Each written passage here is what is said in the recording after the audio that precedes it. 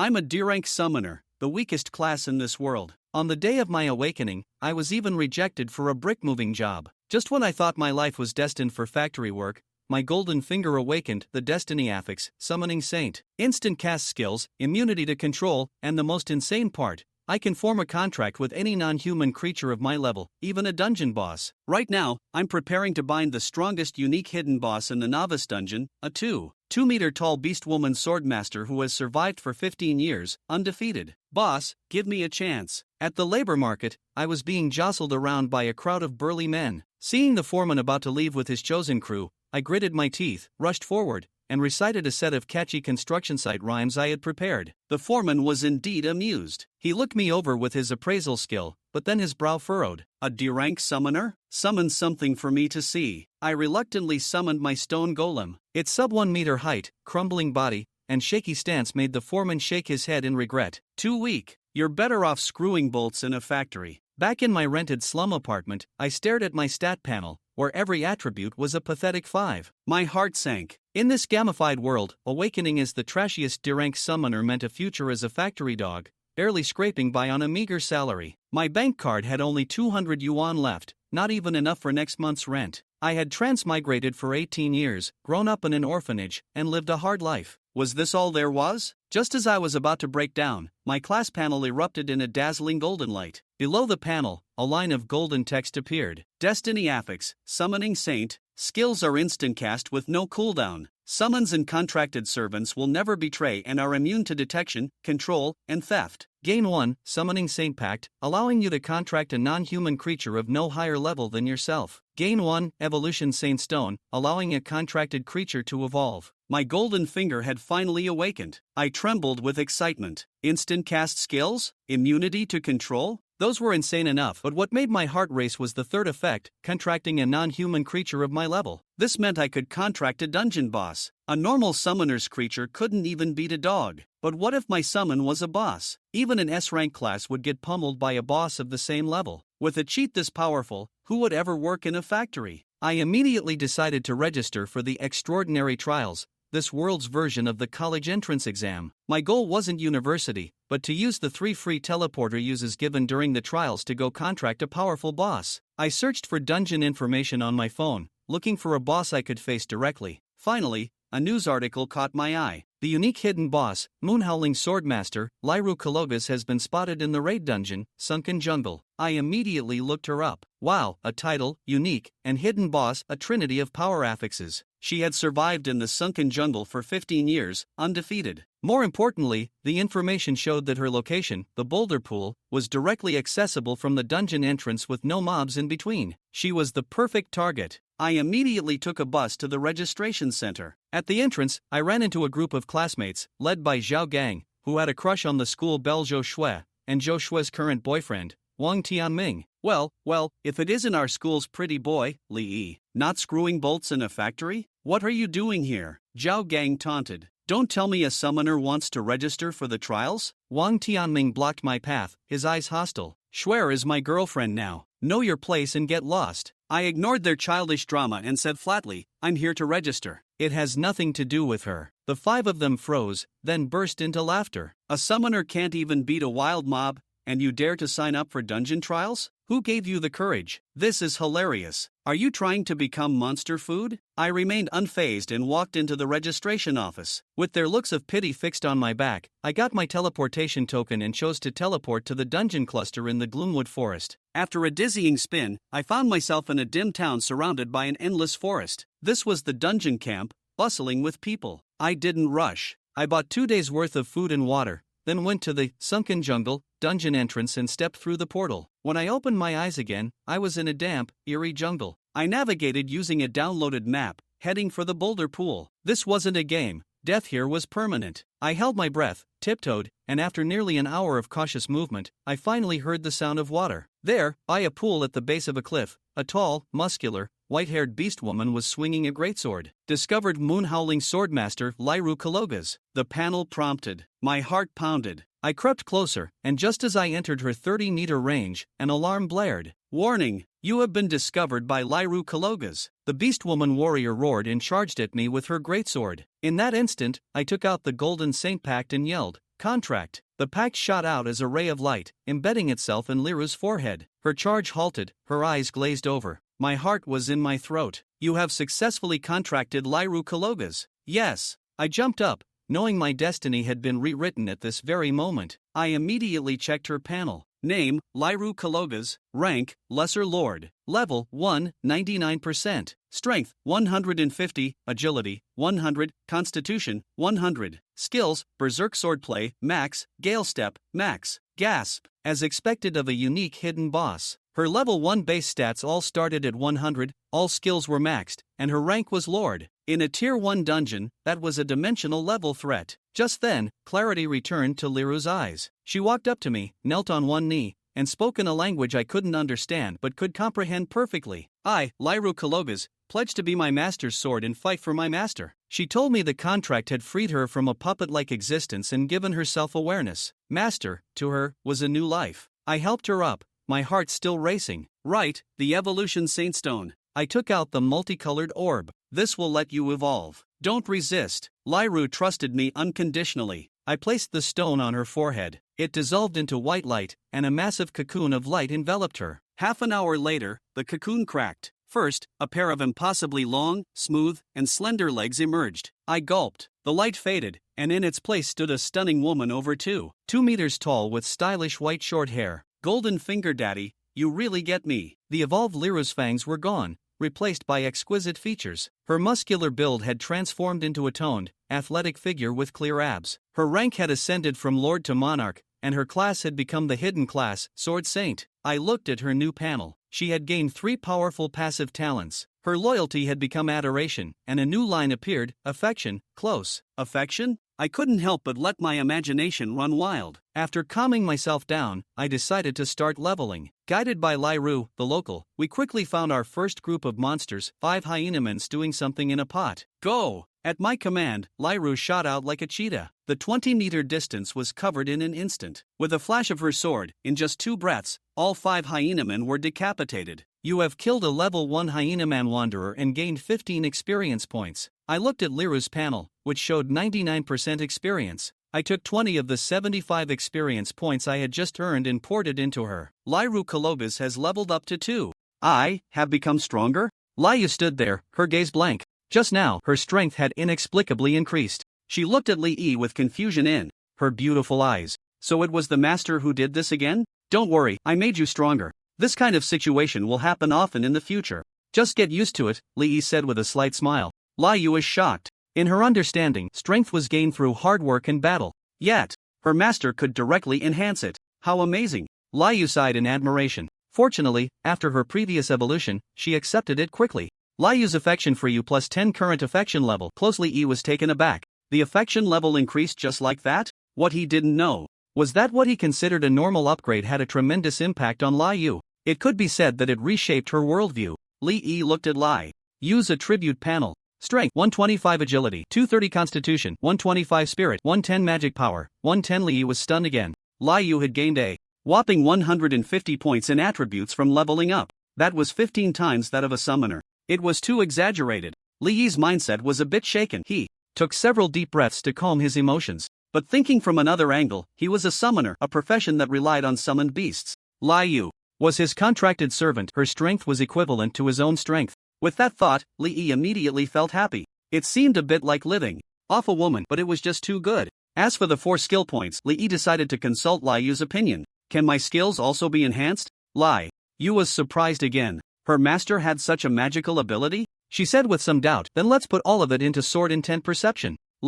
He asked in confusion. Why put it all into sword intent perception? Liu met his gaze, her expression serious. This way, I can better protect my master. She realized that although her master had various magical means, his body was very weak. As her master's contracted servant, ensuring his safety was her most important duty. Li was deeply moved. Who wouldn't love such a sword saint big sister? After calming his emotions, Li allocated all the skill points to sword intent perception as Liu requested. Sword intent perception, level 5, perceived the surrounding environment with sword intent, evasion plus 15%. It really increased. Liu was astonished after feeling the change. Although she had already experienced evolution and strength enhancement, she still found it magical. Truly impressive, master. Li smiled and said, you'll get used to it in the future. Li Yu's affection. For U plus 10 current affection level, close the affection level actually increased again. It seemed that raising Li Yu's affection was quite easy. After finishing Li Yu's stat allocation, Li asked her to take him to the location of the next wave of small monsters.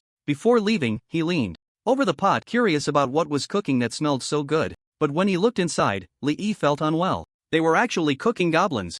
Goblins were monsters, but they were very similar in size to humans. So looking at the limbs and heads that resembled humans in the pot made his stomach churn, and he almost lost his lunch. Damn, I must never look at the pots in dungeons again, Li thought bitterly. Next, under Li Yu's overwhelming strength, they spent 1 hour exterminating the remaining 12 waves of small monsters. A total of 54 monsters, earning 810 experience points. Li was beaming with joy. With so many small monsters, a team of 15 would take at least 3 hours to deal with them. But with Li Yu leading the way, they finished everything in just 1 hour, including travel time. Awesome! Unfortunately, after killing so many small monsters, nothing valuable dropped. Monsters. Like words were too poor. There were plenty of severed limbs and broken arms, which would make necromancers very happy as they were all crafting materials. But for Li, they were of no use. He didn't even want to look at them to avoid feeling nauseous after the two had eaten some rations and rested.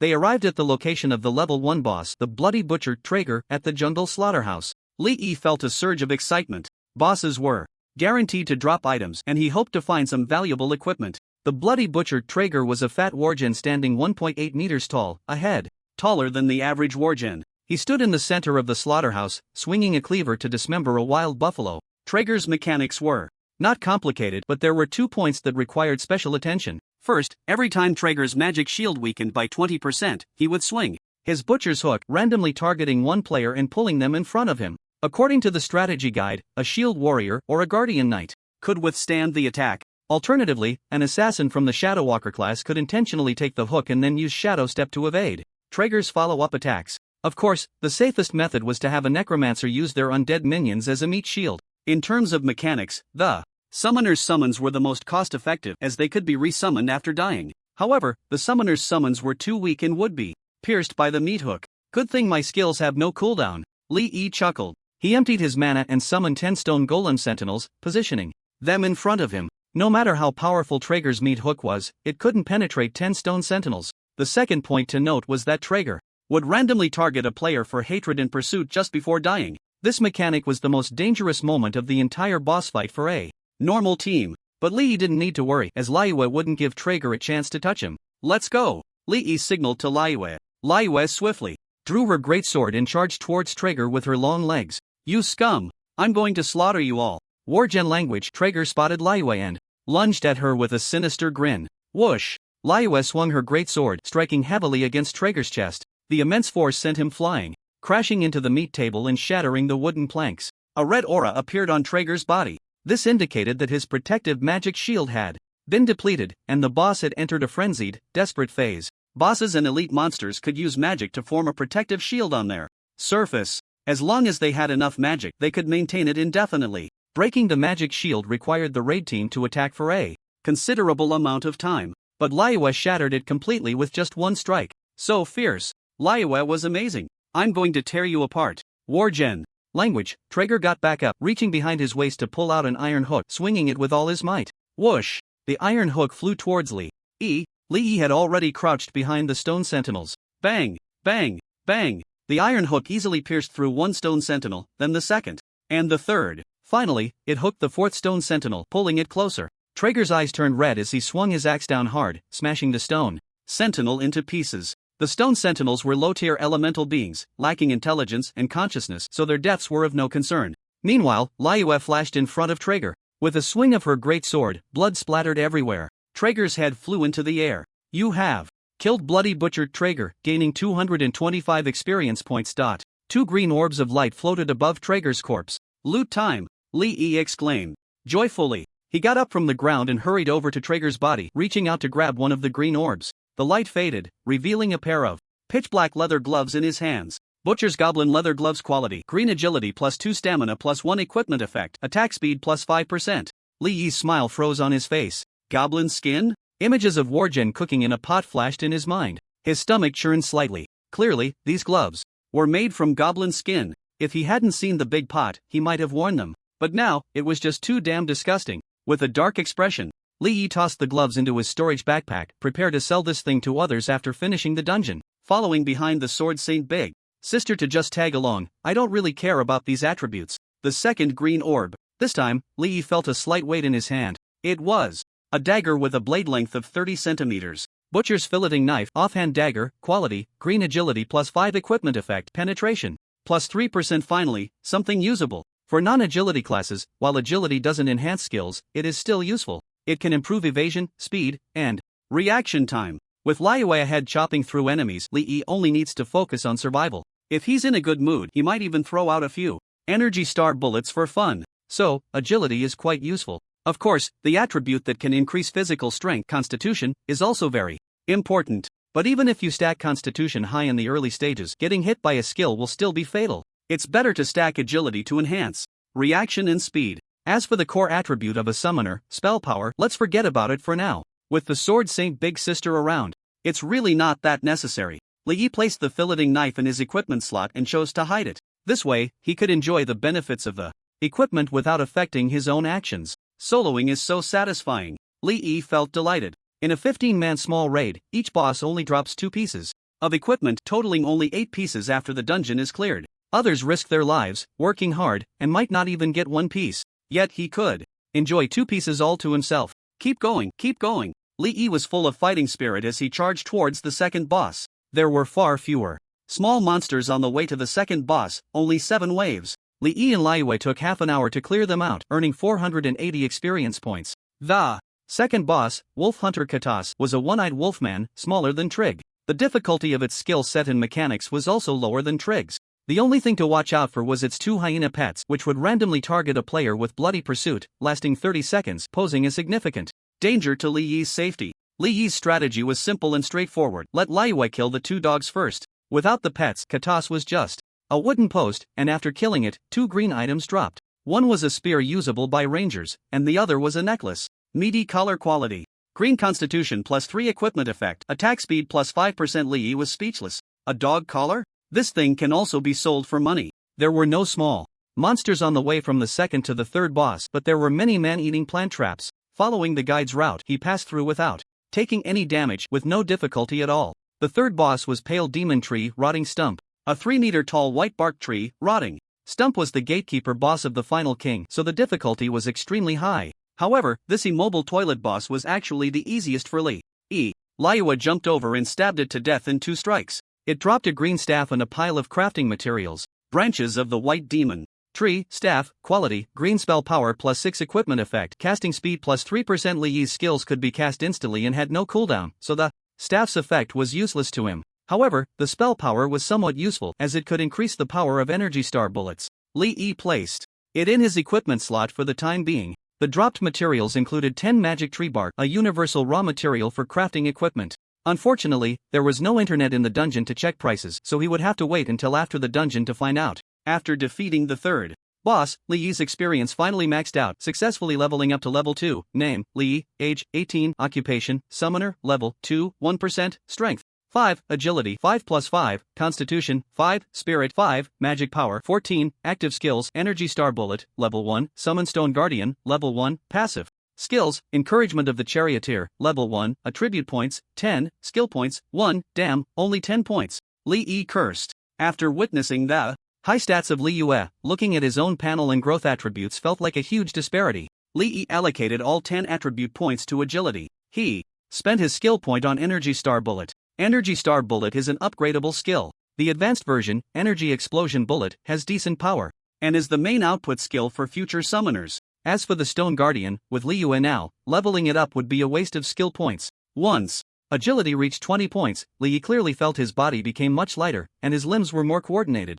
Next, he would face the final boss of the Quagmire Jungle, burrowing demon worm, Mokas. Mokas is a boss with a rather complex mechanism. The biggest threat to Li Yi comes from the burrowing phase after its protective magic shield shatters. Mokas will quickly traverse underground, sensing enemies on the surface through subtle vibrations, and attack with its sharp mouthparts from below. Master, don't worry, even if it burrows underground, my sword intent perception can detect its location, and it won't be able to harm you, Liyue said seriously. Li Yi's eyes lit up. It can sense even when it burrows underground? Is sword intent perception that powerful? Since Liyue can handle Mocha's burrowing ambush, there was naturally nothing to worry about. Charge, charge, charge. 1 hour later, the two arrived at Mocha's location. Under the towering giant tree, a massive black beetle 3 meters long was gnawing at the surface roots. Liyue drew her giant sword and took the lead, her agile figure rushing forward swiftly. With a complete level and tier advantage, even the final bosses' protective magic shield only required 1 strike. Hiss, hiss, hiss. The shield shattered, and Mocha's let out a piercing shriek. It spread its elytra, its transparent lower wings vibrating, and instantly retreated several feet to create distance before burrowing underground. The next moment, the sand on the surface of the entire battlefield began to boil like boiling water, making it difficult to determine Mocha's exact location. Liyue's gaze sharpened. She activated heart-piercing roar to disrupt Mocha's perception of the ground. At the same time, she used Gale Step, propelling her body forward. Under the probe of sword intent perception, Mocha's location was quickly locked in by her. Liyue dashed to a corner, and her giant sword suddenly plunged into the soil. Sizzle! A dull scream came from underground. Then the trembling of the sand on the ground abruptly stopped. You have killed the burrowing demon worm Mochas, gaining 300 experience points. Team Dungeon Quagmire Jungle progress 100%. You have successfully cleared it. After the prompt, 2 blue orbs of light emerged from the ground, hovering in the air. Blue gear dropped? Li was filled with surprise and joy. Blue gear before level 10 is quite rare. Most new adventurers are primarily equipped with green gear. Li reached out to grab the orbs of light. He pulled out a black, shiny shield measuring 70 centimeters long and 40 centimeters wide. Mocha's carapace, shield, quality, blue, shield defense value, 200, constitution, plus 10, equipment effects, 1, attack deflection plus 2%, 2, magic resistance plus 10%, good stuff. Li Yi's eyes sparkled. Equipping this shield would significantly enhance his survivability. The shield defense value is a unique stat for shield equipment. It will be consumed when taking damage. Once the shield defense value is depleted, the shield will incur damage, subsequently reducing its defensive effectiveness. A shield with a defense value of 200 is definitely a top-notch piece of equipment before level 10. The weight of the shield is about 10 pounds, much lighter than a metal shield. Moreover, the shield is large enough to withstand most ranged attacks. After equipping it, Li felt a strong sense of security. The second piece of equipment is a long sword. Mocha's beak, sword, quality, blue agility plus 8 strength plus 3 equipment effects, 1, armor piercing plus 5%, 2, attack speed plus 10%. The sword is 1 meter long, with a 20 centimeters handle, an 80 centimeters blade, and a width of 5 centimeters. It weighs around 6 pounds, and its entire body is a dark red color, seemingly made of bone, but it has a metallic texture when touched. Li sensed something and turned to look at Liu. He saw her staring intently at the long sword. Li. He smiled. Do you want it? Liu replied somewhat shyly, using a heavy sword feels awkward. I think a lightweight longsword would suit me better. Go ahead and use it. Li tossed the long sword to Liu. Thank you, master. Liu happily caught the long sword and waved it around, creating trails of afterimages. Liu's affection for you plus 20 current affection level. Li looked at the information and stroked his chin. The affection actually increased by 20, which is double what it was before. Can giving gifts increase affection by this much? Do you still need your greatsword?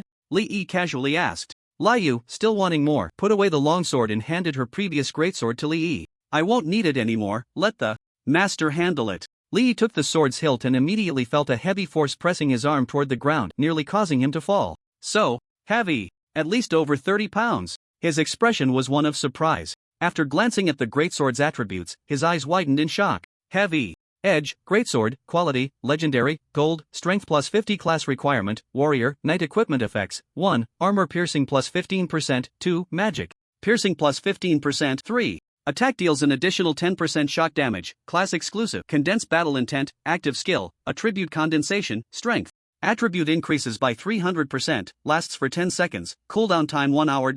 Level requirement, 1. Holy crap, a golden legend? This sword is actually a legendary grade piece of equipment. Legendary equipment before level 10 is simply unheard of. It might even be the only legendary equipment available before level 10. How much could it sell for? Those young masters from big families and wealthy elites would definitely be willing to pay a hefty price to show off their achievements. But as a unique piece of equipment, selling it would be a bit of a waste. Keeping it for collection is also nice. It could be temporarily rented out during the extraordinary trials, and the price would surely be high. During the extraordinary trials, the premium is very high. Later, he could buy Liu a long sword with even higher attributes. With the current agility of the Sword Saint's sister, if the equipment purchase is limited to attributes weapons, she could buy a long sword with a total attribute of 6 times that of heavy edge, which is around 300 points.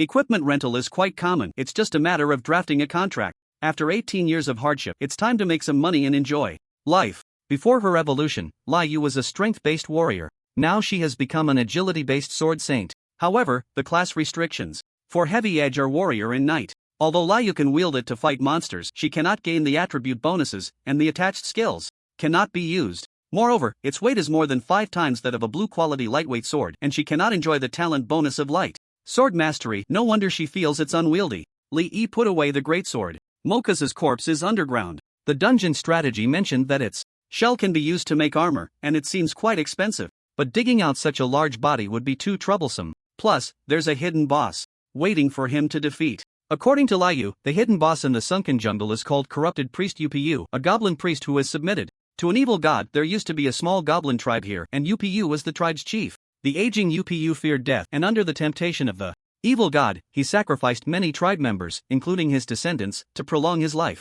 As a result, Upu was mocked by the evil god. It did extend his life, but he also lost his sanity and fell into madness. Upu's activation method required finding 5 sacrificial magic circles hidden in the sunken jungle, and then using one small monster's corpse to activate the circle. Sensing the power of the sacrifice, Upu would emerge from his hiding place and come to the very center of the sunken jungle, which was the original site of the tribe. Liu led Li to find the 5 magic circles in order, clearing out the small monsters they encountered along the way, ultimately earning 825 experience points. Li's experience progress also reached 87.25% of level 2. The last magic circle was right at the original tribe site. Liu threw the corpse of a wolfman into the center of the magic circle and placed the magic stone back in position. The magic circle was instantly activated, glowing with a dark purple, sinister light. At the same time, a flock of birds suddenly took flight from somewhere in the distant jungle. That must be Upu's hiding place. About a minute later, an elderly goblin, with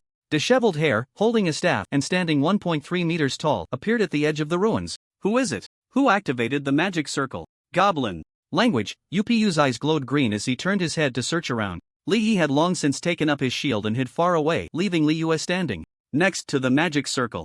Upu quickly discovered Liu's presence and immediately became furious. Orc, do you dare to sacrifice my kin to the evil god?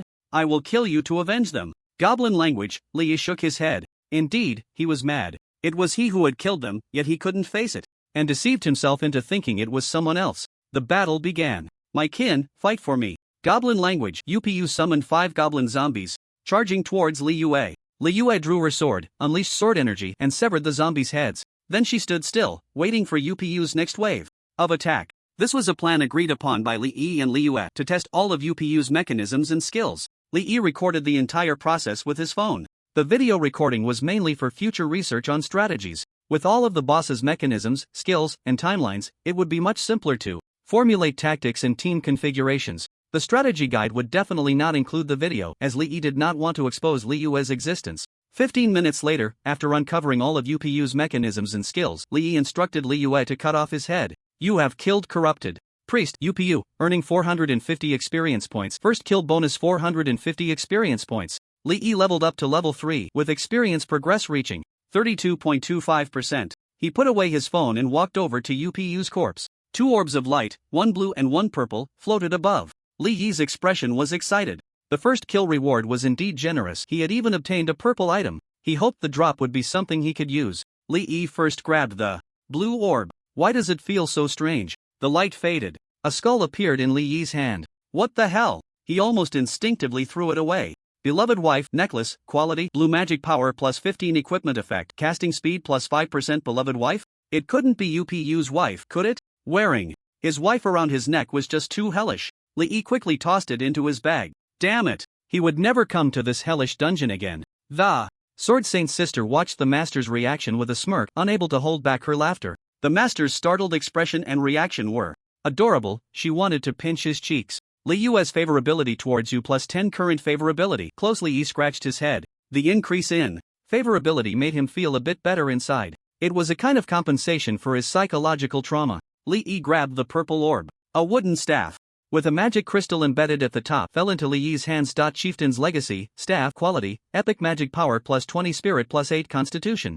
Plus 5 equipment effects, 1. Casting speed plus 8%, 2. Magic penetration plus 6%, 3. The cooldown reduction plus 6% class exclusive, gain 1 point in shadow spell skill.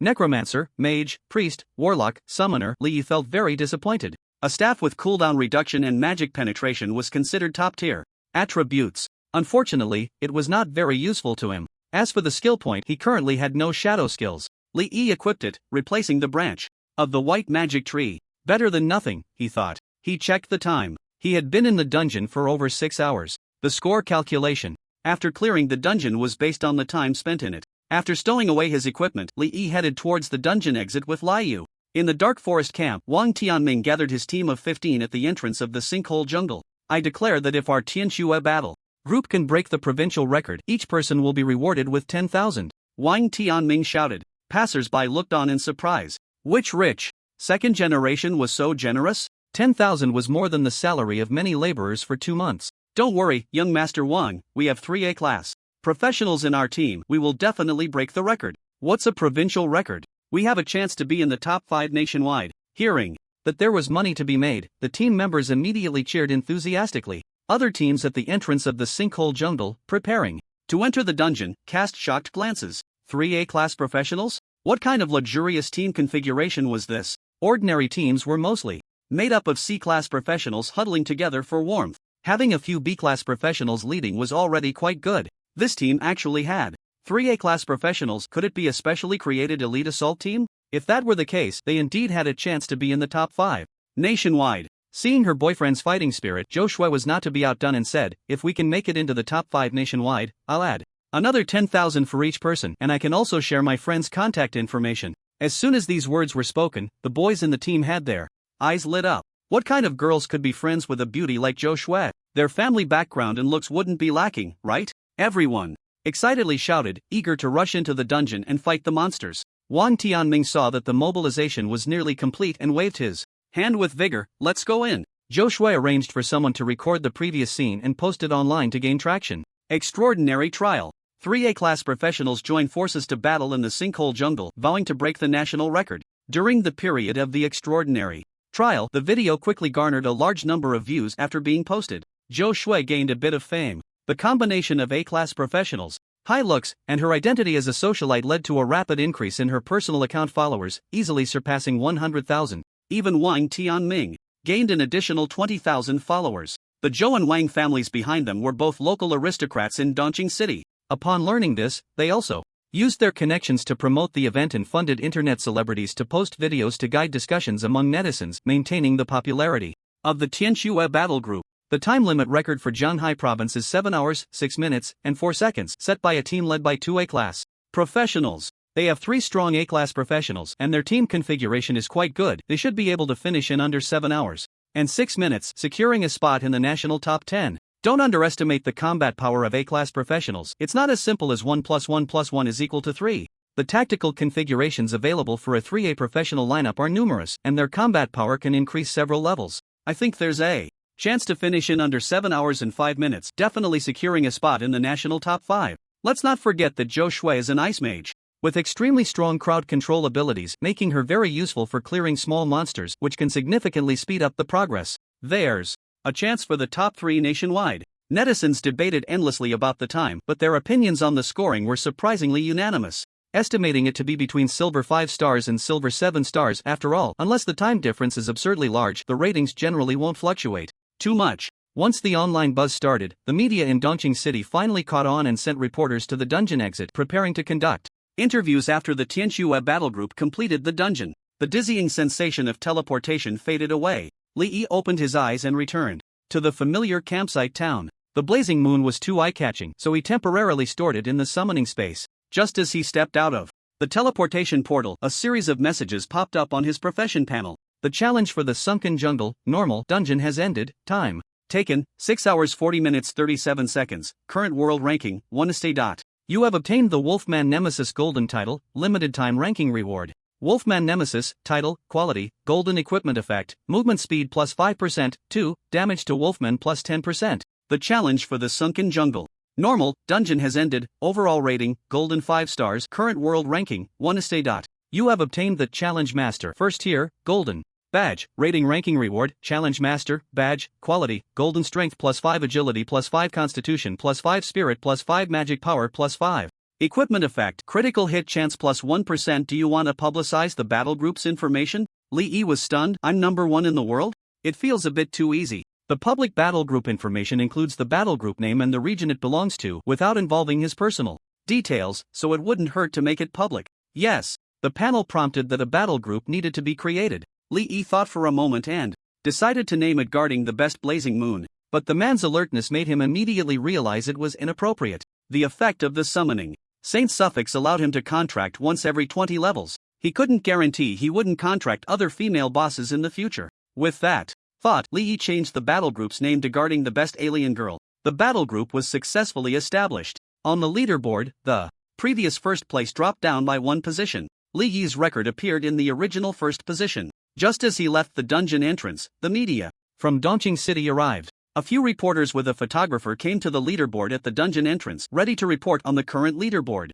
Hot topic. However, when they looked at the leaderboard, they were dumbfounded. The first positions on both the limited time and rating leaderboards for the provincial, national, and world levels had all been topped. A new team had claimed the world number one. What shocked them even more was that the creators of both records were from the same battle group. World record, battle group name, Guarding the Best Alien Girl country, Yen country. Limited time record, 6 hours 40 minutes 37 seconds rating, golden 5 stars. National record, battle group name, Guarding the Best Alien Girl. Region, Dongqing City, Zhanghai Province. Wait a minute, Dongqing City? The reporters were utterly shocked. They rubbed their eyes and looked again. It really was Dongqing City. Our city has produced the world number one? Once the reporters came to their senses, they immediately turned red with excitement. My God, it's the world number one. A big news. A news story that could explode online. All the reporters contacted headquarters at the first opportunity, striving for an exclusive news release. Editor Zhang, big news, huge news. The editor-in-chief of the Dongqing Daily News had just finished dinner and was leisurely playing with his collectibles when he suddenly received a call. His subordinate was so excited that he was incoherent. He said unhappily, Xiaosu, how many times have I told you, as media personnel, we must remain calm and composed in the face of any event. If you can't stay calm, how can you conduct an objective and truthful report? We need to minimize personal emotions in our work. The roar from the other end of the phone interrupted him. The Sunken Jungle limited time, 6 hours 40 minutes 37 seconds, rating, golden 5 stars, double leaderboard tops the world. Number 1. Editor Zhang jumped up, letting out a ghostly scream. What did you say? His heart raced violently. As a seasoned veteran in the media industry, he immediately sensed the crux of the matter. Is it the people from Yen country? His voice trembled. The voice on the other end roared.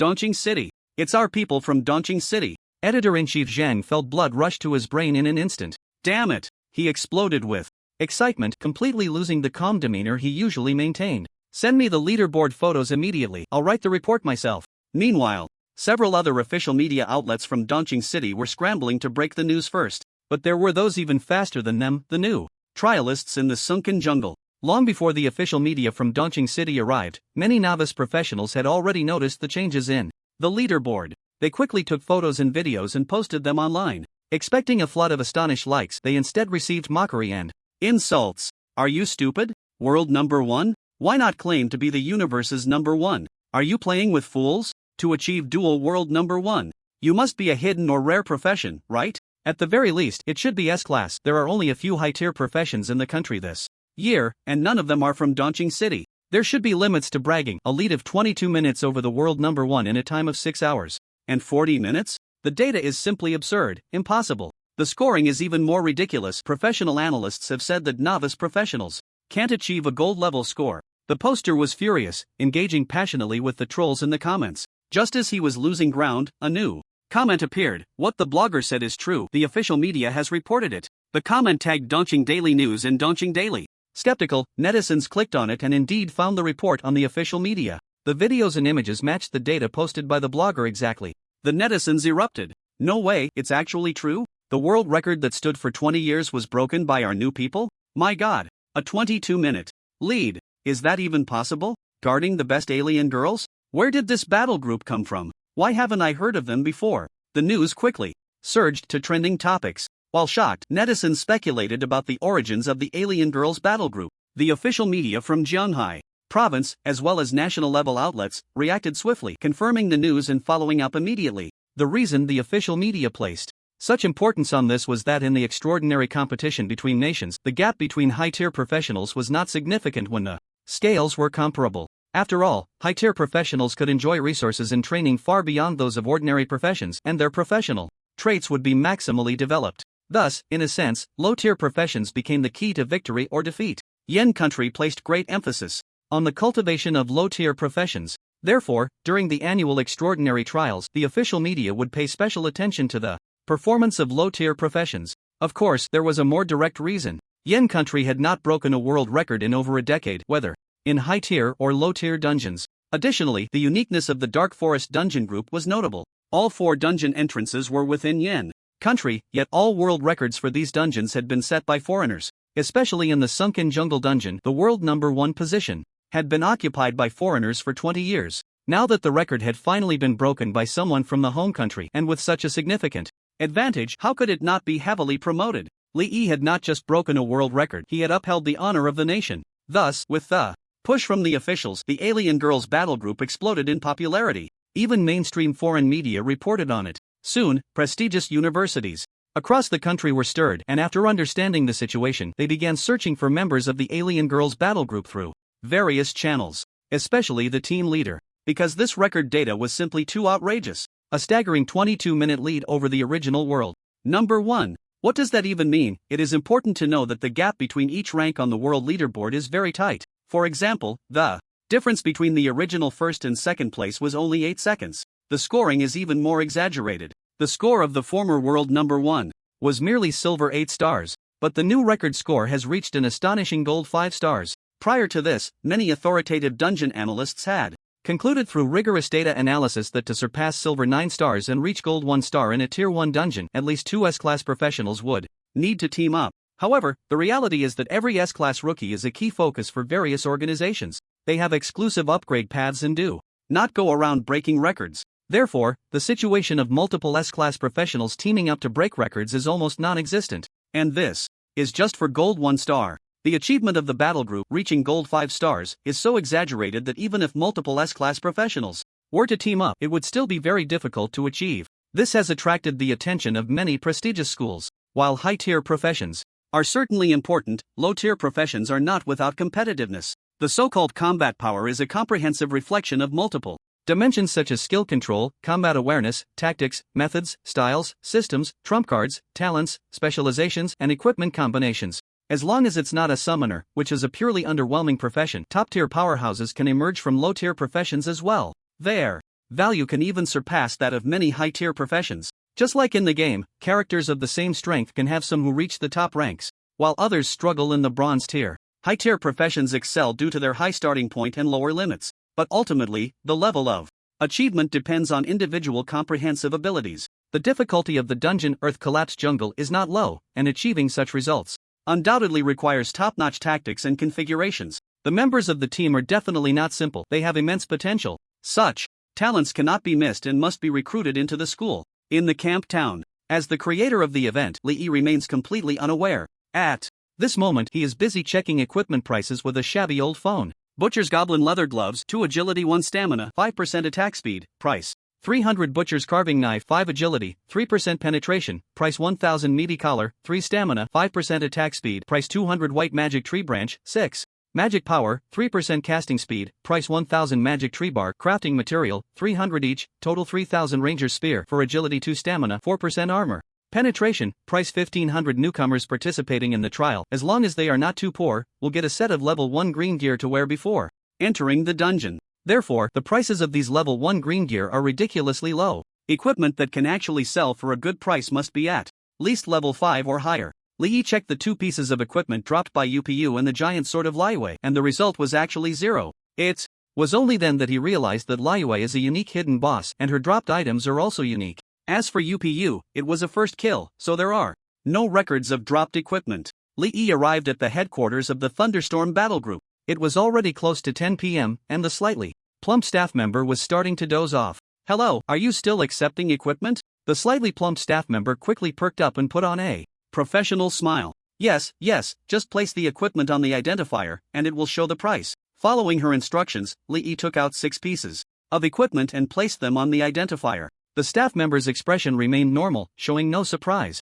Each battle group has personnel responsible for logistics, and it is not uncommon for someone to present several pieces of equipment at once. We promise to purchase at 10% above market price, so the total is 7,700 yuan. Please show your payment code. After receiving the money, Li couldn't help but exclaim how profitable extraordinary professions are. No wonder summoners are looked down upon like that. In this world, the level of combat power is equated with the ability to earn money and the level of wealth. I still have one blue item and one purple item, but I couldn't find a price on the app. How do you estimate it? Here? Li asked. Purple item? The slightly plump young lady was taken aback. Can purple items still drop before level 10? This was beyond her business understanding. But as a professional clerk, she quickly regained her composure. You can just call me Xiaolan. If it's a blue item, I can give you an estimated price, but for a purple item, I will need to notify the vice captain for an evaluation. Li nodded and took out the beloved wife, placing it on the identifier. Xiaolan glanced at the display screen, and indeed, no price was given.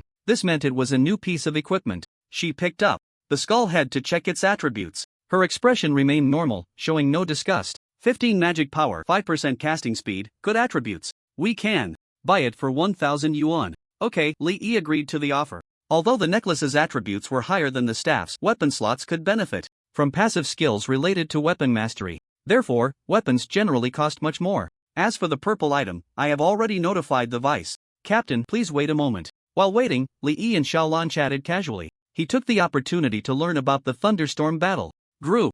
Xiaolan was quite open about anything she could share. The thunderstorm battle group was founded by Shen Nanqing, the third-generation heir of the Shen family from the Hanrong group in Chang'an province. The Hanrong group is involved in various industries, including pharmaceuticals, equipment, manufacturing, machinery, and extraordinary materials, ranking 49th among the top 100 enterprises in the country. Shen Nanqing's father is a well-known S-class professional, but his own awakened profession level is not high. He is merely a B-class weapon warrior. Li Yi's heart stirred. Weapon warrior? This profession level is not high, but it has unique characteristics belonging to the warrior profession branch. The level 1 passive skill weapon master allows weapon warriors to gain extra attribute bonuses from their specialized weapons. The higher the weapon grade, the higher the bonus ratio. It is said that if one can possess a purple quality weapon before level 20, their combat power can even surpass that of A-class professionals. As for why it is rated as a B-class profession, the reason is that the passive specialization covers too many types of weapons, making it difficult for weapon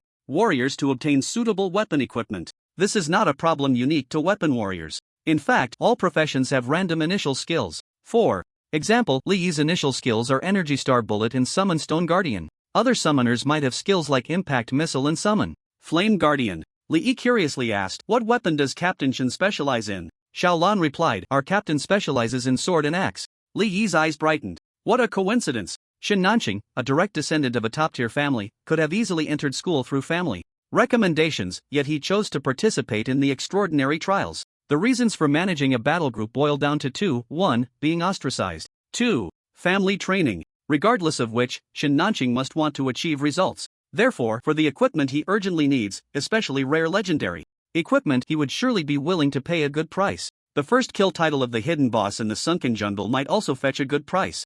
Just as Li Yi's thoughts wandered, a luxury car pulled up in front of the shop. A young woman got out and approached the two. Hello, I am Lin Mani, the vice captain of the Thunderstorm Hunting Group. Are you the one selling the purple item? Li Yi nodded. I am Li Yi, that's correct. Lin Mani was about the same age as Li Yi. She had a delicate appearance, long hair cascading down her shoulders, a tall figure, and a very capable demeanor. She nodded. Please place the equipment in the trading slot. I need to check its attributes. Li Yi adjusted the status of his profession panel to trade and placed Chieftain's Legacy in the trading slot. This is the default trading method for purple quality and higher quality equipment. Lin Mani stepped forward to open the trading slot and carefully examined the attributes. Epic quality, 20 magic power, 8 spirit, 5 constitution, 8% casting speed, 6% magic penetration, 6% cooldown reduction, and 1 magic profession skill point. The attributes of the staff are quite good, but the base attribute bonus is a bit low. The dungeon level you matched is probably no more than level 3, right? Li Yi replied honestly, yes.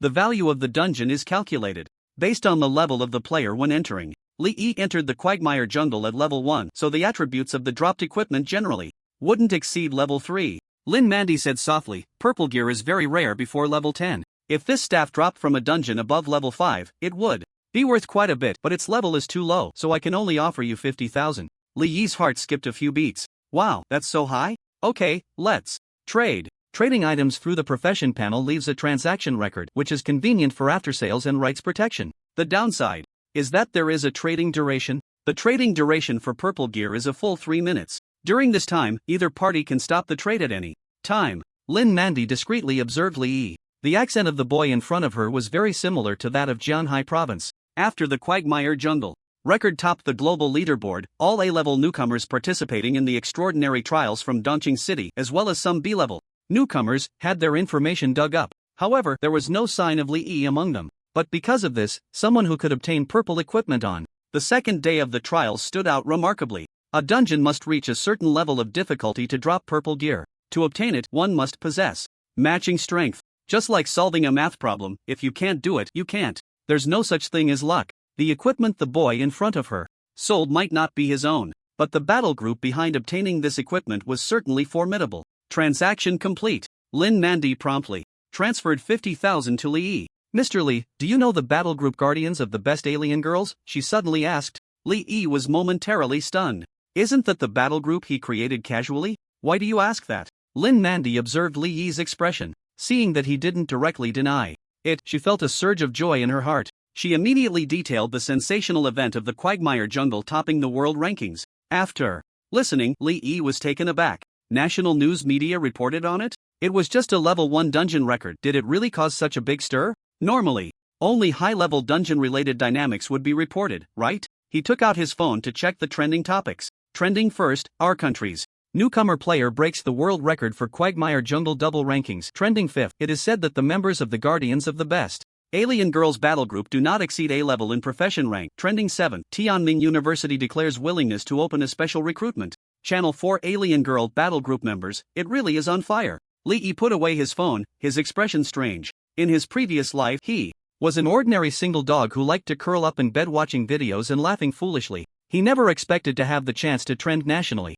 In this life, it felt a bit surreal. His mind raced. After weighing for a moment, he said, I am a member of the Alien Girl Battle Group. Now that it was famous, this title could be useful. There was no need to worry too much. After all, the outside world thought the Alien Girl Battle Group was a large team. Little did they know that the entire battle group consisted of just him. No one would suspect that the record for the Quagmire Jungle was achieved solo. Lin Mandy thought to herself, as expected. How could someone who got their hands on purple gear early in the trials be an ordinary person? Mr. Li, I sincerely invite your group to join Thunderstorm. As long as your group is willing to join, we are willing to offer a contract of 1 million monthly salary for each person before level 40. What you may not know is that our team leader, Shin Nanqing, is the 3rd generation heir of the Shin family from Hangrong Group. Lin Mandy spoke earnestly, her gaze sincere. Li's pupils constricted, almost thinking he heard wrong. They were actually willing to offer 1 million monthly salary to newcomers below level 10. What a big deal. He steadied himself and said, I appreciate the offer, but I'm sorry, our battle group does not value money. Li said this intentionally. It wasn't that he didn't like money, the main issue is that he is the only one in the battle group. If he agrees to join, it would expose him. A D-rank summoner can actually solo a 15-man dungeon? This news is simply too outrageous. A tree that stands out will be blown down by the wind. What if there are waves and unexpected events? He decided to let the outside world always believe that the is a multi-person battle group. The battle group is a function provided by the profession panel, similar to a guild in a game. Moreover, the energy fluctuations around the dungeon are enormous, with no surveillance. As long as he doesn't invite others to join, no one can know the exact number of members. That's too bad. Lin Mandy's eyes flashed with disappointment. Li suddenly changed the subject. Although we can't join the Thunderstorm, we can cooperate. I happen to have 2 good items right now. I wonder if Captain Shin is interested? Lin Mandy instinctively asked, what good items? Li smiled and said, can I talk to your captain personally? Lin Mandy immediately replied, I'll contact the captain right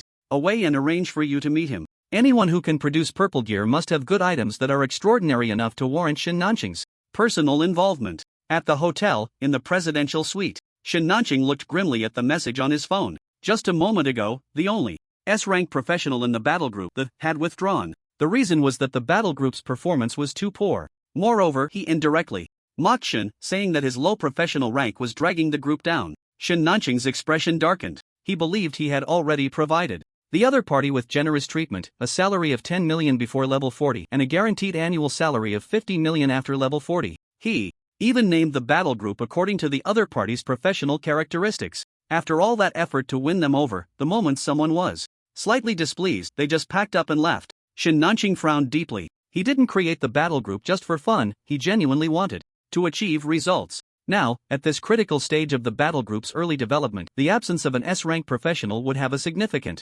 impact on its growth. If only I had awakened an A-rank profession, it wouldn't be so awkward. Shin Nanqing sighed helplessly. He put down his phone, preparing to adjust his emotions. The notification sound from his private account rang. It was a message from Lin Mandy. Lin Mandy is his aunt, although she is only a C-rank support profession. Her personal abilities are outstanding. After much persuasion, he finally got her to agree to help him. He opened the message. Shin Nanqing's eyes widened, and he suddenly stood up. Our captain is willing to meet. Should I take you over now, or should we talk tomorrow? If your group wants to rest first, I can arrange accommodation for you. Li Yi waved his hand. No need to trouble them, they will handle it themselves. Just take me over now. Lin Mandy nodded. Before leaving, she said to Xiao Lan, good job, this month's bonus is doubled. Xiao Lan's eyes lit up and she smiled broadly, saying, thank you, Vice Captain. At the same time, she cast a grateful glance at Li Yi. She knew very well that the bonus was all thanks to Li Yi. Li Yi and Lin Mandy got into the car. 10 minutes later, they arrived at a luxury hotel on the edge of the camp town.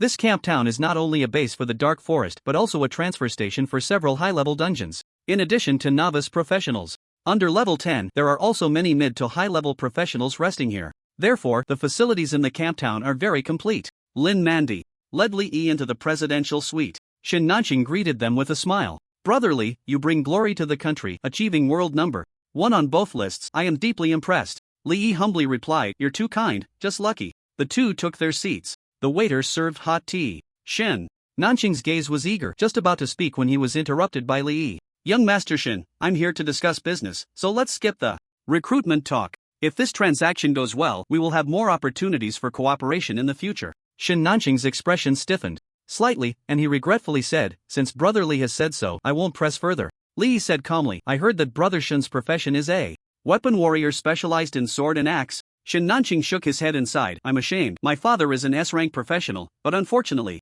I only awakened a B-rank profession. With parents in high-tier professions, the probability of their children awakening high-tier professions is higher than that of ordinary people. If born into a wealthy family, resources would be spent on targeted training and conditioning before awakening. This would further increase the awakening rate of high-tier professions. For someone like Shin Nanqing, a direct descendant of a top-tier family, awakening a B-rank profession is quite a disappointment. What are the two good items Brother Li mentioned? Shin Nanqing asked tentatively. Li Yi glanced at Lin Mani and the attendant at the door. Shin Nanqing understood immediately and waved to send the attendant out. Don't worry, Brother Li, Vice Captain Lin is my aunt. She can fully represent Quanglei. Li Yi withdrew his gaze and took a sip of tea. I have a legendary great sword that is just right for Brother Shin's profession. I wonder if you're interested? As soon as he said this, Shin Nanqing and Lin Mani's expressions changed dramatically, and they exclaimed in unison, a legendary weapon? The highest difficulty of dungeons within level 10 is only adventure level. Legendary equipment can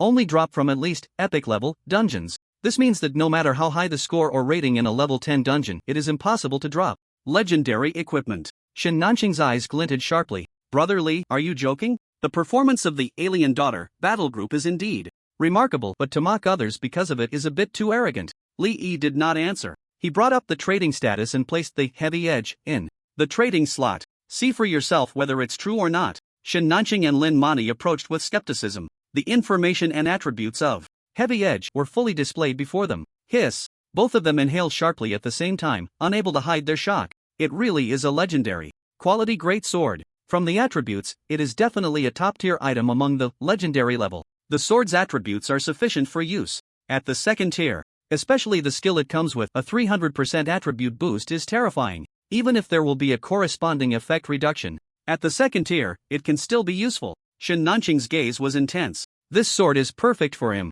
Under the passive effects of weapon warriors, the higher the weapon tier, the higher the bonus ratio. With this legendary great sword, his combat power could rival that of an S-rank professional. Coupled with the weapon's inherent skill, he might even surpass S-rank professionals in terms of burst damage. It would undoubtedly alleviate the current predicament of the Quanglei battle group lacking an S-rank professional. This sword is like a timely gift for him. He was still using a blue tier heavy sword. Shin Nanqing decisively said, I'll buy it. Brother Li, name your price. He was already prepared for a significant expenditure. However, he Did not expect Lee to put down his teacup and slowly shake his head, saying, "This sword is not for sale, but I can rent it to you during the trial. Period.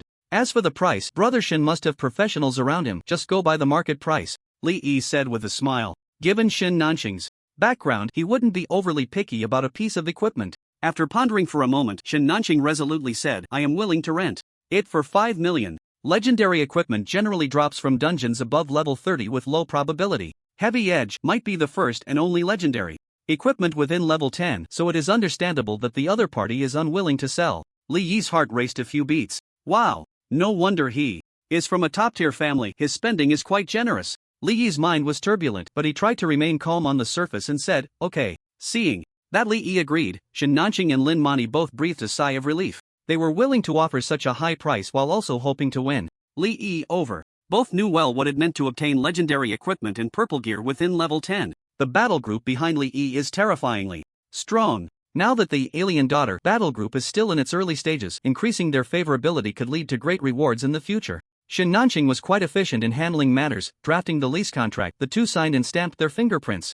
Less than 5 minutes after Lee traded away the Heavy Edge, he received a transfer notification on his bank card. Looking at the amount in the text message, Lee felt a bit dazed. He had actually become a millionaire. Shin Nanqing couldn't wait to equip the Heavy Edge. Soon, a look of ecstatic joy appeared on his face. It seemed that the boost from the Heavy Edge was quite extraordinary. "Mr. Lee, you mentioned there are 2 good items. What is the other one?" Lin Mandy asked. Shin Nanqing's gaze turned towards him. Lee replied leisurely, "I have a complete strategy for defeating a hidden boss. Would Brother Shin be interested?" Shin Nanqing and Lin Mandy were momentarily stunned. The first level dungeon had been cleared countless times, and the number of mobs, bosses, and even the herbs and ores in each dungeon were clearly listed in the strategy. With so many novice players exploring like a comb through hair, how could there still be a hidden boss that hadn't been discovered? Shin Nanqing asked, "Is it the hidden boss in the Quagmire Jungle?" Lee nodded, "That's right. I can let you have the first kill title." Shin Nanqing and Lin Mandy suddenly understood. No wonder it had an outrageous rating of 5 stars in gold. It turned out that it included a rating bonus for defeating the hidden boss. Shin Nanqing's eyes sparkled. If they could produce a strategy video of the hidden boss kill under the name of the Thunderstorm Guild, it would definitely enhance the guild's reputation. "I'll buy it," Shin Nanqing said decisively. Lee replied, "No need for money for the first kill strategy. How about I pick a set of equipment from your guild's warehouse?" Shin Nanqing generously said, "No problem, choose whatever you like." The deal was struck. Next, Lee added Shin Nanqing and Lin Mandy's contact information and sent them the photos of the hidden boss battle site he had created. He detailed the mechanics and skills of the corrupted priest UPU, the battle process, and the tactics he had devised. Lin Mandy recorded all the content. She was shocked. This strategy was incredibly detailed. The timeline for the boss's mechanics and skills was precise to the second. Moreover, the map they provided even had coordinate points. The movement strategies were all based on detailed positional data. If it weren't for the fact that Alien Daughter was currently the world record holder in the Quagmire Jungle, she would have doubted the authenticity of this foolproof strategy. It's important to note that once a player levels up, they cannot enter lower level dungeons. Therefore, strategies are generally summaries from the leveling process and after the boss battles. The players in those strategy videos online were all beaten to a pulp by the boss. The only use of watching strategy videos is to help players understand the boss's battle site, mechanics, and skills. Specific tactics still need to be formulated based on the actual situation of the team. The reason the dungeon commander holds the highest position in the guild is precisely for this reason. If only Lee's strategy could be called a strategy, then all strategies in the world would have to be deleted. Her eyes flickered, and she suddenly said, "Mr. Lee, regarding this hidden boss strategy, could we make a small request?" Lee asked, "What request?" "We don't want the first kill title, we just hope that in the subsequent strategy video, we can indicate that the strategy was obtained from your guild. Is that okay?" Lee raised an eyebrow slightly. Were they trying to ride on his coattails? His record-breaking heat was still fermenting. If they could leverage the name of the Alien Daughter Guild along with the hidden boss strategy content at this time, it would surely attract a massive amount of traffic. Lin Mandy said honestly, "If your guild hadn't broken the world record in the Quagmire Jungle, this first kill title would be very valuable to us. But now that your guild's achievements are so prominent, taking over the first kill title might backfire." Lee understood the meaning behind Lin Mani's words. The core of the heat was not the world record, but the newly emerged battle group. If the Thunderstorm battle group released the first kill record of the netizens would easily see the connection with the battle group. Coupled with Shin Nanqing's background, From a prestigious family, it was not hard to guess the possibility that the Thunderstorm Battle Group had paid for the first kill. If the Thunderstorm Battle Group were labeled as opportunistic and fraudulent because of this, it would be extremely detrimental to the future development of the battle group.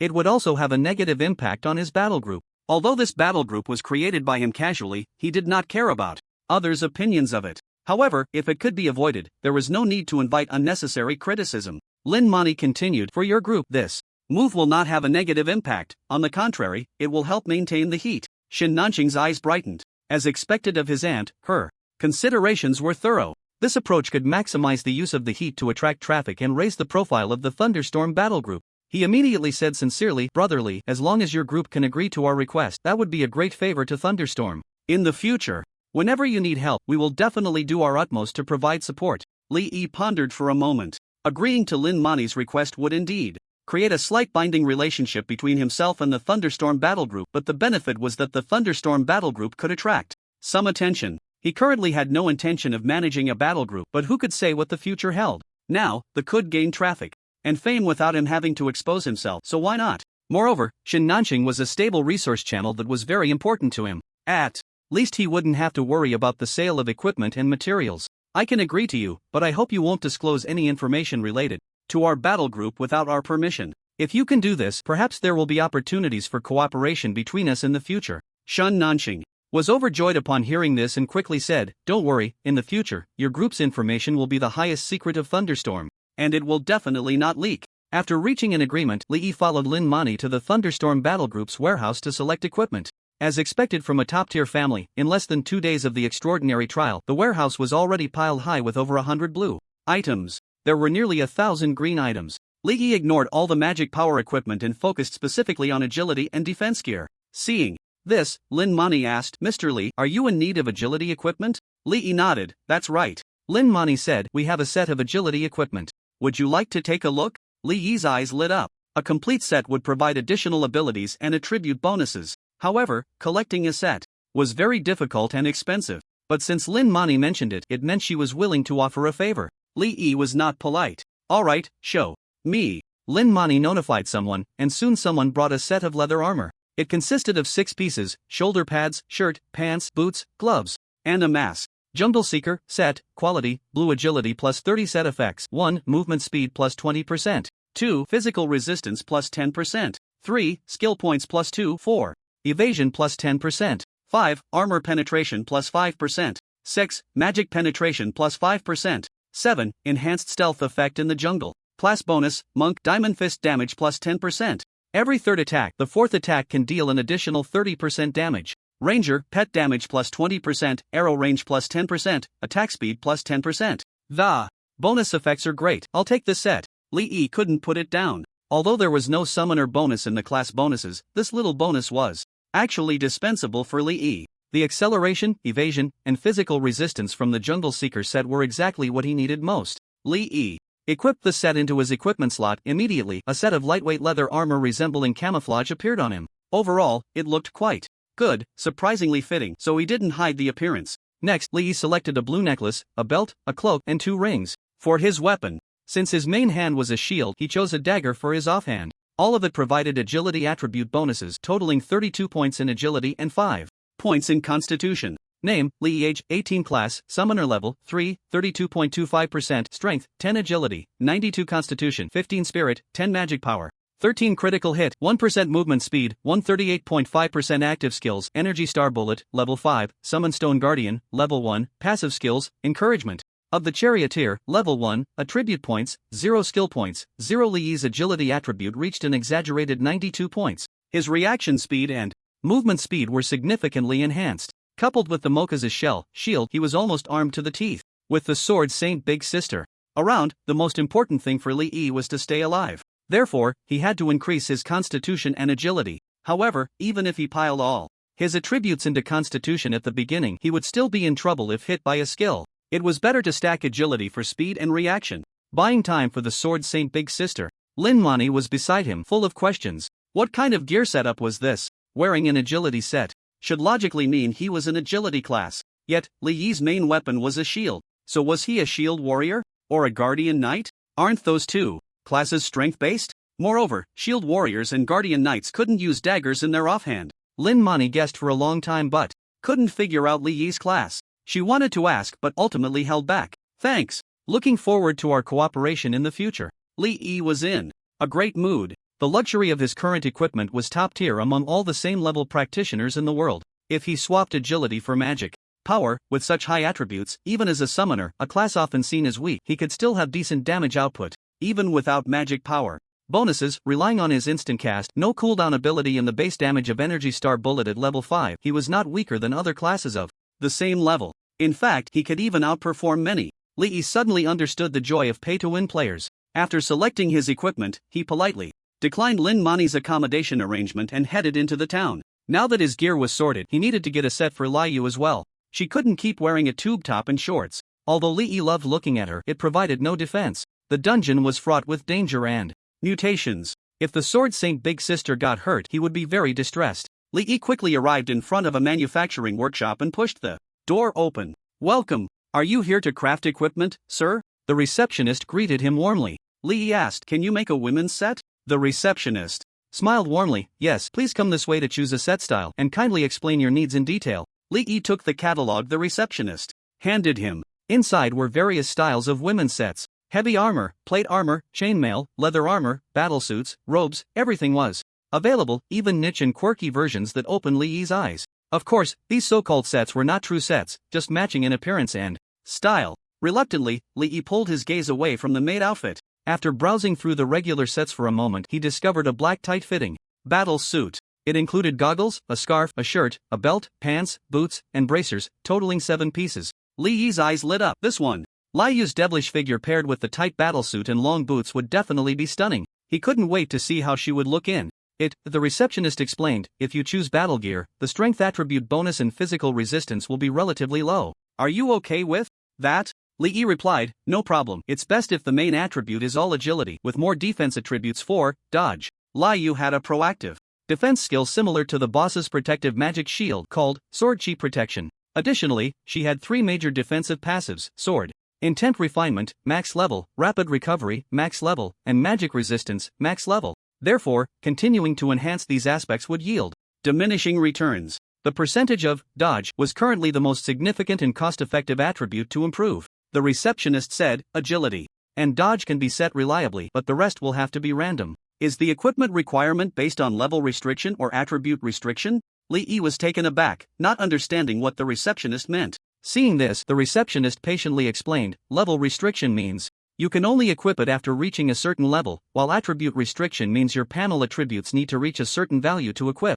It's Li Yi understood. Then let's go with attribute restriction. Li Yu was only level 2, but she had the panel of a monarch tier boss, so choosing attribute restriction would allow her to wear higher level equipment. The receptionist said, you just selected all agility attributes, so for the attribute restriction, you can only choose agility. Please provide me with a value range within a difference of 20. After glancing at Li Yu's panel, Li Yi said, between 158 and 178. The receptionist was stunned, a bit suspicious, and asked, you must be a trial participant this time, right? Is this value you set a bit too high? Should we adjust it? A staggering agility value of 158, excluding any additional attributes gained in dungeons, would typically require a strong agility class to reach around level 10. But the extraordinary trial had only started less than 2 days ago. How could anyone level up to 10 so quickly? Moreover, such a high value would correspond to a considerable price. Very few novice players could afford such a large sum of money. Li Yi said, let's go with this value. The receptionist, feeling helpless, said, please provide the lady's body measurements, such as height,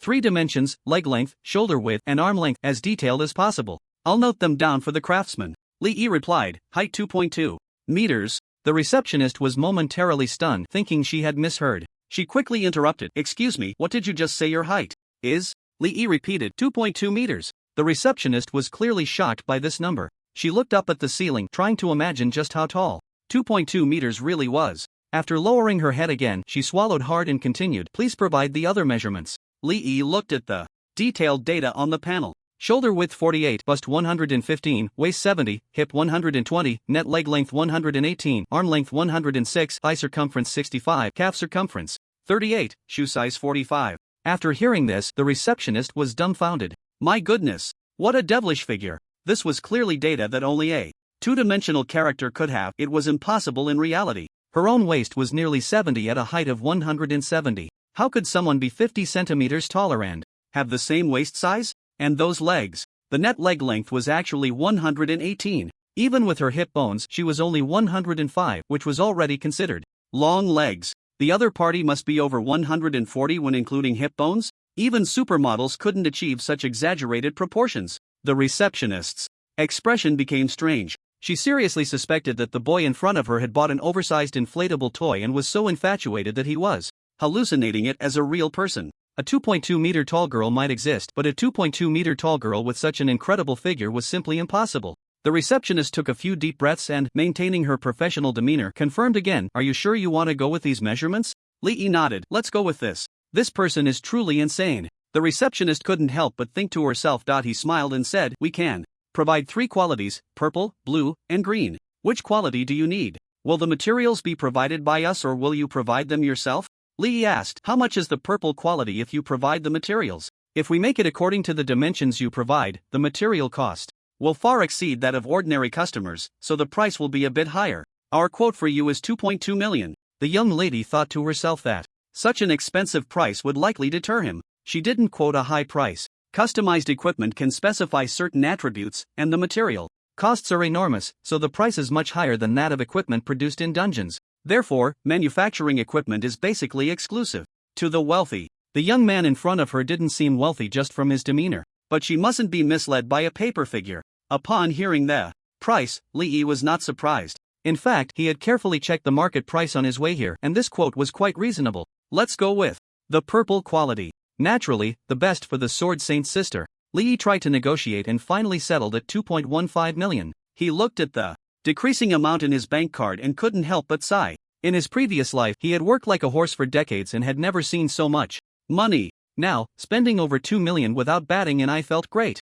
The reception lady found it hard to believe. She thought the young man would feel embarrassed upon hearing the price and leave in disappointment. Unexpectedly, he actually bought it. Spending 2 million on clothes for a toy? That's too crazy. "You can come pick it up tomorrow at 1 p.m., the young lady said with a complex expression. Lee was still unaware that he had been misunderstood by her. After leaving the workshop, he bought a phone and a SIM card, then checked into a high-end hotel. He requested the largest king-size room. The bed was 3 meters long and wide, enough for Laiwei to sleep comfortably. Once in the room, Lee released Laiwei from the summoning space. Laiwei sniffed the incense in the room and looked around curiously like a little child. "Master, is this your home? It's so magnificent," she exclaimed sincerely. The room was impeccably clean, with bright and clear lighting. The furniture and bed were made of obviously high-end materials. Compared to her living environment in the cave and the sunken jungle, it was like heaven and earth. She hesitated to take a step, afraid of dirtying the floor. Lee shook his head with a smile and said, "It's just a hotel."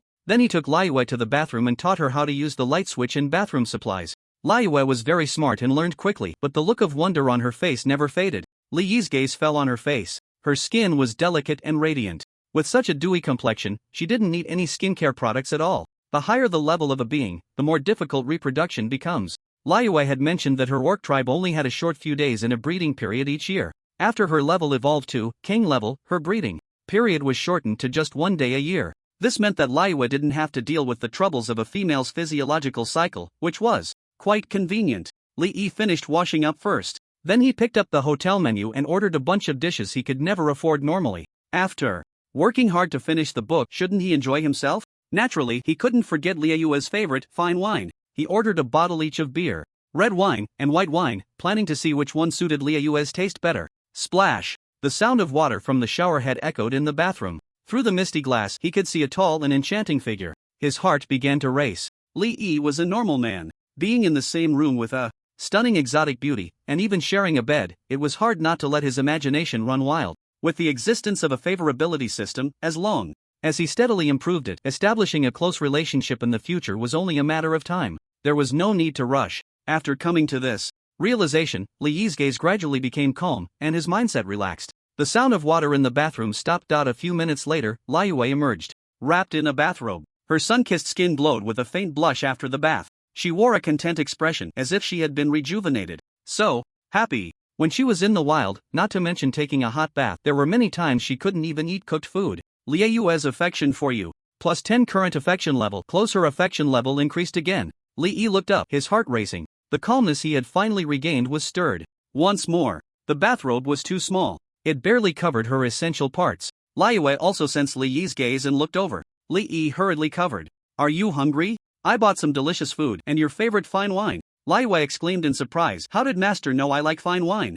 Li Yi laughed heartily. Aren't all beastmen fond of fine wine? Don't just stand there, come over and taste it. Liyue sat down at the table. Li Yi opened the bottle, and the aroma of the wine instantly filled the air. Liyue's eyes lit up. Her throat involuntarily moved. Master, what kind of wine is this? It smells so good. Li Yi poured 3 different wines into glasses and said with a smile, give it a try and see which one you like. Liyue swallowed and first tasted the beer. As soon as it touched her lips, her eyes widened in surprise. The flavor was rich, refreshing, and sweet. So good. Liyue's affection for you plus 10 current affection level. Close. Li Yi observed her reaction and pushed the red wine towards her. Liyue took a sip. The fruity aroma was overwhelming and very rich. However, it was a bit too sour. The taste was good, better than the wine she remembered, but it wasn't particularly to her liking. Next was the most fragrant white wine. After taking a sip, Liyue's eyes sparkled. Spicy, hot, smooth, and fragrant. Delicious. Liyue's affection for you plus 10 current affection level. Closely he noted her reactions and understood her preferences. She preferred distilled liquor, followed by fermented wine. She wasn't particularly fond of red wine. Li Yi filled Liyue's glass to the brim and said with a smile, drink freely, have as much as you want, it's all yours. He then contacted the hotel staff to order a case of beer and 5 bottles of white wine. The side dishes included braised pork knuckle, marinated beef, grilled fish, lamb leg, and more. After tasting, Liyue couldn't stop eating. So delicious. Before meeting her master, she had mostly lived in the wild, barely surviving. Occasionally, she would start a fire to cook her prey, without even salt, let alone spices. Liyue indulged herself, enjoying the food and wine, feeling so happy. Liyue's affection for you plus 20 current affection level. Close. Watching the affection level continuously rise, Li Yi was overjoyed. She slowly approached Li Yi, her red lips brushing against his cheek. Ah! She suddenly pulled away. Like a startled rabbit. Her heart raced wildly. A blush appeared beneath her sun-kissed skin. Li Yi remained fast asleep. Liu took a deep breath, calming her emotions. She leaned in closer this time, feeling bolder. Looking at Li Yi's handsome face, her eyes sparkled. Her master was so cute, she wanted to snuggle. Liu moved to Li Yi's side, gently pulling him into her embrace. She recalled the time in the sunken jungle when her master had followed closely behind, frequently stealing glances at her body. Her master thought he was hiding it well, but little did he know, it was all detected by her sword-intent perception. Liu didn't mind. Instead, she felt a mix of happiness and shyness. My master always looks at me secretly, he must like me, right? She murmured to herself. She nudged her head forward, pressing her face against Li Yi's forehead, and fell into a beautiful sleep. Sunken jungle. Exit. Wang Tianming and Zhou Shui, along with others, appeared one by one at the teleportation portal. 7 hours 4 minutes 19 seconds. We broke the national record. Our Tianxue battle group is number 1 in the country. The team member responsible for timing was flushed with excitement, shouting out loud. Everyone erupted in joy. Being number 1 in the country was not only a tremendous honor but also came with title rewards. Titles did not occupy equipment slots, effectively giving them an extra piece of gear. Most importantly, such an impressive national record guaranteed a spot in a prestigious provincial school. If they could maintain their performance, there was even a chance for top national schools. Wang Tianming and Zhou Shui were breathless. They envisioned trending on social media, giving interviews, rising to fame, and their fan base skyrocketing. They were about to become superstars. Everyone hurriedly looked at the information report on the professional panel. Sunken Jungle, Normal, Dungeon Challenge completed. Time taken 7 hours 4 minutes 19 seconds. Current provincial ranking 2nd, national ranking 2nd, world ranking 19th. Sunken Jungle, Normal, Dungeon Challenge completed. Overall score silver 7 stars. Current provincial ranking 2nd, national ranking 2nd, world ranking 22 ND. Laughter abruptly ceased. Everyone stared in disbelief at the notification. Wang Tianming and Zhou Shui were stunned, looking as if they had seen a ghost. National ranking 2nd was one thing. It was normal for a stronger team to emerge.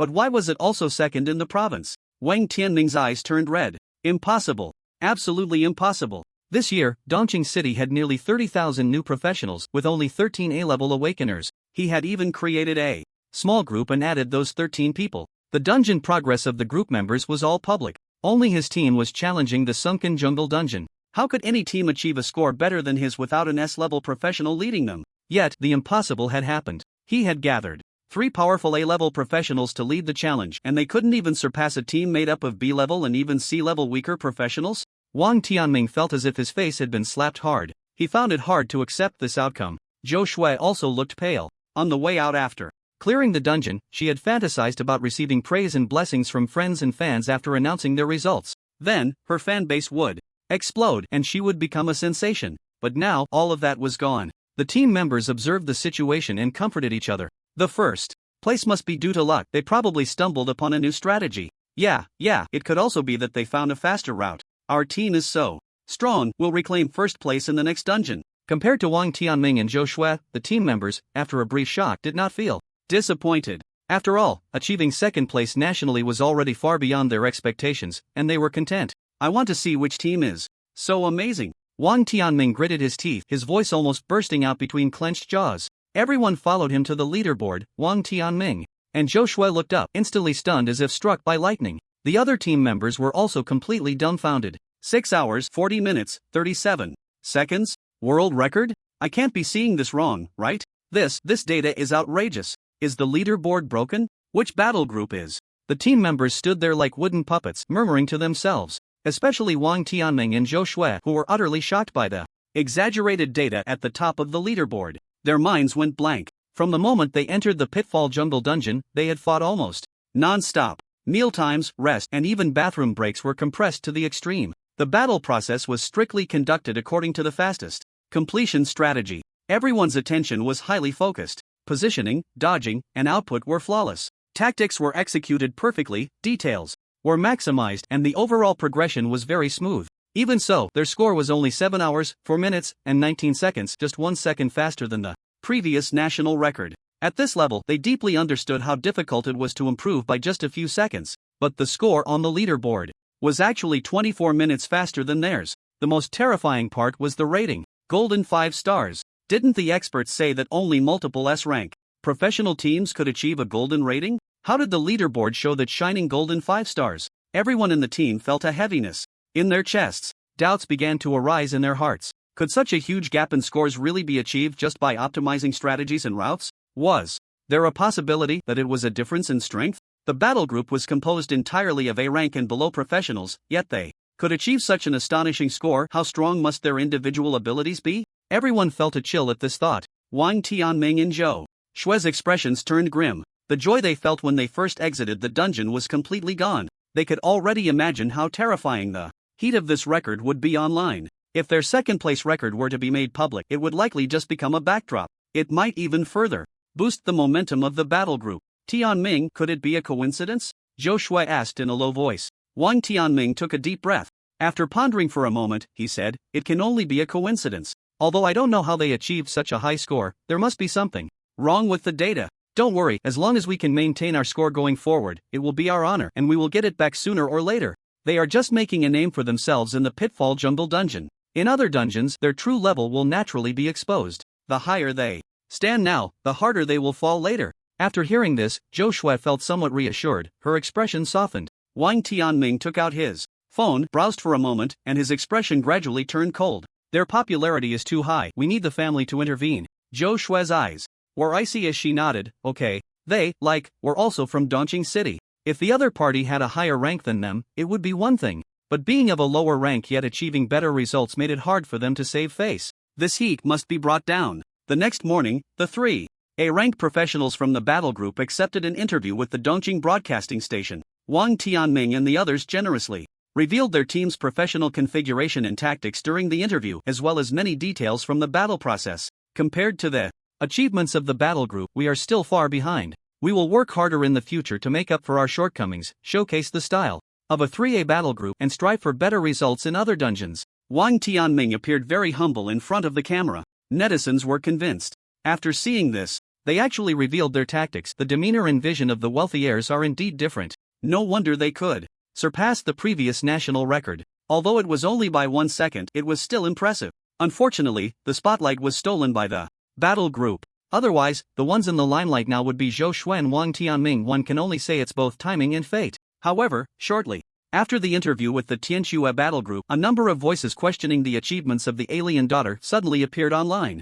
Netizens gradually began to realize that the statements made during the Tianxue battle group's interview seemed a bit off. Why did it sound like they were subtly implying that there were issues with the alien daughter's achievements? Those who loved to stir up trouble were immediately excited. They began to conduct in-depth research on the team configuration and tactics of the Tianxue battle group, attempting to reverse engineer the alien daughter's team setup. Even a strong team like Tianxue, with 3 A-level professionals, could only improve their time by 1 second. How did the alien daughter battle group manage to lead the world by 22 minutes? What tactics did they use? How did they command their team? Netizens found that no matter how they conceived their professional configurations and tactics, they could not compress their time to under 8 hours without high-tier professionals. They could barely even clear the dungeon. Why could the alien daughter battle group manage to finish in under 6 hours? Everyone was puzzled. At this critical moment, the former world record holder publicly voiced his doubts in foreign media. He first questioned whether the alien daughter battle group had used evil items to boost their strength.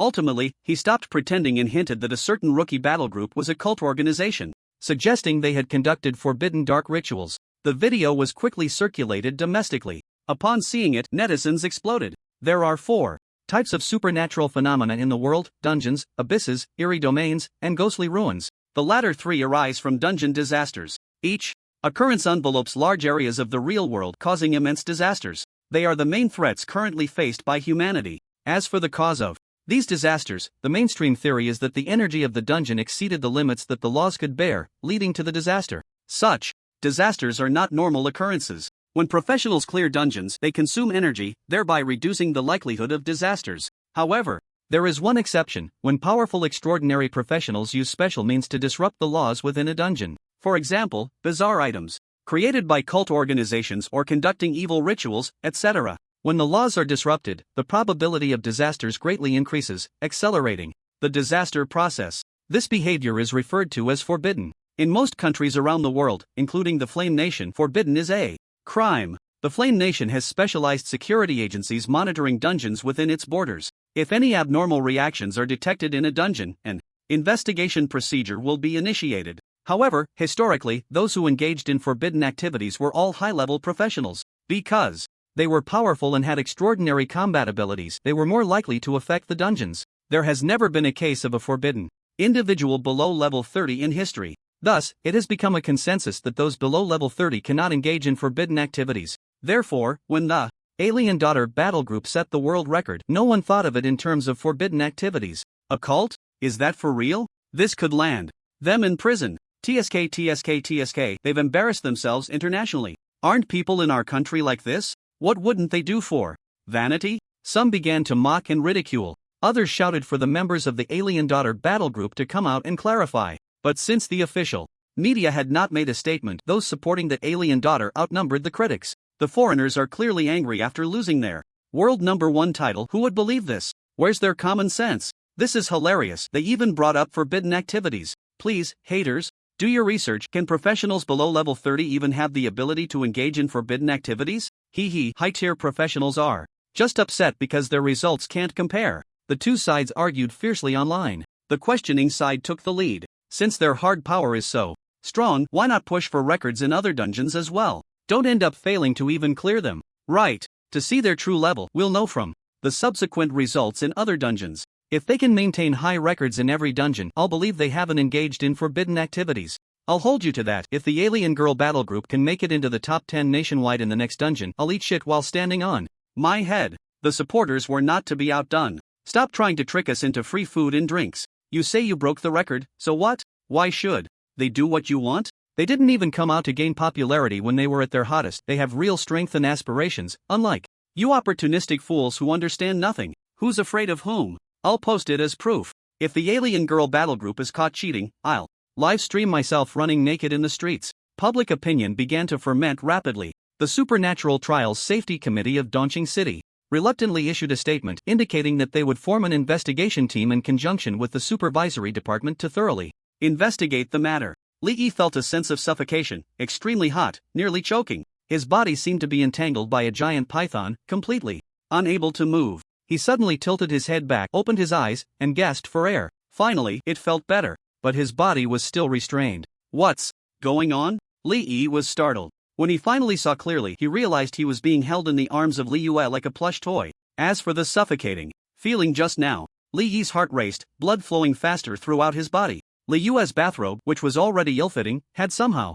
disappeared. Li Yi suppressed the turmoil within him. Li Yue, wake up quickly. But Li Yue was sleeping very soundly, as if she had never slept so peacefully and comfortably in her life. She smacked her lips, suddenly tightening her arms around Li Yi. She even reached out to press his head against herself. Li Yue's strength was considerable. Li Yi had no ability to resist at all. He struggled in pain and pleasure. In essence, Li Yue is her own contracted summoning beast belonging to the summoner profession system, so it is naturally impossible for her to be using any prohibited means. Looking again at the messages Lin Mani sent her, the other party's words revealed concern. Clearly, she was worried that she was a violator. Li Yi understood this in his heart but did not take it to heart. Did they really think the officials were just sitting idly by, not checking if there were any anomalies in the dungeons? Don't worry, our battle group's performance is fine. At the Thunder Hunt Brigade base, Shin Nanqing asked, Auntie, what did Li say? Lin Mani showed Shin Nanqing Li Yi's reply. How do you plan to handle this? Shin Nanqing frowned.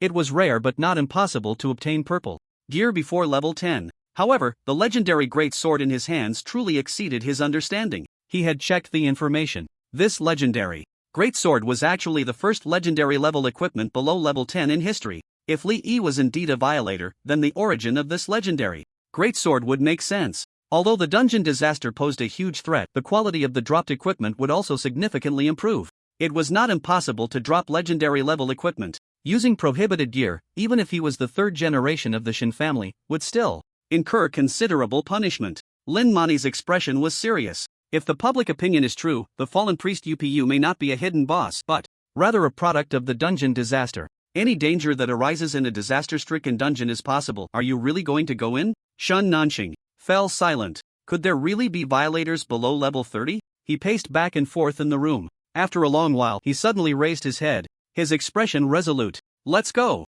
Li Yi entered the workshop. The receptionist greeted him with a bright smile. Mr. Li, your set is ready. She pulled out a huge bag from the counter. After Li Yi took it, he unzipped it to check the attributes. Shadow's Agile Goggles quality, purple agility. Plus 70 spirit plus 30 equipment effects. 1. Attack deflection plus 3%. 2. Evasion plus 5%. 3. Precision plus 5% equipment requirements. Agility greater than or equal to 160. Shadow's Agile. Top quality, purple agility plus 80 constitution plus 20 strength plus 20 equipment effects. 1. Physical resistance plus 5%. 2. Magic resistance plus 10%. 3. Evasion plus 5% equipment requirements. Agility greater than or equal to 170. After checking the attributes of all 7 pieces of equipment, a satisfied expression appeared on Li Yi's face. The attributes he obtained were quite good, and he was very pleased. The main attributes included agility plus 526, strength plus 140, constitution plus 115, spirit plus 125, magic cube resistance plus 30%, physical resistance plus 20%, evasion plus 35%. In addition, there were a few inconsequential rare attributes, like precision and attack deflection. After leaving the workshop, Li Yi did not immediately return to the hotel. Instead, he went to a women's lingerie store. After informing the staff of Li Yue's body measurements, he asked them to help select 4 sets of sports bras. Li Yue's physique was quite robust, and he was not worried about sagging. However, it would still have some impact during combat, so he needed to address this issue. Sir, your girlfriend has a really nice figure, the staff member said with an envious expression. Li Yi chuckled and casually deflected the compliment. After leaving the lingerie store, he headed straight back to the hotel. When he passed by a weapon shop, he stopped in his tracks. After thinking for a moment, he walked inside. What can I help you with? The weapon shop clerk approached him. Li Yi stated directly, do you have any light swords with attribute restrictions? Agility within 736. Li Yue's base attributes plus the set's attributes totaled 736 points of agility. The clerk looked slightly surprised. He naturally recognized Li Yi's identity as a trialist. What would a trial newcomer want with a light sword that required 736 points of agility? With such high attributes, even an agile class would need to be at least level 20 or above. However, those like Li Yi who directly state precise requirements are usually clients with genuine needs. So he smiled and nodded, saying, yes, please wait a moment, I'll get it for you. A few minutes later, 5 light swords were placed in front of Li Yi. Each sword was roughly the same size, about 1.2 meters long and 5 to 6 centimeters wide, slightly larger than the Moka's mouthpiece that Li Yue was currently using. Li Yi carefully examined the attributes of each sword and finally chose the one with a completely fiery red blade. Flame of the Prairie Longsword, Light Sword, Quality, Purple Agility plus 185 Constitution plus 45 Strength plus 50 Equipment Effects. 1. Armor Piercing plus 10%, 2. Precision plus 10%, 3. Attack Speed plus 20%, 4. Attack deals an additional 10% fire damage. Equipment requirements, Agility greater than or equal to 300 Li. Yi's breath quickened slightly. The total attributes of this sword reached a terrifying 280 points. Adding in the equipment and Liu Yue's own attributes, her agility alone soared to 921 points. It was hard to imagine that such a value would appear on the panel of a level 2 summoner's summoned creature. Li Yi felt extremely envious. Liu Yue's panel attributes were high enough to support her wearing equipment far exceeding her own level. But he couldn't do that. He had to honestly equip according to his level. Fortunately, the equipment on Liu Yue was, in a sense, also worn by Li Yi. So there wasn't much of a difference. How much? Li Yi asked nonchalantly. From the name of this sword, it was clear it was a manufactured product. Compared to equipment produced in dungeons, manufactured products were slightly weaker, but they had the advantage of stable output. As long as there were blueprints and materials, and the craftsman's forging level was sufficient, it could be made. However, the price was quite expensive, far exceeding the same quality equipment from dungeons. Of course, there was a reason for the high price. The attributes of dungeon-produced equipment were too chaotic, making it hard to find something suitable. Manufactured equipment could customize attribute weights based on class needs.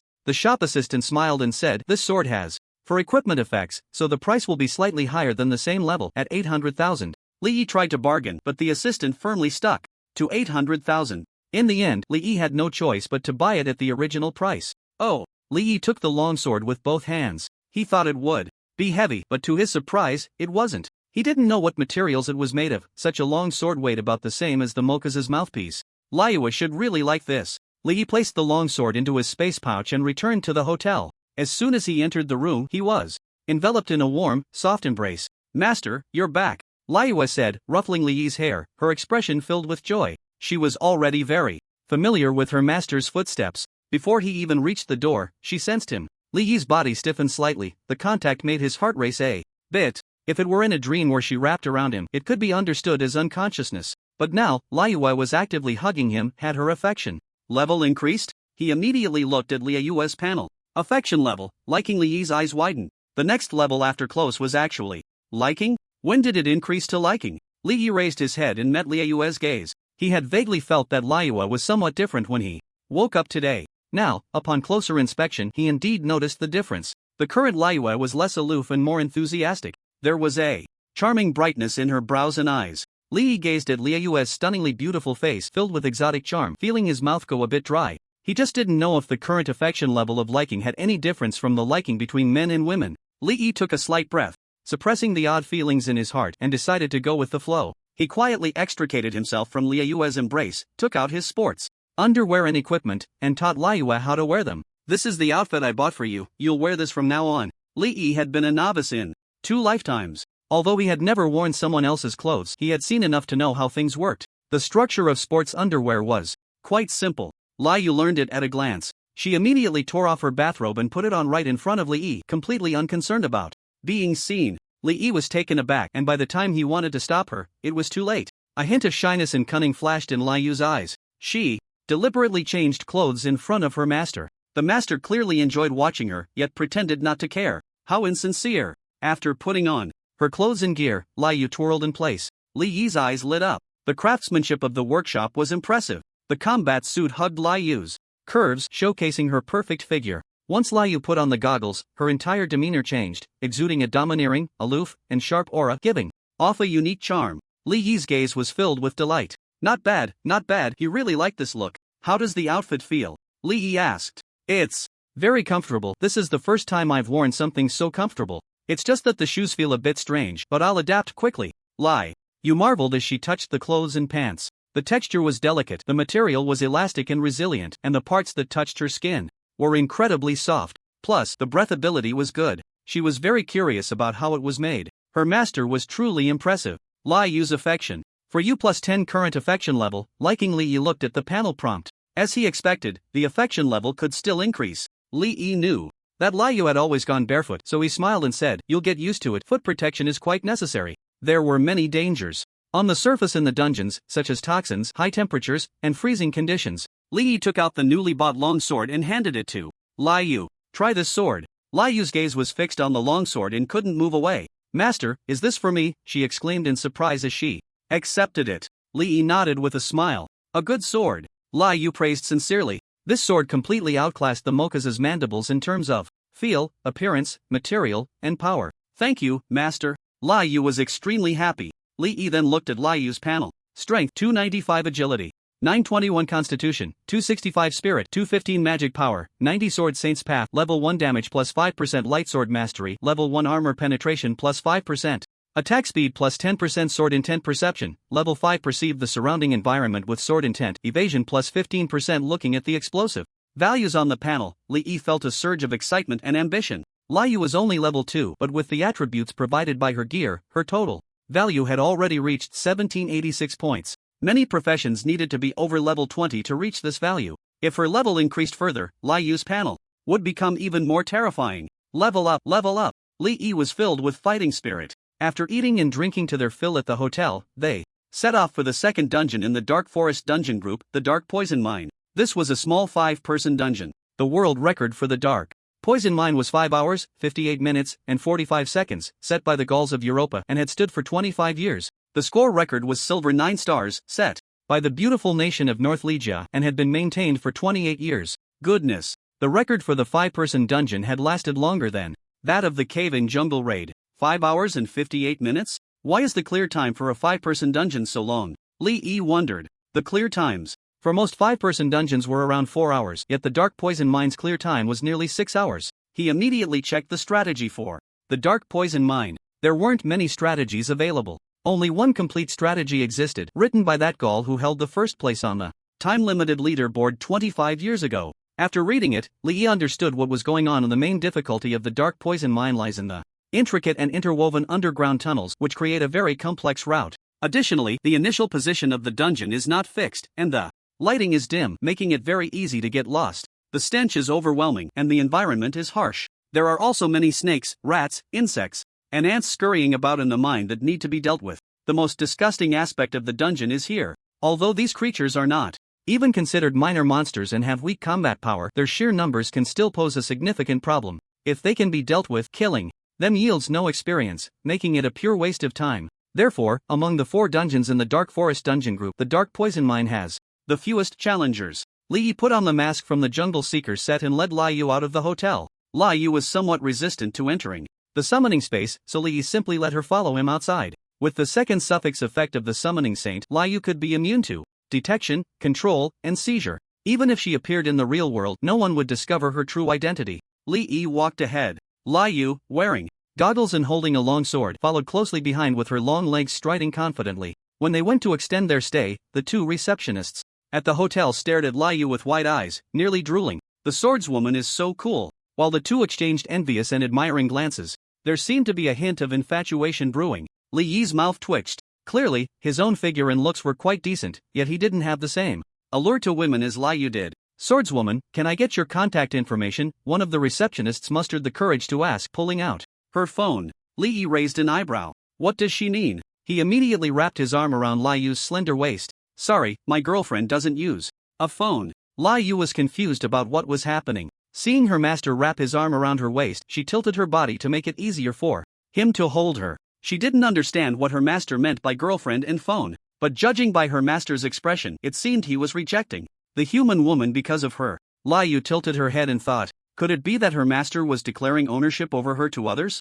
With that thought, she wrapped her arms around Li Yi's neck, pulling him closer to her to show that she belonged to him. The 2 receptionists stared in shock at the scene before them. Only then did they shift their attention to Li Yi. At first, they thought the boy was just the swordswoman's attendant. But it turned out he was the swordswoman's boyfriend. They had seen couples where the woman was taller, but this was the first time they encountered such a significant height difference. Seeing Li Yi's blunt rejection, the receptionist had no choice but to awkwardly put her phone away. Li Yi stepped out of the hotel and onto the street. It was now 3 in the afternoon, the busiest time in the camp town. As soon as Lai Yu appeared, she immediately attracted a lot of attention. Gasps of admiration arose one after another. Her rare height of 2.2 meters and perfectly proportioned figure created a visual impact comparable to that of a Valkyrie from mythology. Once Li Yi and Lai Yu had walked far enough away, the onlookers gradually regained their composure. A short, chubby boy took out his phone, trying to take a picture. But before he could snap a shot, he cautiously used a detection scroll to check Liu's level. Class? Level? Holy crap! Looking at the displayed results, the short, chubby boy was terrified, because only when the level exceeds that of the scroll user by more than 30 levels would it result in an inability to detect. He turned around and noticed others trying to take pictures as well, quickly stopping them. Stop! Stop right now! That swordswoman is at least level 50. Are you trying to get yourselves killed? The would-be photographers trembled in fear and hurriedly put their phones away. High-level professionals, especially women, are very averse to being photographed without permission. If discovered, the consequences would be unimaginable. There is an established rule among professionals that prohibits taking pictures without consent. If one wishes to take a photo, they must obtain the other party's permission in person. The country has strict measures against to protect the privacy of high-level professionals. In fact, everyone knows that taking covert photos is not allowed. The main reason is that the height and body proportions of that female swordsman are simply extraordinary, as if she walked out of a comic. It's hard not to want to capture that moment. Fortunately, someone reminded them, otherwise, if they angered her, they would definitely regret it. As everyone thought of this, a wave of fear washed over them, and they looked gratefully at the short, chubby boy. Equipment workshop. The young lady who had previously attended to Lee was chatting with her colleagues. You have no idea how exaggerated his measurements were. Did he really spend 2.15 million on customization? Am I lying to you? Go check the transaction records yourself. TSK, TSK, TSK. Rich guys really know how to play. We only earn a few thousand a month, and he casually spends millions. I just don't understand. With that kind of money to flirt with girls, what beautiful woman can't he get? Why waste it on a paper doll? The young lady kept complaining. Her colleague casually glanced outside the workshop, then suddenly froze. Ali, I think you might have misunderstood him. The young lady was taken aback and instinctively asked, what misunderstanding? The colleague pointed outside the workshop. The young lady looked in that direction and was instantly dumbfounded. He. She stammered for a long time before almost screaming, holy crap, it's real. She grabbed her colleague's arm, her emotions incredibly excited. That's the complete set of equipment he customized. The gear on that female swordsman is made by our workshop. The colleague was both amused and helpless. I know, stop shaking. I'm not unfamiliar with our workshop's craftsmanship. The young lady's emotions gradually calmed down, her expression a bit embarrassed. I didn't expect to misunderstand him. That female swordsman is so tall, with such a height among female professionals, she must not be an unknown. I can't believe I've never come across any content related to her. The colleague rolled her eyes. Do you think everyone is like us, spending all day either binge-watching dramas or scrolling through short videos? Those high-ranking professionals mainly focus on improving their strength. Who has time to show off online? The young lady sighed in relief. Fortunately, my service attitude was fine when I attended to him. The reaction of the bystanders was within Li's expectations. After all, a height of 2.2 meters is quite rare among men, let alone women. No matter where he went, he would inevitably be the most eye-catching presence. The two quickly left the camp town and arrived at the entrance of the dark poison mine dungeon. Unlike the bustling scene outside the entrance of the sunken jungle, the area outside the dark poison mine was completely deserted. It was clear that this dungeon was not very popular. Lee and Liu stepped into the dungeon's teleportation portal. 2 seconds later, their vision went dark. When the light reappeared, they found themselves in a dim tunnel. A foul stench filled the air. Lee looked ahead, and his sight could only reach about 10 meters. The cave walls were covered with various vines and unknown fungi. Countless insects of different shapes and sizes crawled among them, sending chills down one's spine. As for the ground, it was a dark, muddy sludge. Various corpses of snakes, rats, and insects were trapped within it. There were also the white bones of slightly larger creatures. Lee regretted coming here a bit. Fortunately, he had a mask to block out some of the stench, otherwise, just in these few seconds, he would have been overwhelmed. Let's go! Lee stepped into the sludge, which made a gurgling sound, sending goosebumps all over. Suddenly, he felt a lightness in his body. Then he felt a wave of warmth. It turned out that Liu had picked him up around the waist. Master, let me carry you. Liu's gaze was gentle as she rubbed her face against Li's forehead. Li initially wanted to refuse. After all, he was a man and shouldn't be so delicate. But he soon succumbed to the soft embrace. Ahem. Alright then. Li feigned calmness. Limoon smiled at the corner of her mouth. Her master is so cute. She looked up ahead. The level 5 sword intent perception spread out. She could clearly sense the movements within a range of nearly 30 meters. Limoon held Li and walked forward. Just as she took a step, the entire mine cave felt like a calm lake disturbed by a stone. Various snakes, rats, and insects panicked and scurried away. After walking just over 30 meters, a large group of rats and various insects gathered behind her. Buzz buzz buzz. A few mosquitoes flew towards Limoon's neck. Just as they were about to touch her skin, Limoon activated sword chi protection. The sharp sword chi shredded all the mosquitoes into pieces. On the ground, a few rats tentatively tried to bite Limoon's heel. Her gaze was sharp. She turned around. Drink! The sound wave of breaking heart roar surged out. A dense pushy sound erupted. A large number of snakes, rats, and insects were blown apart. The scene was spectacular. Li Yi's eyes lit up. So cool. An indiscriminate AoE attack in the already narrow mine cave meant the monsters couldn't escape. Moreover, the echo in the cave would amplify the power of the sound waves. The downside was that the sound would travel far, easily attracting small monsters. Sure enough, moments later, Li Yi vaguely heard chattering sounds. The dungeon monsters drawn in by Limoon's voice. About 10 seconds later, 5 dog-headed miner goblins holding candles, each about 1 meter tall, appeared in their line of sight. Limoon set Li Yi down, drew her sword, and charged forward. The sword light shone. The 5 dog-headed goblins didn't even have time to scream before they were killed. You killed a level 3 dog-headed miner, gaining 9 experience points. You killed a level 3 dog-headed candle holder, gaining 9 experience points. While Li Yi and Limoon quickly farmed monsters in the Dark Poison Mine, the East Qing City Extraordinary Trial Safety Committee and the Extraordinary Supervision Bureau held a joint press conference. Now, we will announce the investigation results of the Cave-in Jungle Dungeon. Upon investigation, the Cave-in Jungle is currently operating stably, in normal condition, and no signs of prohibited activities have been found. After announcing the results, the spokesperson of the Supervision Bureau urged netizens to discuss rationally, stating that the internet is not a lawless place and they should not fabricate rumors for attention. Once the announcement was made, the citizens of East Qing City felt relieved. Since there were no prohibited activities, it meant that the achievements of the alien Mother Battle Group were genuine and without any embellishment. They immediately rushed to comment under the questioning videos online. Speak up, haters. Open your eyes and take a good look at the official announcement. Can you still argue? Some people are just lazy and stupid. You believe the foreigners when they say it's prohibited? Why not check the information? Is it because you have no hands? I advise some sour grapes to stop staring at others and take care of themselves. However, the announcement did not convince the skeptics. They continued to make sarcastic comments online. Ha!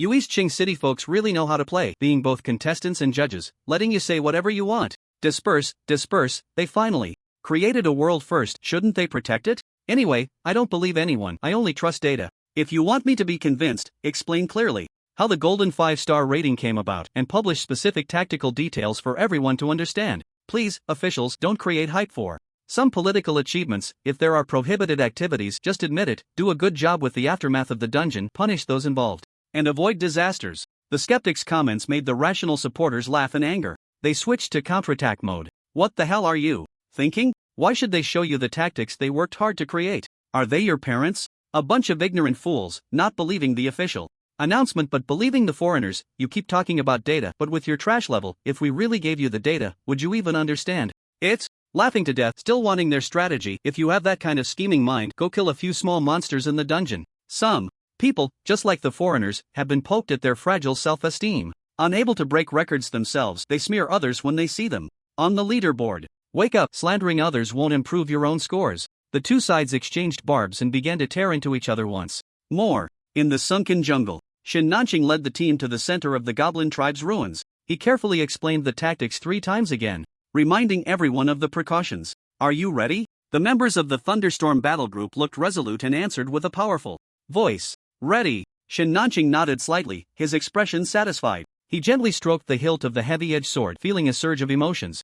Before entering the dungeon, the team members thought he was just a playboy here for fun. They had some criticisms about his role in causing the departure of the S-rank class Thunder Swordmaster. On the surface, everyone was polite, merely considering his identity as a wealthy young master. But after battling 4 bosses, everyone was convinced by his terrifying combat power. It dawned on them. Shin Nanqing's indifferent attitude towards the departure of the Thunder Swordmaster was not a sign of giving up. It was because he possessed combat power that rivaled an S-rank class, so he simply didn't care. Before entering the dungeon, everyone didn't believe there was a hidden boss in the sunken jungle, but now they had come to believe it halfway. The alien girl battle group shouldn't have used forbidden methods, Shin Nanqing silently thought. After his initial assessment, Li Yi's record was genuine. He had fought his way here without noticing any abnormalities with the dungeon monsters. Captain, the camera is ready. Shin Nanqing took a deep breath.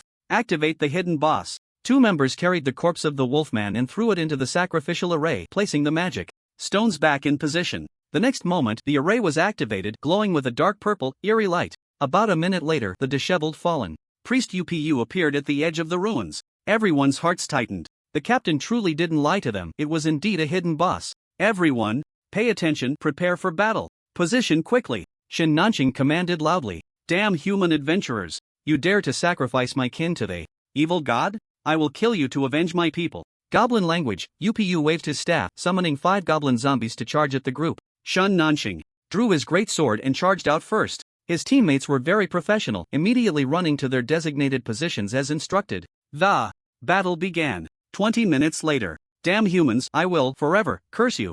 UPU roared in unwillingness, collapsing to the ground completely lifeless. The tension in everyone finally eased. Shin Nanqing plunged his sword into the ground, supporting himself as he gasped for breath. In his eyes, besides exhaustion, there was also deep shock. They actually killed it in just one go. Li Yi's strategy was simply perfect. How did the alien girl battle group manage to calculate the boss's mechanics, skills, and phase timelines so precisely? Other members, despite their fatigue, felt a wave of fear. What a freakish hidden boss. Why would this thing appear in a tier 1 dungeon? It's too overpowered. We struggled so much even with a strategy. I can't imagine how the alien girl battle group managed to kill it back then. Everyone was in awe of the strength of the alien girl battle group. Having experienced the battle, they deeply understood just how freakish the strength of the fallen priest UPU truly was. You have killed fallen priest UPU, gaining 300 experience points. Everyone saw the prompt message on their class panels. At the same time, 5 members leveled up simultaneously. Wow, 300 experience points. Everyone exclaimed in amazement. So, the hidden boss provided this much experience. It was equivalent to them killing 30 small monsters. Shin Nanqing let out a sigh of relief. By this point, he finally confirmed 100% that they did not use any prohibited means. I must build a good relationship in the future. Shin Nanqing silently thought. He had a long-term vision and deeply realized the importance of the battle group to the development of the Quanglei battle group. The captain is amazing. The captain's command level is incredible. Much stronger than those professional commanders from well-known battle groups. The team members praised him sincerely, completely convinced by Shin Nanqing. Although there was a strategy from the battle group, the real reason for defeating the hidden boss was the captain's perfect command. Everyone understood how crucial good command was for a battle group. It was the soul of the battle group. The professional rank and configuration of the battle group members were the lower limit, excellent command was the upper limit. Shin Nanqing felt the fiery gazes of his teammates and smiled bitterly in his heart. In the future, I might not be able to do without Brother Li's strategy. The team members all thought that defeating the hidden boss was due to his strong command skills, but the real reason was that Li Yi's strategy was simply too powerful. Li Yi's strategy for him was not just a simple introduction to the mechanics and skills. Instead, it was a coordinate map made up of square-foot-sized grids of the boss's battle arena. How to maneuver and dodge, how to respond, were all meticulously marked on the coordinate map. The timeline of the boss's skills was even precise to the second. His role as the captain was merely to give the team members the corresponding reminders according to the strategy, ensuring they could accurately position themselves and complete their respective tasks. Now, this reminder was mistaken by the uninformed team members as his command ability. Shin Nanqing's expression was complex. A glimpse can reveal a lot. The level of detail in the strategy showed just how terrifying the personal abilities of the battle group members were, and their execution was flawless. The cognitive, analytical, decision-making, and strategic abilities of the battle group commander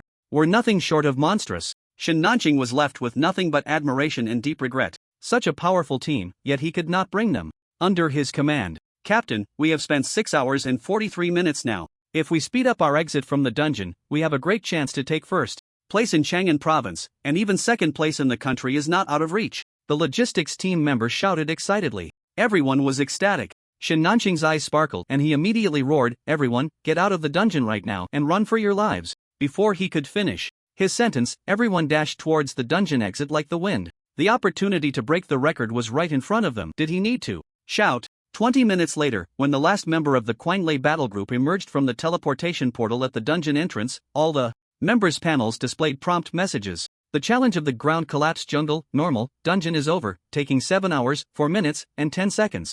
Current provincial ranking, first, national ranking, second, world ranking, 17th. The challenge of the ground collapse jungle, normal, dungeon is over. With a comprehensive score of gold 1 star, current provincial ranking, first, national ranking, second, world ranking, 2nd. You have obtained the challenge. Master, first tier, gold badge, ranking reward, challenge master, badge, quality, gold strength +5 agility +5 constitution +5 spirit +5 magic. Power plus 5 equipment effect. Critical hit chance plus 1% limited time provincial first, national second. Score world second. Shin Nanqing laughed wildly. With excitement. This achievement was something he wouldn't have dared to imagine even when the Thunder Swordmaster was around. Now, he had personally stepped in and achieved it with a legendary weapon and strategy. The 5 million spent was truly worth it. The battle group is amazing. Shin Nanqing felt a wave of relief wash over him. From the moment he awakened his B-level profession to these past 2 days, he had endured too much disdain and neglect from his family. Now, he could finally hold his head high. The team members were so excited they were dancing with joy. Wow, first in the province, second in the world. We got the title. Captain is awesome. Long live the captain. Captain, I love you to death. Shin Nanqing immediately shared his joyful feelings with his aunt, Lin Mani. After a simple congratulation, Lin Mani quickly got to work. The power of the top-tier families was now on full display. Just a few minutes later, a large number of media outlets in Chang'an province, including official media, released news announcements. Celebrities and popular bloggers also posted congratulatory messages. The netizens of Chang'an province were in an uproar. Damn, the trending topics these past few days were all dominated by Jianghai province, and finally, it was our turn. The netizens of Chang'an province collectively sprang into action, spontaneously liking, saving, and sharing. Chang'an province's all B-level professional team Thunderstorm has achieved a world second place with a golden 1-star rating in the cave in jungle. This news quickly topped the trending list. Those who had questioned the performance of the Alien Daughter team were busy writing rebuttals, but upon seeing this news, they were dumbfounded. An all B-level team secured the world second place? A golden 1-star rating? It must be fake. They thought they were seeing things and read the news several times, only to find out it was real. Everyone was stunned. Is it really that easy to get a golden rating now? Just a second ago, they were confidently stating that without an S-level professional leading, a lower-tier team could never achieve a golden rating. And then, in the next second, they were slapped in the face. They didn't even have an A-level professional, yet they surged to a golden rating with just B-level professionals and secured the world second place. Those B and A-level professionals among the doubters fell into deep self-doubt. Could it really be that I'm just too weak? Meanwhile, the supporters were thrilled and began to jump in their faces. Did you say only S-level professionals can get a golden rating? The performance of the Alien Daughter team is fake? Then let me ask you, what is the score of the second place on the world rating list for Cave in Jungle? Answer me. Do they have any S-level professionals among them? Any A-level professionals? Answer me. Look in my eyes. As the supporters pressed in, there were still quite a few who stubbornly held their ground. Just because the Thunderstorm team got a golden rating doesn't mean the performance of the Alien Daughter team is without issues. That's right. A golden 5-star rating is too exaggerated. It's not even on the same level as a golden 1-star. Can't you see? The captain of the Thunderstorm team, Shin Nanqing, is the legitimate third generation of the Hangrongshin family, and his father, Shin Tianyue, is a 6th-tier S-level extraordinary big shot. Can his team be treated like an ordinary one? But soon, a supporter threw a live stream link in the faces of these stubborn individuals. Clicking in, they saw Shin Nanqing being interviewed live on the national program Extraordinary First Line. The host asked, "Is your team for the challenge of Cave in Jungle really all B-level professionals?" Shin Nanqing replied, "Actually, not entirely." Laughs. "We also have one C-level professional, a sharp thief who is quite fast and mainly responsible for scouting and vigilance." The host continued, "With a golden 1-star rating, you've secured the second place on both the national and world rating lists. I'm sure everyone is curious about how you achieved this golden rating. Can you share some secrets with us?" Shin Nanqing said, "Actually, there's no secret, humble. We basically used a fairly normal strategy to achieve this rating, I think. It really comes down to how we handled the hidden boss." Upon hearing this, the host was left speechless. What? A hidden boss? The live stream chat was flooded with question marks. No way, buddy. You're second on the national time list and 17th in the world. And now you tell me you also took down a hidden boss? That would make the 16 teams ahead of you, including the Alien Daughter team, a joke. The host, being professional, quickly adjusted his demeanor. Your team's time of 7 hours, 4 minutes, and 10 seconds was achieved under the condition that you discovered and successfully defeated the hidden boss, correct? Shin Nanqing, that's right. Host, can you share how your team discovered the hidden boss? Shin Nanqing, the hidden boss was not discovered by us, it was the team that provided us with the strategy. It was by referencing their strategy that we were able to successfully defeat the hidden boss. Shin Nanqing's words detonated like a bomb in everyone's hearts. The live chat exploded. The strategy for the hidden boss was actually provided by the team? Does that mean the team also defeated the hidden boss? With the hidden boss defeated, the dungeon completion time was only 6 hours, 40 minutes, and 37 seconds? The netizens' minds were buzzing. What kind of monsters were in this suddenly emerged team? The information in Shin Nanxing's words was too explosive. The host's eyes sparkled with excitement. Your news is so surprising, I didn't expect you to know. The team! The audience in the live chat was even more excited than the host. Shin Nanxing's words confirmed the authenticity of the team's achievements. After all, being able to achieve a gold 1-star rating solely based on the other party's strategy meant that the team must be even stronger. Host, can you conveniently share some information about the team? Shin Nanxing replied apologetically, I have an agreement with them. Not to disclose their information, but I can responsibly tell everyone that their strength absolutely matches their achievements. I believe they will bring us even more surprises in the future. The host and the audience in the live chat were left wanting more by Shin Nanxing. The live chat was once again filled to the brim. The sporadic doubts that arose were quickly drowned out. Shin Nanxing continued, regarding the hidden boss, I recorded the entire battle process, and I will post the video on the team's official account shortly. Everyone is welcome to watch and reference it. The netizens were ecstatic upon hearing this, spreading the word. A large number of netizens followed the official account of the Crazy Thunder team, eagerly waiting for him to release the video. The Crazy Thunder team's followers skyrocketed from over 1,000 at a rate of thousands per second. It only began to slow down when it reached over 200,000. Among those following Crazy Thunder were not only newcomers seeking strategies but also a considerable number driven by curiosity about the hidden boss. At 8 p.m., the long-awaited strategy video was finally released. Everyone immediately clicked in eagerly. The video first introduced the activation method for the hidden boss. That pattern is actually a sacrificial array? I've seen it in the dungeon too, but how did I not think it was related to the hidden boss? The third array is in the cave, and the fourth array is at the bottom of the river. Who could possibly find such obscure locations? Don't tell me the team's completion time also included the time spent finding the arrays.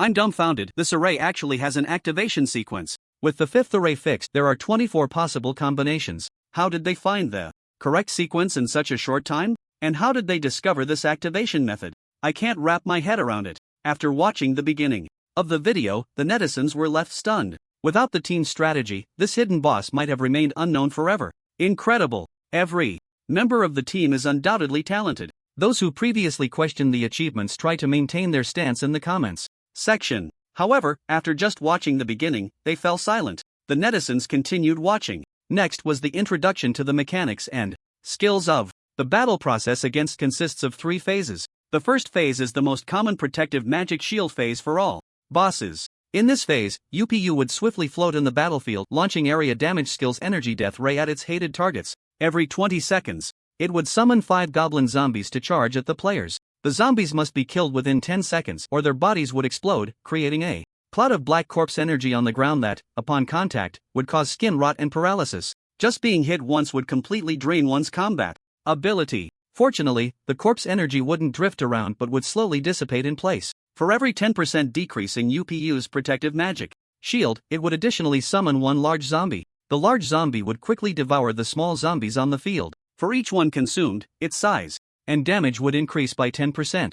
After consuming 5 zombies, the large zombie would mutate into a stitched corpse monster. The corpse monster would randomly lock onto a target and initiate a 30-second chase. If the locked target had no tank class protection and lacked long-duration speed-up skills, it was basically a death sentence. Therefore, when the large zombie appeared, there could be no small zombies left alive on the field, and any newly spawned small zombies had to be dealt with quickly. If the stitched corpse monster did not consume any small zombies within 30 seconds and was not killed, it would self-destruct, causing widespread damage, leaving anyone hit barely alive. Whether small or large zombies, they could not be passed through by the boss's energy death ray. Otherwise, they would enter a frenzy state, increasing their movement speed and attack power. By this point, everyone was already drenched in sweat. As expected of a hidden boss, just this first phase's mechanics and skills were already overwhelming the 4 normal bosses in the Pitfall Jungle. Next was the second phase. After UPU's protective magic shield shattered, it would enter a rage state and fly high into the air. In this phase, it would no longer summon zombies. Instead, it would summon 8 goblin spirits scattered across the 8 directions of the battlefield. The spirits would slowly move towards the center of the field, opening their mouths to spit energy orbs that would smash into the surroundings. When their bodies were attacked, they would gradually become transparent until they completely dissipated. However, the death interval between the 8 spirits could not exceed 5 seconds. Otherwise, all spirits would resurrect and return to their initial full state. If the spirits successfully reached the center, they would explode on the spot, dealing damage to everyone, while each spirit would also apply a stackable curse that reduced attack speed, movement speed, and casting speed by 10%. After the spirit explosion, they would resurrect at their original positions. During this time, UPU would not be idle.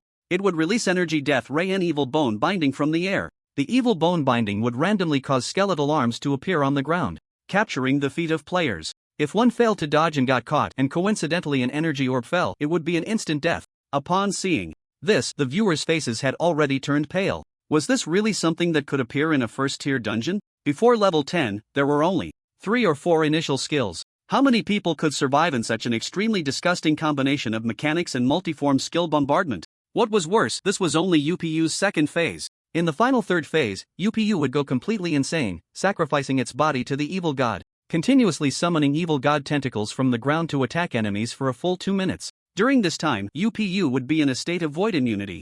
The only thing the team could do was to try to stay alive until UPU's energy was exhausted. After watching all the mechanics and skills, the viewers' legs went weak and their bodies turned cold. This was not a challenge, it was simply a death sentence. Everyone suppressed their emotions and continued to watch the live combat footage of the Thunderstorm battle group. They wanted to see how this overpowered boss was defeated by the Thunderstorm battle group. In the video, the battle began. Under the command of Shin Nanxing, the team members began to position themselves in an orderly manner, finding opportunities to deal damage while dodging skills. From the god's perspective, the viewers quickly saw the underlying strategy. The commander of the Thunderstorm battle group, none other than Shin Nanxing himself, possesses an astonishing command ability. His grasp of the boss mechanics and skill timelines is nearly perfect, allowing him to accurately predict every skill of the boss. Although the members of the battle group are all B-level professionals, each individual's overall strength is quite impressive, and their class combinations are very reasonable. Under Shin Nanxing's command, these advantages are maximized.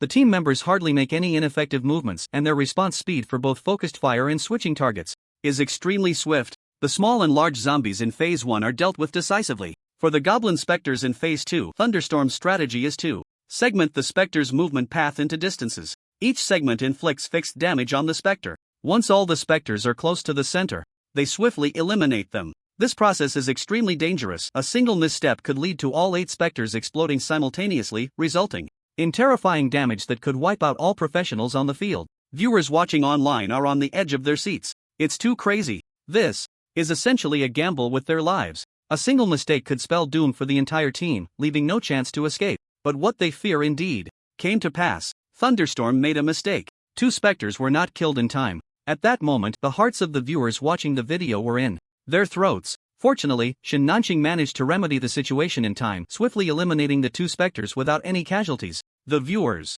breathed a sigh of relief. Watching a strategy video was giving them heart palpitations. In Phase 3, UPU sacrifices itself, summoning countless evil god tentacles from the ground, filling the entire area. Shin Nanxing instructs everyone to gather and position themselves. As the tentacles begin to thrash about, he commands everyone to focus fire on the tentacles, clearing a space for positioning within the first 3 seconds before the tentacle attacks. The tentacles start to wildly thrash, slamming down around them. The tremendous force crashes into the ground, sending dirt and stones flying, leaving behind numerous craters. With each slam of the tentacles, the hearts of the viewers in front of the screen jump. Yet the Thunderstorm team remains unscathed in the cleared area. The open space lasts for less than 10 seconds before new tentacles emerge. Shin Nanxing follows the same pattern, having the entire team stand in the cleared area just 3 seconds before the tentacles are about to attack. This creates a scene where the tentacles strike from behind while the Thunderstorm battle group continuously clears space in front to avoid the attacks. In the final 2 minutes, they manage to evade all attacks without a scratch. The viewers are left in shock, jaws dropped. This phase may look simple, but it is incredibly difficult. It requires the commander to have a strong grasp of the timeline, and the cooperation of the team members is crucial. Since the number of tentacles in each area varies, they must be cleared within a fixed time. Therefore, the damage-dealing classes must determine their targets within a mere 2 seconds. Additionally, support, healing, and tank classes need to strike at the right moments to supplement the damage. A slight misstep could result in tentacles not being cleared while others are already crashing down, or they might clear too early, allowing new tentacles to sprout and join the attack rhythm of the others. After watching the video, everyone fell silent. They simulated the scenario in their minds and ultimately despondently realized that if it were their own team, they would likely fail in the Hidden Bosses Phase 1. Although Thunderstorm consists entirely of B-level professionals, the members work together seamlessly, following orders without question. Their abilities and understanding far exceed those of ordinary professionals. If Thunderstorm is this formidable, how powerful must the Alien Daughter battle group, the enhanced version of Thunderstorm, be? Did Heisey just speak? Are you still saying that only S-level professionals can achieve a golden rating? Shin Nanqing used the strategy of the alien daughter battle group, and with a team of all B-level professionals, they can still achieve a golden rating. The strength of the alien daughter battle group goes without saying, right? Weren't you all clamoring for strategies and tactics? Now that they've been released, do you dare to go and get a golden rating for yourselves? How can you still have the face to criticize Shin Nanqing for being from a wealthy family? Wasn't the battle group formed by 3 A-level professionals in Dongqing City also from a prestigious background? Why did they only get a silver 7-star rating? They even missed killing a hidden boss, yet their time was slower by 9 seconds? Laughing to death, the foreigner released 7 videos criticizing the alien girl battle group for violations, but when the strategy video came out, he was slapped in the face and ended up deleting everything in embarrassment. Supporters were thrilled, recklessly taunting the doubters. The doubters were furious yet helpless, forced to play dead. As a result, the platform pushed a large number of mocking videos. Everyone's faces turned green, and the more they thought about it, the angrier they became. They all vented their frustrations in the chat group. Damn it, I'm so pissed. My comments and private messages are being bombarded with insults, and I can't even refute them. Who isn't? I was planning to grow my account, finally got over 5,000 followers, but now because I posted a questioning video, I've lost over 2,000 followers. My account is completely ruined. Who told the alien girl battle group to be so strong? Just the fact that they can find hidden bosses is something other groups can't do. During the discussion, someone suddenly asked, "I'm really curious, how did this whole situation get started?" The group fell silent. I remember. It seemed to be an official account from a battle group in Jianghe province that first posted about it. What was the name of the battle group? Damn. They deleted the video and shut down their account. Everyone immediately realized, damn, they had been used as pawns. A few low-tier media outlets in Dongqing City also reported on it, and their accounts are still active. I remember now, a vice president of the Jianghe Province Battle Group Association said in an interview that there could be violations even below level 30. I only started questioning after watching his interview, and that dungeon analyst, Lai Wang, who specifically made a video analyzing what alien girl battle group might have used in terms of violations. He has over 6 million followers. He wouldn't just shut down his account and run away, right? After digging deeper, they found quite a few culprits. Everyone gritted their teeth. A bunch of scoundrels, we must go after them. Soon, those media outlets and bloggers who had participated in stirring the pot were bombarded in the comments section by furious netizens. Among them, the dungeon analyst, Lai Wang, having the largest fanbase, was criticized the most harshly. Lai Wang was quite clever. Realizing the situation was turning against him, he quickly went live to apologize. Family, everyone misunderstood me. I was just analyzing according to the client's requirements. I thought they wanted me to make this video to educate about the dangers of violations, aiming to help everyone learn to identify violations and abide by the law. I thought it was for a good cause, so I accepted. As for who the client is, I can only say it's a local force in Dongqing City. Regardless, this matter was my oversight, and I take responsibility. I shouldn't have used the alien girl battle group as an example, just to ride the wave. The video has been deleted, and I sincerely apologize for the negative impact it has caused everyone. Lai Wang bowed deeply in the livestream, speaking earnestly. Seeing his good attitude, the netizens' resentment towards him diminished significantly. Some fans even sent gifts to comfort him, telling him not to blame himself and to be more cautious in choosing partners in the future. As for the local force in Dongqing City that Lai Wang mentioned, everyone began to dig deeper. Soon, they uncovered Wang Tianming and Zhou Shui. Damn, who else could it be besides this pair of scoundrels? They tried to gain attention before the dungeon by throwing money around, thinking they could make a big profit after the dungeon, but their results were crushed by the alien girl battle group, so they maliciously slandered them. Out of frustration. Exactly. Did you see how that Wang acted all humble during the interview? Smiling on the surface, but secretly hoping for the downfall of the alien girl battle group. Everyone immediately rushed to the comments section of Wang Tianming and Zhou Shui's personal accounts to unleash their anger. You know you're far worse than that alien girl battle group, right? Just practice more. People with all B-level professions can get gold 1-star, and they do it faster than you guys in a limited time. Anyone with a bit of sense would seek to learn from them, rather than resorting to underhanded tricks behind their backs. TSK. Their professional rank is 1 tier higher than Shin Nanqing, yet their level of conduct is far inferior. No wonder the Shin family's Hanrom group is in the national top 50, while the results for your Wang family show tax evasion penalties. Wang Tianming was furious after seeing the comments and began to block users frantically. Unfortunately, there were just too many trolls, so he had no choice but to shut down the comments section. As for Zhou Shui, things got interesting. Netizens actually dug up dirt on her father, Zhou Changkong. I heard your dad, Zhou Changkong, had a close brother named Li Ting back in the day, and they were as close as brothers. After Li Ting and his wife died in battle, their son was sent to an orphanage to grow up. Your dad not only stood by and did nothing but also publicly smeared Li Ting in various situations. Is that true? Zhou Shui looked grimly at the comments section. Her fingers gripping the phone turned white from the force. She never imagined things would escalate to this point. Li Ting was indeed Li Yi's father, but based on her understanding of her father's character, he wouldn't publicly smear someone, though he might have distanced himself to avoid trouble. Moreover, many photos and videos of Zhou Changkong from his youth were also unearthed. Damn, after Li Ting died in battle, Zhou Changkong was actually taken away by the Security Bureau for 3 days of investigation. Could Li Ting's death be related to Zhou Changkong? Guys, I found a 10-year-old post on a certain forum with a lot of revelations about Zhou Changkong. This post is likely to be deleted soon. I've taken screenshots. Message me if you want them. Dongqing City, Zhou family. Go bring that kid from the Li family over to shoot a clarification video. The butler slightly bowed. Sir, we've already sent someone, but no one is at his place and his phone number is out of service.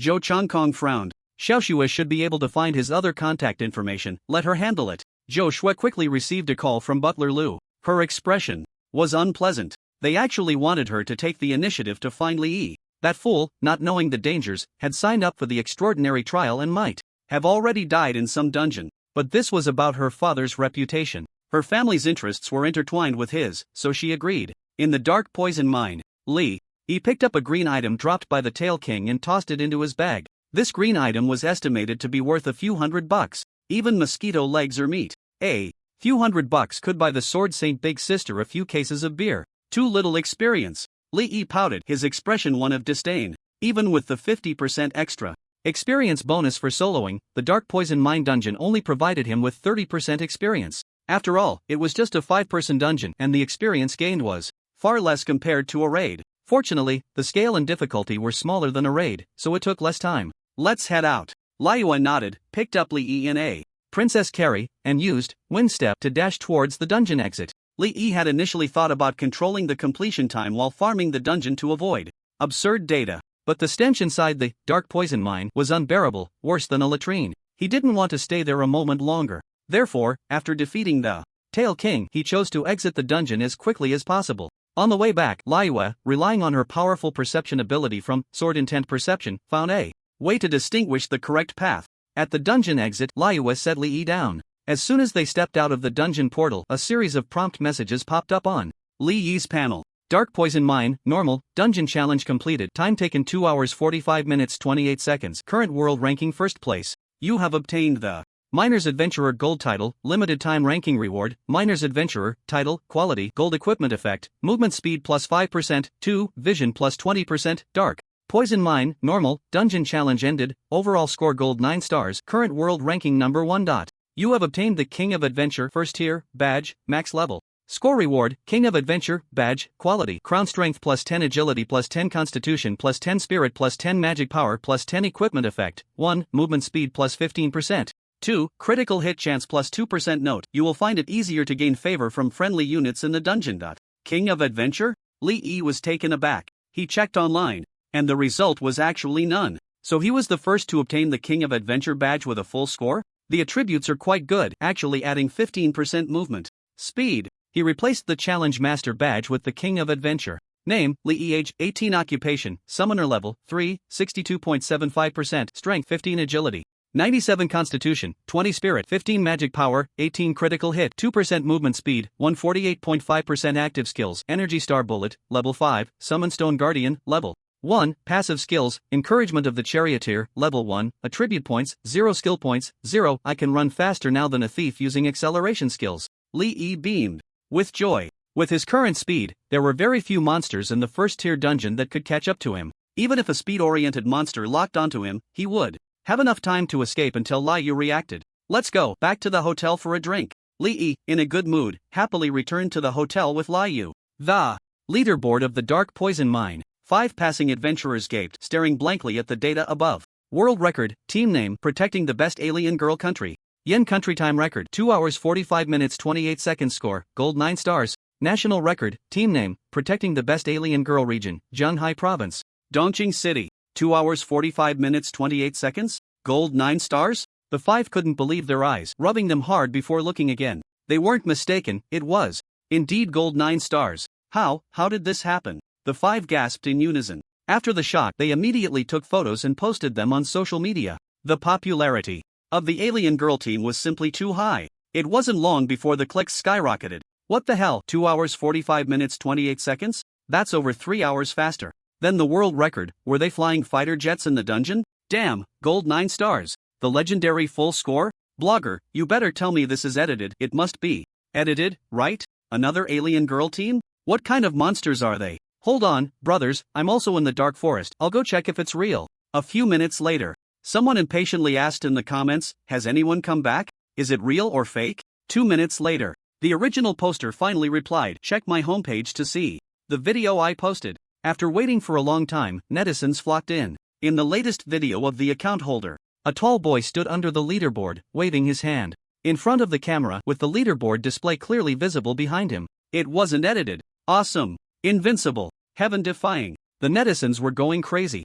At this moment, across various regions of Yen country, countless adventurers were howling in disbelief when the reporter from Dongqing City received the tip-off. He initially thought the informant had misspoken. After confirming several times, the informant remained adamant about the data. When he rushed to the leaderboard and saw the data with his own eyes, the reporter's blood surged, and his eyes turned red. This data was the highest score ever recorded in the country. No, in the world. Even though it was just a record for a level 1 5-person dungeon, it was enough to shock everyone, because it had made history. Major state media outlets received the news one after another, but all were skeptical. The fact that led the world by 22 minutes was already outrageous. They never expected this time to start at a full 3 hours. If it weren't for the fact that firearms couldn't be brought into the dungeon, they would have suspected that a nuclear bomb had been dropped inside. The state media could accept that the battle group had broken records again or achieved impressive results. However, the record for was beyond exaggeration. It was absurd. Absurd to the extreme. The state media cautiously awaited verification from the supervisory department.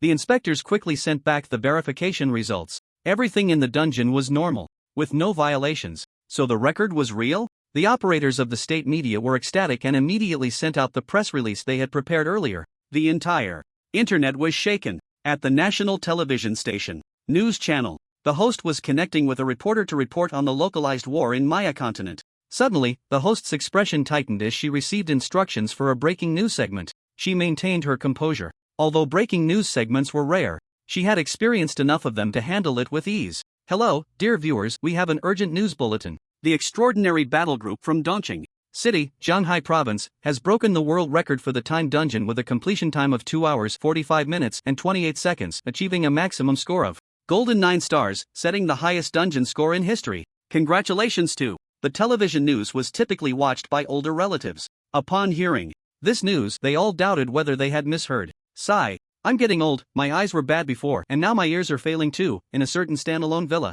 an elderly man sighed with a forlorn expression. Grandpa, what's wrong? Did someone upset you? His granddaughter came out of the room, noticing her grandfather seemed unhappy, and asked with concern, Meng finished her homework? The old man's forlorn expression vanished in an instant. He smiled kindly and said, no one upset Grandpa. I just misheard the news a moment ago. The granddaughter tilted her head, her expression adorable. What news did you mishear? The old man chuckled. Just now, the news said our country has produced an incredible genius, but my ears are not good, so I misheard the data. The granddaughter looked puzzled. A genius? She turned to look at the television and then asked, Grandpa, is a completion time of 2 hours and 45 minutes and a score of golden 9 stars considered a genius? The old man's smile froze on his face. He was about to educate his granddaughter not to lie. Wait a minute. How did Meng's data match what I just heard? He became excited. Good child, quickly tell. Grandpa, what was the time you saw? The granddaughter replied in confusion. The completion time is 2 hours and 45 minutes. And the score?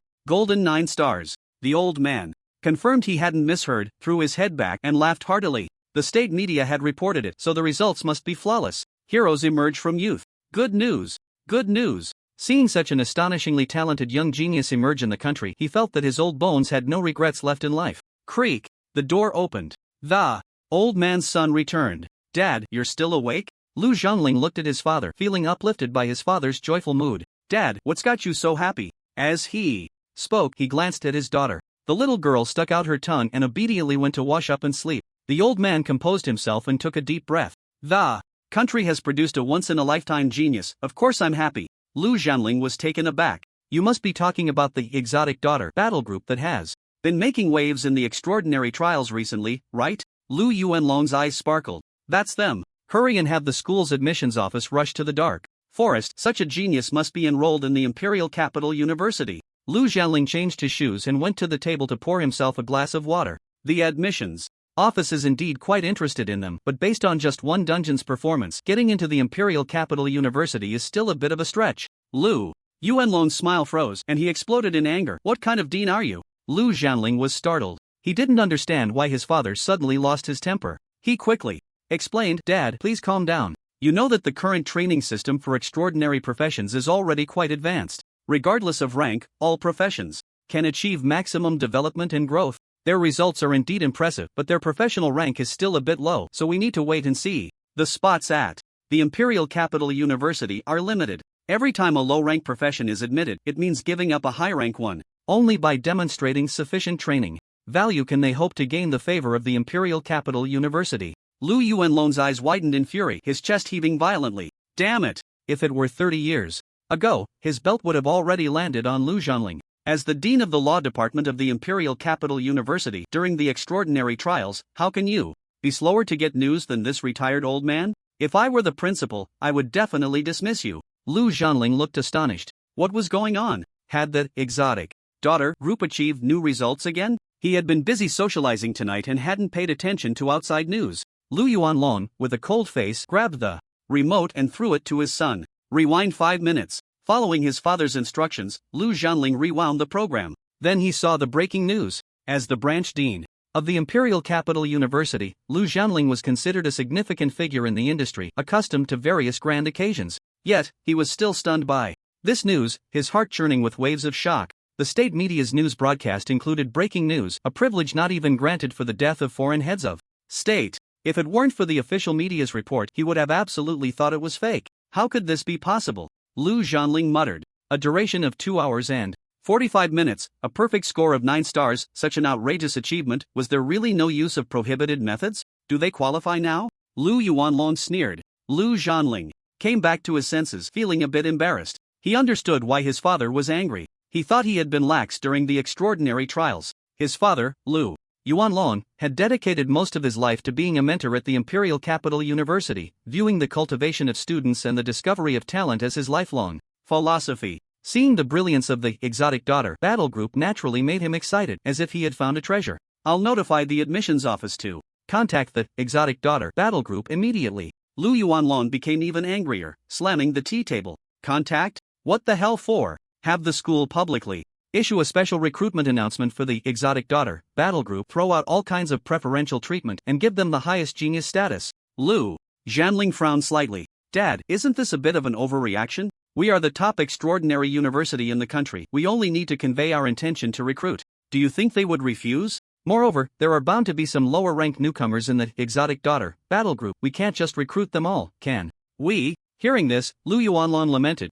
I see you've been in a high position for too long and have started to become arrogant. Geniuses are all proud. If the school doesn't give them enough respect, why would they choose the Imperial Capital University? Wake up! This is no longer the time when the Imperial Capital University was the only one dominating decades ago. Lu Yuanlong was heartbroken. The Imperial Capital University has been declining year by year, starting to become a private domain for the wealthy elite. He saw it with his own eyes and felt anxious in his heart. The faculty and students at the school, holding on to the title of the nation's first extraordinary university, were arrogant and complacent. If this continued, they would surely face decline. Lu Jianling felt that his father was overly anxious, but he didn't want to argue with his father, so he stopped the topic.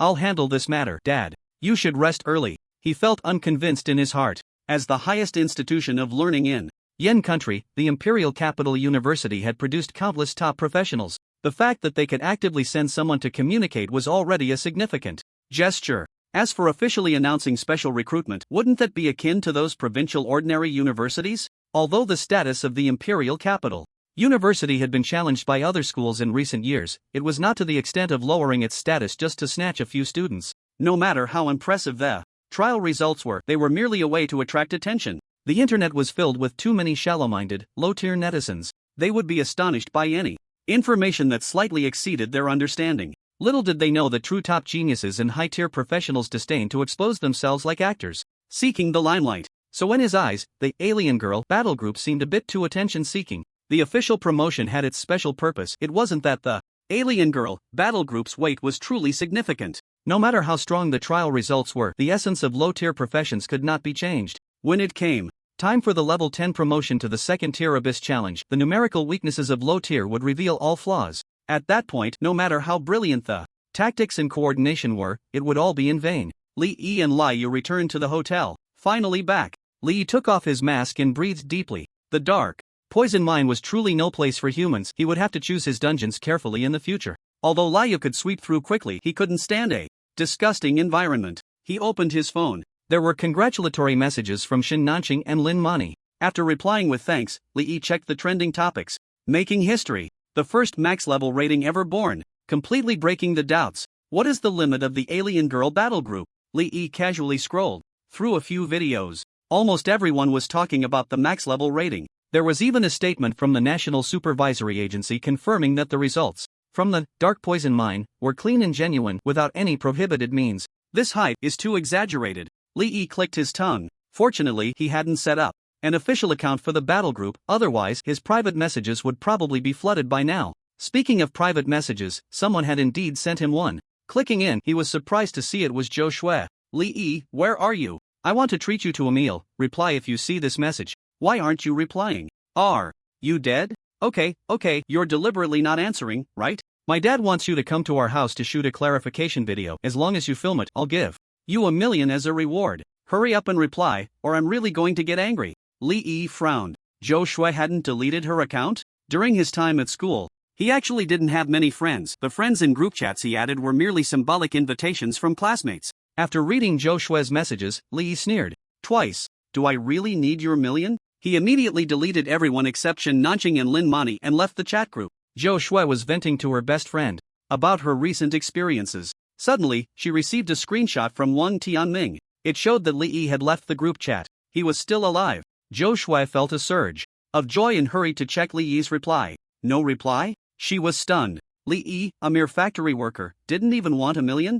After waiting a few more minutes, there was still no reply from Li Yi. Stupid loser, just awakened a trash profession and is still acting all high and mighty. She immediately sent a message asking, why aren't you replying to me? After finishing the text, I clicked send. But I received a prompt, you and the other party are not friends, please add them first. Damn it, how dare he delete me?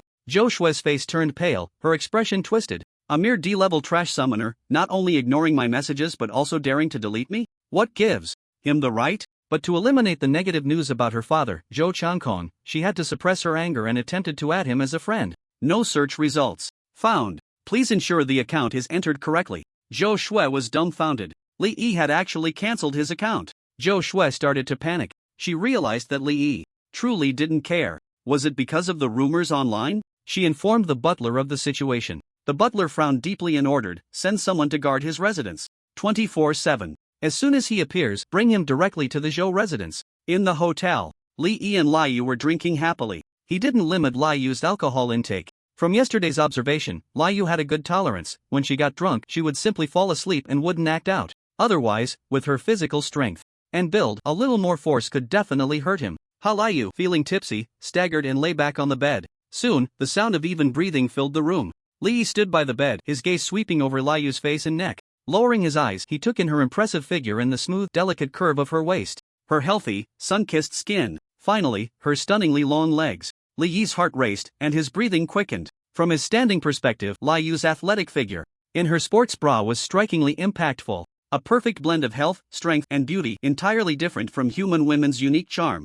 Li Yi took a deep breath. Shaking his head, he tried to dispel the restless thoughts in his mind and lay down not far from Lai Yu. Just then, Lai Yu suddenly opened her eyes. Her face flushed with drunkenness met Li Yi's gaze. Perhaps due to the alcohol, her voice carried a sweet, sultry tone. Master, can I sleep in your arms? As she spoke, she shifted closer to Li Yi, pointing at her chin with an expectant look. Li Yi's heart skipped a beat. But recalling the earlier suffocation, he felt a bit apprehensive. After a moment of internal conflict, he said, you can, but before he could finish, Lai Yu joyfully cheered and tightly hugged him. Am I just a plush toy to her? Li Yi struggled, saying, wait. I haven't finished my sentence. Lai Yu rubbed her face against Li Yi's head, laughing happily. You can say it, master. Li Yi quickly added, you can hug me, but you can't smother me while sleeping, it's too dangerous. Lai Yu tilted her head in thought, and suddenly her eyes lit up. She shifted her tall body down a bit, wrapped her arms around Li Yi's waist, and nestled her head into his embrace. Then she looked up, her eyes sparkling with inquiry. How about this? The sensation hit Li Yi, making his body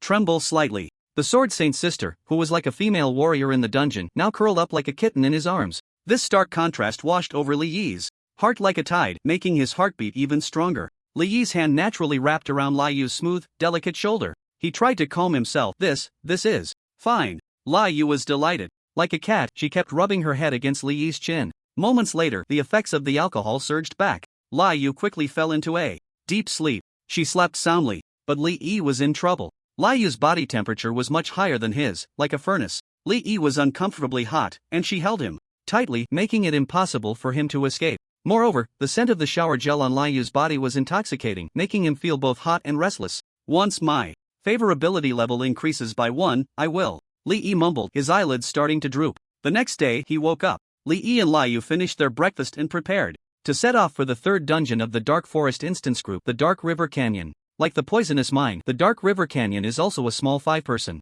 dungeon. Li Yi specifically checked the information. The main battle areas of this dungeon are concentrated on both sides of the river. Along the way, besides the wolfmen, there are also quite a few mermen. In terms of difficulty, it is slightly harder than the simplest evil bone camp among the several dungeons. Before setting off, Li Yi took a shower while getting ready. It was too hot last night sleeping in Li Yu's embrace, and he had sweated a lot. Should I get some ice attribute gear to wear in the future? Li Yi thought to himself. After everything was ready, just as he was about to leave the hotel, he received a message from Shen Nanqing asking if he was willing to participate in an interview program. Naturally, Li Yi chose to decline. He didn't particularly like being in the public eye, mainly because he was afraid of trouble. However, he would inevitably break more records in the future and create achievements that ordinary people would find hard to reach. Although he wasn't interested in showing off, he couldn't deliberately slow down his dungeon efficiency just to keep a low profile, right? Being overly cautious wasn't his style, otherwise he wouldn't have risked everything to contract Li Yu back then. Since the exotic daughter had already made a name for itself, why not just go all out? With that thought, Li Yi felt a bit excited. He sent a message to Shen Nanqing. I have a collaboration. At the Thunderstorm Battle Group base, Shen Nanqing and Lin Mani came to greet him. Li brother, your record yesterday is truly unprecedented and unmatched. The two had expressions of admiration, their respect for him profound. The exotic daughter battle group achieving the first full-level score in human history would be recorded in the annals. Li brother, this swordswoman is. Their gazes were drawn to Li Yu. What a tall woman. Shen Nanqing's eyes widened in shock. Lin Mani was completely stunned. As a girl, she knew very well that maintaining a curvy figure is quite difficult once a woman's height exceeds 1.85 meters. Yet this swordswoman, standing over 2 meters tall, not only had stunning looks but also possessed the perfect figure she had always dreamed of. She looked like a character straight out of a comic book. The black battle outfit paired with her cold and proud demeanor was breathtakingly beautiful, leaving an unparalleled impact. Even Lin Mani, being a girl herself, couldn't help but feel her heart race. Li Yi nodded and said, "This is Li Yu, my girlfriend." Ha! Shen Nanqing and Lin Mani's eyes widened in disbelief. That height difference, girlfriend? Moreover, judging by the swordswoman's cold and proud aura, she should be nearly 30 years old, which means she is 10 years older than Li Yi. Shen Nanqing's gaze went blank. After coming to his senses, he silently gave a thumbs up in his heart. Most boys prefer delicate and fragile girls, yet Li Yi went against the grain. He must be one of a kind in the world. Truly impressive. Lin Mani's gaze swept back and forth between the two. She found it hard to believe that this swordswoman would be interested in a man who was 40 centimeters shorter than her. Could it be that he had some extraordinary qualities? If Li Yi knew what Lin Mani was thinking at that moment, he would definitely agree wholeheartedly. You know, it's true. Lin Mani took a deep breath to pull her thoughts back. Mr. Li, what kind of collaboration are you referring to? Li Yi replied, I want to work together to create a dungeon tutorial video. I'll provide the strategy and you two can do the practical recording and post-production. How does that sound? The two's eyes lit up and a spark ignited in their gaze. Shen Nanqing's breathing quickened. Li brother, is this true? Li Yi smiled and nodded. Lin Mani's eyes shone brightly. Even though she was usually composed, a flush of excitement appeared on her face. The two had witnessed the power of the exotic daughter battle group's strategies, especially Shen Nanqing, who had personally taken down the hidden boss according to the strategy, making his experience even more profound compared to the strategy for the battle group. The so-called strategies online can at most be considered as dungeon introductions. Before Li Yi arrived, the two were worrying about the follow-up operations for the battle group's official account. The video of defeating the hidden boss had garnered over 100 million views, bringing more than 5 million fans to the official account. However, how to update the content afterward was a significant issue. The video had raised the threshold for viewers too high, leading to immense expectations for future updates. If the quality of the updated content fell far below fan expectations, losing followers and facing criticism would be mild. They feared that this could generate a large number of haters, which would even affect the operations of the battle group outside the internet. But with the strategy for the battle group in hand, the situation would be very different.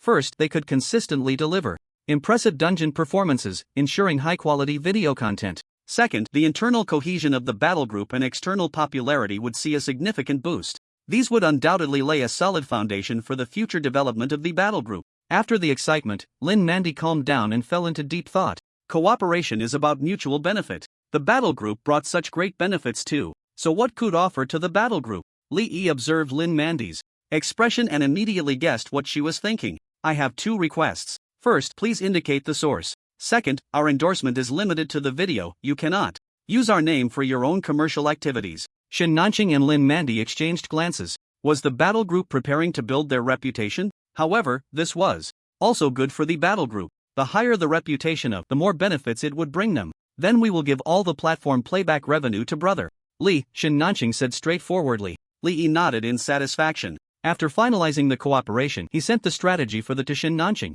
The most challenging part of the was the route. Each time entering the dungeon, the starting point was random, and with the dungeon's dim lighting, it was impossible to effectively identify route markers, making it nearly impossible to determine a fixed path. This is why there has been no clear route map online to date, but Li Yue had, and combined with her innate combat talent, she could keenly discern the correct path in the dungeon. After verifying back and forth and filtering out the wrong paths, they now had this complete strategy. He estimated it could save Shen Nanqing at least an hour of travel time. Coupled with tactical optimizations, they could ensure the duration was kept under 4 hours. The significant reduction in time would also improve the rating level. Shen Nanqing would have no problem securing second place in the world again. Do you have an equipment sensing device? Li Yi suddenly asked. The equipment sensing device could identify the equipment data on a professional. Shen Nanqing asked in confusion. Yes, brother Li, what do you need this for? Li Yi laughed heartily. To show everyone an interesting piece of equipment. The two accompanied Li Yi to the side of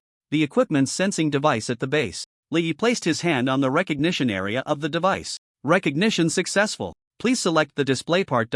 Li Yi chose the badge. After 2 seconds of loading, a piece of equipment was displayed. Quality: Crown Strength plus 10 Agility plus 10 Constitution plus 10 Spirit plus 10 Magic Power. Plus 10 Equipment Effect. 1. Movement Speed plus 15%. 2. Critical Hit Chance plus 2% Level Requirement. 3. Note: you will find it easier to gain favor from friendly units in the dungeon. Shen Nanqing and Lin Mandy's eyes widened when they saw the equipment. They both gasped in astonishment. What incredible attributes for a badge! These attributes were even stronger than a level 10 purple item, but its level requirement was only 3. Crown Quality? A brand new quality. When the two saw the final description text, they didn't know what to say. This attribute would make even high-level professionals above the 6th rank envious. Would you like to upload the equipment to the database? Li Yi did not choose immediately. He turned to Lin Mani and said, record it and post it on your official account. Lin Mani quickly took out her phone and started recording. She knew Li Yi didn't want to reveal his identity, so she only recorded Li Yi's hand and the sensing device. Only then did Li Yi choose yes. Upload successful. The system will exit in 10 seconds. Li Yi withdrew his hand. Without waiting for the two to ask, he directly said, you guessed right, this is the reward badge given by the Golden 9 stars. Both of them felt a chill in their hearts. The Dark Poison Mine was a 5-person dungeon, and Li Yi obtaining this badge indicated that he was one of the 5. It was clear that Li Yi's strength was extraordinary, and his position in the Alien Daughter battle group was undoubtedly crucial. He might even be the team commander of that prodigy. The way the two looked at Li Yi became increasingly respectful. Li Yi, of course, was unaware of their thoughts. After finishing all this, he bid farewell to the two and headed to the 5-person dungeon Dark River Canyon with Liyue. After Li Yi left, Shen Nanqing suddenly said, Aunt, the family elder just sent me a message telling me not to bind too deeply with the Alien Daughter battle group too early and to reconsider after they advance to level 10. Lin Mani sneered. You can treat what your old antique said as nonsense. Opportunities don't come around all the time. If we wait until they advance to think about establishing contact, it'll be too late. Also, I need to remind you, it's us who need to rely on the Alien Daughter battle group, not the other way around.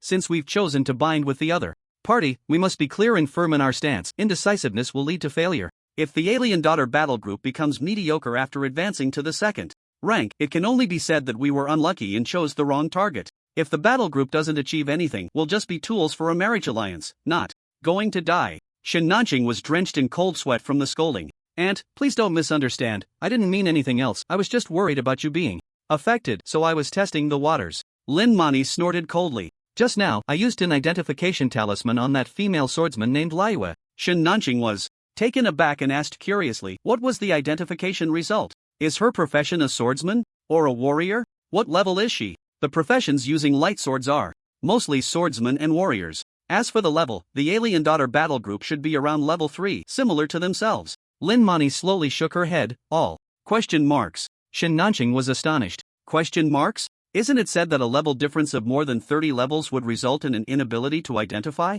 His heart skipped a beat, and he exclaimed, a 4th-rank professional? Seeing Shin Nanqing's reaction, Lin Mani waved her hand and said, look at how scared you are. With the endorsement of national media and supervisory departments, how could they possibly be a prohibited person? Shin Nanqing's expression eased slightly. Then why is he with a 4th-rank professional? Is she really his girlfriend? Lin Mani thought for a moment and said that female swordsman's attention was entirely on Li Yi, and her eyes were filled with affection. She clearly has a deep fondness for him. From my perspective, she is definitely his girlfriend. Moreover, for her to disregard the differences in their levels, heights, and ages, the factor of appearance is clearly not worth mentioning. So in that swordswoman's eyes, Li Yi must be a person of great personal charm. I believe he is very likely the commander of the alien daughter, or rather, the team leader. Shin Nanqing pondered carefully and expressed deep agreement. Lin Mani continued, aside from the personal abilities of the members of the alien daughter battle group, their team commander is the absolute core. Even if such a prodigy has ordinary results in the 2nd-rank advancement challenge, his value is immeasurable.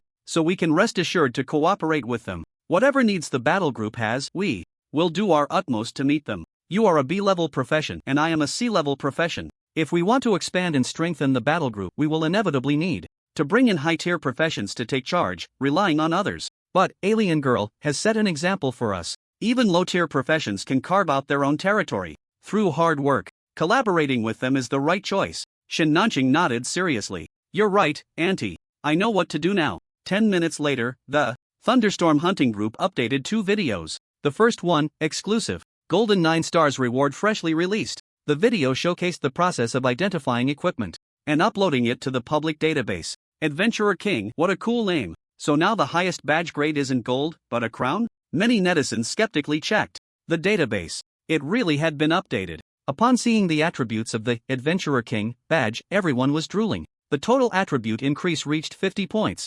equivalent to wearing a top-notch purple gear. Moreover, it also added movement speed and critical hit, 2 rare attributes, especially the critical hit attribute, which was very hard to come by. After watching the second video, the entire internet exploded. The second video was an announcement. The content stated that the Thunderstorm Battle Group had reached a long-term cooperation with the Alien Girl Battle Group. In the future, they would continue to update dungeon teaching videos. Alien Girl Battle Group is amazing. I declare that from now on, I am a die-hard fan of Alien Girl. Great, no need for more words. What is a vision? This is a vision. Father, bless us. Those who are afraid of being blacklisted, please don't use that. After experiencing the backlash from previous public opinion, the doubters among the netizens had long since flipped. At this moment, who would dare to admit they were haters? They all deleted their previous comments. Those who had posted too much to delete everything directly canceled their accounts. Those who were reluctant to cancel their accounts simply stood at attention, posting updates and videos to apologize. The 2 videos from the Thunderstorm Battle Group quickly topped the trending list. Foreign media also began to reprint them. Everyone, don't just thank the Alien Girl Battle Group, we should also thank the Thunderstorm Battle Group. After all, the strategies still need them to personally gather materials for teaching. The netizens realized the Alien Girl Battle Group was a celestial team, a presence to be looked up to. The Thunderstorm Battle Group was the ceiling for ordinary professionals. Shin Nanqing looked at the comments from netizens and the rapidly increasing follower count, finally letting out a sigh of relief. The netizens still had some conscience, recognizing the efforts of the Thunderstorm Battle Group. Following Li Yi's strategy, he configured his team and headed to the Dark Poison Mine. The sound of rushing water echoed in his ears. Li Yi and Liu appeared on the exposed riverbed of the Dark River Canyon. The Dark River Canyon was a massive gorge that ran through the dark forest. The bottom was an unpolluted river, home to the dark-skinned merman tribe. The Dark River Canyon had no complicated routes, just follow the riverbank to the end. The main monsters were the werewolves fishing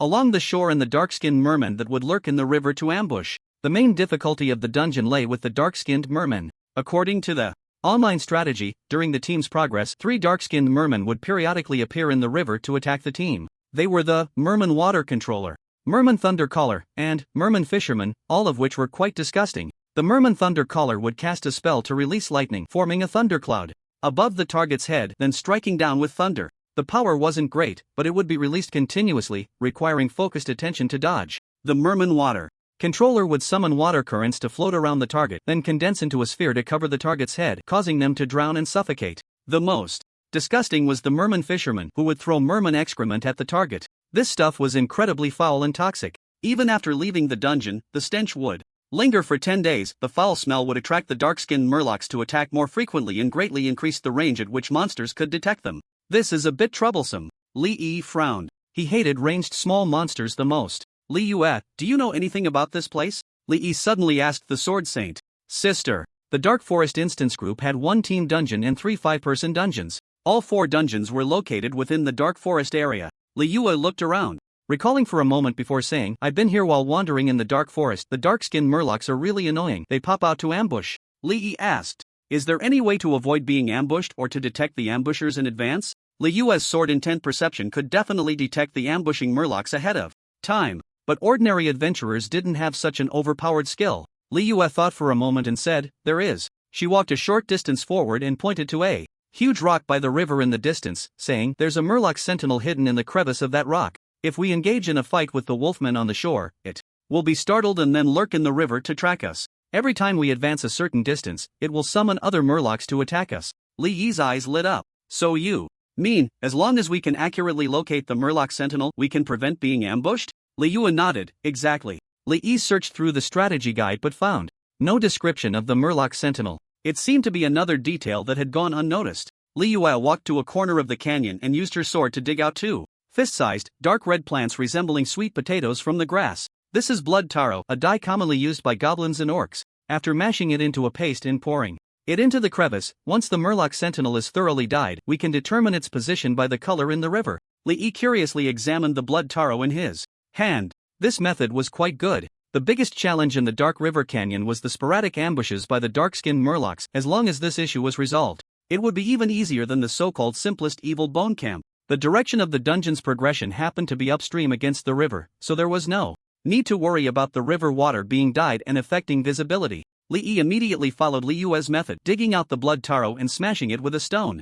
Li Yue hurriedly said, Master, let me do it. Li Yi grinned and raised his gloved hands. I have gloves, so no need to worry about getting stained. Your hands are so beautiful, it would be a shame if they got stained. The Sword Saint's sister's face turned slightly red and a hint of shyness appeared in her eyes. She stammered, well, okay. Then, after saying that, she couldn't help but glance at her smooth, slender fingers, murmuring to herself, does Master think my hands are pretty? Li Yue's favorability towards you plus 10 current favorability. Liking Li Yi was momentarily taken aback. The favorability had increased again? It hadn't gone up even after Li Yue had a good drink. Last night, several pieces of blood taro were mashed into a paste. Li Yi took out a bag for storing rations and filled it with the dye paste. Then he went to the rock and poured it all into the crevice. He felt it was still a bit lacking, so he smashed 2 more bags. All in all, he estimated he had poured about 5 liters. After finishing all this, it took nearly an hour. Li Yi approached the first wave of small monsters. 3 wolfmen were squatting in front of a crude stone house, chopping up a long-dead fish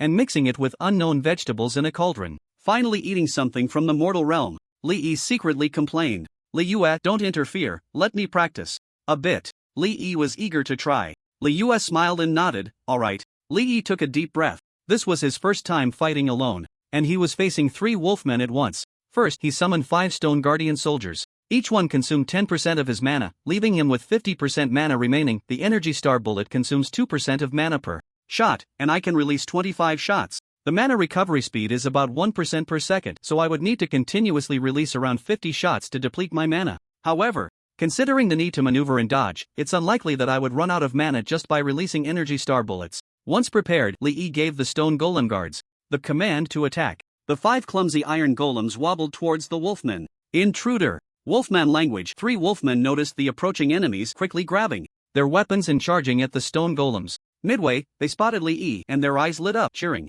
Fresh meat. Wolfman language. The monsters in low-level dungeons generally have low intelligence, but their combat instincts give them a decent fighting IQ. Upon seeing Li Yi, the wolfmen immediately recognized that the stone golem guards were being controlled by this human. The three wolfmen decisively bypassed the stone golems and excitedly ran towards Li Yi. Their eyes were fixed on him, long tongues lolling out of their mouths, drool flying everywhere. They emitted the wolfman's unique woo-la-la sounds. Li Yi watched as the 5 stone golems slowly raised their arms, preparing to punch the wolfmen. However, the punches only came down after the wolfmen had already run several meters past them. The golems lost their balance and fell in a heap, struggling for a long time without getting back up. Useless. Li Yi's face turned green. No wonder summoners are called the worst profession. These useless stone golems are even worse than dogs. He reacted quickly and immediately began to run in an arc. 3 energy star bullets were instantly released. 2 missed, but the third hit one of the wolfmen in the chest, causing it to stagger back. The level 5 energy star bullet had considerable base damage.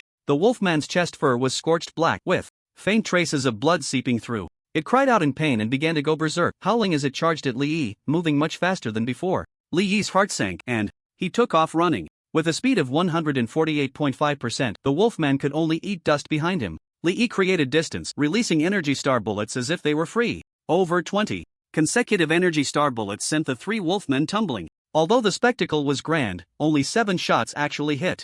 Li Yi cast an awkward glance at Liyue. In battle, what is tested is the speed of skill release, timing, trajectory, accuracy, as well as dodging, positioning, and prediction skills. Higher tier and higher level fighters would have even more strategic play. My static casting accuracy is quite good, with over 85% hit rate. However, the hit rate in dynamic combat is abysmal. It seems I need to practice more in the future. Liyue had her full attention on Li Yi, and upon sensing his gaze, she smiled gently. Li Yi rubbed his nose, feeling as if he were a kindergarten child being encouraged by a teacher. The 3 wolfmen moaned as they got up from the ground, their eyes filled with fear as they turned to flee. This is a characteristic of low-level wolfmen. After being injured to a certain extent, they will run away. Liyue, Li Yi called out mentally. The Sword Saint's sister received the command and chased down the 3 wolfmen, killing them. Li Yi gained 27 experience points. Master, look. Liyue pointed towards the river. A dark red humanoid monster quietly emerged from the crevices of the rocks, swimming upstream. It was a fishman sentinel dyed with paint. Li Yi suddenly understood. No wonder no one had discovered the fishman sentinel before. It turns out this creature has a stealth skill. Even though the fishman sentinel's body was dyed with paint, it still exhibited a vague transparency. It's clear that if it weren't dyed, it would be completely invisible in the river. Early on, without any means or skills to counter stealth, practitioners naturally couldn't detect it. After trying to fight alone, Li Yi recognized his shortcomings. For every wave of monsters that followed, he instructed Liyue to leave him 2 to practice on with. The instant cast, no cooldown abilities, Li Yi released more skills in a few minutes than others did throughout the entire dungeon. His skill proficiency was rapidly increasing. Master, the dark-skinned merman is coming, Li Yi reminded him. Li Yi looked up and saw the merman sentinel stop in the water, waving its hands as if giving orders. Moments later, the water plants on the shore were pushed aside, and 3 mermen, each about 1 meter tall with gray skin, emerged. 2 of them waved their hands, chanting incantations. Above Li Yi's head, a black cloud with a diameter of 30 centimeters appeared, crackling with electricity. At the same time, water gathered around Li Yi's head, quickly forming a protective dome. Li Yi raised his hand and fired 3 energy star bullets, shattering the thundercloud. The water dome hadn't even touched Li Yi's skin before it was shattered into mist by her protective sword aura. The merman fisherman had a bag hanging from its waist. It reached in and pulled out 2 clumps of dark, muddy substance, throwing them at Li Yi. Li Yi quickly dodged the merman fisherman's excrement. This stuff was too disgusting, he couldn't let it touch him. Positioning. With the boost of high movement speed, Li Yi's agility was remarkable. The water dome from the merman water controller couldn't lock onto him at all. Li Yi was excited, dodging skills while continuously firing energy star bullets at the dark-skinned merman. It was exhilarating. The 3 dark-skinned mermen had no escape mechanism, and were smashed to death by his energy star bullets. He gained another 27 experience points. Men are inherently combative. After tasting success, Li Yi took the lead. In all subsequent battles, Li Yu only assisted from the sidelines. Under the massive skill release practice, his combat level was rapidly improving. Li Yu looked at him with affection, genuinely happy to see her master so pleased. After more than 2 hours, the 2 arrived at the cave of the final boss, the merman Lord Balba. Balba was a mutated merman. While ordinary mermen were only 1 meter tall, he stood at 1.8 meters, nearly Li Yi's height, with a fierce appearance and a trident in hand. Li Yu, let's begin, Li Yi said excitedly, eager to try. Li Yu nodded and dashed towards Balba with her long legs. Orc, Balba likes to eat orcs. Merman language. Bulba excitedly waved his trident. As Liu closed in, he thrust the trident towards her abdomen. Liu's gaze was cold as she grabbed the tip of the trident and yanked it hard. The immense force caused Bulba to stumble forward several steps. Liu kicked Bulba in the chest, sending him flying. Then, she disdainfully tossed the trident to the ground. He rubbed his fists, finally ready to make his move. He started with a 5-shot barrage of energy star bullets. Bulba had just gotten up from the ground when the star bullets hit him, forcing him to stagger back. Li's energy star bullets had low damage, but their high level meant their base damage wasn't weak. Bulba lost his weapon and kept getting hit, roaring in anger as he lunged at Li. Li calmly began to maneuver. He circled around Bulba on the beach, treating him as a sharpening stone to improve his combat skills. Merman moved slowly on land. Even though Bulba was a boss and much faster than ordinary mermen, he was still considerably slower than Li, who easily evaded him. Half an hour later, Bulba let out a reluctant scream and fell to the ground. You have killed Merman Lord Bulba, gaining 150 experience points. Li sat on the ground, drenched in sweat. Fighting a boss one-on-one was exhausting. Mainly, his solo damage was still lacking, allowing the boss to recover a significant amount of protective magic shield value. Li's gaze turned to the river. The paint on the Merman Sentinel had faded almost completely due to prolonged exposure to the water flow. Li couldn't spot it with just his naked eye. All the monsters in the dungeon had been cleared, leaving only this one, which triggered his obsessive-compulsive tendencies. Let's take it down. Li Moon nodded slightly and picked up the harpoon from the ground. The Fishman Sentinel was completely exposed under her sword intent perception. Li Moon took a few steps to gain momentum and threw the harpoon at the fishman in the river. Detected insidious Bulba. You have entered combat. Li was taken aback. Unnamed creature? A hidden boss? He looked up just in time to see something trampling through the grass by the riverbank. Li raised an eyebrow. Oh, quite clever. It even knew to dry its feet after coming ashore to avoid leaving footprints. Li thought of a way for the ordinary team to respond.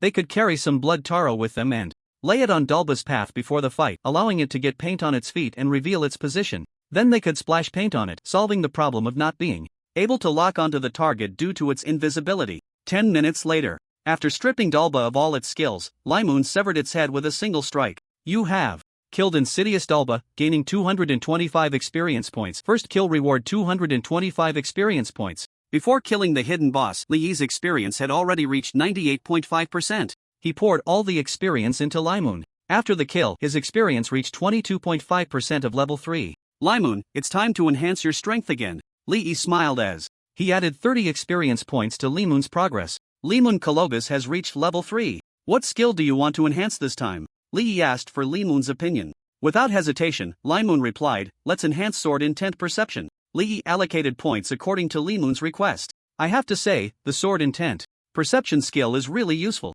In the Dark Poison Mine, it helped avoid many detours. The kill of the hidden boss was also entirely thanks to it. Looking at Li Moon's stats: Strength 320, Agility 1001, Constitution 290, Spirit 225, Magic Power 100, Sword Intent Perception Level 9, Perceive the surrounding environment with sword intent, Evasion plus 25%. Agility has broken 1000 with a total attribute of 1936. Although 1186 of those total attributes come from equipment, Li Moon's own stats are enough to be invincible in dungeons. The most terrifying aspect is the evasion attribute, with a passive increase of 25% plus an additional 35% from equipment, totaling a staggering 60%. With such high evasion in Li Moon's active dodging, it could almost make enemy attacks completely miss. Truly a king-level boss. Stepping out of the dungeon, the completion information arrived as expected. Dark River Canyon, normal, dungeon challenge completed. Time taken 4 hours 02 minutes 42 seconds. Current world ranking 1 estate. You have received the Fishman Disaster Golden Title, Limited Time Ranking Reward, Fishman Disaster, Title, Quality, Golden Equipment Effect, Swimming Speed plus 20%, 2, Damage to Fishman plus 10%, Dark River Canyon, Normal, Dungeon Challenge completed, Overall rating Golden 5 stars, Current world ranking 1 estate. You have received 10 free attribute points, rating ranking reward. Note, each dungeon can only receive this reward once world first again. Li was surprised. He had spent so much time practicing skill proficiency in the Dark River Canyon, yet the duration was still world first. When he saw the rating ranking reward, Li's eyes lit up. They actually gave a free attribute point reward. 10 free attribute points are equivalent to him leveling up once, which is much better than any random badge. He did not allocate this attribute point to agility. Through the battles in the Dark River Canyon, he realized that his current movement speed was completely sufficient. Therefore, all 10 free attribute points were added to Constitution. Improving physical fitness was indeed necessary. Being first on the leaderboard could earn attribute rewards. Lee immediately felt invigorated. After a short rest, he headed to the last dungeon in the Dark Forest, the simplest 5-person dungeon, Evil Bone Camp. Upon arriving at the entrance, Lee was stunned by the scene before him. The number of players was so vast that it could only be described as a sea of people. There were at least 10,000 just waiting in line to enter the dungeon. How long is this going to take? Lee sighed, deciding to go back and grind in Dark River Canyon to level up. With that hidden boss, the Fishman Sentinel, the experience was quite generous. Hey, you're still alive? Just as Lee was about to leave, someone blocked his path. It was the assassin player he had encountered when he first arrived at the camp town. Yi Feiyu was dumbfounded when his gaze fell on Lee. What the hell? Jungle Seeker set? Wait, dude, aren't you a summoner? How come you're wearing agility gear? Yi Feiyu was confused. He had worked tirelessly for 3 days to get 2 pieces of green gear, while the rest were bought with money, and their attributes were mediocre. The Jungle Seeker set was a godly outfit for assassins in the early game, with attributes that perfectly matched, making him extremely envious. But it was too expensive, at least 50,000. The price was secondary. The main issue was that it was too difficult to collect the whole set. The outfit he had been dreaming of was now worn by a D-rank sewer profession summoner. Yi Feiyu was completely taken aback. Hearing the words set and summoner, many other passing players looked over in surprise. It had only been 3 days since the trial, and he had already gathered a full set? A summoner dared to sign up for the trial? Everyone's attention was immediately drawn to Liyue. So tall, so beautiful. When they came back to their senses, many agile players recognized the equipment on Lee and showed shocked expressions. It really was the Jungle Seeker set. So this guy's profession is really a summoner? Lee had gotten used to being stared at by passers-by over the past 2 days. He raised an eyebrow and said, "Can't a summoner wear agility gear?" Yi Feiyu gritted his teeth and said, "Summoners are magic-type professions. You should wear magic power gear." Lee pretended to be enlightened and said, "Oh, I see. I'm not very familiar with it. The gear was bought by my girlfriend. She said wearing this makes me run faster." Yi Feiyu was stunned. Girlfriend? He instinctively glanced at Liyue beside him. It was Liyue who had caught his attention earlier, making him notice the summoner next to her. Are you kidding me? How could such a stunning swordswoman possibly be interested in a summoner? Lee reached out his hand. Liyue naturally leaned over, allowing Lee to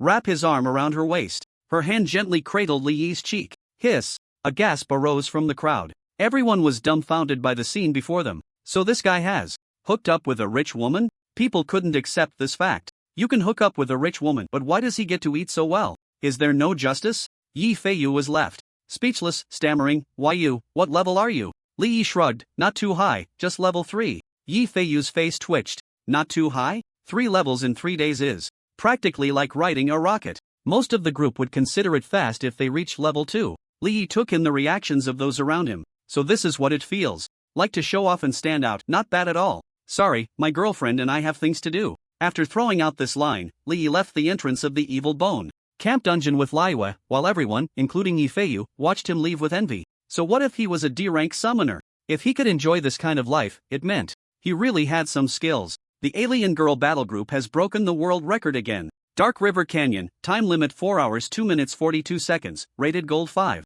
stars, first place on both lists again. Suddenly, someone shouted loudly. Upon hearing this, everyone hurriedly pulled out their phones. Sure enough, they saw the news that the alien girl had once again taken first place on both lists. Awesome. Invincible. Is the Alien Girl Battle Group going to take first place in every dungeon? I hope to break all the records set by those foreigners. Impossible, at least the Evil Bone Camp definitely can't take it down, because seeing such a long line would probably give them a headache. Ha ha ha. The crowd laughed and joked, their spirits high. They were bantering while discussing. Yi Feiyu's expression was bitter. Damn this messed up world. Above are genius prodigies drawing everyone's attention. Below are D-class profession pretty boys living off rich women without a care. Why don't they all just die? Everyone, something big has happened. Suddenly, someone exclaimed. The new recruits from the Qingdao Palace battle group of the Fusang Kingdom have officially started their challenge of the Earth-Sink Jungle at 12 o'clock. What? The crowd was taken aback. Starting the challenge at 12 means 2 hours have already passed and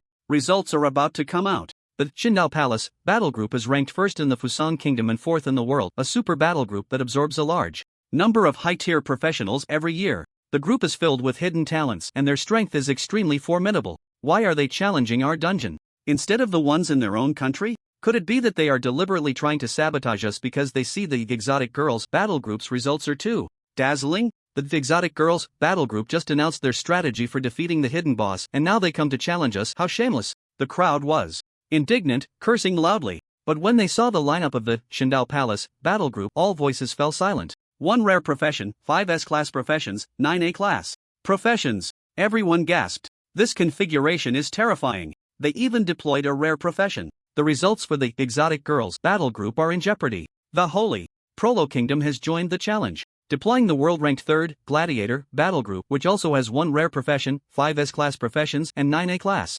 professions. Another person exclaimed. The crowd felt their scalps tingle. What on earth is happening? The Exotic Girls battle group only took down a few world number ones. Is it necessary to make such a big deal out of it? Even the world's top battle groups are coming to sabotage? The beautiful country is also joining the fray. Someone screamed. The crowd hurriedly looked at the news. It was the world-ranked 1st Freedom battle group. The configuration is 1 uniqueness profession, 1 rare profession, 6 S-class professions, and 7 A-class professions. A uniqueness profession? The crowd was shocked at this news. The beautiful country actually deployed a uniqueness profession. Each uniqueness profession is a one-of-a-kind existence in the world. They possess unique mechanisms, powerful stats, and exaggerated growth potential. Each uniqueness profession is destined to become a peak powerhouse. It seems the results of the Exotic Girls battle group are completely unsustainable. The crowd lamented. After all, the effort, a strong battle group that could break records, is about to be suppressed? The world's number 1 superpower has come, and our own country has no response?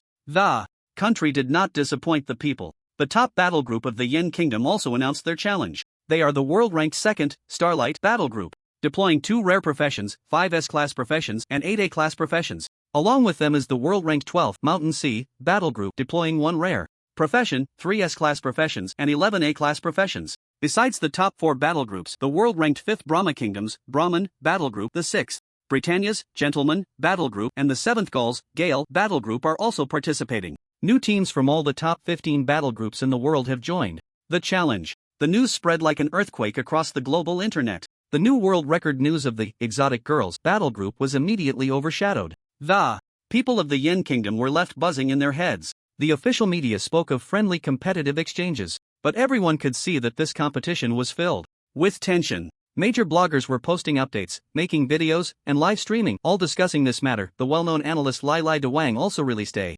video regarding this matter. Although the previous backlash from public opinion brought him quite a bit of negative reviews, as the analyst blogger with the most fans in the country, he still has some expertise. This matter is indeed not as simple as everyone speculates. Lai Lai De Wang immediately captured everyone's attention. Let's get straight to the point and start with the conclusion. The core reason why foreign battle groups are challenging the ground collapse jungle dungeon is to obtain the Adventurer King badge. As everyone knows, in high-tier and high-level dungeons, the interaction between professionals and NPCs is extremely important, often determining whether one can clear the dungeon or even survive. The items that can increase NPC affinity are incredibly difficult to obtain, historically extremely rare, with each one priced at a premium. The Adventurer King badge has high attributes and can be obtained 100% once the conditions are met. The participating professionals are the pride of their respective countries, and the badge can play a significant role in their growth to high levels. As for why they chose the ground collapse jungle as a small-scale dungeon, there are 2 reasons. First, the margin for error.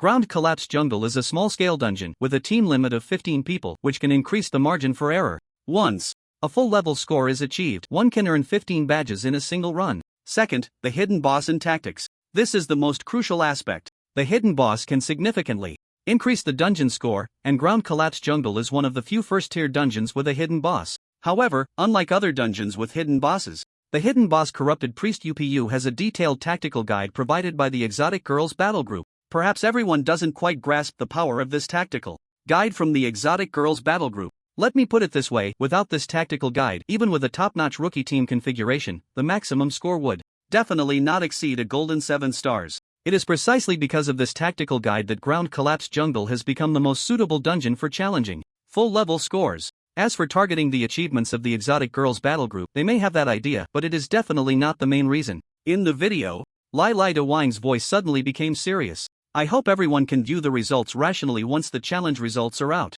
Even if the achievements of the Exotic Girls battle group are surpassed or even crushed by foreign battle groups, please do not forget that they are the first battle group in our Yen country to break the world record in nearly 12 years. The first battle group in history to achieve a full-level score. They are also the first battle group in history to freely share high-quality tactical guides. The entire team of the Exotic Girls Battle Group is no higher than a rank, and they have shown us that even mid to low tier professionals can achieve remarkable results. Lai Lai De Wang took a deep breath, his expression solemn. Greatness needs to be remembered. Such a battle group needs our care. After watching the video, the netizens were filled with passion. At this moment, they had a clearer understanding of the greatness and strength of the Exotic Girls Battle Group. Just ask, before the tactics for corrupted priest UPU were released, how many high-quality free teachings were there online? None, not a single one. The doubters who had previously criticized realized how foolish they had been. Ashamed, they transformed from haters into die-hard fans. Everyone left comments expressing that regardless of the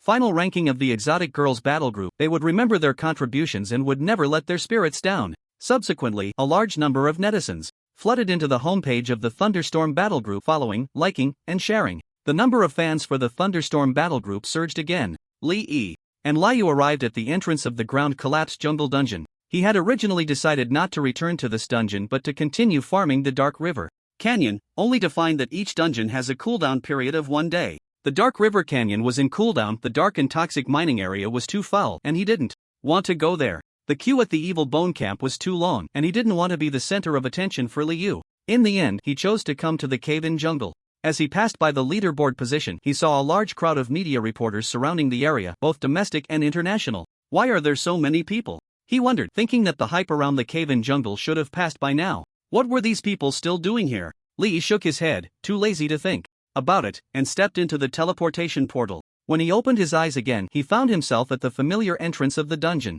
Last time, due to the contract with Liu, he had wasted over an hour on the way. This time, he took the shortcut route, saving a lot of time. 2.5 hours later, you have killed corrupted priest UPU and gained 450 experience points. Finally done. Li sat on the ground, rubbing his sore little belly. The cave-in jungle was, after all, a team dungeon, and the map was too large. He had been following Liu, almost constantly on the move. Running 2 dungeons in a row was quite tiring. He promised himself to treat himself well after returning to the hotel. Liu, however, seemed calm and unbothered, showing no signs of fatigue. Master, let me give you a massage. Liu knelt beside Li, extending her jade-like long fingers to grasp his calf. Alright, thank you. Liu smiled slightly. The master was always so polite. Her palms were warm, her fingertips soft and bouncy, her 10 fingers danced like a piano, rhythmically pressing on Li's calf muscles. The perfectly measured pressure quickly alleviated the soreness in his calves. Li then looked at his status panel. As expected, the experience from Team Dungeons is high. With the 50% extra experience from soloing, he had gained over 4,200 experience points, nearly 6 times that of a 5-person small dungeon. Both he and Liu leveled up by 1. Name, Li age, 18 class. Summoner level, 4, 31.75%, strength, 20 agility, 102 constitution, 45 spirit, 20 magic power, 23 critical hit, 2% movement speed, 148.5% active skills, energy star. Bullet, level 6, Summon Stone Guardian, level 1, Liu's 4 skill points were once again added to Sword Intent Perception, raising her skill level to a terrifying 13. Liu's massage moved from the lower leg to his thigh. Li's body suddenly stiffened. That's enough, that's enough. He shivered all over and hurriedly stopped Liu's actions. I've rested enough, let's go out. Li got up from the ground and walked towards the dungeon exit, with Liu following behind. Her gaze fell on Li's earlobe, slowly moving down to his neck, shoulders, back, and waist. Liu's eyes sparkled, as if flames were dancing within them. She gently bit her lip, her cheeks slightly flushed. The master was so cute. Just like a soft, sweet little cake. She couldn't help but want to take a bite. What is this? Liu suddenly realized something. Is my breeding period coming soon? Her breathing became rapid and her heartbeat quickened. She hadn't expected it to come so soon. Could it be because she had been so close to the master? When that day came, she would find it hard to control herself. She would definitely pounce on the master. Would the master be angry? Or would he resist her? Liu felt anxious. She could sense the master's fondness for her. But why did the master hold back? Clearly, she had already slept with the master. She had thought about being bolder and more proactive, but in the end, she didn't, mainly due to her lack of confidence. When she was beside the master, she could clearly sense the gazes of the surrounding humans and their astonished reactions. It seemed that her pairing with the master was not understood or accepted by other humans. Was it because of her height, body shape, and appearance? Or was it her age? Yes, she was 12 years older than the master. Does the master also mind these two aspects? It is precisely these thoughts that make her hesitant, afraid to express herself too obviously to the master. Liu furrowed her brow in distress. If only she could be as petite as an ordinary human woman. Or even return to her height before evolution would be fine. Now, being so tall, aside from drinking and eating more than the master, she had no other advantages. Moreover, she had a very fatal weakness. The vast difference in their extraordinary ranks would prevent them from producing offspring, unless the master ascended to an extraordinary rank equal to hers. In this light, the evolution of life levels was not entirely beneficial for her. There was still an urgent issue to resolve before the breeding period arrived. That was the master's body was relatively too weak compared to hers. On that day, if she lost control of her strength even slightly, the master would get hurt. What to do? Looking at the master's back ahead, Lai Yu was worried. Master. Li Yi turned around. What's wrong? Lai Yu walked up to Li Yi's side, feeling a bit embarrassed, and said, Master, could you please increase your physical strength a bit more? Li Yi thought that his performance in the dungeon had made Lai Yu dissatisfied. His expression suddenly became a bit awkward. It made sense. She had fought from start to finish without getting a drop of blood on her sword or a speck of dust on her clothes. She wasn't even out of breath, handling everything with ease. Meanwhile, he had done nothing but follow behind and ended up exhausted. His physical fitness was indeed lacking. No problem, I'll add more to my physique later. Li Yi readily agreed. Lai Yu's affection for you plus 20 current affection level. Liking Li Yi was taken aback. How did his affection level increase by 20 again? He was increasingly unable to grasp the rules of affection level increases. Whatever, an increase is a good thing. At the exit of the Dark Poison Mine dungeon, members of the Thunderstorm battle group walked out of the portal one by one. Dark Poison Mine, normal, dungeon challenge completed. Time taken 3 hours 49 minutes 22 seconds. Current world ranking 2 ND. You have obtained the Mine Adventurer Golden Title, limited time ranking reward, Mine Adventurer. Title, Quality, Gold Equipment Effect, Movement Speed plus 5%, Vision plus 20%, Dark Poison Mine, Normal, Dungeon Challenge completed, Overall score Gold 3 stars, Current world ranking 2 ND. You have received 6 free attribute points, ranking reward. Note, each dungeon can only receive rewards once after seeing the panel prompt, Shin Nanqing. And the others cheered with excitement. Captain is amazing. Captain, I love you. Once again, they ranked second in the world. They also received free attribute point rewards. The 4 team members were ecstatic. They were all B-level professionals, and without Shin Nanqing, they would never have made it onto the world leaderboard in their lifetime. Shin Nanqing was thrilled. While achieving second place in the world was certainly worth celebrating, what made him even happier was Li Yi's strategy. It could only be described in 2 words, perfect. The most challenging aspect of the Dark Poison Mine was the route. Every time they entered the dungeon, the starting point was random. Coupled with the dim lighting of the dungeon environment, it was nearly impossible to effectively identify route markers, making it difficult to determine a fixed path. This was why there had been no clear route maps online to date. Every team that came to challenge the Dark Poison Mine wasted a lot of time getting lost and finding their way, relying purely on guesswork. However, Li Yi's strategy had summarized a method for identifying routes. After personally trying it, Shin Nanqing found it to be very effective. Using the method from the strategy, he successfully found the final boss without making a single wrong turn. With this strategy, even a team composed entirely of sea-level members could efficiently and safely clear the dungeon. The difficulty of the Dark Poison Mine had been significantly reduced. If one could endure the stench in the mine, the Dark Poison Mine was even simpler than the Evil Bone Camp. One could only imagine the stir that would be caused once the instructional video was released. At that time, at least half of the people queuing at the entrance of the Evil Bone Camp would have to run off to the Dark Poison Mine. Shin Nanqing sent the video he recorded to Lin Mani. He also saw several messages from Lin Mani. The world's top battle groups have all gone to challenge the cave-in jungle? Shin Nanqing's expression changed slightly. Lin Mani also sent him an analysis video from Lai Lai the Great. After watching it, Shin Nanqing agreed with Lai Lai the Great's viewpoint. Although it wasn't specifically targeting the alien girl battle group, foreign newcomers had already arrived outside the Dark Forest instance group, and each instance could only be cleared once a day. They would inevitably go to other instances to continue leveling up. As a result, under the brutal power suppression of high-tier professions, the double records of the 4 instances would inevitably be raised to an extremely outrageous level. The performance of the alien girl battle group would soon be pushed down. The top battle groups from various countries that came to challenge were basically configured with one rare profession and multiple S-class profession leaders. The powerful combat strength of high-tier professions, combined with suitable equipment, presented an extremely terrifying destructive power. He estimated that, just for the cave-in jungle instance, even the 15th rank Andalusian country's bullfighter battle group could lead the alien girl battle group by at least an hour and a half, meaning they could clear it in under 5 hours. The number 1 ranked Freedom Battle Group, with the existence of a uniqueness profession, was unimaginable in terms of what kind of outrageous, limited time score they would achieve. As for the scoring, under the condition of defeating the corrupted priest UPU, the top 15 battle groups in the world should all have a chance to achieve a full score. Fortunately, Shin Nanqing felt relieved that Lai Lai the Great finally did something human. His video topped the trending list. In the comments section, domestic netizens expressed their support for the Alien Girl battle group, affirming their achievements and efforts. The Thunderstorm battle group also gained a surge of fans, reaching over 8.6 million. Shin Nanqing checked the video data on his official account. The latest announcement video had reached 1 million comments. After clicking in to take a look, most were supportive and comforting towards the Alien Girl and Thunderstorm battle groups. Shin Nanqing let out a sigh of relief, feeling gratified. It was good to see that people were reasonable. His teaching video hadn't been in vain. Back at the base, Shin Nanqing handed over the recorded material to the post-production team to prepare the video, which was then published on the official account. Instance Teaching Episode 1 cut your time by 2 hours. The highest quality Dark Poison Mind teaching video is hot off the press.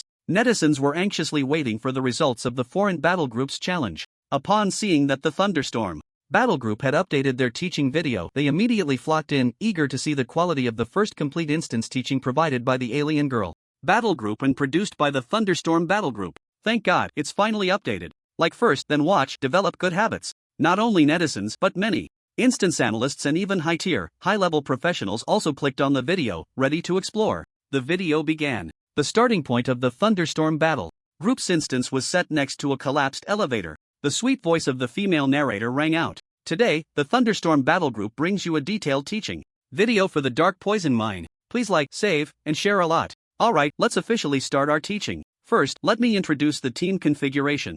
The screen displayed the profession configuration of the Thunderstorm battle group's 5-person team: B-Class Profession Shield Warrior, B-Class Profession Weapon Warrior, B-Class Profession Gospel Singer, C-Class Profession Enhancement Shaman, C-Class Profession Wind Whisperer. Countless question marks suddenly appeared above the netizens' heads. The Gospel Singer and Wind Whisperer were both support professions belonging to the Bard profession branch. With 2 support professions, weren't they afraid of lacking damage output? Moreover, there was even a chance for a C-level profession to make an appearance. Among them, the Enhancement Shaman was the lowest-ranked profession in C-level, making it hard to get into a team. The Windwalker wasn't much better off. Everyone really couldn't understand what this configuration was good for, but the Enhancement Shamans and Windwalkers in front of the screen were simply overwhelmed with emotion, tears streaming down their faces. They never expected to appear in the video of the Alien Girl battle group. After this video, at least in the Dark Poison Mine instance, they would be able to escape the embarrassment of not being wanted by any team. The playback continued. Through the perspective of the camera on the Windwalker, the other 4 teammates began their pre-battle preparations. The Shield Warrior unleashed Battle Roar, granting everyone a boost in attack power. The Gospel Singer was a petite girl with a ponytail. She softly chanted, releasing Song of Spirit to increase her teammates' mana recovery speed, and released Song of Fury to enhance attack speed. The Windwalker then cast Gale Melody to increase movement speed. The 5 began to advance forward. Just after walking about 30 meters, a large number of snake rat insects gathered around the 5. They filled the entire screen, making viewers' scalps tingle. Among the 4 in the frame, the Gospel Singer girl showed a look of fear. The other 3 remained calm. The Enhancement Shaman took down a totem pole from his back, patted it, and released the skill Frost Totem. In an instant, frost appeared on the ground and the surrounding walls. The snake rat insects turned and fled at the first touch of the cold. Just then, the Windwalker released the skill Call of Wind, spreading the cold air outward. In just a few breaths, all the snake rat insects were driven away. The netizens were dumbfounded. They dealt with the troublesome snake rat insects so easily? Especially those newcomers who had just challenged the Dark Poison Mine. Seeing this scene left them in shock. They had worked themselves to the bone for half a day, wasting time and getting no experience at all. It turned out that it only took 2 C-level professions working together to handle it effortlessly. The next part of the video showed them clearing out the constantly approaching dog-headed creatures. The netizens were shocked to discover that the combination skill of Frost Totem plus Call of Wind actually worked again. After the cold wind extinguished the candles in the hands of the dog-headed creatures, they would panic for about 5 seconds, during which they wouldn't fight back. Seizing this opportunity, the 5 rushed in and easily killed them. As a result, the dog-headed creatures in the entire Dark Poison Mine completely lost their threat. Only the occasional moles popping out of the ground posed a slight problem. But with the Shield Warrior around, they were easily dispatched as well. The 5-man team strolled through the instance, smoothly arriving at the final boss. At this point, the netizens finally discovered the problem. Someone sent a puzzled comment: "How come you didn't get lost? Damn, I was too engrossed to notice, and now I realize they actually followed a single route the whole way. Wasn't it said that the Dark Poison Mine has no fixed routes? What's up with their monster-killing path?" The comments were filled with question marks. In the video, the team quickly defeated the final boss. The female commentator began to explain the core part of the Dark Poison Mine, how to distinguish the routes. A still image of the team passing the first tunnel intersection appeared on the screen. The image zoomed in. The arching edges of the 5 tunnel entrances were presented before everyone. They were densely carved with palm-sized patterned designs. The commentator's soft voice rang out. The secret of the correct route lies within these patterns. They may seem different, but in reality, they are just different orientations of the same pattern. The netizens unanimously clicked pause, rotating their phones to observe closely. Indeed, as the video said, they were different orientations of the same pattern. But what did this have to do with the route? With puzzled hearts, the netizens continued to watch. The video focused on the 4th tunnel entrance, where a particular pattern was emphasized and enlarged. Please take a close look at this pattern. Have you noticed anything different from the other patterns?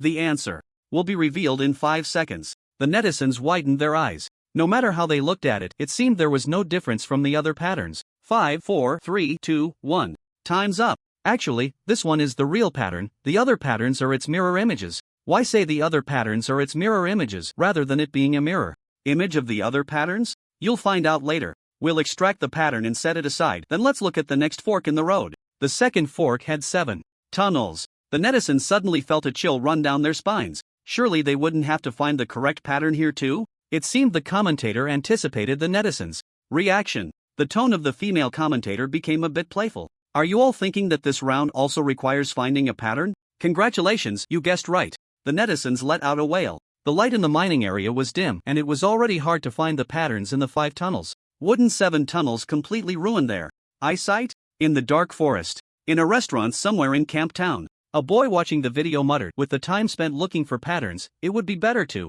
just randomly choose a tunnel and rush through. After all, we'll end up in front of the final boss anyway. His teammate paused the video and turned to him, saying, "Did you not notice that their team is missing something during their advance?" The boy was taken aback, and after a moment of reflection, he asked in confusion, "Missing what?" The teammate replied, "They didn't encounter the poison-skinned giant frog." The boy suddenly realized, and an embarrassed expression appeared on his face. Why is the biggest challenge in the dark poison mining area the route? Because lurking in the sludge of the tunnels are a large number of poison skin toads. These creatures have a wide alert range and a strong desire to attack. As long as you pass by, a battle is almost guaranteed to be triggered. The key is that they not only have tough skin and thick flesh, but also many poison glands. When attacked, they spray corrosive venom in all directions, which is very dangerous. The more detours taken while challenging the dark poison mining area, the more poison skin toads you will encounter. Not to mention the continuous onslaught of dog-headed men and mole monsters. The boy scratched his head in frustration and continued watching the video. The female commentator's voice remained sweet. "Everyone, don't complain just yet. Although there are 7 tunnels at the second fork, the patterns at each entrance arch are fewer than in the first wave. The same principle applies to each subsequent fork. You need to find the correct pattern. This part will be fast-forwarded." In the video, the Thunderstorm Battlegroups team quickly passed through each fork. One by one, the patterns were extracted and displayed at the bottom of the video. After 12 forks, the team arrived at the final 6-tunnel fork. The netizens collectively held their breath. At this last fork, if they chose correctly, they would only encounter a few powerless, dog-headed men laborers on the way, and then they could reach the final boss. If they chose incorrectly, they would face at least 5 waves of major monsters along the way, taking at least an hour. The key is that there's no way to go back and choose again. Under the dungeon mechanism, there is only one chance to choose. No matter which tunnel is chosen after going back, the same monsters will be encountered. The last fork is different from the previous 11 forks. Each 2 tunnels have one pattern, totaling 3 types. We need to find the true pattern among each type, then choose one out of 3. In the video, the 3 true patterns were found on the 2nd, 3rd, and 6th tunnels. So the question arises, which of the 3 patterns is the correct one? Next, it's time to witness a miracle. All the extracted patterns on the screen began to move. Then, they combined to form a huge complete pattern shaped like some unknown totem. And the central part of the totem was missing a piece. I believe everyone has already seen that the missing piece of the large pattern is the path that leads directly to the final boss. The 3rd pattern of the 6th tunnel arrived at the center of the large pattern, perfectly merging with the other patterns. The tunnel ultimately chosen by Shin Nanxing's team in the video was indeed the 6th tunnel. The number of comments on the video reached its peak at this moment. If the comments hadn't been turned off, the entire screen would have been filled with them. Amazing. To notice such details is truly impressive. I'm completely convinced. No wonder it's the just this keen eye is enough to outshine everyone. Netizens were in awe, bowing down in admiration. However, some netizens felt their intelligence had been crushed. Frustrated, they felt a bit defensive. I just don't understand. How did they figure it out? Everyone has a head on their shoulders. Why? Can they connect the patterns and routes? In the Cave of Earth collapse instance, who would have thought the lines on the ruins were a sacrificial array? But amidst their admiration, netizens immediately thought of practical issues. If every fork in the road required a lot of time to find the patterns, although it was indeed much safer and easier than rushing through, it didn't save much time, far from the 2-hour reduction advertised in the video title. Just as netizens were wondering if the Thunderstorm Brigade was clickbaiting, the video continued to play. The young lady's soft voice rose a few notches. Everyone doesn't need to worry about finding the patterns. We've found a more convenient and quick method for you. Hearing this, netizens were ecstatic and immediately perked up. The method is simple. Just group a wind whisperer. Each correct pattern is enchanted with wind resistance, so you just need to have the wind whisperer use call wind to blow towards the pattern, and then use perception of wind to sense which pattern is resisting the wind. Netizens suddenly understood. No wonder the Thunderstorm Brigade had a wind whisperer in their team. It turned out this C-class weak profession could not only synergize with the skills of the enhanced shaman but also help the team find the right path. Netizens were exhilarated, eager to try it out. Having solved the issues of snakes, rats, insects, and routes in the dark poison mine, the overall difficulty of this instance was even simpler than the evil bone camp. It was perfect for leveling up. Meanwhile, outside the internet, countless new wind whisperers who watched the video were going wild with excitement. When forming teams, they faced all sorts of disdain from other professions. They were mocked for their weak combat power and poor support abilities. The extraordinary trial had been going on for 3 days, and at least over 80% of wind whisperers hadn't found a stable team, remaining at level 1. The wind whisperers were so excited they were almost in tears. They had turned the tables. From now on, they were the hot commodity in the dark poison mine. They no longer had to worry about not having a team. In fact, it wasn't the teams choosing them, it was them choosing the teams. In reality, for low-tier weak professions like them, the hope of getting into college was very slim. So their purpose in participating in the trial was to level up. After all, they could enjoy 3 free teleport services, and during the trial, the number of new professionals was high, making it easier to form teams. As long as they could level up to 10, they could participate in the Abyss Challenge to advance to the 2nd tier. Once they succeeded in advancing, they could continue to gain experience and level up. Next, they only needed to reach level 11 to meet the conditions for entering the 2nd tier instance, where they could collect various materials for sale or learn a crafting secondary profession, such as alchemy, forging, tailoring, etc. Although they were jokingly called the brick moving party, their income was several times higher than working in a factory. The strategy tactics of the battle group could be said to have solved all employment issues for the wind whisperer profession. This would also benefit future newcomers who awakened the wind whisperer profession. After the Thunderstorm Brigade's video was released, the official media in Jianhai Province and Chang'an Province reacted the quickest, being the first to share the video. Soon after, other provincial and national official media followed suit. After all, this directly addresses the employment issue of a profession, and is worth promoting vigorously. In the end, even the most authoritative people's daily shared it. This is definitely a heavyweight endorsement and can be regarded as the official stance. It shows how much the authorities value the impact of the video. In the camp town, a cheap hotel, Zhao Chang's excited eyes were red. In the past few days, he had frequently faced disdain from other professionals while forming teams. As soon as they heard the words wind whisperer, they would show a look of disgust. Those who were polite would decline gently, while the impolite would directly mock him. Zhao Chang was greatly affected. After 3 days, he watched as other trialists gradually leveled up.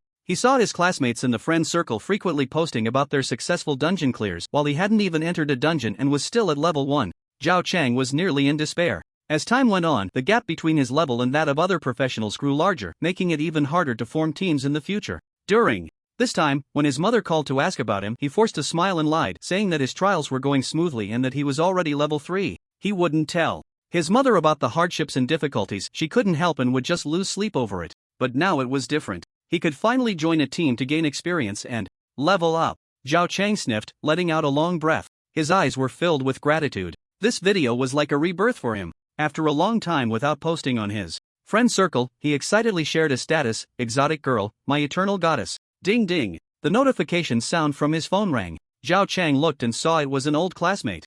Ever since he awakened as a wind whisperer, everyone seemed to have forgotten about his existence. Now they all came knocking. Zhao Chang, we have 2 B-level professionals in our team. Want to join us for a run in the dark poison mine? Xiangzi, dark poison mine 4 is equal to 1. Hurry up. A Chang, come help us in the dark poison mine. I'll treat you to dinner later. Zhao Chang sneered. What a face. You guys aren't even willing to call me Brother Chang. He directly turned on Do Not Disturb. Taking a deep breath, Zhao Chang walked out of the hotel with his head held high, heading towards the dark poison mine. Along the way, he could see a large number of trialists rushing towards the dark poison mine just like him. After the teaching video was released, anyone with eyes could see that the dark poison mine had become the easiest dungeon in the dark forest. As soon as Zhao Chang arrived outside the dungeon, he heard a cacophony of shouts. Dark Poison Mine 4 is equal to 1, led by 3 B-level professionals, average level 3. The team already has an enhancement shaman. Come quickly, Wind Whisperer Thai. Zhao Chang was immediately drawn to this voice. They already had an enhancement shaman, and if he joined, wouldn't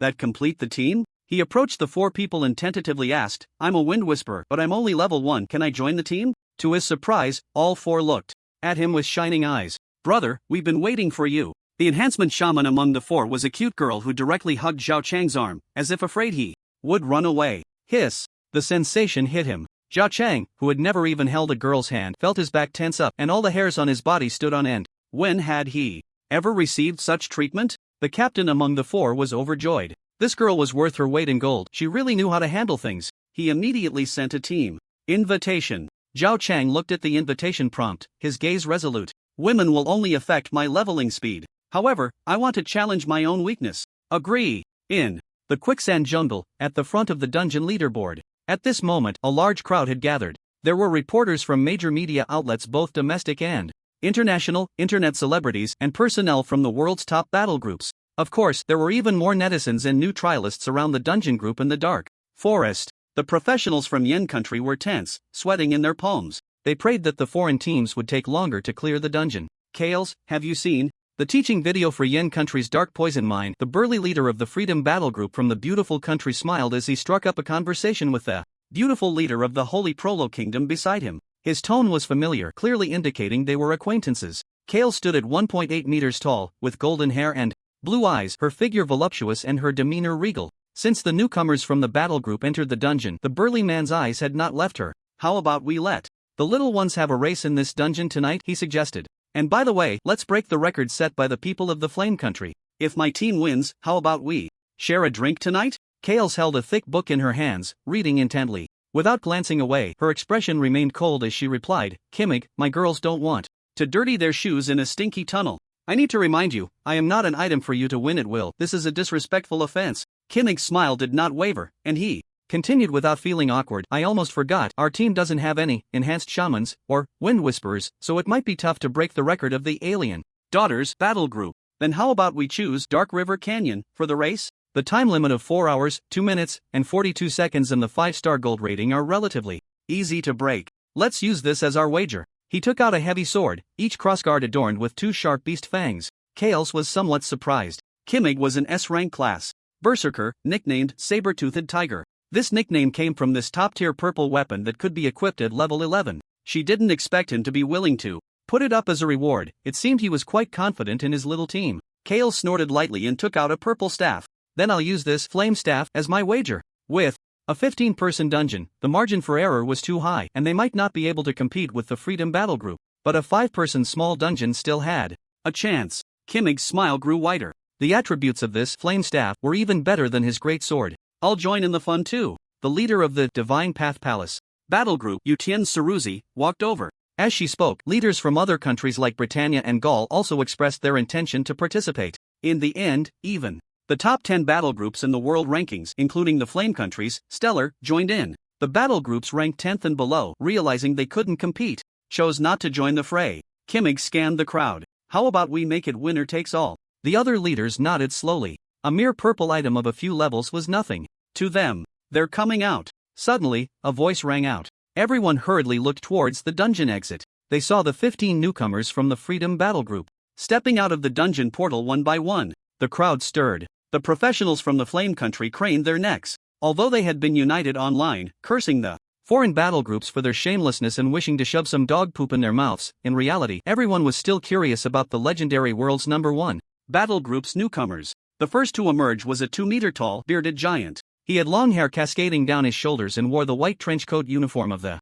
Freedom Battle Group. His bulging muscles stretched the uniform tight. He carried a massive battle axe on his shoulder. A thumb-sized golden flame danced in the center of his forehead. His expression was fierce, his gaze cold, and his entire demeanor was domineering and rebellious. The crowd from the Flame Country widened their eyes. Is that the unique class, Light Avenger, of the Freedom Battle Group? It's said that his 5 main attributes have a terrifying initial total of 200 points, gaining 70 free points for each level up. I saw in foreign reports that he starts with 2 passive skills and 4 active skills at level 1. Damn, that's so overpowered. Doesn't that mean he could solo the small boss in a 5-person dungeon? The crowd buzzed with discussion, exchanging the information they knew. The more they talked, the colder their hearts felt. Truly, this was the power of a unique class, compared to a summoner at the bottom of all professions. This dog's initial level 1 attribute total is equivalent to that of a level 19 summoner. Terrifying indeed. In the Freedom Team, there is 1 rare profession, 6 S-class professions and 7 A-class professions. With such a formidable lineup, just how terrifying can the results in the crumbling jungle be? Every time a member of the Freedom Team steps out of the dungeon's teleportation portal, everyone's heart skips a beat. 12, 13, 14. The 15th person steps out, and everyone turns to look at the leaderboard. World record, rank, 1 team name, Freedom Country, beautiful country time record, 3 hours 22 minutes 48 seconds. Everyone's faces change, and they gasp in shock. They actually improved the alien girl team's score by 3 hours and 18 minutes. What a damn beast. Looking at the scoring board again, golden 7 stars, a terrifying score. Everyone's hearts tremble. In the midst of the shock, they breathe a sigh of relief. Not at max level. This means the Freedom Team did not achieve their goal in challenging the crumbling jungle this time. But soon, everyone's hearts lifted again. If they didn't achieve it today, what about tomorrow? The day after? They only need to improve their proficiency a bit more, and they will eventually get a max level score. The newcomers of the Freedom Team stood before Kimmig. He frowned slightly and said with dissatisfaction, "Currenter, what's going on? Why is the score so poor?" The Light Avenger shrugged and replied, "We didn't handle the hidden boss well, and a few people got injured, which delayed us quite a bit." Kimmig said in a deep voice, "What stage?" A tall red-haired girl wearing glasses stepped forward behind Currenter. Stage 1 and Stage 2. For some reason, small zombies always get passed through by energy deathlight in Stage 1. The speed of the enraged small zombies is too fast, making them hard to deal with, which led to 8 instances of the big zombies distorting into stitched monsters during the entire Stage 1. In Stage 2, the combination of the ghost's energy bullets and evil bone binding caused us to have injuries, resulting in insufficient output, allowing the ghost to revive 3 times. She paused for a moment, then continued, "I think the alien girl team must have special positioning techniques and boss positioning skills, or a deeper understanding of the boss skill release patterns, and these core details were not thoroughly explained in their videos." Kimmig was speechless. Isn't that obvious? They sent the process of defeating the hidden boss, not a detailed tutorial like in the Dark Poison Mine. He forced a smile and reassured the little ones, "The long journey has made you a bit tired, so you didn't perform well. Rest well today, and tomorrow you'll definitely be able to take it down in full form. Kids, you are the best." The newcomers nodded and followed the accompanying staff to the hotel. Kimmig had thought he could easily achieve max level today and return home tomorrow. He didn't expect to encounter setbacks with the hidden boss. It seems that the alien girl team from the Flame Country really has something. Fortunately, they are just a team of low-tier professionals. Even if they have some strategic vision, tactical means, and command ability, their low rank, insufficient stats, and combat power ultimately make them just a fleeting moment. The difficulty and overall stats of the level 1 trial dungeon are relatively weak, and the stat differences between professions are not very pronounced. Even the basic physical qualities of the professionals can make up for some of the combat power deficiencies. Therefore, it's not uncommon for low-tier professional teams to occasionally have outstanding performances. It's just that the results of the alien girl team are more prominent. Once they advance to level 2, facing higher-tier dungeons like Hero and Epic difficulty, they will understand how despairing the feeling of lacking combat power can be in the face of difficulty and absolute strength. The members responsible for formulating tactics and commanding in the battle group may achieve remarkable success in the future as analysts behind the scenes. As for the others, with such a career ceiling, they are destined to fade into the crowd. Kimo-gu instinctively wanted to poach from the battle group, but thinking that such talent would surely attract the attention of the Yen Kingdom, it was basically impossible to let them go. He could only dismiss the thought. "Kimo-gu, I suggest you go to the Yen Kingdom's Thunderstorm battle group and buy a detailed strategy for the hidden boss to study well," said Kales with a teasing look. Seeing Kimo-gu, this always aroused dog, get put in his place made her very happy. The extraordinary professionals from Beautiful Country were all crude brutes, only knowing how to mindlessly stack combat power, neglecting the importance of tactical cooperation and command. She had always looked down on them. Her own girls and boys would surely achieve better results. Kimo-gu smiled. "The little ones are just a bit tired. Kales, we don't need a strategy, we can get the badge tomorrow." They were the world's #1 battle group. How could they lower themselves to seek strategies from low-tier newcomers? Even if they got a max-level score, they would be laughed at behind their backs. They just needed to familiarize themselves with the boss's mechanics and skills, then simply and brutally push through with the strong combat power of high-tier professions. Suddenly, the crowd erupted in excitement. The two looked up. Kale's eyes sparkled with joy. It was their girls and boys returning. From the Holy Prolo Kingdom, the newcomers of the battle group stepped out of the teleportation portal one by one. Each of them was a tall figure with blonde hair and blue eyes. They exuded elegance and had exquisite features. Dressed in luxurious noble attire, their looks outshone those from the battle group by several streets. Their appearance immediately drew gasps from the people of the Yen Kingdom. Kale smiled as she looked at the leaderboard. What kind of surprise would the excellent girls and boys bring to their beloved Aunt Kale's? On the leaderboard, the battle group's ranking was pushed off. World record, rank 1 battle group name, Gladiators affiliated country, Holy Prolo Kingdom time record, 3 hours 22 minutes 40 seconds. A smile appeared on Kale's face, nodding in satisfaction. They led by 8 seconds, a good result. Looking at the score, it was also a golden 7 stars. When the little ones came to her side, Kale's inquired about the reason, and it was a similar issue to the battle group. They still lacked in handling the hidden boss. After all, it was their first time, and with some experience summarized later, they should be able to achieve a max level score tomorrow. Kale's provocatively looked at Kimo-gu. Kimo-gu just smiled and didn't take it to heart. It was just a temporary lead. Next, the strongest battle groups from various countries participating in this challenge came out of the instance one after another. Without exception, their results led the battle group by more than 3 hours. A wave of discussion surged online. In front of the leaderboard, many people were live streaming the real-time updates of the rankings on their phones. Each live stream had a huge audience. I wonder how the results of NR the netizens were eagerly anticipating. Since the 2 battle groups entered the instance last, they were the only ones left without results. God bless, let them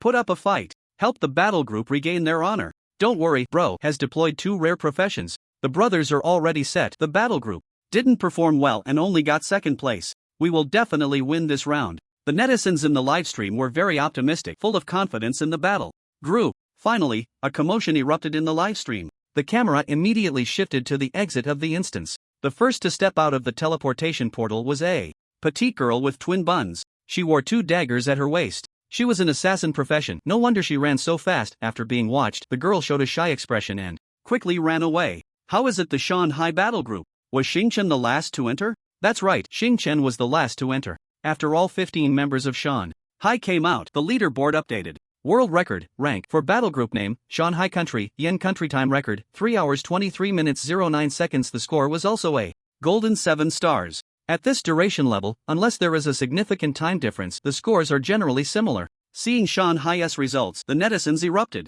The live stream's bullet comments surged. Damn, Shanghai is amazing. They actually burst through to 4th. Now it's really stable. Xingchen is definitely first. Just ask what home field combat means. Tactical hands on hips.jpg, do the foreigners still dare to be arrogant? A few minutes later, the members of Xingchen finally appeared in the dungeon's teleportation portal. In the live stream, including the crowd on site, everyone cheered enthusiastically. The Xingchen team members were clearly mentally prepared for this. Everyone wore smiles, posed for the crowd, and waved like stars walking the red carpet. Once everyone exited the dungeon, the crowd eagerly looked at the leaderboard. World record, rank, 15 battle group name, Xingchen country, Yen country time record, 4 hours 05 minutes 55 seconds. Seeing the data on the leaderboard, the smiles on everyone's faces froze. Rank 15? Did Xingchen crash? The crowd turned their stiff necks to look at the score chart. Golden 6 stars. What the hell? The top 14 were all golden 7 stars, and your world ranked 2nd battle group only got a golden 6 stars?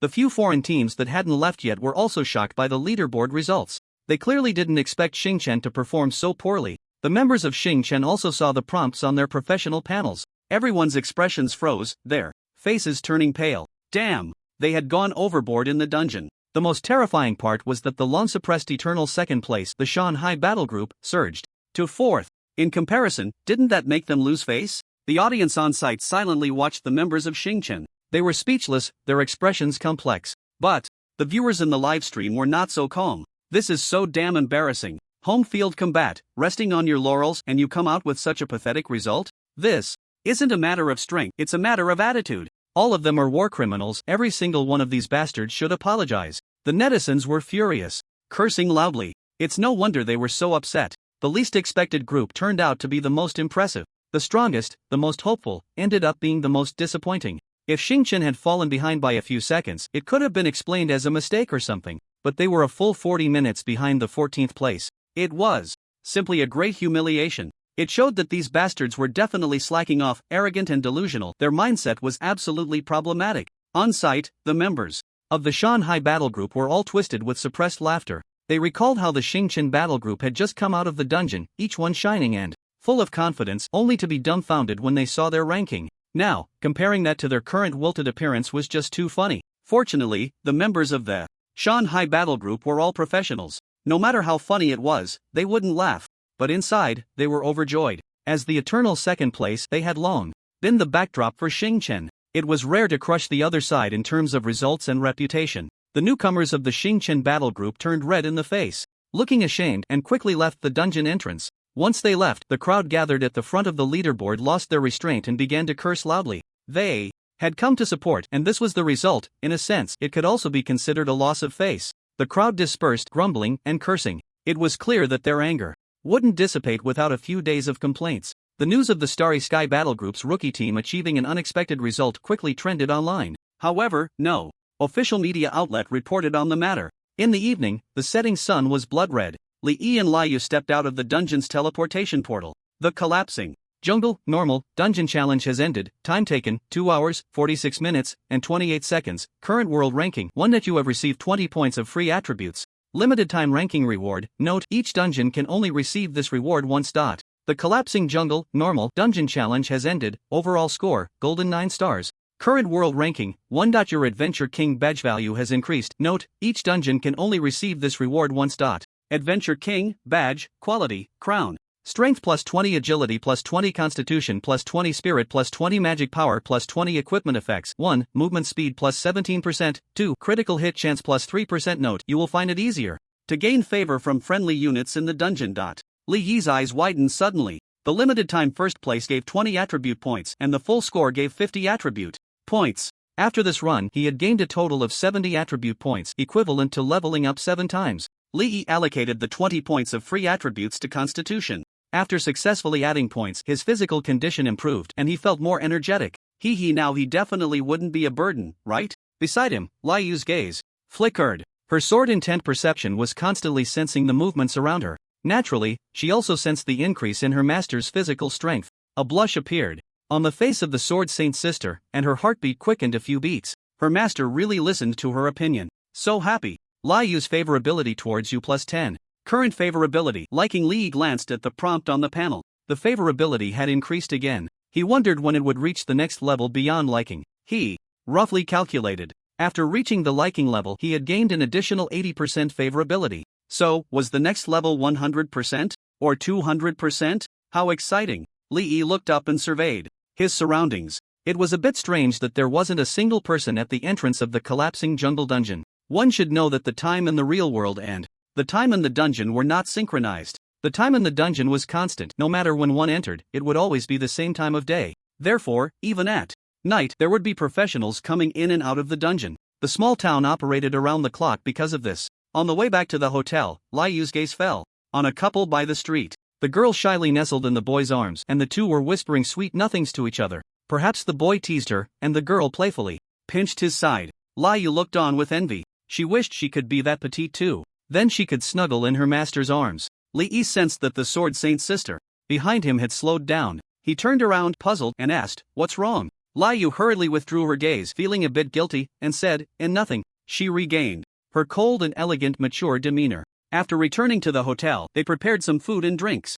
"Why are you drinking so little today? Not feeling well?" Li noticed that Liu's alcohol consumption tonight was less than a third of what it had been the previous 2 days. Liu quickly explained, "Drinking dulls my perception, so I've decided to control my alcohol intake from now on." "I see," Li said, enlightened. Liu felt a bit guilty. She had deceived her master. The real reason for controlling her alcohol intake was that before her breeding period arrived, her emotions would gradually heighten. If she got drunk carelessly, who knows what day she might lose control and push her master down. With her master's current physical strength, he couldn't withstand her rebellion. After dinner and washing up, Li sat cross-legged on the edge of the bed, using his phone to introduce Liu to information and knowledge about the real world, such as culture, technology, and the extraordinary system, etc. The Sword Saint elder sister leaned in, propping herself up on one hand as she sat sideways on the bed, listening in a daze. But everything the master said, she remembered clearly. "My profession is summoner. Summoners are a profession that fights relying on summoned beings, and you are my summoned spirit. Together we form the complete system of this profession." Liu blinked her eyes and said joyfully, "So I am one with the master?" Li smiled and nodded. "You could say that." The Sword Saint elder sister was instantly overjoyed. It turned out she was so important to the master. In her happiness, she couldn't help but cling to him, sitting closely behind Li Yi, wrapping her arms around his waist. Her two extraordinary long legs pressed against the outer side of Li Yi's thighs. Li Yu's body temperature was already high. Li Yi could feel a heavy warmth radiating from his back. He swallowed hard, his heart racing a few beats. His eyes inadvertently glanced at the smooth, sun-kissed skin of her outer thigh. Li Yu's skin was exceptionally good, delicate and glossy, with no visible pores at all. If he pressed his hand against it, it was hard to imagine the incredible elasticity it would have. Behind him, Li Yu's gaze fell on the back of Li Yi's neck. Her body tensed slightly, suppressing the urge to bury herself in him. Li Yi felt waves of heat rising to his neck. He instinctively tilted his head back and turned. "What's wrong?" Li Yu's gaze swept over Li Yi's lips, her pupils constricting. The Sword Saint elder's sister used immense willpower to refrain from leaning in. She nervously released Li Yi, then fell back onto the pillow, pulling the blanket over her head. "And no, it's nothing, master, I'm going to sleep now." The Sword Saint elder's sister's voice trembled slightly. Li Yi looked puzzled. "What's going on? Is she feeling unwell?" With Li Yu's physical strength, she shouldn't be getting sick or anything like that. He glanced at Li Yu's status panel and saw no negative conditions like sick. Li Yi felt relieved and continued to look at his phone. He checked the official account of the Thunderstorm Battle Group. The latest tutorial video for the Dark Poison Mine had already reached over 20 million views. Of course, this included links shared by various official media. Opening the comments section, Li Yi found that besides praises and calls for his adoptive father, many of the top-liked comments were from official accounts of various universities. Shanghai University, hometown is the best. Shanghai University has opened a special recruitment channel for the alien girl battle group's babies, and we will provide the strongest faculty team for specialized training. Welcome to contact us. Chang'an University, we are willing to specially recruit students from the alien girl battle group. If you choose our school, we will provide special resources for focused training. National Mingju University, welcome students from the alien girl battle group to apply to our school. The top comment was from Manhwa University, which has been quite popular in recent years. They directly posted a GIF in the comments. It showed a charming female teacher playfully beckoning with her finger. Then the scene shifted to a large group of beautiful female college students laughing and singing. TSK TSK. No wonder they topped the comments. The official account really knows how to engage, and it's deadly effective. Li Yi casually liked the post. The funniest was Tianming University. This is a university with a long history. Unfortunately, due to its location near the border and the wilderness, the climate is harsh, and natural disasters are frequent, leading to a decrease in the number of applicants each year. So during the enrollment period, Tianming University is the most active, jumping around in excitement. Under all the comments from universities, Tianming University posted a series of angry emojis, followed by the text, "I came first." Their reply to Donghua University's comment was, "Pa, shameless, angry face, angry face, angry face, quite interesting." Li Yi chuckled and liked it. If he remembered correctly, Tianming University was indeed the first university to publicly offer special recruitment for the alien girl battle group. Li Yi looked up some information about Tianming University. They actually have a summoner major? He was genuinely surprised. There were only 3 universities in the country that still had a summoner major, and one of them was actually Tianming University. He went to the official website of Tianming University to check the status of the major. After reading, he was somewhat speechless. The summoner major hadn't had new students for 7 years. Not only that, but there wasn't even a faculty advisor. 4 years ago, there was an 18th grade summoner advisor, but since there were no students to teach, he was so idle that the school assigned him to watch over the warehouse, and eventually he couldn't stand the low salary and went to do manual labor instead. It was indeed a bit hard to bear. Fortunately, Tianming University had a relatively complete inheritance of summoner skills. All summoner skills from level 11 to level 59 were available. This included the upgraded skill of Energy Star Bomb, which Li Yi had been envious of for a long time, the Energy Explosion Bomb that could be learned at level 19. The damage of this skill was 3 times that of the Energy Star Bomb. At level 11, one could also learn to summon a second extraordinary creature.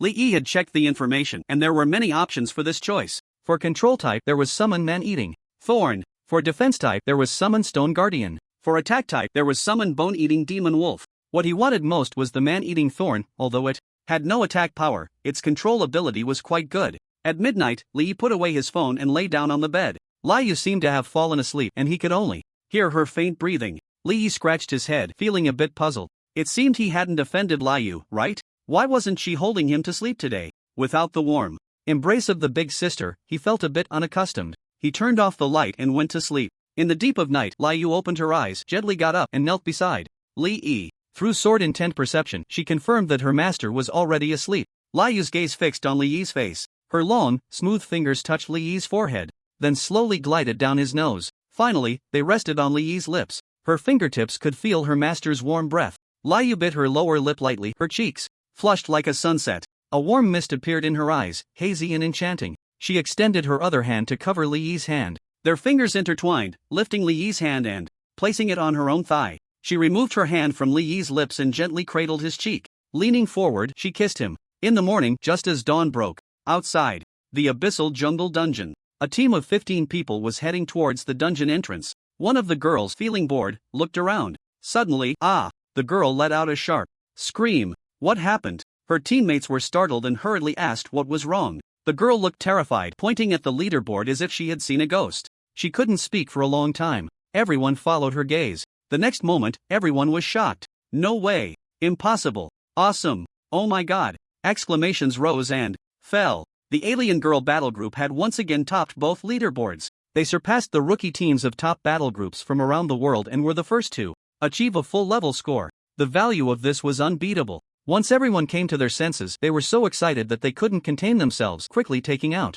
their phones to record videos and post them online. The Alien Girl Battle Group creates another miracle. Abyssal Jungle limited time 2 hours 46 minutes 28 seconds plus golden. 9 stars. Foreigners, you're dead. After experiencing the embarrassing performance of the Starlight Battle Group yesterday, netizens who woke up to see the video felt a shiver. Their sleepiness completely gone. Bro, you're my real brother. Please tell me, is the video real? Blogger, at this critical moment, everyone is holding back their anger. Be careful with your account. I'm an A-level beast tamer. My pet, the demon bear, has already reached level 5. I'm currently in the dark forest. I'm going to check the leaderboard. Right now, blogger, you better be telling the truth, otherwise, I'll definitely find you offline. The blogger was also straightforward. He directly replied in the comments. If it's fake, I'll give your demon bear as a snack. Other netizens saw this and immediately believed it 8 parts out of 10. After all, that was the Alien Girl Battle Group. They had a remarkable record in 3 dungeons and had achieved the first full-level score in history. Moreover, the hidden boss Corrupted Priest UPU was discovered by them. When it comes to understanding the cavernous jungle dungeon, no one is likely to be more knowledgeable than they are. Last time, they managed to achieve a gold 5-star rating, and now reaching a perfect score is not out of the question. With this thought in mind, the netizens couldn't contain their excitement, cheering loudly. They quickly shared the video on their social media and various chat groups. As more and more people gathered outside the cavernous jungle dungeon, a plethora of videos flooded the internet. The netizens, disgusted by the stellar battle group, felt as if they were enjoying ice cream on a hot summer day upon seeing the new achievements of the Alien Daughters battle group. It was pure bliss. This time, the official media was remarkably swift. After receiving the review results from the supervisory department, they immediately released the news. Seeing the official announcement, the netizens erupted in excitement. Haha, this is amazing. It has to be the Alien Daughters taking on the foreigners. Now the pressure is on the foreigners. I want to see where they can hide if they can't achieve a perfect score with such a high team configuration. National television. Morning news. Hello, dear viewers. The extraordinary battle group Guardians of the Best Alien Daughters from Dongqing City, Zhanghai Province, has reclaimed the world's time limited leaderboard first place in the first tier dungeon cavernous jungle with a completion time of 2 hours 46 minutes and 28 seconds and achieved a perfect score of gold 9 stars, marking the first perfect score for the cavernous jungle dungeon. Congratulations to them. In the capital city, Lu Zhanling was having breakfast with his wife and daughter. He was stunned upon hearing the news. Although he wasn't particularly concerned about the younger generation's affairs, he was aware of the foreign top battle group's challenge to the cavernous jungle. Just yesterday, the old man had thrown a fit after learning about the stellar battle group's new team's results. This morning, he didn't even want to eat and went out to clear his mind. Lu Zhanling took a deep breath. He had previously looked down on the Alien Daughters battle group. Now, all that was left was shock. The cavernous jungle was a team dungeon. He had experienced the extraordinary trials and knew how difficult it was to achieve a high score in a 15-person team dungeon. Back in his day, the highest score he achieved in a team dungeon was only silver 6 stars. Compared to the Alien Daughters, the gap was like a chasm. Father was right. At this moment, Lu Zhanling finally realized how absurdly wrong he had been. He immediately got up to contact the recruitment head in Zhanghai Province. How's it going with contacting the Alien Daughters battle group? On the other end of the line, the person in charge shook off their drowsiness and hurriedly replied, I'm currently in talks with Rare Professions and S-rank professionals in Zhanghai Province. I've put the Alien Daughters battle group on the back burner. Lu Zhanling was furious. Foolish. Get online and check today's news right now. Think carefully about what to do. He angrily hung up the phone and paced back and forth in the living room. Lu Zhanling recalled his father's earlier words, his mood heavy. In recent years, the capital university had faced challenges from several newly rising universities. Although it maintained an advantage due to its deep roots, he knew this was only temporary. If things continued like this, it was only a matter of time before the capital university's status was replaced. The emergence of the Alien Daughters battle group became an opportunity. If they could recruit them as new students, it would surely help the capital university soar again. But if they were snatched away by other schools that were on the rise, it would be a disaster for the capital university. Therefore, the newcomers of the Alien Daughters battle group must be recruited into the capital university. No, I have to go in person. In the dark forest, Kimmig led the newcomers of the Freedom Battle Group back to the cavernous jungle. When he saw the updated scores on the leaderboard, his eyes widened like saucers. A completion time of 2 hours, 46 minutes, and 28 seconds? A perfect score of gold 9 stars? Oh my god. This is unbelievable. Kimmig murmured to himself. The newcomers of the Freedom team were equally shocked. A regular team composed of low-tier classes managed to clear the dungeon over half an hour faster than them. Coranth frowned slightly. To compress the completion time to under 3 hours, the handling time for each wave of monsters could not exceed 20 seconds, and there could be no breaks along the way. How could low-tier classes possibly have such high output? At that moment, other countries' rookie teams also arrived. They were equally stunned upon seeing the leaderboard data, their scalps tingling with shock. Especially the members of the Starlight team. Amidst their astonishment, they felt their faces burning with embarrassment, recalling how they had laughed at the Alien Girls team during their chat while killing monsters in the dungeon yesterday. They never expected that they would end up being the clowns. Kimmig clapped his hands to draw the attention of the young newcomers. Kids, you are all amazing. If these low-tier weaklings can achieve this result, you can definitely do even better. Encouraged by their leader, the team members stood tall and confident. Carantha's eyes shone with fervent battle intent. The leaders of other teams also voiced their encouragement, stabilizing the newcomers' mindset. Then, all the teams filled with fighting spirit entered the dungeon. Li Yi woke up in the morning to find that Liyue was not in his arms. He felt a bit unaccustomed. Master, you're awake. Liyue was already dressed and standing by the bed. She averted her gaze, unable to look Li Yi in the eye. She had been far too bold last night. Thinking back on it now, so embarrassing. Li Yi looked at her with suspicion. After checking Liyue's status bar and confirming there were no abnormalities, he finally felt at ease. After washing up and having breakfast, he took Liyue to the Dark River Canyon dungeon. He had already obtained the attribute rewards from the Dark Poison Mine and Ground Collapse Jungle. He was preparing to get the attribute rewards from the Dark River Canyon and Evil Bone Camp. Just 2 more levels and I can get the Evolution Sacred Stone. I wonder what kind of evolution Liyue will undergo. He hoped that the height of the Sword Saint Big Sister would remain at the current 2.2 meters. That was the kind of all-around fulfillment he desired. Shin Nanqing and Lin Mani sent him congratulations on his full score in the Ground Collapse Jungle. Li Yi was not surprised to see himself trending. He had also seen the trending topic about foreign teams coming to get the Adventure King badge last night. The best performing Gladiator team had a completion time of 3 hours, 22 minutes, and 40 seconds, earning a golden 7-star rating. Li Yi clicked his tongue and shook his head.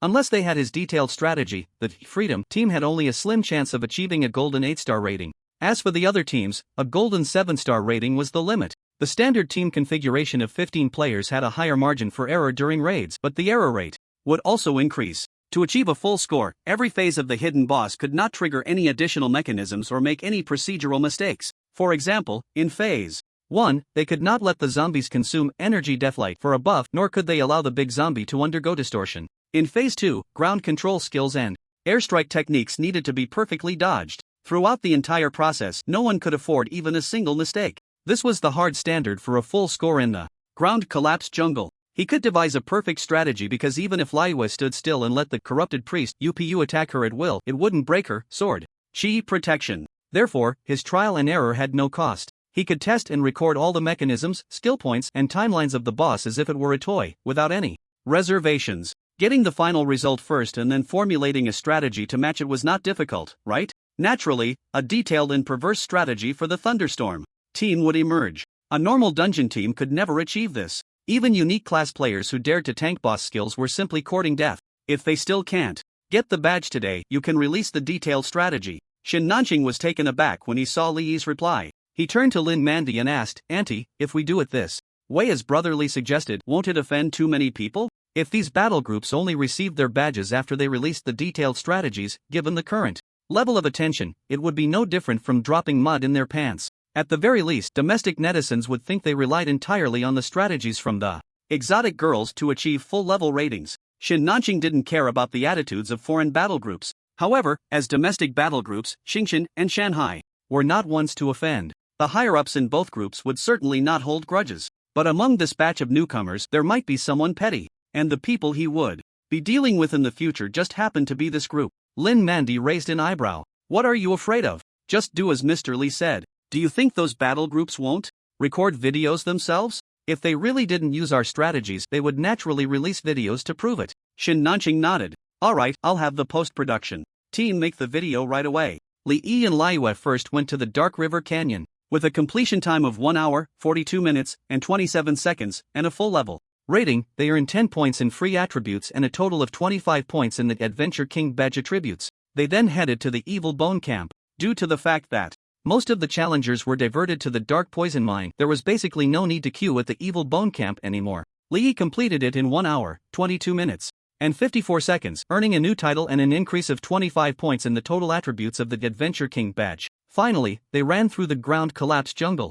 Again, the experience from the 3 dungeons allowed Li Yi to level up by 2 levels, while Liu leveled up by 1 level. Name, Li Yi, age, 18, occupation, summoner, level, 6. 11.25%, strength 40, agility 132, constitution 105, mentality 40, magic power 53, critical hit 4%, movement speed 152.5%, active skills, energy star bullet, level 8, summon stone guardian, level 1, passive skills, encouragement of the charioteer, level 1. Li Yi looked at his panel feeling great. An ordinary summoner would max out at 80 points in total attributes upon reaching level 6, and with some equipment they might stretch it to 100 points at most. But his total attributes had reached an impressive 350 points. This value was already on par with A-level professionals. Plus, his skills could be cast instantly with no cooldown, and he had a terrifying movement speed bonus of 153.5%. Li Yi was confident that even if he fought against S-level professionals or even rare classes, he wouldn't be at a disadvantage.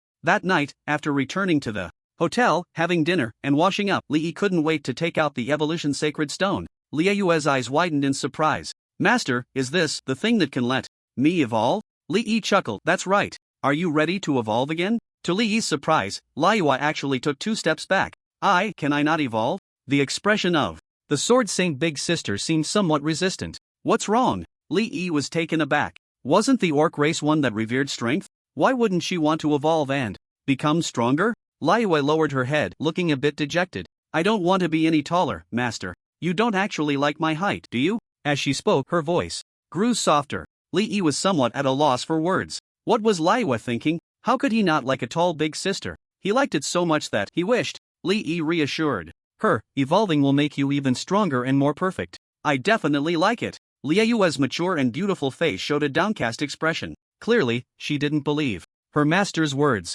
I think Master prefers humans more. Li Yi was puzzled. It seemed he hadn't shown any preference for humans, right? He had swiped away from the flirty dance streamers directly, so much so that the platform had stopped recommending female streamers to him. Lie grabbed the soft hand of the Sword Saint's sister and pulled her to sit beside him. He took out his phone and searched for a large number of pictures of girls without makeup to show her. This is the common body shape and appearance of human females. Your looks are among the top tier of human females, and your figure. Li Yi then pulled up exquisite anime illustrations. Do you see these pictures? This is the perfect body shape in the minds of us human males, so perfect that it can only exist in imagination and illustrations. Liu carefully examined the illustrations and compared them to the real human females she had seen earlier. She found that indeed, the women in the illustrations were more beautiful and closer to her own figure. Li Yi stood up in front of Liu, grasped the shoulders of the Sword Saint's sister, and gazed into her stunning face. Their eyes met. Now you understand, right? You are the perfect woman in my heart. How could I not like you?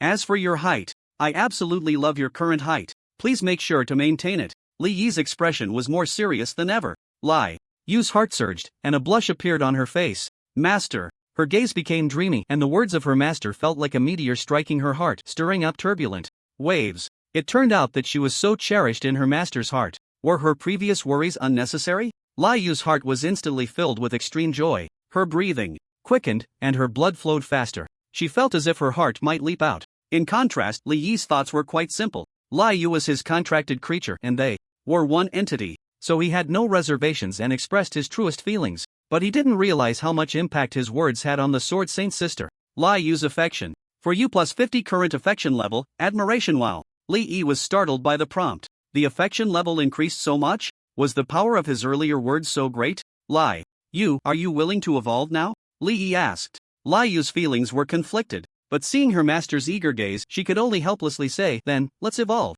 Confirming her master's intentions, her biggest concern vanished, but she still felt a bit resistant to growing taller. Alright, Li Yi nodded. He took out the evolution sacred stone from his storage bag and pressed it against Li Yu's forehead. The sacred stone emitted a pure white light, merging into her forehead. Li Yu closed her eyes and sat cross-legged on the bed. After a moment, a glow slowly began to emanate from beneath her smooth skin. A layer of fluorescence spread across her jade-like skin. Li Yu Kalogas is evolving. Information popped up on the profession panel. Li Yi waited for 2 minutes. He did not see the cocoon of light that appeared during the last evolution. He looked surprised. Could it be that this time there wouldn't be a transformation like last time? Time passed second by second. 10 minutes later, Li Yu Kaloga's evolution successful. Seeing the prompt, Li Yi immediately looked at Li Yu's panel. Name, Li Yu Kaloga's race, Orc age, 30 rank, Monarch class, Sword Saint level 5, 0%, strength 470 agility, 1211 constitution, 590 spirit, 295 magic power, 170 skills.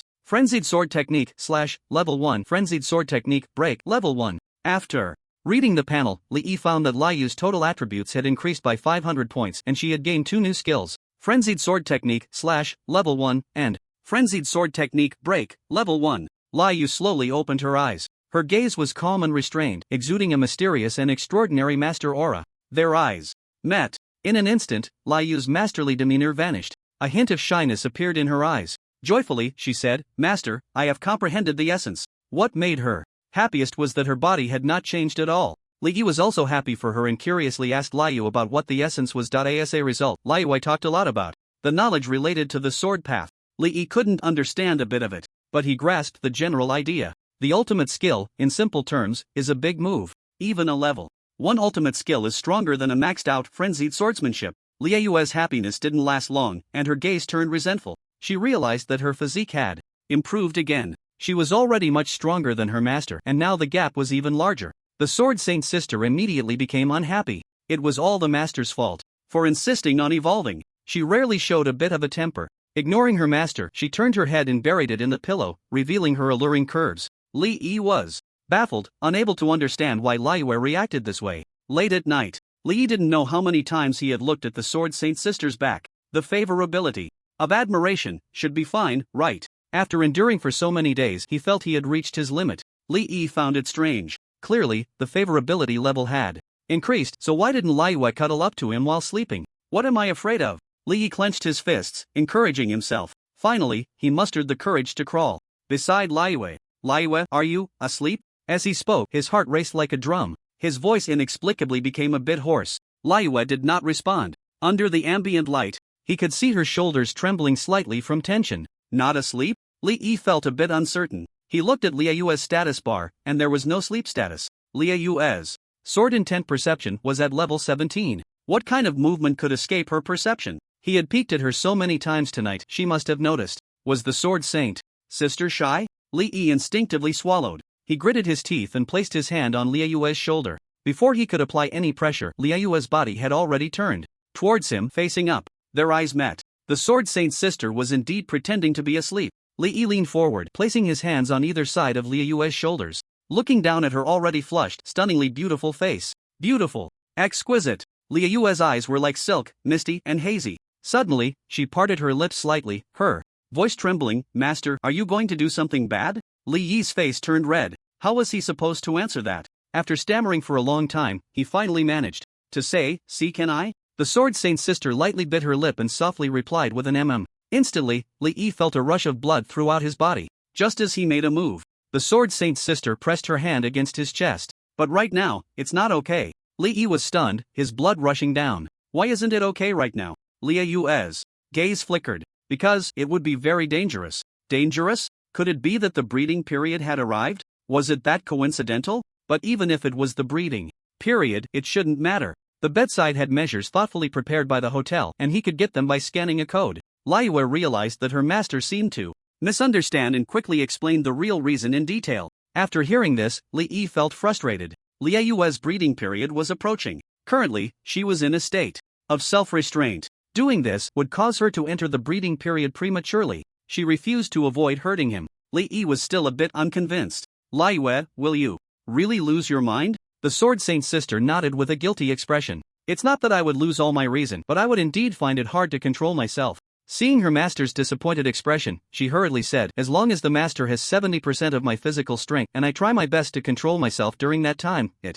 will be fine. Li Yi looked at Liu Yue's attributes. Her physique was 590 points. That meant he needed to have over 400 points of physique to match. He calmed down and began to estimate. First, leveling up could grant attributes which could all be added to physique. By achieving time-limited records in dungeons and max-level ratings, he could also earn attribute rewards. In the Abyss challenge for promotion to the second tier at level 10, if he could achieve a high score, not only would there be direct attribute rewards, but it would also increase the attribute cap for future level-ups. Moreover, a large amount of attributes can also be obtained through equipment. Even as the level of Li Yue increases, later on, her physique will also grow. But overall, it isn't too difficult for the two of them. Li Yi felt much more at ease. Fortunately, the evolved Li Yue belongs to the main Agility Sword Master class system. If it were a main physique tank class system, it would be tough. Master, I'm sorry. Li Yue looked apologetic. You're just considering me. It's alright, Li Yi said, calming his emotions and gently reassuring her. After what had just happened, their relationship was completely laid bare.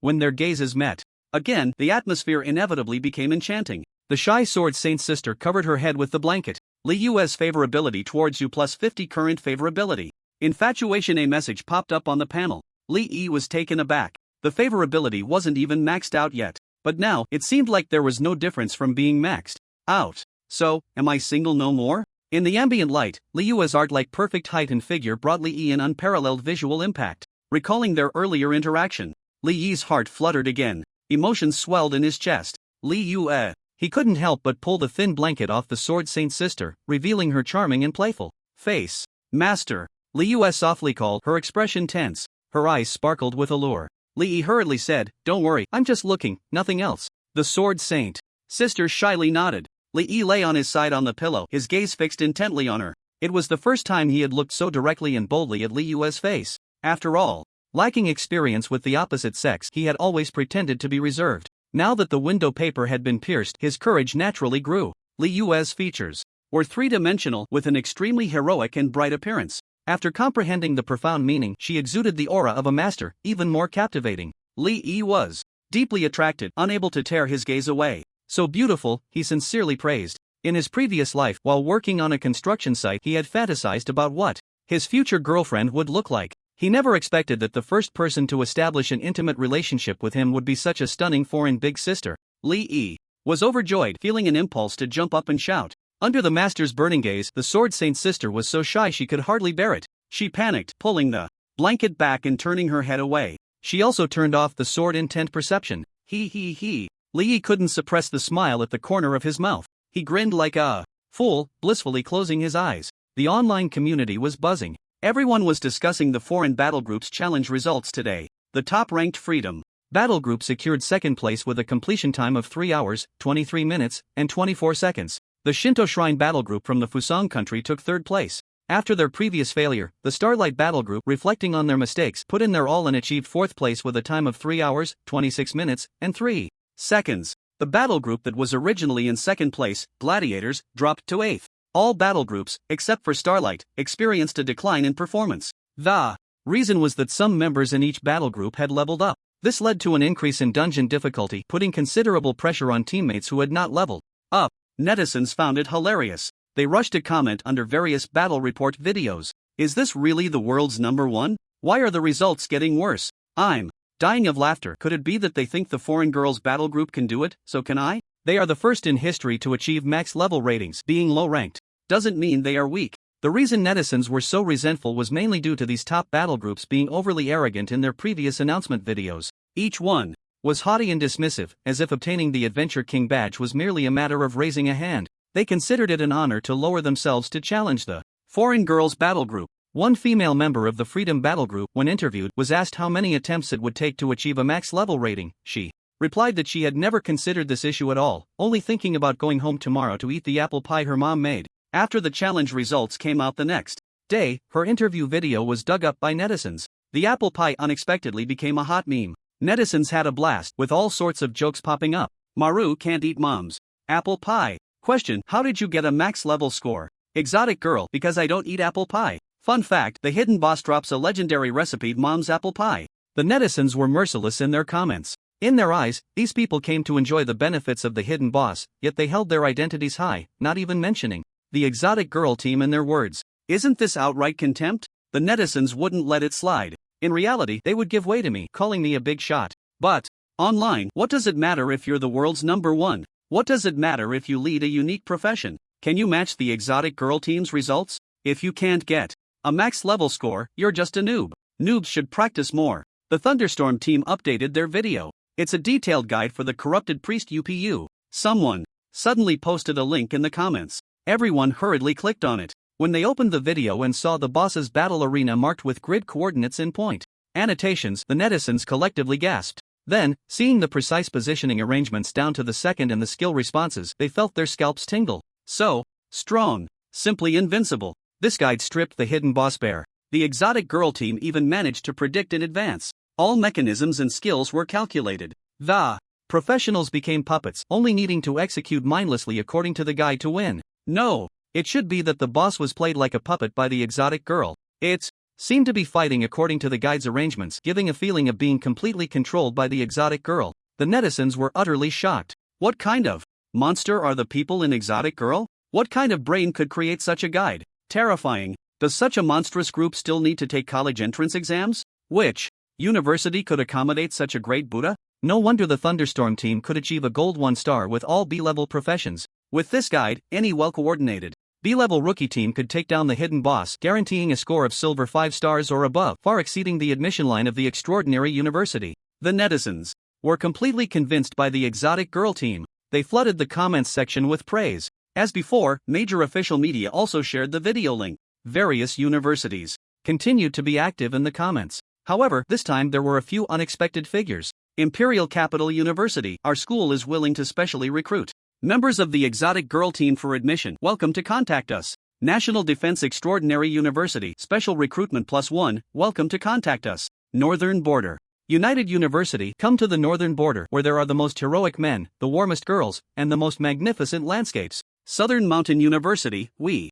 don't play around. Once enrolled, all benefits will be maximized and everyone will be trained according to rare profession standards. Wow, Imperial Capital University and National Defense University are getting involved? That's impressive. Southern Mountain University is indeed wealthy, offering resources for 15 rare professions right off the bat. The netizens were drooling with envy. These universities are the top schools in the country, ranking among the best in the world. Who has ever seen them personally poach students? It's always the rookie professionals begging for admission to prestigious schools. Why has Tianming University gone silent? A netizen asked cheekily. No kidding. Donghua University doesn't even dare to speak up and little Tianming dares to jump around? But everyone clearly underestimated Tianming University's combat power. It actually posted an animated video on its official account. The content featured a muscular man with the Tianming University emblem on his head. With a slap, he sent flying all the top universities, including the Imperial Capital University. At the end, a muscular man roared, "No one understands low-tier professions better than I do."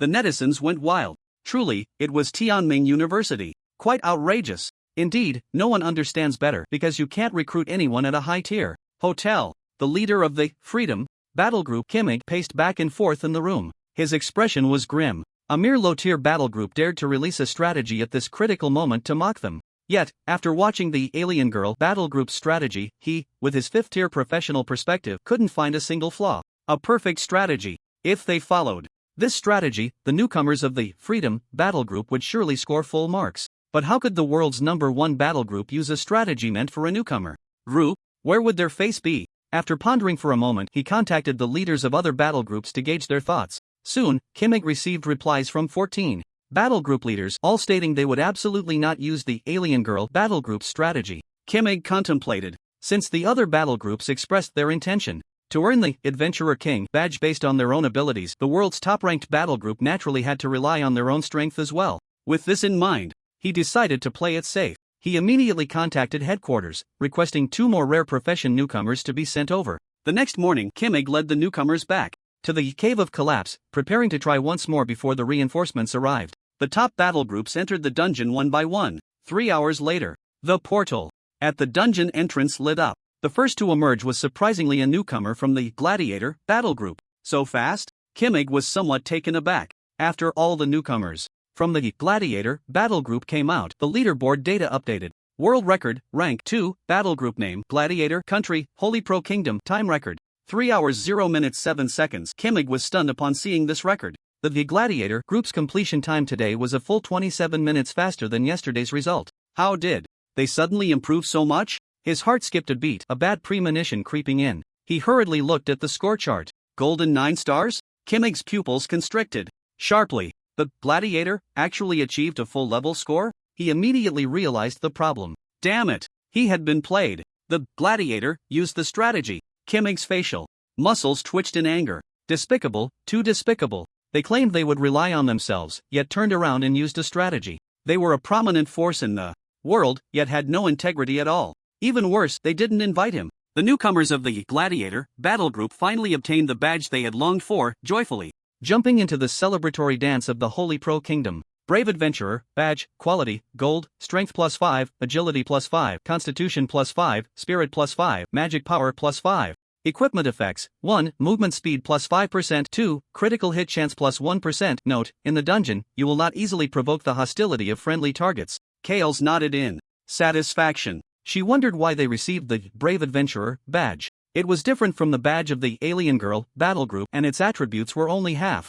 Moreover, the favorability gain effect was also significantly weaker. Could it be because there can only be one king? Even so, she was still very satisfied. Kale's turn to look at Kimmig. The gloomy expression on his face brought her immense pleasure. Stupid pretty Americans. Reputation and face, how could they be more important than actual gains? With a perfect strategy, why not use it? Her girls and boys had many other things to do and didn't want to waste time here. Kimmig, I wish you get your badge soon, bye. Kales covered her mouth and chuckled, full of charm. Leading the newcomers, she left gracefully. Soon after, the newcomer team from the Starlight battle group exited the dungeon. The completion time was 3 hours, 0 minutes, and 19 seconds, which also earned a full level rating. Soon after, other battle groups began to clear the dungeon one after another. How delightful! Everyone was smiling and congratulating each other, creating a harmonious scene. Only Kimo-gu wore a grim expression, looking as if he wanted to devour someone. A bunch of despicable guys. No sense of martial ethics, bullying honest people. After the battle groups received their badges, they didn't linger and quickly left the place. Just a few minutes after clearing the dungeon, announcement videos from various battle groups appeared on the online platform. Clearly, they had prepared in advance. In the videos, the spokespersons of each battle group sincerely thanked the group for providing the strategy. They expressed their recognition and appreciation for the capabilities of the group and hoped for future collaboration. TSK. The top battle groups are actually willing to lower themselves. It seems that a full level rating is indeed not that easy to obtain. There's an old saying in Yen country, those who know the times are heroes. Hey, where are the people from the group? Netizens noticed that the world's number 1 had gone silent. Soon, a war correspondent posted the group's results online. Completion time was 3 hours, 25 minutes, and 33 seconds, with a rating of golden 7 stars. They were actually 2 minutes slower. The netizens burst into laughter. Wow, didn't expect there would still be someone stubborn. After all, they are the world's number 1. They also care about their face, let's understand them. Doghead.jpg, 2 consecutive days of golden 7-star ratings, with completion times getting longer and longer, yet they didn't realize this was their limit. Meanwhile, the clever netizens woke up to the truth. It turned out that the group had not hidden anything, they truly had something to teach. Look at this. The foreign battle groups used the strategy and immediately obtained full-level ratings. Those who didn't use the strategy were stuck with their results, unable to improve. The netizens were deeply moved. The group was not just providing public service teaching, they were practically everyone's reborn parents, feeding everyone right into their mouths. The official media was also touched. If other battle groups developed good strategies, who wouldn't keep them to themselves? Want to see? Pay up. The strategies from the group were not only top quality but also completely free. In this era, it's rare to find such pure and noble character. They are all good kids. They issued 3 posts in a row, specifically praising the group. Other official media also offered their compliments. Various universities became anxious. They began to mobilize all kinds of connections to find clues about the group, especially a few of the top universities in the country, all sending people to the Dark Forest. At the base of the Thunder Battle Group, Lin Manny had just sent off a batch of university teachers. Exhausted, she collapsed onto the sofa. She smiled wryly. I hope Mr. Lee Doesn't cause any more commotion. It's really too tiring to withstand the interrogation from so many big shots. Shin Nanxing wiped the cold sweat from his forehead. That scared me to death. Director Lu Zhanling actually came in person. The pressure from an 8th-tier expert is terrifying. Even Lin Manyi, who was usually calm, couldn't help but shrink her neck at this moment. That was the dean of the law department of the Imperial Capital University, a powerhouse known nationwide. The two exchanged glances, both seeing relief in each other's eyes. One must say, it was truly fortunate for the Thunder Battle Group to establish a relationship with the group. In the sunken jungle, Kimogo maintained a smile on his face, continuing to encourage the new little ones. Kids, relax. You are all favored by the gods, the most outstanding geniuses, and you will definitely achieve a full level rating. A brown-haired, freckled chubby boy tentatively said, Mr. Kimogo, I propose we use the strategy from the group tomorrow. As soon as he finished speaking, 3 team members immediately expressed their agreement. The other team members also looked quite tempted. Kimogo cursed the little fool in his heart. If they used the strategy at the same time as the other battle groups, there would naturally be no problem. However, they chose not to use it while the other battle groups did. This effectively conveyed to the outside world that the Freedom Team intended to achieve a maximum level score based on their own strength. At this point, it was too late to turn back. The influence that was originally shared among 15 teams had now all concentrated on the Freedom Team, forcing him to walk a path of no return. John, the headquarters will send 2 rare-class professionals to assist. We will achieve a maximum level score, and the route of the clearing process will be published. As the world's #1 team, Freedom does not need others' strategies. Seeing the new recruits' spirits lifted significantly, Kimmig shouted, Kids, there's a 5-person dungeon in the dark forest called Dark River Canyon, a linear map perfect for farming scores. You can form 3 5-person teams to attempt the maximum level score challenge. He encouraged, in terms of teamwork, we still have room for improvement, but the 5-person dungeon doesn't require much teamwork. It's where individual strength is truly tested. You are all excellent high-tier professionals. Your individual strength far surpasses that of the members of Alien Girl, and your results can exceed theirs. Upon hearing this, the newcomers became excited. You're right, Kimmig. Our individual strength is far superior to theirs. If their 5-person team can achieve a maximum level score, so can we, even surpassing them. The newcomers quickly formed their teams and entered Dark River Canyon with high spirits. The strongest team was led by the unique class Light Avenger. The members included 2 S-class professionals and 2 A-class professionals. Just as the Freedom Team took action, they were spotted by the war correspondents stationed outside the ground-collapsed jungle dungeon, who followed them closely. Kimmig frowned, showing a look of disgust. These people from the Flame Nation were truly unbearable. If he were in the Beautiful Nation, he would have already taken action to teach them a lesson. In his country, professionals starting from A-class belonged to a privileged class, enjoying considerable judicial immunity. As long as they didn't kill or seriously injure someone, they didn't even have to pay compensation. But here in the Flame Nation, even if he was treated like an animal for public viewing, he could only endure it. Over 2 hours later, the strongest team of the Freedom Team emerged from the dungeon. Kimmig approached, ready to inquire about their results. Just then, the onlookers from the Flame Nation suddenly gasped. Kimmig's heart leaped. Could it be that they achieved a maximum level score? He quickly turned to look at the leaderboard. World record, rank, 2 team name, Freedom Country, Beautiful Nation time record, 2 hours 45 minutes 31 seconds. Kimmig's expression was one of surprise. This result was actually a full hour slower than the Alien Girl team's clearing time. Looking at the score chart, 3 gold stars? How is that possible? Why is it so much worse? Kimmig's expression began to lose control. When the Light Avenger Karanth led his teammates in front of him, he tried to calm his emotions. What's the situation with the results? Wait, why do you all smell so bad? Stop, you. He covered his nose and stepped back repeatedly. It was too foul. How to describe this stench? It was as if it were a mix of various decomposing corpses. The 5 members of the team had sorrowful faces. Among them, a girl with an S-class profession had eyes that were a bit swollen from crying. She was now taking out perfume and spraying it all over herself. Her companion next to her couldn't take it anymore. Selena, stop spraying perfume, it'll smell worse when mixed. The girl remained silent, continuing to spray until she finished the entire bottle of perfume and realized it was useless. She cried out in despair again. As the strongest member of the team, the unique class Karanth now had a dazed look, his head hanging low, no longer the domineering and rebellious figure he once was. The huge gap in results compared to the Alien Girl team made him question his own life. Was the Alien Girl team too strong? Or was he actually very weak? Kimmig called out to him several times before he finally snapped back to reality. After a full 3 minutes of silence, he finally spoke. Mr. Kimmig, you are right, the map of the Dark River Canyon is indeed very simple, and the mechanics and skills of the minor monsters and boss are not strong. But there is one very tricky point. Every time we advance a certain distance, we are attacked by 3 ranged merman minor monsters. Most of the time, they appear while we are fighting the wolfmen. Their skill damage is not high, but the frequency is very fast. The stench on us is just the merman excrement we couldn't dodge. Although the 3 merman minor monsters made them a bit flustered, it was not beyond their ability to handle. They judged that the merman fisherman's excrement was limited, so they decided to rely on blocking the merman's attack range and then focus on dealing with every 2 waves of mermen. The process went exactly as they expected. The excrement in the merman fisherman's pocket quickly ran out, but what they never expected was that the merman fisherman reached under his companion's backside, and then they had new casting materials. The 5 of them were left in disarray at this scene, completely stunned. It was precisely because of this mistake that they fell into the trap. Following that, the 5 of them had a miserable time. The stench attracted more waves of merman attacks. The range at which the monsters detected them also greatly increased. Thus, they fell into a vicious cycle. Kulanto had an awkward and frustrated expression on his face. No wonder the people from the Flame Nation were all queuing up at the Evil Bone Camp in the Dark Forest Dungeon group. Almost no one challenged the Dark River Canyon. This dungeon is not difficult, but the mechanics are just too disgusting. Kimig frowned and said, even so, the score shouldn't be this low. Did you kill all the monsters?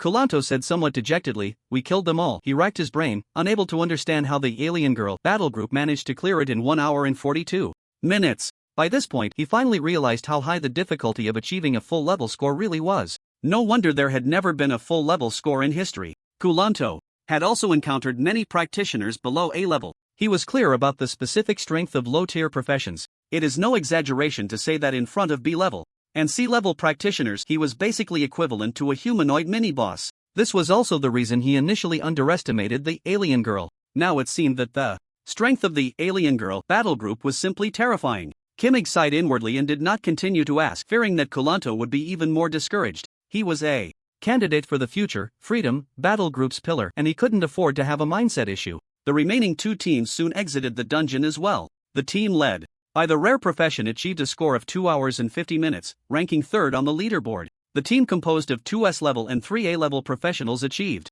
a score of 2 hours and 53 minutes, ranking 4th. Both teams looked exceptionally grim. Besides the scores, everyone was covered in merman excrement. The teams regrouped. Everyone looked at each other, listless and reeking. The battlefield reporters from the Flame Nation laughed upon seeing the Freedom battle group's score. They quickly took photos and posted them online. When netizens saw it, they nearly burst out laughing. Clearly, the Freedom battle group thought that the full level score for the 5-man dungeon was easier to achieve, so they split the team to form smaller groups. As a result, after clearing the 5-man dungeon, their score was even lower than that of the group dungeon. The Holy Light Avenger is probably about to break down. Big beauty, just accept it. Outsider all, Adventure Kings. Brothers, the good show is still to come. I just heard that the Freedom battle group headquarters sent over 2 more rare professionals, probably going all in. If they still can't get a full level score, wouldn't that be even more embarrassing? In just 2 days, the once lofty and legendary world's #1 battle group had surprisingly become an electronic pet in the eyes of the Flame Nation.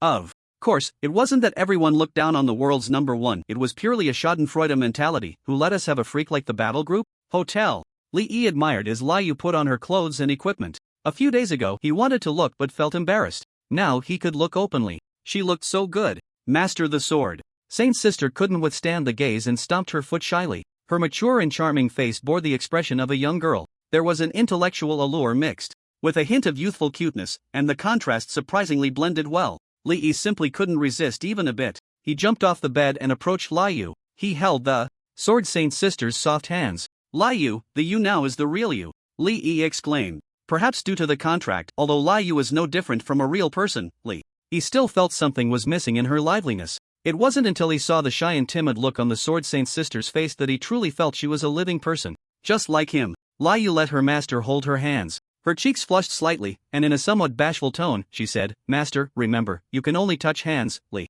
Yi's face turned hot, and he looked awkward. After their honest exchange, he somewhat lost his composure. When he woke up in the morning, he had the audacity to make a bold request to the sword Saint's sister. He thought, wouldn't it be fine as long as he didn't break the last line of defense? Naturally, he was rejected by the shy sword Saint's sister, who was worried she wouldn't be able to control herself. In the end, after Li Yi's persistent coaxing, she agreed that they could only hold hands. After washing up and having breakfast, Li Yi felt energetic and full of fighting spirit. He had never been so eager to level up and become stronger as he was today. Which dungeon should I challenge next? He had already collected the rewards from several dungeons in the Dark Forest, so he was ready to change locations. Li Yi started searching online. During this time, he came across a video that caught his attention. It was posted by an official account called. The content featured a dozen adorable kindergarten children waving flags printed with the words. They were inviting the brothers and sisters of the battle group to Yunlin City to break the dungeon records here. Lee clicked on the account. Goodness,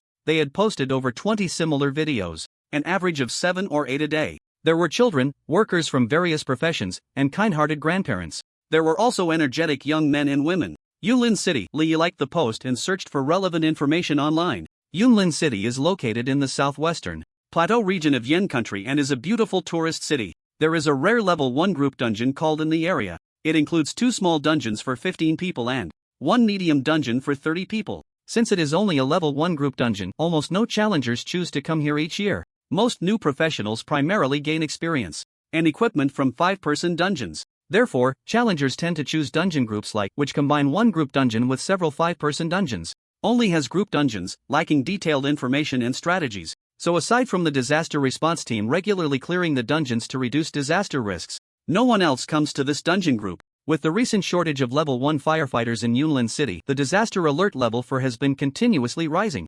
Consequently, the tourism industry in Yunlin City has been greatly affected. Amidst the growing anxiety, more and more locals are choosing to move away. The local government is in a panic, offering extremely generous benefits to recruit level 1 firefighters. However, level 1 firefighters are even scarcer than high-tier professionals. Firefighting teams everywhere treat them like gold nuggets. With their own teams severely lacking, how could they possibly let them go? The Yunlin City government, having run out of options and unable to contact the battle group, had no choice but to resort to this method. Although the hope was slim, they had to at least give it a try. If the alien girl could come to tackle the dungeon and release tutorial videos, it would attract more challengers wanting to take on team dungeons. The crisis of the Sunshade Highlands could naturally be resolved. After understanding the situation, Lee realized why Yunlin cultural tourism would do such a thing. Unfortunately, he wasn't a saint and had no interest in helping others resolve their crises. Of course, the main reason was still that he didn't want to expose his identity. Going alone to challenge the dungeon would be a bit too conspicuous.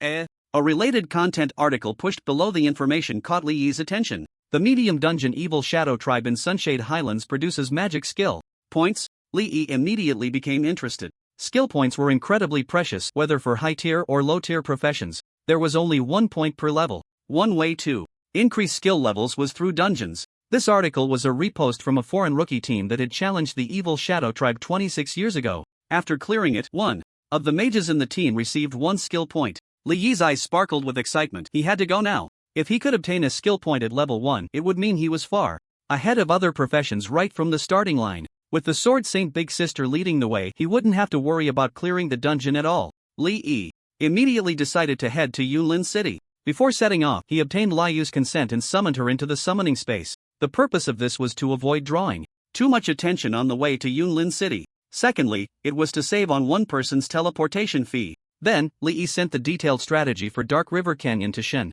Nanxing. As for the Evil Bone Cap dungeon, he and Liu had only focused on speedrunning it at the time and hadn't researched the strategy. Of course, this dungeon didn't require a strategy. As the simplest dungeon essential for leveling up in the Dark Forest, it had long been thoroughly studied. After checking out of the inn, Lee went to the camp town to purchase supplies. There were no camps around the Sunshade Highlands dungeon group, so if he went there, he would have to stay in the wild. Therefore, he needed to prepare outdoor equipment. Once ready, Lee spent 100,000 on a temporary teleportation token at the Teleportation Point's business hall. Upon arriving outside the teleportation array, the scene before him left him stunned. He saw new profession players lying on the ground, writhing in pain and groaning. Not far away, he also spotted 2 familiar faces, Zhou Shui and Wang Tianming. The 2 were blocked by a 2-meter-tall black muscular man. As a rare profession in the Freedom Team, isn't it a bit bullying to challenge only those below S rank? Wang Tianming's face turned ugly. Today was truly a day of bad luck. On the way to the dungeon, he ran into this black man, who had come up out of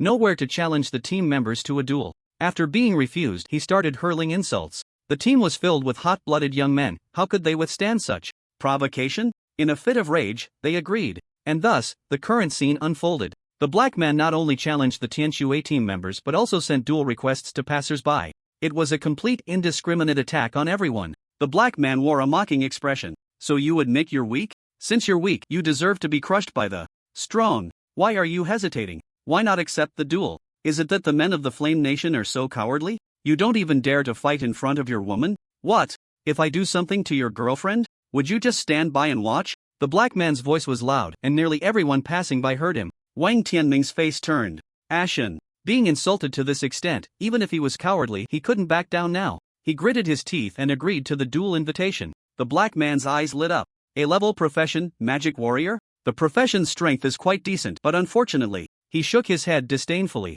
Heaven is to the left, and warriors to the right. I can't see an ounce of courage belonging to a warrior in you. Wang Tianming was also determined now, shouting angrily, let's talk, let's fight. He drew his long sword. Charge! With a fierce momentum, he charged towards the black man. Warriors need to consume rage points to unleash skills. Rage is generated by taking damage and continues to build while in combat. Of course, some skills also generate rage points, such as the warrior's signature skill, charge. Therefore, when warriors fight, they usually attack first. The black man sneered contemptuously. Unhurried, he assumed a boxing stance. Power of the tiger god. The onlookers faintly heard the roar of a tiger. A shadow of a black tiger flashed above the black man's head. Wang Tianming had just charged next to the black man and had yet to make a move when he was struck in the chest by a punch flying backward. The onlookers' expressions changed in unison. There was no chance to react. The gap between the two in terms of attributes and skill strength was too great. Wang Tianming fell to the ground, his face flushed, hunched like a shrimp, coughing repeatedly. Tianming. Zhou Shui rushed over to help Wang Tianming up. Li Yi looked slightly surprised. Wang Tianming was an A-class professional, yet he was so easily defeated? Just as he was about to step into the teleportation array. Wait! The black man blocked Li Yi, his gaze provocative. Hughes Lincoln, Beast Spirit Walker, challenges you to a duel, do you accept? Li Yi halted his steps. Beast Spirit Walker? His curiosity piqued, he did not refuse. Immediately. Instead, he calmly took out his phone and began searching for information in front of the black man. He felt completely relaxed. So it's a rare profession under the shaman class. The Beast Spirit Walker possesses the blessing power of the ancient wilderness god. He starts with 4 skills that combine passive enhancements and active releases. His combat power is terrifying, and his defense is astonishing, known as the king of one-on-one battles below level 3. Your profession looks pretty impressive. Li Yi put away his phone, finding it interesting. Hughes raised his head proudly. What, scared? Scared? Li Yi felt a bit like laughing. So what if it's a rare profession? His current panel attributes were roughly equivalent to an A-class professional. There was a gap compared to rare professions, but it wasn't significant. Moreover, after practicing in the previous dungeons, he had unleashed energy star bullets thousands of times, even tens of thousands. His skill proficiency was maxed out, and he could wield energy star bullets with incredible finesse. With high mobility supporting his positioning, he was practically flying. He had toyed with the melee boss in the 5-man dungeon, so why would he fear a rookie in a profession? Since the other party had actively invited him to a duel, he was just curious to test the difference between himself and a rare profession. On the other side, after checking Wang Tianming's condition, Zhou Shui found that he was just a bit short of breath and was not actually injured. It seemed the black man was still cautious since they were in the territory of Yin country, so he hadn't struck too hard. She breathed a sigh of relief. Looking up, she suddenly froze. The person the black man was blocking was none other than Li Yi, whom she had been desperately searching for these past few days. Wang Tianming also saw Li Yi, feeling quite surprised. This kid was surprisingly tough. He was still alive. Looking at the equipment on him, it seemed he was doing quite well. Had he struck lucky and found a dungeon team? Li Yi's mind stirred, and he chose to accept the duel. The opponent, Summoner, has accepted your duel invitation. Red side, Beast Spirit Walker, level 5, blue side, Summoner, level 6. The battle is about to begin. Countdown 59, 58, 57. Hughes was stunned when he saw the profession panel prompt. He thought he had misread it. After looking closely a couple more times, he realized it was indeed a summoner. His expression turned incredulous. Summoners were rated as the weakest profession, only fit to be homeless in beautiful country. He never expected that in Yin country they could still sign up for the extraordinary trials. His gaze fell on the equipment Li Yi was wearing. Since he was a summoner, why was he wearing agility-type leather armor? Was he an idiot who couldn't even wear his equipment? Hughes suddenly felt a ridiculous sense of being foolishly crying at himself. He never thought he would one day actively challenge a D-class summoner to a duel. I may be teaching you practitioners of the Flame Nation a lesson, but not all professions are worthy of my attention. Summoner, I forgive your impudent act of agreeing to a duel. You should admit defeat, Hughes said with a look of disdain. As he finished speaking, Wang Tianming and Zhou Shui were left dumbfounded. Agreeing to a duel? Li Yi actually accepted the challenge from a rare profession? Has he gone mad? To engage with a rare profession, you at least need to be an A-level profession. What is a D-level sewer profession doing here? The onlookers were astonished. Did he just say, summoner? Did I hear that wrong? We must have misheard, or that black guy is just playing abstract on purpose. The leather armor that guy is wearing looks a bit like the Yi Jungle Seeker set a summoner can't wear. Leather armor. Seeing the countdown begin, Lee started to distance himself from Hughes. It was normal for a summoner to be classified among ranged professions. After walking about 20 meters, Lee stopped facing the black man. Hughes frowned. The other party actually chose not to admit defeat? Anger gradually welled up in him, and his gaze turned cold. Damn Flame Nation people. A mere trash profession dares to look down on me? Hughes laughed in anger. Good, very good. I admit that the Alien Girl battle group can indeed overpower the rookie teams of the world's top battle groups with a low-tier profession configuration. But if you Flame Nation people are so arrogant as to think a mere D-level can match me, hey, I will make you understand just how foolish your thoughts are. Lee frowned slightly. This black guy talks too much. He leisurely waited for the countdown to end. In the distance, a commotion arose. What's that smell so stinky? Who the hell crapped their pants? The onlookers looked around and soon realized it was Kimig leading the Freedom Battle Group over. Everyone suddenly understood. Only the Freedom Battle Group challenged the Dark River Canyon today. That stench must be the excrement of the dark-skinned fishmen. In fact, the difficulty of the Dark River Canyon is not high. Even ordinary teams can avoid getting contaminated as long as they are cautious. Why would the dignified Freedom Battle Group get contaminated? It's easy to guess they overstepped and tried to kill several small monsters at once, resulting in a disaster. Serves them right. The crowd chuckled to themselves, covering their noses in secret delight. Kimig looked at the moaning Flame Nation rookie practitioner on the ground and immediately understood what had happened. In a normal duel between practitioners, if you are outmatched, you deserve to be beaten, there's nothing to say. The Flame Nation people came and couldn't find any justification. He maintained his composure, calmly lifting a bottle of mineral water to take a sip. Mr. Kimig, can you tell what profession Hughes's opponent is? The rookie practitioners of the Freedom Battle Group looked at Lee with puzzled expressions. They couldn't understand his gear. Who would have thought a profession would wear agility-based leather armor with a shield and dagger? It was simply absurd. Kimig calmly drank water and scoffed, just a fool. There's no shortage of self-righteous people everywhere thinking they can take a different path, but in reality, they are utterly foolish. In the arena, the countdown ended and the duel began. Power of the Wild Leopard. Hughes roared. Leopard spots appeared on his face, but unfortunately, it was hard to see because he was black. His body tensed, and his leg muscles bulged. Then, he exploded forward, lunging at Lee. At the same moment, just as Hughes unleashed his skill, Lee snapped his fingers, and a summoning array lit up on the ground beside him, slowly revealing a stone golem that was only 1 meter tall. Outside the arena, seeing this scene, Kimig spat out a mouthful of water. His expression was a mix of shock and anger. A summoner? Damn Hughes. This fool. It's one thing to teach the Flame Nation a lesson, but bullying a rookie of a lower tier profession is another. But you beast.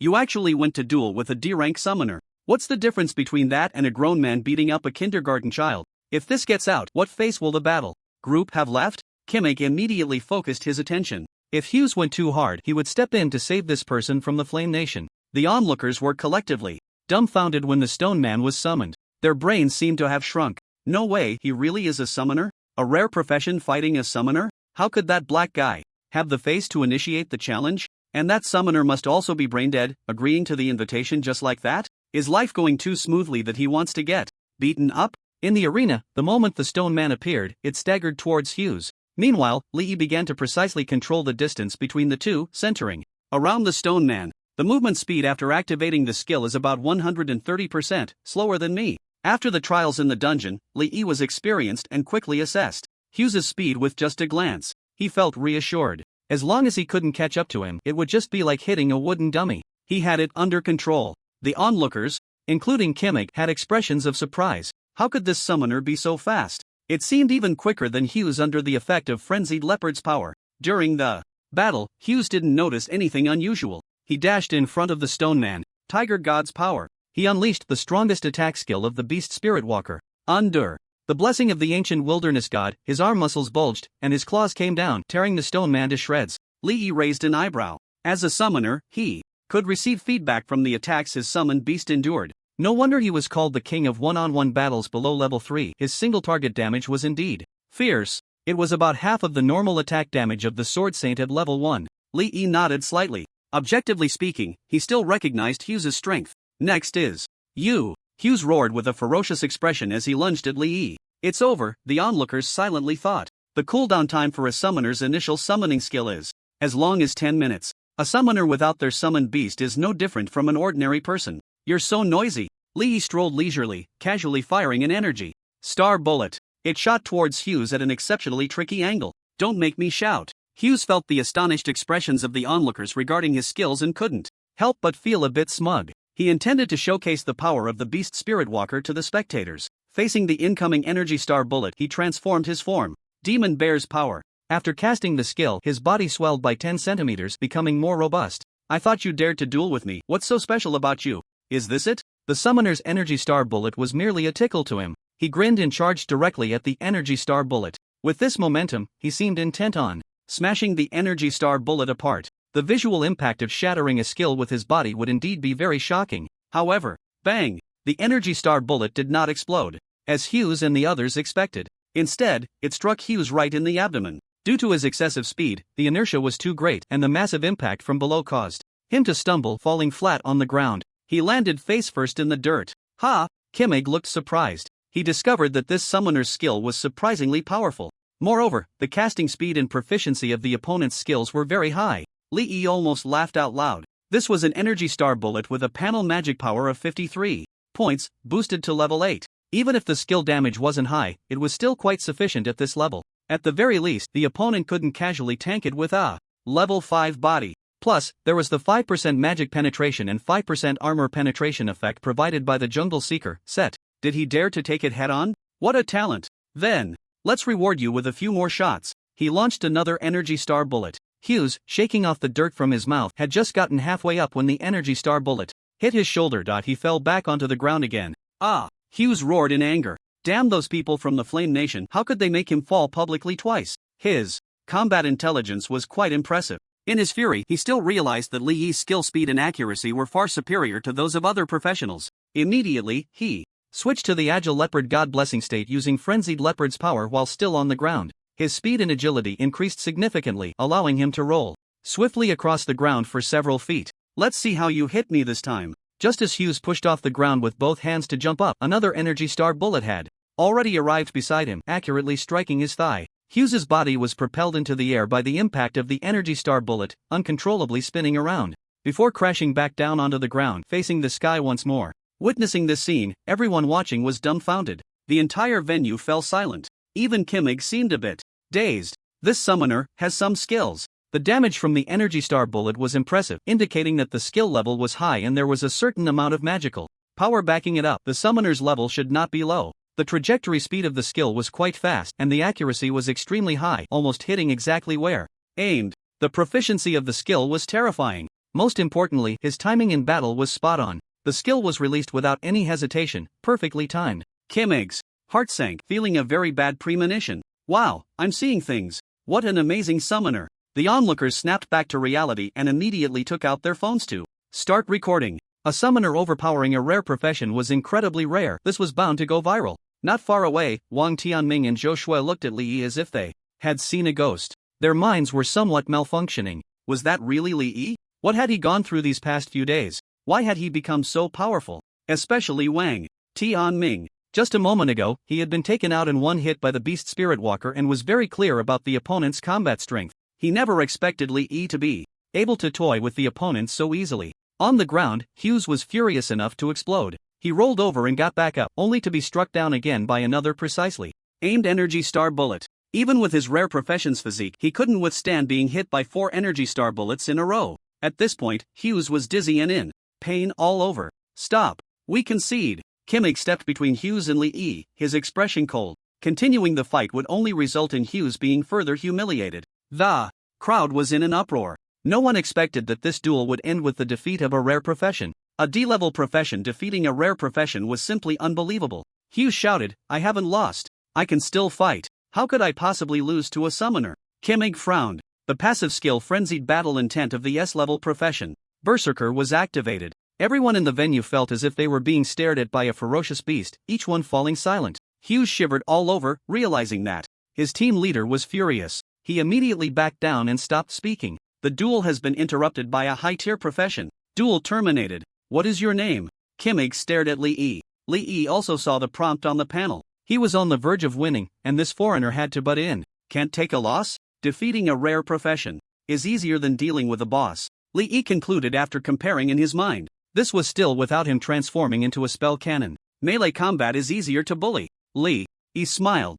Ignoring Kimig, he turned and walked towards the teleportation array. He activated the teleportation token. 10 seconds later, he found himself in a lush green forest. Li Yi turned to observe his surroundings and discovered that this teleportation array was sitting here all alone. Although there were signs of maintenance, the area was deserted, with not even a teleportation service hall in sight. Li Yi summoned Li Yue. I said the hand can do it, right? He smiled as he held the soft hand of the Sword Saint. Big sister. Then he took out his phone and headed towards the location of the Eclipsing Sun Heights dungeon group. The road was covered with fallen leaves, not a single footprint in sight. 10 minutes later, the two arrived at the entrance of the medium-sized dungeon, Evil Shadow Tribe. This 30-player dungeon was the largest among the first-tier dungeons. Large dungeons for 45 players and super-large dungeons for over 60 players only began to appear from the second tier onward. Li Yi stood at the dungeon's teleportation portal. 2 seconds later, the two found themselves on a desolate mountain ridge. Standing on the platform at the dungeon's starting point, Li Yi gazed into the distance. The Evil Shadow Tribe was not shrouded in towering trees like the Dark Forest, so Li Yi easily spotted several settlements far away, with creatures the size of black sesame seeds darting between them. According to the limited information available online, the main monsters in the Evil Shadow Tribe were divided into 3 types. The most common were the lizardmen, followed by some primitive hard-shelled scorpions and a small number of mountain trolls, along with a sleeping earth dragon. A dragon? Li Yi stroked his chin. There wasn't much information about this dragon, possibly due to it being a special boss, as those who cleared the dungeon hadn't provided detailed descriptions. Let's clear the dungeon. First, Li Yi observed the route ahead. There was no simple guide for this dungeon, everything needed to be explored on their own. With Li Yue's sword intent perception, he could wander freely without worrying about safety. 10 minutes later, Li Yi roughly determined a route and officially embarked on the journey to clear the Evil Shadow Tribe with Li Yue. The Sword Saint's sister drew her long sword and took the lead. Her sword intent perception, at level 17, radiated for kilometers around, allowing her to sense any traps or ambushes in advance. Soon, the two encountered their first wave of small monsters, 8 lizardmen lying in ambush in a narrow cliffside thicket. Among them were 2 lizardmen, mages, 2 archers, and 4 melee fighters. When he first contracted the Sword Saint's sister, Li Yi was most afraid of encountering such a group of ranged small monsters. But now, with his high agility and movement speed, along with a shield for protection, the threat from ranged monsters had significantly decreased. Li Yue charged into the small monsters like a tiger among wolves. Despite appearing shy in front of Li Yi, her combat style was extremely domineering. Once in battle mode, she transformed into a different person, sharp, cold, and decisive. In less than 10 seconds, all 8 small monsters were slain. You killed a level 6 mountain lizardman mage, gaining 15 experience. You killed a level 6 mountain lizardman hunter, gaining 15 experience. The two advanced quickly. 20 minutes later, they arrived at a mountain path's narrow pass. Alongside the narrow mountain road was a circle of simple shelters, somewhat resembling a livestock pen, housing a dozen black-skinned wild boars. In the center of the pen, a massive lizardman, 3 meters tall, was feeding the wild boars. Discovered livestock officer Grega. This should be the first boss. After clearing the surrounding potential threats, Li Yue returned to Li Yi's side. Li Yi suddenly said, "Can you show me the big move you comprehended yesterday?" He was quite curious about Li Yue's new skill. Li Yue nodded and strode towards Grega. "Damn pig thieves. I will kill you to feed the pigs." Upon noticing Li Yue, Grega grabbed a pitchfork from the ground and charged out. At that moment, Li Yue took a small step forward, slightly bowing her head. The next second, a flash of blade light suddenly dazzled Li Yi's eyes. The Sword Saint's sister transformed into an illusory afterimage, almost instantaneously crossing a distance of 20 meters to appear behind Grega. The ultimate technique of the frenzied sword art / You killed livestock officer Grega, gaining 225 experience. Ha! Li Yi's eyes widened. Did it die just like that? The boss's protective magic shield didn't even activate? It was known that previously, Li Yue needed to attack twice to kill a boss, one strike to break the shield and another to slay it. This time, with the big move, one strike was enough to take down the boss. Impressive. Li Yi gave a thumbs up. This indicates that the damage from ultimate sword technique / far exceeds the boss's damage threshold. The Sword Saint smiled as she sheathed her sword. Bang! The body of Grega split into 2 halves and fell heavily to the ground, startling Li Yi. He had just been curious about why the boss had no wounds. It turned out it had been sliced in half. The previous lack of separation was merely due to the adhesion of flesh and blood. 2 orbs of light, one milky white and the other blue, appeared beside Grega. Milky white? Li Yi was momentarily stunned. Milky white is the color of special item drops. His eyes lit up and he immediately reached out to grab it. The light vanished. In his hand was surprisingly a palm-sized skill book. Disciplinary whip, active skill, class, summoner level, 5 description, swing a magical whip. To strike summon creatures, reducing their defense by 10%, increases damage, attack speed, casting speed, and movement speed by 10% for 10 seconds, cooldown time 1 minute. Lee E was instantly overjoyed. What great luck, it was a skill for his own class. He immediately learned the skill. Let's try it out. Lee E summoned a stone golem guard and then cast the skill. A blue magical whip about 1.5 meters long appeared in his hand. Despite its short appearance, the casting range was a full 5 meters. Lee E swung the whip. With a crack, it struck the stone golem guard. He looked at the status bar. Sure enough, 2 status indicators appeared on the stone golem guard. One for buff and one for debuff. The debuff naturally reduced its defense by 10%. After whipping it twice more, Lee lost interest. The stone golem guard was too stupid. The presence or absence of this buff and debuff made no difference. Does it have any effect on Liyue? A thought suddenly popped into Li's mind. His gaze instinctively shifted towards the sword saint. Liyue maintained sword intent perception, so the changes in the stone golem guard's status would naturally not escape her notice. Seeing her master looking at her, Liyue immediately understood. Do you want to try it on me, master? Li Yi's heart raced, and he was about to argue, but unexpectedly, the sword saint had already turned her body. His eyes widened, and he stammered, "See, can I?" The sword saint pressed her waist. Yes. Li Yi swallowed hard. He swung the whip. Crack. Looking at Liyue's panel again, 2 status indicators also appeared. Effective. But the duration was very short, lasting only 2 seconds before disappearing. The sword saint blinked. It felt quite magical. Being struck by her master's whip actually made her stronger. Unfortunately, the time was too short. Master, please do it a few more times. In the dark forest, after receiving treatment from a support class, Hughes had woken up and fully recovered. At this moment, he sat gloomily in the corner, silent. It was clear he found it hard to accept the fact that he had been defeated by a D-class summoner. The other newcomers in the battle group were also feeling a bit down. They were all the pride of their country, praised and sought after, whether before or after awakening. They never expected to face setbacks after coming to the Flame Country. Mr. Kimmig, a short-haired female team member, suddenly exclaimed. The Thunderstorm battle group cleared Dark River Canyon in 2 hours, 58 minutes, and 23 seconds, securing the world third on the timed leaderboard.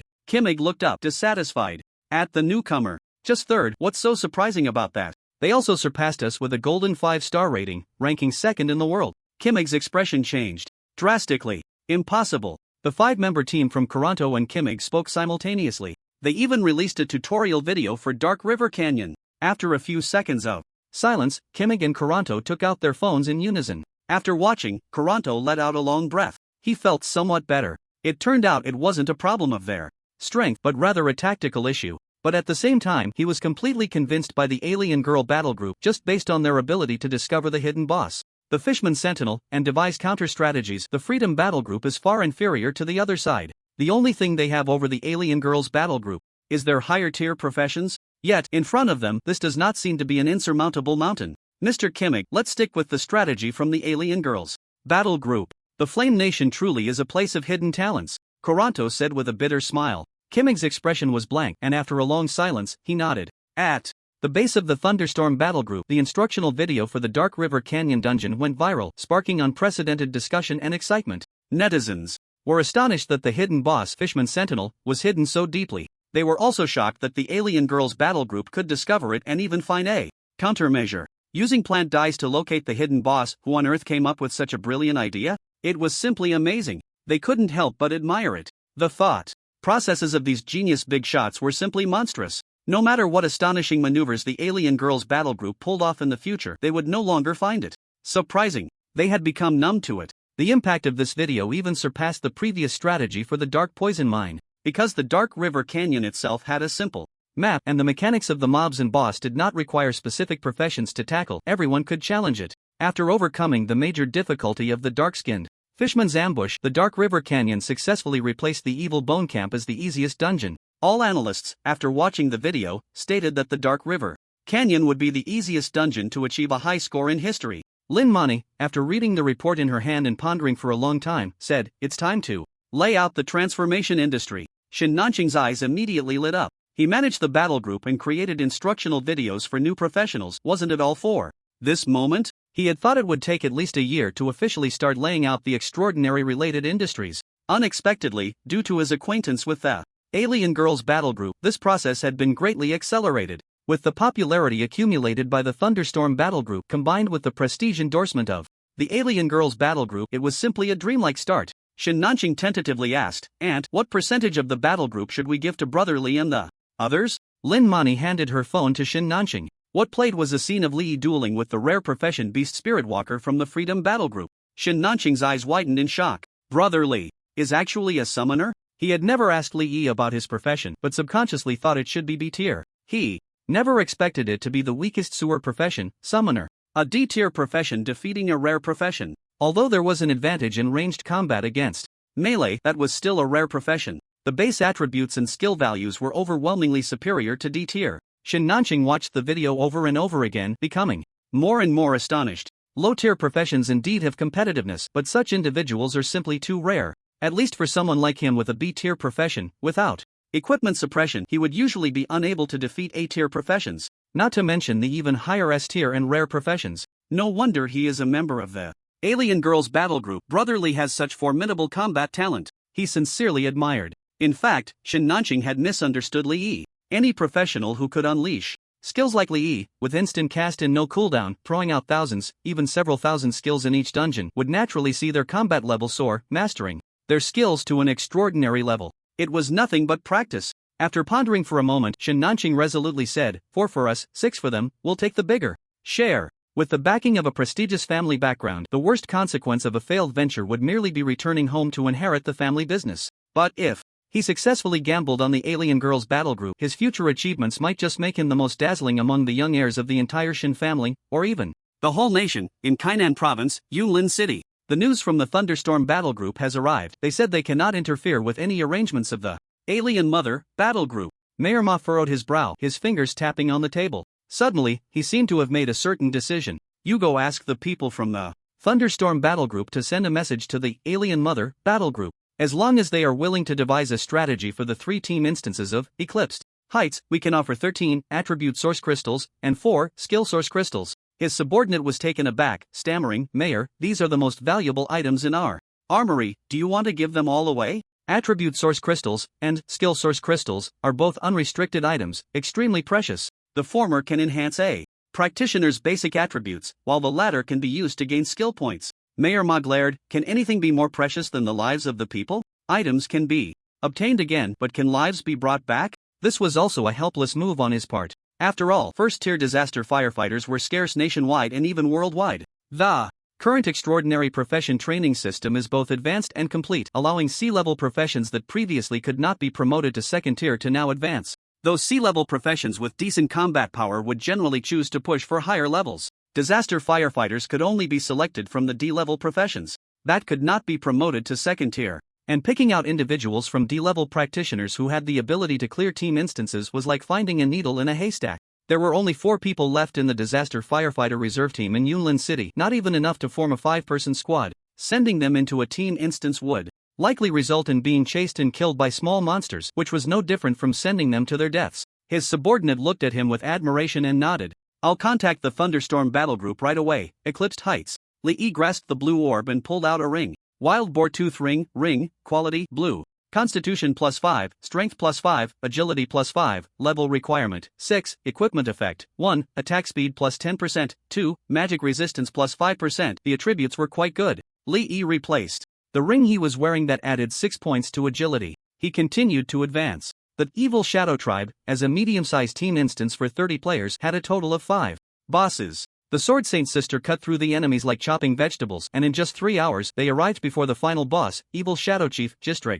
The second to fourth bosses dropped some decent equipment, but it was still not enough for Li Yi to give up the set effect of the Jungle Seeker. The biggest gain was experience. The number of monsters in a 30-player instance far exceeded that of a small instance. Li Yi allocated most of the experience to Li Yue, allowing her to level up by 2 levels, while he leveled up by 1 level. Both of them were now at the same level, both at level 7. After the second evolution, Li Yue's total attribute gain per level reached an exaggerated 200 points. This made Li Yi's desire to improve his own attributes even stronger. Gistreg was an elderly lizard man, thin and bony, hunched over, standing just over 2 meters tall. Beside it were 3 lizardman mage elites and 3 lizardman warrior elites guarding it. Li Yi's gaze fell on its hands. Gistreg held a black staff about 1.5 meters long, using it as a cane propped against the ground. The drops from instance monsters generally came from the items they carried. This meant that Gistreg's staff had a chance to drop. His agility and positioning skills had improved significantly. Coupled with high movement speed, he could dodge most ranged attacks.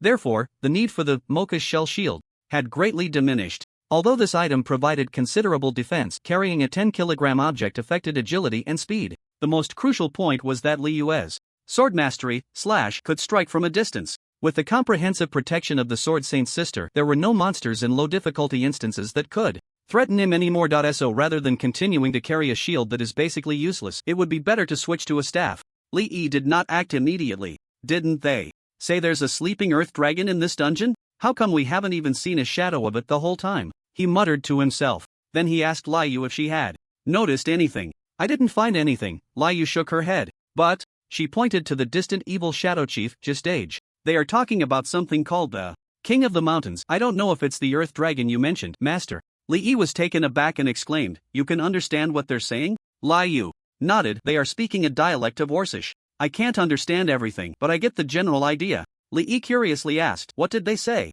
Liu listened carefully. For a moment. The lizardman chief is instructing his subordinates, basically saying to protect the king of the mountains, sacrifice well, and that there must be no accidents, or it will bring disaster to the tribe. Upon hearing this, Li Yi's eyes lit up. It seems the key to the hidden boss is this so-called sacrifice. Just then, a lizardman mage, next to the evil shadow chief Gistage, along with another lizardman warrior, set off down a mountain path. Li Yi noted the location of the path. Let's make our move. The Sword Saint's sister drew her long sword and immediately unleashed a powerful move. Frenzied sword technique / the four lizardmen hadn't even reacted when the evil shadow chief Gistage was cleaved in two. However, there was no prompt indicating a successful kill. After Liu defeated the four large monsters, a message finally popped up on Li Yi's panel. You have killed the evil shadow chief Gistage, gaining 300 experience. A milky white and a blue orb of light appeared next to the boss's corpse. Another special item has appeared. Li Yi's expression was joyful as he hurried to the boss's side and grabbed the milky white orb. You have obtained skill source crystal. It really dropped a skill point. Li Yi beamed with joy and immediately chose use. You have gained skill point ×1. He allocated the skill point to Energy Star Bullet, bringing its level to 10. Looking at the blue orb, it was a staff. Evil Shadow Chief staff quality, blue constitution +10 spirit +10 magic power +20 equipment effect, spell penetration +10%. It actually has 10% spell penetration, not bad. Li Yi immediately equipped the staff, replacing Mocha's shell and the offhand dagger. Without the 10-kilogram shield on him, he felt much lighter. Let's go find the Earth Dragon. Li Yi and Liu followed the route of the two lizardman monsters they had just encountered. Since Liu finished the battle so quickly, the two large monsters hadn't gone far. The two kept a distance to avoid being detected, following at a steady pace. 10 minutes later, the two large monsters led them to a huge platform at the mountain's peak. A strong, fishy odor wafted towards them. Li Yi displayed the mask of Jungle Seeker, blocking out much of the stench. The high platform was arranged as a massive altar.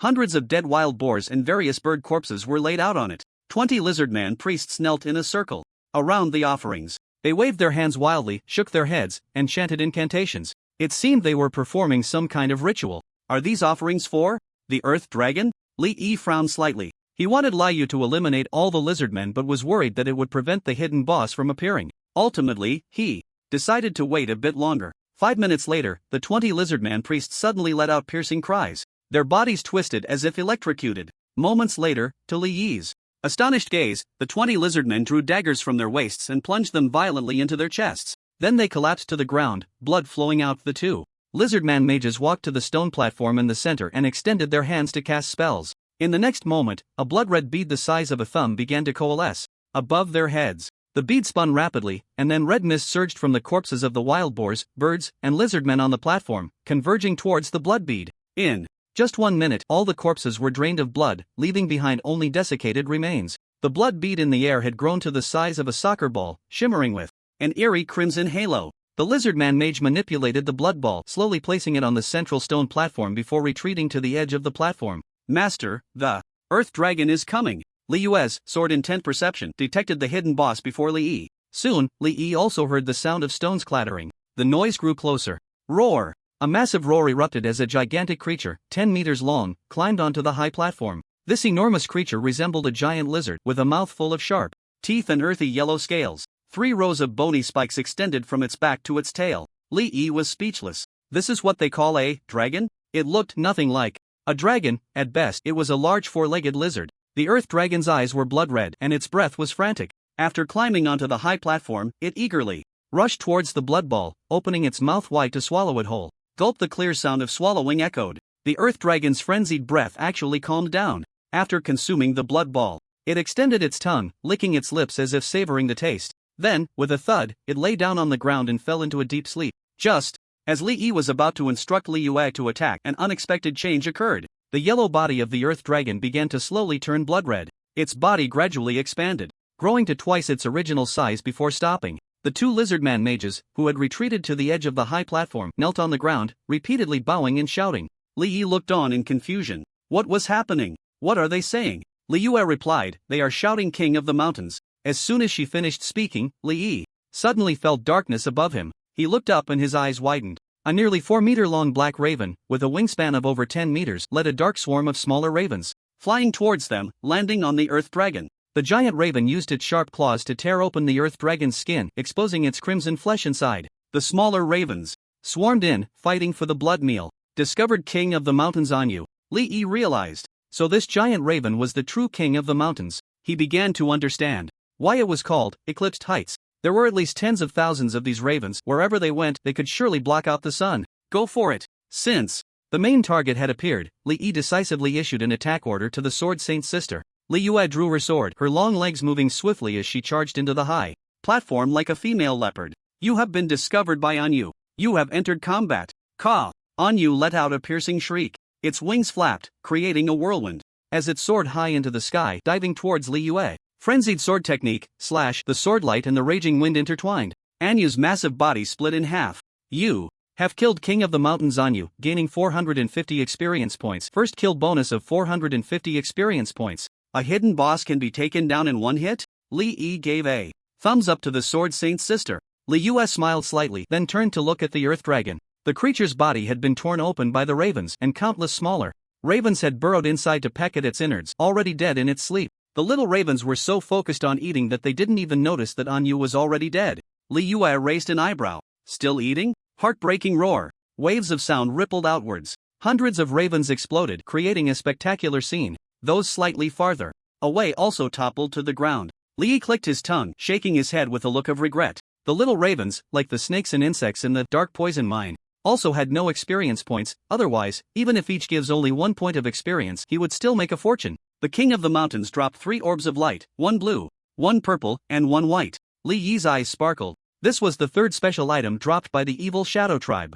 He quickly ran to the boss's body and grabbed the milky white orb. Windstorm Feather, Material, Quality, Epic Attribute, Wind Damage plus 3%. Li Yi felt a bit disappointed. It was neither a skill book nor skill points. However, epic materials are quite valuable, so he could keep it. After reaching the second tier, it could be used to craft equipment. The second purple orb. Dark Feather Cloak, Quality. Epic, Purple, Constitution plus 16 Agility plus 16 Spirit plus 16 Level Requirement 6 Equipment Effects 1. Movement Speed plus 8% 2. Magic Resistance plus 8% 3. Cooldown Reduction plus 5% Class Exclusive. Gain 1 skill point, ranged classes only. Li Yi was delighted. Increased movement speed, magic resistance, and a skill point. All were things he needed. He immediately replaced his blue cloak that provided 8 points of agility. Looking at his stats, level 7, 31.25%, movement speed, 160.5% active skill, energy star bullet, level 11. Li Yi was grinning from ear to ear. An additional 60.5% movement speed bonus was likely the best among all classes below level 20.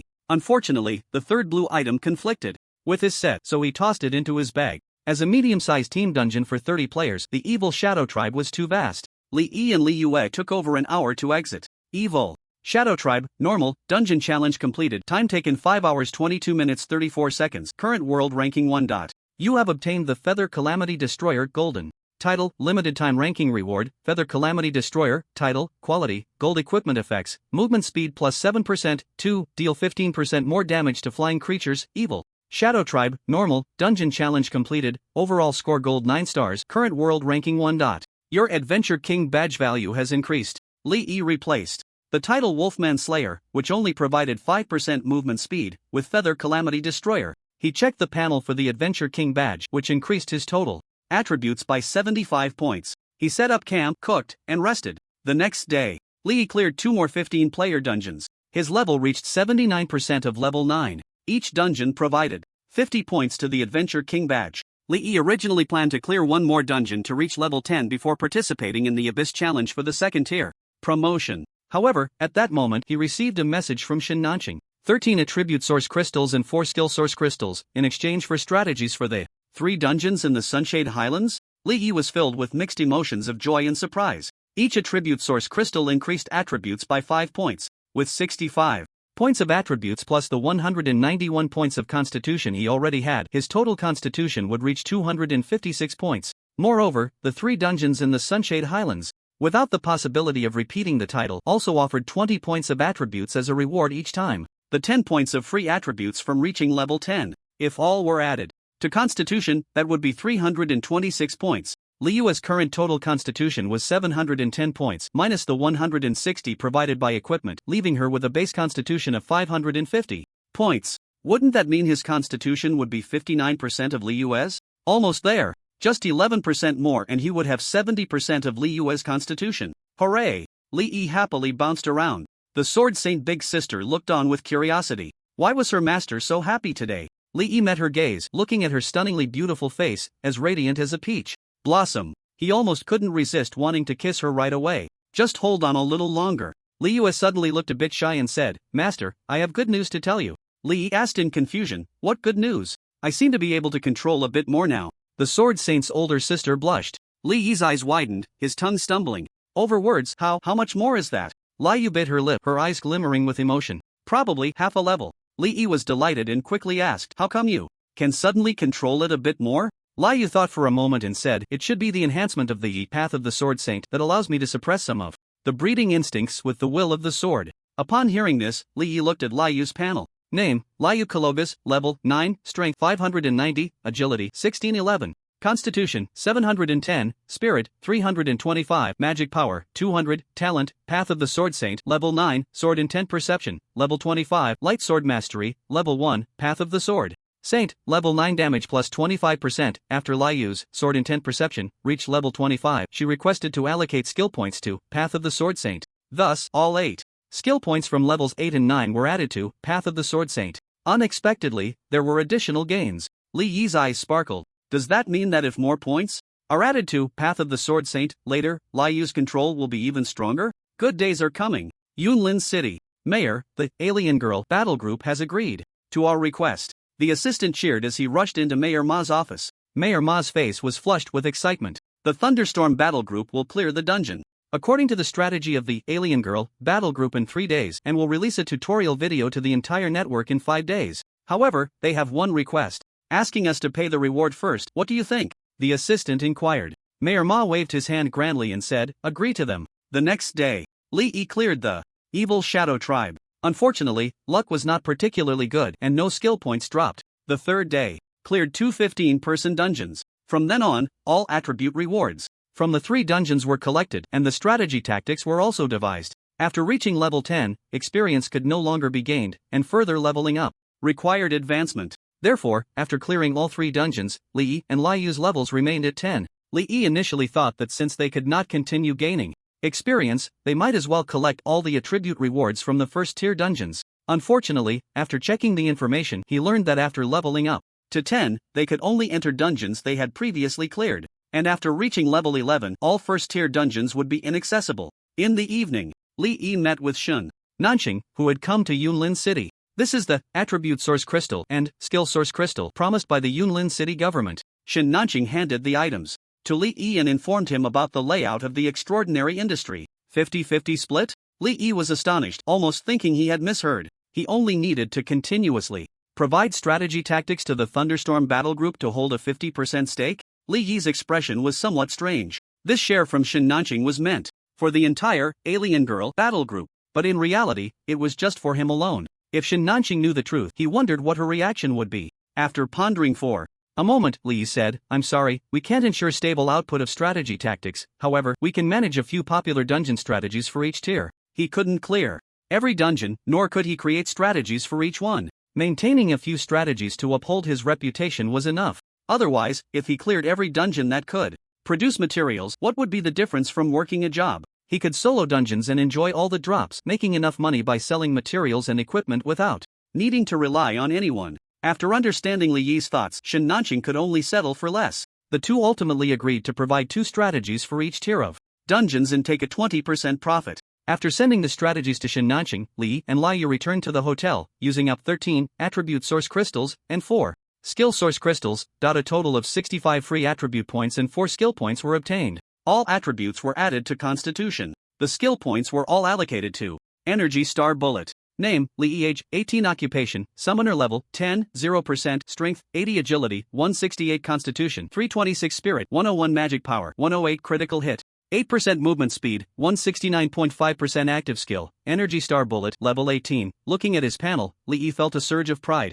A total attribute of 783 points, comparable to S-Class. Profession values. Who would have thought this was actually the panel of a D-Class summoner? It would scare someone to death if they heard it. Even more terrifying was that the level of Energy Star Bullet had reached 18. Once he successfully advanced to level 19 and learned Energy Explosion Bullet, he couldn't even imagine how terrifying it would be to combine that with the ability of instant cast with no cooldown. Of course, it still couldn't compare to Lai Yue. The Sword Saint Sisters' total attribute value had already reached 3,616 points. Not to mention S-Class professions, even hidden and unique professions wouldn't be able to withstand a single strike from Lai Yue at the same level. Invincible. Late at night, after finishing his wash, Li Yi looked at the Sword Saint Sisters' alluring figure and stunning beauty, unable to resist the urge. Ahem, Lai Yue, your Sword Saint path has leveled up by 4 levels. How's the effect? The Sword Saint Sisters' face immediately turned red. The master's little thoughts were all too obvious. The dignified demeanor she had maintained as a master vanished completely.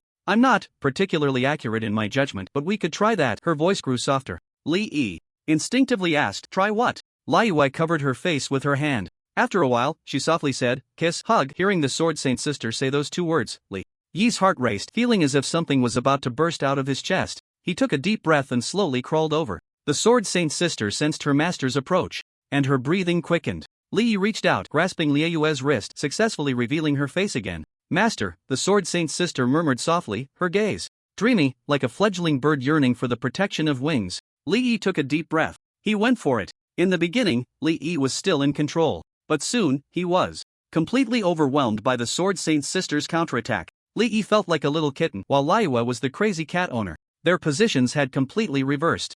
Ah, Master. I'm sorry. The Sword Saint Sister released Li Yi, quickly getting up and retreating to the edge of the bed. She barely managed to control herself, almost breaking her master's arm. Li Yi gasped for breath, taking a long time to prop himself up. He finally experienced the terrifying strength of a boss. No wonder the Sword Saint Sister had refused before. No wonder she wanted him to increase his constitution. A little kiss almost cost him his life. Of course, none of that mattered. What mattered was how. How are you so skilled? Li Yi asked suspiciously. Logically, the Sword Saint Sister shouldn't know anything. Li Yue's pretty face flushed. I practiced with the master. Li Yi was dumbfounded. Ha? Practiced? With me? When? The Sword Saint Sister stammered but eventually confessed about stealing kisses from her master. Li Yi was furious. Oh, wow. Did she treat me like a sleeping husband? Why didn't she wake me up? No more sneaking around in the future. Li Yi scolded. The Sword Saint Sister nodded obediently. Besides that, did you secretly do anything else?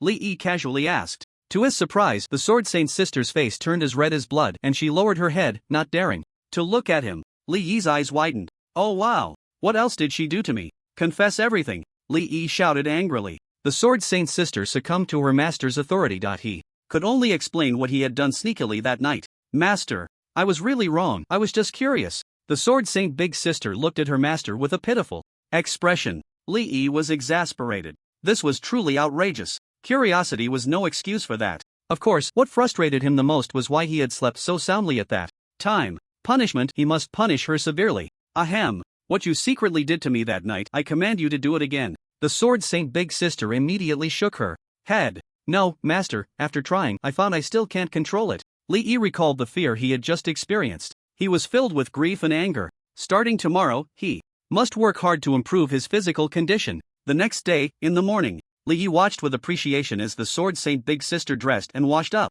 In the morning, Lai Yu couldn't withstand his persistent coaxing and agreed to try again. This time, Li Yi was smarter. Sensing that the Sword Saint Big Sister was showing signs of losing control, he immediately pulled her into the summoning space. He would let her out once she calmed down. Li smacked his lips, still feeling unsatisfied. Then he began to search for advanced abyss dungeon. To promote an extraordinary profession, one needs promotion source crystal, which can only be obtained from abyss, mysterious domain, and ghostly ruins. Using it allows the profession's body to receive a cleansing of pure energy. This process is called promotion. Only after promotion can a profession continue to gain experience and level up. Generally, a D-level profession requires one promotion source crystal to promote. C-level and B-level professions need 2, A-level requires 3, and S-level starts at 4 or even more. Of course, lower-tier professions can also use more crystals to enhance their potential. This way, after a successful promotion, they can gain more attribute points with each level up. The base damage of skills will also be higher. There aren't many abyss dungeons available for first-tier professionals to promote. Li quickly locked onto one. It was a super-large abyss dungeon located in Gyeonggi Province, Tide of Flame Waves. Tide of Flame Waves is a siege-type abyss dungeon, which emerged from the third-tier dungeon Flame Wave Cathedral disaster 70 years ago. At that time, 2 cities were destroyed and a large number of people lost their lives. This disaster is known as the Flame Wave disaster. The Yen Kingdom took 10 years to completely deal with the disaster area, and to prevent the tide of flame waves from erupting again, they established an extraordinary base nearby. In fact, almost every abyss dungeon has a similar process, and there is usually an extraordinary base guarding it. Tide of Flame Waves consists of one main abyss dungeon and 7 branch dungeons. The main dungeon has no level or team restrictions, making it a popular choice for many first to 5th tier professionals to promote. According to the information available online, professionals need to help the Radiant Alliance faction fight against the evil Disaster Legion in Tide of Flame Waves. If they can hold out until the dungeon progress reaches full, they will have completed the dungeon. Tide of Flame Waves is the first dungeon where many professionals interact with friendly targets within the dungeon. These otherworldly allies in the dungeon are referred to as NPCs by the professionals. After Li and Lai Yu finished breakfast, they arrived at the Flame Wave base next to the Tide of Flame Waves dungeon through the teleportation array in Yunlin City. Stepping out of the teleportation array, they saw a bustling and lively street. The Flame Wave base has a permanent population of over 200,000, which is not large, but the extraordinary industry is quite well developed. Walking down the street, Lai Yu's impressive height and masterly aura immediately attracted a lot of attention, including many high-tier, high-level professionals. However, when they subconsciously used identification techniques on Lai Yu, they were met with nothing but question marks. They quickly withdrew their gazes, fearing they might offend a big shot. Li Yu looked around and found the expressions of the passers-by quite amusing. Among them was a flashy rich guy, fully equipped and showing off, who just a moment ago was strutting around arrogantly. But upon seeing Lai Yu, he was so frightened that his face trembled, immediately hiding all the brilliance of his equipment. The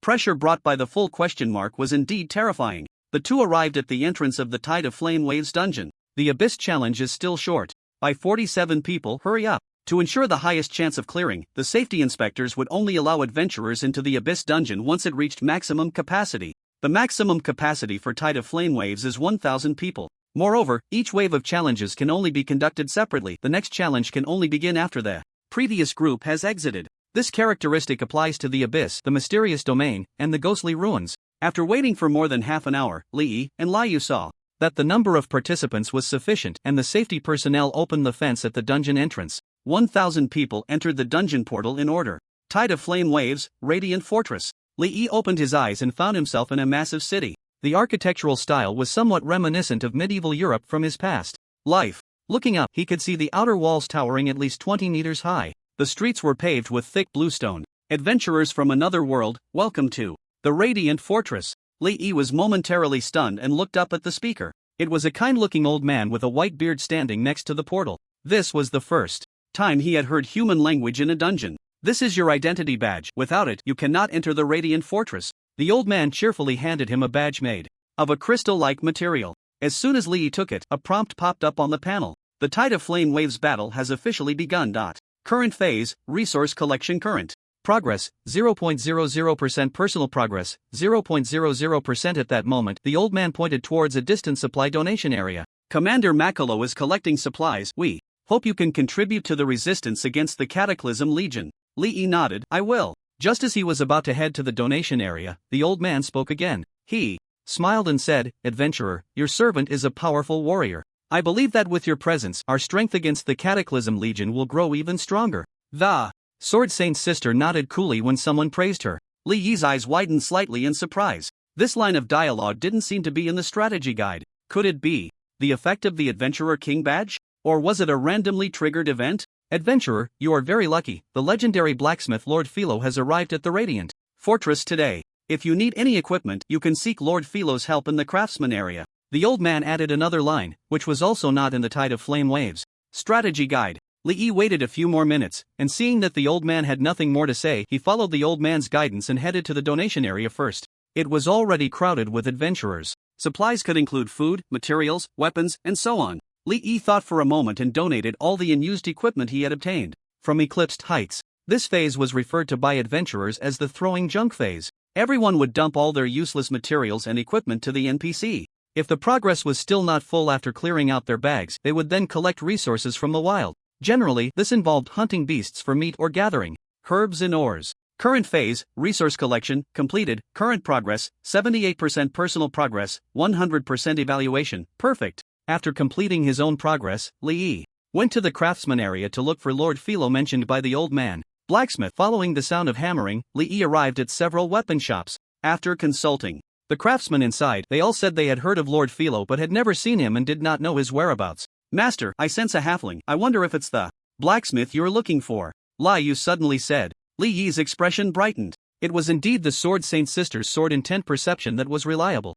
Li Yu led Li Yi to a small park next to the craftsman area. Passing through bushes and a few large trees, the two of them were perched on a lush, leafy tree where they spotted a little girl floating in the treetops, sound asleep. She was about 1.4 meters tall, likely around 13 years old. The girl had fair skin, long eyelashes, and a delicate, cute face. The tips of her ears resembled those of an elf, though not as pronounced. She wore a white dress and a short skirt, with a pair of soft, bare little feet. The pads on her 5 plump little toes were slightly raised, and there were also some less noticeable small pads on other parts of her soles. Most striking was her hair, which was an astonishing 1.5 meters long, even longer than her height. Master, she is a halfling, and her rank is quite high. Li Yu whispered. You have discovered Philo's workshop.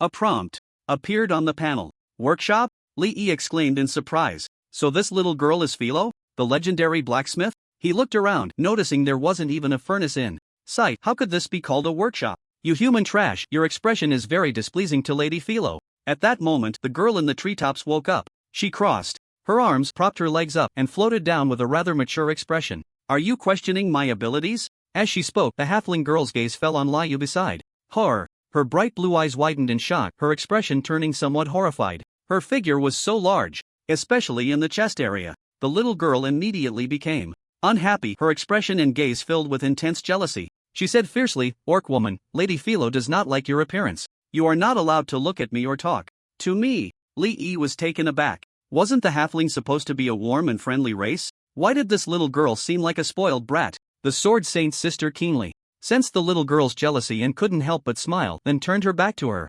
However, when the little girl saw her waist and hips, she became even more upset and turned her back as well. Li Yi stepped forward to Philo. Lady Philo, I heard you can create powerful equipment? Li Yi asked tentatively. Philo glanced at Li Yi. Under the effect of the Adventurer King badge, she found Li Yi somewhat pleasing to the eye. The little girl snapped her fingers. In the next moment, a fully equipped but slightly smaller blacksmith workshop appeared out of thin air in front of Li Yi. It landed with a thud on the ground. Philo casually tossed a book of designs to Li Yi, her expression proud. As she said, find what you want yourself. As long as I have the materials, I can forge any of the equipment on it. Li Yi opened the book and his eyes immediately lit up. It was filled with top-tier equipment. The lowest grade inside was epic equipment, purple. The further he flipped, the more he found legendary equipment, gold, and mythical equipment, pink. I haven't learned how to make immortal grade equipment yet, but as long as I have the blueprints, I can teach myself. I am the only telekinetic blacksmith. The little girl proudly lifted her head, but the next moment she began to grumble through clenched teeth. Moxicani, that old hag, how dare she abandon her lovely apprentice for a big thunder woman? Li Yi continued to flip through the pages. His gaze landed on a staff. Nightmare of the Novice Summoner, staff, quality, mythical, pink, constitution. Plus 100 spirit, plus 100 magic power, plus 200 level requirement, 16 equipment effects, 1, spell penetration plus 20%, 2, cooldown reduction plus 20%, 3, casting speed plus 20%, class exclusive 1, skill points plus 5, summoner only, class exclusive 2, summon nightmare, active skill, summon nightmare, consume 50% of mana to summon a nightmare onto the battlefield, applying the Nightmare Strike curse to enemies within a 20-meter range, reducing their movement speed and hit rate by 30% and magic resistance by 15%, lasting for 1 minute, with a cooldown of 3 hours. Required materials: Night Demon Eye ×2, Darkwood Tree Core ×1, Tier 2 Epic, Dark Gold Ingot ×10, Tier 2 Epic, Energy Source Crystal, Tier 2, ×100, Lee. He looked at the attributes, saliva almost dripping from his mouth. Looking at the materials again, apart from the Night Demon Eye, almost all the materials could be purchased directly. The only one he didn't know where to collect was the Night Demon Eye. A thought crossed Li Yi's mind. Lord Philo, do you know where to collect the Night Demon Eye? The little lowly swung her fair little feet in the air. Human trash, why should Lord Philo tell you the information? As her feet swung, Li Yi could see her tender skin and little pads. The pads were a characteristic of the halfling race, very sensitive, able to sense ley lines and water flows, even the wind and energy. That's why halflings prefer to walk barefoot. Ordinary halflings have wide soles, and their pads are thicker and more substantial. Due to long-term walking in labor, layers of calluses had formed on the pads. Although this reduced their sensory perception, it also lessened the damage to their soles. Philo, however, floated in the air, clearly having almost never touched the ground, so she naturally had no calluses. Li Yi even doubted whether she could walk at all. The little lowly looked disdainful. I'm not one of those foolish kin who can be bought off with a few candies. Before she could finish her sentence, her eyes widened, because Li Yi had taken out a large jar of candies. This was something he had casually tossed into the shopping cart while procuring supplies, and it hadn't been opened yet. Human, what do you have in your hand? The little lowly feigned calmness, trying to act reserved. Li Yi noted her reaction with satisfaction, pleased that he had guessed correctly. Halflings are a race that loves food, especially sweets, to the point of addiction. Even though Philo's rank was higher than that of ordinary halflings, it couldn't completely eliminate her racial instincts. It was similar to the breeding period of the fierce moon. Lord Philo, this is candy made from human craftsmanship. How about we trade it for your information? The little lowly was immediately tempted but still tried to maintain a reluctant demeanor. Alright, since you're somewhat pleasing to the eye, Lord Philo will tell you. The Night Demon Eye comes from the wild boar tribe occupying Tobin Mountain. They used evil necromancy to resurrect an ancient night demon, attempting to control it. If you can kill it, you can obtain the Night Demon Eye. After she finished speaking, Li Yi felt a force in his hand. It turned out Philo had used telekinesis to take the jar of candies. This ability was quite convenient. Telekinesis users are a very rare profession, positioned as semi-supportive. Philo opened the jar, curiously unwrapped a candy, and tasted it. Her eyes instantly sparkled with little stars. Then she began to crunch one candy after another. The way she was eating candy would likely be suppressed by parents if it were a human child.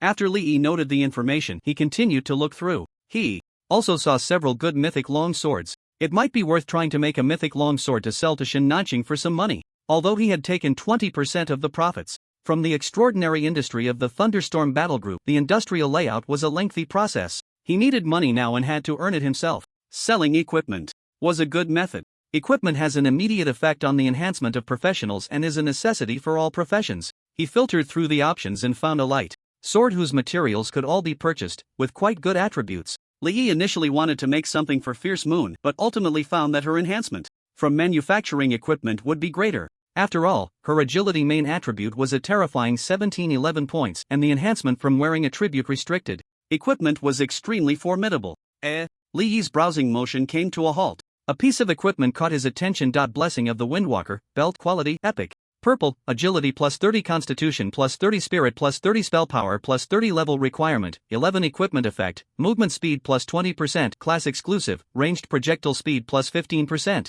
For ranged classes only, required materials, Gale Feather ×2, Magic Pattern Silk ×10, Strong Tendon ×3, Gale Feather? Li Yi exclaimed in delight. Didn't he have two Gale Feathers dropped by the hidden boss in you of the evil Shadow Tribe? As for the other materials, they could be bought directly. The most crucial part was that it could be equipped at level 11. Gaining an additional 20% movement speed would mean he could run at an astonishing 190% speed faster than a dog. And the increase in projectile speed was a rare attribute that would directly and efficiently enhance his combat power. His Energy Star projectile was at level 18, and compared to other classes of the same level, its base damage was quite considerable. Therefore, attributes like using cheese, biscuits, egg yolks, granulated sugar, cream, cocoa powder. Add granulated sugar to the egg yolks and whisk until the color turns pale, the volume expands, and the mixture becomes thick. Pour the whipped cream into the cheese and egg yolk mixture, gently fold it until well combined to make the tiramisu batter. Refrigerate it for 5 hours to let it set.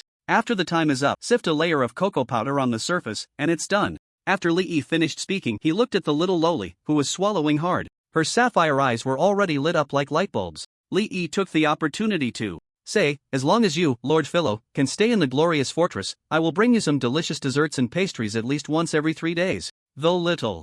Loli's breathing became rapid and she said happily, human, is that true? Her fair little feet spread their 5 toes in excitement. Her 10 toes wriggled anxiously, like a cat stretching its little paws when purring and kneading. Even the pink little pads on the soles of her feet gently swelled and bounced, visibly soft and plump. Lee nodded. It's true. I can bring Lord Philo all the delicacies of the human world. The little Loli flew down in excitement and landed in front of Lee, grabbing the clothes on his shoulder with her fair little hands, as if she was afraid he would run away. A fragrant aroma wafted from her. This scent was very unique, with the milky aroma of pine nuts and the weedy smell of hot-baked cake. It was very pleasant to smell. Philo said with a very serious expression, human, we have a deal. You bring me delicious food and you can stay here while I forge equipment for you. If you don't come for more than 3 days, Lord Philo will leave. Lee nodded and he and Philo reached an agreement. The little Loli flipped happily in the air. She even felt that the candy in her hand was no longer as appealing. As a high-ranking half-person of the long-lived race, her lifespan was extremely long.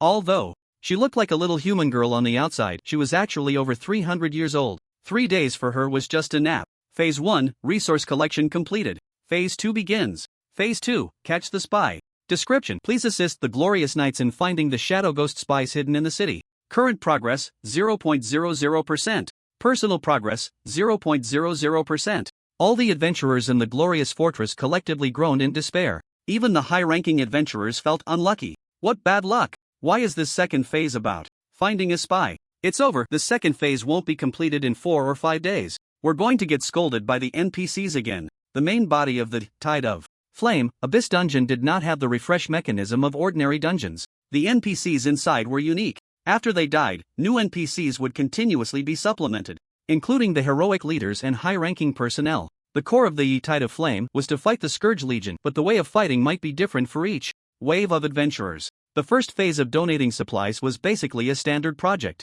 but from the second phase onwards, it was not fixed. Some required assisting with manufacturing, some would be helping to train new recruits, and some would need to help deal with internal public riots, and so on. The most difficult one was catching spies. This required adventurers to rely on their own eyesight and intelligence to investigate. Even high-ranking, high-level adventurers were at a loss on how to find the spies. Many people who acted improperly in the fortress would even be thrown into jail for a few days by the fortress military on charges of harassment and offense. When Lee said goodbye to Philo and returned to the center of the fortress with the Sword Saint Big Sister, the 500 adventurers had already formed large and small reconnaissance groups to jointly deal with the spy problem. Adventurer, I need you to help me find the spies lurking in the city. Please follow me from now on. A female knight in a shiny silver metal armor, fully armed, came up to Lee. I am Catherine Rosa, you can just call me Catherine. Lee glanced at Catherine a few times. People from the other world are really tall. Catherine's height exceeds 1.8 meters, taller than himself. Of course, compared to the Sword Saint's sister, she is still far from it. As for Liyue, Catherine only glanced at her curiously before retracting her gaze. Lee informed Liyue about the specifics of the second phase. The Sword Saint's sister spread out her sword intent perception. Catherine seemed to sense something. She explained, adventurers, under the suppression of the defensive array in the Radiant Fortress, both enemies and allies will have their distance and effectiveness limited when using perception skills, and shadow ghosts are naturally immune to many detection methods. After sensing for a moment, Liyue said, Master, my perception distance is indeed limited to only 1/3 of the original, but the effectiveness of the perception has not been affected. Li Yi's expression brightened. It's still the Sword Saint's sister. A high-tier Sword Saint class is indeed powerful. If there were no one around, he would definitely reward the sister well. Have you found anything? Liyue pointed to a tavern not far away. I discovered quite a few issues, but the methods of the infiltrator on the tavern owner are the most secretive. He might have a very powerful shadow ghost. Liyue can understand human language, but Catherine clearly does not understand the ancient orc language. She looked surprised. What does the female swordsman mean by pointing to the tavern? Could it be that she really found a spy through perception? What kind of perception skill is that powerful? Li Yi explained to her, my partner said that the tavern owner has a big problem. Catherine was astonished. She looked at Liyue in surprise. The tavern is over 400 meters away, and this female swordsman can actually perceive that far. But she did not directly question Li Yi's words. Capturing spies is a serious matter, no suspicious detail can be overlooked. Let's go confirm it. Catherine took the lead and entered the tavern. Welcome to the Blazing Hearth Tavern, esteemed knight, what would you like to drink? The tavern owner was very enthusiastic. Catherine's gaze was cold as she drew her sword and pointed it at the tavern owner. Please forgive us during this critical time of capturing spies. She clenched her left fist against her forehead and began to chant a spell. In the name of the holy light, bind. A faint golden glow immediately enveloped the long sword. The holy light illuminated the tavern owner, and a circular ring appeared beneath his feet, followed by a cylindrical light screen rising to trap him inside. The tavern owner was both shocked and angry. Knight, this is slander against me. I will report your defamation to the Lord. Holy light radiance, Catherine shouted. The top of the light screen shone brightly, illuminating like a small sun. The tavern owner, undeterred, sneered, Knight, wait to be punished by the Lord. The holy light shone on the tavern owner for a full minute, yet no abnormalities were observed. Normally, a shadow ghost cannot withstand the holy light for more than 30 seconds. Catherine's expression grew serious, her heart filled with doubt. Could it be that she had the wrong target? Among adventurers, there are many reckless individuals, and it is not uncommon to mistakenly target the wrong person. The residents of the fortress often have complaints due to their reckless actions. Catherine had grown accustomed to this over the years. She maintained a calm expression, unaffected by the tavern owner's accusations. Just as she was about to lift the binding and offer a symbolic apology to the owner, wait. Li Yi and Liuyue walked in. Upon seeing Li Yi, the tavern owner sneered, Knight, you actually trust adventurers from another world over the devout residents of the holy light in the fortress. I am very disappointed. Li Yi couldn't help but smile at this. The NPC's trust in the professionals has been built over years of cooperation. For them, some professionals may not be very reliable, but their level of commitment and care for their commissions is unparalleled. Li Yi signaled Liuyue to take action. The sword saint's sister nodded. In the next moment, a sharp sword intent enveloped the tavern owner. Damn human adventurers, what have you done to me? In the grip of holy light, the tavern owner's face twisted in rage, his voice gradually shifting from normal to a hoarse, furious shriek that was grating to the ears. Just hearing that voice made Li Yi feel a surge of blood boiling through his body. Catherine's expression changed slightly, this feeling. Not good, it's a high-level shadow demon. She radiated holy light, golden wings of divine power shining from her back. As she instantly entered a combat stance. Kick. Since you've discovered me, let's perish together. The tavern owner's hidden power surged forth like ink, coalescing into a terrifying 3-meter-tall humanoid monster, with horns and sharp spikes on its back. The tavern's patron screamed, instantly thrown into chaos. The sword saint's sister drew her long sword and stood protectively in front of Li Yi, her face unusually serious. Die, the shadow demon roared madly. Its body suddenly swelled up. Sword intent perception went off like a mad alarm. Li Yue's expression changed drastically. She quickly scooped Li Yi into her arms, fully unleashing sword chi protection to envelop both herself and Li Yi, especially Li Yi. Almost 80% of the sword chi surrounded him. The sword saint's sister was about to use Gale Step to escape. Just then, clang! A loud crash echoed. A massive golden holy hammer descended from the sky, smashing through the tavern roof and shattering the shadow demon into flying fragments. As these black shards scattered, they were purified into wisps of blue smoke by the holy light emanating from the hammer. Meanwhile, everyone in the tavern, including the unconscious tavern owner, was bathed in holy light, surrounded by a shimmering golden shield. The intensity of the shield's golden glow indicated an incredibly high defensive power. The high priest has made a move, Catherine exclaimed excitedly, looking up at the sky. High priest? Li Yi followed suit, raising his head. Was it the judgment priest mentioned in the Tide of Flame who had been confronting the disaster lord in the energy realm high above? He never expected such a big shot would personally come to slay the shadow demon. It seemed this shadow demon was no ordinary foe. Stage 2, capture the spy. Current progress, 30% personal progress, 100% evaluation, perfect. You have unlocked the Radiant Knight Order's reputation. Current reputation, VIP. Li Yi stared at the information prompt, somewhat dazed. Was that it? This meant he could just relax now. He only needed to patiently wait for the total progress to reach its maximum value. Moreover, he had even unlocked a reputation. This was quite significant. With high faction reputation, any dungeons featuring NPCs from that faction would receive extra benefits, even assistance. In short, the advantages were plentiful. Catherine gazed reverently as the holy light dissipated. Then her expression turned excited. Esteemed adventurer, this high-level shadow demon has been lurking in the fortress for who knows how long. Thank you for your help in eliminating it. After saying this, she stood tall and gave Li Yi a formal knightly salute. Esteemed adventurer, on behalf of the Radiant Knight Order, I sincerely request your assistance in finding other shadow demon spies. Li Yi's eyes lit up. When NPCs in dungeons actively request help, it usually comes with significant benefits. And even if there weren't any direct tangible rewards, he was willing to do it just for the sake of gaining reputation. The Radiant Knight Order was distributed across many dungeons, and their reputation was notoriously difficult to unlock and increase. Such an opportunity was rare. Li Yi immediately agreed. Radiant Fortress.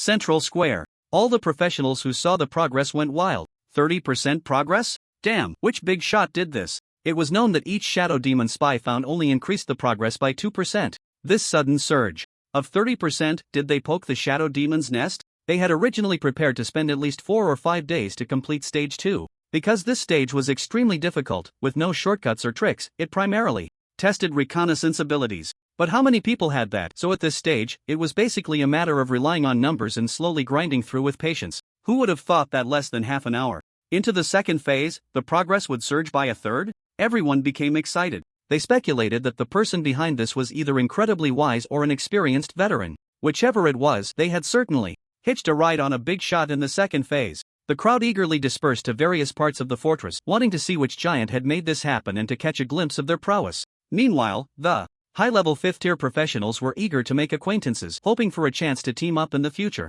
Outside the tavern, Catherine asked Li Yi and Liu to wait a moment while she went to seek support from the Lord. 10 minutes later, Catherine returned with 8 fully armed, imposing knights standing before Li Yi. Esteemed adventurer, I am Cassius Germain, the vice-captain of the Radiant Knights. We will assist you in eliminating all the spies within the fortress and ensure your safety during this time. The tall middle-aged man leading the group spoke humbly. The 7 behind him also bowed, expressing their respect. Li Yi's gaze fell on the red flame-patterned armor of the 8 knights, and he couldn't help but hold his breath, feeling a shock in his heart. These people were all holy flame knights. The core strength of the Radiant Fortress was the Radiant Knights, which included a high-tier combat unit known as the Holy Flame Knights. To have 8 of them show up was astonishing. Cassius Germain, as the vice-captain responsible for commanding the Holy Flame Knights, had personally come forward. This showed how much the Radiant Fortress valued this matter. Li Yi returned the greeting. It is my honor to assist the Knight Order. He carefully observed the 8. Cassius Germain was a light-forged paladin, an elite hero unit.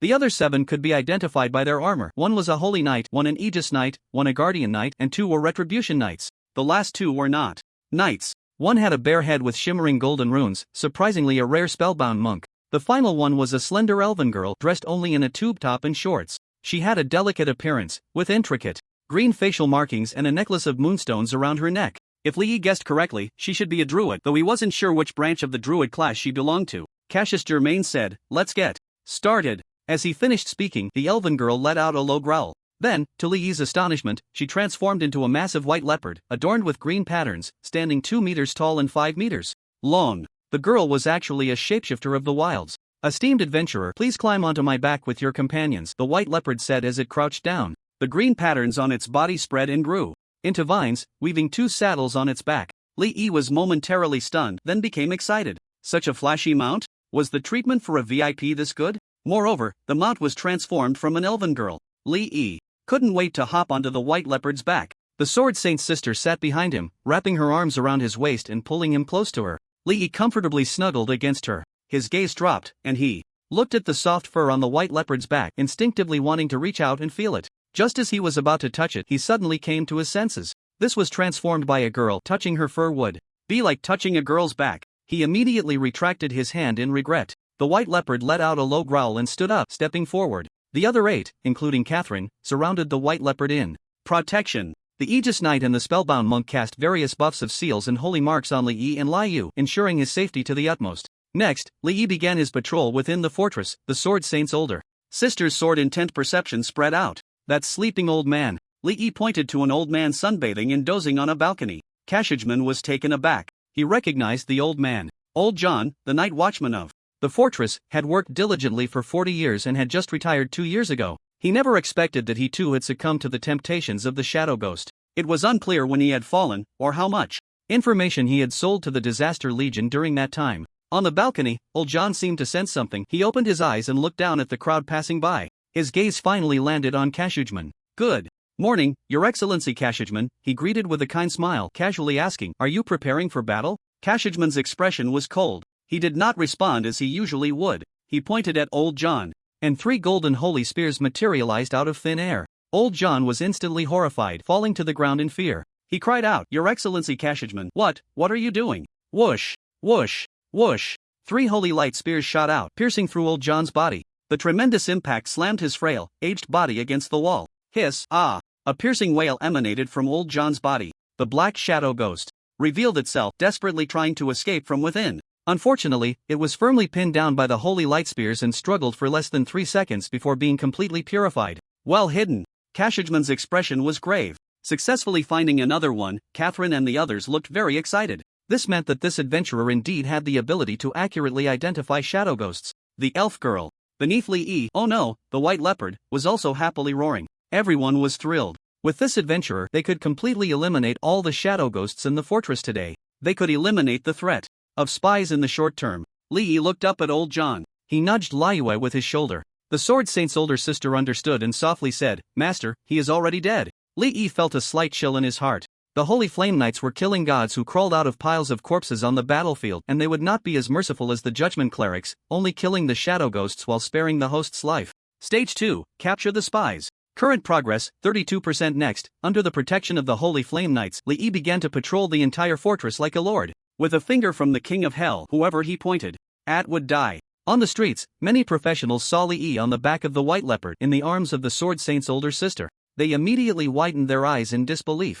Professionals, they recognized the armor of the Holy Flame Knights and were horrified to discover that there were actually two professionals being guarded by the Holy Flame Knights. Holy Flame Knights protecting professionals? Unbelievable. Who were these two? They were Holy Flame Knights, the highest-ranking beings in the entire fortress. What shocked them even more was that one of them was Kashijman, the vice-captain of the Radiant Knights. It should be noted that, aside from the Judgment Cleric and the Grand Lord stationed here, this vice-captain held the most power, even surpassing the captain of the Radiant Knights, definitely the third in command. Such a presence was actually leading the way like a groom. How much importance was this? Moreover, the two professionals were not riding ordinary mounts, but a giant leopard transformed by the wild shapeshifter. Using a druid as a mount? Everyone felt their heads buzzing. Could he be the big shot who finds the spies? The professionals were shocked, their curiosity skyrocketing. Among them was a fourth-tier professional who used identification magic on the two on the back of the white leopard. As soon as he activated it, the Holy Flame Knights guarding Lee sensed the probing. All the Holy Flame Knights almost simultaneously turned their gazes toward the fourth-tier professional. The knight's eyes glinted with ferocity and a powerful oppressive aura surged forth. This professional felt as if he were being targeted by 7 or 8 bosses at once, nearly scaring him to death. He quickly interrupted the identification spell. Provoking the Holy Flame Knights in the Radiant Fortress was simply asking for trouble. Others who were prepared to use identification techniques were also frightened and quickly dismissed their thoughts. They could only suppress their curiosity and watch the team leave. The process of capturing the spies lasted a full 3 hours. Under the protection of the Holy Flame Knights, Lee traversed every corner of the fortress. All the Shadow Ghost spies were found by the Sword Saint Elder Sister. Then they were killed by Cassius Germain. Phase 2, Spy Capture completed. Phase 3 begins. Phase 3, Guard the outpost. Note, please protect the frontline outpost from the attack of the Scourge Legion. Current progress, 0.00%. Personal progress, 0.00%. Starting from Phase 3, all professionals will be assigned to different battle zones based on their levels. The tasks assigned will also vary, with the danger level starting to rise sharply. The task Lee received to protect the outpost was not difficult, but the danger level was not low. The team stopped in front of the core of the fortress, the Radiant Bastion. The white leopard crouched down. Lee and Liu exchanged glances and got off her. The white leopard transformed back into an elven girl. Honorable adventurer, thank you for helping the fortress resolve the spy threat. I will give you the reward you deserve, Cassius Germain said solemnly. Lee's spirits lifted. Is the reward coming? I grant you the title of honorary citizen. Cassius Germain took out a golden medal embedded with a ruby and handed it to Lee. Lee felt speechless and a bit disdainful. Is this it? However, he did not show it on his face and still accepted the medal. The moment his fingers touched the medal, a message popped up on the panel. Radiant Knight Order reputation plus 50% current reputation. VIP. Lee immediately broke into a smile. This is what I should do. As long as I can fight against the Scourge Legion, I am willing to do anything, he said cheerfully. Looking at the medal in his hand, he found that it even had additional effects. Radiant Bastion Honorary Citizen Medal. Accessory, quality, none wearing effect. You are respected in the Radiant Bastion and will always receive the best discounts when shopping. Accessories do not occupy equipment slots, so this effect is better than nothing. The medal looks quite nice, and Lee wore it. Cassius Germain then took out 2 palm-sized round runes. These are the Holy Light Weapon enchantment runes, which can enhance your weapon. Please accept them. Lee's eyes lit up. This is a good item. Many 4th and 5th tier professionals come to the Flame-Tide Abyss dungeon for what? Isn't it to obtain the Holy Light Weapon enchantment materials? They worked hard multiple times without getting a single enchantment rune, and now he had directly received 2. Lee happily accepted them. The NPCs from this other world are indeed sincere. Making a contribution will definitely yield a matching reward. The only slight pity is that both runes have random enchantment effects. However, even so, they are still very powerful. because even the weakest effect among the holy light weapon enchantments is quite strong. Li Yi put away the runes, planning to add the enchantments after he crafted mythic equipment.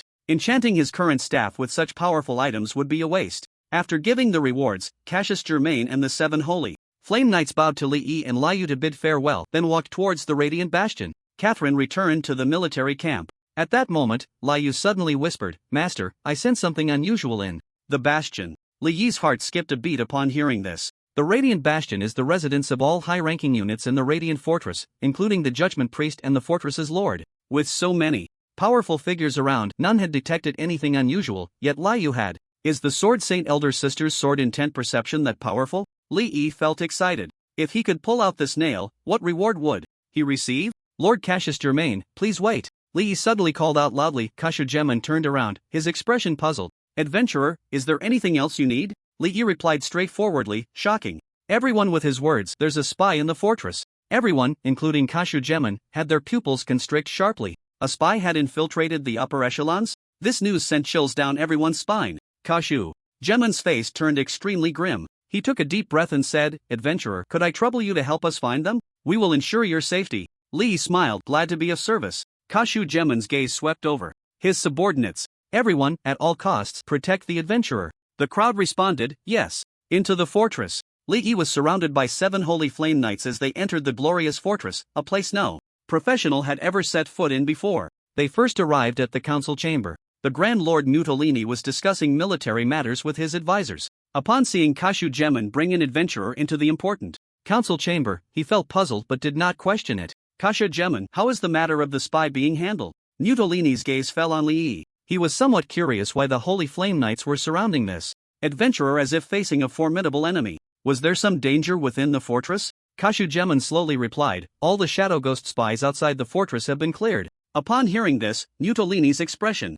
brightened. They had been completely eliminated. This was indeed good news. Wait. He keenly sensed something unusual in Cassius Germain's words and was suddenly alarmed. His expression immediately turned serious. If the outside had been cleared, then was there still something inside the fortress that hadn't been dealt with? There was a spy in the glorious fortress? He looked into Cassius Germain's eyes, and the latter nodded. Mutolini's face twitched several times, clearly shocked, but he quickly regained his composure. Tell me, who is it? After a long moment of careful perception, Liu confirmed the result and told Li Yi. Li Yi said, on the 6th floor of the accommodation area, the second room from the right. Everyone's expression changed in unison, because that was the room of the leader of the Glorious Knights, Adino. Cassius Germain's eyes were filled with undeniable shock and disbelief. The one who had fought alongside him against the Cataclysm Legion for 130 years, who had risen from an ordinary military priest to the leader, a faithful believer of the Holy Light, had actually become a spy for the Cataclysm? This was akin to a meteor crashing down in everyone's hearts. But after all, they were iron-blooded warriors who had come through mountains of corpses and seas of blood. Everyone quickly calmed down. Mutolini said to his assistant beside him, immediately notify everyone in the fortress to gather at the fortress square. The assistant took the order and left. The powerful individuals practicing in the fortress quickly received the notification. Although they were puzzled by this order without a specific reason, they did not question it but chose to accept the command and swiftly left the fortress to gather at the fortress square. Li Yi also quickly left under the protection of the Holy Flame Knights in less than 3 minutes. Only 3 people remained in the entire glorious fortress. Grand Lord Mutolini and Cassius Germain stood outside Adino's door. Hypocritical holy light will ultimately be completely obliterated in darkness. The roar of anger echoed throughout the fortress. All the professionals looked in astonishment towards the direction of the glorious fortress where the voice came from. They saw that the entire sky above the fortress was shrouded in dark energy. 3 beams of light, 1 black and 2 gold, shot up into the clouds. 3 figures rapidly ascended. Within the light beams, the professionals recognized the familiar figures, their eyes widening in disbelief. Heaven! What were they seeing? The Grand Lord, the leader of the Glorious Knights, and the Vice-Captain were actually fighting. That black energy light, could it be that a leader had fallen into corruption? The professionals quickly took out their phones to start recording. The Glorious Knights were an important force that appeared in many dungeons. The fact that there was a traitor among their upper ranks was indeed big news. Odino, you have betrayed the Holy Light, betrayed your family, and today you must face the judgment of the Holy Light. Cassius Germain's angry voice rang out. The crowd of professionals was stunned. The traitor was actually the leader of the Radiant Knights. Especially the 4th and 5th tier professionals could hardly believe their ears. Odino was a hero unit they were very familiar with. His figure often appeared in numerous battles. In their impression, Odino was a devout believer of the holy light, possessing a captivating leadership charisma and immense strength. They couldn't understand it. He had already become the leader of the Radiant Knights. Why would he betray them? It is not I who has betrayed, but the hypocritical holy light which has betrayed my faith. Odino's voice echoed again. The great Lord Mutolini sighed in dismay. Odino, when will you understand that endless demands are the beginning of disaster? Boom, boom, boom. In the sky, an epic battle erupted. Among 3 high-tier hero units, the crowd widened their eyes, afraid of missing the battle. Cassius Germain shone with golden light, transforming into a light-forged form, his size swelling to 5 meters tall, wielding a massive 10-meter-long holy hammer. Great Lord Mutolini sprouted enormous milky white wings of holy light from his back, holding a holy bow, shooting arrows of holy light. Meanwhile, Odino waved his staff, unleashing a torrent of shadow arrows and destructive death rays. The powers of shadow and death swirled around him, conjuring countless shadow portals in the air. Countless massive tentacles emerged from the portals, striking towards Mutolini and Cassius Germain. The 3 fought from the sky to the ground, and then from the ground back to the sky. The Radiant Fortress was affected by the battle, with large sections of buildings collapsing and turning into ruins. Not only that, but 2 dark altars also rose among the ruins of the Radiant Fortress, and the shadow of a terrifying entity gradually solidified above the altars. In the aerial battlefield, the fallen Odino fought against 2 opponents without losing ground. He even seemed to be gaining the upper hand against Mutolini and Cassius Germain. The professionals were dumbfounded. Is this for real? Everyone realized the danger and, disregarding the spectacle, turned to flee outside the Radiant Fortress. Li Yi, protected by the Holy Flame Knights, did not need to escape. He gazed in awe at the sky. Was this the scene of a battle among high-tier, high-level powerhouses? It was incredible. Just then, a holy sound resonated in the sky. A girl dressed in a pure white robe, holding a scripture, descended from the energy field into the fortress. At the same time, a rain of holy hammers fell from the sky, shattering the tentacles and portals. The girl's intervention greatly relieved the pressure on Mutolini and Cassius Germain. They hadn't expected Odino's power after his fall to be so formidable. High Priestess. The residents in the fortress recognized the girl's identity and bowed in reverence. The professionals, seeing the Judgment Priestess appear, finally breathed a sigh of relief and stopped fleeing. The shadow above the altar gradually solidified, revealing a 30-meter-tall, corpulent disaster giant. The professionals felt their scalps tingle. They had seen this thing on the Abyss battlefield. Its destructive power was terrifying, a true war machine. The girl priestess extended her finger, pointing to the sky. Holy light gathered above the disaster giant's head, forming a gigantic holy sword 30 meters long. With a downward press of her finger, the giant sword fell, illuminating half the sky. The shadow of the disaster giant was cleaved in 2, and the altar's summoning was interrupted. Odino, come back! A thunderous voice suddenly echoed through the heavens and the earth. In the sky outside the Radiant Fortress, endless black clouds rolled in. The black clouds coalesced into a massive, grotesque head thousands of meters wide. The Lord of Disaster. The Judgment Priestess's expression changed slightly, her body radiating holy light, transforming into a golden rainbow, rushing towards the black clouds with a holy light canopy. Light and darkness collided, locking in a stalemate. Then they rose again into the energy field. Mutolini, Cassius Germain, the next time we meet, I will personally take your lives. Odino's voice echoed throughout the fortress. The dark aura above the radiant bastion dissipated. Everyone breathed a sigh of relief. It was finally over. If the Disaster Lord and the Judgment Priest had also fought within the radiant bastion, they would all have been doomed. Boom! Cassiusman fell from the sky, crashing into the ground in front of Li Yi and creating a large pit. His light-forged form slowly faded, gradually returning to his normal size. Cassiusman immediately approached Li Yi, expressing heartfelt gratitude. Esteemed adventurer, thank you for removing the greatest threat to the Radiant Knights. The Holy Flame Knights surrounding Li Yi looked at him with gratitude and respect. If it weren't for this adventurer, the fallen Odino would have continued to lurk among the Radiant Knights. It was unimaginable how much harm he could have caused to the Order in the future. It is my honor to help. Li Yi smiled. Please, be sure to tell us your name. The Radiant Knights will forever remember your kindness. Cassiusman said excitedly. My name is Li Yi. The surrounding Holy Flame Knights silently repeated the name, committing it to memory. Cassiusman sincerely stated, Lord Li Yi, from today onward, the Radiant Knights will be your loyal allies. May the Holy Light witness our oath. The other Holy Flame Knights also prayed in agreement. May the Holy Light witness our oath. Amidst everyone's prayers, a beam of holy light descended from the sky, landing on Li Yi. You have gained the respect of the Radiant Knights. Radiant Knights reputation plus 50% current reputation. Renowned, Max, you have received the title Friend of the Holy Light. Friend of the Holy Light, title, quality, crown equipment effects, 1, movement speed plus 20%, 2, damage to evil creatures plus 30%, 3, holy buff. Effects increased by 30%. Class exclusive, Holy Light Blessing, Summoner, Holy Light Blessing, all skill levels of the Summoner +2, initial summon creatures receive Holy Light Enhancement. Note, you are a friend of the Holy Light, a partner of justice. You can more easily gain reputation with the Order faction, and the acquisition speed is doubled. Lee gasped in amazement after reading the effects of the title Friend of the Holy Light. Strong. Too strong. All skill levels +2. Does that mean that any summoner skill he learns in the future will start at level 3? Of course, the most outrageous part is the plus 30% damage to evil creatures. It's important to note that there are many monsters defined as evil creatures in dungeons, and this effect brings a significant enhancement. Lastly, the increased efficiency in gaining reputation is crucial. Gaining reputation with various factions in dungeons is very difficult, but the benefits of increased reputation are numerous. For example, the Holy Light weapon enchantment needed by high-level professionals requires the reputation with the Radiant Knights to reach friendly before they can provide materials for NPC crafting. Moreover, to learn the Holy Light weapon enchantment as a secondary skill, one must reach VIP reputation to purchase the blueprint. Finding ways to increase reputation is one of the most troublesome issues for all high-level professionals. Lee couldn't wait to replace Feather Calamity Destroyer with Friend of the Holy Light. He then looked at his panel. Movement speed, 182.5% active skills, Energy Star Bullet, level 20, Summon Lightforged Guardian, level 3, Discipline Whip, level 3, Passive skills, Encouragement of the Charioteer, level 3, Lightforged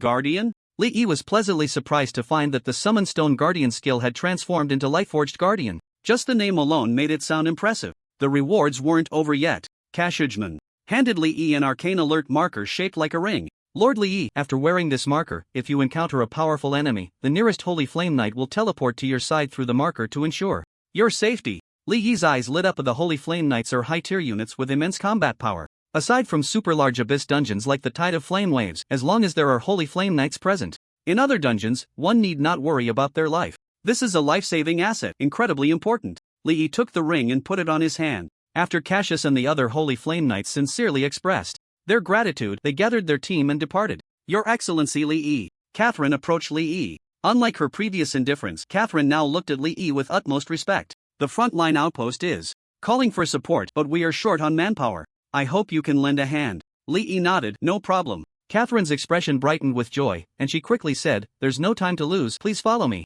Lee followed her. The third phase had already begun. Practitioners of various tiers had received the tasks they needed to complete. Lee was still a Tier 1 practitioner, so the task he received was relatively simple. He only needed to protect the outpost alongside the NPCs. Lee, accompanied by Liyue, followed Catherine out of the Radiant Fortress towards the front line. After half an hour of travel, the three arrived at a small outpost. 3 weary Radiant Knights were stationed there. Upon seeing Catherine, they finally breathed a sigh of relief. The Holy Light is upon us, support has finally arrived. Catherine handed the supplies to the 3 Radiant Knights and allowed them to rest temporarily while she took over the defense duties. Your Excellency Lee, the evil creatures of the Plague Legion will periodically attack the outpost, and we need to repel them. If you spot any evil creatures, please do not engage them in battle. Leave them to me, and I will eliminate them. The two divided their responsibilities, each taking charge of a direction. Master, an evil creature is approaching. The Sword Saint's sister provided a warning. Soon, Catherine also spotted the evil creature.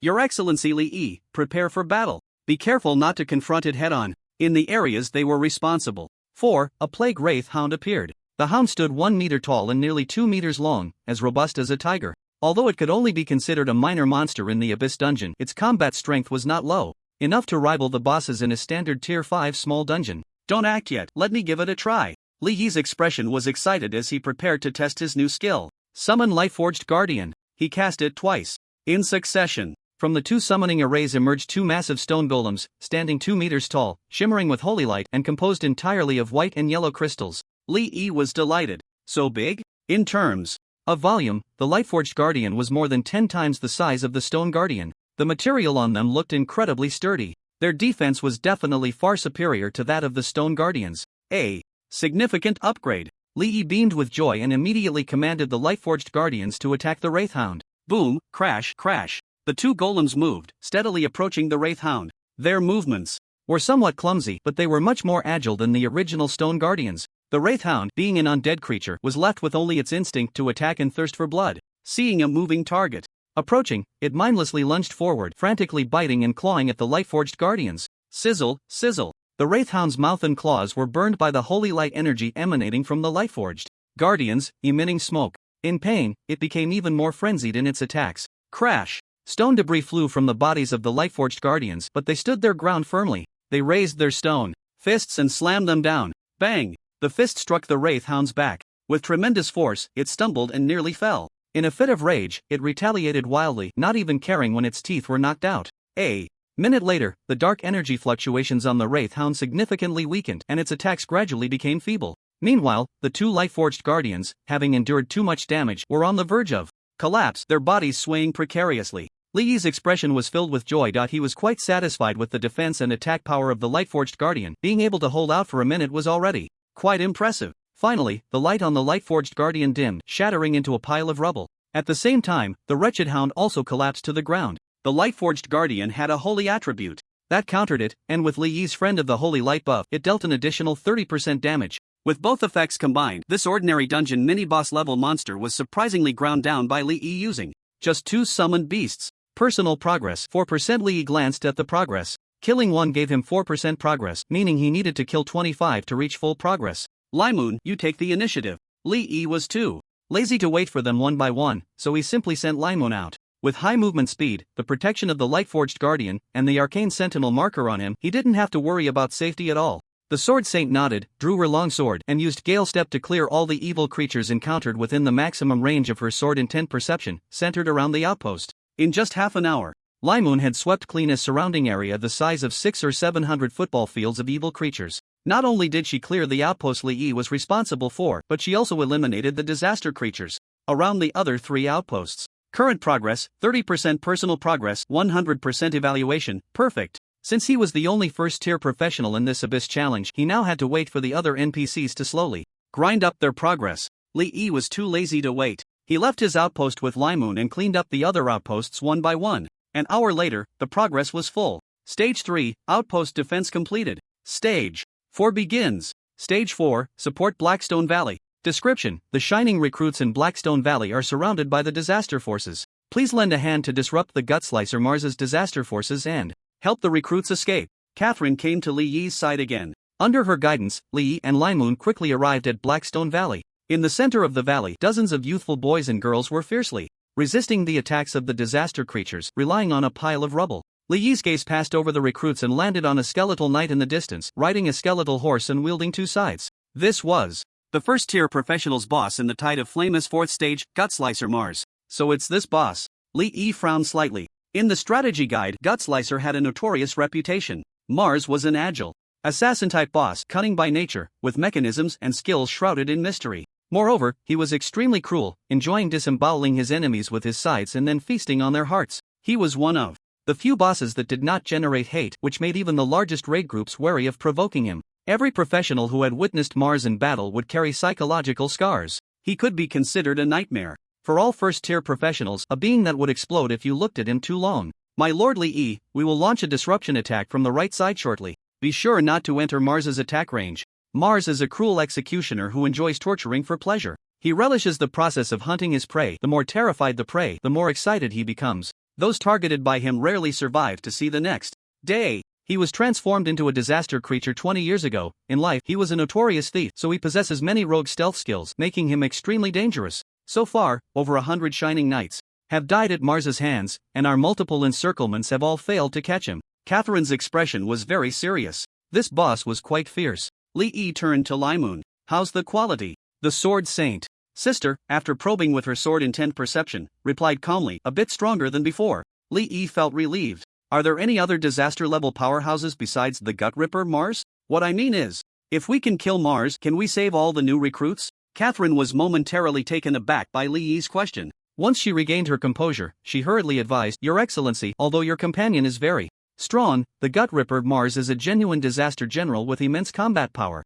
We must not provoke it. Li Yi was somewhat surprised. Mars was actually at the general rank. In a regular dungeon, that would be equivalent to the final boss of an hero-level dungeon, just 3 ranks below the Sword Saint. Does that mean that defeating it guarantees at least one piece of epic equipment? The Abyss dungeon may not yield experience, but it produces precious materials, items, props, and equipment. After Catherine's warning, out of respect for Li Yi, she continued to explain patiently, Mars is the direct commander of this Ghoul Reaper army. If we can kill it, the ghouls will fall into chaos without their leader, and the crisis for the new recruits will naturally be resolved. Li Yi understood. he said to Liyue, "Go take it down." The Sword Saint stood up, drawing her sword, and headed towards Mars. Catherine was momentarily stunned, then urgently said, "Your Excellency, Mars is extremely dangerous." Li Yi patted her shoulder and smiled. "Have you forgotten so soon who discovered the greatest traitor of the Radiant Knights?" Catherine was taken aback. She suddenly realized that this female swordsman, taller than herself, could even see through a Dino's disguise.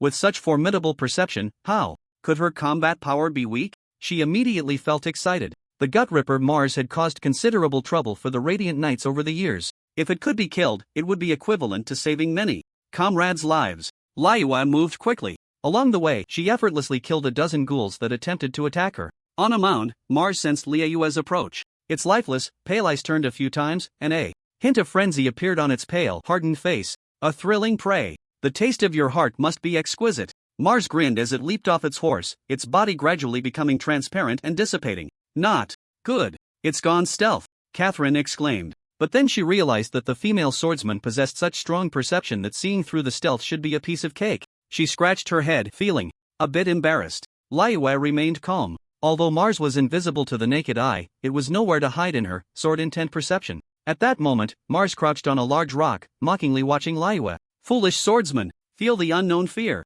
Suddenly, its expression froze. The swordsman actually turned to look in its direction. The female swordsman's gaze was different from the confused searches of others. It was as if she was regarding prey. It was the prey. "Have I been discovered?" Mars felt a chill. After being transformed into a disaster monster, its abilities from life had been greatly enhanced. This was the first time it felt the sensation of being discovered. Mars was preparing to create some distance. Frenzied sword technique, Liyue's figure vanished in place and the sword light pierced through Mars's body. How is this possible? Mars's expression was one of horror. It had truly been discovered. What terrified it the most was that the opponent had shattered its protective magic shield with just one strike. Mars was frightened. It had already died once. If it died this time, it would be completely unable to resurrect. It immediately activated the skill it had learned after becoming a disaster monster, Flesh Shield. Using the flesh and blood of a living creature as the casting material, it formed a highly defensive shield around its body. Shadow Step. Mars's body vanished in place.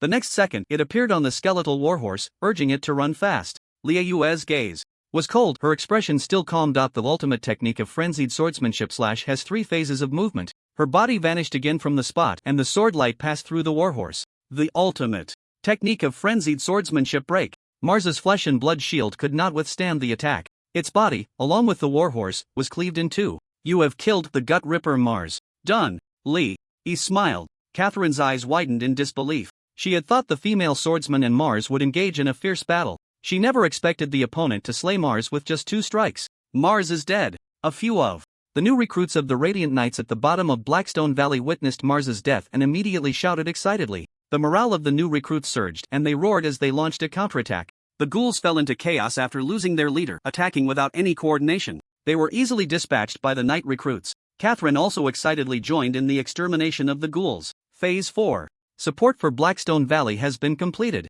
Current progress, 100% personal progress, 100% evaluation, perfect. Li Yi approached Mars's corpse. 2 purple orbs of light caught his eye. 2 items actually dropped. Li Yi exclaimed in surprise. He eagerly grabbed one of the orbs. After the light faded, a necklace appeared in his hand. Kaga's token of affection, necklace, quality, purple, epic, spirit plus 40 magic power. Plus 60 level requirement, 10 equipment effects, 1, spell penetration plus 5%, 2, magic resistance plus 7%, 3, cooldown reduction plus 5%. Note, love allows you to conquer fear. Bloodstained, the necklace had good attributes, so Li Yi replaced his necklace that added 5 points to agility. Next was the second orb. Li Yi felt a slight weight in his hand. The light dissipated. A heavy, slender metal staff fell into his palm. Lorland's family heirloom. Staff quality, purple, epic, constitution plus 30 spirit plus 40 magic power plus 60 level requirement, 10 equipment effects, 1, spell penetration plus 10%, 2, cooldown reduction plus 8%, 3, casting speed plus 10% class exclusive, additional, 10% splash damage after hitting with projectile spells for magic classes only. Note, the Lorland family will surely eradicate the Scourge Legion. Bloodstained, Li Yi replaced the staff of the Shadow Chieftain. The 2 purple items significantly boosted his attributes. His constitution rose to 356 points and his total attributes reached 1008 points. He then took out a holy light weapon enchantment rune, preparing to enchant the staff. Enchanting purple items wasn't considered a waste of enchantment runes. Moreover, his reputation with the Radiant Knights was already maxed out, so he could prepare the materials to create enchantment runes. Any time. Li Yi brought the enchantment rune close to the staff. An immediate resonance occurred between the rune and the staff. Would you like to enchant Lorland's family heirloom staff with holy light weapon? Yes. The strands of golden holy light energy began to seep into the staff. 5 seconds later. Enchantment successful. Li Yi checked the staff's attributes again, and an enchantment effect was added. Brilliance of holy light, enchantment effect. When releasing a skill, there is a 25% chance to trigger the brilliance effect, increasing your magic power by 100% for 6 seconds.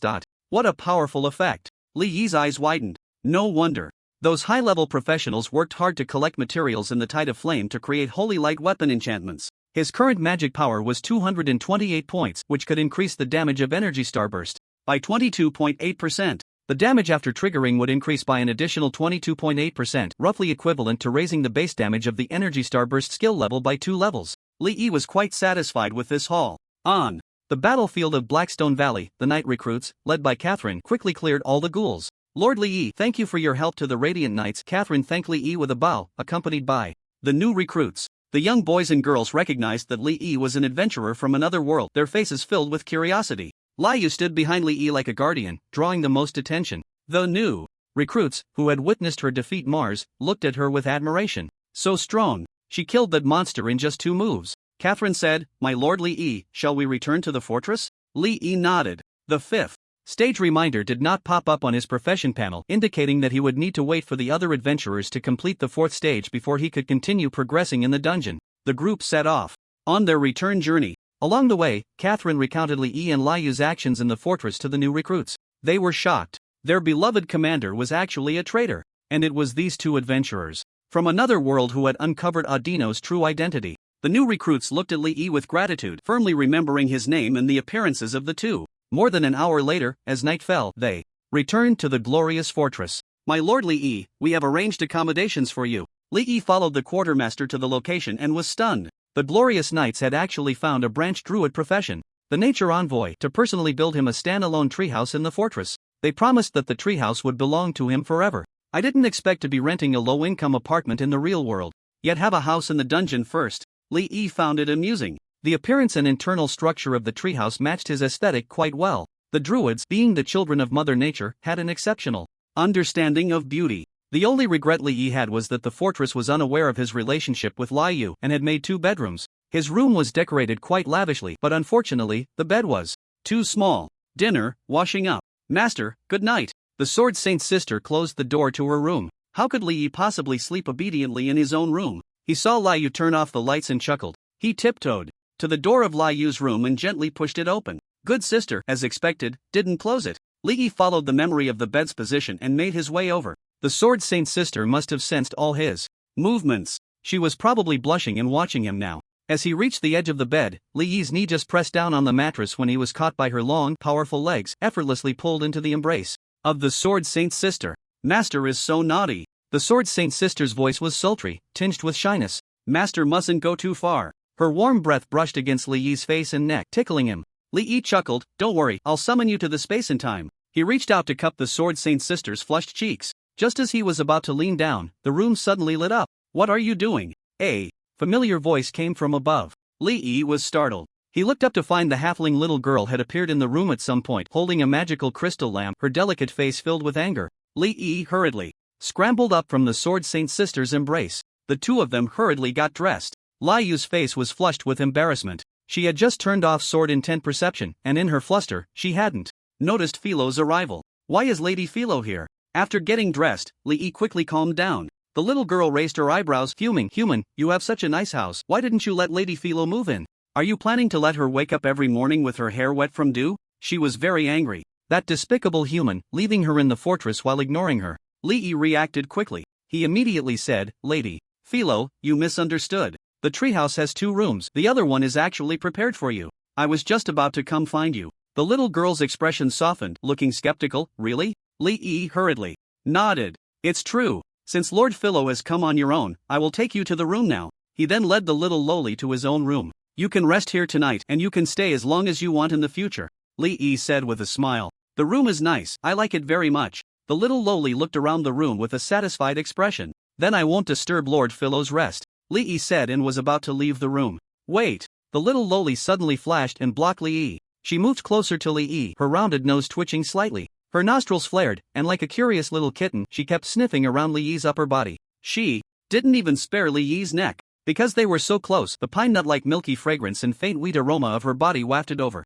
This was the first time Li Yi had seen the half-person little loli's body up close like this. Her glossy black hair floated in the air with her body, looking naturally fluffy, soft, and thick. Her figure was slender and petite, but her proportions were curvaceous. Her face was delicate and small, her sapphire-like eyes were pure and clear, and her skin was moist, smooth, pink, and fair, like a porcelain doll. It gave people a feeling of wanting to pinch her a few times. The touch would definitely be soft, supple, and smooth. So cute. In contrast, Li Yi felt a strange feeling of "I'm so tall and mighty" in his heart. Speaking of which, Li Yu was 40 centimeters taller than him, and he was exactly 40 centimeters taller than Philo. So, would the Sword Saint Big Sister see him from the same perspective? He muttered to himself. But this thought was just a fleeting one. The Sword Saint Big Sister doted on him so much and went along with everything he did, so these minor details didn't matter. I'm the one on the offensive. Human, what is that smell on you? The little loli frowned. Smell? Li Yi was stunned. When they were being intimate just now, Philo had interrupted them. There was no Sword Saint Big Sister's saliva left on him, so what could he smell like? Holy light. It's the smell of holy light. The little loli suddenly raised her voice, her face serious. Human, your contact with the holy light is too deep. Li Yi said curiously, Lord Philo, is there a problem with that? The little loli floated in the air, her hands on her hips, and said with a serious expression, Human, the followers of the holy light are too crazy. The difference between fanatical faith and mutated corruption is, in a sense, non-existent. They are both very terrifying things. Li Yi suddenly realized. It must be the effect of the title friend of the holy light that made Philo mistakenly believe he was a believer of the holy light. The little loli seemed to have some prejudice against the holy light. After his brief contact with Philo, Li Yi had a rough understanding of her personality. She was a bit arrogant, but in reality she was kind and easily fooled, oh no, kind and naive. Therefore, Li Yi nodded at the little loli's kind reminder. Lord Philo was very right. Thank you for your reminder, I'll keep it in mind. The little loli nodded in satisfaction, showing a teachable expression. She reached out her small hand and patted Li Yi's shoulder and said meaningfully, Human, you must remember that justice is the belief, and holy light is just a power. Li Yi mulled over and found that the little girl's words were quite reasonable. He nodded in agreement. Lord Philo is right, I'll keep it in mind. The little loli floated to the bed, dispersed her, Nyanli, a psychic or mental power, and let her body fall onto the soft quilt. She rolled around comfortably, giggling happily, obviously very satisfied with the bed. Li Yi smiled. Lord Philo, I won't disturb your rest. The little loli suddenly said, Wait, human, what's your name? Li Yi. She muttered it a few times, then waved her hand and said, Lord Philo has noted it. You can go now. Li Yi smiled and closed the door. After Li Yi left, a blush appeared on the little loli's face. Earlier, when she passed by the treehouse, she found that the owner of the house was the human who had asked her to stay in the fortress. While she was angry at first and rushed in, she couldn't help but feel a little shy now that she had calmed down. Although she looked like a little human girl on the outside and had a simple mind, her 300 years of life were enough for her to understand many things. Why do they all like big women? Even my master. The little loli was indignant. She was inexplicably annoyed when she thought of how Li Yi seemed distracted when he was talking to her just now. Li Yu's room.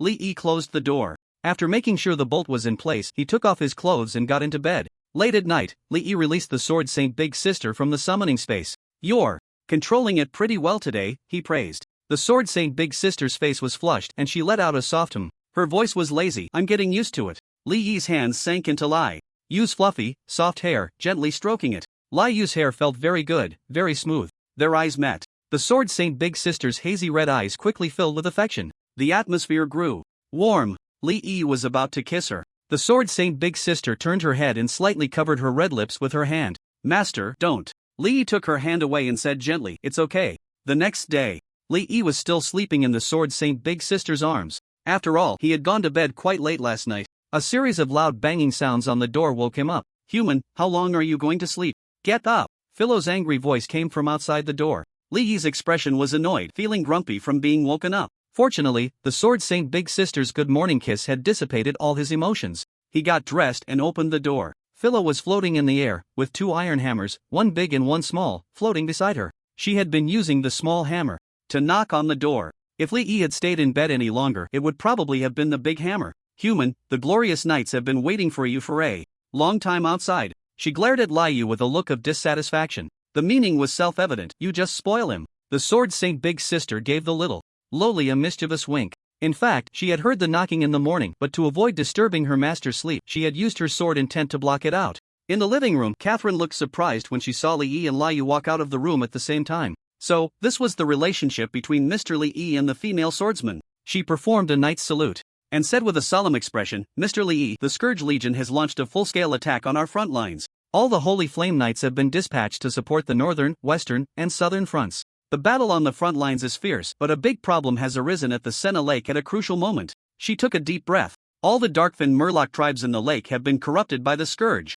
They have destroyed the villages along the shore and are now heading towards the fortress. The new recruits have built a temporary defense line, but there is a serious shortage of manpower. Please lend us your assistance. Li Yi was surprised. Senna Lake was located in the eastern rear of the glorious fortress, far from the Scourge front line, so it should have been safe. He didn't expect the Scourge Legion to have bypassed the glorious fortress and corrupted the rear. The gastric acid of the Darkfin Murlocs is highly corrosive. After being corrupted by the Scourge, it can even contaminate and erode the holy light barrier. If they break through to the fortress, even the thickest city walls will be corroded away. Catherine was very anxious. Li Yi looked at his career panel. The last defense line. Description: the Darkfin Murlocs corrupted by the Scourge are approaching the fortress. Please hold them back with the new recruits of the Glorious Knights and ensure they do not cause damage to the fortress before the front lines can send reinforcements. The fifth phase had finally begun. Li Yi nodded. No problem, let's go. Before leaving, he looked at the little lowly and asked tentatively, "Can Lord Philo come and help?" The little lowly pouted. Although she didn't want to be associated with the Glorious Knights, she was still willing to contribute to fighting the Scourge Legion. "Lord Philo was feeling merciful today, so I'll help you guys out." They had breakfast on the road. The group left the fortress and headed in the direction of Senna Lake. Half an hour later, Li Yi heard a lot of noisy, strange cries. After walking a little further, he saw a large, dense crowd of endless black-skinned Murlocs crazily charging at the temporary defense line. The new recruits of the Radiant Knights set up roadblocks at the mouth of the lake in the surrounding mountains. This was the only passage from Lake Senna to the Radiant Fortress. In front of at least 400 war chariots stood a massive holy light shield with a diameter of 5 meters, forming a continuous defense line over 2,000 meters long. Taking cover behind the chariot shields, the recruits launched a counterattack against the Darkfin Mermen. However, the number of Darkfin Mermen was simply overwhelming. Each war chariot was blocked by at least 30 mermen, with a dense swarm of them surging from behind. These mermen stood about 1.5 meters tall, with sharp teeth and fierce faces, exuding an aura of darkness. They were much larger than the mermen typically found in regular dungeons. Each one had a combat power level exceeding that of a small boss in a standard 5-person dungeon. They clawed and bit at the holy light shield, their mouths spewing dark stomach acid that hissed as it corroded the shield. The recruits looked tense, sweating profusely, but managed to maintain some semblance of coordination during the battle. After killing a wave of mermen, they would pull the chariots back a few meters to prevent the subsequent mermen from stepping over the corpses onto the light shield. Li Yi's expression changed slightly and his breathing became slightly labored. Aside from movies, this was the first time he had witnessed such a large-scale battle. There were at least 30 to 40,000 Darkfin mermen that had come ashore in the mouth of the lake. More mermen continued to crawl out of the lake, a dark mass that made one's scalp tingle. In a normal Abyss promotion challenge, this stage would involve a team of level 10 first-tier professionals assisting the Radiant Knights in battle. Moreover, before participating in the promotion, first-tier professionals needed to undergo extensive special training before daring to enter the Abyss dungeon. New professionals from all countries around the world typically gathered to promote. About 6 months after entering university,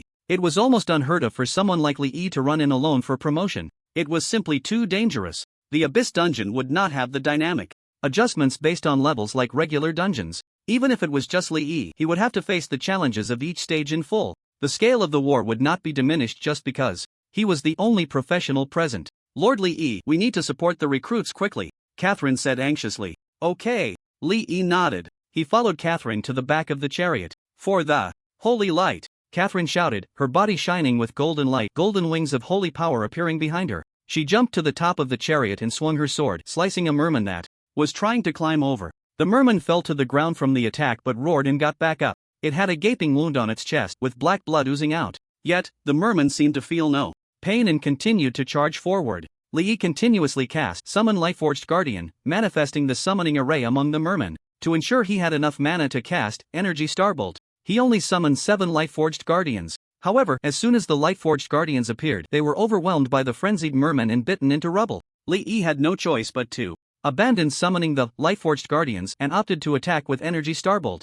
In the dungeon, with only himself as the professional around, Li Yi had no reservations and transformed into a spell cannon. The level 20 energy starbolt was quite effective, forcing the merman to retreat repeatedly. Although a single energy starbolt couldn't deal fatal damage, the sheer number of mermen made it effective. Moreover, he had 15% spell penetration and an additional 30% damage from Friend of the Holy Light. Essentially, he could kill one merman with just a dozen shots. It was worth noting that these were monsters equivalent to small boss-level creatures in a 5-person dungeon, yet they could only withstand a dozen of his energy starbolts. If luck was on his side and he triggered a critical hit along with the enchantment effect of Holy Light Brilliance, he could even take down a merman in 2 or 3 shots. Blazing Moon, Li Yi called softly. The Sword Saint's sister nodded, drew her longsword, and used Gale Step to leap over the chariot, crashing into the merman horde. The sword light shone brightly, and Blazing Moon seemed like a tiger entering a rabbit den, leaving severed limbs flying in her wake. Each merman could only block her one sword strike. You have killed the Darkfin Merman Diver.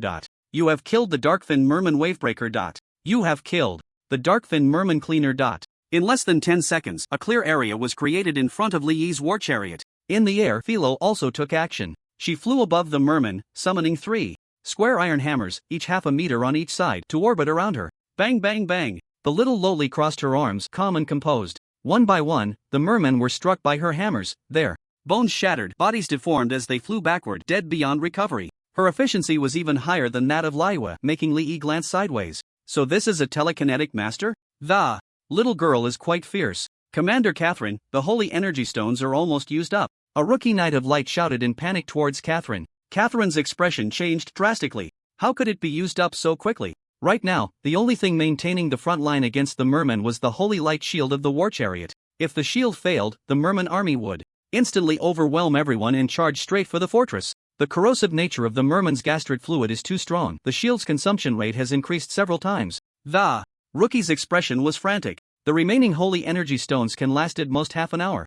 The other rookies also showed fear upon hearing this. Everyone knew the outcome they would face if this defense line was breached. Catherine slashed a merman away, looking at the female swordsman and the half-elf who were slaughtering mermen in the crowd. Although the two were unstoppable, the sheer number of mermen was overwhelming, and they would eventually tire out. Relying on just the two of them couldn't turn the tide. What to do? Catherine gritted her teeth, her gaze resolute. The fortress absolutely could not fall. Even if it meant sacrificing her life, she would hold on until her comrades on the front line could come to their aid. She was already prepared for sacrifice. Commander Catherine, there are merman spellcasters appearing. Catherine's face changed dramatically as she looked up. 50 meters away, merman mages wielding staffs appeared. It's over. Catherine felt a chill in her heart. The holy light shield could withstand the melee attacks of the Darkfin merman, but it was powerless against the ranged mages. The enemy's ranged spells could bypass the shield and harm the rookies. Once casualties began to appear, the front line would collapse even faster. Liyue and Philo also noticed this. The two shouted in unison and charged towards the merman mages. The first wave of over 10 mages was completely slaughtered by the two. But looking up, they saw more mages mixed in with the merman army rushing towards the front line. Their hearts sank. They could only kill as many merman mages as possible. Seeing the number of merman mages gathering increasing to 400 or 500, Liyue decisively turned to retreat. Protecting her master's safety was now her most important task.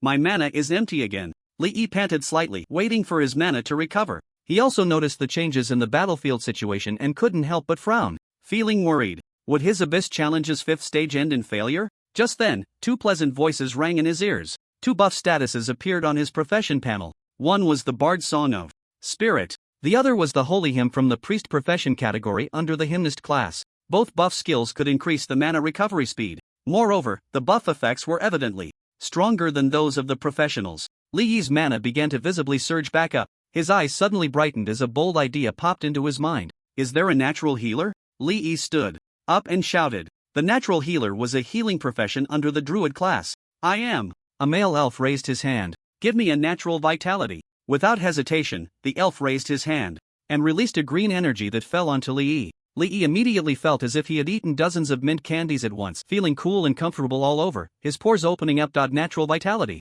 can enhance the body's functions, thereby strengthening the recovery effects of Song of Spirit and Holy Hymn. Do we have a blessing knight? Let's add a dawn blessing. As the words fell, a blessing knight opened a scripture, his hand hovering above it. With his prayer, a blessing ring flew above Li Yi's head. The effect of dawn blessing is to increase all buff effects by 20%. The blessing effect of the night recruits is even stronger, boosting the effect by 35%. With the addition of natural vitality and dawn blessing combined with Li Yi's already high spirit value of 181 points, his base mana recovery speed surged several times on top of the 2 buffs. 50% of his mana was instantly filled. You 4, keep my buffs going. I have a way to hold off the Murlocs. Li Yi instructed. The 4 recruits nodded in unison. Li Yi's eyes sparkled as he took a deep breath. Then, he began to frantically unleash the Summon Lightforged Guardian skill. On the ground around him, dense summoning arrays lit up and towering 2-meter-tall Lightforged Guardians materialized. In less than a minute, over 500 Lightforged Guardians appeared around him. Li Yi's expression was incredibly excited. As long as he had enough mana, he could summon an endless army. The 4 recruits widened their eyes, unable to believe the scene before them. So many summoned creatures. On the war chariot, Catherine heard the exclamations behind her. She turned around, momentarily stunned, then filled with joy. Earlier, when she and Li Yi were guarding the outpost, she had witnessed his summoned creatures in battle. Both their defense and attack were quite impressive. She never expected that Lord Li Yi could perform such a large-scale summoning. She had always thought the strong one was the female swordsman. Now she realized that Lord Li Yi was also this powerful. No wonder such a crisis not only subsided but even turned into a counterattack. Knights, Catherine raised her long sword. Over 2,000 new recruits focused their gaze, their morale soaring. Attack! Catherine charged ahead. The new recruits, filled with fighting spirit, followed closely behind. They were like a sharp blade cutting into the battlefield. The Murloc army was immediately thrown into chaos, with bodies and horses tumbling everywhere. The front line began to slowly push back. On the northern front, a team of 30 professionals was assisting 2 Holy Flame Knights in besieging a 6-meter-tall, 10-meter-long plague mammoth. Suddenly, a plague mage appeared above the mammoth. Zoltan, there's been a change in the plan behind the Radiant Fortress. We need you to provide support. As the mage spoke, he began to cast a spell. A massive black portal appeared behind the plague mammoth. Roar! Zoltan roared, swinging his spear to push back the 2 Holy Flame Knights, then turned and charged towards the teleportation array. Stop him! The Holy Flame Knights shouted angrily, launching their strongest attacks. Unfortunately, it was too late. The attacks passed through the dissipating portal, exploding into 2 large craters on the ground. Find his location. The Holy Flame Knights immediately sent a message to the command post observing the battlefield from the rear. The command post recognized the severity of the situation and quickly dispatched people to locate the plague mammoth. What the hell? The boss has disappeared. The mission isn't complete. What about our progress in the 5th phase? The professionals were dumbfounded. The mission prompt was to repel Frost Giant Spear Zoltan. Now that Zoltan had run away, there was no prompt for mission completion. It turned out they had fought for half a day for nothing. The biggest problem was that their progress was stuck here. If they couldn't complete the mission, they wouldn't get any rewards. After nearly 2 days of exhausting work, they ended up with nothing, and everyone felt like crying but had no tears left. Not just their team, but all the teams in the Abyss Dungeon of Wave of Flames. The boss they were fighting had also disappeared through the portal. The Darkthin Murloc army of Lake Senna was retreating steadily. Catherine was about to pursue the victory when suddenly the bodies of Murloc mages on the shore exploded without warning. One by one, black teleportation markers floated in the air. Immediately after, portals appeared next to the markers out of thin air. Catherine and all the new recruits stopped in their tracks, their eyes wide with horror. The bodies of those Murloc mages had actually been placed with teleportation markers. Retreat quickly! Catherine shouted frantically.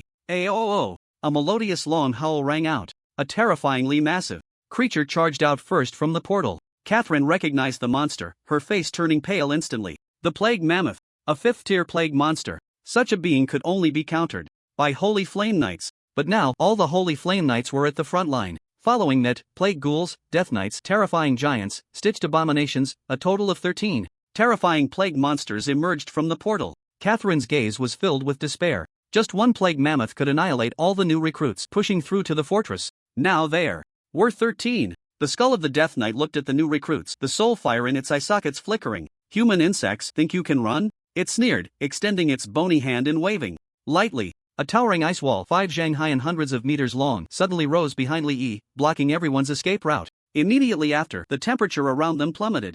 In the sky, thousands of ice spikes began to form, their sharp tips pointing downward. The Death Knight laughed maniacally. Everyone will die. Even the Holy Light can't save you. Meanwhile, the Plague Mammoth charged forward. Wherever it passed, whether Murlocs or Lightforged Guardians, they were crushed into fragments by its terrifying power. Humans, we can't stay here. I'll take you to escape. Philo's small face was tense as she flew above Li Yi, pulling out a huge metal shield to hold over her head. No need, Li Yi replied calmly. With just the Death Knight's 2 spells, he knew they wouldn't be able to escape. The difference in tier and level was just too great. The little lowly suddenly panicked. 13 high-ranking disaster monsters. If we don't run now, our lives are in danger. Lee then took out the arcane warning beacon that Kashujirman had given him. The little Loli's gaze fell on the beacon, her expression one of surprise. Activate the beacon? Yes. The arcane warning beacon lit up. On the other side, after a brief moment of despair, Catherine's eyes reignited with the fire of battle. Everyone, pull yourselves together. We are the children of the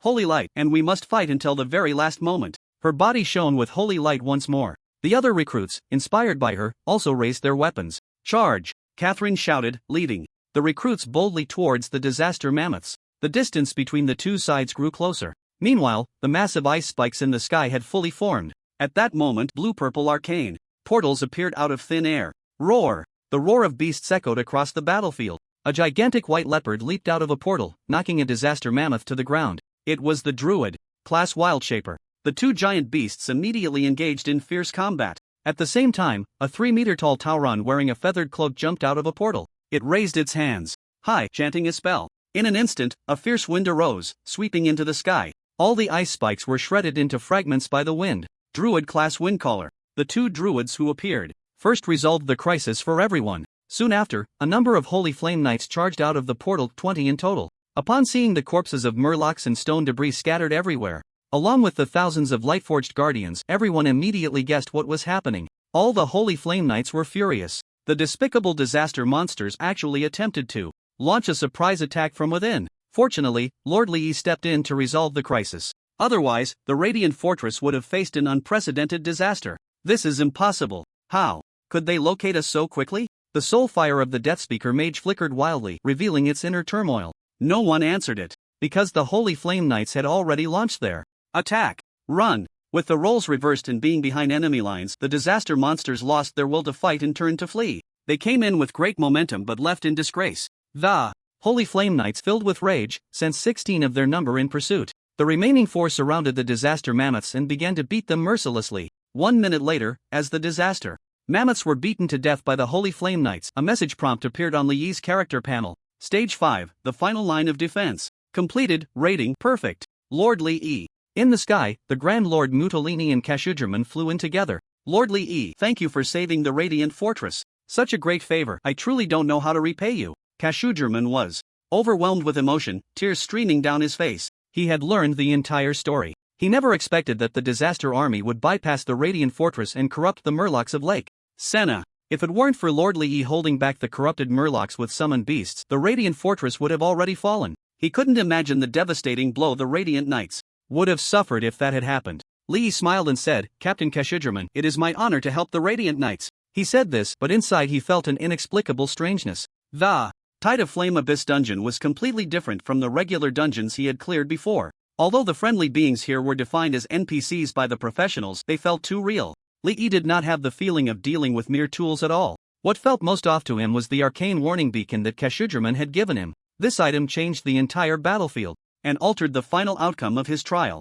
According to his understanding, the key points for clearing such a large-scale dungeon were unlikely to be influenced by a single item from a professional. Moreover, the difficulty of Stage 5 was clearly far beyond what a first-tier professional could handle. After thinking for a moment without coming to a conclusion, Lee decided not to dwell on it any longer. This time, the promotion trial was finally completed. Once the trial rewards were settled after exiting the dungeon and he obtained the promotion source crystal to advance to the second tier, he could continue to level up. Your Excellency Lee, in gratitude for your kindness, we have prepared to ask the Holy Light to bless you. Please be sure to accept the gift from the Holy Light, Kashujirman said with a devout gaze. Lee nodded and replied, all right. Hearing this, Philo opened her mouth, but after glancing at Mutolini and Kashujirman, she could only close her mouth.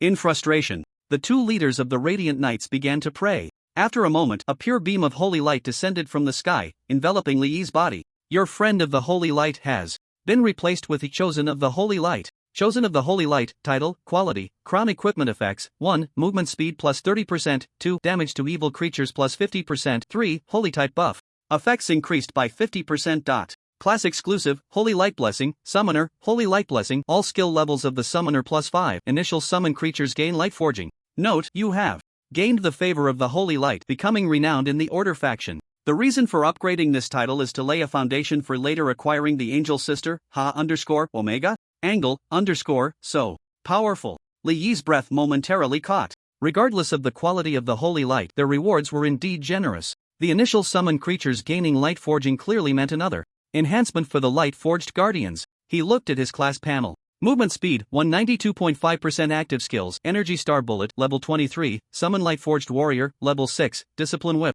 Level 6, Passive Skills, Encouragement of the Charioteer, level 6, as expected, the skill names had changed again. Light Forged Guardian had become Light Forged Warrior. From the name alone, it was evident that the Stone Man's combat power had taken another leap. He currently had 3 active skills and 1 passive skill. With all skill levels plus 5, that meant 20 skill points, and excluding any additional skill points gained, he would need to level up 20 times to reach that amount. Li Yi pondered. If the Holy Light could continuously provide him with eggs, it seemed there was nothing wrong with believing in it. Your Excellency Li Yi, I would like to bestow upon you the title of Honorary Lord of the Senna Territory, and I hope you will accept it. The Grand Lord Nutolini looked hopeful. Senna Territory was the front line against the Plague Legion in the western region of the Kingdom of Lawrence, and also the headquarters of the Radiant Knights. Li Yi chuckled. I accept. Who would refuse more rewards? Honorary Lord sounded much more prestigious than Honorary Citizen. Nutolini handed Li Yi a golden medal adorned with the emblem of Senna Territory. Honorary Lord of Senna Territory, accessory, quality, none wearing effect. The people of Senna Territory will heed your voice. Note, the light of glory shall always shine upon me. The medal was classified as an accessory, so there was no limit on the number of equipped items. Li Yi wore the medal. The Grand Lord Nutolini and Kashijman sincerely said, Lord Li Yi, may the Holy Light always protect you. The two knew that these adventurers from another world were about to return to their original world. They had grown accustomed to it over the decades. Li Yi returned the gesture. After they left, Philo looked at Li Yi with a somewhat complex expression. The little lowly widened her eyes filled with disbelief. The holy light aura around Li Yi had inexplicably vanished. Curiously, she leaned closer to Li Yi and sniffed. Indeed, it was gone. Human, what did you do? Li Yi chuckled. From now on, I'll just hide the holy light aura in front of Lord Philo. The little lowly became cheerful, her gem-like eyes sparkling. She floated to Li Yi's side, patted his head with her small hand, and let out a laugh like silver bells. Human, you're quite clever. Lord Philo can sense your goodwill. From now on, when you ask Lord Philo to forge equipment, you'll get it at half price. Li Yi's eyes brightened slightly. Then thank you, Lord Philo. Forging equipment with the little lowly wasn't free. It required payment in gold coins or energy source crystals. Energy source crystals were materials produced in second-tier dungeons, also usable for restoring mana or repairing equipment durability. Special attribute energy source crystals could enhance skill effects when casting spells. They were also an important equivalent for high-level professionals in trading. With the promotion trial completed, Li Yi was preparing to leave the Tide of Flames. Before leaving, he gave all the snacks in his bag to Philo. The little lowly was happy, but when she heard Li Yi was leaving, a hint of reluctance appeared in her eyes. This human, although he approached her to forge equipment, had such a simple purpose. After their brief interaction, she could sense that he held no discriminatory thoughts towards the halfling race. He didn't possess the cunning mindset of other humans. During her travels, she had often been deceived into working for free. Human, you must keep your promise and come back in 3 days. Philo followed closely behind Li Yi, repeatedly reminding him. Don't worry, I'll be back on time, Li Yi reassured with a smile, walking into the dungeon's teleportation portal with the Sword Saint Big Sister. When he opened his eyes again, he found himself back in the real world. Tide of Flames, Abyss, Dungeon Challenge completed. You have obtained Promotion Source Crystal times 20. You have obtained Skill Points times 5. You have obtained Holy Light Rune times 100. Your level has increased to level 11. You have unlocked the second title slot. You have obtained the Abyss Warrior Badge. You have obtained the King of War title.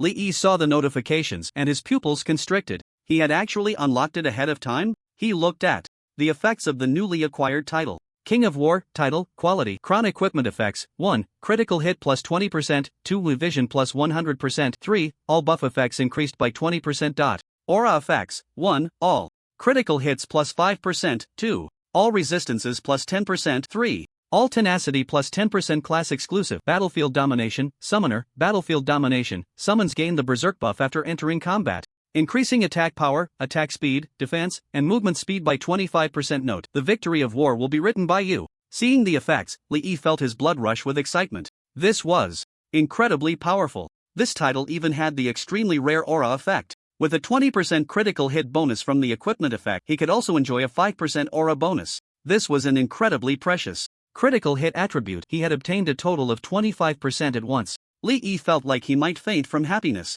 There was also a class-exclusive effect, and Liyue could benefit from the bonus as well. Looking at the badge again, Abyss Warrior, Badge, Quality, Crown Physical Defense plus 10% Magical Defense plus 10% Projectile Speed plus 10% Movement Speed plus 10% Spell Penetration plus 10% Range plus 10% Tenacity, plus 10% Dodge plus 10% Note. The Abyss cannot block your steps. Lee Yi gasped. He was almost blinded by the effects of the Abyss Warrior badge. It almost added to all the sub-attributes. Lee Yi equipped the badge and title. Looking at his own panel, the various stats were simply stunning to the point of exaggeration. It was hard to imagine that this was just the panel of an 11th level summoner.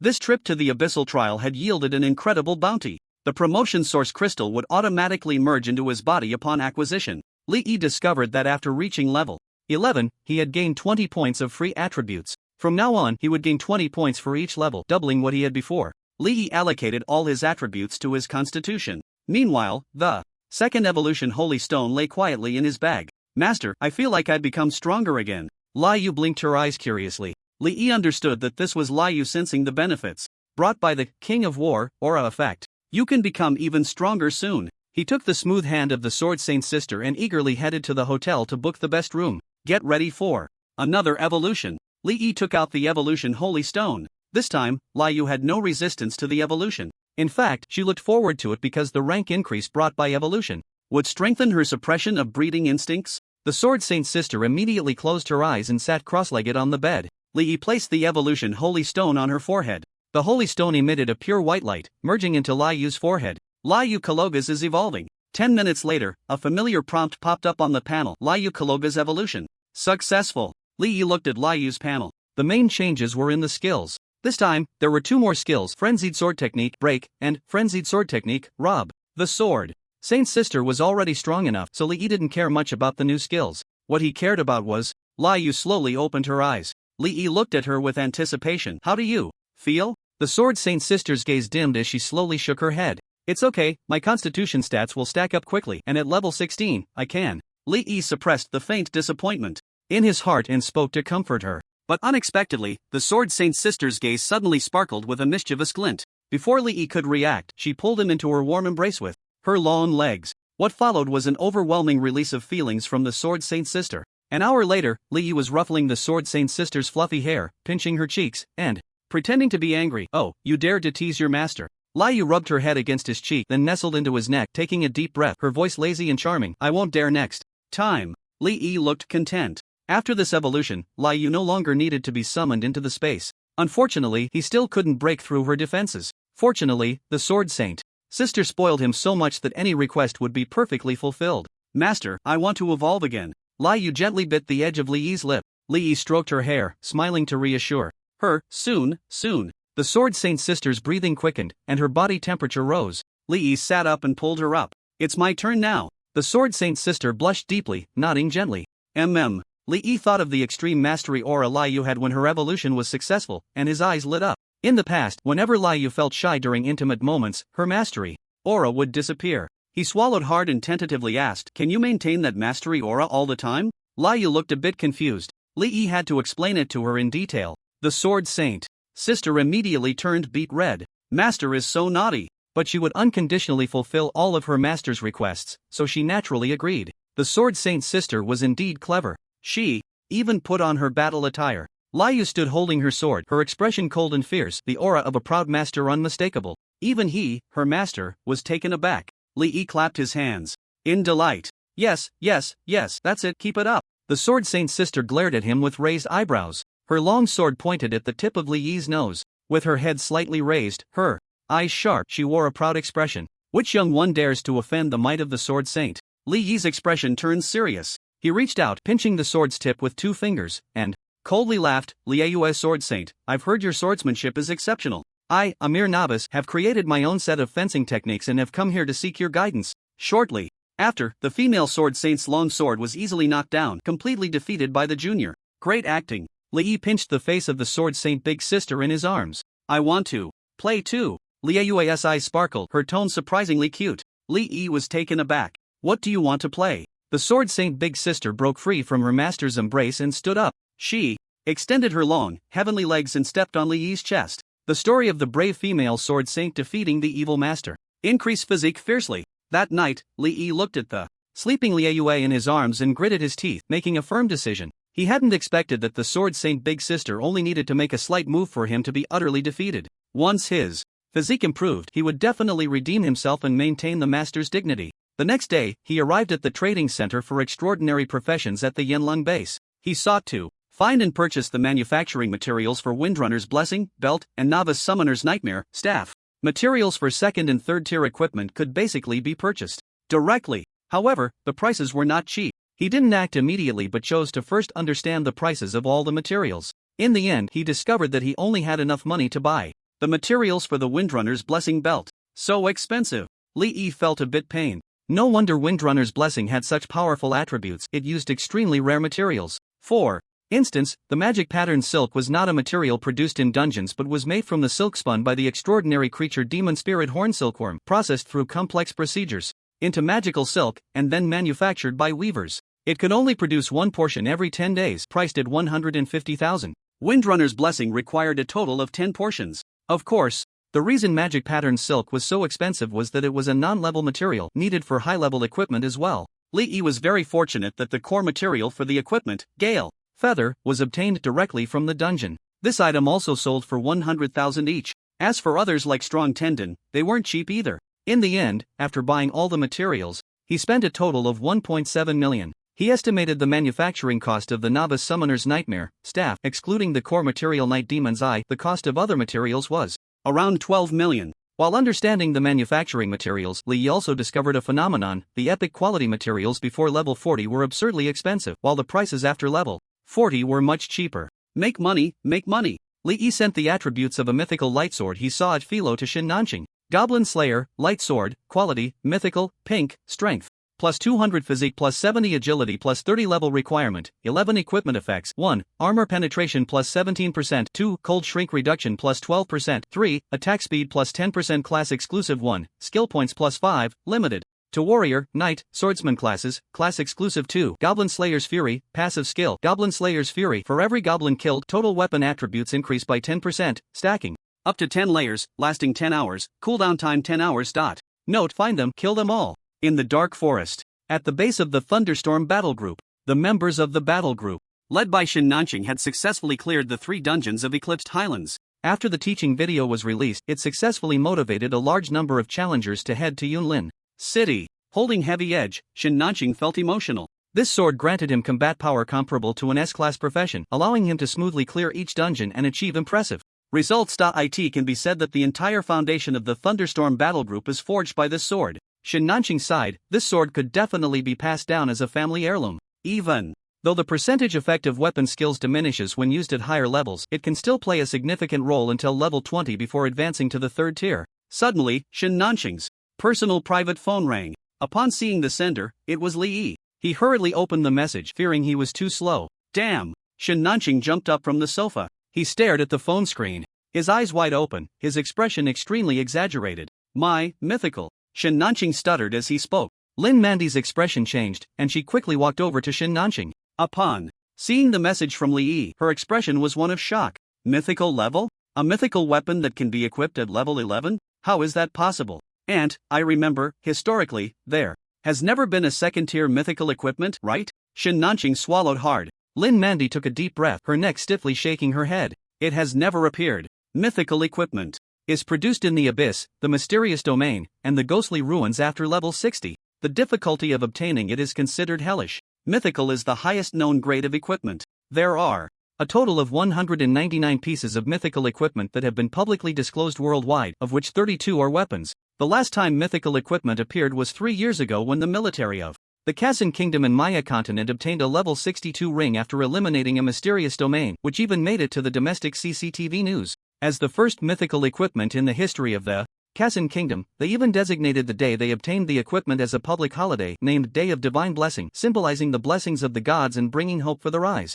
of the Kazan Kingdom. This shows the preciousness of mythical equipment. And, we must get this equipment no matter what. Shin Nanqing's eyes sparkled with fervor. He is a B-level profession weapon warrior. His passive skills can gain additional benefits from weapon equipment, and the higher the weapon grade, the higher the bonus ratio. A legendary weapon can give him combat power comparable to an S-level profession. The benefits brought by mythical equipment can definitely rival rare professions, even hidden professions. The reason he ventured out to run the battle group and start his own businesses that his profession rank is too low, having been exiled from the core circle of the family. Although he has gained some influence through the Thunderstorm battle group, slightly attracting the family's attention, he is still regarded as a fleeting moment, unlikely to achieve anything in the future. The family's focus on cultivation remains on his half-brother, who awakened an S-level profession, and several other high-ranking cousins. There are no resources tilted in his favor. In fact, all the funding for his current establishment of the Thunderstorm battle group comes from his mother and uncle's support. His father does not think highly of him, even disliking this youngest son, since the moment he was predicted at 15 to be unable to awaken beyond a B-level profession. He has not felt a father's love, but with this mythical equipment he will surely surpass all his peers in the family. No, he will surpass all peers except for the members of the Alien Daughter battle group. He wants the Shin family to know that without relying on them he can still achieve greatness, even surpass the Shin family. Besides you and me, don't let anyone else know about this news, including mother and uncle, Shin Nanxing said solemnly. Upon hearing this, Lin Mandy raised an eyebrow slightly. Her sister is soft-natured and indecisive. Her brother is too impulsive. Both lack cunning and could leak the news. Once the information about the mythical equipment is leaked, she and Shin Nanxing would not be able to keep it under wraps. Shin Tianyue, who has an S-level profession swift swordmaster, is also capable of using a sword. Can they rely on him to protect Shin Nanxing? With her brother-in-law's consistent prioritization of family interests, he would likely be the first to jump out and seize it. Lin Mandy looked at her nephew with satisfaction. His ambition is growing larger, which is a good thing. She smiled and said, "Got it. I'll go find my brother and old Deng to farm some gold." I didn't expect the members of the Alien Daughter battle group to quietly level up. Lin Manyi's eyes flickered. To obtain level 11 mythical equipment, one naturally needs to have the corresponding level. But I wonder which abyss dungeon the Alien Daughter battle group leveled up through. However, judging by the results, the promotion effect of the Alien Daughter battle group is quite impressive. They didn't bet on the wrong treasure. Shin Nanxing was not surprised that Li Yi could level up. He had great confidence in the Alien Daughter battle group. Oh, Brother Li sent a lot of crafting materials. Upon hearing this, Lin Manyi's expression changed dramatically. The two exchanged glances, both seeing the shock in each other's eyes. Crafting materials. Could it be that this mythical weapon was crafted? Mythical equipment can be crafted? Shin Nanxing struggled to suppress his racing heart and asked with trembling hands, "Brother Li, are these materials for crafting mythical weapons?" At the flame wave base, Li saw Shin Nanxing's reply. His eyes flickered. After a moment of contemplation, he responded,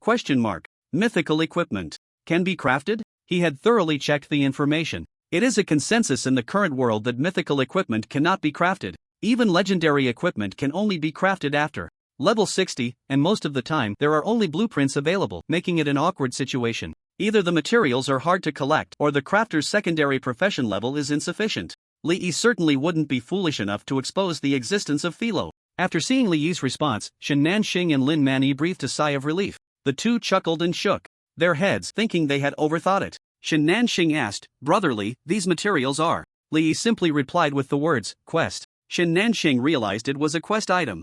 There are indeed many quests in dungeons that require various materials. It seems Brother Li triggered a remarkable quest, allowing him to receive mythical equipment as a reward. Lin Manyi quickly calculated the material costs, totaling 14 million. Shin Nanxing asked, "Brother Li, I'll cover the weapons materials, but is one set of materials enough?" Even though he had great confidence in the Alien Daughter battle group, a quest that rewards mythical equipment must be very difficult, and no one can guarantee success on the first try. This reminded Li Yi he hadn't considered the success rate of Lord Philo's crafting, so he replied, "Let's prepare 3 sets." Shin Nanxing responded, "Okay." Next came the key point, the selling price of the mythical equipment. The two were troubled. Mythical equipment is all non-sellable, and there are no references at all. If the legendary weapon, Heavy Edge, can be considered a family heirloom, then the mythical weapon, Goblin Slayer, can already be regarded as a clan's divine artifact. After much consideration, they decided to honestly inform Li Yi of the situation. "Brother Li, it's not that we don't want to offer a price, but there are simply no references, as all mythical equipment is non-sellable.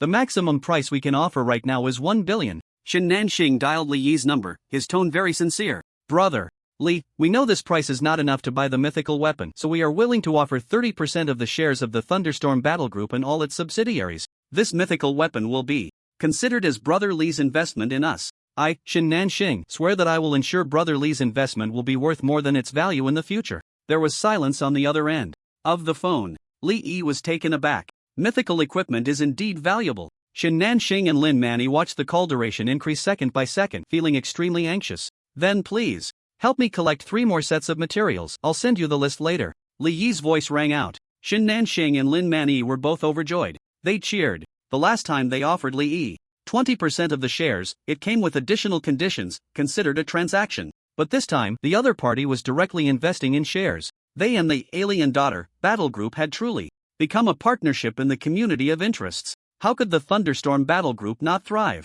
It's settled. A few hours later, Li Yi received a notification of 1 billion in his account, along with 6 materials transmitted through the teleportation array. Indeed, having many people makes things easier. Collecting materials through the Thunderstorm Battle Group was incredibly convenient. The main reason he agreed to Shin Nanxing was that this time the shares came with no additional conditions. Direct investment wasn't bad either. Soon after, he bought a large amount of delicious candies, desserts, and pastries and re-entered the wave of flames with Liu. Chapter 52 regarding the shares issue. Due to the numerous complaints from readers, the author has made adjustments. Your Grace, welcome back to the Radiant Fortress. By the side of the dungeon's teleportation portal, a kindly old man bowed respectfully. Li Yi had successfully advanced, so this time the teleportation portal he appeared at was in the area for second-tier professionals. No need for an identity token? Li Yi asked. The old man smiled. Everyone in the Radiant Fortress knows of your heroic deeds, so naturally there is no need for an identity token. May the holy light be with you. Li Yi nodded and walked towards his residence.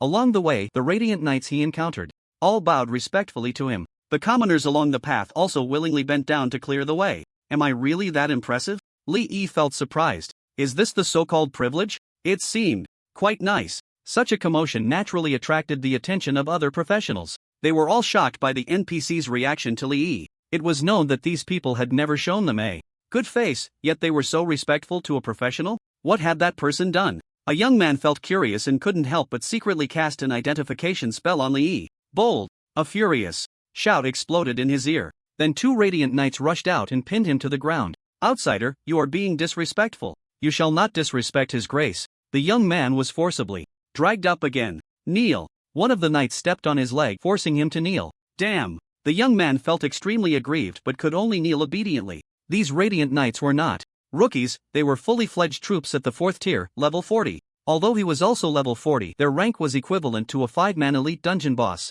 Any one of them could easily make him flee in panic. The young man's experience frightened the other professionals who were about to use identification spells, causing them to halt their incantations until Li Yi's figure disappeared from view. Only then did the 2 Radiant Knights snort and release the young man. His face flushed red with anger as he left. Esteemed knight, may I ask who that gentleman is? A professional tried to get close to the Radiant Knights. That is a hero who has made tremendous contributions to the Radiant Fortress. May the holy light be with the Lord. The expression on the knight's face was filled with utmost respect. A lord? The professionals felt a storm of emotions rise within them. Someone had actually received a title in the Radiant Fortress? Who was this person, and what had they done? She decided that after this abyss challenge, she would go out and investigate thoroughly. Li Yi returned to the treehouse. The Sword Saint Elder's sister went to her room to meditate. The door to Philo's room was open. Li Yi walked to the doorway and saw the little girl lying on the bed, sound asleep, without any semblance of decorum. Her long, thick black hair, longer than her body,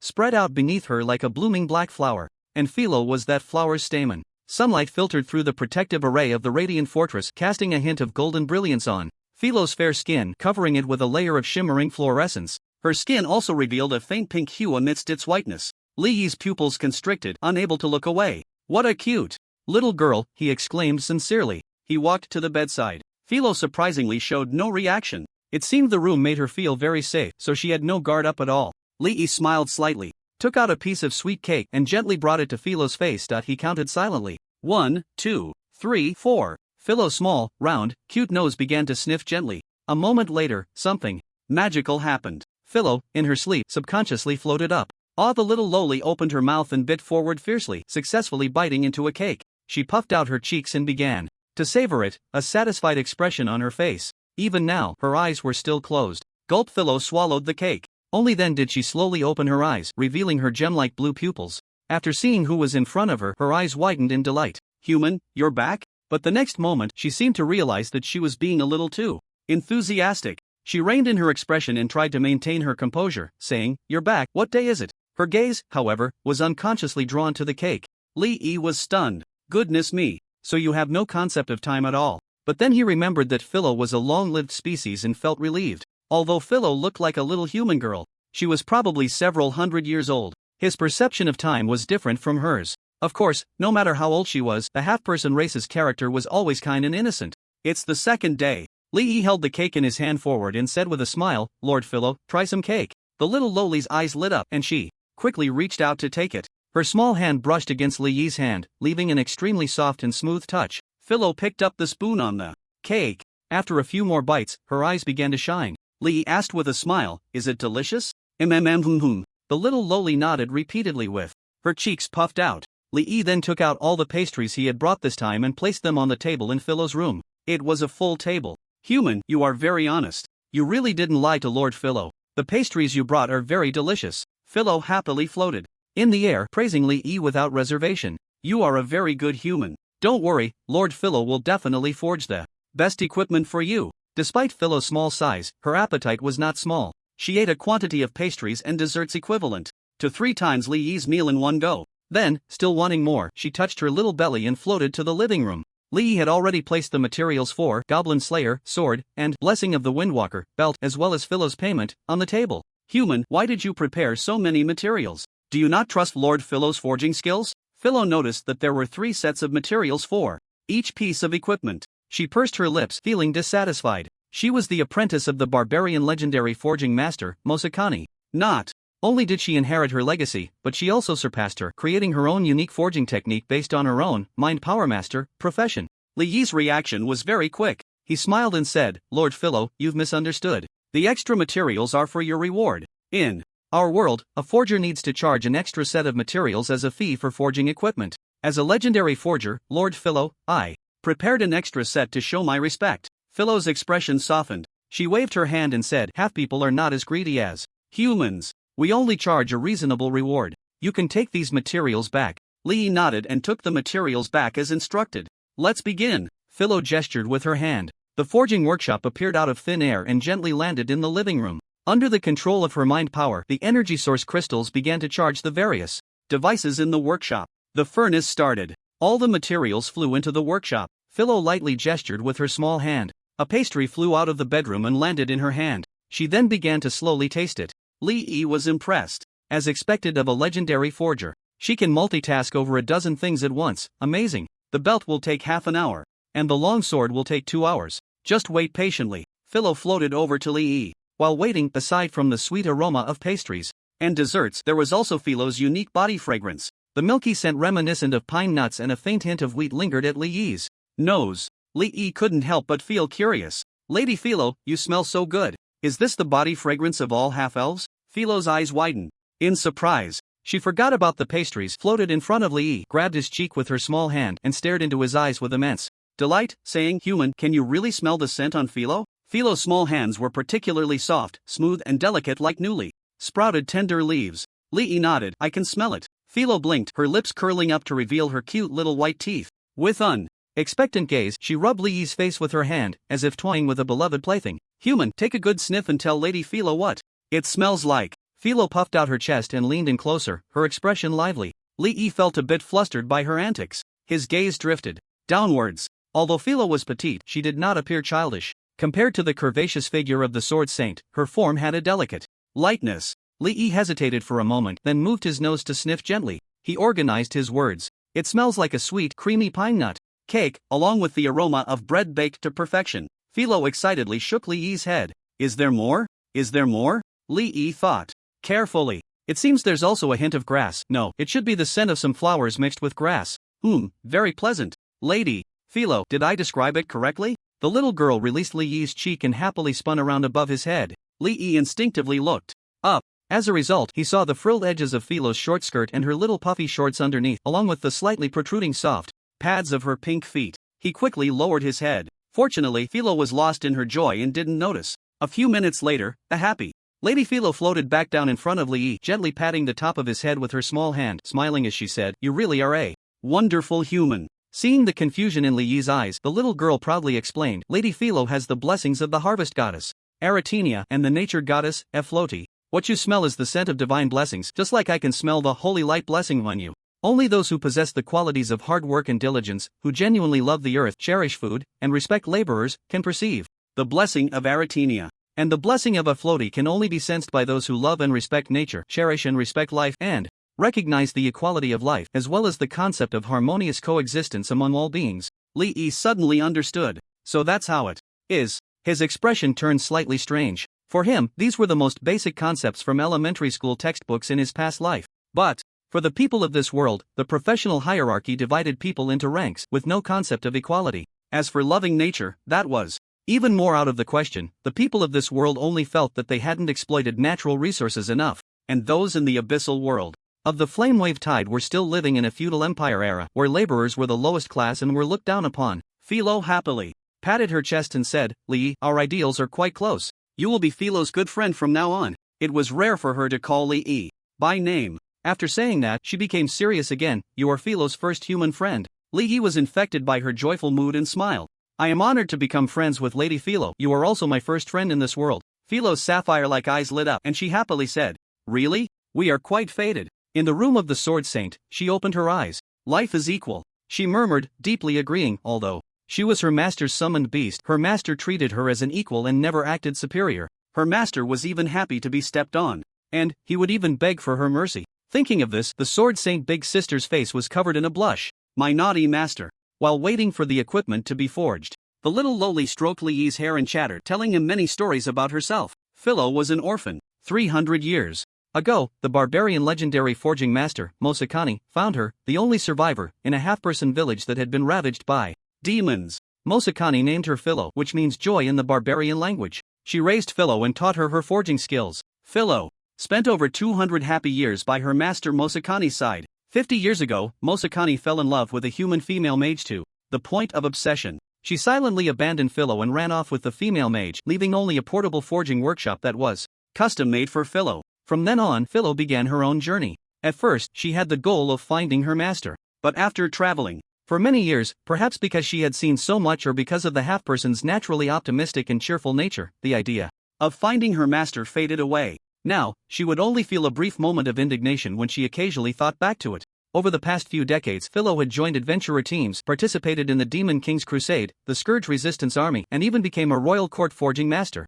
During this time, she had been deceived, betrayed, framed, and even murdered. If it weren't for the half-person's inherent kindness and naive nature, she would have long since turned to darkness. She had been harmed the most by humans. This was the reason for Philo's initial bad attitude towards Li Yi. Of course, this bad attitude was only in the context of a half-person's perception. In Li Yi's eyes, it didn't even count as a bad attitude. After all, how could he hold a grudge against such a cute little girl, especially when he needed her help? Of course, Philo's experiences weren't all dark. For example, she received the blessing of the harvest goddess, Aletheia, for forging tools for laborers over the years, helping with production and protecting the harvest. The blessing of the nature goddess, Ifloti, was obtained by helping elves and druids repair natural wounds. These were all very pleasant experiences. Through Philo's narration, Li Yi gained a rough understanding of the background of this other world. It was a fantasy world with many extraordinary races and forces, and humans were just one of them. Your belt is ready. Philo used her mind power to hand a light green belt with brown vines wrapped around it to Li Yi.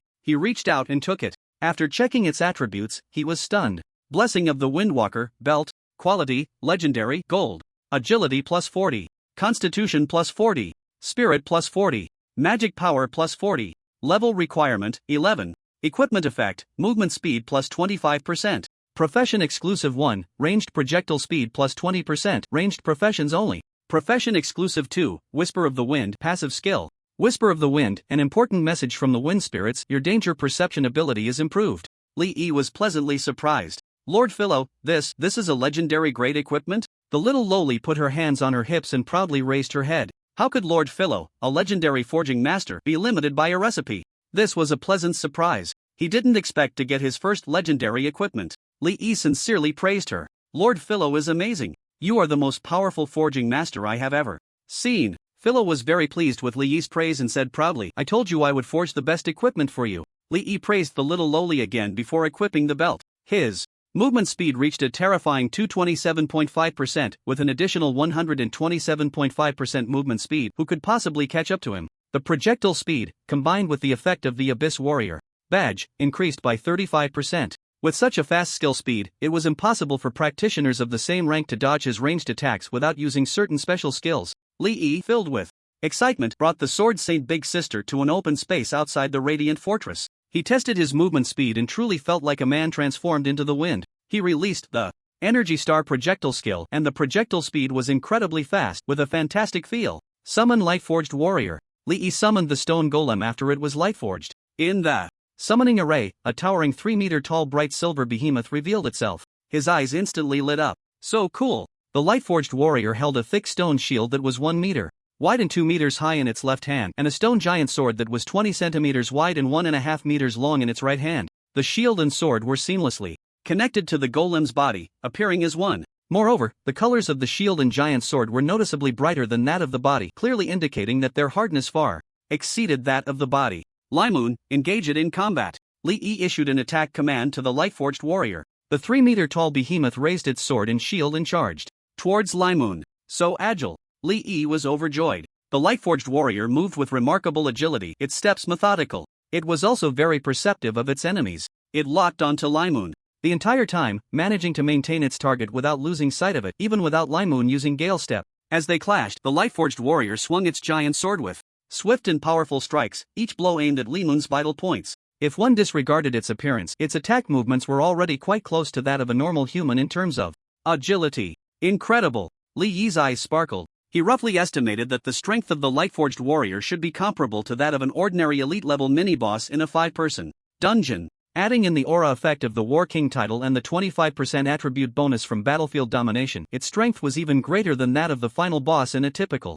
5-person dungeon. And that wasn't all. Li Yi also had the level 6 passive encouragement of the Conjurer, which increased the summon creature's stats by 15%. Additionally, there was the level 6 skill of Scourge Whip, which had a casting range of 10 meters and also provided a 15% stat boost. All these calculations meant that Li Yi's passive and active skills could further enhance the Lightforged Warrior's stats by 55%, making it strong enough to crush the final boss of a normal difficulty 5-person dungeon. Of course, even with the Lightforged Warrior being so powerful, it still couldn't withstand a single strike from the Sword Saint Big Sister. After testing the skills, Li Yi gained a general understanding of his own strength. He then returned to the treehouse, said goodbye to Philo, and prepared to leave the wave of flames. The leveling efficiency in the abyss was too low, the time consumed for battle conclusion was too long, and the danger level was too high. Li Yi planned to buy the level 11 skill book Summon Man-Eating Thorn and equipment for 2 people before leveling up. At level 11, a summoner could learn 3 skills. The other 2 were Summon Stone Golem Shield Guardian and Summon Bone-Eating Demon Wolf.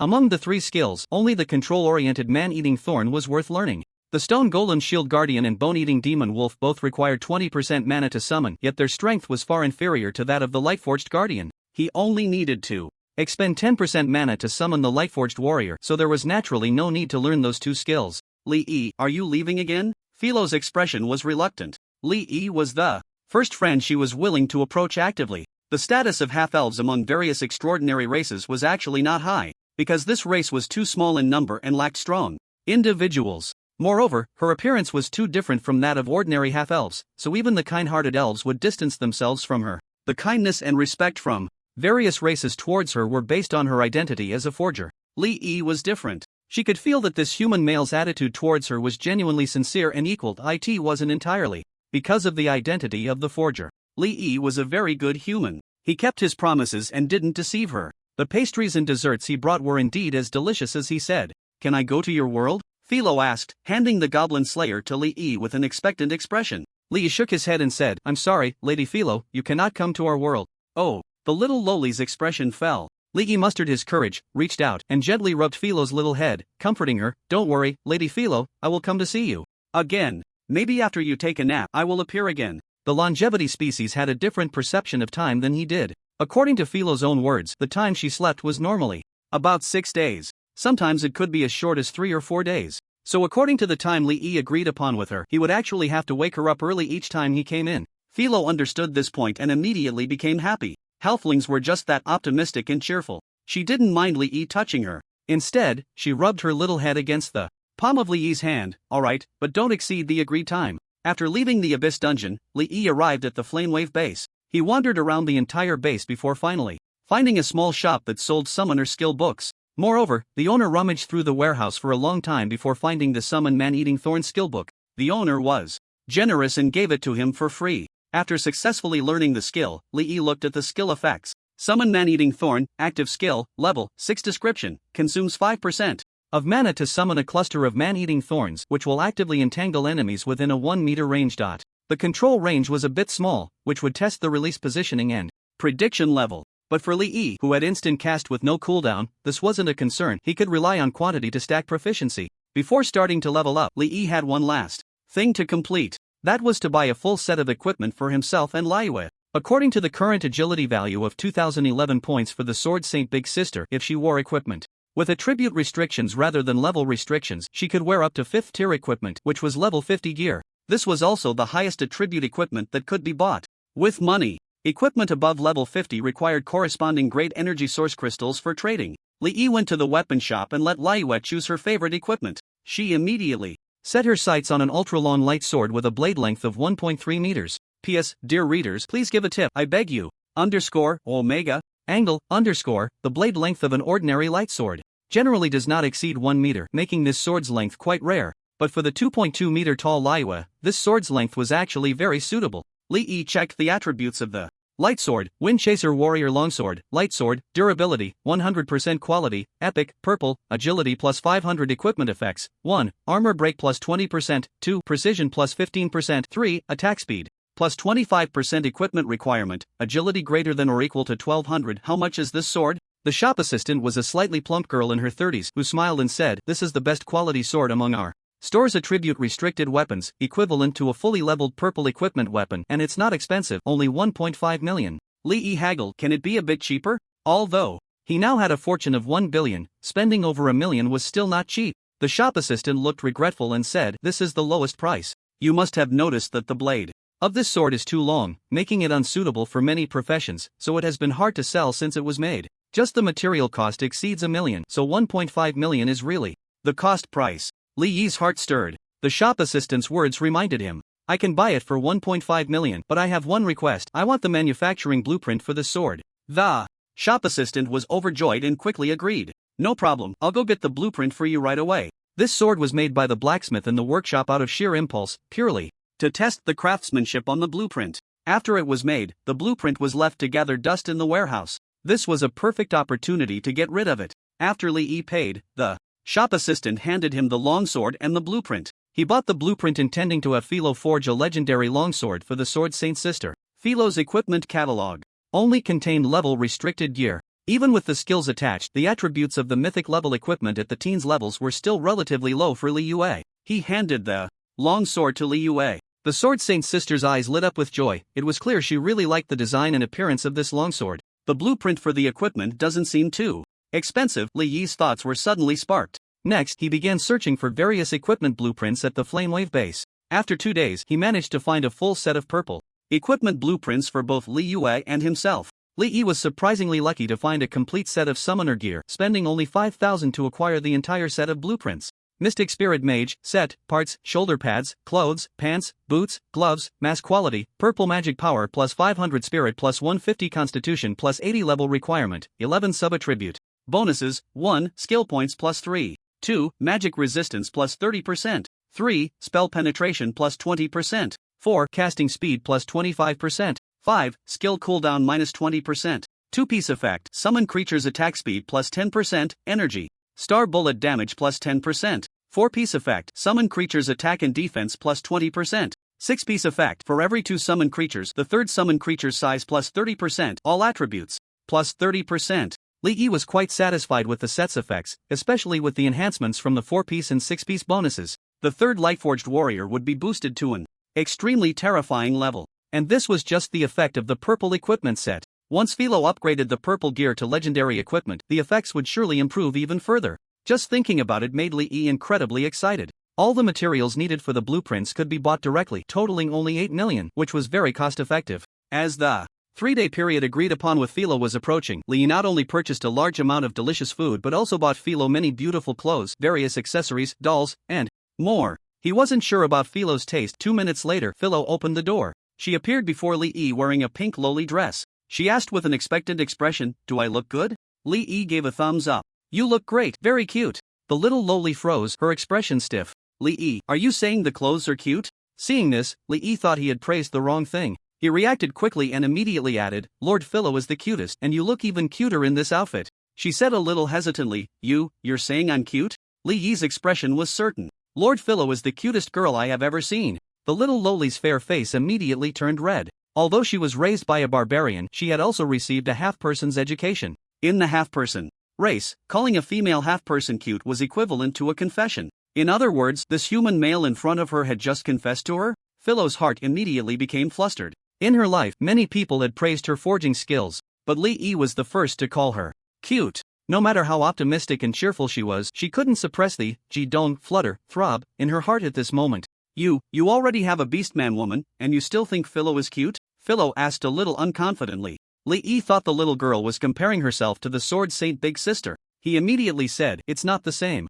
Lai Yu is mature and beautiful, like a fiery red flower. And Lord Philo is lively and cute, like a sweet cake. You are different styles." Philo's face was like the sunset. She thought of the cake Li Yi had given her. It was indeed quite sweet and delicious. She murmured, "I see, you're quite a womanizer." "Ha?" Li Yi was stunned. What did this have to do with being a womanizer? Philo said shyly, "But you're a very good human. You're very good to Philo. Philo likes you a lot, so I'm willing to accept your small flaws." Li Yi's expression was stunned. He couldn't understand what Lord Philo was saying. He felt it was necessary to explain. But then Philo flew in front of him and extended her small, round foot. "Then let's form a companionship through the half-person's foot-kissing ceremony," Philo said, holding back her shyness. Li Yi was dumbfounded. "Lord Philo, what kind of ceremony is this?" He vaguely felt that Philo might have misunderstood something. Companionship? Friends? But it seemed more intimate than that. "The half-person's covenant ceremony. Are you unwilling?" Philo's toes trembled slightly and her expression stiffened. Seeing this, Li Yi hurriedly said, willing.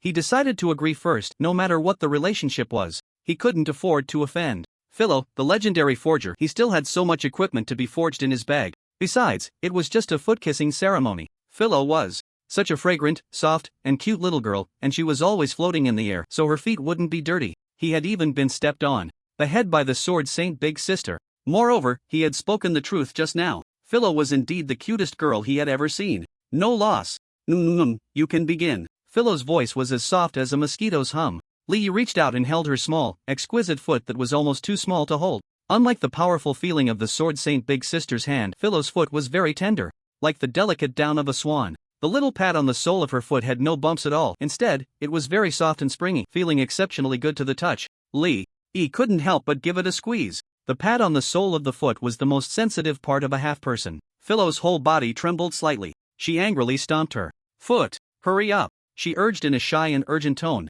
How many times?" Li Yi asked softly. "Just once is fine." Philo's voice was so low it was almost inaudible. So, Li Yi lowered his head and gently kissed the top of her foot. Then he felt his hand become empty. Philo, in her shyness, had used her mind power to wrap her small head in her hair, flew back to her room, and closed the door. Li Yi was a little confused. He didn't want to chase after her to ask for an explanation either. He had no choice but to return to the room of the Sword Saint elder sister and take out some clothes for her to try on. However, due to Philo's presence in the treehouse, he couldn't go too far and could only feast his eyes. It wasn't until 2 hours later that Philo finally came out of the room, surprisingly wearing a new fitted black dress. Li Yi praised, "Looks great. So cute." Philo's face turned red, and she dared not meet Li Yi's gaze, but the joy in her eyes was unmistakable. She clearly enjoyed Li Yi's compliment. She could tell that Li Yi's praise was sincere. He truly thought she looked good and genuinely believed she was adorable. "Lady Philo, I need to ask you to help forge some equipment this time. It might be quite a lot," Li Yi said as he handed her the blueprints.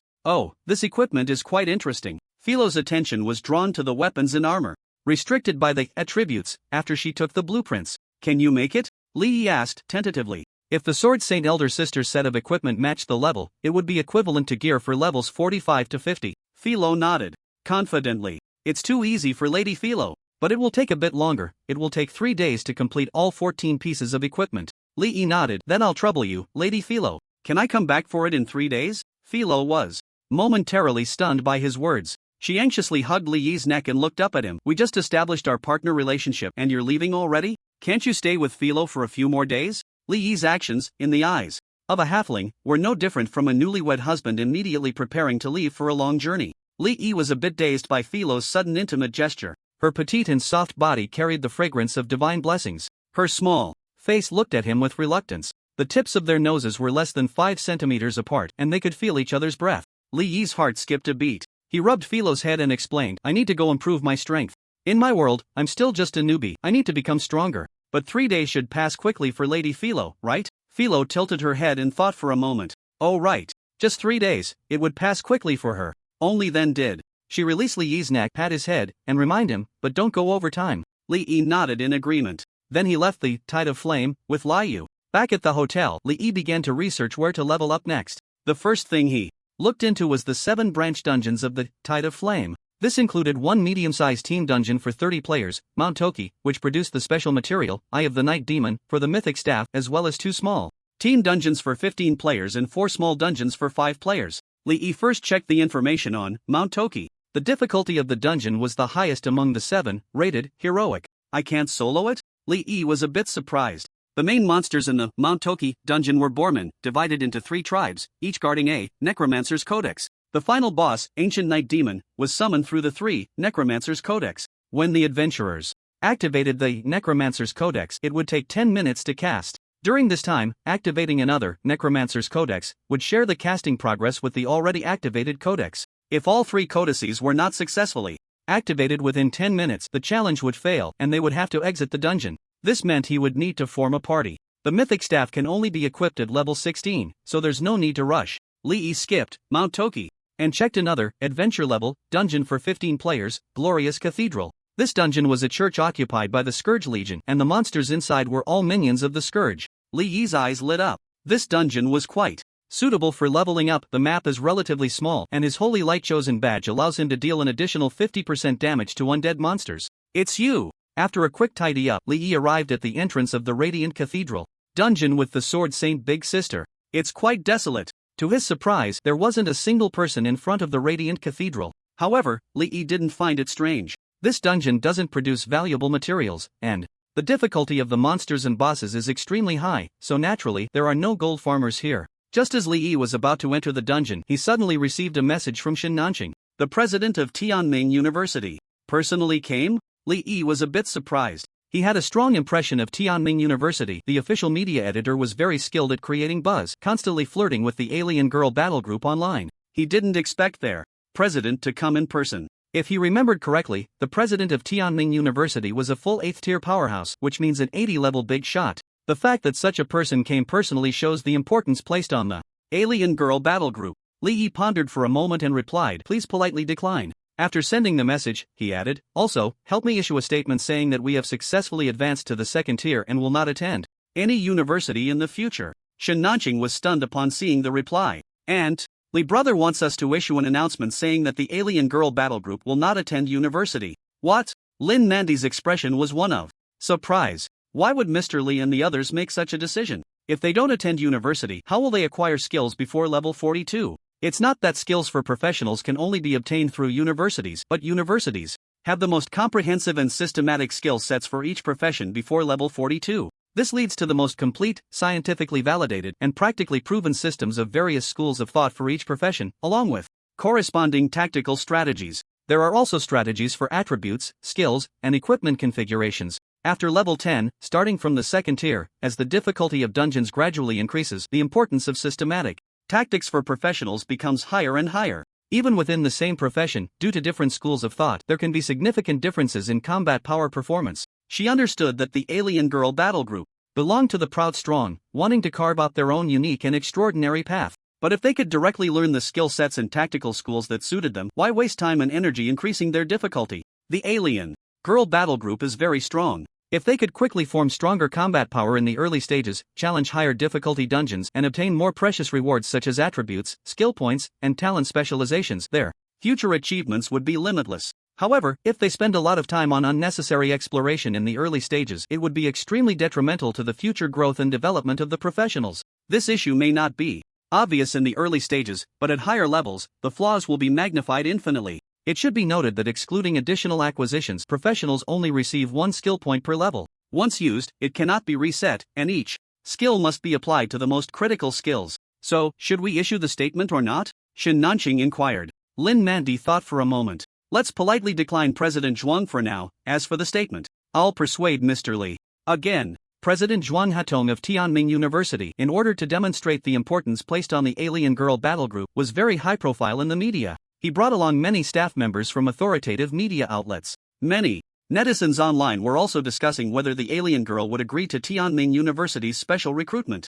A considerable number of people believed that the alien girl battle group would agree. After all, the president himself was involved. Tianming University may not rank high domestically, but the school's foundation is still strong. Moreover, Tianming University has an advantage compared to other extraordinary universities. They are indeed very good at cultivating low-tier professions. Every year, various professional leagues, professional rankings, and battle group rankings take place. The professionals from Tianming University may not excel, but their overall standard is very stable, consistently ranking near the top in their profession. Good. Shin Nanqing nodded in agreement. He felt that Brother Li's decision was indeed somewhat hasty. If they did not learn skills through the extraordinary universities, skill destiny, they would have to collect and purchase skill books on their own. Although some skill books might grant stronger effects, there was still a gap compared to the systematic skill sets of the university. Collecting skill books is difficult, and establishing a systematic skill set is even harder. It might be manageable for a few members, but if the entire group relied on themselves to collect, it could lead to mismatched skill systems and levels. A lack of a complete skill set system would also result in a deficiency in hard combat power, which would subsequently affect the challenges of dungeons. This is extremely fatal. He couldn't imagine how difficult it would be for the Thunderstorm battle group if they did not learn skills through the university's skill destiny but instead collected them on their own. The entire battle group would likely collapse. Shin Nanqing, representing the Exotic Girl battle group, politely declined the news of the special recruitment from Tianming University's president Zhuang Hutong, which was soon released by the media.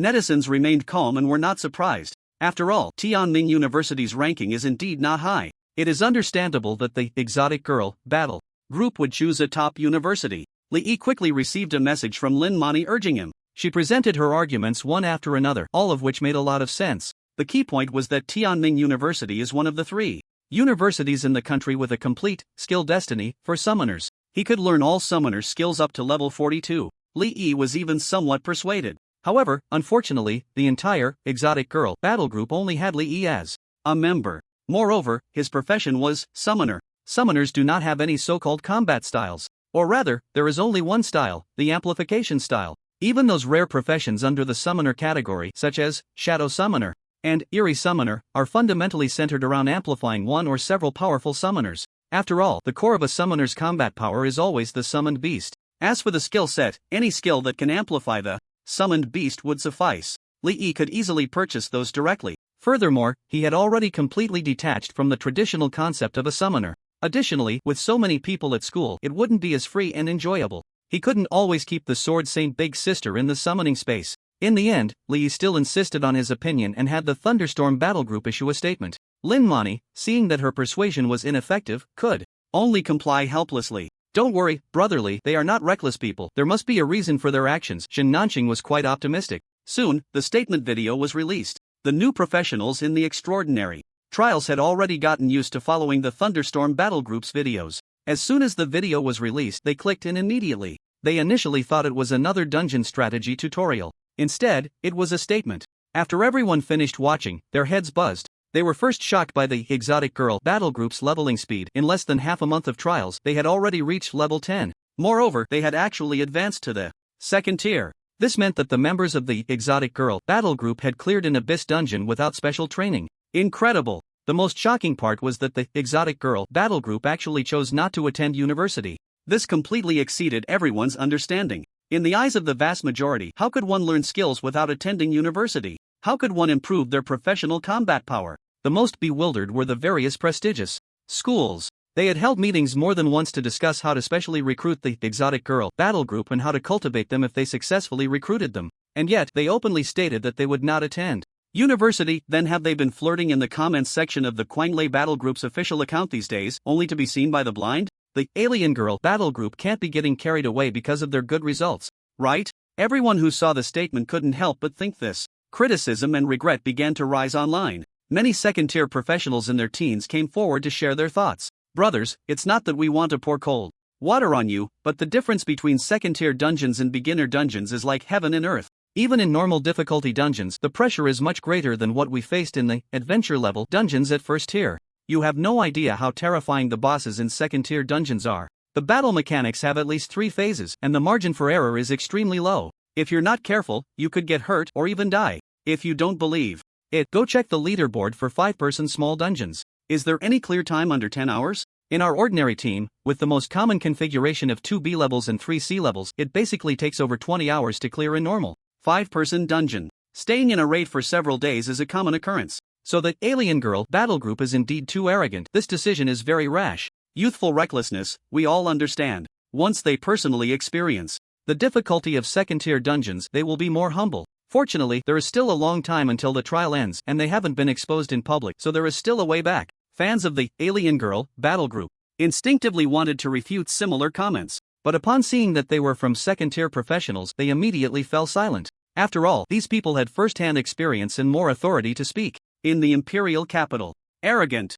Lu Zhanling scoffed and then informed his father, Lu Yuanlong. Recently, he personally went to the Dark Forest, repeatedly visiting the Quanglei battle group's base to express his desire to recruit the Alien Girl battle group, but unexpectedly, he was rejected. He was an 8th-tier powerhouse. It was already a great honor for him to visit in person. He didn't even see a shadow of the other party. Even a clay figurine has its limits. He couldn't help but feel displeased. After reading it, Lu Yuanlong immediately shouted angrily, reckless and willful. This is simply nonsense. What is wrong with the mindset of young people nowadays? They ignore the invaluable knowledge and experience accumulated by countless predecessors and sages, choosing instead to act on their own whims, completely unaware of their own limitations. Lu Zhanling's expression was cold as he said, their trial results are indeed unmatched, but their attitude is too arrogant. Even if they are admitted to the academy, they would likely be a very unstable factor. Since they want to develop on their own, let them be. Their rank is not high, but their ambition is quite large. Such students, I respectfully decline. Lu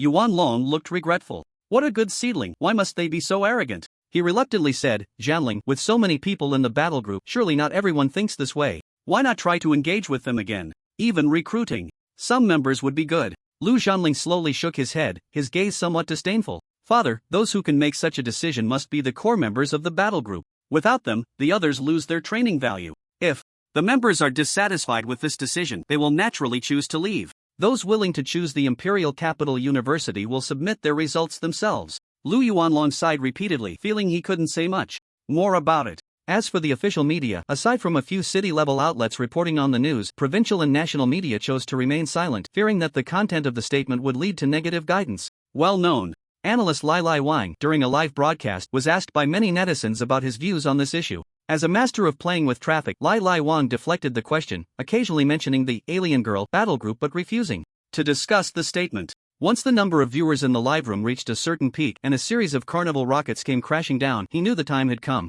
Family, the lack of coverage from official media actually speaks volumes. I didn't want to discuss this topic, but seeing how concerned everyone is, I'll share my thoughts. At this point, King Lai Lai began to strategically sip water, getting ready and checking the live streaming equipment. He pretended to reply to a few messages. After gifs filled the screen for a while, he slowly said, let me ask everyone a question. Do you think the members of the Alien Girl battle group are fools? Regardless of what everyone thinks, at least I believe they are not fools. We all know the downsides of not going to college, they can't possibly be unaware of them. But knowing the downsides, they still made this choice, which indicates they must have discovered or developed a more advantageous option. Personally, I believe Alien Girl won't act without purpose. However, since the difficulty of the dungeons has dramatically increased from the second tier onward, without a mature, systematic skill set and strategies to support them, they will inevitably encounter many difficulties. It's hard to predict what the future holds. I think we should all wait and see. King Lai Lai learned from the last experience, capturing traffic while leaving himself an escape route.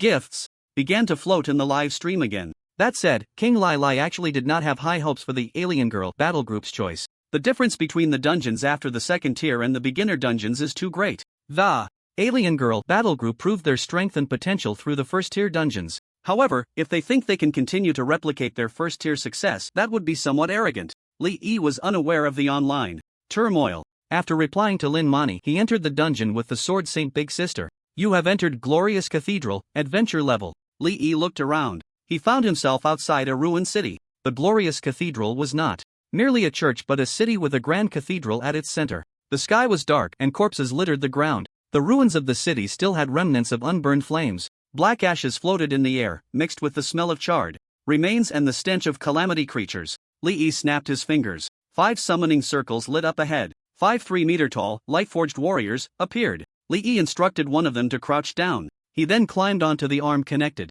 to the stone shield and the light-forged warrior. By lowering his head, he could completely hide his body behind the shield, which felt quite safe. A bit uncomfortable on the backside. I should have brought a cushion, Lee muttered to himself. Taking advantage of the high vantage point, he excitedly looked around. In a sense, this could be considered having a mount. Moon, let's get started, Lee commanded. The Sword Saint Big Sister nodded, drew her longsword, and entered the city ruins.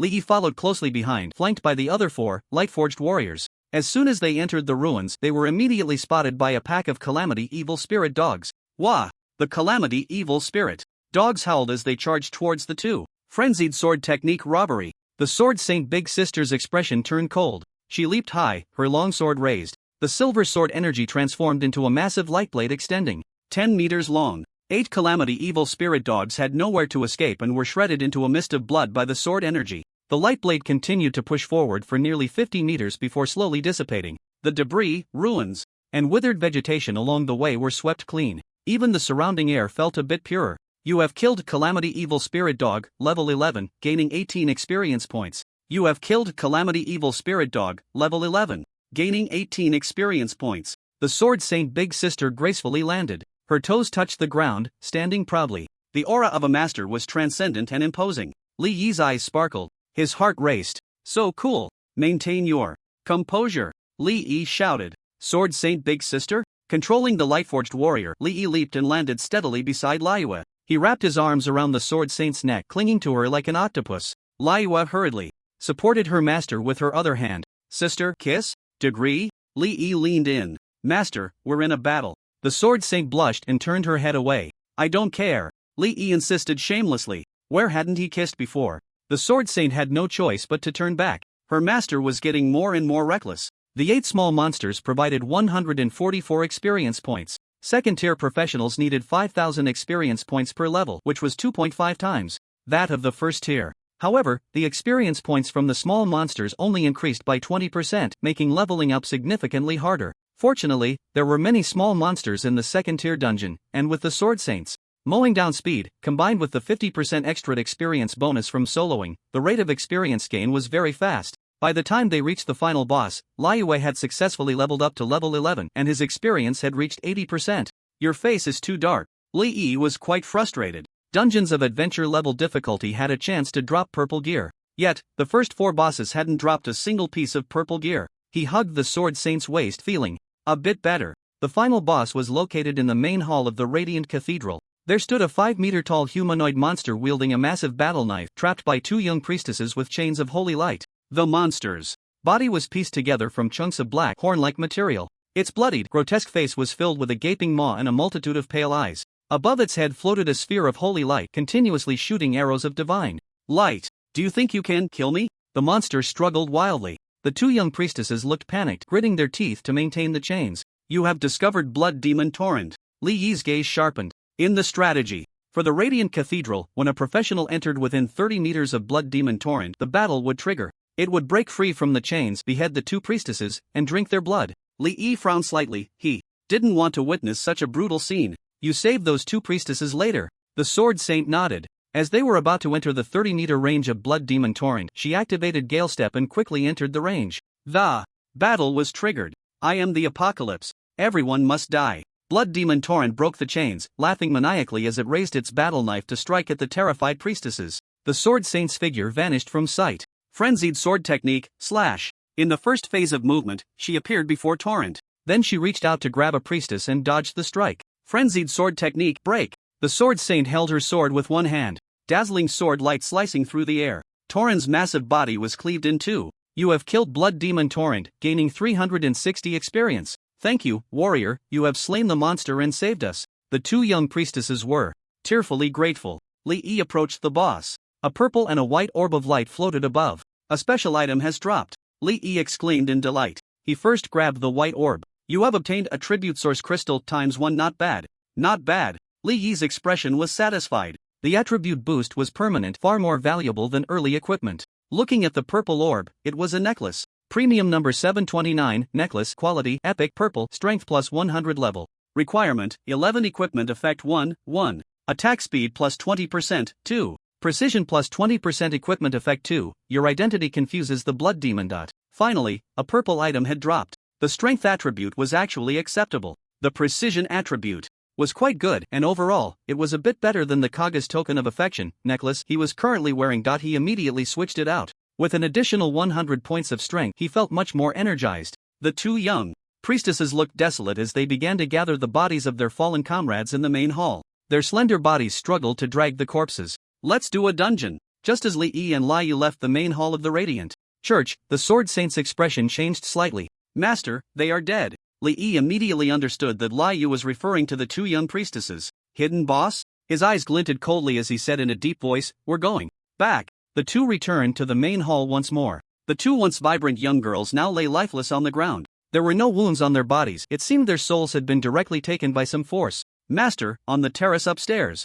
Liu's sword intent perception detected the target. The two climbed the stairs behind the main hall to the second floor. Under the massive rose window, a female lich was controlling dozens of pale blue souls floating around her. Each soul wore a look of anguish, silently screaming with their mouths open. Among them, two white souls mixed with blood were being held in the lich's hands. The appearance of the souls was exactly that of the two young priestesses from before. You have discovered the soul collector Nilakets. Kill it, Li Yi shouted angrily. How dare you kill those I saved? The Sword Saint immediately drew her sword, stepping into the attack range of the soul collector Nilakets. Ha ha ha, no. One can leave this city alive. The holy light will not protect. Before she could finish her sentence, the female lich's head flew off. But she was not dead yet. A gray-black soul emerged from the lich's body. It flew into the sky, swallowing all the souls, its size swelling from 2 meters to 3 meters. I am the proud disciple of the lich ancestor Kelsegard. None of you can kill me completely. Humans, orcs, I will extract your souls and make you suffer for eternity. Lowly ants, feel my wrath. The Sword Saint snorted lightly. She moved to a corner and swung her sword down. With a clang, amidst the sparks of metal clashing, a black metal box appeared. Nilaket's voice became frantic. Impossible, how? Could you discover my life box? The sword light surged again. The life box was split in half. You have killed the soul collector Nilakets, gaining 540 experience points. First kill bonus 540 experience points. Your level has increased to level 12. The female lich let out a mournful scream as her soul body began to dissipate. One by one, the souls broke free from her control, emerging from her body with expressions of relief. Their forms began to fade, and in their final moments, they looked gratefully at Li Yi and the others. What are you mumbling about? Drop the loot. Li Yi kicked the remnants of the life box aside and grabbed one of the milky white orbs. You have obtained skill book ×1 soul communication. Passive skill, class, none level, none description. You can hear the whispers of souls. This skill book belonged to a general skill category. Without a second thought, Li Yi learned it. A wave of emotion from the souls washed over him. He raised his head and immediately heard the soul's gratitude. Warrior, thank you for your rescue. May the holy light be with you. Your good deeds will earn the blessings of the gods. As for the female lich's soul, it was filled with resentful curses. Another purple orb revealed a ring. 9th lover's finger bone, ring, quality, epic, purple, magic power plus 100 spirit plus 20 level requirement, 11 equipment effect, spell penetration plus 15% attached skill, malicious whisper. Active skill, malicious whisper, emit a piercing curse that causes male souls within a 20-meter range to flee in fear, lasting 1 minute, cooldown time 1 minute. Li Yi's eyes brightened. The attributes of the ring were quite fitting for his current needs. Moreover, it was a rare purple item with an additional skill. The skill was quite interesting. However, since it was a purple item skill, one couldn't expect it to be too powerful. It was just for fun. The 15-person adventure level dungeon gained over 10,000 experience points. Li Yi was fairly satisfied with this leveling speed. It took 20 minutes to clear the dungeon. The familiar panel notifications popped up. Glorious Cathedral, Adventure, Dungeon Challenge. Completed, time taken 5 hours 07 minutes 34 seconds. Current world ranking 1 estate. Glorious Cathedral, Adventure, Dungeon Challenge completed. Overall rating gold 9 stars. Current world ranking 1 estate. Adventure King Badge increased total attributes by 100 points, with movement speed and critical hit each increasing by 2%. Over the next 2 days, Li Yi cleared all 5 remaining dungeons in the Flamewave Tide dungeon group, excluding Togen Mountain and the already cleared Glorious Cathedral. Among them, he ran a 5-person dungeon on hero difficulty an extra 2 times, earning 30 attribute points from the time-limited rewards. Both he and Liua reached level 15, with his experience at 6% of level 15. During this time, Adventure King gained a total of 225 total attributes, with each main attribute increasing by 45 points. Movement speed and critical hit each increased by 4.5%. Since the skill level of Energy Star Bomb was already maxed out, Li Yi allocated all 3 skill points to Lightforged Warrior. Liua upgraded her skill Sword Intent Perception to level 40, max level. This skill was incredibly useful. In the hotel, in the bathtub, Lee lay comfortably in the embrace of the Sword Saint Big Sister. The skin-to-skin contact in the water was incredibly smooth. After several days of high-intensity dungeon runs, his body was still a bit fatigued. After tonight, he would go to Philo tomorrow morning to collect the set and equipment, then level up before heading to the 30-person hero difficulty dungeon Togen Mountain to obtain the night demon I needed for the mythical staff. Lee was checking on his phone what delicious food to buy for Philo. However, the Sword Saint Big Sister behind him was quite unruly. Lee raised an eyebrow. Liu's total attributes had reached an impressive 6,366 points, with a physique of 1,250 points. Although his physique was as high as 596 points, the gap between them was widening due to Liu's high growth potential. Fortunately, after evolving again at level 16, the Sword Saint Big Sister would be able to completely resolve her breeding instinct issues. Thinking about the important moment in his life that was about to arrive, Li's heart began to race. Liu sensed her master's reaction and grew bolder. "I'm going all out against you." Li gritted his teeth and turned around. The Sword Saint Big Sister's laughter rang out, unafraid and carefree. In less than half an hour, the noob master begged for mercy. Meanwhile, as Li challenged the Sword Saint Big Sister, the name of the alien girl battle group flooded the networks worldwide. Major official media and platforms were all bombarded with the name. The 15-person normal dungeon Abomination Slaughterhouse and the 15-person adventure level team dungeon Glorious Cathedral were both conquered by the alien girl battle group, achieving world firsts on both leaderboards and max ratings. In addition, there was one 5-person hero level dungeon, one 5-person adventure level dungeon, and two 5-person normal dungeons. All 7 branch dungeons of the Flamewave Tide Abyss dungeon, except for the 30-person hero level team dungeon Togen Mountain, achieved world firsts and max ratings. Netizens were going crazy. Oh my! This was a 2nd-tier dungeon. It was one thing for the alien girl battle group to achieve max star ratings in a 1st-tier novice dungeon, but how could they also achieve max star ratings in a 2nd-tier dungeon that had increased in difficulty by several dimensions? Other battle groups with S-level and even rare class leaders took over 30 hours to clear Glorious Cathedral, while the alien girl battle group only took 5 hours. A terrifying record. A record so frightening it made the world tremble. What does this even mean? Clearing a 2nd-tier 5-person normal dungeon takes more than 5 hours. How on earth did they do it? What kind of monsters are they? In the live stream of the well-known analyst Lai De Wang, he said, "Family, what did I say earlier? The alien daughter won't act without reason, right? I was right, wasn't I? Since she chose not to go to university, it must mean she has a better option." You all think that after the difficulty of the 2nd-tier dungeons increases, the alien daughter battle group will face challenges, but everyone overlooks a very important point. The strength of their battle group members is also improving. They may all be low-tier professions, but the attribute gap can be bridged with equipment, and the lack of combat power can be compensated with tactics. Collecting skill books is not easy, but the initial skills are not entirely unavailable for purchase. Don't forget that the Alien Daughter battle group has a partnership with the Thunderstorm battle group. This is just the surface, who knows how many forces are backing them? The comments in the live stream flashed wildly.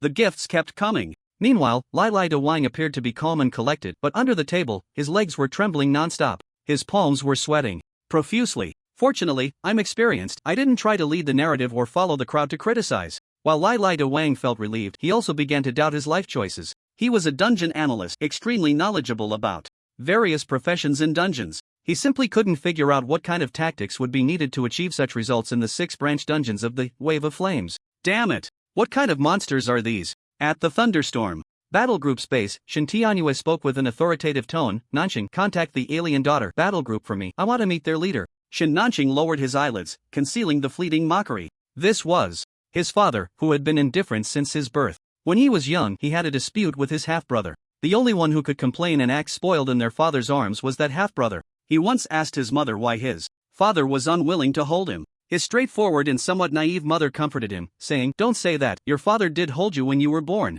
Shin Nanxing was in tears. From that moment on, he completely understood that he was not loved by his father. Not being cherished was certainly not because he was mischievous. In fact, Shin Nanxing had always been the quiet, well-behaved child. Unfortunately, in a wealthy family, especially a top-tier one, being well-behaved and sensible were the least noticeable virtues. They might not even be considered virtues at all. Wealthy families valued the upper limit of professional tiers. As long as the tier was high, all flaws could be concealed. Shin Nanxing's predicted professional tier was too low, which was the main reason his father, Shin Tianyue, had never liked him. With the development of the extraordinary system to this point, humanity had preliminarily mastered the method of predicting professional tiers in advance. Although it could only determine high tiers and could not specify the exact profession, it was sufficient for wealthy families. Those destined for high tiers would receive focused training and resource allocation. From a young age, they could enjoy various potions and special items to enhance their physique. After awakening, they would also gain more attribute points at each level, usually receiving the maximum attributes for each level of that tier.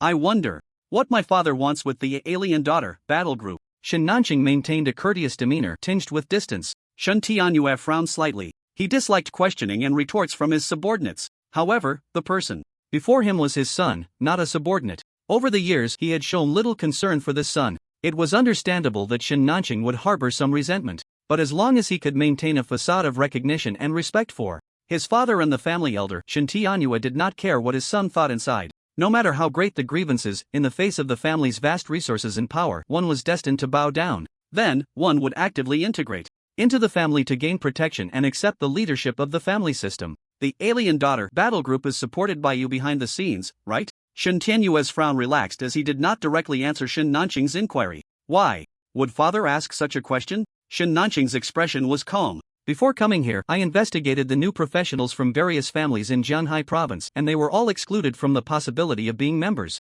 of the Alien Mother battle group. So the background of the Alien Mother battle group members can basically be determined as ordinary civilians. They most likely do not have the support of any major families. When Shen Tianyue said this, he looked at Shen Nanqing with rare approval in his eyes. Your insight is quite good. You've discovered a battle group with great potential. Shen Nanqing was taken aback. It turned out that his father thought he had discovered the Alien Mother battle group and then provided them with resource support, which led to such dazzling achievements. He was about to explain when he heard his father continue. Given your current financial situation, you're probably reaching your limit, right? Shen Tianyue glanced at his sister-in-law Lin Mandy beside him. Even with some support from the Lin family, it would be difficult to maintain the high standards of the entire Alien Mother battle group. So I hope the family will take over from here. As for the two of you, the family will provide generous compensation and rewards and arrange suitable positions for you. After hearing this, Shen Nanqing and Lin Mandy exchanged glances, both seeing absurdity and speechlessness in each other's eyes. The Shen family actually wanted to pick the fruit.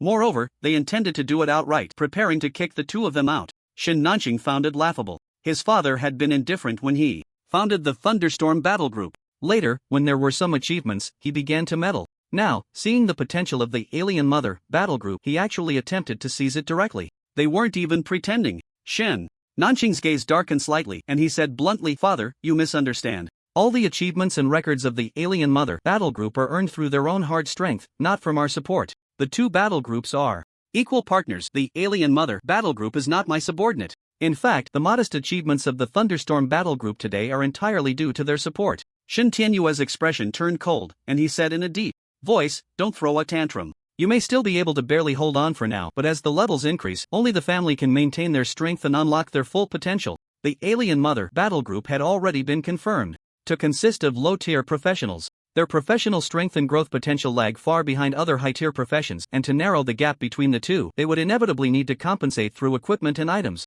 This would require an extremely large amount of funds and resources. With the support of the Lin family, the Thunderstorm battle group might barely hold on at the second tier, but by the third tier, there would only be two outcomes. Either the Alien Mother battle group would lower its own requirements, or the Thunderstorm battle group would be unable to support them and would split the Alien Mother. Regardless of which situation occurred, it would be very regrettable. Only if the Shen family stepped in could they maximize their potential. Shen Nanqing slowly shook his head and said, "Father, you all underestimate the Alien Mother battle group too much. The moment they achieved a full star rating in the second tier dungeon, they were no longer on the same dimension as other battle groups. Even the world's top battle groups cannot compare to them. If the family's battle group does not want to be left too far behind and hopes to gain their strategies, I can act as an intermediary to help negotiate. As for your proposal to take over." Shen Nanqing's expression was calm as he said, "I don't even know how many people are in the Alien Mother battle group or their professional configuration, so how can we talk about taking over?" Lin Mandy chuckled lightly and said, "Brother-in-law, let me be straightforward. There can be countless Thunderstorm battle groups, but there is only one Alien Mother battle group. It is not that we discovered them, rather, they have achieved us. To put it more bluntly, we are merely the spokespersons for the Alien Mother battle group." Although she was the same age as Shen Nanqing, she was of the same generation as Shen Tianyue, so she naturally was not intimidated by him. Shen Tianyue's face darkened, looking at Shen Nanqing with indifference. Suddenly, he spoke astonishingly, "Do you want to establish your own faction?" His gaze was as if he were looking at a stranger. After all their conversation, it was nothing but a reluctance to relinquish control of the battle group. Shen Nanqing fell silent. Although his father was stubborn and did not believe him and Lin Mani, at this moment he accurately articulated the true thoughts in Shin Nanqing's heart. After a moment of quiet, Shin Nanqing looked up and met his father's gaze. Yes. A look of surprise flashed in Shin Tianyue's eyes, as if he had just discovered the true face of his son today. This child, who had always been honest and obedient, had a rebellious side. It turned out that all his previous behavior had been an act. He still did not like this legitimate son born of a marriage alliance.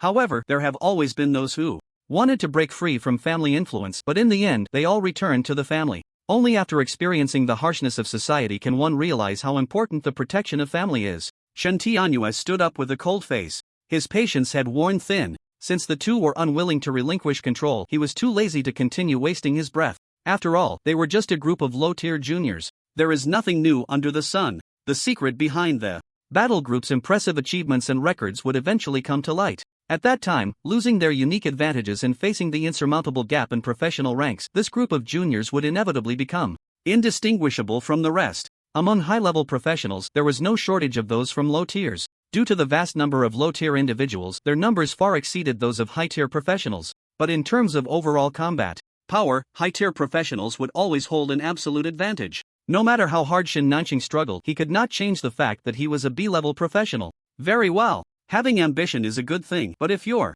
strength doesn't match your ambition, you'll ultimately become a joke. Whether your battle group is advancing due to strength or merely luck, I will wait and see. I hope your spirit can last a bit longer, that way, I might think a little higher of you. After Shin Tianyue finished speaking with a blank expression, he turned and left the base. Shin Nanqing lowered his gaze, falling into silence. Lin Mani glanced at him and said leisurely, "What's wrong? Did you feel disappointed? Not getting your father's approval?" Shin Nanqing raised his head and replied calmly, "Approval? I don't need his approval. I just suddenly realized that the father I once looked up to seems to have a rather limited perspective. Without the status of high tier and aristocracy, he is just an ordinary person. In his eyes, the level of professional rank determines everything. Low-tier professionals are inevitably weaker than high-tier ones. A professional from a common background cannot build a powerful battle group without external support. He has been in a high position for too long and has forgotten what humility is." After pondering for a moment, he resolutely said, "Auntie, I've decided to undergo the second tier promotion trial early." Lin Mani looked surprised. "You need to think this through. We cannot compare ourselves to the battle group. Promotion requires entering the Abyss Dungeon. It would be very dangerous to go in recklessly without special training." Shin Nanqing gritted his teeth. "By the time the special training is completed, it will be half a year later. With such a long time, Brother Lee will probably have advanced to the third tier, and our gap with them will only grow larger. I can't wait that long. I will seek some experience from Brother Lee and choose the same Abyss Dungeon as them. I should have no problem succeeding in the promotion." In the morning, base hotel, Li Yi broke free from the embrace of the Sword Saint's sister and stretched comfortably. Just as he was about to get dressed, a pair of long, heavenly legs emerged from the blanket and pulled him back in. Li Yi hurriedly said, "Laimun, stop messing around. We still have to meet Philo later. Don't delay too long." The Sword Saint's sister blinked, puzzled. How could it be a delay? Li Yi exclaimed in frustration, "I'm going all out against you." Indeed, it didn't take too long. After the two finished bathing, they left the hotel and bought a variety of delicious food before returning to the tide of flame waves. "Your Highness, welcome back to the Radiant Fortress." An elderly man with a kind face greeted them respectfully beside the dungeon's teleportation portal. Li Yi nodded in response. Just as he was about to leave, he suddenly remembered a question. "I have a question I would like to consult you about." The old man slightly bowed. "Your Highness, I shall speak without reservation." Li Yi asked, "Do you know about the foot-kissing ceremony of the halflings?" The old man smiled. "Your Highness, you have indeed asked the right person. In my youth, I traveled through many countries and stayed in a halfling village. Halflings are a simple, kind, straightforward, and cheerful race. They express their feelings quite directly. The foot-kissing ceremony is a ritual for halfling girls to acknowledge their partners. If a suitor is willing to kiss the top of the foot, it signifies that the two have successfully established an intimate relationship." Li Yi's eyes widened. An intimate relationship? He hadn't expected that the foot-kissing ceremony that Philo mentioned had this layer of meaning. No wonder Philo said he was fickle. She must have understood it as him pursuing her. The key point is that Philo actually agreed. Li Yi cast a somewhat guilty glance at Liyue. "Sword Saint Big Sister?" The old man, observing the expressions, said with some surprise, "Your Highness, have you completed the ceremony with a certain halfling girl? From your reaction, it seems you were unaware of the ceremony's significance. Then you need to explain it clearly to her as soon as possible. The appearance of halflings indeed does not conform to our human aesthetics. They are short and stout like dwarves, gluttonous, love to fart, and don't bathe." The old man listed a whole bunch of halfling shortcomings. In his description, Halflings had flat noses, white faces, large mouths with black teeth, and thick, large feet, and they were unhygienic. Although they were straightforward and cheerful, it couldn't cover up their many flaws. Lee, is the old man really talking about halflings? How come Philo is so sweet, soft, and adorable? Could it be that Philo is not an ordinary halfling? Your Highness, you need not worry. Halflings are quite simple. She may not fully understand the specific meaning of the foot-kissing ceremony and might just see you as a good friend. After all, we humans also do not conform to halfling aesthetics. Lee began to understand. He didn't really think that Philo had developed feelings for him in just these few days. After bidding farewell to the old man, he returned to the treehouse. Lee, you're here? Philo happily pounced into Lee's arms, wrapping her arms around his neck and rubbing her face against his cheek. Today, Philo was only wearing a thin white dress. Lee's heart raced. She wasn't wearing any. This is quite inappropriate. Hello, little orc sister. Philo greeted Liyue. Liyue was slightly taken aback. Then she remembered that halflings are long-lived. The Sword Saint. Big Sister smiled slightly and reached out to ruffle Philo's little head. Her long fingers almost completely covered Philo's small head. Philo also rubbed against the palm of the Sword Saint Big Sister. Then she finally detached from Lee's embrace, using her small hands to pinch Lee's face, laughing. The equipment is almost complete. We just need you to confirm the final enhancement effects. Lee looked at Philo's extremely cute face. Explain? What is there to explain? He tried to avoid looking down. Let me confirm the enhancement effects? Can the effects of the equipment still be selected? Philo nodded. These 6 pieces of equipment are a set, right? The additional enhancements are too chaotic. The main enhancements cannot be changed, but the additional enhancements can be adjusted for you. You can sacrifice other enhancements to focus on strengthening a specific enhancement, but you can only enhance the additional enhancements that the equipment itself already has. Lee was delighted. The additional enhancements that the cute Philo referred to should be the casting speed, skill cooldown, and other attached attributes. His skills had instant activation with no cooldown, so he didn't need these attributes at all. He could completely remove them and enhance spell penetration instead. Lady Philo, you are amazing. Lee exclaimed excitedly, sincerely complimenting her. Philo placed her hands on her hips, proudly lifting her head, her expression smug.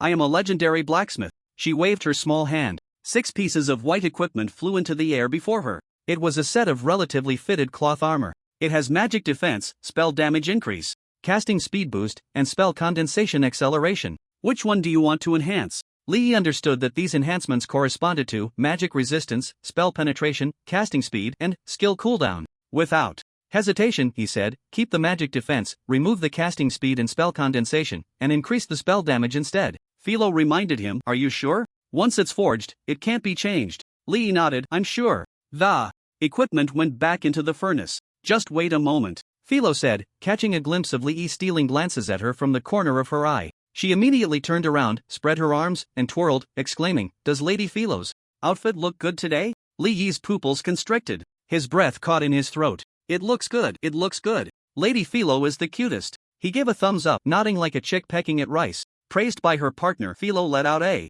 joyful, bell-like laugh. However, why did it feel a bit chilly? She instinctively looked down. Her little face instantly turned crimson. It was red all the way to her neck. Bad human. Philo whooshed back into the room. Lee felt a bit awkward. He hadn't meant to not remind her, he just didn't know how to do it. The Sword Saint Big Sister meditating in the room opened her eyes. This was just the beginning. The halfling girl would eventually find out. The master's mischief was beyond imagination. Soon, Philo flew out after putting on her underwear. She angrily pounded Lee's head with her small fists. Bad human. Why didn't you remind Lady Philo? Even though she had already formed a partner relationship with Lee, a girl would still feel shy about being seen. Lee could only honestly apologize. Philo huffed, not sincere enough. She had worked hard to forge equipment for him, and he had actually peeked at her. Sincerity? Lee suddenly thought of the elder by the portal describing the halfling race. He reached out to support Philo's small foot. Human, you. Philo's body trembled lightly, her expression surprised, as if she sensed what Lee was about to do. Sure enough, Lee lifted her foot and then lowered his head to gently kiss the top of her foot. Has Lady Philo forgiven me now? Philo was very astonished. How do you know about the apology ritual between halfling partners? Lee didn't let go, giving it a gentle squeeze. I asked an elder from the fortress. He has traveled through many countries and visited halfling villages. Philo's face flushed bright red. Did that mean he knew what kissing the foot represented? She pulled her small foot back and grabbed Lee's cheek, pouting fiercely. The partner relationship is not the same as the formal marriage of humans. If you go too far, Lady Philo will punish you. Lee looked at the sweet, soft, and adorably cute halfling girl, feeling quite wonderful. So Lady Philo understood. He had actually established an intimate relationship with a girl from another world in a dungeon? How could he not like such a cute Lady Philo? What are you daydreaming about? What bad ideas are you thinking? Philo tapped Li Yi's head. Li Yi replied honestly, Lady Philo misunderstood me. I just feel very lucky, honored, and happy to be Lady Philo's partner. Lady Philo was the cutest girl I have ever seen. That was just his personality. He would be very cautious before understanding the other person's feelings. Once confirmed, he would have a whole set of sweet words. In short, he was a shy guy. Hearing this, Philo felt very happy. The last trace of anger dissipated. Halflings were like that, they loved compliments and praise. She shyly said, you are human, and you think I'm cute too? I'm so small, not like the orc little sister. Li Yi said seriously, it's precisely because she's small that she's cute. Lady Philo is cute to the extreme. Philo's face was both shy and delighted, her heart overflowing with happiness. She flew onto Li Yi's shoulder, her waist pressed against his cheek as she sat in midair. She tapped her heels a few times against Li Yi's chest. Do you really like to pinch Philo's feet? Go ahead, but don't do it too hard. Lady Philo doesn't have the same tough skin as other half-elves to dull the sensitivity. Li Yi was overjoyed. To be honest, the sensation was truly unparalleled. As he held her, they waited for the equipment to be completed. I told you not to do it hard. Philo angrily tapped Li Yi's head. Just a moment ago, Li Yi had curiously pinched the little fleshy pads of her toes. That annoying human finally behaved. By the way, does Lady Philo mind Liyue? Li Yi asked tentatively. Philo played with Li Yi's hair and blinked at his words. Liyue is the name of the little orc sister? Li Yi nodded. Philo, the little cutie, said, you're very good to Philo, you're a great human. That little flaw of being fickle doesn't matter at all. She only cared about how Li Yi treated her and didn't mind if he liked other girls. Li Yi was extremely touched. Lady Philo was just too adorable. As for the brainless affection of his sword saint big sister, she definitely wouldn't care. What are you doing, trying to start a fire by rubbing sticks? Philo angrily tapped Li Yi's head again. Why was he still rubbing? Finally, after Li Yi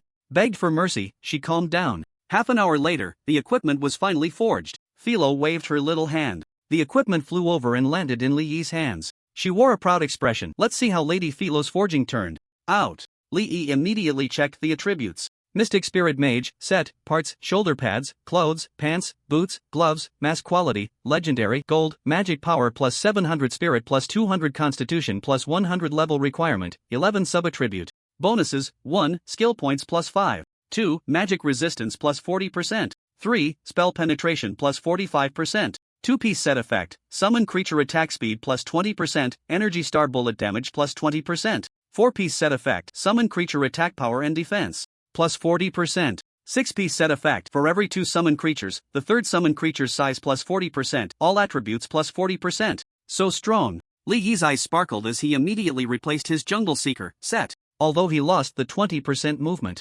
speed bonus from the Jungle Seeker set, his current movement speed was already high enough, so he didn't mind this loss. The Energy Star Bullet at level 30 dropped back to level 28 without the 2 skill points from the Jungle Seeker, so Li Yi added 2 points back. The remaining 3 points were added to Summon Light-Forged Warrior. At this point, he looked at his stats. Strength 295 Agility, 232 Constitution, 696 Spirit for 66 Magic Power, 1053 Movement Speed, 214% Active. Skills, Energy Star Bullet, level 30, Summon Light-Forged Warrior, level 12, Discipline Whip, level 6, Summon Man-Eating Thorn, level 6, Passive Skills, Encouragement of the Charioteer, level 6. In addition, there was a 36.5% critical hit rate, 63% magic resistance, 30% extra range, and 35 projectile speed. The most terrifying was the spell penetration, reaching as high as 80%. This was the spell penetration of second-tier equipment with no attribute reduction, so it was a full 80% spell penetration. When this Energy Star Bullet was fired, it was basically no different from true damage.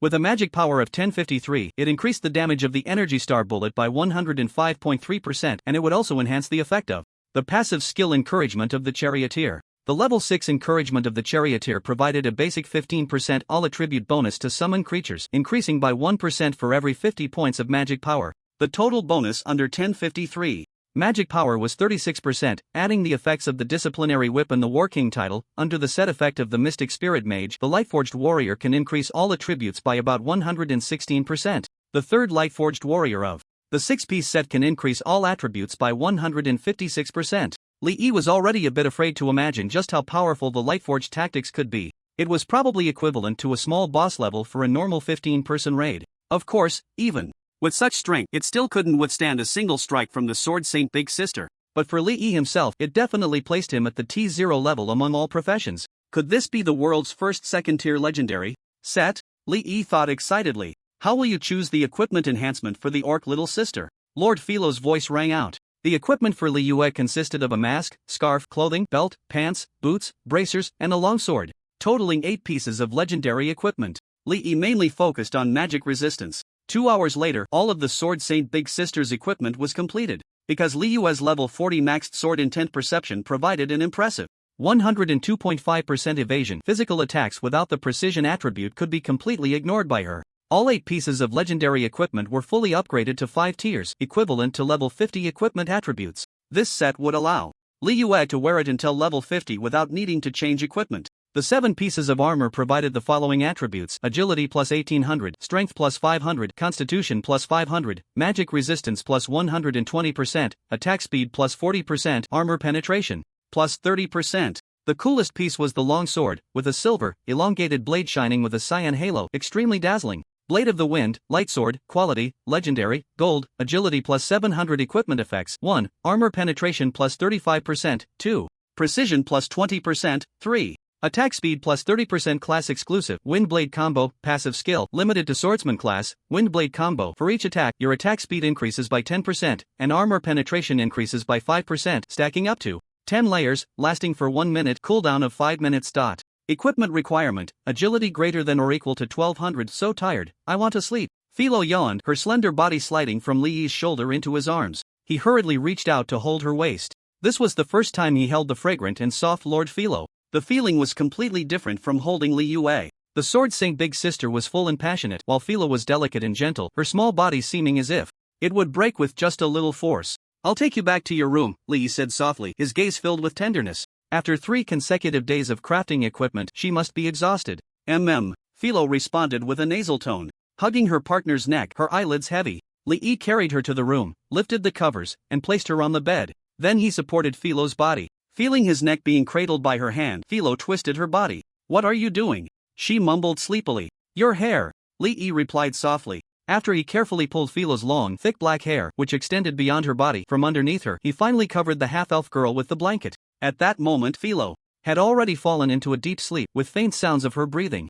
Li Yi had initially planned to leave, but when his gaze fell on Philo's face, he was charmed by her peaceful expression. Unable to resist, he bent down and gently pinched her fair, slightly blushing cheeks. Her skin felt smooth and soft. Then he touched her small, round nose. Finally, Li Yi truly couldn't hold back anymore and decided to risk being discovered and punished by Philo. He leaned in for a secret kiss. Li Yi returned to Li Yue's room with the equipment. The Sword Saint Big Sister opened her eyes, looking at the little rascal with a smile that was both teasing and amused. Master has quite the boldness. Li Yi's face turned slightly red as he scratched his head.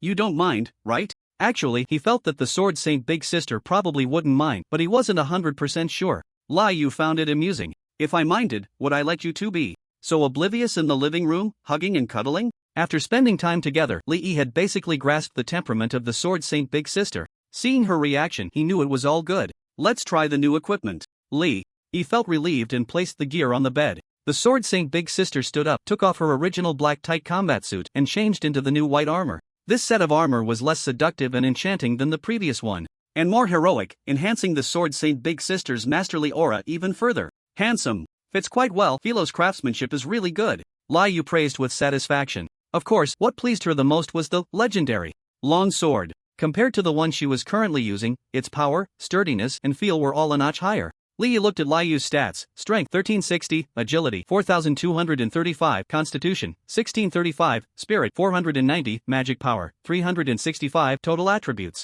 had already surpassed 8,000, nearly 3 times that of Li Yi. Of course, this didn't mean her combat power was 3 times that of Li Yi. The panel of a king-level raid boss that had evolved twice at the same level had attributes that provided terrifying bonuses to skills and attacks. Li Yu's full combat power was likely more than 50 times that of Li Yi, but discussing this was meaningless. The Sword Saint Big Sister and he were one entity. Her combat power was equivalent to his. Suddenly, Li Yu reached out, grabbing the master's collar. Li Yi had no power to resist under the immense force and was thrown onto the bed. Then he felt darkness above him. Li Yu had already knelt beside him, pinning him down. The Sword Saint Big Sister looked down at Li Yi, gripping his chin. Her crimson pupils seemed to flicker with flames. She licked her lips, her expression cold and proud as frost. Master, may I punish you? Li Yi stepped out from the portal of wave of flames. His expression was filled with lingering fear. Thankfully, he had summoned Liu into the summoning space. Otherwise, he feared he wouldn't be able to get out of bed. If the Sword Saint Big Sister had completely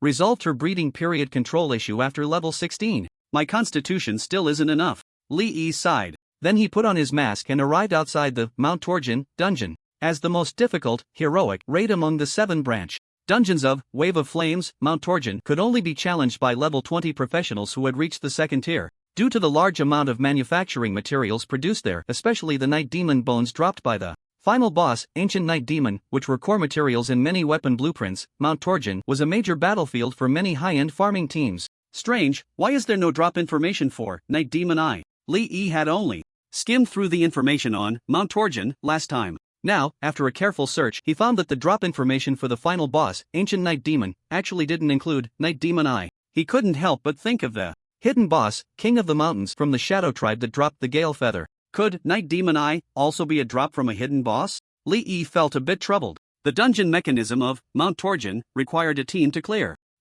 so it wouldn't be suitable for Liu to appear. Without the Sword Saint Big Sister's sword intent perception, it would be difficult to discover the hidden boss. Let's find a team first. Even if we can't get the Night Demon Eye, at least there's experience, so it's not a loss. Li Yi quickly felt relieved. With his current equipment and stats, even without a mythical weapon, he was still the top combat power among all professions of the same tier. Although the attributes of mythical equipment were explosive, they were merely the icing on the cake, not absolutely necessary. Outside the Mount Torjin dungeon was very lively. Li Yi glanced roughly and estimated that there were at least 40 teams, with the number of people exceeding 1,000. There were even quite a few foreign faces. Wolfsmoke, elite members of the battle group are leading, looking for source crystal clearance teams, lacking 2 supports, 2 frontliners, and 3 healers, with subsidies covering the repair costs for frontliner equipment. Old Materials group is forming, only clearing small monsters, not fighting bosses, looking for players above level 15 from all professions. Elite Casual group is forming, we have strict requirements, efficient clearance, full subsidies, starting from B-level professions, requiring a total attribute panel of 1800 plus. Li Yi couldn't help but glance at the team calling for casual players. A total attribute panel of 1800 plus. If it's a B-level profession, would at least require 4 pieces of purple gear and 8 pieces of blue gear at full 2nd tier to reach that value. In a situation where most are in blue gear, managing to get 4 pieces of purple gear would indeed be considered elite. Double leaderboard ranking team, main battle group signature, looking for core Big C. A voice caught Li Yi's attention. A team aiming for double leaderboard rankings would definitely be willing to seek out and challenge hidden bosses. The term, main battle group signature, means that over 80% of the members in the team come from the same battle group. In this case, if they make it onto both leaderboards, they can only sign under that battle group.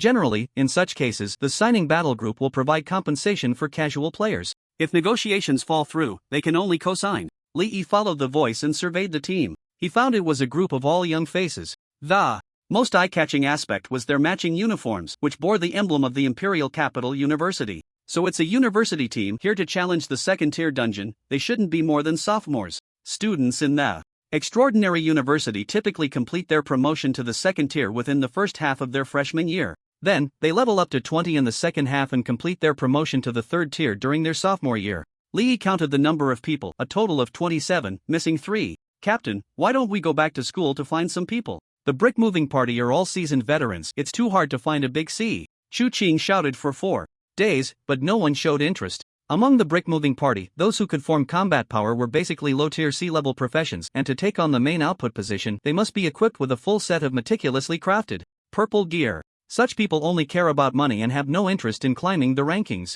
Of course, they could pay to hire someone. But this would bring about 2 other problems. If the agreement states that payment is only given upon ranking, the other party would inevitably ask for sky-high prices. If they were simply hired as muscle, it would be unavoidable for them to slack off. Meng Qingling's gaze swept over the somewhat anxious team members, a hint of helplessness flashing in her eyes. The competition between battle groups in the Imperial Capital University was extremely fierce. If it weren't for the fact that 3 core C positions had been poached this time, they wouldn't be facing such a predicament. Oh, Meng, the campus beauty, still hasn't found anyone? Another team wearing the Imperial Capital University uniform emerged from the dungeon. As they passed by Meng Qingling's team, the young man at the forefront wore a smug expression. We did pretty well this time, securing 8th place nationwide. Meng Qingling's expression was cold, and she didn't respond. Hearing this, Chu Qing snorted coldly and retorted, Tung Hong, you poached our 3 core C positions and only managed to get a measly 8th place. It seems your main group's strength is a bit lacking. No wonder you can only resort to petty tricks behind our backs. It's not uncommon for battle groups to poach members, but the fact that they did it right after their Yun-Kong battle group finished training was clearly a deliberate attempt to trip them up. Tung Hong smiled broadly and didn't take offense. If you can't keep your people, that's your incompetence. Who told Meng, the campus beauty, to be so aloof? The three main C positions were all drawn to Meng Qingling. If Meng Qingling had a bit of savvy and could keep the three men engaged, they wouldn't have been driven to anger and left the group. TSK, TSK, TSK. 8th place isn't particularly high, but at least you can get ranking rewards. You should focus on how to fill your team first. Tung Hong laughed heartily, leaving with a sense of accomplishment. A small person getting ahead. Chu Qing gritted his teeth. Meng Qingling spoke softly, no need to take it to heart, it's a good thing those three left. For those who joined the battle group with their own agendas, she felt it was a good thing to weed them out. Otherwise, it would become troublesome over time. The dungeon here wouldn't run away, they could challenge it whenever they wanted, just wasting a few days. If we can't recruit anyone in 3 more hours, we'll head back to the capital, Meng Qingling announced loudly to the members. Everyone nodded in understanding, but they didn't hold much hope. If they couldn't gather enough people in 4 days, how could they expect anyone to show up in the last few hours? After Li Yi's team passed by, they stepped up to the student battle group from the capital university. Hello, you are the ranking team from Tua Jinshan, right? Upon hearing the inquiry, 27 pairs of eyes turned towards them. Chu Qing paused for a moment before nodding. That's right, we're recruiting main DPS. Would you like to join? Li Yi nodded. I can be the main DPS. Chu Qing instinctively cast an identification spell. Class, Summoner, level 15, a Summoner, level 15? Chu Qing was stunned. Just as he was about to politely decline, he saw the last line of information. Battle group protecting the best alien girl. What the hell? Chu Qing exclaimed, startling the other members nearby. What the hell are you shouting for? You scared me, the members scolded. But Chu Qing was pointing at Li Yi, his eyes wide, his face flushed, unable to speak for a long time, just trembling his finger. This piqued even Meng Qingling's curiosity. Everyone turned to cast identification spells on Li Yi. What the hell? What the hell? Hell! Gasps filled the air. Meng Qingling was dumbfounded. She blinked hard and looked again. She definitely wasn't mistaken. It was indeed the alien girl battle group. Everyone surrounded Li Yi, blocking him from all sides. The words summoner were completely ignored. Idol, alien girl brother, husband. Meng Qingling's face twitched, looking at the usually unruly members, who now had fervent expressions, completely disregarding their image. She felt a headache coming on. What was this? They were embarrassing the capital university. Li Yi was also taken aback. To smoothly join the team, he hadn't hidden the battle group's name. He anticipated it would cause a stir, but he never expected them to be this crazy. After all, they were students from the capital university, the pride of the heavens. How could they act like fanatical fans? A bold little girl directly hugged Li Yi's arm, almost wanting to stick to him. Fortunately, after the adjustments and education from the Sword Saint Big Sister, Li Yi had quite a bit of composure. Move aside, move aside. Meng Qingling pushed through the crowd. She scolded, what are you all acting like? After all, she was the team leader, and under her authority, everyone sobered up a bit. Once they regained their senses, they felt embarrassed and stepped back a little. However, the petite girl was unwilling to let go. Su Xiaogua. Meng Qingling glared. Get down here. Quickly, or I'll take a picture and send it to your dad. Upon hearing this, Su Xiaogui recalled her father's terrifying expression and couldn't help but shrink her neck. What else can you do besides threatening me with my dad? She gritted her teeth in anger. Unfortunately, this tactic of Meng Qingling's was indeed effective. Su Xiaogua pouted, reluctantly letting go of Li Yi's arm. Everyone go wait over there. Meng Qingling pointed to an empty space not far away. The members dared not express their anger and walked over, glancing back 3 times. Once the members were dispersed, Meng Qingling revealed a pleasant smile, her beautiful eyes sparkling. Classmate. The moment she spoke those 2 words, she remembered that the alien girl battle group had stated they didn't attend university. May I ask how to address you? Li Yi. Meng Qingling silently remembered this name. Li Yi chose not to hide his name, as long as he didn't expose the fact that he was the only member of the alien girl battle group. There was no harm in holding the title of one of the battle group members. With the current prestige of the alien girl group nationwide, how could the Yin country officials just sit back and watch? Anyone wanting to move against him would have to think twice. The 2 of them sat down next to a public bench. Mr. Li is willing to challenge the leaderboard with us, and we are very honored. May I ask, is it just you? Meng Qingling tucked a strand of hair behind her ear, her eyes sparkling, her face slightly flushed. As she spoke, she unconsciously straightened her posture, revealing her proud stature and delicate waist. Standing at 1.7 meters tall, she was stunningly beautiful, her looks surpassing Zhou Shui, and her temperament far exceeding Zhou Shui's. Every gesture was graceful and elegant, hinting at a background in dance, though she still bore a hint of youthful innocence, already exuding charm. Not far away, the members of the Yun Kong battle group were wide-eyed. Their usually aloof leader had never acted like a young girl before. Su Xiaohua, seeing this, jumped up in anger. Pointing at Meng Qingling, she exclaimed, "Look at her deadpan expression. She usually acts like an ice queen, but when she sees a good man, she can't help but flirt." The others felt embarrassed and dared not speak. Su Xiaohua was Meng Qingling's cousin, so they could speak freely. But if the others dared to express dissatisfaction, they might as well give up on their time at the Imperial Capital University. Besides, which girl wouldn't be smitten by a member of the? Didn't you also end up in someone's arms? Li Yi said, "You need 3 main Cs, right? I think one of me is enough." This wasn't just boasting. As long as he received enough buffs to restore his mana, a mere hero-level dungeon would be a walk in the park. One person can match 3? Meng Qingling's eyes lit up. Are you saying we don't need to recruit more people? Although Li Yi was only a D-level summoner, Meng Qingling didn't doubt the weight of his words. The battle group had already proven their strength through their achievements. Li Yi thought for a moment and asked, "Do you have a bard, a holy singer, a nature healer, or a blessing knight among your support classes?" Meng Qingling replied, "We have a blessing knight. The dungeon didn't have the war scenes like in the, so there was no need for overwhelming numbers. With a blessing knights, the mana recovery would be sufficient. Then let's set off. You can decide whether to fill the other 2 positions. You can follow your own tactical approach. However, I have one request. Everyone should try to keep an eye out for clues about hidden bosses along the way." After a moment of thought, Meng Qingling said, "Then we won't recruit more people. Unless they used the name of the battle group, it would be hard to find 2 more main Cs. But even if they did that, it was uncertain whether Li Yi would agree. Even if he did, he might feel uncomfortable about it. She didn't want to provoke Li Yi's displeasure. As for hidden bosses, currently, there have been no hidden bosses discovered in, so we can only try to find clues."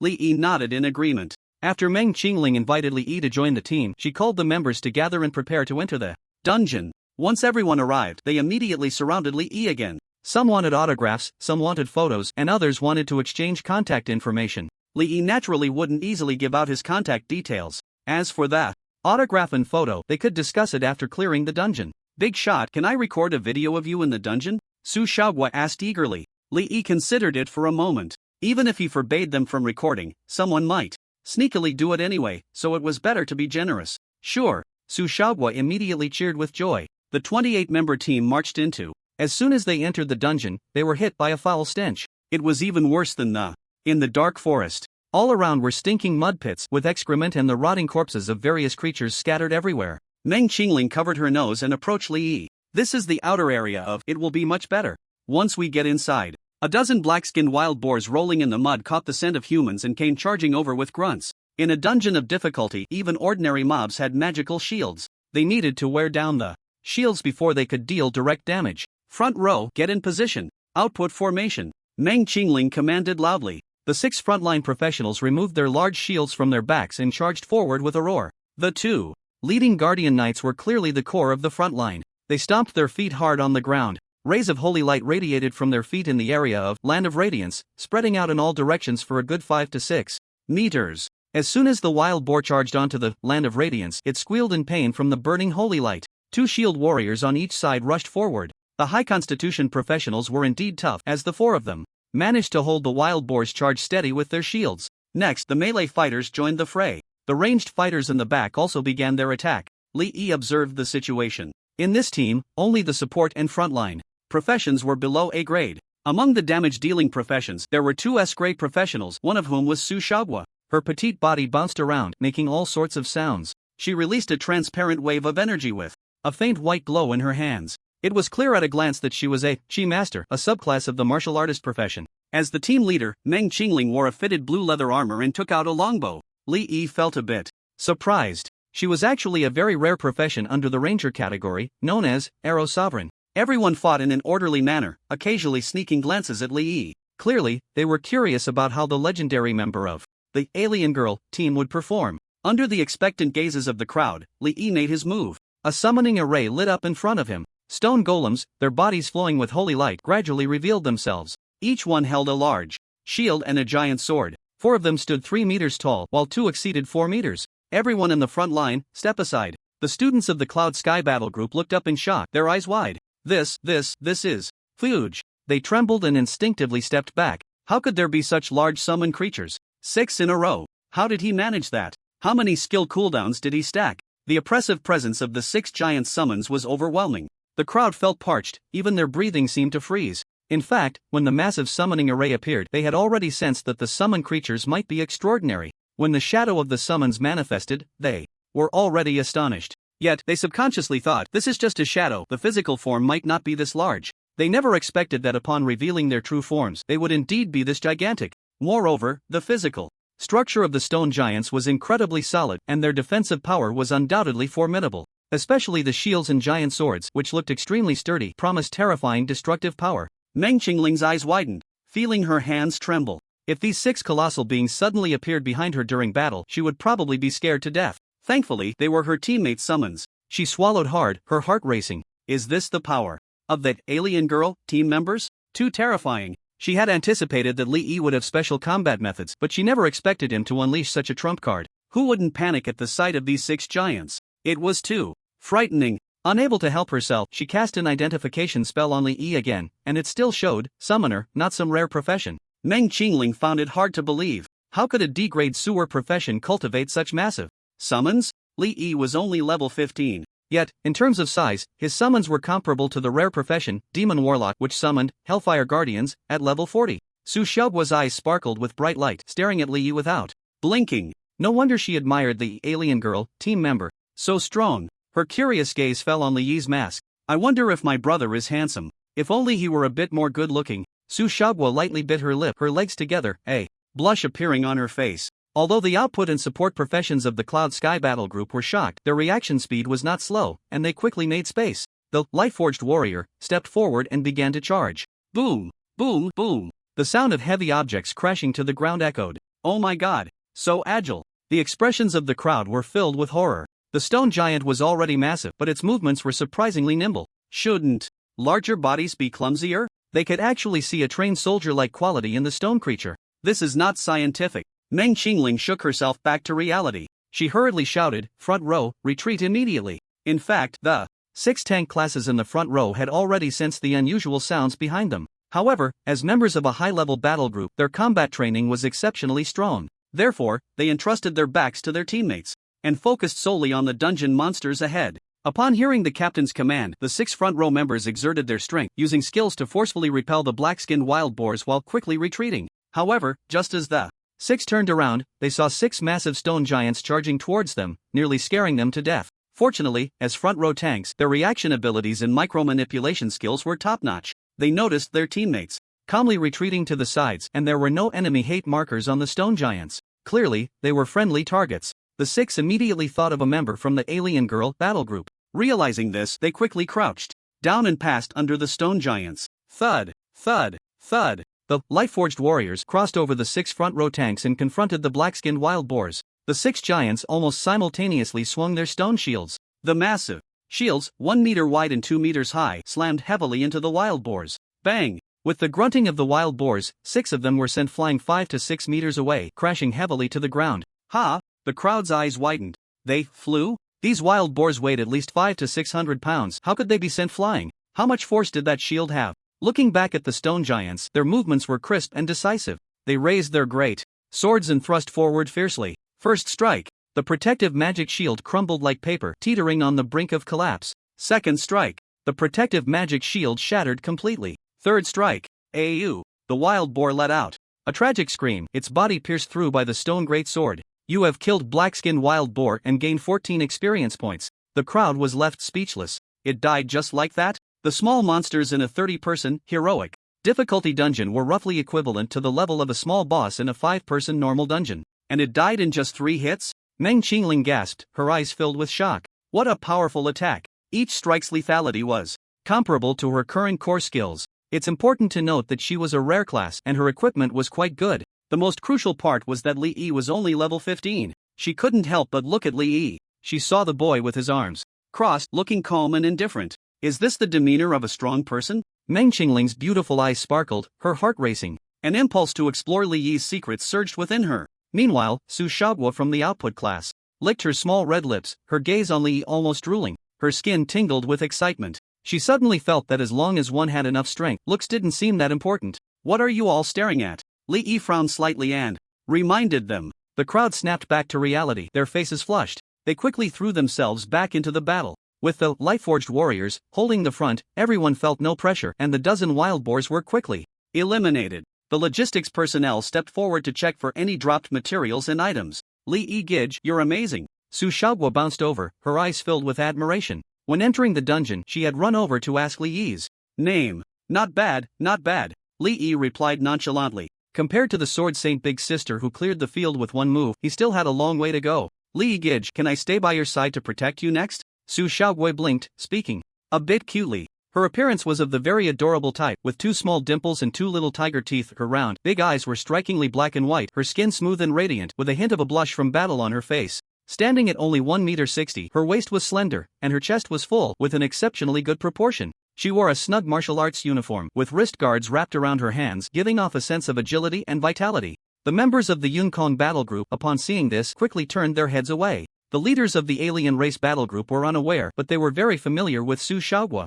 a pure, fierce woman plus a little devil. At this moment, she was putting on a cute facade, which was a stark contrast to her usual image. Of course, this was the privilege of the strong. They understood. Meng Qingling frowned slightly. What are you calling him? Li Yi is 2 years younger than you. Li Yi raised an eyebrow, a look of realization crossing his face. Su Shaoguo called him brother, and he actually didn't see any problem with it. It was only now that he realized he had just graduated from high school, while this girl was already in her 2nd year of college, making her older than him. Su Shaoguo maintained a smile on her face, but her eyes flashed with sharpness and her heart burned with anger. Meng Qingling, you dead woman. Are you trying to ruin things? She kept her smile. The capable come first, you're so strong, it's only right to call you brother. Li Yi didn't mind at all. It was just a title, you could even call me dad, but that wouldn't work. Brother was acceptable. Whatever you want. Su Shaoguo was overjoyed. Thank you, brother. Meng Qingling felt goosebumps rising. She had grown up with Su Shaoguo, how could she not know her cousin? This was clearly a sign of affection.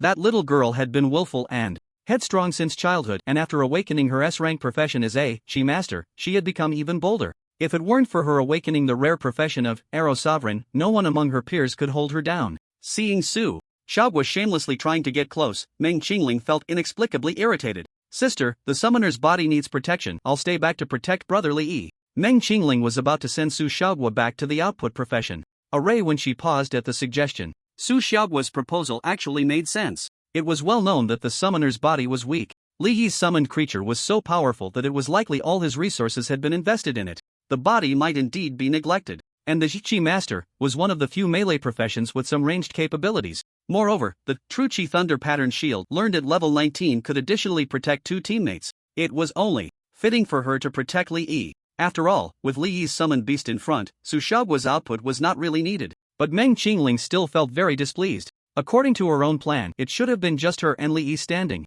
at the back of the team, like a double wall commanding the battlefield, right? She took a deep breath. If she rejected Su Shaoguo's proposal, it would seem quite deliberate in the eyes of the members. Fine, his safety is up to you. Meng Qingling said coldly. A glint of cunning flashed in Su Shaoguo's eyes. It seemed her cousin was a bit unhappy. Oof, who told you to always act so composed? After being named the campus belle of Emperor University, you became overly concerned with your image. She was much more carefree. When she heard she was also named a campus belle, she decisively withdrew. Now, she had no burdens of persona. The brave enjoy the world first. Men, too. Li Yi did not refuse. After all, it was a heroic level dungeon, and having a bit more safety was naturally better. Although summoning the Sword Saint would solve all problems, it was best not to expose it. The team continued to advance. Li Yi summoned back the enhanced version of the Life-Forged Warrior and sat behind the shield at the end of the team. Brother, can I sit up there too? Su Shaoguo blinked, revealing an expectant expression. Li Yi glanced at the arm of the Life-Forged Warrior, connected to the shield, which was about 1 meter long, enough for 2 people to sit comfortably. Come on up. Su Shaoguo cheered, leaping over 2 meters and landing steadily on the arm. But as she sat down, her foot suddenly slipped. Li Yi instinctively reached out to support her. Unexpectedly, Su Shaoguo fell into his arms. I'm sorry, I lost my balance. Su Shaoguo flashed a shy smile. Li Yi raised an eyebrow slightly. It's fine. With soft jade in his arms, he prepared to step back and create some distance. Suddenly, Su Shaoguo let out a light gasp. Brother, I'm a bit afraid of heights. Panic showed on her face, but her hand rested on Li Yi's thigh, her entire back pressed against his chest. Li Yi found it difficult to retreat. This little girl, quite skilled, he thought to himself. Back in school, he had no shortage of admirers, and while Su Shaoguo's tactics were indeed smooth, they were not beyond his discerning eye. Having grown accustomed to the embrace of The Sword Saint Big Sister, having a petite and soft girl in his arms felt quite nice. As for rejection? Why would he reject? It wasn't like he had asked for it. As the Lightforged warrior walked, their bodies swayed together. Though martial artist's slim waist was both flexible and strong. Brother! Su Xiaohua turned her head, pouting playfully, her face flushed, yet she did not move away. Li Yi replied calmly, natural reaction. They walked a bit further. Even with her courage, Su Xiaohua could hardly bear it. She got up from Li Yi's embrace and lightly landed behind him. There was no trace left of her earlier fear of heights. Su Xiaohua wrapped her arms around Li Yi's neck and leaned on his back, chattering away in his ear about various amusing stories. Meng Qingling caught a glimpse of this scene from the corner of her eye, nearly exploding with rage. That little girl. So shameless. 2 hours later, the team arrived in front of the first boss, Princess Celades. Celades was a massive wild boar, standing 4 meters tall and 8 meters long, with tusks that were half a meter long. It lay sleeping in a mud pit surrounded by wooden fences. Around the pit, several pigmen were chopping various vegetables and fruits, pouring them into a feeding trough. After the team cleared the surrounding pigmen, they began to rest and discuss strategies for the boss. Li Yi and Su Xiaohua also jumped down from the Lightforged warrior. With the warm burden gone from his back, Li Yi felt a bit chilly. In the Yun-Kong battle team, a mage scratched his head, looking puzzled. Why does it feel like the skill damage just now was a bit off? He clearly didn't have any critical hit attributes. Yet during the battle, there had been 2 instances of skill critical hits. Strange. He couldn't help but glance at his status panel. To his surprise, he found an unfamiliar buff had appeared in his status bar. War King? What kind of buff is this? Everyone. The mage raised his hand. Can you check your status bars to see if there's an unfamiliar buff? Upon hearing this, everyone looked at their respective class panels. Sure enough, they saw the War King buff. Critical hit plus 5%, resistance plus 10%, toughness plus 10? Everyone was shocked. What a powerful effect. Especially the critical hit attribute, which was quite rare. In the team, only Meng Qingling's Arrow Master class provided her with a passive 3% critical hit. It's worth noting that Arrow Master was a rare class, and this buff directly provided 5%. Everyone turned their gaze to the only external aid. Li nodded and said, "It's provided by me." The expressions of the crowd were complex. No wonder Alien Daughter could achieve so many incredible records and accomplishments. Just a random D-class summoner had such terrifying strength. How frightening must the other C-class and B-class professions in their team be? Meng Qingling couldn't hold back any longer. "Mr. Li, is everyone in your team as strong as you?" Li smiled slightly, neither confirming nor denying. "There aren't many as strong as me." Upon hearing this, Su Xiaohua's eyes sparkled with little stars. With her brother being so confident, he must be the core of the Alien Daughter battle group. Everyone felt a tumult of emotions. Not many? That meant there were quite a few. How could there be such a freakish group of people? After a long while, once everyone had calmed down, they began discussing the boss. Meng Qingling said with a serious expression, "The princess's attack power isn't very strong, but her skin is tough and thick, covered in a layer of grease and mud, making her incredibly resistant to physical attacks, almost immune, and her magic resistance is absurdly high. So our strategy will mainly focus on attrition and finding weaknesses. Once her stamina is exhausted, we will concentrate our attacks on her vulnerable spots. This battle will require a lot of effort from the support and healing classes." High magic resistance? Li glanced at his own 80% spell penetration and level 30 full energy starburst. A boss of heroic difficulty comes with a base 30% physical and magic resistance. As a defensive specialty boss, the Princess Seradith would have these values doubled. That means a minimum of 60% physical and magic resistance. Moreover, when players attack the boss, spell penetration and armor penetration will also face a 10% attribute reduction due to tier suppression.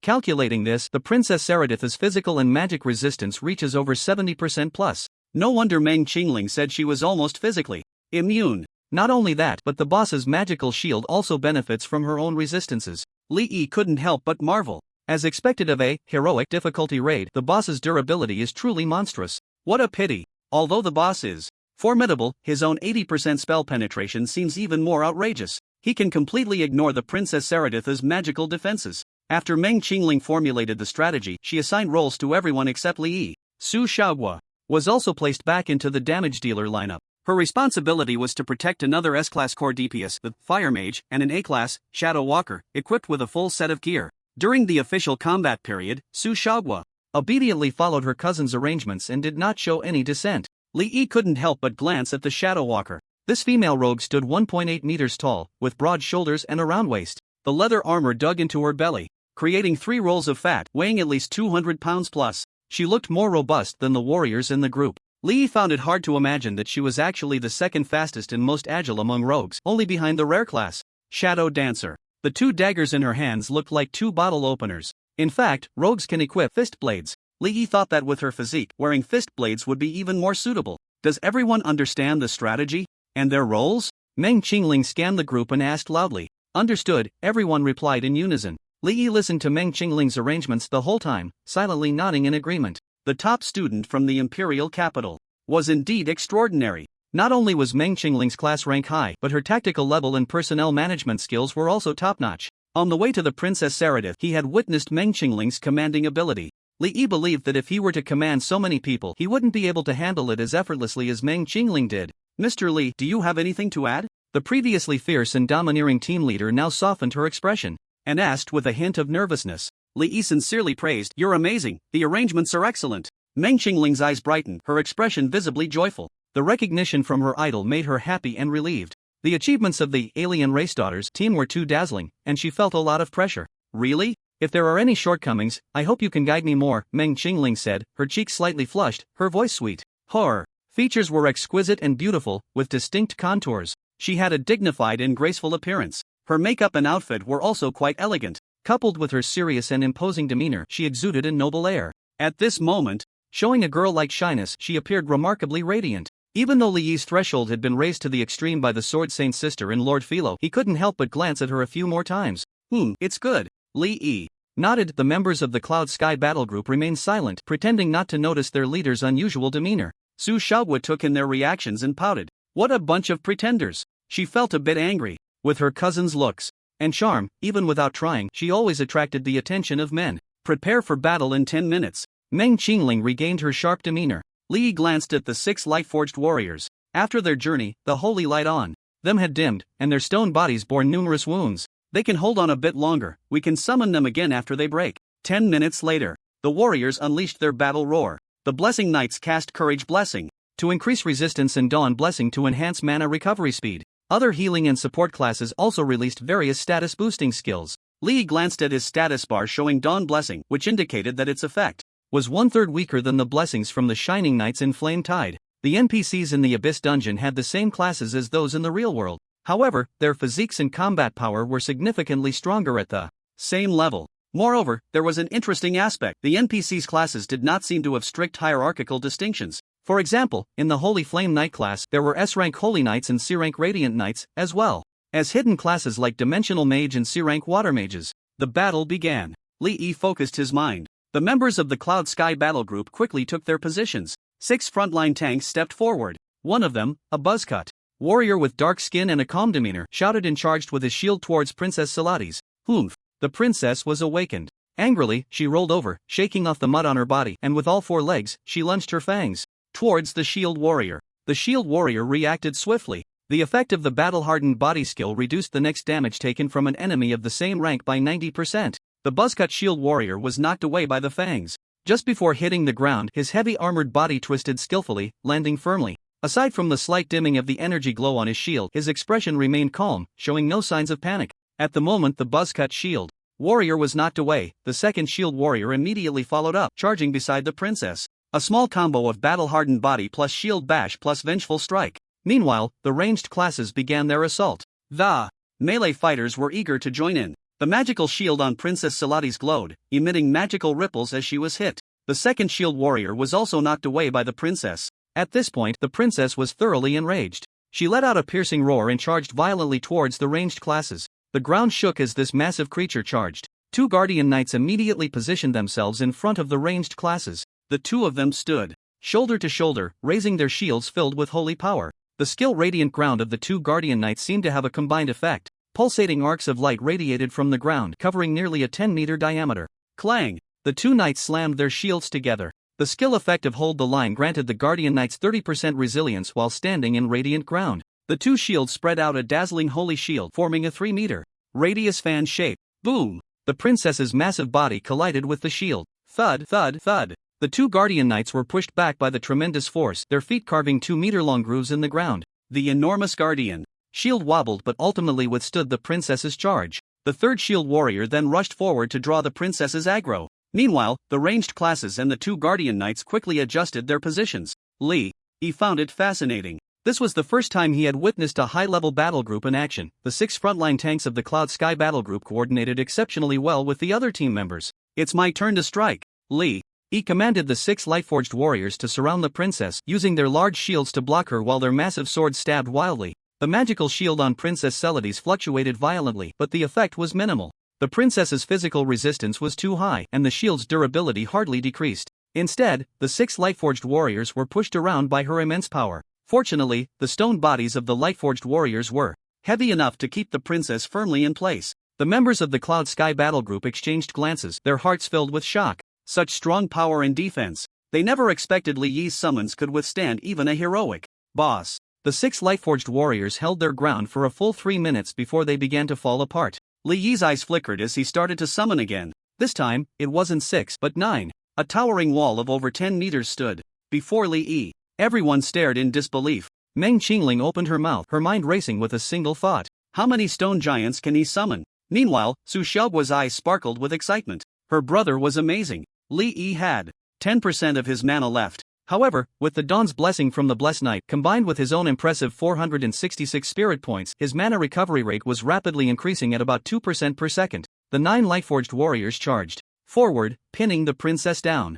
Celades struggled fiercely, but she could not escape the encirclement of the light-forged warriors. Li Yi stepped forward and waved his hand to release energy star bullets. Each bullet, the size of a fist, struck the princess's body at high speed. The protective magical shield of Princess Celades fluctuated violently, indicating that she had taken a significant amount of damage. It was even higher than the damage from a sword strike by a stone giant. Everyone was stunned. His base damage is this high too? This summoner from the alien race battle group completely defied the image of summoners being weak in base damage. Moreover, they noticed that his energy star bullets had a remarkably long range and a very fast projectile speed. Conservatively estimated, it exceeded the range of ordinary ranged classes by at least 30%. Meng Qingling felt a storm of emotions inside her. Li Yi's energy star bullets were comparable to her highest single-target damage skill, Piercing Arrow. She was known for her extreme destructive power as a rare class, the Arrow Master. Piercing Arrow had a cooldown of 30 seconds. What about Li Yi's energy star bullets? 1 per second. Meng Qingling could hardly contain herself. This guy was too strong. Li Yi nodded in satisfaction. The damage was quite good. The energy star bullets had a base damage of level 30, with an additional 105% damage boost from spell power, a 50% damage boost from the Chosen of the Holy Light title, and 80% magic penetration. If the enchantment effect of Holy Light Brilliance was triggered, the damage would increase by 100% within 6 seconds. With all these bonuses, a single energy star bullet hitting the princess would deal 265% increased damage. If a critical hit occurred at that moment, it would exceed a 500% damage increase. Terrifying. In fact, Li Yi had hidden his true power to avoid being too extraordinary. Normally, the energy star bullet had a casting time of 2 seconds. He slightly reduced the casting speed, extending it to 1 second per shot. Otherwise, with instant casting and no cooldown plus a 35% projectile speed increase, Li Yi would be like a spell machine gun. At level 19, he could learn the advanced skill of energy star bullets, Energy Bomb, which would triple the damage. By then, Li Yi's combat power would reach a truly terrifying level. With the addition of the 9 Lightforged warriors and Li Yi, the protective magical shield of Princess Celades rapidly diminished. For every 20% decrease, Celades would let out a scream, summoning 6 wild boar men known as Princess Guards. A wild boar mage, a wild boar shaman, 2 wild boar archers, and 2 wild boar warriors. This phase was originally very difficult to handle. However, with the help of the Lightforged warriors to share the pressure of fighting the boss, the frontline tanks of the Cloud Sky battle group were able to free their hands and quickly dealt with the princess's guards. 10 minutes later, the protective magic shield of Princess Seraldis dropped to the last 20%. Attention! Phase change. Meng Qingling's expression tightened, and she immediately called out loudly to notify all members. In the second phase, Princess Seraldis would fall into a rage and begin to cast Trample in place after 20 seconds. She would also channel her remaining magical power to unleash Earthshatter Stab. These 2 skills were extremely terrifying, especially Earthshatter Stab. The attack range extended up to 50 meters. The massive earth spikes were solid and sharp. If one failed to dodge and got hit, it was basically a certain death. Even though the members of the Cloud Sky battle group had leveled up to 20 and cleared numerous dungeons, they couldn't help but feel tense and on edge at this moment. Li Yi's expression shifted. He suddenly shouted, "Everyone, come to my side." At this moment, everyone was highly focused. Upon hearing Li Yi's voice, their subconscious trust in the alien daughter battle group made them hesitate not and rush over. Li Yi then commanded the Lightforged warriors to thrust their 2-meter-tall shields forcefully into the ground. 9 giants stood in front of Li Yi in sequence. As the 20 seconds elapsed, everyone gathered by Li Yi's side. Meanwhile, Princess Seraldus roared in anger and stomped violently in place. The ground trembled. A dense earth spike 2 meters wide and 5 meters long pierced through the ground and rushed towards the crowd, but it was immediately blocked by the Lightforged warriors. Bang! Bang! Bang! The spike struck the Lightforged warriors, producing a dull sound. By the time the attack reached the sixth giant, it had completely weakened. Everyone stared in disbelief. This works? The two Lightforged warriors at the front, having endured the first wave of the strongest attack, had already shattered into pieces. The third and fourth also suffered significant damage. Li Yi immediately summoned 2 more to fill the gaps. Next, they endured the continuous shattering of the Lightforged warriors while Li Yi kept summoning more. Amidst the fear and tension, everyone was immensely impressed. This is incredibly strong. It should be noted that Earthshatter Stab would exist on the battlefield for 30 seconds. As Princess Seraldus continued to unleash it at its peak, there could be over 15 Earthshatter Stabs present simultaneously. It was simply a nightmare for dodging and positioning. This entire phase would last for 3 minutes. However, Li Yi managed to eliminate the energy of the stabs by having the stone giants absorb them, requiring no dodging at all. Simple and brutal. 3 minutes later, Princess Seraldus's remaining magical power was exhausted. Third phase, spread out quickly. Mang! Qingling shouted. Everyone hurriedly dispersed. In this phase, the princess would remain in a berserk state with a 50% decrease in defense. However, her attack power and movement speed would increase by 50%, and she would charge around the battlefield. Every 10 seconds, she would initiate a random targeted charge. Before level 30, the professionals had not yet learned any survival skills. Therefore, those who were targeted by the princess and couldn't escape, or who failed to dodge in her path, would die instantly. Li Yi licked his lips, his eyes flashing. He had a bold idea in mind. He commanded the 9 Lightforged warriors to charge forward and surround the princess with their shields. But at this moment, the princess's strength had increased by 50%, and the Lightforged warriors alone couldn't contain her. Li Yi quickly stepped forward and summoned man-eating thorns beneath the feet of Princess Seraldus. 4 clusters were summoned under each foot. Once the man-eating thorns emerged, vines as thick as a forearm quickly wrapped around the princess's legs. Got her trapped! Li Yi exclaimed with joy. The members of the Cloud Sky battle group were dispersing. However, before they could wait for Princess Seraldus to initiate her targeted charge, they looked up and found that the princess was actually restrained, letting out an enraged pig-like squeal. Everyone was overjoyed. Li shouted, "Pighead! Pighead!" The crowd immediately rushed forward. Various attacks were directed at the princess's face. While Li Yi replenished the man-eating thorns that the princess had torn apart, he unleashed energy star bullets to attack the pig head. Soon, the princess's face was a bloody mess and her feet were marked with wounds. 5 minutes later, the princess let out a frenzied scream. Her entire body emitted a blinding red light. Fall back, it's the 4th stage. Meng Qingling commanded loudly. Everyone quickly retreated. Li Yi had also read the text guide for Togan Mountain and knew the general situation of the 4th stage. So not only did he retreat himself, but he also controlled the Lightforged warrior to back off. Just as everyone retreated to a distance of 20 meters, the princess's massive body began to dissolve and rot, turning into a pool of pus and blood on the ground. A wave of foul odor hit them. Gurgle, gurgle. The pus began to bubble and then boil. It slowly coalesced into 4 blood monsters made of black and red flesh, with only mouths and limbs. As soon as the blood monsters took shape, they immediately locked onto the 4 professionals and charged at them rapidly. 2 guardian knights stepped forward immediately. A smooth little combo of Radiant Land plus Hold the Line plus Guardian's Shield. As soon as the blood monsters stepped onto the Radiant Land, they let out a piercing scream from the heat. In the end, they only dared to stand at the edge of the Radiant Land, roaring at everyone. This stage was relatively simple. The blood monsters feared holy damage, so as long as there were Guardian Knights in the team, the 4th stage was a freebie. The melee fighters stood by, while the ranged attackers began their assault. Li Yi also commanded the Lightforged warrior to charge forward. With the additional 50% damage effect from Holy Light chosen and the holy energy contained within the Lightforged warrior itself, attacking the blood monsters was like cutting through fire. In less than 2 minutes, the 4 blood monsters' bodies completely shattered, dissipating into blue smoke on the ground. You have killed Princess Seraldus, gaining 200 experience points. Li Yi's mouth twitched. Without the 50% extra experience bonus from soloing, this boss's experience was too little. On the ground, there were 2 purple orbs of light and 1 milky white orb floating in midair. The exhausted spirits of the crowd were lifted. Meng Qingling smiled at Li Yi. "Mr. Li, please come and claim the rewards. Do you want me to loot the corpse?" Li Yi thought his luck wasn't too bad, so he didn't refuse and stepped forward to grab the 2 purple orbs first. He opened them to find a bone shield and a necklace of fangs. Glancing at the attributes, they were quite good. Li Yi casually handed them to Meng Qingling. Then he grabbed the white orb. As the light faded, a skill book appeared. Frenzied Whip, Active Skill, Class, Warlock, Necromancer, Elemental Priest, Beast Master, Summoner. Level 11. Description: wield a magical whip to lash at battle pets, servants, and summon creatures, putting them into a frenzied state. Increases damage, attack speed, casting speed, and movement speed by 50%, reduces hit rate by 30%, and grants immunity to charm effects, lasting 1 minute, cooldown time 1 hour. Li Yi was taken aback. It turned out to be a universal skill that he could also learn. What did you get? The crowd looked expectantly. The white orb was a special item, and a special item dropped at heroic difficulty was certainly extraordinary. Li Yi handed the skill book to Meng Qingling. After she looked at it, she seemed a bit disappointed. Although this skill was very rare, the applicable classes were not common. At least none were in the Cloud Sky Battle Group. She passed the skill book around for the team members to read. Mr.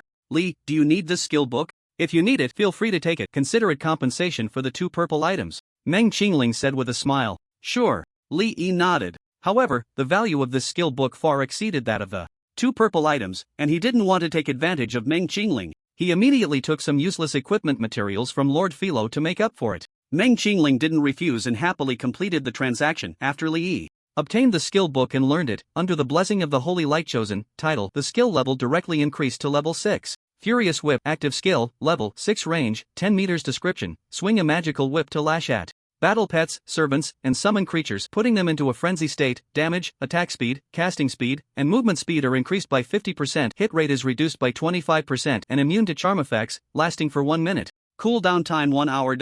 Interesting. Li Yi discovered that after upgrading Furious Whip, the enhancement values did not increase, but the debuff effects were reduced. However, a fixed value of 50% was already high enough, and Li Yi was quite satisfied. After everyone rested for an hour, they set off towards the number 2 boss. As usual, Li Yi sat on the arm of the Lightforged warrior. This time, Sushagwa did not ask for Li Yi's opinion and directly jumped onto his back. She wrapped her arms around Li Yi's neck and lay on his back. Brother, you were really amazing just now. You're the strongest among my peers, Sushagwa said excitedly, leaning close to Li Yi's ear, her breath fragrant. You're too kind, Li Yi replied, non-committally. Brother is the first boy I've ever touched, Sushagwa said with a hint of shyness. Is that so? Li Yi's expression remained indifferent. The little girl wouldn't think that she could easily manipulate him with just this, right? Under the guidance of the Sword Saint Big Sister, his threshold was quite high. Sushagwa bit her lip, her voice trembling slightly. Brother, I want to sit in front, is that okay? Li Yi raised an eyebrow slightly.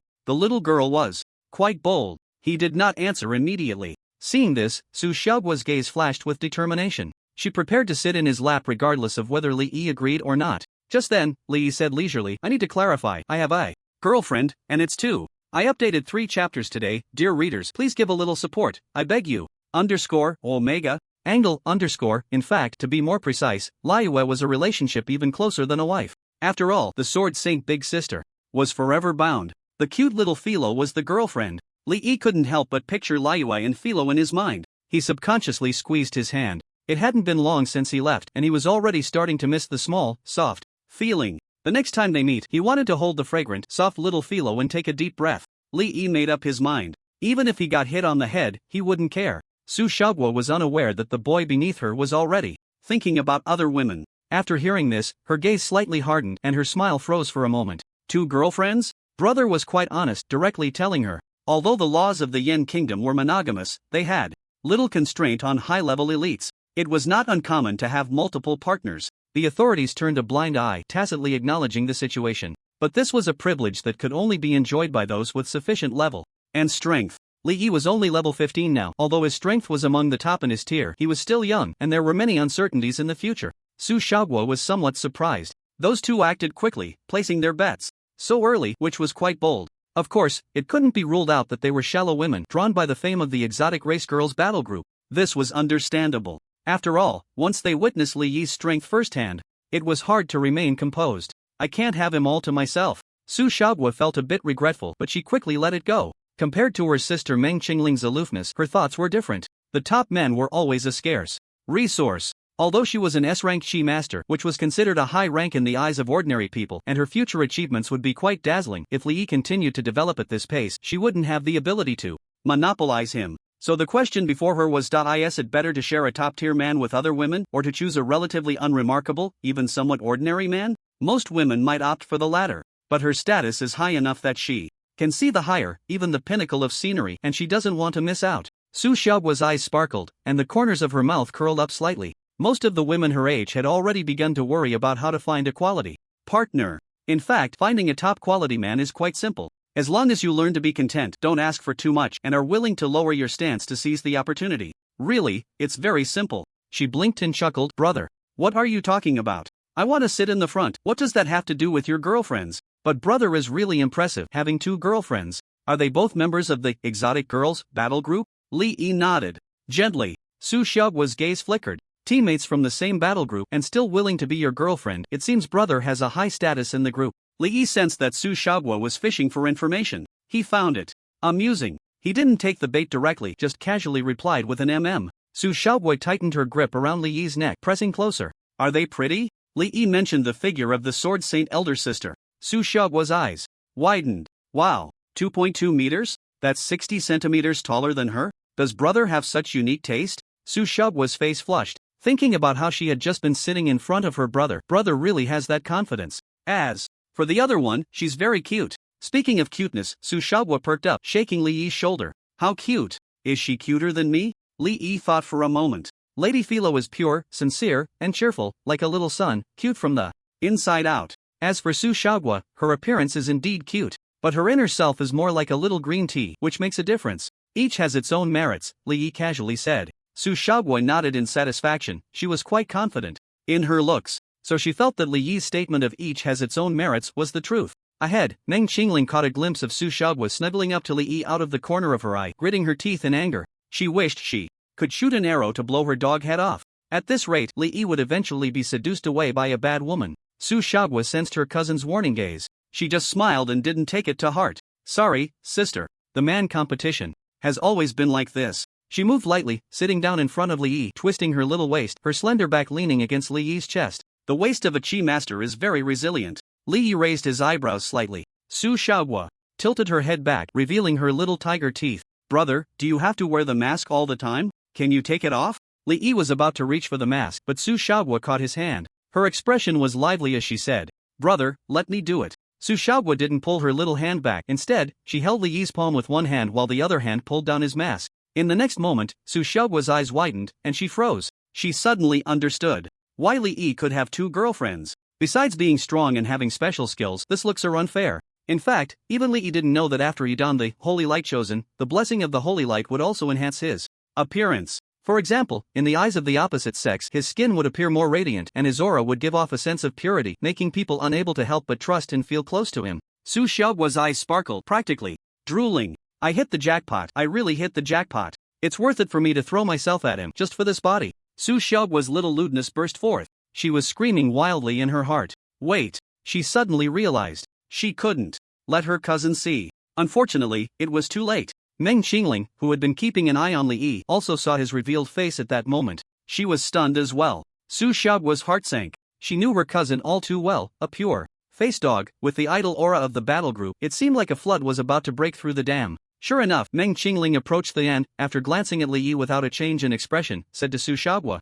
Go back to the formation. Mr. Li has summoned beasts for protection and doesn't need your help. Although Su Xiaoguo was reluctant, she ultimately did not disobey the order. After all, with the stone giant guarding Li Yi and him being in the rear, there was indeed no danger. Her teammates in the front needed her more. Brother, I'm going back to the team. She smiled sweetly at Li Yi, releasing his hand. Inside, she cursed Meng Qingling, the nasty woman, for being so pretentious. As she passed by her sister, a sly glint flashed in Su Xiaoguo's eyes and she suddenly leaned close to Meng Qingling's ear, whispering, Brother Li has a girlfriend, and it's 2. Meng Qingling was momentarily stunned, then her eyes seemed to ignite with flames. Is that so? That makes sense? Her expression remained calm. Su Xiaoguo was slightly taken aback. Has the nasty woman become competitive? However, she sneered inwardly. Wanting someone to give up a forest for a single tree? Let's see if you can outdo your good cousin first. Meng Qingling nodded slightly at Li Yi before turning back to the front of the team. Li Yi's expression was strange. He couldn't tell if it was his illusion, but he felt that Meng Qingling's waist had tightened a bit and her hips swayed more. He rubbed his fingers. Su Xiaoguo's small hand was soft and smooth, quite pleasant to the touch, almost catching up to Lady Philo's little feet. After the team defeated the third boss, 13 hours had already passed. The time in the dungeon had turned to night. The members of the Yunкong battle group showed signs of fatigue on their faces, but their spirits were very high, casting admiring glances at Li Yi. Without this Summoner, it would have taken them at least 2 days to kill 3 bosses. Now, they had done it in just half a day. This was something they wouldn't have dared to imagine before. If they could maintain this momentum, they even had a chance at being number 1 on both leaderboards. Of course, they would eventually be surpassed by the battle group, but being in second place was already very satisfying for everyone. After dinner, they began to set up tents for the night. The members of the Yun-Kong battle group tacitly distanced themselves from Li Yi. Everyone had been through this before. With Su Xiaogua's clingy nature towards the summoner of the battle group, it would be awkward if they heard any inappropriate sounds in the middle of the night. "Brother, can I set up my tent next to you?" Su Xiaogua looked at him expectantly. Before Li Yi could respond, Meng Qingling's expression darkened. "Su Xiaogua, do you still have any respect for that battle group's rules? Go back to the formation." Su Xiaogua was unhappy. "This isn't the abyss, what's wrong with setting up here?" Meng Qingling sternly replied, "This is a battle group operation, you must obey the discipline." Su Xiaogua glanced at Li Yi and reluctantly walked away. It wasn't that she was afraid of her cousin, she mainly didn't want to leave a bad impression on Li Yi. The battle group had achieved their current results and the members' discipline was undoubtedly top-notch. As a core member, Li Yi would likely be averse to undisciplined people. Double standards. Su Xiaogua watched as Meng Qingling set up her tent not far from Li Yi, huffing in anger. She understood what her cousin was guarding against, but this was a misunderstanding. Although she was proactive, she wouldn't be reckless in the dungeon with teammates around. At most, she would tease and pull a little. However, if Li Yi took the initiative during the process, the outcome would be uncertain. "Mr. Li, have you rested?" came Meng Qingling's voice from outside the tent. Li Yi was just about to summon the Sword Saint sister. Hearing this, he replied, "Not yet." Meng Qingling's face turned slightly red. Suppressing her shyness as she said, "Qingling has prepared some simple tea and would like to invite you to the tent for a chat. May I have the honor?" With a beauty inviting him, it would be somewhat unromantic to refuse. Li Yi agreed and entered Meng Qingling's tent. He found the decorations inside to be quite elegant, which matched her temperament well. After taking their seats, the two chatted casually over tea, the atmosphere harmonious. Meng Qingling had a broad knowledge base, which allowed Li Yi to gain a lot of insights. He noticed that after changing out of her leather armor, Meng Qingling's attire seemed somewhat special. It was made of a silk material, slightly transparent, allowing a faint glimpse of the plain white garment underneath. The style leaned towards an ancient fashion. Noticing Li Yi's gaze, a hint of charm suddenly appeared in Meng Qingling's eyes. She smiled and said, "This is a classical dance practice outfit. I was interested in it when I was young and learned for a while. Now, I occasionally revisit it when the mood strikes. If you don't mind my stiff posture, would it be alright if I danced a bit?" Li Yi's eyes brightened, intrigued. "Of course, I quite enjoy watching dance." A blush appeared on Meng Qingling's face. She took out her phone and selected the accompaniment. The music, rich in ancient charm, began to play, and Meng Qingling started to dance. Li Yi was moved. Even as an outsider, he could tell that Meng Qingling's dance skills were far beyond mere interest. Her level was exceptionally high, especially in the way her eyes and brows conveyed youthful emotions, the feelings of a girl on the verge of speaking yet holding back, and her delicate, flowing figure were all brought to the extreme. Meng Qingling's face was flushed with shyness. This was not an act, it was genuine. This was her first time showing her dance to a boy. Meng Qingling gracefully lifted her hand, raised her delicate foot, and placed the teacup on her stocking-clad toes. She filled the cup with tea and, with her dance, presented it to Li Yi. "Mr. Li, to express my gratitude, please drink this cup." Li Yi was astonished. What a steady dance posture! With such a large movement of extending her leg, the teacup hardly moved at all. Li Yi's gaze followed the arch of her foot gliding over her leg, and he caught sight of Meng Qingling's blushing profile. "Sir!" Meng Qingling dared not look at Li Yi, her voice trembling softly. Li Yi took the teacup and drank it all in one go. Meng Qingling exhaled lightly, her graceful form returning to her seat. "Sir, did you find Qingling's dance pleasing to the eye?" Li Yi gave a thumbs up and praised, "Impressive, beautiful." The tea was drunk and the dance was watched. Meng Qingling saw Li Yi off. She felt delighted, believing she must have left a deep impression on him. So embarrassing. Meng Qingling covered her burning face. She had many admirers, but she had always been straightforward. She never expected that one day she would go to such lengths for a man. Meng Qingling looked towards Su Xiaogua's tent in the distance, silently thinking, "Sorry, sister. The man competition has always been like this." Inside the tent, Li Yi summoned Liyue, whom the Sword Saint sister stretched lazily, her beautiful figure on full display. She had been meditating in the summoning space for almost an entire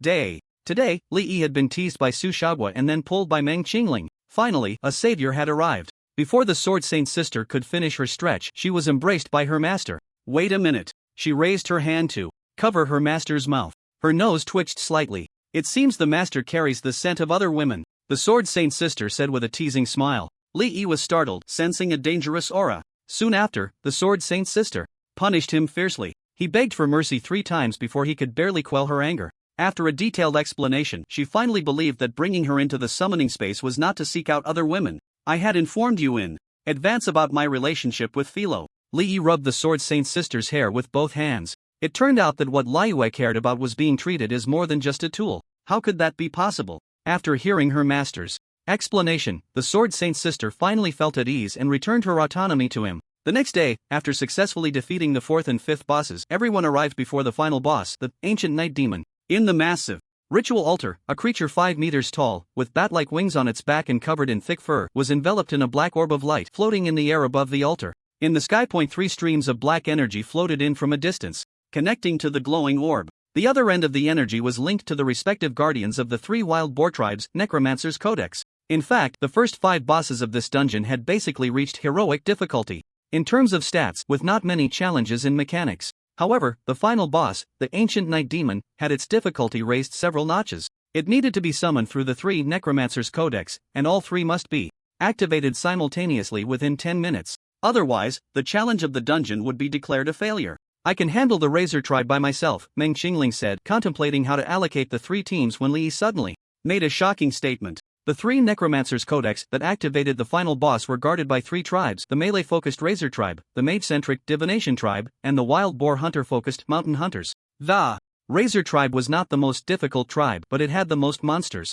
Everyone was taken aback. 1 person? Although this exotic girl summoner had previously displayed terrifying combat power, facing an entire wild boar tribe alone seemed too outrageous. This was a 30-player heroic dungeon, not some 5-player normal instance. Each wild boar tribe had hundreds of small monsters, with at least 3 elite monsters. The elite monsters in heroic difficulty were generally comparable in strength to the small bosses in a 15-player adventure dungeon. A normal 30-player team would require at least 10 players to handle them. Did this summoner really intend to solo it? Suddenly, they realized a shocking possibility. This summoner had retained his strength? Everyone gasped in astonishment. To be able to summon 9 stone giants and have combat power comparable to rare classes was already impressive, but he hadn't even revealed his full strength? All eyes turned to Li Yi, filled with shock and awe. Soloing a team was a terrifying ability typically possessed by necromancers. However, all branches under the necromancer class, whether it be death whisperers, necromancers, corpse controllers, or corpse puppeteers, were extremely rare hidden classes. Yet the summoner was merely a D-class ordinary profession. Everyone was convinced. To develop a summoner to the point of soloing a team was a talent that could no longer be described as strong. It was simply monstrous. The most frightening part was that the exotic girl battle group likely had more than one such monster. Who had gathered this group of freaks together? Su Xiaoguo's eyes sparkled, her face flushed with excitement, her chest heaving violently. She had tried to imagine Li Yi's strength as even greater, but now she realized she still hadn't grasped his limits. This man, she was truly smitten. Meng Qingling snapped back to reality from her daze. Her hand, gripping the longbow, involuntarily tightened. As a rare profession, she could more clearly recognize what Li Yi's words represented. This man's strength had already surpassed the limitations of his profession. His future achievements were limitless. Mr. Li, although the Razor Tribe is primarily melee, there are still a few ranged attackers. I'll arrange for a few people to accompany you, Meng Qingling suggested after taking a deep breath to suppress her excitement. No need. Li Yi slowly shook his head. He needed to summon the Sword Saint Big Sister to help find the hidden boss. More people would only get in the way. Seeing Li Yi's nonchalant tone, Meng Qingling felt relieved and handed him the signal device. The signal flare will be fired from the Necromancer's Codex guard team. Once the last flare is fired, we will start the activation. Li Yi accepted the signal flare. After thinking for a moment, he said, "You should fire an extra signal flare after activating the Codex." Although Meng Qingling didn't understand Li Yi's meaning, she nodded in agreement. The team set off. Li Yi jumped onto the light-forged warrior and headed towards one of the wild boar tribes, the Razor Tribe. A few minutes later, when the 2 teams from the Cloud Sky battle group were far enough away, Li Yi summoned Liu. She cut through the monsters like chopping vegetables. A typical 10-person team would need at least 10 hours, including rest time, to deal with these monsters. However, the Sword Saint sister cleared them all in less than an hour, leaving only the 2 elite monsters and 6 ordinary ones guarding the Necromancer's ritual. Did you find anything? Li Yi asked Liu.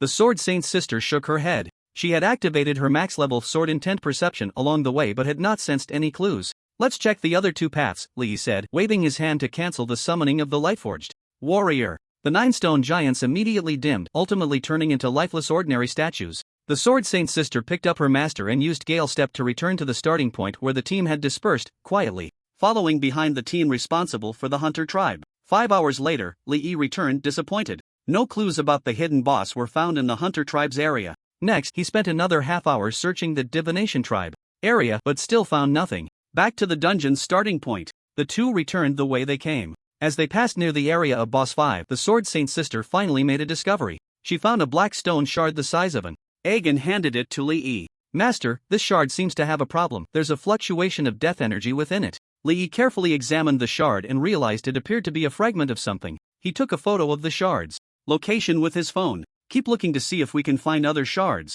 The Sword Saint sister nodded. 2 hours later, Li Yi returned not far from the dungeon's entrance. He found the last shard from the messy grass. He took out all the shards, totaling 32 pieces. Li Yi quickly pieced them together, forming an oval disc the size of a fruit plate. Buzz, buzz, buzz. The disc trembled. The energy of death began to circulate among the shards. A miraculous event occurred. The edges of each shard melted like steel in a furnace and then fused together. In just 3 seconds, they reassembled into a complete disc. It was black and shiny, entwined with death energy, looking quite eerie. In the center of the disc was a slightly raised pentagram symbol with a groove at each corner. Including the central groove of the pentagram, there were a total of 6. 6 grooves. 6 bosses? Li Yi immediately thought of the number of bosses in the Togen Mountain dungeon. He carefully recalled the positions of each shard along the way. Suddenly, he realized that these shards were not on the mandatory path to clear the dungeon. This meant that they could gather all the shards before fighting the boss. So, the fillers for the grooves came from the 6 bosses?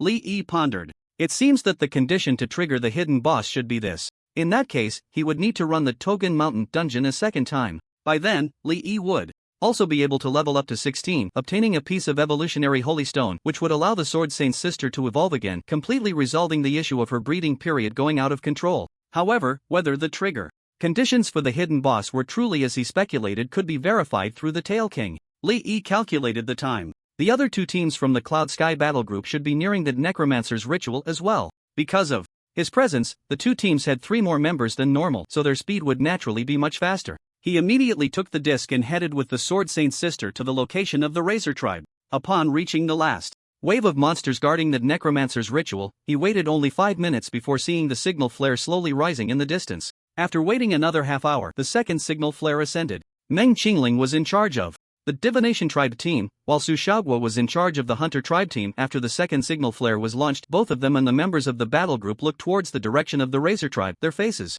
showing a mix of worry and anticipation. Could Li Yi really handle an entire tribe by himself? Look, the signal flare. Everyone pointed to the sky and cheered. A bright streak slowly rose in the sky towards the Razor Tribe, appearing less than 5 seconds after the second signal flare. Su Xiaoguo's eyes widened. Her brother was so strong. He really managed to take down a tribe all on his own. She began to breathe rapidly. The timing of Li Yi's signal flare and the second signal flare was too close. It was as if he had been waiting specifically for the second signal flare. Is it a coincidence? She silently pondered. As the pride of the Imperial Capital University, the others also noticed this detail. Everyone was utterly shocked. What did this mean? It meant that this summoner from the Alien Daughter Battle Group was likely faster than their entire team in reaching the ceremony. Just how much faster? They couldn't even begin to imagine. But it must be an incredibly terrifying figure. Meng Qingling withdrew her gaze, suppressing the tumultuous emotions within her. She raised her voice to give the command, "Start the battle." In front of the Razor Tribe ceremony,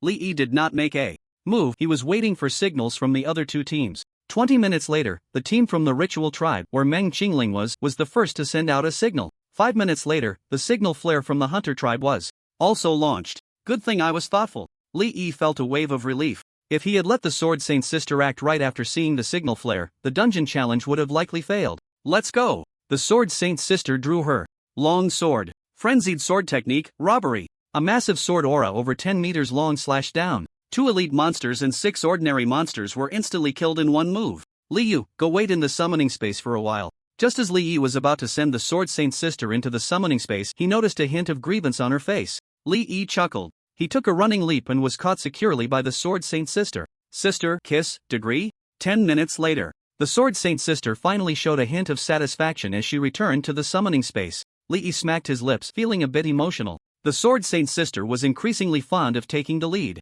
If this continued, his authority as the master might be at risk. He hoped that in the future, Lord Philo wouldn't be too domineering. Otherwise, he wouldn't even have anyone to bully. Summoning the Lightforged warrior to climb up, Li Yi returned to the battle arena of the final boss, the ancient night demon. Brother Li, you're amazing. As everyone regrouped, Su Xiaoguo rushed over to hug his arm, her eyes filled with genuine admiration. Meng Qingling felt the same. Earlier, she had maintained a calm demeanor befitting her status as the leader of the Imperial Capital University battle group, but now, she was completely convinced. She glanced at Li's other arm, wanting to hug it too. However, she ultimately held back.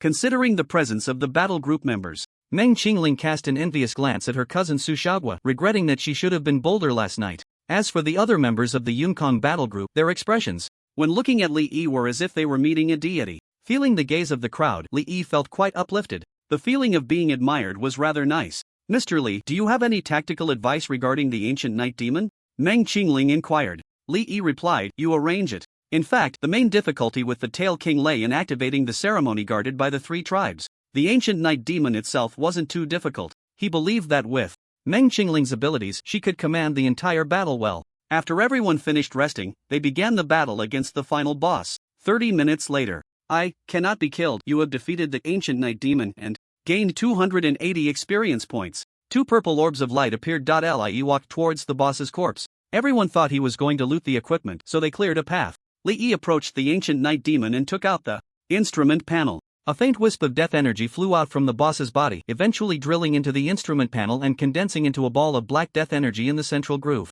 Indeed, this must be the activation method for the hidden boss. Li put away the instrument panel and turned around to find everyone standing still. It dawned on him that everyone was waiting for him to loot the equipment. Without hesitation, he grabbed 2 purple orbs of light. The first one yielded a battle knife usable by warriors and knights. The other surprisingly produced an extremely rare artifact. Throat of the Night Demon, artifact, quality, epic, purple, strength plus 120 level requirement, 16 equipment effect, your attacks have a 10% chance to trigger Night Demon Howl, causing enemies to fear you, reducing their melee attack hit rate by 30% for 10 seconds. Li shook his head in regret. Reducing melee hit rate was something for tank classes. He then handed the 2 pieces of equipment to Meng Qingling. Let's clear the dungeon. Meng Qingling was taken aback and reminded him, Mr. Li, we haven't found the clues for the hidden boss yet. Su Xiaoguo and other members of the battle group chimed in. There's still plenty of time. If we all search for clues together, we will definitely find it. They hadn't forgotten that Li joined the team to find the hidden boss. No need, I've already found the activation method for the hidden boss. Li waved his hand. What? Everyone was shocked. They found the hidden boss? When did that happen? How did they find it? However, it can't be activated this time. It will require another challenge to activate. Are you willing to clear it with me again? Meng Qingling and Su Xiaoguo immediately responded in unison, we are. As for the other members, they naturally had no objections. Being able to clear a dungeon with the Alien Daughter battle group was an honor. 4 hours later, everyone exited the dungeon one by one. Tobin Mountain, Hero, Dungeon Challenge completed. Time taken 1 day 17 hours 53 minutes. Current world ranking 1. Tobin Mountain, Hero, Dungeon Challenge completed. Overall rating Gold 5 stars. Current world ranking 1. We are first. The members of the Yunкong battle group cheered excitedly upon seeing the notification. So this is what it feels like to be carried by a big shot? Previously, they were the ones carrying others as the big shots. They never expected they would also have a day being carried by a big shot. Li gained 60% experience from this dungeon run. The rewarded title and badge were weaker than what he already had, so he gave them up and chose the attribute rewards instead. Thus, he gained a total of 60 free attribute points from the completion time and rating rewards. If he had received a full star rating, he could have upgraded the King of Adventure badge once more. Let's meet here. In 2 days, Li said. He had agreed with Lord Philo to meet every 3 days, and he didn't want to break that promise. Of course, there was something even more important. Level up to 16. Thank you for your hard work, everyone. Have a good rest tonight, Li said as he prepared to leave. Su Xiaoguo stepped forward cautiously and asked, Brother Li, we filmed some videos in the dungeon, can we post them? Before he could respond, she immediately patted her chest and assured him, I'll send the draft to you for review before posting. After thinking for a moment, Li nodded in agreement. Currently, the most popular was the Alien Daughter battle group, attracting the vast majority of traffic. He was just one of the members of the battle group. With the group leading the way, his exposure wouldn't be a big issue. Thank you, brother. Su Xiaoguo cheered, her happy face turning red. Then she and Meng Qingling wanted to get his contact information. Li agreed. The two originally wanted to ask about Li's residence. However, in front of their teammates, it would be too obvious, so they had to give up. After everyone watched Li leave, Meng Qingling's gaze swept over the camera in her cousin's hands. This was approved by my brother. Su Xiaoguo puffed out her chest, speaking with conviction. Don't show your face. Right, give me a copy of the original. Meng Qingling said calmly. The other female members of the Yun Kong battle group brightened at her words, wanting a copy of the original as well. However, when their eyes fell on Meng Qingling and Su Xiaoguo, they immediately shivered. They felt it was best not to get involved between the two sisters and extinguished their thoughts. Li Yi returned to the hotel and released the Sword Saint elder sister. You'll be able to level up to 16 tomorrow and you can evolve again. He lightly nibbled on the Sword Saint elder sister's lips. Master, Li Yu, knew what this meant. Her face flushed and her eyes became dreamy. In a moment of passion, she chased after her master and retaliated fiercely. The two played for 2 hours. Before going to bed, Li Yi received messages from Su Xiaoguo and Meng Qingling. Su Xiaoguo sent a selfie. She was wearing white stockings and tight pink shorts. The upper half was a white tank top that exposed her little belly, and she lay on the bed with twin ponytails. Her expression was shy, yet her gaze held anticipation. Going to sleep now, tongue out.jpg, good night, brother, moon.jpg, Li Yi's lips curled slightly. Sleeping in white stockings? He casually replied with a moon emoji. Then he zoomed in on the picture. Not bad, bias at 4. Lady Philo. Li Yi imagined how a girl with a lower body and white stockings would look. He felt a bit of excitement. Meng Qingling sent a video. When he opened it, he saw her dancing gracefully in a silk long dress in front of the lights. The light passed through her clothing, revealing her good figure. Quite interesting. Li Yi sent a thumbs up. In a certain hotel, Meng Qingling anxiously looked at the screen. When she saw Li Yi's reply, her face immediately turned red, and she suppressed her shyness to respond, "Is this dance pretty?" A moment later. Pretty. Meng Qingling was so embarrassed that she burrowed into her blanket, twisting for a while before sending Li Yi a shy emoji. She anticipated that Su Xiaoguo would definitely not be honest. So this time, she mustered her courage and specifically looked for videos of borderline internet celebrities to learn from. It seemed the effect was quite good. The next day, Li Yi chose a 5-person hero dungeon. In the Flame Wave Tide Branch instance, after clearing it, he successfully leveled up to 16. In his backpack, the 4th evolution sacred stone lay quietly. Back at the hotel, after bathing, on the bed, Li Yi took a deep breath. Are you ready? The Sword Saint elder sister nodded with anticipation. Li Yi pressed the evolution sacred stone against Li Yu's forehead. The sacred stone emitted a pure white light, sinking into her forehead. A glow burst forth beneath the sword Saint elder sister's skin, growing brighter and brighter. It was even more dazzling than the first evolution. The milky white light almost became tangible, slowly radiating out and enveloping Li Yu's entire body. The Sword Saint elder sister transformed into a massive cocoon of light floating in the air above the bed. Li Yi looked on with anticipation. This time, it would surely be a qualitative leap just like the first evolution. Time passed second by second. Li Yi felt as if he were living a year in a day. An entire hour later, the glow of the cocoon began to gradually dim. Is the evolution complete? He perked up, his eyes fixed. He saw the cocoon's light first dim, then slowly vanish into thin air. Li Yu's curled figure gradually became visible. Long hair? Li Yi was taken aback. A few minutes later, the entire cocoon of light dissipated. The Sword Saint elder sister's form was fully revealed. She slowly opened her eyes, stretching her body, her toes gently landing on the bed. An aura that made one's heart tremble spread in all directions. Even Li Yi, as the master, could not help but be affected. His eyes sparkled. The evolved Sword Saint elder sister, aside from her hair growing longer, had not changed in appearance or figure, but her skin seemed to have more luster. In terms of temperament, in addition to the increasingly sharp masterly aura, there was also a captivating air of authority. Li Yi looked at Li Yu's panel. Name: Liu Kaluajayasai race, Orc rank, Emperor class, Sword Saint strength, 1860 agility, 4735 constitution, 2135 spirit, 990 magic power, 865 passive, Imperial might, level 1, awakening, sword counter fate, level 1, sword end of days, level 1, Li Yi gasped. He had actually been promoted to the highest rank of Emperor. Each main attribute had increased by 500 points. Moreover, he gained 1 passive and 2 awakenings. Imperial might, level 1, all enemies with a rank lower than oneself have their attributes reduced by 10%. The passive was actually an aura effect. Strong. Liu's gaze turned to the legendary weapon on the table, Blade of the Wind Chaser, light sword. She willed it slightly. The long sword unsheathed itself and flew to her in front of her. Liu reached out, her fingers lightly tapping the sword's body. In the next moment, something unexpected happened. The entire room was suddenly filled with a rich sword intent. Like a gale, it blew through Liu's long hair. Meanwhile, cracks appeared on the blade of the Wind Chaser. Clang! A light sound echoed. The entire sword exploded, bursting forth with dazzling light. Li Yi instinctively closed his eyes. When he opened them again, a transparent long sword, condensed from sword intent and substantial sword energy, had already appeared in Liu's hand. Immediately after, the long sword transformed into white light, drilling into the back of Liu's hand, turning into a sword-shaped pattern the size of a thumb. Li Yi was astonished. What was happening?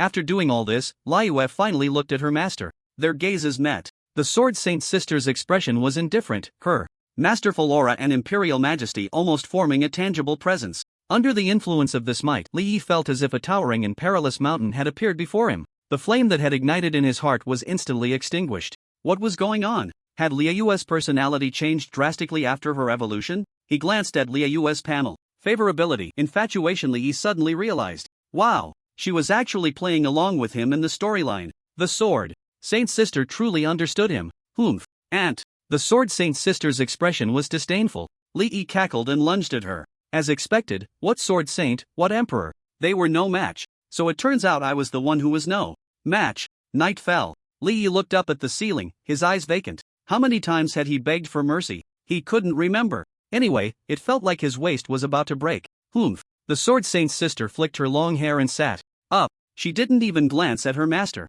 Li Yi's mouth twitched. Was this happening again? The Sword Saint's sister had completely grasped his lifeline. All she needed to do was display her masterful aura and imperial majesty, and it would immediately ignite his competitive spirit, desire for conquest, and fighting will. It was simply more effective than Su Xiaoguo sending 1,000 lewd pictures or Meng Qingling dancing on the edge for a year. Li Yi gritted his teeth. Really, in the end, I'll fight you. In less than 10 minutes, Li Yi begged for mercy again. Master, the Sword Saint's sister murmured, pulling Li Yi into her embrace. She rubbed her face against his head. In the future, the breeding period will only occur once every 10 years, and since our ranks differ too much, we can't have children for now. Liu said regretfully. Children? Li Yi had never thought about this issue. He was only 18. It's okay. He burrowed into the Sword Saint's sister's neck. By the way, what was that sword about? Li Yi asked curiously. This? Liu extended her hand, her wrist moving slightly. A sort of sword energy appeared in her hand. This is the soul of the sword I condensed.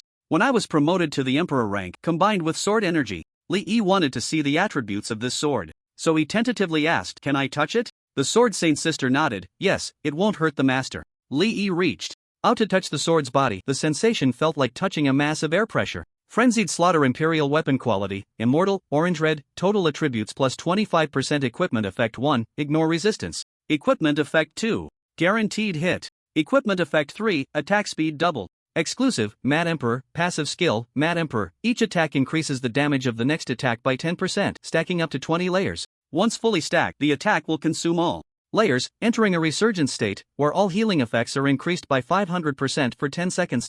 Ha! Li Yi's eyes widened in disbelief. Immortal level equipment? It just appeared right in front of him? He looked at Liu's panel. Strength 23-25 agility 50-44 constitution 26-69 spirit 12-38 magic power 10-81 total attributes already exceeded 10,000. It seemed he could easily speedrun even the highest difficulty hell level dungeons of the same tier. Moreover, this sword was clearly Liu's exclusive weapon, the kind that could grow with her level. He wouldn't have to worry about the Sword Saint's weapon anymore. After a tiring day, as he was getting ready for bed, Li Yi received the edited battle video of Tua Jinshan from Su Xiaoguo. After watching it at high speed, he had no objections. Subsequently, the video was published on the official account of the Yunкong Battle Group. The title was Tua Jinshan Double Rankings World First collaboration with alien girl members. Netizens were immediately drawn in by the title. They clicked in, eager to witness the prowess of the alien girl battle group. Can someone from D say who the big shot from the alien girl battle group is? Are you blind? Isn't that the one not wearing the Imperial Capital University uniform? Just one person? They sent only one person to help the Yunкong Battle Group achieve world first? This equipment seems like a set, but I've never seen it before, don't know which profession it belongs to. No wonder they're a big shot, such a strong presence. As the video played, it quickly reached the battle scene with the first wave of black-skinned wild boars. Everyone instinctively held their breath. They were all guessing the big shot's profession and how they would strike. Then, they saw the summoning array light up one after another. One after another, stone giants appeared. A total of 6. What the hell? A summoner? What is this? So big. How can a second tier summon such a large summon beast? Netizens were dumbfounded, completely stunned. They guessed every B and C level profession. But to everyone's surprise, this member of the Alien Girl Battle Group was actually a D-level summoner. Not just ordinary netizens, even the extraordinary university teachers, high-level battle group members and leaders, as well as many officials watching the video at that moment, were shocked. They had never seen such a summon beast. There was no record of such a summon beast in history.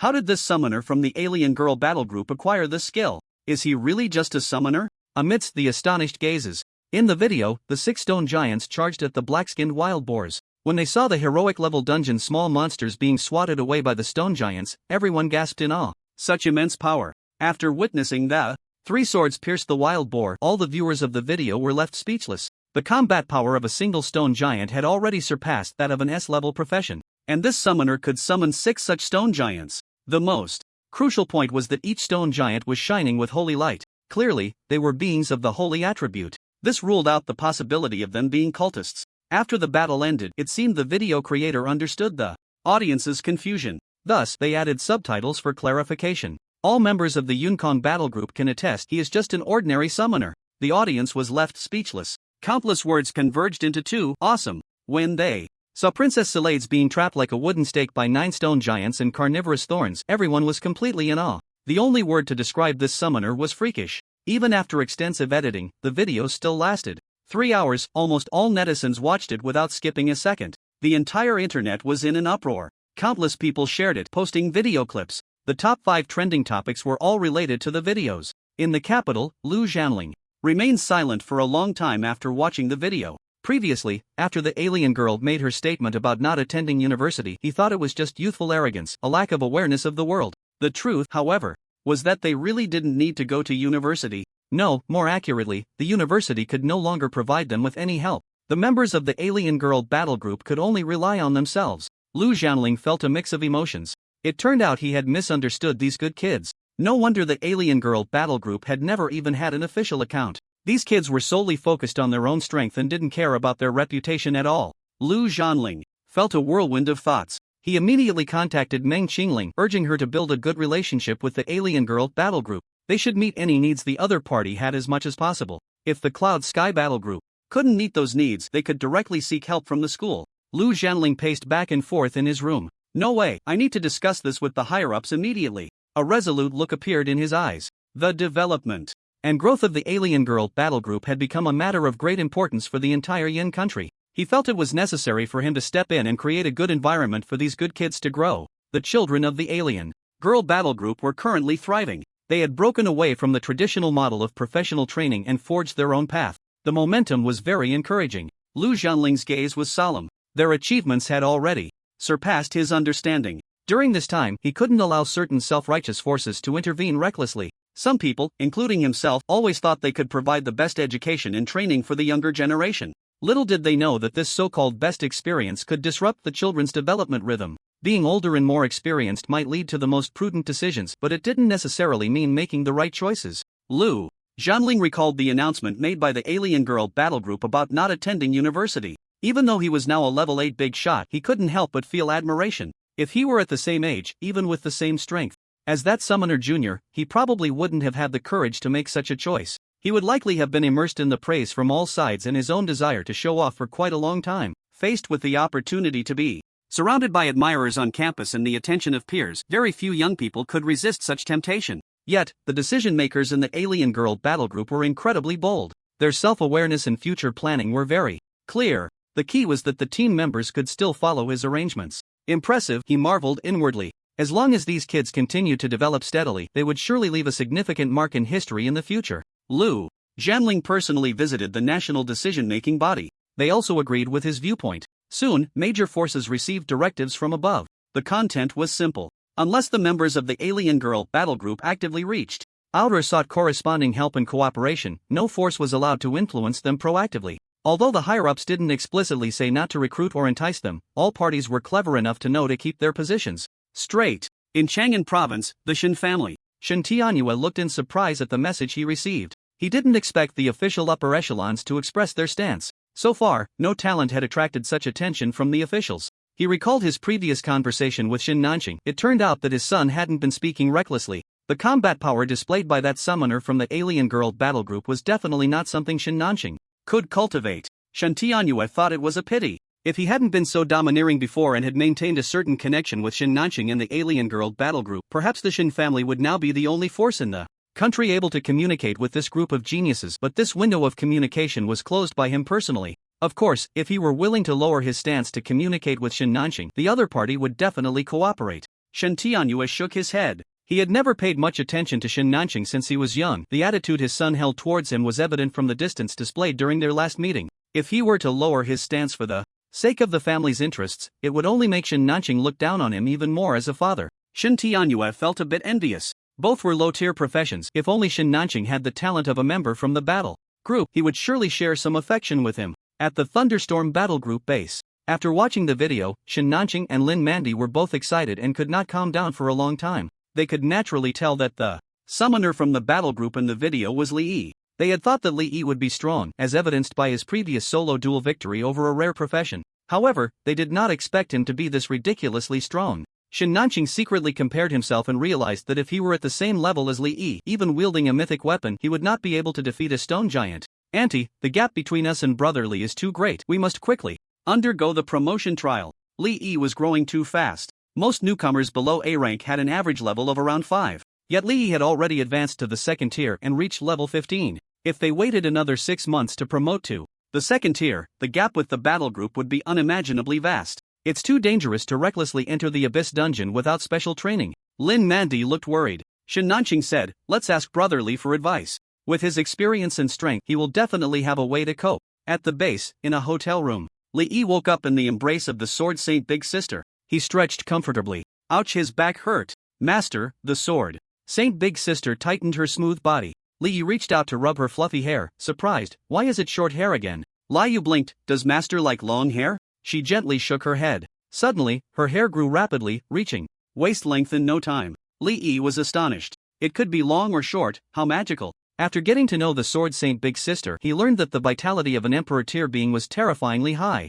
Not to mention hair, even if limbs were severed, given enough time, they could regrow. Of course, the newly grown body parts would not be as strong as the original ones and would require a long time to nurture to recover. Long hair or short hair, I like them both. Li Yi smiled. Occasionally changing things up wasn't bad. For example, twin tails? Suddenly, he felt that Li Yu's body temperature seemed to be rising. Li Yi was startled and quickly said, No, my waist. The Sword Saint Big Sister turned over, looking down at him, pinching his chin, and said with a teasing smile, why does Master always like to act tough? Call me sister. Li Yi's mouth twitched. Ever since he called her sister, Li Yu seemed to enjoy this title more and more. He helplessly said, Sister, stop it. The newly promoted Emperor's Sword Saint leaned down and nibbled on his poor earlobe. Sister loves you. Li Yi couldn't help but sigh. The extraordinary beings of the Emperor tier had an unimaginable level of control over their bodies. They could even significantly alter their body temperature. The effect was that he had no resistance against the Sword Saint Big Sister's advances.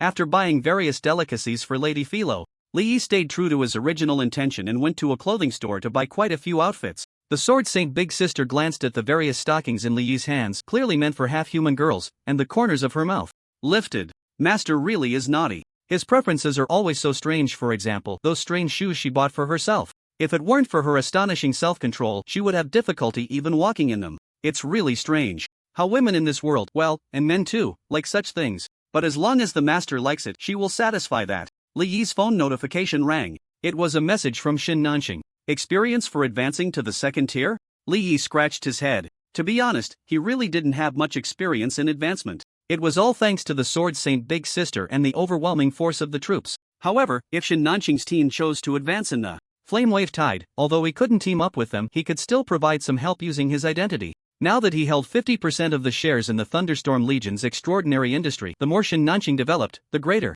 the benefits for him. If Shin Nanqing's development continued at the normal pace of other professionals, the gap between them would inevitably widen. At that time, the help the Thunderstorm Legion could provide him would be less. So at the very least, he needed to ensure that the main members of the Thunderstorm Legion didn't fall too far behind him in levels. With that in mind, he asked, Are you all ready to advance? Shin Nanqing, seeing the reply, quickly said, We're all at level 10 now, and we've upgraded our equipment as much as possible. After so many dungeon runs, the team members have made significant progress in coordination and execution. We just need to advance. Li Yi replied, Our advancement process isn't a reference for you, so I can't impart any experience. However, if you're willing to advance in the Flamewave Tide Abyss dungeon, I can offer you some assistance. I can't guarantee how good your results will be, but you should have no problem with the advancement trial. Shin Nanqing's expression brightened. If the Alien Daughter Legion said there was no problem, then there definitely wouldn't be any issues. Brother Li, when do you think we should go to the Flamewave Tide? Li Yi, come now. Shin Nanqing perked up and immediately notified the members to prepare to head to the Guanyi Province Flamewave base for the advancement trial.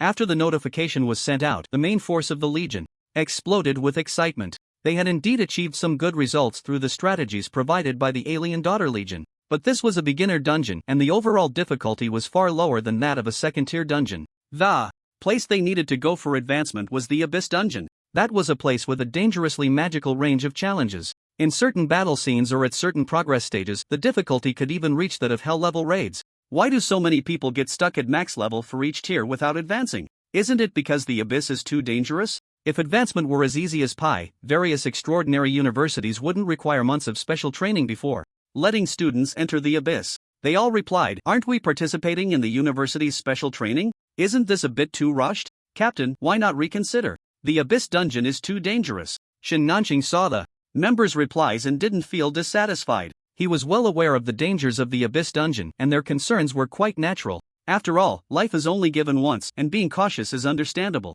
"Everyone, don't worry, our friends from the Alien Daughter Legion will help us." Upon hearing that name, everyone immediately quieted down. Now in the Thunderstorm Legion, the Alien Daughter Legion held a godlike status. They might question Shin Nanqing's words, but the words of the Alien Daughter Legion were absolute law. "Let's do it. A mere abyss, we can handle it. Willing to die for the captain." After a moment of silence, the group began their usual flattery, as smooth as drinking water. Shin Nanqing was speechless but didn't take it to heart. Once the members got familiar with each other, the level gap disappeared and they naturally became more relaxed. The Thunderstorm Legion gathered quickly. A total of 100 new professionals have reached level 10, making them the core members of the Thunderstorm Legion. Fortunately, many of them have teleportation talismans with free teleportation uses, otherwise, the teleportation fees alone would amount to millions. Of course, they could also use their own energy source crystals to cover the energy costs of teleportation, which would significantly reduce the expenses. At the entrance of the Wave of Flames, "Brother Li, long time no see."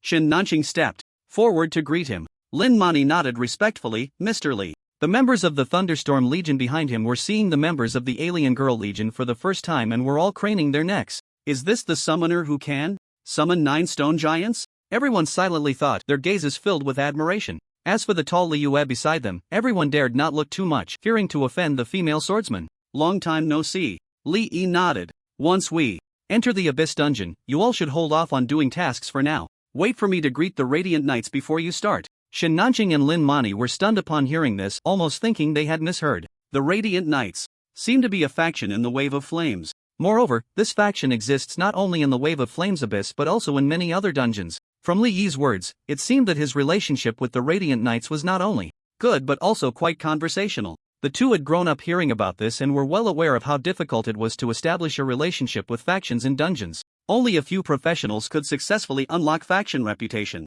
and most were at the lowest reputation level. Just unlocking faction reputation was already impressive, raising it was incredibly difficult. The two were shocked but did not ask further. After all, this might involve the secrets of the Alien Girl Legion, and they had enough sense to know when to hold back. "By the way, let me trade you the equipment." The Goblin Slayer mythic equipment was still lying in Li Yi's bag. Shin Nanqing was delighted. "Brother Li, did you complete the task?" Li Yi nodded non-committally. He opened the trading mode. After the trade was successful, Shin Nanqing eagerly checked the attributes. Goblin Slayer, Light Sword, Quality, Mythic, Pink, Strength plus 270 Constitution plus 90 Agility.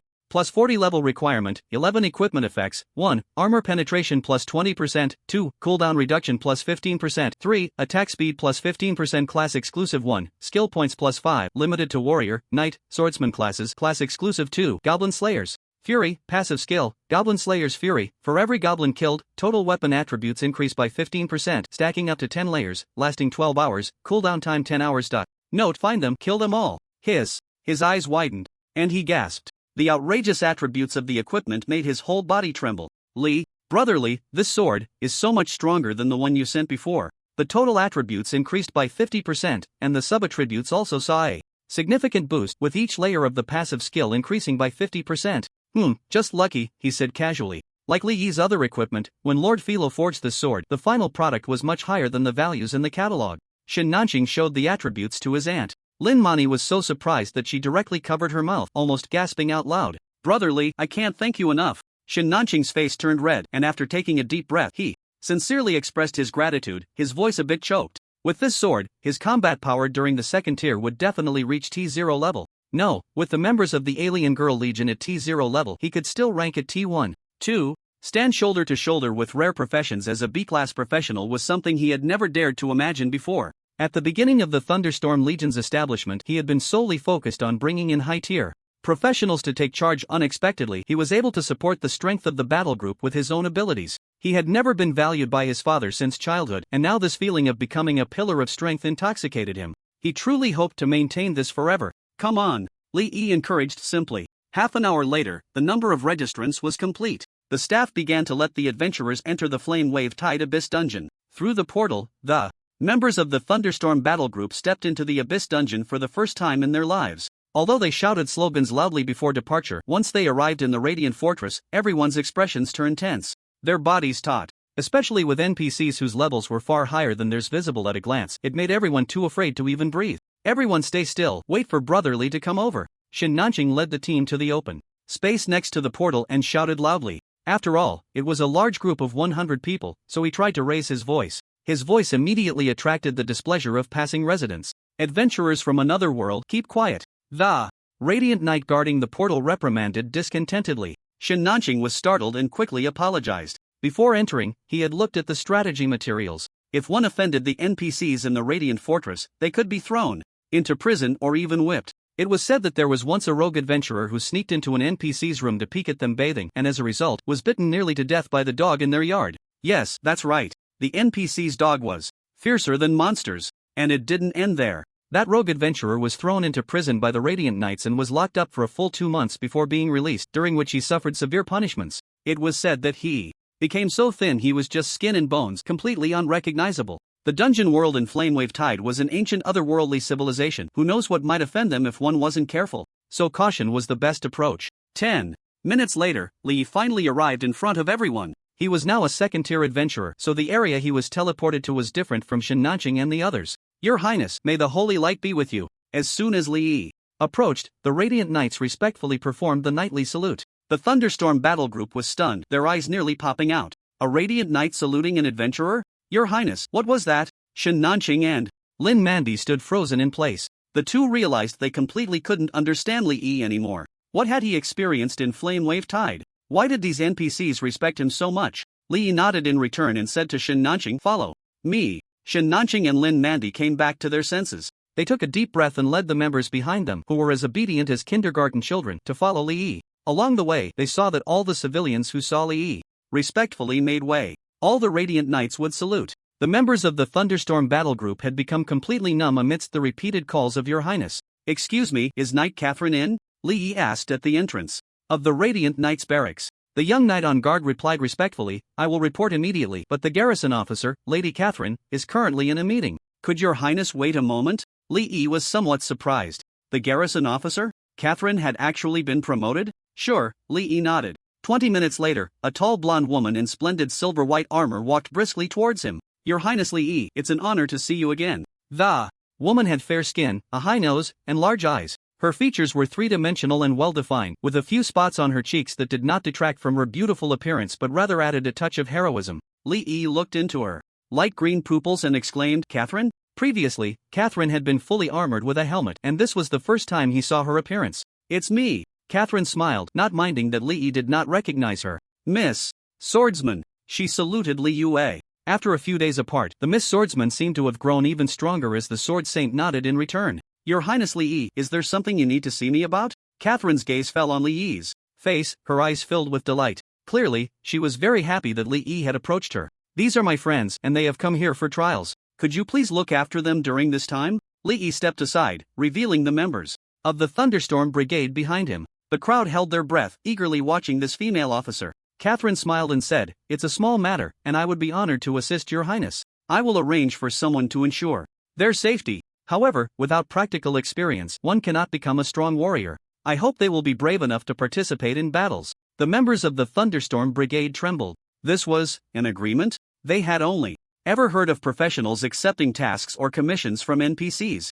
And now, this summoner from the alien race brigade had actually turned the tables, getting a high-ranking NPC to accept his request. It was unbelievable. Shin Nanqing, who had been silent beside them, quickly spoke up, We will definitely fight hard. The other brigade members also expressed that they would not slack off. Soon after, the members of the Thunderstorm Brigade followed the personnel arranged by Catherine, officially beginning their promotion trials. After thanking Catherine, Li Yi prepared to leave. Your Highness, there's one more thing, Catherine suddenly called out to him. Her face was slightly flushed. Could I ask for a favor?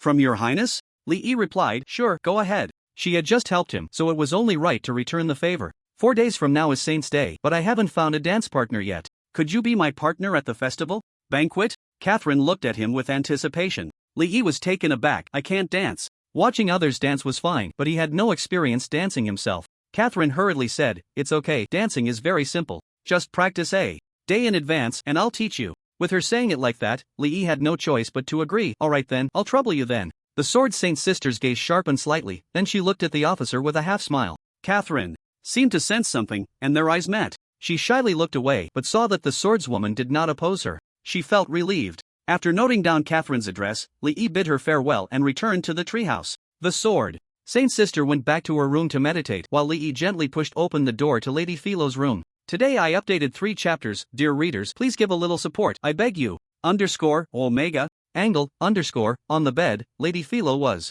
sleeping soundly, still in the same position as when Li Yi had left last time. Only her small head was visible from the huge blanket. Her long, dark hair spread out like ink in water. Li Yi approached the bedside, his gaze falling on her pink, glistening lips. He was greatly moved. As the saying goes, the first time is unfamiliar, the second time is familiar, and the third and fourth times are warm and cozy. The sweet, candy-like taste was still fresh in his memory. He unconsciously slowed his movements, tiptoeing closer. His knees gently pressed against the bed. He placed his hands on either side of the half-elf girl's body, slowly leaning down.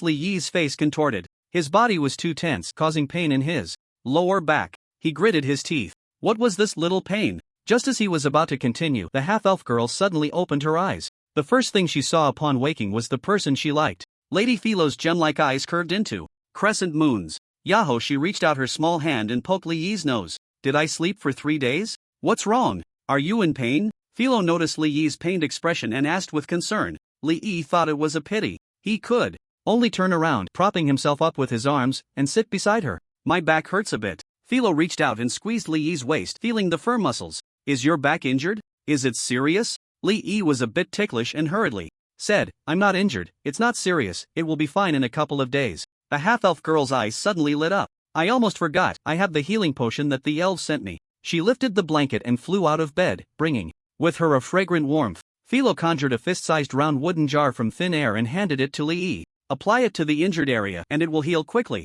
Elven medicine? Li Yi took it curiously. Upon opening the lid, a refreshing, medicinal aroma wafted out. Not only that, but the ointment also radiated a rich natural energy. He immediately took off his outer garment, revealing his bare torso. Philo glanced at Li Yi's upper body, her cheeks slightly flushed. Her partner had quite a good physique. Li Yi, there's no wound on your waist, why does it hurt? The half-elf girl blinked her beautiful eyes, looking puzzled. Li Yi paused for a moment. The battle with the boss was too intense, I strained myself, he mumbled. Philo? What is a boss? The battle, she could understand. Let me help you, Lord Philo. With a thought, the ointment jar flew out of Li Yi's hand. A dollop of ointment the size of a fingernail was extracted by telekinesis, elongated into a thin strand, and wrapped around Li Yi's waist, evenly covering his skin. A cool sensation washed over him. The soreness in his waist immediately diminished significantly. The ointment works well. Thank you, Lord Philo. Li Yi exclaimed in delight. He stood up and twisted his waist, surprisingly feeling much better.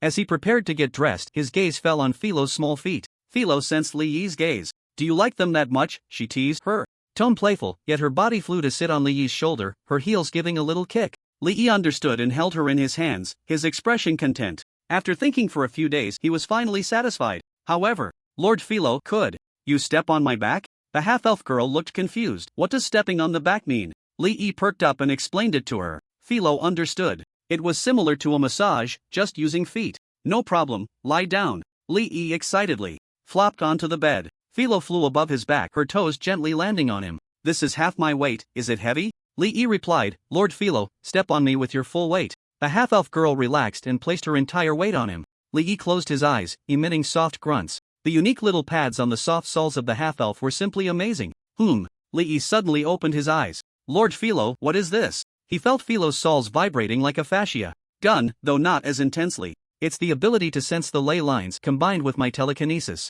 How does it feel? She placed her hands on her hips, looking a bit proud. Li Yi's eyes sparkled. Lord Philo, it's incredible. The half-elf girl felt happy with the praise. She became playful, starting to step back and forth on Li Yi's back. He was thoroughly enjoying it. An hour later. Is it enough? Philo is a bit tired. The half-elf girl asked. It's enough, thank you, Lord. Philo. Li Yi, still wanting more, decided to keep this as a regular treat. By the way, Lord Philo, I bought you new clothes this time. Li Yi turned over and took out various garments he had purchased. Then he picked up a pair of white stockings and little shorts, a replica of Su Shugwa's outfit. These are stockings, would you like to try them on, Lord Philo? The half-elf girl shook her head. Lord Philo's soles are too sensitive, I don't like wearing stockings. She looked at the rather revealing clothes, feeling a bit shy as she said, the clothes are too small. Li Yi's smile froze on his face. After all his calculations, he had overlooked the fact that the half-elf's soles were sensitive. Fortunately, he had thick skin and pleaded, Lord Philo, I really want to see you in this outfit, could you wear it for me? The little half-elf girl couldn't withstand his gaze and request. She could only endure her embarrassment and said, alright, you go outside first, and don't peek. I promise I won't peek. Li Yi happily ran outside immediately. A few minutes later. Come in. Li Yi eagerly opened the door and entered the room. At first glance, he saw the long, slender legs clad in white stockings. The upper body was adorned with a small white camisole embroidered with a kitten pattern. It revealed a flat, smooth little belly and a delicate waist. So cute. The impact was overwhelming and Li Yi was left dumbfounded. Even the cheerful half-elf couldn't handle such a scene. Have you seen enough? Lord Philo wants to change back, Philo said, her little face flushed, shyly. Wait. Li Yi hurriedly stopped her. He reached out, taking advantage of the moment. Lord Philo, that. Philo, suppressing her shyness, extended her feet into his hands. He squeezed them. Li Yi was disappointed to find that the sensation was not good with the stockings in the way. He immediately pulled the stockings off Philo's legs and tossed them onto the bed. After gripping Philo's little feet again, he revealed a satisfied expression. Bare feet are the best. But soon he became unsatisfied. Lord Philo is so cute. Lord Philo has such beautiful skin. Your hands are so small and soft, they look so nice. Lord Philo's hair is so black and shiny, it's beautiful. The innocent half-elf girl couldn't withstand such sweet talk and was completely flattered. When she came to her senses, she realized that she had been embraced by Li Yi, who had wrapped his arms around her waist. Lord Philo smells so good. Sniff sniff, slurp, gulp. Philo was both shy and angry, turning her face away. Her little hands pushed against the shameless human. Are you a puppy? Let go of me. If you keep this up, Lord Philo will get angry. Li Yi, thick-skinned as a city wall, would not easily give up. Let go is fine, but I want to kiss Lord Philo. Philo's body trembled slightly, her face turning even redder. No, no. Compared to the long life of a half-elf, becoming so intimate in just a few days of establishing a partner relationship was indeed too fast. Li Yi leaned in closer, his voice low. Lord Philo, I have something to apologize for. Last time, before I left, I secretly kissed you while you were asleep. What? Philo was both shy and angry. Human, how could you? She angrily turned her head away. Li Yi's eyes lit up. There was a flaw. Philo's eyes widened. In surprise, she instinctively wanted to use her telekinesis to push Li Yi away, but her gaze fell on her partner's closed eyes and the devoted expression on his face. Feeling his warm breath, Philo's heart raced, her body softened, and she lost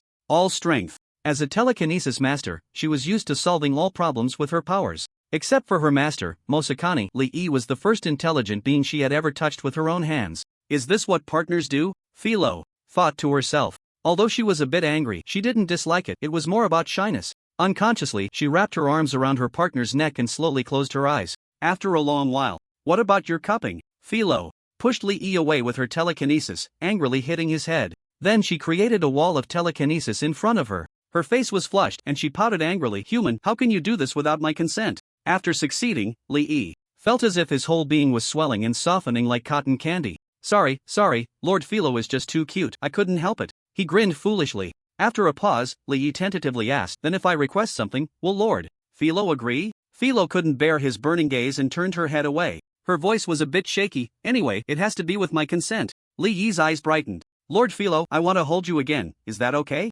In the air, the half-elf girl hesitated for a moment before softly saying and slowly flying towards Li Yi. He embraced Philo once more. He took a deep breath. Can I kiss you? Philo's face turned crimson. Really, it's so hard to refuse. She helplessly nodded. I already said it has to be with Lord Philo's consent. The angry voice of the halfling girl rang out. Li Yi was thrown out of Philo's room, crashing to the ground. You are not allowed to come in today. Bang! The door to the room slammed shut. Li Yi got up awkwardly, feeling a mix of amusement and frustration. The way halflings think is quite different from humans. Between men and women, how could everything require consent? In the heat of the moment, could one really ask, Lady Philo, is it okay if my hands are not behaving? That would be too much of a mood killer. Li Yi felt a bit down. It seemed that even Lady Philo couldn't bully him. The telekinetic was terrifyingly strong. With just a thought, she could fly. Li Yi took out the delicious food he had bought from the real world and placed it on the table in the living room. Suddenly, the door to Philo's room opened. She flew to the table, a bit puffed up with anger, and used her telekinesis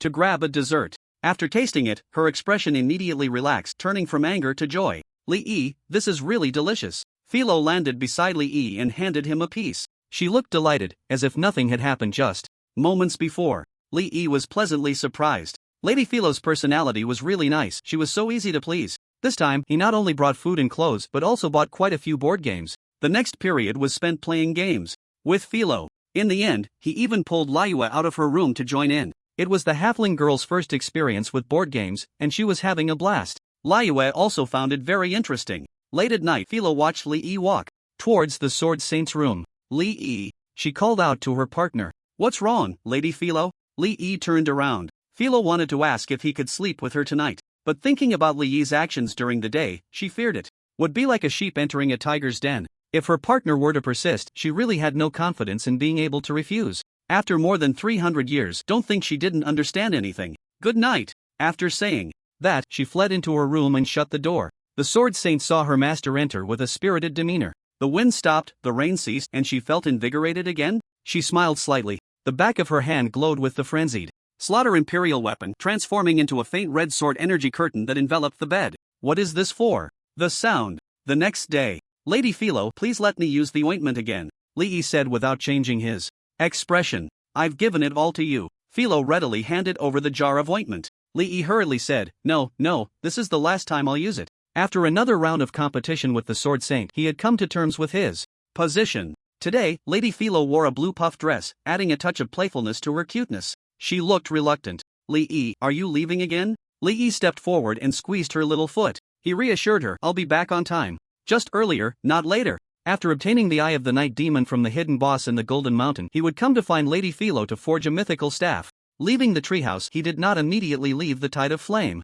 waves. Instead, he went to the camp of the Radiant Knights. Just as he reached the entrance, he saw Catherine leading a group of knights returning. Behind them, the members of the Thunderstorm Brigade looked solemn, their spirits low.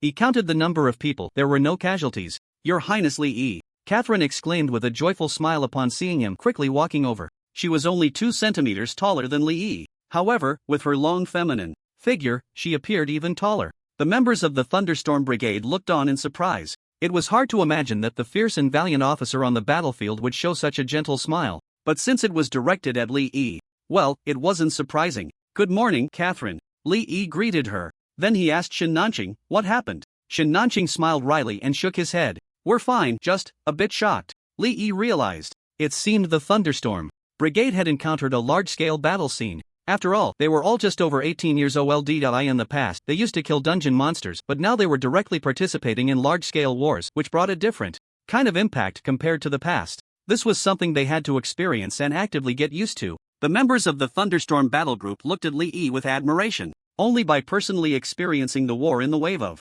flames could one deeply realize how difficult it was to earn the respect of the Radiant Knights. They were very curious about what Li Yi had done for the Radiant Fortress during his promotion trial in the wave of flames that earned him such respect. Seeing that the Thunderstorm Battle Group was making good progress, Li Yi felt relieved. After exiting the Abyss Dungeon with the Sword Saint's sister, they returned to the wave base. His phone finally had a signal. Li Yi saw that Meng Qingling and Su Xiaoguo had sent him quite a few messages. Su Xiaoguo had posted a set of cosplay photos, but he didn't know which anime character it was. As for Meng Qingling, she was still sending dance videos, but her dance outfit had become more revealing. Her movements and expressions were increasingly seductive, a stark contrast to her usual image. Can we go to Tokaying Mountain this afternoon? Li Yi sent a message to Meng Qingling. On the other side, Meng Qingling set Li Yi's message as a special reminder. Upon receiving the alert, she immediately opened her phone. Yes, we've been ready for a long time, she replied instantly. Li Yi, let's meet at the dungeon entrance at 1 p.m. Meng Qingling closed her phone and gathered the members of the Cloud Sky Battle Group, regaining the sharpness of a leader. Everyone get ready. This afternoon we will challenge the heroic difficulty of Tokaying Mountain again, and this time we will secure the first kill of the hidden boss. In the afternoon, when Li Yi arrived at the entrance of the Tokaying Mountain dungeon, he found that the Cloud Sky Battle Group had already arrived. Mr. Li, Meng Qingling stepped forward to greet him and sent a team invitation. She suppressed her shyness, feeling a bit hesitant to meet Li Yi's gaze. Thinking about the video she had sent him, now that they were face to face, it made her feel exposed. Su Xiaoguo felt suspicious. Her gaze shifted back and forth between Li Yi and her cousin. She knew Meng Qingling too well. Her cousin's reaction seemed to indicate that she had been caught in something. As for Li Yi, she noticed that he seemed to have a different aura about him. She couldn't quite put her finger on it, but he seemed more composed, or rather, mature.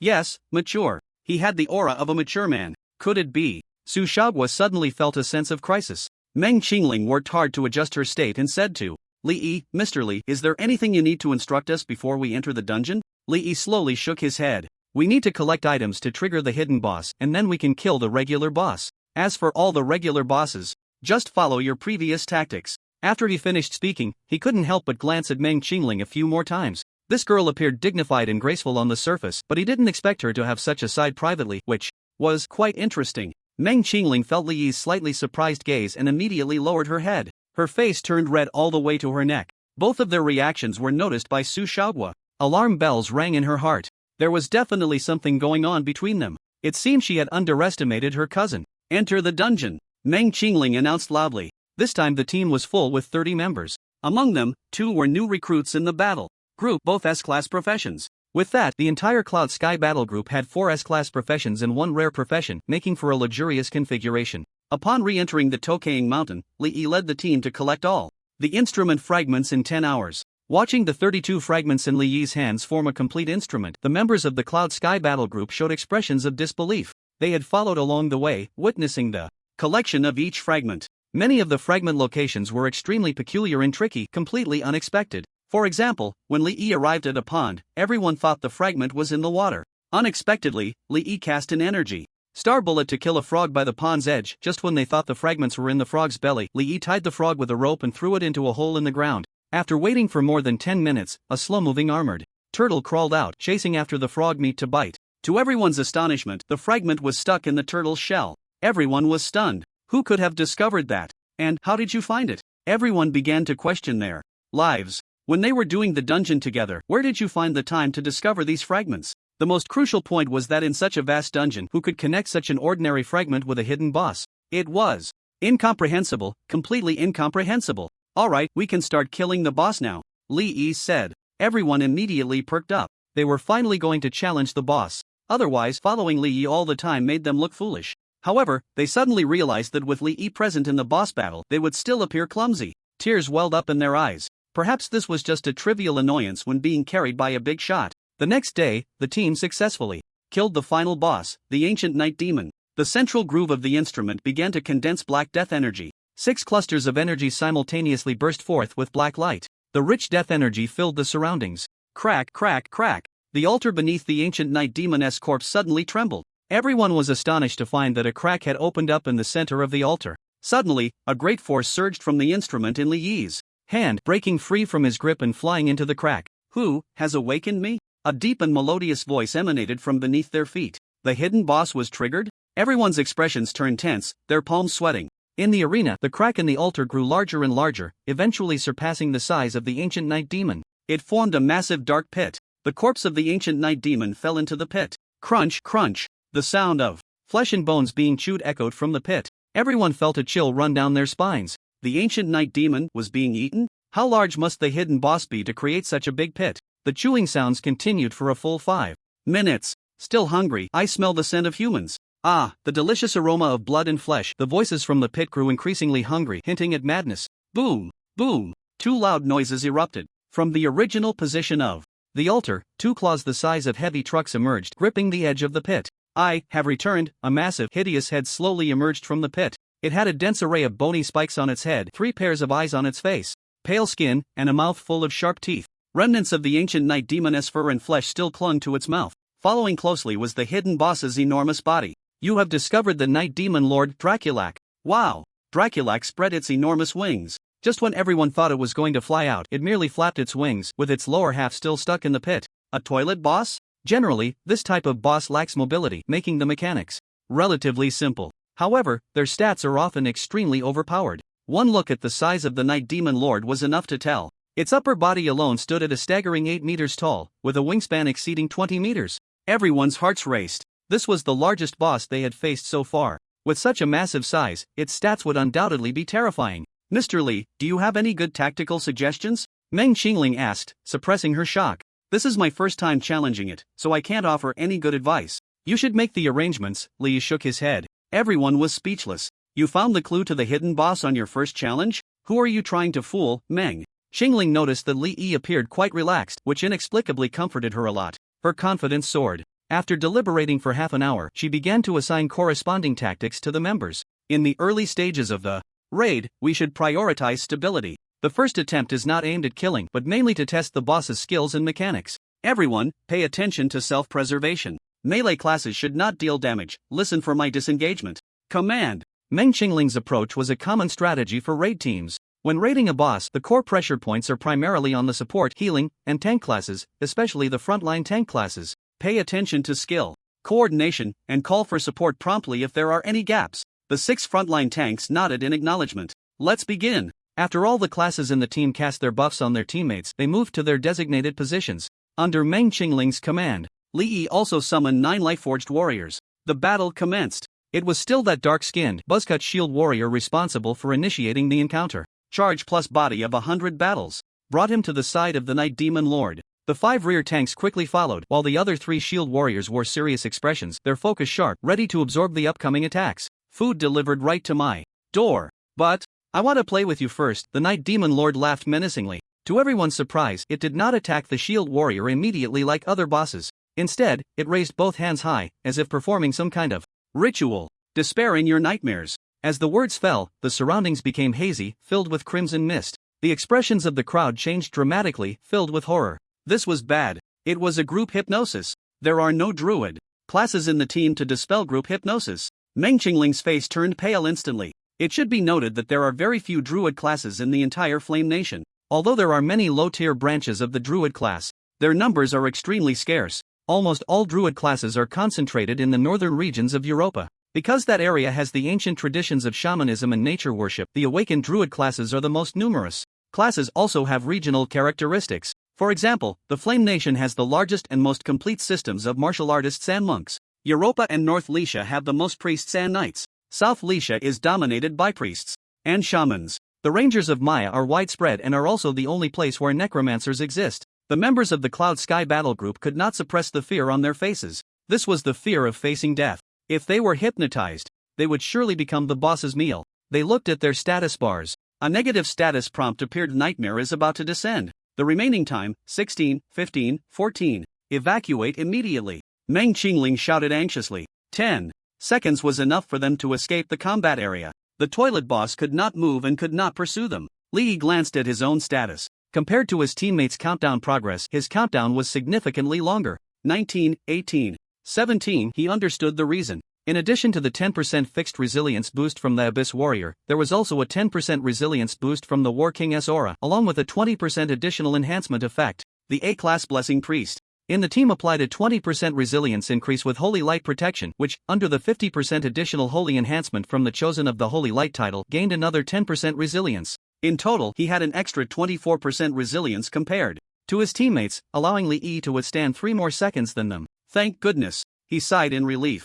Everyone quickly retreated. Ha, ants, you can't escape. The Night Demon Lord laughed maniacally, swinging its fists down hard onto the ground. Boom, a massive shockwave erupted from the ground, sending everyone uncontrollably flying 2 meters high. As they landed, they barely managed to take a few steps. The Night Demon Lord's second strike was upon them. Again. Once more, they were sent flying. It's over. As the countdown neared its end, the members of the Cloud Sky Battle Group fell into despair. Boom. They were struck again, and the countdown ended. Before being hypnotized, Su Xiaogua, unwilling to give in, unleashed the True Chi Thunder Pattern Shield. But as she fell into slumber, the skill dissipated immediately without support. Li Yi communicated with the summoning space through his thoughts. 3, 2, the beautiful figure of the Sword Saint's sister appeared beside Li Yi, reaching out to catch her falling master in her arms. The surrounding crimson mist had no effect on her whatsoever. Delicious food. The Night Demon Lord laughed heartily. Lai Yu frowned. You're so noisy. She extended her hand. The 2-meter-long dark red sword body of Frenzied Slaughter Imperial weapon coalesced in her grasp. With a casual swing, she unleashed Frenzied Sword Technique Break. A massive sword energy tornado howled toward the Night Demon Lord. Crack! The Night Demon Lord's smile froze on his face. I have slept for countless years, I refuse to accept this. A large hole was blasted through his chest as he fell in rage toward the ground. Frenzied slaughter, imperial weapon returned to the back of her hand. The Sword Saint's sister smiled slightly, affectionately pinching her master's cheek. Her master is so cute. Unable to resist, she leaned down and kissed her master on the lips. 1 minute later, Li Yi was the first to wake up. Thank you, sister. He hugged Li Yu's neck and happily planted a forceful kiss on her cheek. The Sword Saint's sister immediately showed a satisfied expression. That sister sounded delightful. Li Yi jumped from Li Yu's embrace to the ground, summoning the Sword Saint's sister into the summoning space. A few seconds later, the other members of the Cloud Sky Battle Group also began to wake up. The first reaction of everyone, upon opening their eyes, was to run outside the battlefield. But the next moment, all their gazes were drawn to the enormous corpse in the center of the altar. Dead, dead. The members' expressions were blank as they stiffly turned their eyes toward the profession panel. You have killed the Night Demon Lord, gaining 400 experience points. First kill bonus 400 experience points. Really dead? Who killed it? A storm of emotions surged in everyone's hearts as they unconsciously looked at Li Yi. Li Yi met their gazes and tossed the 2 pieces of equipment dropped by the Night Demon Lord to Meng Qingling. He shook the eye of the Night Demon in his hand. I have use for this material. After saying that, he jumped onto the light-forged warrior, preparing to leave the dungeon. Everyone's eyes were fixed on Li Yi's figure, feeling their heads buzzing. Undoubtedly, the Night Demon Lord was killed by Li Yi. They glanced at the time. From the start of the battle until now, it definitely hadn't exceeded 5 minutes. In such a short time, he had personally killed a hidden boss of heroic difficulty. Everyone felt a bit breathless. How did he manage that? With skills? Or items? Regardless of which, it was enough to shock them. It overturned everyone's understanding. The most crucial question was, how many times could he use such a trump card? Su Xiaoguo's heart raced. Her mind was filled with the image of Li Yi she saw upon waking. It finally froze on his calm and composed expression. She had imagined Li Yi's abilities to be terrifying enough, yet she realized she still underestimated this man. Su Xiaoguo looked at her cousin and found her reaction was not much better than her own. She smiled wryly. Even though she was a campus beauty at the Imperial Capital University, she still felt a lack of confidence inside. They say you shouldn't meet someone too stunning in your youth. She and her cousin had already encountered such an extraordinary man. How could any other male catch their eye? Perhaps only teammates from the exotic race girls battle group could be worthy of him. No wonder the pictures she sent received such cold replies from Li Yi. After a long while, Meng Qingling took a deep breath and said with a trembling voice, "Let's clear the dungeon." The crowd turned silently to the shattered camera outside the battlefield and then turned away. Everyone was smart. Without the recording, it would be impossible to find the 32 fragments of the instrument needed to activate the hidden boss again. Not to mention that the pace of the entire process was incredibly fast, leaving no time to remember the 32 locations. Even if someone had that awareness, who could remember so many? By destroying the camera, Li Yi was clearly telling everyone that this hidden boss would remain sealed once more. The fact that he soloed the boss would also be covered up. Even if they were the pride of the Imperial Capital University, if someone claimed that someone soloed the hidden boss of the heroic dungeon without any evidence, no one would believe it. Moreover, not everyone in the Yun Kong battle group was united. The majority would definitely choose to keep this secret and get along well with the Alien Girl battle group. Even if a few individuals jumped out to reveal the truth, the other members would most likely not corroborate or cooperate. In the end, they would only become a complete joke. Therefore, even if Meng Qingling did not specifically remind all the members of the group, everyone knew how to choose. They smoothly arrived at the dungeon exit. All members of the Yun Kong battle group tacitly avoided mentioning the hidden boss. Li Yi was very satisfied. Dealing with smart people was comfortable. If anyone had asked during that time, he would no longer have any interactions with the Yun Kong battle group. No matter how exciting Meng Qingling's dance or Su Xiaoguo's lewd pictures were, it wouldn't matter. Upon exiting the dungeon, Li Yi's character panel displayed a message. Togen Mountain, Heroic Dungeon Challenge completed. Time taken 1 day 23 hours 58 minutes, current world ranking first. Togen Mountain, Heroic Dungeon Challenge completed. Overall score golden 9 stars, current world ranking first. Your Adventure King badge value has increased. He looked at the attributes of the Adventure King. This time he gained a total of 105 attribute points. Adventure King, badge, quality, crown, strength plus 106, agility plus 106, constitution plus 106, spirit plus 106, magic power plus 106, equipment effect, 1, movement speed plus 30%, 2, critical hit chance plus 7.5%. Note, you will find it easier to gain favor from friendly units in the dungeon. The members of the Yun Kong battle group widened their eyes, staring in disbelief at the panel notification. They actually received a full star rating. This was also their first full star rating. Not only that, they also received the badge awarded for achieving a full star rating. Brave Adventurer. Brave Adventurer, badge, quality, gold, strength plus 30, agility plus 30, Constitution plus 30, Spirit plus 30, Magic Power plus 30, Equipment Effect, 1, Movement Speed plus 10%, 2, Critical Hit Chance plus 3%. Note, in the dungeon, friendly targets will remain friendly towards you. Everyone was ecstatic. They were aware of the recent events where the top professional teams in the world sent rookie squads to challenge dungeons in the in-country. Now, the badge they received, although not comparable to the Adventure King badge of the Alien Girl battle group, was stronger than the Brave Adventurer badge obtained by the world's top battle groups, especially the last point, which ensured that this title would never go out of style, because equipment that increases NPC favorability in dungeons was incredibly rare. Meng Qingling's excited face turned red. The critical hit attribute was extremely important for the Yarrow Master profession, far exceeding the benefits brought by the main attributes. She would even choose equipment with critical hit over some main attributes just to stack critical hit. This increase of 3% was a significant boost to her strength. Su Shaoguo cheered with joy. The martial artist had a very high demand for movement speed, and a 10% increase in speed was a huge enhancement for her. Meng Qingling approached Li Yi, completely forgetting her shyness, her eyes sparkling as she said, "Mr. Li, thank you so much. I really don't know how to repay you." Li Yi instinctively wanted to say, "Come dance a little closer," but he held back the words. "You all contributed as well. We can collaborate again in the future. I have something to attend to, so I'll take my leave now," Li Yi said with a smile. Su Shaoguo ran over, initially wanting to rush up and hug Li Yi's arm. However, when she got close, she felt a bit timid and didn't dare to step forward. She looked at Li Yi with eyes that seemed to speak. "Brother Li Yi, if you need us in the future, just let us know, and we will do our best."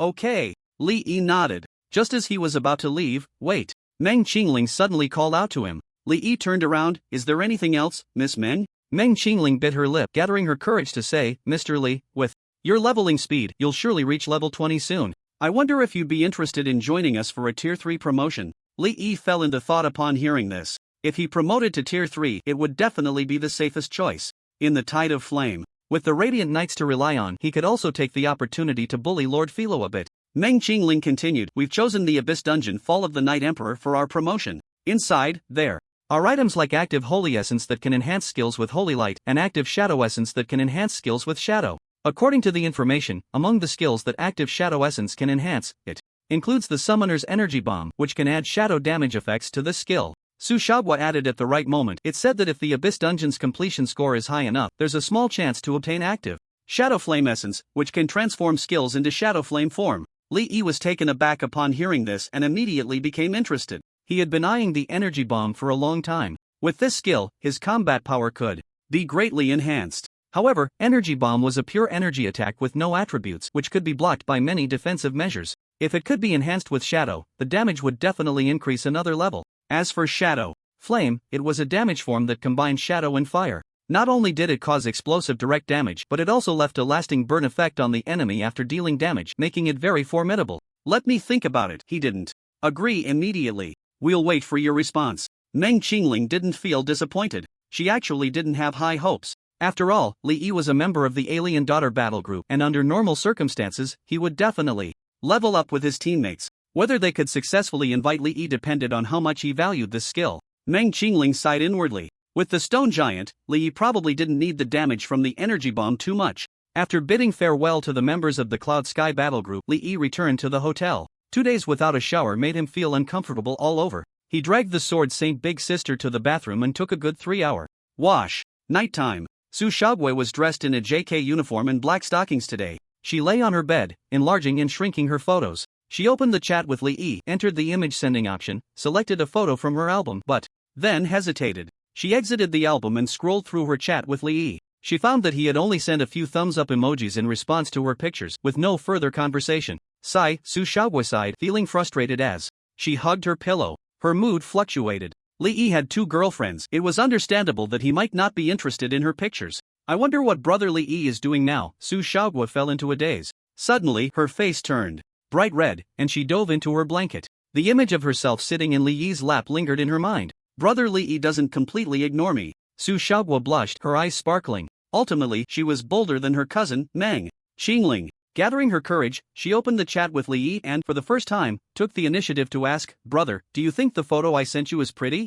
After sending the message, she tossed her phone aside. Ding dong. It was a special reminder notification. Li Yi had replied. She hid under the covers, wanting to look but too afraid to do so, fearing that Li Yi would say it wasn't pretty. The worst outcome would be him wanting to clarify their relationship and Lay everything out. That would absolutely crush her. After fidgeting under the covers for a long time, Su Xiaoguo finally nervously picked up her phone and opened the message. She saw that Li Yi had simply replied with 2 messages, a total of 4 words: pretty, love it. Su Xiaoguo was instantly enveloped in immense joy. She immediately sent back 3 shy emojis. Then she typed a string of brother bad guy bad guy bad guy bad guy bad guy. Finally, happily, she sent Li Yi the photos she had taken that day. At the same time, Meng Qingling was lying on her bed in a bathrobe, her hair spread out. She stared blankly at the ceiling. She wasn't in the mood to dance today. The gap is too big. She felt very dejected. Suddenly, she thought that the titles of the first beauty of the Imperial Capital University and the most beautiful group leader were just empty words. In front of true strong individuals, they were insignificant and didn't provide her with any advantage. All her previous superiority and pride were merely built on the foundation of the weak. Her phone rang. It was her cousin calling. She clicked to answer. What's up? Facing her younger sister, whom she had grown up with, she didn't hide her emotions. Su Xiaoguo immediately sensed that her cousin was likely feeling the same way she was. However, compared to her, Meng Qingling's thoughts were deeper, and the blow she received would be greater. Sister, you must have messaged brother Li Yi privately, right? Meng Qingling's heart raced, and she immediately denied it. I didn't, don't talk nonsense. Laughter came from Su Xiaoguo on the other end. Someone's favorites used to be long videos of dungeon strategies and analyses, but recently there are some questionable contents added. I wonder why. So hard to guess. Meng Qingling's face instantly turned as red as the evening glow. Oh no! She forgot that she and her cousin followed each other. But fortunately, her social media account hadn't informed anyone else besides her cousin. On the phone, Meng Qingling fell silent. Su Xiaoguo's expression was one of delight. It was the first time she had seen her cousin so flustered in front of her. Sister, what I want to tell you is that your competitor is not me, so there's no need to use your position as group leader against me. After saying that, she hung up the phone. Meng Qingling's face was a mix of shame and guilt. Just then, Su Xiaoguo sent her a message. She opened it. It was a screenshot of the chat between her cousin and Li Yi. Sister, let's see how you choose, I really don't mind. After sending the message, Su Xiaoguo comfortably flopped onto her bed. If it weren't for the fact that you've protected me all these years, I wouldn't tell you. A sly smile appeared in Su Xiaoguo's eyes as she pondered how to get the video her cousin sent to Li Yi. That way, she would have leverage over Meng Qingling. The feeling of making her cousin flustered was truly exhilarating. She was starting to love this feeling. Meanwhile, Meng Qingling also mustered the courage to ask Li Yi about his thoughts on the dance she performed. Pretty. But Meng Qingling's heart tightened. Not as good as last time in the tent. Li Yi was speaking the truth. Although Meng Qingling danced quite well in the video, it was too polished and not authentic enough. The tent performance was the most impactful. The message was sent. It took a full 2 hours for Meng Qingling to reply. Next time, I'll dance for you in person. Li Yi was taken aback. Brother? With Meng Qingling's aura, calling him brother had a unique charm. Sister. Li Yi was filled with fighting spirit. The Sword Saint elder sister's eyes sparkled and the corners of her mouth lifted slightly. Did the master think he was capable again? After recognizing his position, Li Yi had restrained himself quite a bit. Fortunately, the Sword Saint elder sister had advanced to the emperor level, achieving an exquisite control over her body. With a deliberate reduction in tolerance, it didn't leave Li Yi's little heart shadowed. The next day, Li Yi sent the strategies for the 15-person normal dungeon abomination slaughterhouse, as well as 1 heroic difficulty 5-person dungeon and 2 normal difficulty 5-person dungeons to Shinnansing. The Thunderstorm battle group, consisting of 100 members, all advanced to the 2nd tier without any injuries. After 2 days of skill learning and equipment configuration, they were ready for the 2nd tier level up. From the 2nd tier onward, Shinnansing's extraordinary industry would officially be on track. During this time, there was a small incident. When Shinnansing was preparing to announce that the Thunderstorm battle group had also successfully advanced, he was summoned for a discussion by the authorities. After a detailed understanding, the higher-ups stated that Shinnansing could release the corresponding video content, but it must be strictly noted that their successful advancement was based on the assistance of the Alien Daughter battle group. The authorities did this out of concern for protecting other novice professionals to prevent some arrogant individuals who were still unaware of their limitations from rushing into abyss dungeons to level up. Regarding this, Shinnansing was more than willing to cooperate. No one understood better than him how this advancement came about. During the Battle of Flamewave Tide, if it weren't for the special care of the Radiant Knight, they would not have been able to advance without losses. Without expanding, the paw pads looked like mere pink marks. Alright, it's forged. Philo waved her hand, and the staff fell into Li Yi's hands. Novice Summoner's Nightmare, Staff, Quality, Mythical, Pink, Constitution plus 120 Spirit. Plus 120 magic power plus 300 level requirement, 16 equipment effect, spell penetration plus 40% class exclusive 1, skill points plus 5, summoner only, class exclusive 2, summon nightmare, active skill, summon nightmare, consumes 40% of mana to summon. a nightmare onto the battlefield, applying the Nightmare Strike curse to enemies within a 20-meter range, reducing their movement speed and hit rate by 40% and magic resistance by 20%, lasting for 1 minute, cooldown time 2 hours. The mythical staff was 1 meter long, with silver patterns throughout. At the top were 2 eyes of the night demon, now turned into black crystals, entwined and devouring small parts of each other. Li Yi couldn't help but caress it. The staff felt excellent in his hands. After Philo's forging, its attributes were significantly higher than those on the blueprint. These were all secondary. The greatest boost for Li Yi was still the spell penetration and skill points. He allocated all 5 skill points to Lightforged Warrior, raising the skill level to 18. Li Yi also used a Holy Light Weapon enchantment rune on the mythical staff. This time, the enchantment effect was not Holy Light Radiance, but rather an effect called Holy Light Swiftness. Holy Light Swiftness, enchantment effect. When releasing a skill, there is a 30% chance to trigger the swiftness effect, increasing your movement speed by 50% for 10 seconds. Wow, this effect is awesome. Li Yi's eyes lit up immediately. If triggered, he would have an additional movement speed bonus of up to 167%. Who could catch up with him? His survival ability had also improved. Of course, the best survival skill for a summoner was still damage transfer.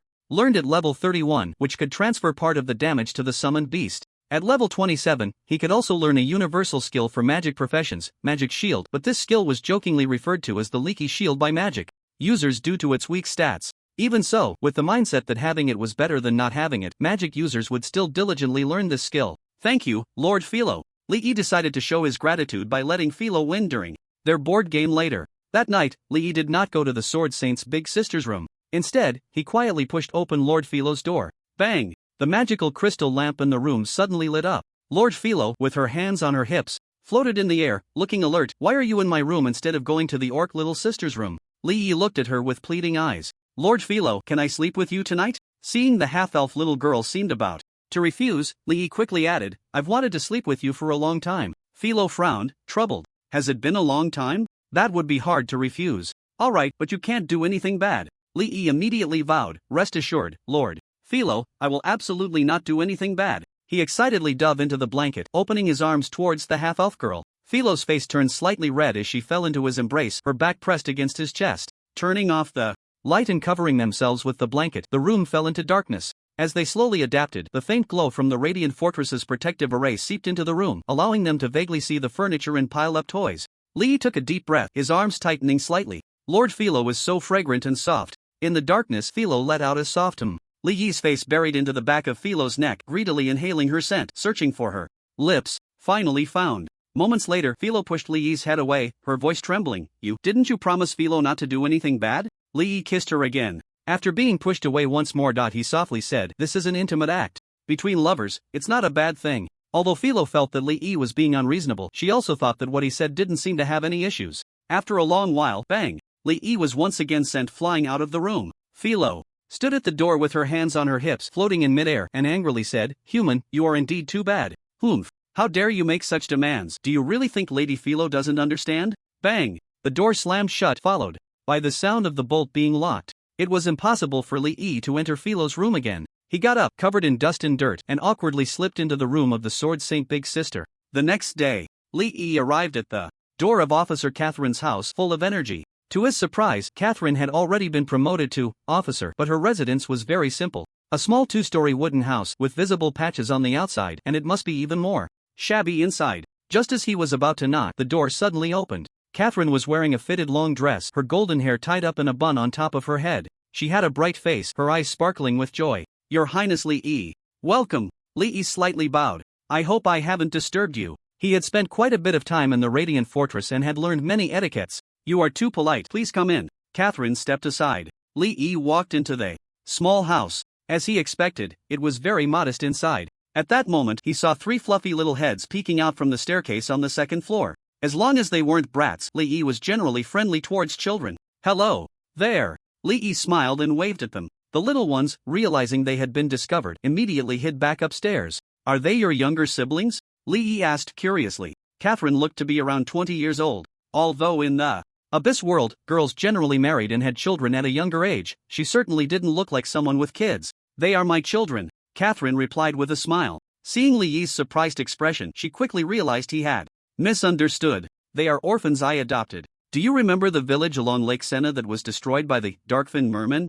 Lee nodded, indicating he remembered. Then he suddenly realized, are they the survivors from the village? Catherine nodded. During the post-war cleanup, I found them in a cellar, so I brought them back to the fortress, but the orphanage was already full, so I adopted them. Lee admired her. Catherine, you are very kind. She shook her head.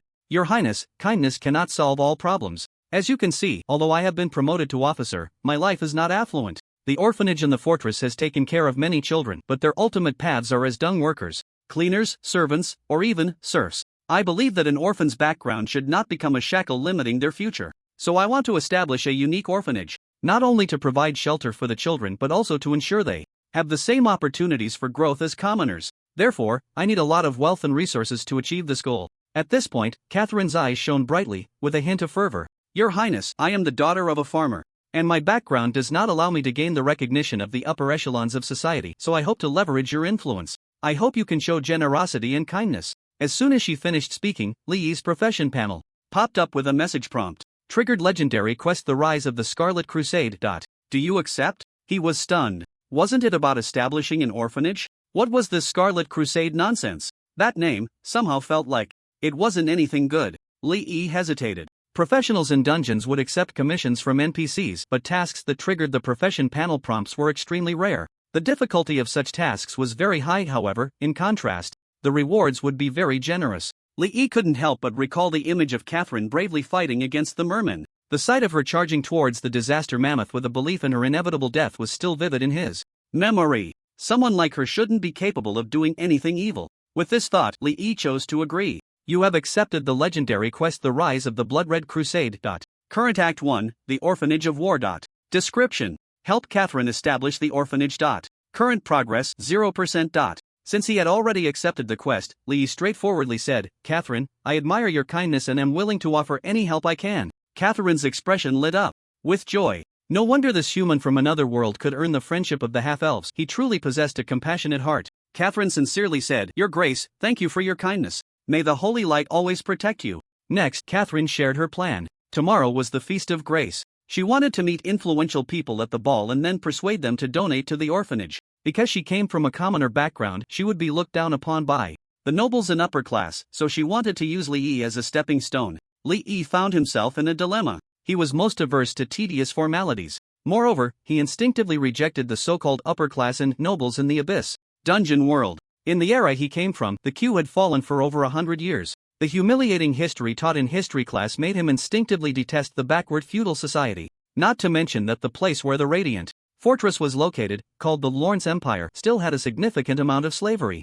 Despite the Radiant Knights appearing glamorous and holy, always speaking of compassion and the holy light, they would not hesitate to wield the whip on slaves. This was also why Lord Philo rejected the holy light. As she said, the holy light itself might not be the problem, but its followers were merely followers and did not represent the holy light. Not wanting to deal with these feudal old fogies while wanting to complete the quest, what to do? Suddenly, a brilliant idea flashed in Lee's mind. How about we hold a charity auction? Catherine looked puzzled. Your Grace, what is a charity auction? It was the first time she had heard this term. Lee roughly explained the concept to her. Catherine's eyes lit up. Your Grace, your idea is excellent. The nobles will surely be willing to open their wallets. But then, her gaze dimmed again. But what are we going to auction? Lee immediately took out the second-tier equipment that had dropped from the previous dungeon. They were all items he couldn't use, including the replaced equipment, like the Lorraine Master's heirloom staff. There were over 20 purple items and more than 30 blue items. These second-tier pieces of equipment, aside from the purple ones being worth a bit, the blue ones were practically worthless.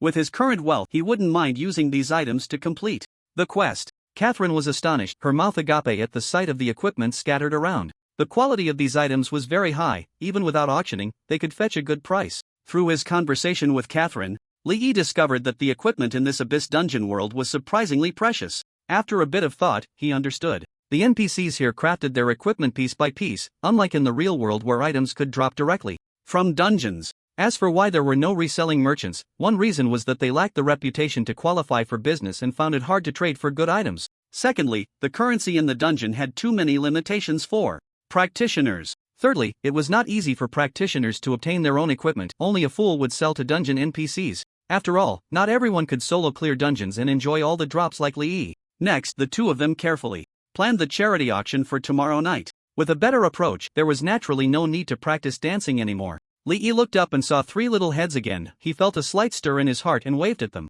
The three little ones hid back again. Seeing this, Catherine called out, "Come down, your highness wants to see you." After a moment of rustling, two blonde boys and a green-haired little girl timidly crept down the wall. Lee took out three desserts. The aroma immediately wafted out. "Come here, little ones, your brother has delicious treats for you." The three of them fixed their eyes on the desserts, their throats moving, but they didn't dare to step forward. Lee handed the desserts to Catherine, who then passed them on, and only then did the three take them. However, they first handed them back to Catherine. "You all eat," she said. Seeing their stubborn gazes, Catherine finally took a small bite. The sweet, soft texture filled her mouth. The little one smiled, and only then did they cautiously start to taste. "What are your names?" Lee asked. Arthas Menethil, the blonde boy with thick brows and big eyes, raised his head. He swallowed the pastry and said with determination, "I will definitely eradicate the scourge when I grow up." The other blonde boy was more introverted. Uther Lightbringer. Lee was taken aback. The suffix must be a surname, right? This doesn't sound like something an ordinary villager would have. Catherine seemed to see Lee's confusion. She explained, most ordinary villagers do not have surnames. In slightly formal occasions, they use their profession or religious belief as their surname. Lee understood. Using Lightbringer as a surname indicated he believed in the light. He looked at the last green-haired little girl and noticed her ears were slightly pointed and elongated. Is she a half-elf? He just didn't know if the elven blood came from her father or mother, or if both parents were half-elves. The little girl was the shyest, and under Catherine's encouraging gaze, she softly said, "I am Sylvanas Windrunner." Lee realized. So her father is an elf. Catherine praised. Sylvanas has a great talent for archery. She will definitely become an excellent ranger in the future. After parting with a few of them, Lee arrived at the rebuilt glorious fortress and met with the Grand Lord Mutoleni, inviting him to attend the charity auction tomorrow night. "My Lord Lee, I am very honored to be invited. Your kindness is admirable. May the merciful light always protect you." Grand Lord Mutoleni readily agreed. Lee secretly curled his lip. With so many orphans around, how can this Grand Lord have the audacity to speak of mercy? However, the Abyss Dungeon world has its own set of rules, so he didn't say much. Unfortunately, Kashio Jaman had gone to the front lines and couldn't attend. Otherwise, with these two great figures present, the charity auction would surely be even more spectacular. The next day. The day was for celebrating the annual Feast of Blessings. The auction was held as scheduled in the evening. Grand Lord Mutoleni's presence elevated the status of the auction. The upper class and nobles were very curious about Lee, the honorific lord blessed by the light. Almost everyone of note in the fortress attended. When it came to the auction phase, everyone was generous with their bids, and soon all the equipment was sold out. The proceeds exceeded Lee and Catherine's estimates by double. Lee had no concept of their currency units. However, seeing Catherine's incredibly excited reaction, it must be a very large number. Lee glanced at the progress of the first act of the quest, which jumped directly to 50%. It seemed that once Catherine completely built the orphanage, the remaining progress would be fulfilled. After spending another night in the treehouse, Lee left the Wave of Flames and began the leveling journey with Liu. Days later, both he and Liu reached level 20. After being promoted to the Emperor rank, the Sword Saint Big Sister gained 300 attribute points per level. All 20 skill points gained from level 5 were allocated to Path of the Sword Saint, raising the skill level to 37. Lee had good luck during this level up and also gained 3 skill points. With the 4 skill points from leveling up, his Lightforged Warrior skill level rose to 25. What excited Lee the most was that he finally learned the advanced skill of the Energy Star Bomb, Energy Explosion Bomb. The Star Bomb, originally the size of a fist, transformed into a bomb the size of a basketball, with its base power increased threefold. He specifically went to try it out in a 5-man dungeon of adventure difficulty. Relying on the Lightforged Warrior and the Energy Explosion Bomb, he had no problem soloing parts of the heroic 5-man dungeon without the Sword Saint Big Sister intervening, as long as there were no special mechanics involved. He could also solo the 15-man adventure level team dungeon, but he could only rely on the Lightforged Warrior to grind through slowly, as he couldn't use his own Energy Explosion Bomb. Once he did, it would inevitably cause aggro chaos, putting himself in danger. Lee sent a message to Meng Qingling, "I can be promoted to tier 3 now." During the gathering in preparation of the Cloud Sky Battle Group, Lee searched online for information about the Abyss Dungeon Night Emperor's Fall. This Abyss Dungeon has a long history, spanning 200 years. Besides the entrance at the border of the Flame Kingdom and the Addo Kingdom, there are 3 other entrances to Night Emperor's Fall around the world. This means that upon entering the dungeon, they would encounter practitioners from other countries. There are 2 major organizations within the dungeon, the Night Clan Resistance and the Holy Judgment Vanguard. The 2 organizations are currently working together to fight against the Night Empire, so they are not in a hostile relationship. Practitioners entering the Abyss Dungeon need to choose to join one of the organizations to help them eliminate the evil army of the Night Empire, the Holy Judgment Vanguard. Lee focused on searching for information about this organization, and found that it actually belongs to the Holy Light faction. However, its composition is somewhat complex. The main force is the Holy Church Army, along with other factions like the Radiant Knights, Kingdom Vanguard, and Free Alliance. Warriors. The Radiant Knights? Lee's eyes lit up. It's a pity I can't choose the Holy Light faction. He shook his head regretfully. The special item that can enhance the energy explosion bomb skill, Active Shadow Essence, mainly comes from the Night Clan Resistance. The Active Shadow Flame Essence is even unique to this faction. After checking their information, he found that this is a rebel army resisting the tyranny of the Night Empire from within. Being able to mix with the Holy Light faction might lend some legitimacy to their rebellion. However, after searching for a long time, the information he could find about the Night Clan Resistance was very limited. There were only some simple introductions, with no important information. In contrast, the Holy Judgment Vanguard had a wealth of related information and strategies. Lee frowned. If everyone chose the Vanguard, could it be that the Resistance is more of a trap? Of course, it could also be that practitioners are not very adaptable, or perhaps they are resistant to dealing with the Night Clan. In the information, the Night Empire is located in the underground world established by numerous dark races. Dark races are not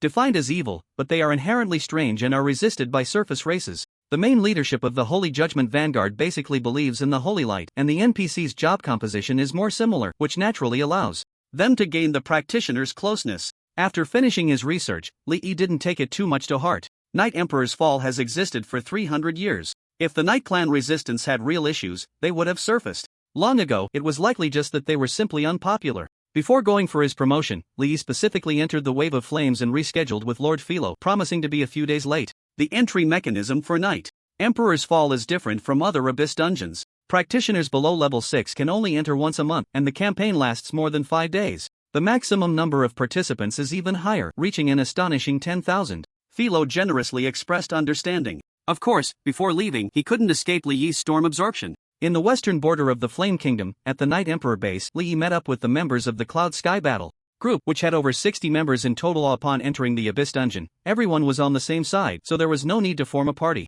Mr. Lee, this is Meng Qingling and Su Xiaoguo were both stunned when they saw Liuyue. What a beautiful woman. How could someone have such a delicate face? Especially that perfect devilish figure. The proportions were simply like something out of a comic book, giving the two of them a strong impact. The masterful demeanor and imperial majesty in her every gesture made them feel as if they were facing a high-ranking faction leader. Even though they were women themselves, their hearts raced, feeling a sense of admiration. Liuyue, my lover, Lee casually introduced. He naturally wrapped his arm around the waist of the Sword Saint's sister. Meng Qingling and Su Xiaoguo were both shaken, their faces slightly pale. They finally understood what kind of opponent they had faced before. Is this sister also a member of the Alien Daughter battle group? Lee nodded. The other members of the Yunкong battle group widened their eyes. This was the second member of the Alien Daughter battle group they had seen, but after just a glance, they averted their eyes. Because being closer to Lee, they could feel the pressure emanating from this female member of the Alien Daughter battle group more clearly. It was a kind of intimidation that seemed to come from the soul. The other unfamiliar professionals at the Night Emperor base were not so honest. Many, upon seeing such a tall woman, instinctively cast identification spells. How sharp was Liuyue's sword intent perception? She immediately sensed their actions. A cold glint flashed in her eyes. Don't be fooled by her gentle and charming demeanor in front of Lee. Her true nature was extremely proud. The imperial majesty was not to be offended. Lee sensed the change in the Sword Saint's sister's emotions, and his heart sank. He had witnessed Liuyue's violent fighting style in the dungeon, so he naturally understood her character. Sure enough, Liuyue snorted lightly. She no longer suppressed her imperial might. The overwhelming imperial pressure swept in all directions. All around, muffled groans could be heard. Among the thousands present, everyone trembled uncontrollably, an uncontrollable sense of fear surging from their hearts. Those above the third tier were better off. The third tier professionals, with their knees going weak, plopped down to kneel. Lee was taken aback. So fierce? As the Sword Saint's sister's master, he didn't feel it, but it turned out, imperial might was this powerful. Sister, don't be angry. All right, he quickly reassured her. Only then did the Sword Saint's sister's expression soften, and she repressed her imperial might. The kneeling professionals blushed as they got up, scurrying to hide in the corners filled with regret. They had thought the woman walking towards the Imperial Capital University team was also a student or a teacher. They never expected her to be a big shot. Deserved it, sneered a fourth-tier professional. Can identification spells be used on anyone? just lacking education. Now they've learned their lesson, right? That woman had already shown mercy. For those with bad tempers, a black eye would be a light punishment. The members of the Yunкong battle group watched the whole scene, horrified, each one silent as a grave. So strong. They also felt the pressure, though it was much weaker. But they realized the terror within it. They never expected it to be so frightening. Were the members of the Alien Daughter battle group not all low-tier professionals? But this lady's tier seemed absurdly high. Was she a hidden profession? Or a unique profession? Or perhaps she was of a very high level? Everyone speculated in their hearts. Meng Qingling took a long time to suppress the shock in her heart. Meanwhile, the usually quirky Su Xiaoguo stayed quietly beside her, not daring to look at Li Yi even once. Everyone waited in silence. More than 2 hours later, the staff glanced at the registration. Statistics. 2,500 people were enough, and they opened the dungeon's protective barrier. The Night Emperor's Fall, the Howling Wind Pass. Li Yi and the members of the Yunкong battle group stepped out of the dungeon's teleportation portal. What greeted their eyes was a vast mountain square capable of accommodating over 10,000 people. He looked up at the dim sky. In the distance, he could vaguely see a vast, boundless black stone layer stretching hundreds of meters high. Glowing creatures resembling spores floated in the air. Almost all the light sources came from them. At that moment, Li Yi caught a glimpse of a dazzling brightness from the corner of his eye. Following the source of the light, he saw a massive camp not far away, shining brilliantly. The light came from a huge crystal placed on a high pedestal in the center of the camp. The most striking sight was at the entrance of the camp. A 1.9-meter tall woman, dressed in a white holy robe and sporting enormous pure white wings, was smiling gently at the adventurers. Her skin was as luminous as jade, her features stunningly beautiful, and her light blue eyes were pure and flawless. A halo of holiness hovered above her head, and golden and white holy light flowed over her wings, radiating brilliance. Li Yi was momentarily stunned. Was this an angel? Not just him, almost all the adventurers who saw the angel were taken aback, then revealed expressions of adoration. Many knights and priests with white faces were even moved to tears. They knelt on one knee, crossing their hands over their chests, and fervently recited prayers. The knights and priests from the Flame Nation were also excited, but not as exaggerated as the white adventurers. However, when these people knelt down, it made the holy class adventurers from the Flame Nation feel extremely awkward. Kneeling was not an option, but neither was standing. In the end, they gritted their teeth and chose to bow, cursing the foolish foreigners in their hearts. Meng Qingling suppressed her surprise and came to Li Yi's side, whispering, "If I'm not mistaken, that's the leader of the Holy Judgment Vanguard, the Holy Angel, Sylphie, the Light of Healing. Strange, according to the information, she should be stationed in the City of Divine Protection, so why is she here to welcome adventurers?" Li Yi realized. No wonder she was so radiant. It turned out she was a hero-level unit, a faction leader. He just didn't know who was stronger, this angel's sister or the Judgment Priest in the Radiant Fortress. All the adventurers walked towards the camp without hesitation. Clearly, they intended to join the Holy Judgment Vanguard. Seeing this, Meng Qingling continued, "Mr. Li, although the chance of obtaining active shadow essence is greater with the Night Clan resistance, we can try to exchange it with the Night Clan NPCs using enough resources.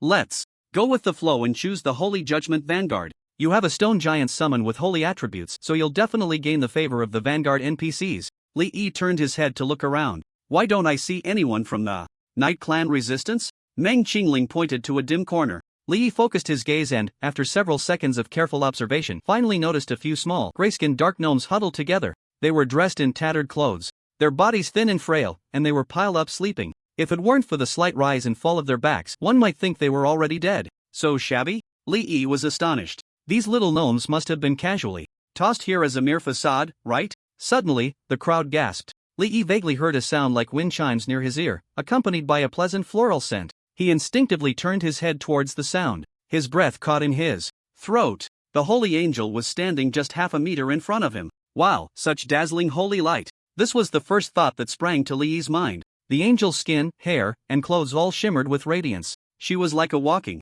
little light person. Of course, it could also be that the dim environment made her brilliance appear even brighter. After the initial gasps, all the adventurers looked at Li Yi in shock, not understanding why she had come to stand before this young man. The white knights and priests felt their hearts shatter. They were so devout, yet the esteemed angel had not even glanced at them. Why was this Flame Nation person receiving such special treatment? Who exactly was he? The members of the Cloud Sky battle group, though shocked, quickly reacted and dispersed to make way. They bitterly smiled in their hearts, feeling they were almost getting used to it. From now on, no matter how much commotion Li Yi caused, they would not be surprised. The members of the Yunкong battle group, wearing the emblem of the Imperial Capital University, were quickly recognized. They immediately associated it with the recent video featuring the summoner from the exotic race battle group. Now, looking at Li Yi's attire and figure, He is a member of the exotic race battle group, someone shouted. The crowd was shaken. Those who had seen the video immediately thought of that summoner from the exotic race battle group, as well as the stone giant summon with divine attributes. Could it be that an angel had come to him, related to the stone giant? But while the stone giant's summon was indeed powerful, it shouldn't warrant a personal visit from the faction leader, right? Sylphie, the light of healing, revealed a warm smile like the sun. Esteemed adventurer from another world, blessed by the holy light, I sensed your arrival and came to welcome you. Welcome to the abyss. Li Yi was quite surprised. He couldn't help but ask, you can sense my movements? The angel maintained her smile. Seemingly sensing Li Yi's concerns, she gently said, this is guidance from the holy light. I can only vaguely sense certain signs, so you need not worry. Your arrival is a blessing for the city of holy protection. We need your help. Li Yi felt conflicted. This was a difficult situation. He was planning to obtain the active shadow essence, and if possible, it would be best to get the active shadow flame essence. This was an item that could only be obtained during the third-tier promotion trial battle. If he missed this opportunity, there would be no chance later. However, following the angel sister might provide a chance to further strengthen the light-forged warrior. But that was just speculation. What he could actually gain remained uncertain. One thing was for sure, though, following the angel sister would definitely ensure a higher success rate for the third-tier promotion. Just as Li Yi was contemplating, the angel sister suddenly turned to look in a certain direction. The crowd followed her gaze.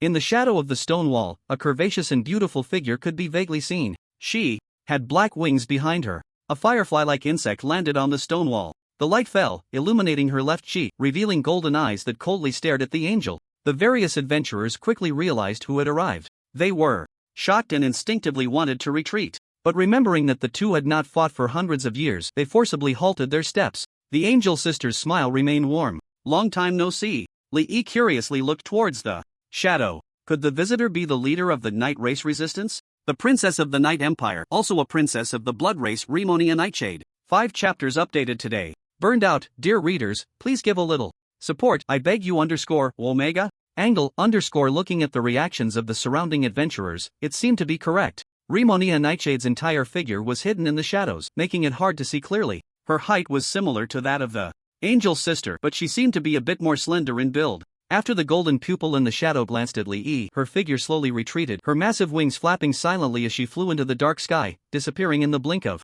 an eye. Rimonia must have sensed my movements and came to investigate out of curiosity, the angel sister said, retracting her gaze from the night sky and smiling at Li Yi. Adventurer, please come with me to the city of holy protection. The other adventurers looked on with envy. The white knights and priests had reddened eyes, their faces filled with jealousy. The faction leader personally inviting someone was an immense honor. Adventurers rarely had the opportunity to meet faction leaders, otherwise they wouldn't have been so emotionally overwhelmed upon seeing the angel. After a moment of hesitation, Li Yi sighed and said, Lady Sylphie, I'm sorry, but I cannot go with you to the city of holy protection. The Night Race Resistance has something I desire even more. As the words fell, the surroundings fell silent. Everyone looked at Li Yi in disbelief. He had just actually rejected the angel's invitation, choosing to go to that hellish place, the Night Clan Resistance? Meng Qingling was anxious. She disregarded the angel beside her and rushed to Li Yi's side, her tone urgent. Mr. Li, the promotion battles at the Night Clan Resistance don't even have written guides. If you go, you'll have to rely solely on your own exploration. I advise you not to act impulsively. The Abyss Dungeon was not the same as the regular heroic dungeons. It was far too dangerous. All adventurers had to rely on the advantage of a large force, built on numbers and the abilities of NPCs to clear it. No matter how strong Li Yi was, he was still relatively weaker compared to the NPCs, and there was a significant gap. Just in terms of levels, it was an insurmountable chasm. Moreover, whether there were any NPCs to rely on at the Night Clan Resistance was still unknown. Li Yi smiled slightly and said, I have made up my mind, you don't need to persuade me anymore. Don't worry, I will successfully clear it. Su Xiaogua immediately said, then we'll go with brother. Members of the Cloud Sky Battle Group nodded in agreement, indicating they could go alone. Li shook his head, saying, no need, you should stick with the main force. You don't have to worry about my safety. He had the Sword Saint Big Sister to protect him, so he really didn't need to worry too much about safety. If Liyue couldn't solve it, then no matter how many adventurers there were, it would be useless. And if the Cloud Sky Battle group came along, having more people would only hinder them. The two sisters looked at Zelufii, hoping this angel sister could persuade Li Yi to change his mind. Zelufii showed a look of regret on her face. Adventurer, since you have made your decision, I respect your choice. She stepped forward, extending her delicate white hand to lift Li Yi's hand, placing 2 potions in his palm. The angel sister's palm was smooth, warm, and soft. A sense of peace and tranquility instantly filled Li Yi's body and mind, making him feel incredibly calm. Adventurer, these are two third-tier potions, a life recovery potion and a defense enhancement potion. I hope they will be helpful to you. Hiss. The surrounding adventurers were shocked, feeling as if their brains had stopped functioning. Was there really no justice left? The faction leader personally invited him and even proactively offered him items. Moreover, they were extremely precious potions. These were crafted by an NPC. What was the name of the angel big sister? Zalufii, the Light of Healing. The Light of Healing was not her surname, but her title. It was a title used as a surname. Why did she have this title? Because she was not only a terrifyingly powerful holy angel but also a formidable alchemist. The potions she crafted were incredibly potent, far beyond what adventurer alchemists could compare to. In a sense, these two potions were equivalent to two lives. The white-skinned people of Europa had red eyes, nearly going mad with jealousy. Damn those people from the Flame Nation, he had touched the holy hand of the angel. Since entering the dungeon, the angel had not even glanced at them. What was so special about that heretic from the Flame Nation, that he deserved such care from the angel? Thank you, Lady Zalufii. Li Yi's expression was calm, his tone indifferent. The white-skinned people of Europa, seeing this, nearly had their noses twisted in anger. They wished they could rush up and beat Li Yi up. The attitude of the Flame Nation people was too terrible. It was simply extremely rude. The angel had bestowed life-saving potions. Such a tremendous favor could never be repaid in a lifetime. They should be kneeling on the ground, moved to tears. The angel's sister released Li Yi's hand, revealing a warm smile. Goodbye, adventurer. The city of holy blessing will always welcome your arrival. She looked at the tall lady beside her. Li Yue, please ensure your own safety. Although she couldn't see through the specific situation of this tall lady, her keen intuition told her that this lady was extraordinary. The Sword Saint Big Sister nodded. She would naturally do her utmost to protect her master's safety. Zillifi's wings trembled, transforming into a dazzling rainbow light that shot straight into the sky. Meanwhile, the professionals on the platform, led by the soldiers of the Holy Judgment Vanguard, marched grandly towards the city of divine protection. Mr. Li, you must act with caution and prioritize your safety, Meng Qingling urged. Su Xiaoguo waved her hand, saying, Brother Li Yi, make sure to take care of yourself. The two of them turned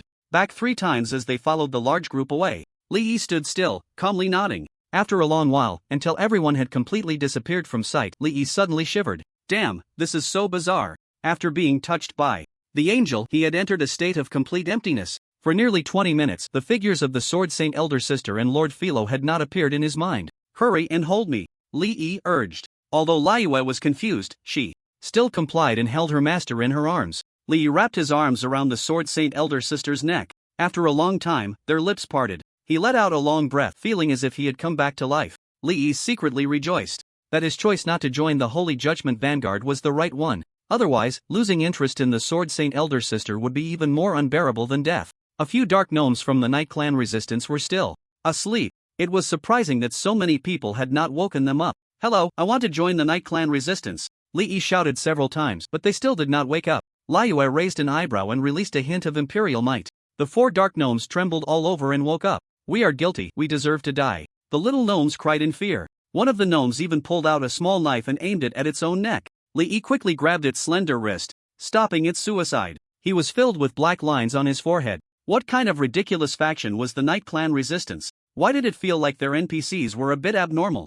Only then did the little gnomes realize that the figure before them was not a big shot from the Night Clan, but an adventurer from another world. They breathed a sigh of relief. Respected adventurer, do you wish to join the Night Clan resistance? One of the bald gnomes cautiously inquired. That's right. Li Yi nodded. The bald gnome nudged his companion with his elbow. Do you remember how to receive adventurers? His companion pondered for a moment. Reluctantly, he whispered, I forgot. Li Yi? He heard all of that. How could such an important thing be forgotten? Respected adventurer, please wait a moment, the 4 little gnomes awkwardly said to Li Yi. Then they huddled in a corner to discuss. After more than 10 minutes, one of the dark gnomes suddenly slapped his forehead and exclaimed, I remember now, the signal flare. We need to send a signal flare to the Night Stalkers. The 3 companions also recalled. The little gnomes were overjoyed and hurriedly searched their bodies. Finally, they found a signal flare on the dark gnome with a scar on his forehead. They placed the signal flare on the ground and took out a flint to strike it. Sizzle! Sizzle! Li Yi was completely speechless. Finally, the fuse was lit, and the bald gnome hurriedly aimed it at the sky. Whoosh! The signal flare shot straight up, exploding into a burst of crimson light. The scarred little gnome grinned, revealing a few scattered teeth. Respected adventurer, please wait a moment, a dark-winged bat beast will soon come to take you to the Court of Shadows. Li Yi nodded and patiently waited. In a distant underground world, a flying figure seemed to sense something. She stopped and turned around just in time to see the light of the signal. Flare. Surprise flickered in her golden eyes. A human adventurer from another world actually chose to join the Night Clan resistance? After a brief moment of astonishment, she withdrew her gaze and continued flying. Soon, she arrived above a massive city. On the high city walls, there was a place built with rows of huge wooden seats. That was supposed to be the resting place for the dark wingbat beasts, but now only a few bones remained. She frowned slightly after a moment of silence. She turned and flew towards the howling wind pass. During Li Yi's wait, the four small Baiga yawned, huddled together, and slowly fell asleep. They are in hibernation, reducing energy consumption, Li Yu explained to the master. They seem to have not eaten for a long time. Hearing this, Li Yi looked at their emaciated bodies and felt quite sorry for them. This was the most pitiful NPC he had ever seen. He took some food from his pack and offered it to them. Can you eat human food? The small Baiga instantly lost their drowsiness, their eyes shining brightly as they gulped. Thank you, noble adventurer. Your kindness is as noble as the night, may darkness be with you. They expressed their gratitude repeatedly. Li Yi twitched his mouth.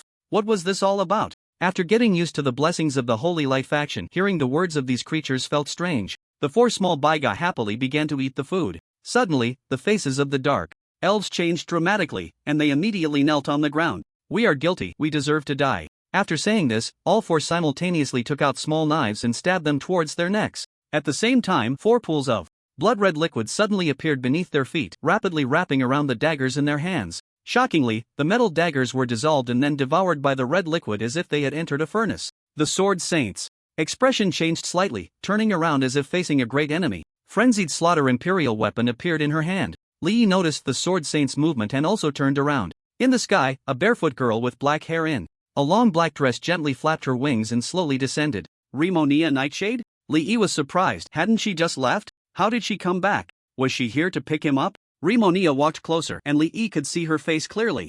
Golden eyes, fair skin. She was about the same height as the angel's sister, around 1.9 meters. Her beauty was stunning, but unlike the mature features of the angel's sister, she had a more youthful and innocent appearance. Her figure was also slender and tall. In terms of proportions, she could even surpass Lord Philo. Although Lord Philo was petite, her proportions were perfectly coordinated. The girl, however, was somewhat delicate. Fortunately, she did not appear weak. Instead, she exuded a noble and elegant aura. Her expression was in stark contrast to the angel sisters, with a cold and disdainful look, as if she despised everything in the world. Rimonia coldly stared at Li Yi, her beautiful and delicate face showing no signs of emotional fluctuation. But inside, she was very surprised. She hadn't expected that the otherworldly adventurer who chose to join the Night Clan resistance would be the one personally welcomed by Sylphie. Lady Rimonia, Li Yi bowed. After a moment of assessing Li Yu, the Blood Clan princess suddenly turned around. The hem of her long dress trailed to Li Yi's feet. Come up, she said coldly. Li Yi exchanged a glance with Li Yu.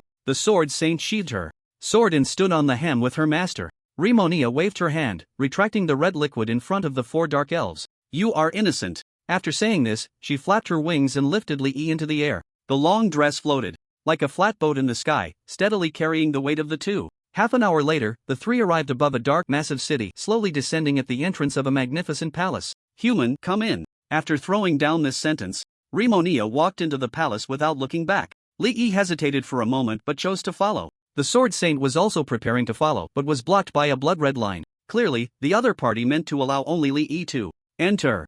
You wait for me here, Li Yi smiled, reassuring the Sword Saint not to be nervous. After all, this is the leader of the faction. How could she harm this little human? However, he found it somewhat strange that the profession panel did not display any progress information for the Abyss Dungeon campaign. Did the Night Tribe Resistance faction require certain additional conditions to trigger? Entering the vast palace, Li Yi discovered that the entire hall was adorned only with a long red carpet in the center and a dark golden throne at the end of the carpet. Aside from that, there were no other decorations. Lumonia sat on the throne, her long, slender legs crossed. One hand propped up her chin as she gazed at Li Yi. Her voice cold as she asked, Human, why did you choose to join the Night Tribe Resistance? Li Yi had read about the fall of the Night Emperor Abyss Dungeon. Although there were no corresponding strategies for the Night Tribe Resistance faction, the content regarding the Holy Judgment Vanguard mentioned this question and how to answer it. Since the two factions were currently allied against a common enemy, the answer should be universal. Thus, Li Yi replied in a formulaic manner, to overthrow the brutal rule of the Night Empire and uphold the justice in my heart. In the Holy Judgment Vanguard faction, NPCs typically responded to such answers by first thanking the otherworldly adventurers for their help, then concluding with praises for the Holy Light. However, the stunning princess revealed a playful yet sarcastic smile after hearing his response. Li Yi's heart sank. Had he answered incorrectly? Or was she dissatisfied with this outcome? Human, if you are here to uphold justice, why not follow the holy angels? You carry the blessing of the holy light, which would surely earn you her favor. If you were in the holy judgment vanguard, you would undoubtedly gain more benefits. So, what is your true purpose? Lumonia did not care which side the otherworldly human adventurers would help. They were too weak. Even in greater numbers, they could not make a decisive impact on the battle. What she was curious about was why this human, whom Sylphie valued so highly, made such an unusual choice. Li Yi sighed in relief upon realizing that the princess was merely curious. He had chosen the Night Tribe resistance to enhance his skills, which was not something he couldn't say. However, in most cases, characters from the Abyss world might find it hard to understand the meaning of skill enhancement items. I need to obtain an item that can enhance my spell power. Li Yi suddenly thought of Lord Philo's attitude towards the holy light and deeply agreed. Your Highness, in my view, the holy light is just a form of power. It does not represent justice. Lumonia's pupils constricted, clearly moved by Li Yi's words. The holy light is just power? The princess lowered her gaze, murmuring to herself. Suddenly, she let out a light laugh. Greedy and despicable humans, you even treat the holy light as a tool to seize power. I appreciate your perspective, but it seems you have not spoken the truth. Those blessed by the holy light cannot come to the dark race's faction seeking power. It appeared that this human adventurer was unaware of what it meant for Sylphie to personally welcome someone. Even the Archbishop of the Holy Light Church did not possess that qualification. Speak your true purpose. Lumonia suddenly waved her hand, releasing a red energy that struck Li Yi. The difference in both rank and level between the two was vast. Li Yi had no chance to react. After the energy entered his body, he trembled, his gaze becoming vacant, and his consciousness fell into a haze. Moments later, his eyes gradually regained their luster, but they were vastly different from before, now filled with a fervent light, as if he had become a different person. Lumonia adjusted her posture, resting her elbows on her knees, a mocking smile still playing on her lips. Human, I have unleashed your most primitive self. Now, follow the voice of your heart, and be your truest self. Tell me, what is your purpose in joining the Night Clan resistance? Li Yi's gaze fell on the face of the Blood Clan princess, slowly moving downwards until it finally rested on her delicate, white feet. His breath quickened slightly. To obtain the active shadow essence, and if given the chance, to acquire the active shadow flame essence, as well, to use them to enhance my energy bombs. Rimonia frowned slightly. She had never heard of these two items. She was aware of shadow flame, which was a type of shadow energy that was difficult to control and extremely violent. For a human favored and blessed by the holy light to seek the power of shadows? What a joke! A look of irritation surfaced on Rimonia's face. This human from another world was indeed extraordinary. He could resist her manifestation of desire. Although this was her first time using this minor spell, her rank was high enough that it did not affect its power. The princess's expression darkened as she cast Manifestation of Desire on Li Yi once more. This time, the red energy was even more intense. Besides this, tell me your other purposes. Li Yi slowly walked towards the princess. I have no other purposes, but I have gained one more purpose now. He gazed earnestly into Rimonia's face. Your Highness, I think I have fallen for you. Ha! Even as the leader of a faction, having experienced countless wars and battles, Rimonia was momentarily stunned. After 1,000 years, this was the first time she had received a confession from a male. Even though this human man was under the influence of her spell, amplifying his emotions and desires, it was enough to indicate that he indeed held feelings for her. Rimonia's expression became strange. A human actually had feelings for her, a dark creature? What the great Blood Clan princess did not know was that Li Yi was simply a superficial admirer. He gazed at Rimonia, his eyes gradually becoming infatuated. Your beauty is so stunning that the moon would shy away in shame, and the flowers would feel embarrassed in your presence. Your figure is more graceful than an elf's, more enchanting than an angel's. Your aura is so elegant, mysterious, and noble that it captivates me beyond measure. A hint of shyness flashed in Rimonia's eyes, followed by annoyance. Enough, she interrupted sharply, her eyes filled with anger. Do you think you can deceive me with such tricks? She cast Manifestation of Desire on Li Yi again. The first two times, she had weakened the spell's effect due to Li Yi's low rank and strength, but this time, she unleashed a power that matched her own rank and strength. Even Sylphie would not be able to withstand it physically and would have to use a holy spell to dispel it. Li Yi's eyes revealed a look of infatuation. Your Highness, perhaps I will lose my life because of this, but I truly cannot suppress my feelings for you. As he spoke, he stepped forward slowly and knelt on one knee before the throne. Rimonia looked at him in confusion, not understanding what he was doing. Your Highness, it is so perfect. Li Yi reached out, gently grasping Rimonia's delicate foot, his gaze filled with devotion, as if he were meeting a deity. Rimonia's body trembled. Her golden eyes were filled with disbelief. This human actually touched her. In over 1,000 years, aside from her mother, this was the first time she had been touched by another being. This human not only touched her, but he also dared to move his fingers. And he was very skilled at it. How could he be so skilled? Remonia's heart became a bit chaotic. She realized that she seemed to have misunderstood this human from the very beginning. Perhaps he really was just seeking power. Just then, a warm and tingling sensation on the top of her foot made Remonia's body suddenly stiffen. You insolent! Her long legs suddenly exerted force, and the top of her foot struck Li Yi's face. The tremendous force sent Li Yi flying several meters away. This was still under the condition that Princess Remonia had timely restrained her strength. Otherwise, his head would have surely exploded. Rude intruder! Remonia stood up from the throne, her waist-length black hair dancing wildly behind her as if stirred by an invisible wind. A strange blood-red pattern spread across her forehead, and two sharp fangs glinted menacingly from her mouth. The membranous wings behind her spread wide. Scarlet energy erupted from her body in a furious burst, shooting straight into the sky. All the dark creatures in the Shadow Walker's court turned in astonishment towards the palace, puzzled as to why the princess had suddenly unleashed such a frenzied aura. At the bottom of the palace steps, Liyue frowned. If it weren't for the normal life connection with her master, she would have rushed in without hesitation. Inside the palace, Remonia glared hatefully at the unconscious human on the ground, her chest heaving violently. She was so angry. All of this was self-inflicted. She raised her hand and waved it towards Li Yiling. Instantly, red energy scattered from Li Yi's body.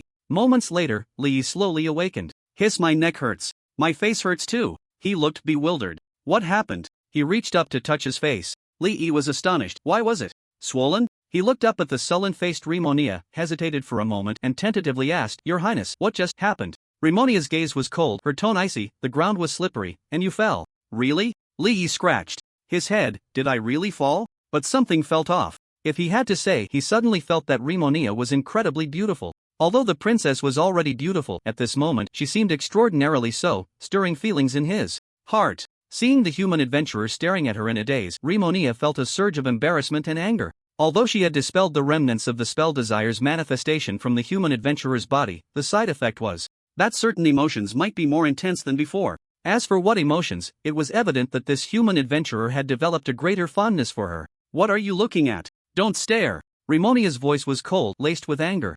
Inside, she felt a wave of irritation. She couldn't understand why a human would have feelings for a dark creature. Li Yi hurriedly lowered his head. An instinctive thought popped into his mind. The princess looks good even when she's angry. And the palace fell into silence. Li Yi felt that this couldn't go on like this. He immediately asked, Your Highness, is there anything I can do to help? Remonia, feeling annoyed, casually replied, Several mines in the northern mining area have collapsed. Go rescue the dark gnomes trapped inside. As soon as she finished speaking, information popped up on Li Yi's profession panel. The Battle of the Night Emperor's fall has officially begun. Current Phase 1, Rescue the Miner's description. The northern mining area has experienced cave collapses, and many dark gnomes are trapped inside. Please rescue as many as possible. Current progress 0.00%. Personal progress 0.00%. Li Yi's expression brightened. Finally, a task had arrived. He was just about to bid farewell to the princess when 3 Blood Clan members wrapped in black cloaks floated in from outside the palace, 2 men and 1 woman. Your Highness, what just happened? The leading elder had a hooked nose, triangular eyes, and skin that was pale and devoid of blood. Nothing, Remonia replied, returning to her throne with a world-weary expression. Li Yi took a few steps back, and Remonia gave a slight bow before turning to leave the palace. Human adventurer, please wait. Another male Blood Clan member with long hair and handsome features called out to Li Yi. He floated in front of Li Yi, his gaze landing on the mythic staff Nightmare of the Novice Summoner at his waist. Human, your staff's craftsmanship is impressive. May I take a look? The handsome Blood Clan member smiled gently. Sure. Li Yi readily handed over the staff. The handsome vampire reached out to take the staff, his fingers gently tracing the patterns on its surface, exclaiming, What exquisite craftsmanship! The master who forged this staff must be nearing the saint level in their forging skills. Li Yi was deeply moved. The saint level is the highest rank a craftsman can achieve in the context of the Abyss world. He knew that Lord Philo was formidable, but he hadn't expected it to be to such a terrifying degree. No wonder every piece of equipment forged by Lord Philo was stronger than the attributes listed in the catalogue. The handsome vampire returned the staff to Li Yi, a strange light flashing in his eyes. You're very fortunate, it's a very rare forging master. The image of the adorable Philo floated in Li Yi's mind, and he couldn't help but smile. Meaning Philo was indeed a stroke of great luck for him. He slightly bowed, bidding farewell to several high-ranking members of the Night Clan resistance, and left the palace. Your Highness, why did that human adventurer choose to join us? The elder at the forefront asked, puzzled. Just curiosity, Remonia replied indifferently, her expression revealing a hint of irritation, clearly not wanting to continue the topic. The elder felt relieved. Although they all doubted The motives of that otherworldly human adventurer. The princess had already given her assessment, which meant that the person posed no threat. Is there anything else? The elder hurriedly asked. Your Highness, I have important matters to report to you. The continuous trench warfare has caused the casualty rate of the Dark Servant Corps and the Stranglers on the Western Front to exceed 40%, and there have already been some instances of minor routes. I suggest we withdraw 5,000 meters and hold the Zwar River. Remonia's gaze suddenly turned cold. Her golden pupils were filled with murderous intent, her voice as chilling as ancient ice. Modi, why has this situation arisen? Cold sweat broke out on the elder's forehead. Usually, the princess would call him Uncle Modi. It seemed she was genuinely angry this time. But for the front lines to hold at 40% was already the limit. It's known that even the so-called resolute Holy Judgment Vanguard would experience a drop in morale en route after exceeding a 40% casualty rate. We were originally in a normal stalemate with the Empire's Blood Judgment Army, but for some reason, a large number of frenzied bloods have appeared, breaking the balance of the battlefield. Frenzied bloods are transformed from high-ranking dark races. They are naturally superior to dark servants in rank and possess inherent suppressive power. Even more terrifying is that the blood magic inscribed on them can affect the minds of stranglers of equivalent rank. Unless the Gargoyle Legion is deployed, it is impossible for any flesh and blood body to resist them. But the Gargoyle Legion needs to guard the northern front and cannot be spared for support. Remonia's gaze fell on the handsome vampire. Waters, explain why frenzied bloods have crossed your defenses. The handsome vampire slightly bowed. I'm very sorry, Your Highness. The number of frenzied bloods exceeds the limit that the silent blood mages can withstand. As for why so many frenzied bloods suddenly appeared, perhaps we should question that angel. Remonia's long fingers lightly tapped her knee. Waters meant that Sylphie intentionally let more frenzied bloods.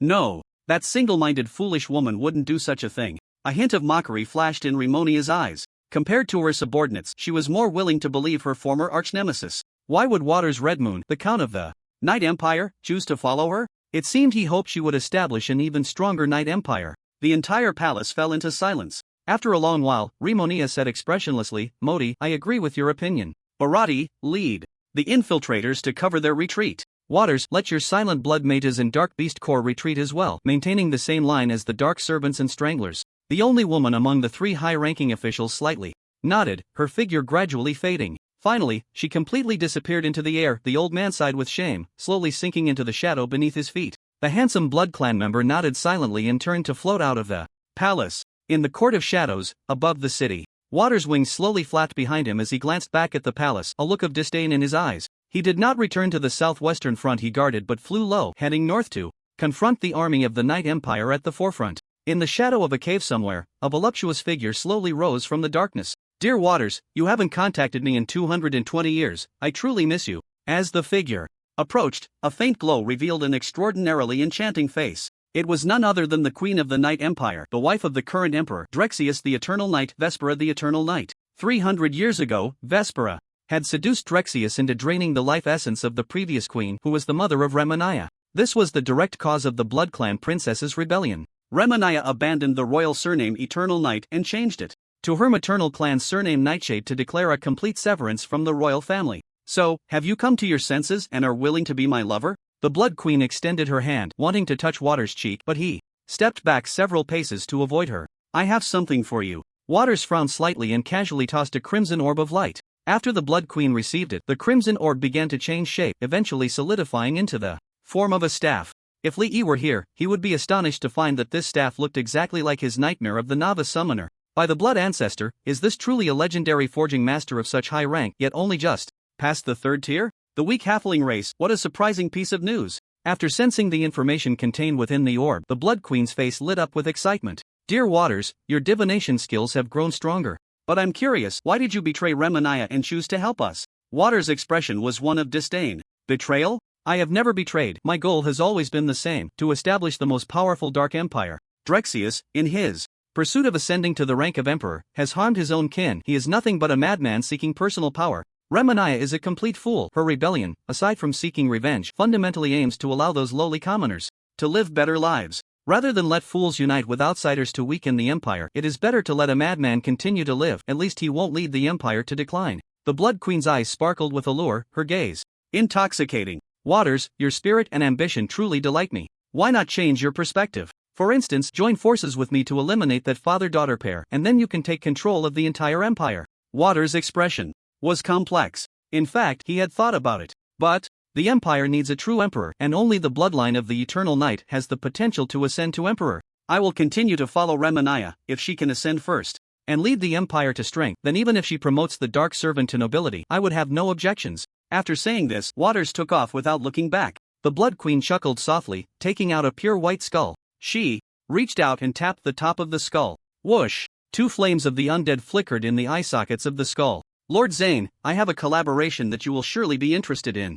In the Radiant Fortress, on the western front, the long-silent Plague Legion suddenly launched a fierce attack. On the fortress, the light-forged paladin Cassius Germain frowned, watching the dark tide of plague monsters surging toward them, a look of confusion in his eyes. Has Zane, the Plague of Calamity, gone mad? He is actually willing to pay any price to assault the Radiant Knight's line. That he looked up at the energy field in the sky. Dazzling holy light and death energy intertwined with each other. The High Priest and Zane had shifted from confrontation to battle. More and more disaster monsters left no room for Cassius to think. He jumped into the air, a massive holy hammer appearing in his hand, smashing a plague corpse dragon into the ground. The knights in the Radiant Fortress, upon receiving news from the front lines, began to send reinforcements in a steady stream. Even the great Lord Muto Lenny had mobilized. Meanwhile, the professionals entering the wave of flames watched as the second phase of the battle, which had just begun, was inexplicably declared a failure, each one looking bewildered. Damn, something big must be happening in the Abyss dungeon world. Could it be a disaster? Are we only able to exit the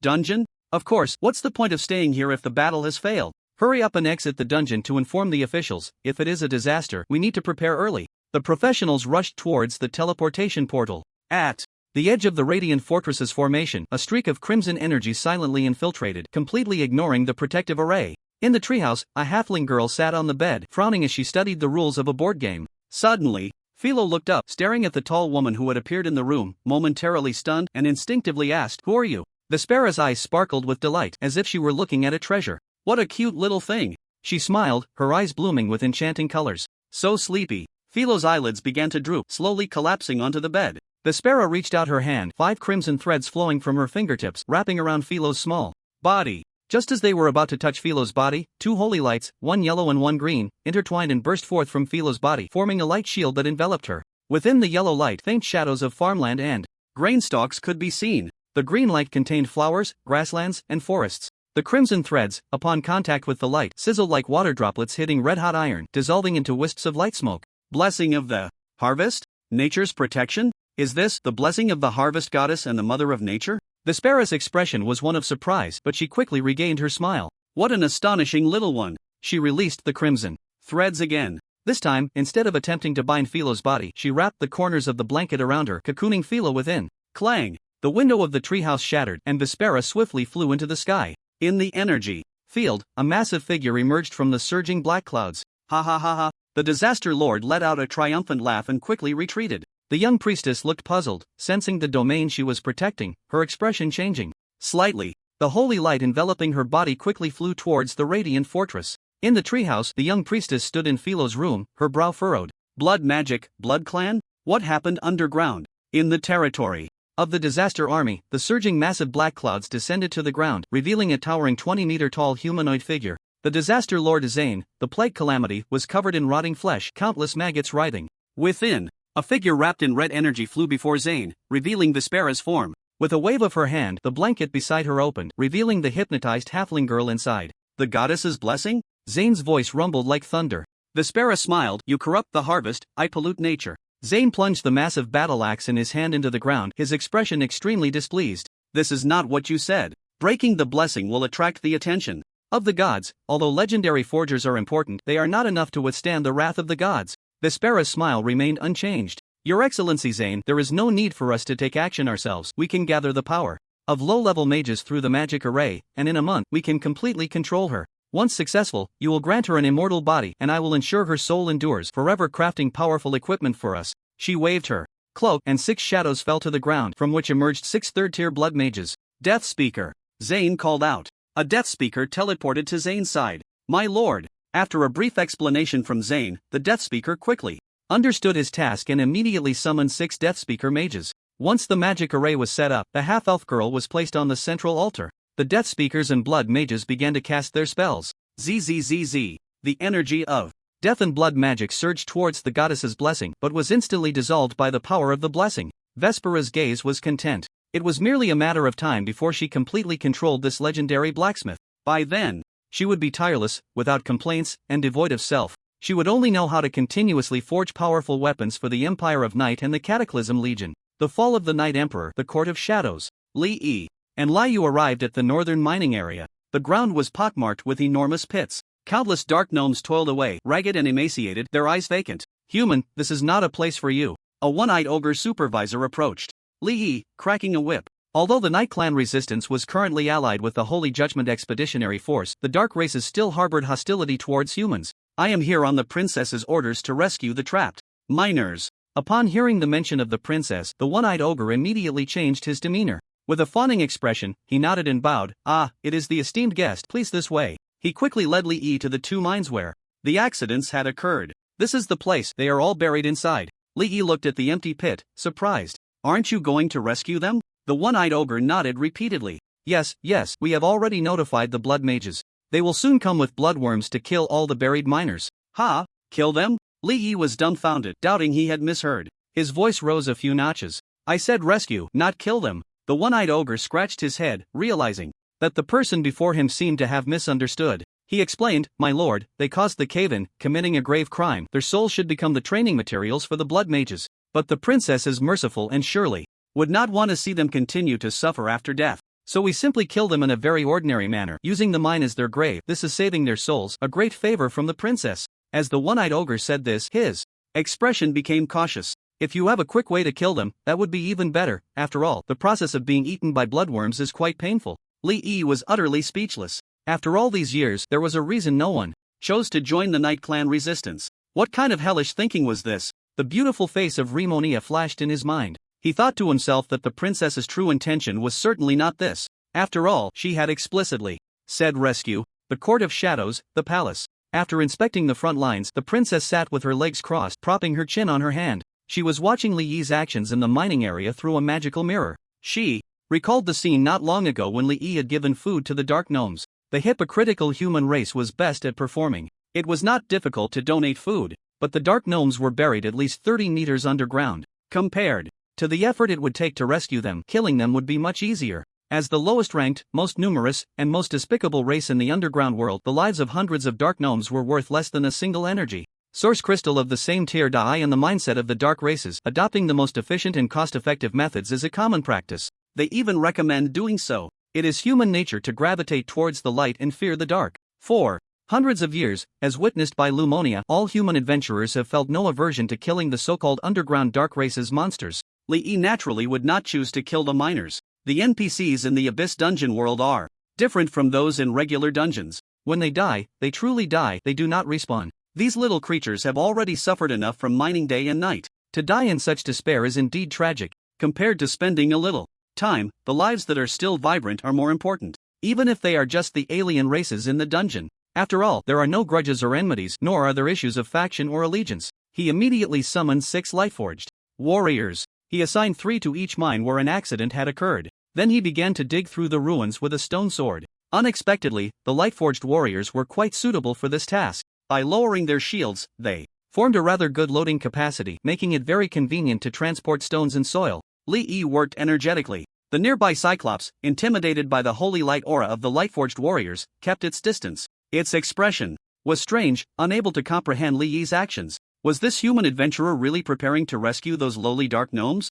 It would be much easier to kill them. Why waste time and energy on such a thing? The dark gnomes were everywhere in the underground world. They could just summon another batch if they died. They didn't even need wages, just something to eat would suffice. Compared to being drained of blood energy and souls by high-ranking adults with no chance of reincarnation, having work and food was simply a blessing. To be killed normally was even a kind of grace for them. "What are you doing?" 2 blood mages wrapped in black robes approached, their expressions cold as they questioned him. The Cyclops hurriedly explained the situation to the 2 mages. After hearing this, the blood mages looked disdainful. "Human, we have no objection to you saving the lowly, but you cannot interfere with my bloodworms feeding. We will use the bloodworms to consume the lowly, and report upwards to prove you have completed the commission." The blood clan in the Abyss world is very different from the vampires that Li Yi knows. Strictly speaking, they belong to a special race that prefers to absorb energy. They possess a unique ability to dissolve the energy they acquire into their own blood and use it to cast very strange blood magic. Of course, they also drink blood. The energy contained in the blood of extraordinary beings is easier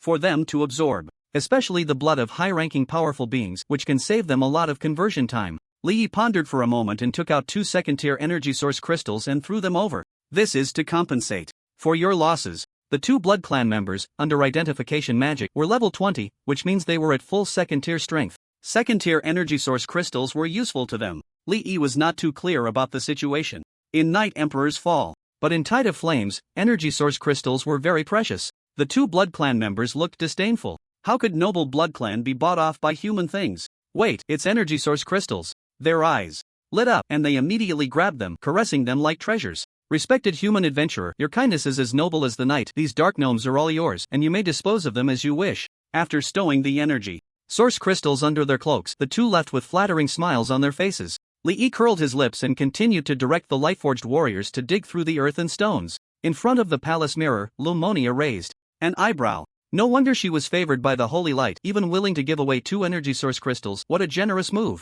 Energy source crystals, murmured the princess. It took her over 200 years to finally get her high-ranking dark races to give up using the blood and souls of the lowly to enhance their power. It gave the lower-tier dark races a chance to avoid becoming expendable. But all of this was based on the premise that energy materials were sufficiently abundant. The lower-tier races had to continuously excavate energy crystals to supply the upper tiers in exchange for their own survival. This was the foundation upon which the night race resistance could be established. Of course, there was also a very important factor. High-tier dark races like Waters believed that she could ascend to the Emperor and lead the Night Empire to rise again. The Emperor? Remonia's expression was complex. As the highest tier of all extraordinary beings in the material realm, the most perfect life form of her own race, it was the pinnacle that all strong individuals pursued. Drexius had drawn upon his mother's life essence for this, yet he still could not touch that boundary. Although she was hailed as the most talented blood race in 100,000 years, she felt lost and confused. As for the racial equality she wanted to achieve, there was currently no hope in sight.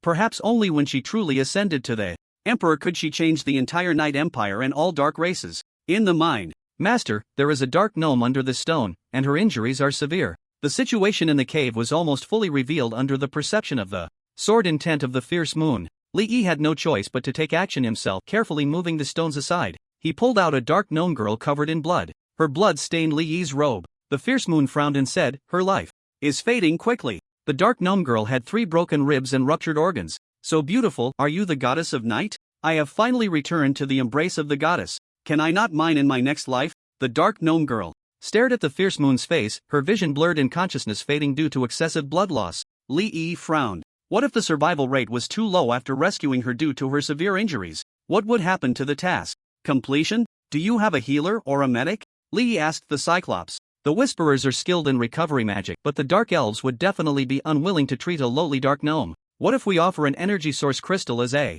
reward? The Cyclops hesitated. They should be willing. Are there Whisperers in the mine? There are 3 Whisperers, but their strength is only second tier. Li Yi took out an energy source crystal and waved it. This is your reward, go. Bring them to me. The Cyclops' only eye immediately showed a greedy glint, and it stepped forward to take the energy source crystal. Li Yi put the energy source crystal away. I'll give it to you once you bring them back. The Cyclops nodded repeatedly and turned to stride out. As for the dark gnome girl in front of him, Li Yi did not have the habit of postponing difficult tasks. He couldn't just hope that a few more would survive deeper in the mine. What if the task progress was just one short in the end? So he preferred to do his best to save each one. Li Yi took out the 3rd-tier life recovery potion given to him by the angel sister and poured it into her. Releasing a holy healing spell on dark races would instead harm them. But the potion did not have this issue. After drinking the potion, the dark gnome girl's wounds stopped bleeding instantly. Rich life energy flowed within her, and her wounds healed at a visible speed. Li Yi was pleasantly surprised. As expected of the angel sister's product, the effect was impressive. Next time they met, he would definitely bring more bottles. In the palace, on the throne, Remonia's pupils constricted sharply and her long back straightened. She recognized that the potion in Li Yi's hand was personally crafted by Sylphie. This human actually gave a life-saving potion to a dark gnome? The image of Li Yi holding the dark gnome stirred subtle ripples in the mirror, just like the inner turmoil of Her Highness the Princess at that moment. Her heart, which had been silent in her chest, actually fluttered slightly. The Lightforged warriors continued to excavate the ruins of the mine. With the sword intent perception of the sword Saint Sister, there was no need to worry about accidentally injuring any survivors still trapped beneath the ruins. 2 hours later, on the ground outside the mine lay more than 20 injured dark gnomes. Of course, there were even more corpses. piled up beside them like a small mountain. 3 dark elves, the wasteland speakers, had also been successfully summoned by the Cyclops. At that moment, they were disdainfully treating the dark gnomes, all for the sake of the energy source crystals. Naturally, this was only to help them escape life-threatening situations. Li, seeing this, did not say much. Saving their lives was already a good outcome. He glanced at the progress bar. For every dark gnome that escaped life-threatening danger, the progress bar would increase by 1%. This meant that he needed to save 100 dark gnomes to complete the first phase of the battle. Fortunately, dark gnomes were all first-tier creatures under level 10, with very weak physical strength, requiring relatively little energy for their wounds to heal. Therefore, the 3 dark elves found it not too difficult to heal them, and reaching a total of 100 should not be a problem. 12 hours later. Current Phase 1, Rescue.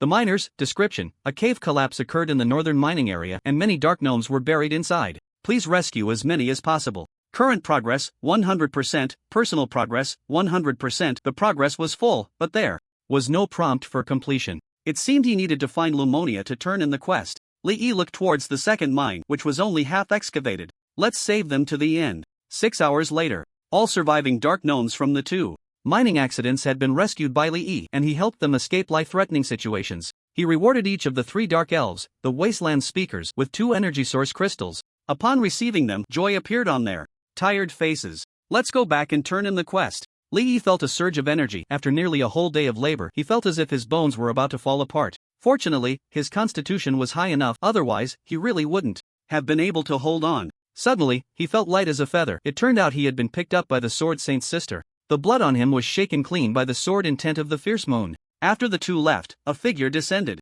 from the sky. Lumonia looked complexly at the departing back of Li. After a moment, she withdrew her gaze, waved her hand casually, and a ball of crimson energy fell onto the pile of corpses. A fierce fire ignited, turning the bodies to ashes. In just a few seconds, Lumonia's gaze swept over the trembling dark gnomes on the ground. With a flick of her finger, tiny red energy orbs fell like raindrops, drilling into each dark gnome's body. The dark gnomes revealed expressions of despair and relief in their eyes. Being killed by Her Highness the Princess was no longer a regret. However, they were not ignited. Instead, they felt a surge of powerful energy flowing within them, rapidly healing their injuries. The dark gnomes repeatedly bowed, crying out, "Her Highness the Princess is merciful." When they looked up again, Lumonia's figure was already gone from the air. Outside the palace, Li jumped down from the Sword Saint's sister and ascended the steps to the main hall. The princess was still resting her face on her hand, sitting cross-legged on the throne. But her hairstyle had changed. Previously, her long hair was down, now, it was styled into a bun on top of her head. Compared to her previous cold and mysterious aura, there was now a hint of nobility. "Your Highness, your beauty is like the bright moon in the night, making my heart flutter," Li instinctively blurted out as he approached the throne. "Lumonia? Li? What the hell? How did I say that?" Li was stunned. This was the leader of the faction. "Quick, salvage it." Your Highness, I might be too exhausted and accidentally said something offensive. I hope you can forgive my rudeness." Cold sweat immediately broke out on him. This was the leader of the faction, a big shot on the same level as the Judgment Priest in the Radiant Bastion. "Human, you are so noisy." Lumonia's expression remained one of disdain, seemingly unaffected by his words. "Sorry, Your Highness." Li quickly bent down. His gaze unconsciously fell on her delicate feet, feeling they were truly beautiful. "Your Highness, your foot." Li quickly covered his mouth. He wondered what was wrong with him. Earlier on the road, he had also been quite improper towards the Sword Saint elder sister. A look of embarrassment and annoyance finally appeared in Lemonia's eyes. She retracted her delicate foot, hiding it beneath her long skirt. She knew in her heart that this was the residual effect of the desire manifestation. She just didn't expect that the residual effect would cause such a strong reaction from this human. This human actually had his feelings for her rising rapidly. What a hassle. It would be better to just throw him to that foolish woman, Sylphie. You did a great job on your mission. Lemonia's expression returned to indifference. Li's professional panel finally displayed a prompt. Current phase 1, rescue the miners, completed, evaluation, perfect. Is there no phase 2 mission? He could only ask, "Your Highness, is there anything else I can assist with?" Lemonia's face was expressionless. "You are no longer needed here." She flicked her fingers. A scarlet rope bound Li, lifting him into the air and onto her trailing skirt. "Your Highness, what are you doing?" Li exclaimed in surprise. But his mouth was soon blocked by energy. Lemonia spread her wings and descended with Li in front of Liu. "Come up, I'll take you to the City of Holy Grace." Liu glanced at her master before standing on the long skirt. The gap in strength between her and Lemonia was too great, and she couldn't help her master break free. Moreover, she could sense that the Blood Princess had no ill intentions towards her master. 1 hour later. The three arrived above a magnificent, bustling, and brightly lit grand city. Leimonia slowly landed at the city gate. The guards were shocked to discover that it was the Blood Princess.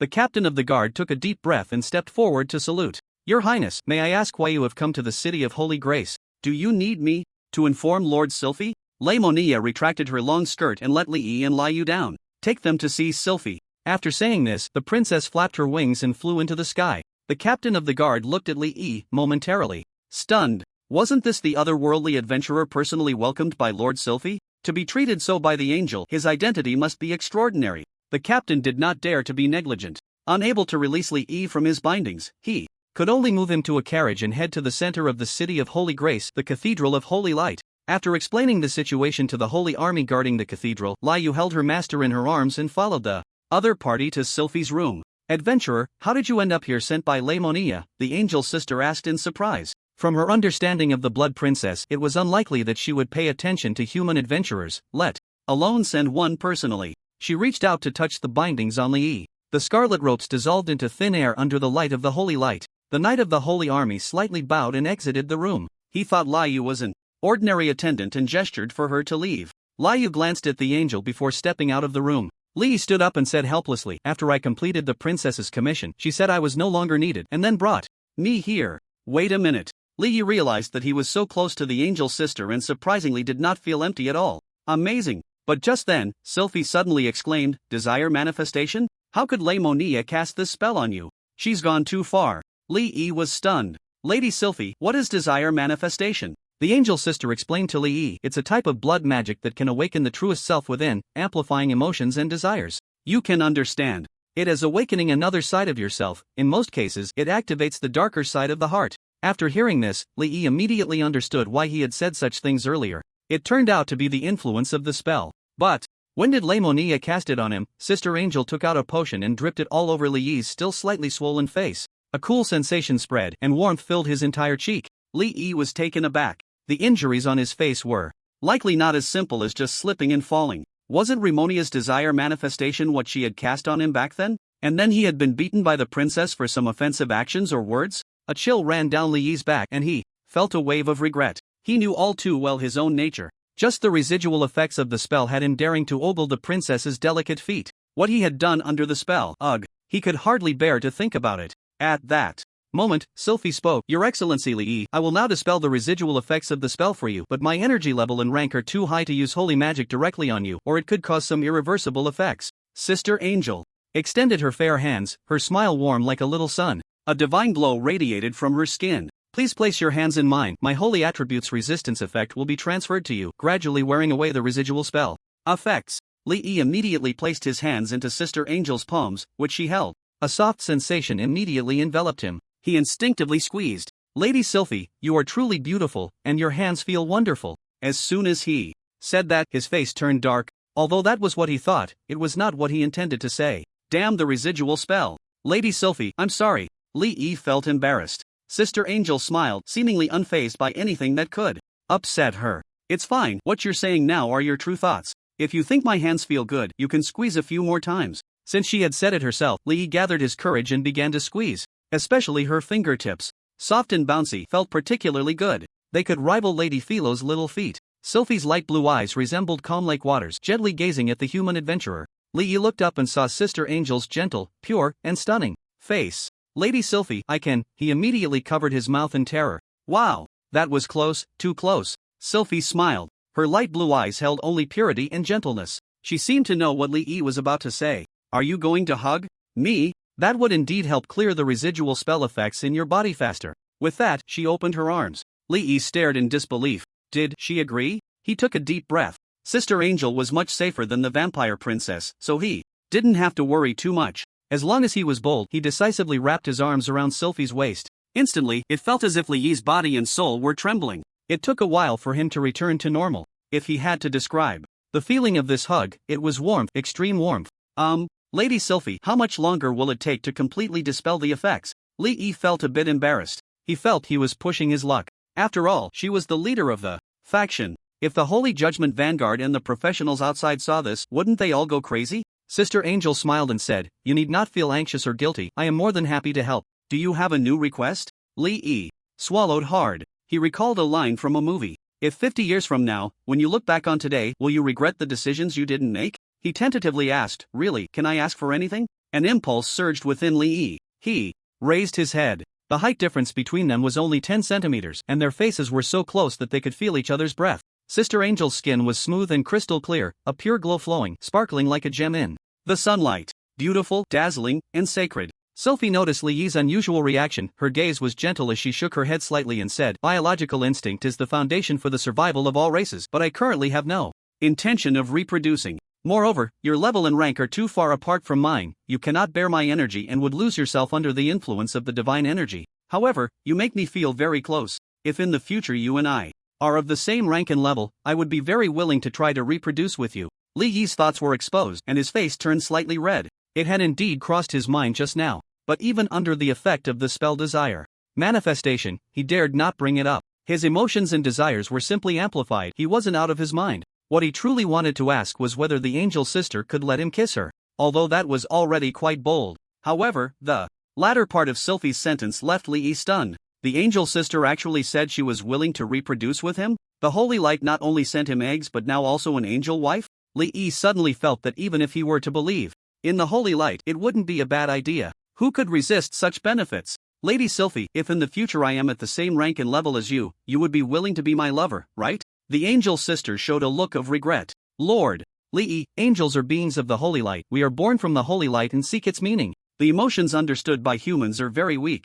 Any being that approaches me will have all their emotions diluted. I may not be able to fulfill the role of a lover. If you are willing to accept this, I can try with you in the future. Li Yi was excited. He tightened his embrace around the angel big sister. Lady Sylphie, I will work hard to improve. Diluting emotions? Wasn't there still Remonia's desire manifestation? It seemed he needed to build a good relationship with the princess's camp in the future. Let her give him more. Don't stop. Li Yi looked up, taking the opportunity while the spell's effect hadn't completely faded to admire the angel sister's unparalleled beauty. Sylphie noticed Li Yi's gaze lingering on her lips. She knew that humans and many other races like to convey emotions through kisses. Moreover, human males had very weak resistance to beautiful beings. Not to mention that Li Yi was also under the influence of desire manifestation. Lord Li Yi, do you want to kiss me? I can agree to that, but you may suffer from a very strong divine effect as a result. I cannot determine the specific impact, as the foresight regarding you is very vague. So you consider. The voice abruptly stopped.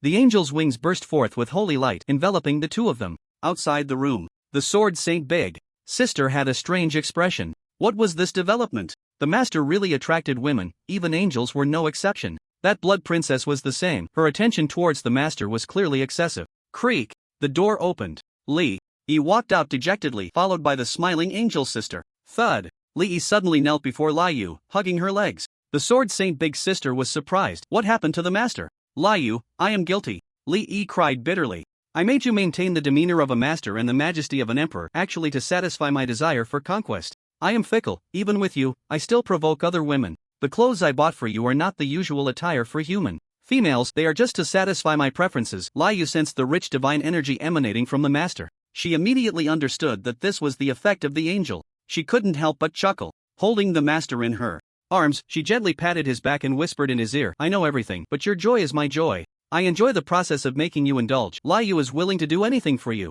Li Yi was moved to tears, hugging the sword Saint Big Sister's neck. Sister, you are too good. Sylphie was quite curious about Liu. She judged that this lady held a very high rank and was exceptionally powerful among her peers. However, she could not perceive any more detailed information about her. Madam, why do you refer to His Excellency Li Yi as master? From what I understand, such titles are rare among human adventurers from other worlds. Liu slightly nodded and said, Your Excellency, I am the contracted summon creature of my master. Zelufii was quite surprised. This was completely beyond her expectations. However, it was reasonable that a human favored by the holy light would possess extraordinary qualities. The effect of repentance on His Excellency Li Yi will disappear after a day, so there's no need to worry. I have arranged accommodations for you. Please rest well in the city of Sanctuary. Liu nodded, holding her weeping master as they followed the holy church attendant to their lodgings. Outside the Holy Light Cathedral, Meng Qingling and Su Shaogua learned that Li Yi had been sent to the city of Sanctuary by the Blood Princess. Su Shaogua, worried, rushed to the Holy Light Cathedral at the first opportunity.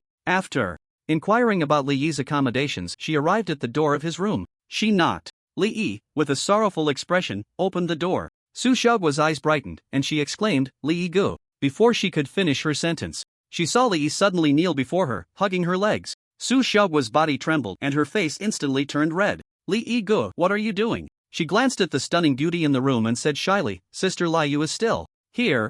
Li Yi's eyes were swollen, tears streaming down his face. Classmate Su Xiaogua, I am guilty. Ha! Su Xiaogua was bewildered. What was going on? Actually, my aloofness is all an act. When you approached me, I was so proud inside. I really enjoy being pursued by girls. I love the lewd pictures you sent. I enlarged them and saved them on my phone. As he spoke, he opened his phone's photo album and handed it over. Su Xiaogua took the phone, feeling numb. Not only were there pictures of herself but also dance videos of her sister Meng Qingling. Clicking on one, she felt a bit shy at the revealing content. Wow! Meng Qingling, you bad woman, you can really put on a show. Compared to my cousin, I'm just a white lotus. I bought the same outfits for Liu and Philo based on every outfit you wore. While camping in the Tobin Mountain dungeon, I fantasized about you sneaking into my tent. Li Yi continued his confession. Su Xiaogua's face turned bright red. No matter how bold she was, she couldn't handle a boy's genuine thoughts being laid bare. She stammered, I can understand, boys are like that. But why did Li Yi suddenly change like this? Her gaze fell on Li Yi, and she immediately noticed the intense holy light surrounding him. Such pure divine magic could only be cast by high-ranking NPCs. She suddenly understood, Li Yi had been affected by a spell. Li Yi, you should rest well.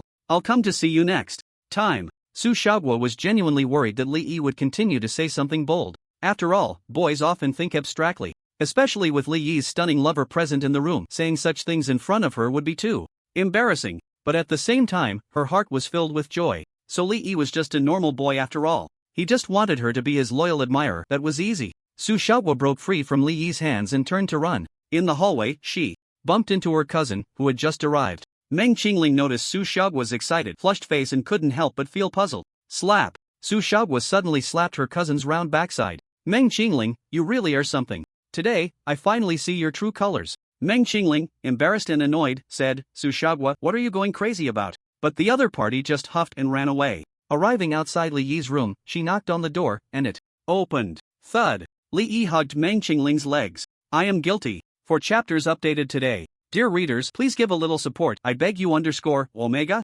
Angle _ Meng Qingling left with a flushed face. Her mind was a mess. It turned out that Li Yi liked her dignified and stern appearance, but behind the scenes, the contrast. He was also extremely curious about her dancing skills. Back at her place, she shyly wrapped herself in the blanket. She didn't know how long it had been. She got out of bed, went to the wall, and took out a measuring tape to measure from the corner up. 1.8 meters. Exactly Li Yi's height. She pressed a small mark with her nail. Then she moved her leg and tried to reach that spot with her heel. I can. Meng Qingling's eyes sparkled, her expression joyful. But the next moment, her face turned red again. With a soft she dove back into the blanket. The next day, after waking up, Li Yi sat on the bed for a long time, his hands on his forehead, speechless. Having tasted the sweetness of the angel sister, it was truly delightful. But the consequences. I'm socially dead. Li Yi wanted to cry but had no tears. Every time he thought about what he had said to Liu, Su Xiaogua, and Meng Qingling, he wished he could dig a 3-bedroom apartment with his feet. Suddenly, everything went dark in front of him. It turned out that the Sword Saint's sister had appeared. Li Yi looked up, stunned. Because Liu had let her hair down to her waist today, and she had tied it into 2 ponytails. With a height of 2.2 meters, her perfect figure, a mature and exotic beauty, and her healthy, glowing wheat-colored skin, paired with the ponytails, it was an unusual mix but had an extraordinary visual impact. Liu swayed her ponytails and blinked, saying, Master, do I look good? Li Yi's eyes widened, taking a deep breath. How did you learn this hairstyle?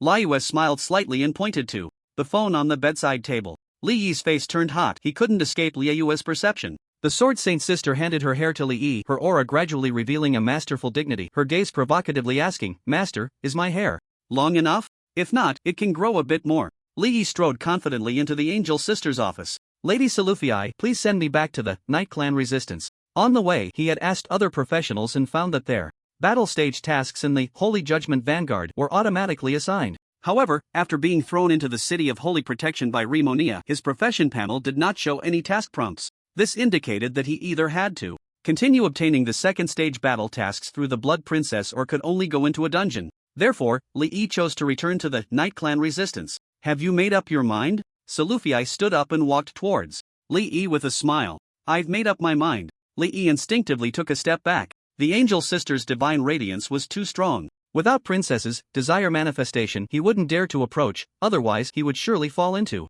a state of emptiness. Silufii paid no mind to Li Yi's defensive reaction. I'll have the Griffin Knight take you to the Shadow Walker's court. Li Yi shamelessly said, Lady Silufii, do you still have the potions from last time? The angel sister smiled. There are only 2 of the 3rd tier, life recovery potions, left, and each one requires a 5-day interval for use, otherwise, the effectiveness will be greatly reduced. She glanced at Liyue and casually raised her hand. 2 potions wrapped in holy light slowly flew towards Li Yi. Thank you, Lady Silufii. Li Yi was overjoyed. He had witnessed the powerful effects of the potions firsthand. This thing was a lifesaver. Leaving the Cathedral of Holy Light, the Griffin Knights were already prepared. Li Yi and Liyue each mounted a griffin and, escorted by the Knight Squad, headed towards the Shadow Walker's court. The contrast was immediately apparent. Not counting the breaks the griffins took along the way, it took a full 6 hours to reach the Shadow Walker's court. After thanking the Griffin Knights, Li Yi and Liyue headed towards Remonia's palace. On the throne, Remonia opened her eyes, a hint of delight flashing in her gaze. But then she coldly snorted in her heart. Who cares if he comes back? After Li Yi walked into the palace, her voice was cold and chilling. What are you back for? I told you, you are no longer needed here. Li Yi replied seriously, whether it's joining the Holy Judgment Vanguard or the Knight Clan Resistance, the goal is to fight against the Knight Empire, but the princess's camp indeed has the items I need. I hope you can agree to let me continue serving here. After a moment of expressionless silence, Remonia coldly said, since you are so willing to stay here, then do as you wish. Li Yi breathed a sigh of relief. Your Highness, may I ask if there is any place where I can be of service? Remonia gently tapped her fingers on her knee. It seemed not easy to find something suitable for this human to do. The otherworldly human adventurers in the Holy Judgment Vanguard are preparing to conquer the murky Twilight Heights. You should go there as well. The commander of the Eastern Front, Modi Shadowvale, will tell you what to do. Li Yi looked at his profession panel. Stage 2, Battle of the Murky Twilight Heights. Description: the Murky Twilight Heights on the Eastern Front have been occupied by the Batmaster Cavendish. Please repel his forces. The mission for the second stage of the campaign finally popped up. Your Highness, I will do my utmost to complete the mission. Li Yi slightly bowed and then turned to leave. Remonia frowned slightly. She felt that the human adventurer not only lacked the remnants of the desire manifestation spell but also had gained quite a bit of holy energy. That foolish woman, Sylphie, doesn't she know that holy energy can also affect a human's body? Or is it a warning directed at herself? But from what she knew of Sylphie, neither of these scenarios seemed likely. Human. Remonia suddenly spoke up. Just as Li Yi turned around, he was struck by a burst of red energy. Desire manifestation. The princess did not shield Li Yi's true consciousness. This is. Li Yi felt something unusual in his body and realized he had been hit by Remonia's desire manifestation again. His expression was excited. Does that mean he has another chance to get close to the angel sister? What did Sylphie do to you? Remonia asked coldly. Under the effect of the spell, Li Yi held nothing back. He recounted everything that had happened with the angel sister.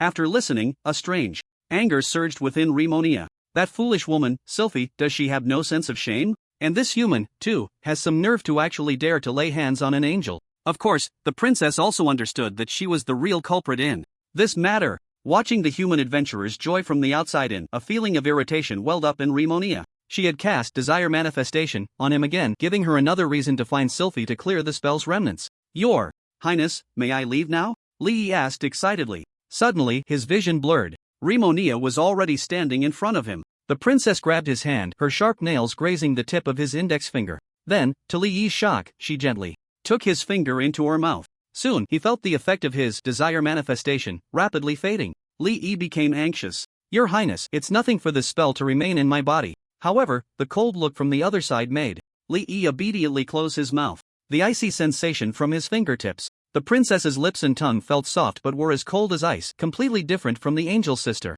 Li Yi instinctively wanted to move his fingers, but considering his life, it was better not to court death. 10 seconds later, Remonia released Li Yi's hand and floated back to her throne. A glimmer of triumph flashed in her eyes. You think I can't clear the spell's remnants just because you're thinking about that foolish woman, Sylphie? Li Yi was greatly disappointed. The chance to get close to the angel sister was gone. Human, if you don't leave, do you want me to drain your blood dry? Remonia's eyes glinted with malice, and a small, sharp white fang peeked out from the corner of her mouth. Alright, you are the faction leader, you're amazing. Li Yi felt a surge of anger as he turned and left the palace. After he departed, a hint of shyness appeared on Remonia's stunning face. The royal family of the Blood Clan had enough energy materials at their disposal, so they didn't need to rely on bloodsucking to enhance their strength like the lower-tier Blood Clan members. Absorbing blood had become more of a ritual, such as the bonding ceremony between couples or the wedding ceremony between spouses. She never expected that the first drop of blood she would absorb would be from a human. In Ramonia's mind, an image involuntarily surfaced of a human, holding a dark elf girl in his arms. After a long while, she scoffed, "It doesn't taste good at all." Several hours later, Li Yi arrived at the eastern front of the Shadowwalkers' court and found the Blood Clan elder Modi Shadowveil, whom he had met earlier in the palace. Along the way, he saw the most dark elf soldiers and shadow beast soldiers. They were the lowest-ranking dark races in the entire underground world, both in status and hierarchy. He curiously glanced at one of the shadow beast women and noticed that they resembled the pre-evolution version of Li Yue quite a bit. They only had gray skin and were not as tall and strong as Li Yue used to be. The shadow beast people also looked curiously at the newcomer. However, when Li Yue passed by them, every shadow beast person involuntarily knelt on the ground, their bodies trembling in fear. Li Yi looked at the Sword Saint's sister. She shook her head, indicating that she had not released her imperial might. This could only be explained as the natural suppression of the emperor rank over their kin. "What's with your reaction?" Modi asked as he grabbed a male beastman. "My lord, I don't know what's going on, but when I see her, I just want to kneel," the beastman said with a mournful face. Modi felt helpless. He had originally planned to arrange a dark servant army and a throat cutter army to reclaim the Murky Heights. But if the beastmen lost their fighting spirit in front of that tall lady, he could only replace the throat cutters with dark servants. Thousands of small dark elves, only about 1 meter tall, followed behind Li Yi and Li Yue, arriving at the foot of the Murky Heights. The Murky River flowed out from within the Murky Heights. On the opposite bank, the second-tier professionals who had joined the Holy Judgment Vanguard were also gathering with the NPCs. Soon, someone spotted Li Yi on the opposite bank. "That's the summoner from the Exotic Ladies battle group," someone shouted. Everyone turned to the opposite bank and indeed saw two exceptionally eye-catching figures among the dark elves. "Brother Li Yi!" Su Shaogui exclaimed joyfully, jumping up and waving her hands towards the opposite bank. Li Yi really wanted to pretend he didn't see her, but the Chi Master jumped too high, a full 3 meters. He could only awkwardly wave back. "The summoner from the Exotic Ladies battle group is also on the mission to attack the Murky Heights. Brothers, we must give our idol a good lesson today." "Ha, they're all just dark elf cannon fodder, not even a beastman throat cutter. Can we even see the boss?" The leader of the Flame Nation battle group shouted excitedly, immediately provoking a round of cheers. It was true that they were fans of the Exotic Ladies, but they also wanted to annoy the other side. There was no conflict. As for the foreign battle groups entering from other entrances, their members remained silent, but the gleam in their eyes clearly indicated they were also ready to join the fun. Meng Qingling frowned at the scene, worried. She never expected that professionals from all over the world would unite. Because of Li Yi's appearance, he probably wouldn't receive a high task evaluation at this stage of the battle. Su Shaogui realized this too, but neither she nor Meng Qingling could change the overall situation. However, when Li Yi received a low task evaluation or even failed to complete the battle, others would gloat and feel smug, unlike her, who would only feel heartache for her brother. Su Shaogui's expression was excited, even a bit eager to try. Someone shouted again, "Brothers, the cameras are ready. Make sure we capture everything that needs to be filmed." Which brother brought the instant camera? "After the battle, let's take a group photo and get our idol's autographs." "Damn, that's ruthless. You're really something, brother." Compared to the excitement on the side of the Holy Judgment Vanguard, Li Yi's team was much more subdued. The majority of the little dark elves had blank expressions. They knew that many comrades would die in this battle. Fortunately, if they died in battle, their families would receive compensation, allowing them to live comfortably for a while. After reaching the high ground, neither the vanguard nor the resistance could see each other. Li Yi began to summon Lightforged warriors. He summoned 10 at once. As his mana recovered, he saw the Imperial army totaling 20 Lightforged warriors standing at the forefront. "Stop!" The centurions of the Dark Elf Legion issued the command to halt.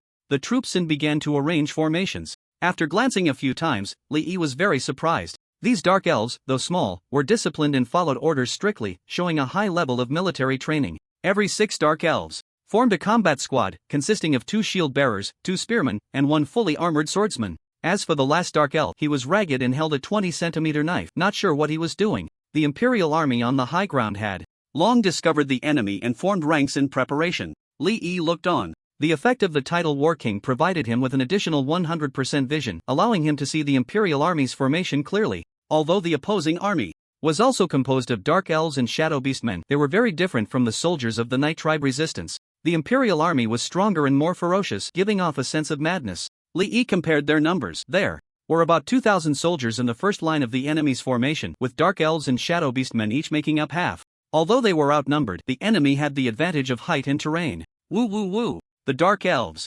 sounded the war horn. All the warriors looked solemn, their faces showing a willingness to face death. Lee glanced at the soldier squads on both sides. He was stunned when he looked. He saw that the ragged dark elf was chanting a few words, before suddenly stabbing his own heart with the small knife. His small body collapsed to the ground, and streams of blood-colored energy floated out from the wound, entering the bodies of the other 5 warriors. After receiving their comrades' energy, the 5 warriors' momentum immediately rose a level. Sacrifice. They can't be dying before every battle, right? Li Yi was shaken. These NPCs from the Abyss world were truly ruthless. Adventurer, they are doing it voluntarily. You need not worry, said the Dark Elf Centurion beside him in a deep voice. Li Yi merely nodded silently. Woo woo woo. The horn sounded again. Attack! All the Dark Elf warriors roared in unison and charged forward with all their might. But leading the charge were Lai Yu and the 20 Lightforged warriors holding up their shields. Whoosh! Whoosh! Whoosh! From the high ground, the arrows of the Imperial army rained down. Most were blocked by the shields of the Lightforged warriors. The Dark Elves were not foolish either, trying their best to stay behind these 20 stone giants. The arrows aimed at Lai Yu were shredded into pieces by the protective sword aura just 1 meter away from her body. The sword. Saint Sister's expression was exceptionally fervent, completely unlike the gentle demeanor she showed in front of her master, full of charm. Imperial might. Unleashed. All enemy shadow beastmen trembled, filled with endless fear, and uncontrollably knelt down. The Emperor is our Emperor, an elderly shadow beastman murmured as he knelt on the ground. The fear from his bloodline filled his eyes with tears. He never expected to see an emperor among his kin in his lifetime. Unfortunately, the Emperor he spoke of was his enemy. Sword reversal of fate. Li Yu charged into the enemy ranks, initiating her awakened ultimate move. Sword intent wrapped around sword energy and the space within 100 meters around. Li Yu suddenly cracked into a spiderweb pattern. The edges of the grid glowed a dark red. Each cell contained a mirror of condensed sword energy, reflecting a hidden elite of the Imperial army. They were drawn to their mirrored selves. More accurately, their consciousness was forcibly attracted.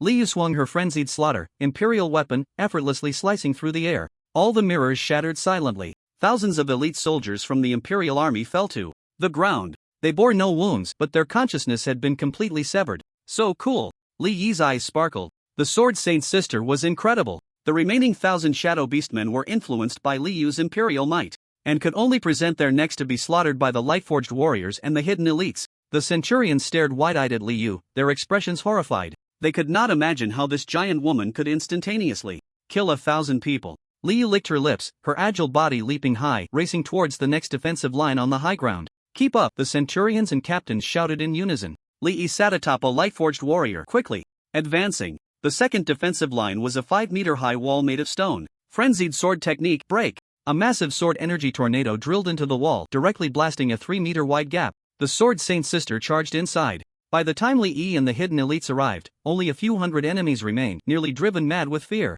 Li Yi's heart surged. So fierce. These level 20 low-tier Imperial soldiers were no different from weeds in front of Li Yu. The third defensive line. Although many giant beasts and whalers appeared, they still could not stop Li Yu's advance. She killed all the spellcasters and giant beasts, leaving the lesser threats for the following large troops. Meanwhile, she continued towards the final fourth defensive line. The murky twilight high ground, the main position. Damn it, when did the rebels get a high-tier female swordsman? Batmaster Cavendish, upon receiving the frontline report, looked up in alarm. He was immediately frightened and hurriedly ran towards his battle bat, preparing to flee. The level warning device did not respond, indicating that the enemy's level was still at the second tier. However, being able to break through 3 defensive lines alone on the west side showed how terrifying her tier was. She was definitely at the Lord tier. As a rising star within the Empire, currently only at the Commander tier, he was absolutely no match for the female swordsman. Cavendish successfully climbed onto his battle bat. The enormous dark-winged bat, with a wingspan of 10 meters, flapped its wings and quickly ascended.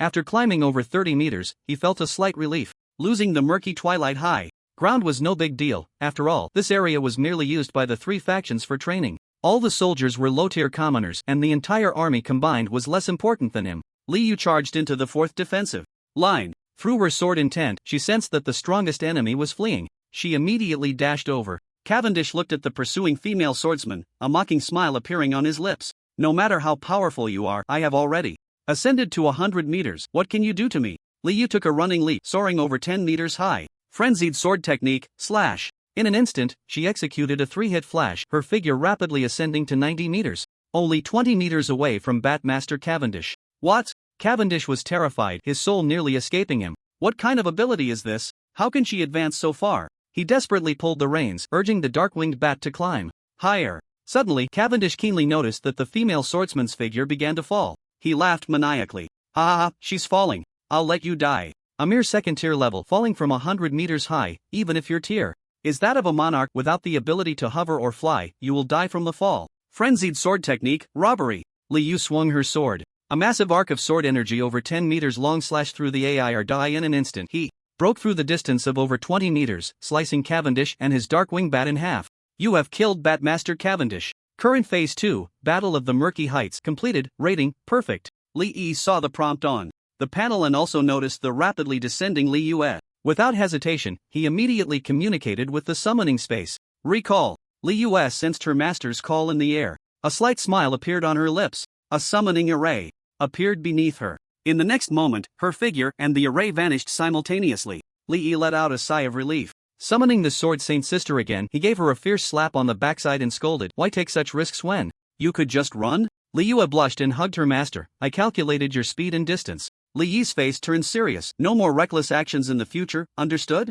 It was fine that he could arrive in time, but what if something went wrong along the way? The Sword Saint's sister felt her master's concern and obediently nodded. She then pointed to the two glowing orbs slowly landing not far away. One was white and the other golden. The white one was a special item. The golden one was a legendary item. Li Yi was overjoyed. Jackpot! He quickly approached the glowing orbs and first grabbed the white orb. You have obtained a skill energy crystal times 1. Use the skill energy crystal. You have obtained skill points times 3. What great luck! Li Yi's face was beaming with joy. Each skill energy crystal does not only yield 1 skill point. The higher the level and difficulty of the dungeon, the greater the probability of obtaining more skill points from the skill energy crystals produced. All 3 skill points were added to Lightforged Warrior, raising the skill level to 28. Li Yi estimated that when he reached level 30, the strength of Lightforged Warrior would likely surpass that of monsters in the same level of elite tier dungeons. The enhanced version under the effect of the Mystic Spirit set would be very close to monsters of the same level in the boss tier dungeons. Don't underestimate this tier. The final boss tier of a 15-person adventure team dungeon is merely a boss. For professionals, this requires a team of 15, with at least 5 B-class professionals leading, to defeat through coordinated efforts. In other words, Li Yi's current summoned beast is already equivalent to the combined strength of 15 C-class professionals. Terrifyingly strong. He then examined the golden orb and pulled out a ring. Darkwing Bat's Tooth Ring, quality, legendary, gold, constitution plus 100 spirit plus 60 level. Requirement: 20 equipment effects, 1, attack speed plus 20%, 2, magic resistance plus 7%, 3, evasion plus 6% class exclusive, hearing range plus 20%, limit, ranger class, Darkwing Fear, damage to bat-type monsters plus 10%, a standard piece of equipment, but still much better than the Wild Boar Tooth Ring he was wearing, given its level and quality. Moreover, the constitution and spirit were attributes he particularly needed. Li Yi was very satisfied with the gains from this trip. Behind him, the Darklings were desperately chasing the remaining soldiers. Adventurer, where is Batmaster Cavendish? 2 centurions approached Li Yi. As officers of the Darkling army, they were stronger than ordinary Darklings, standing a full 1.5 meters tall, clad in full armor, wielding long spears that seemed disproportionate to their size. This made them quite the mighty men among Darklings. He's dead. Li Yi pointed to a pile of rubble in the distance where half of a Darkwing Bat's corpse lay. The centurions were both shocked and delighted. Their task was merely to assist the Holy Judgment Vanguard in repelling Batmaster Cavendish. They never expected to have exceeded their mission. By the Night Goddess!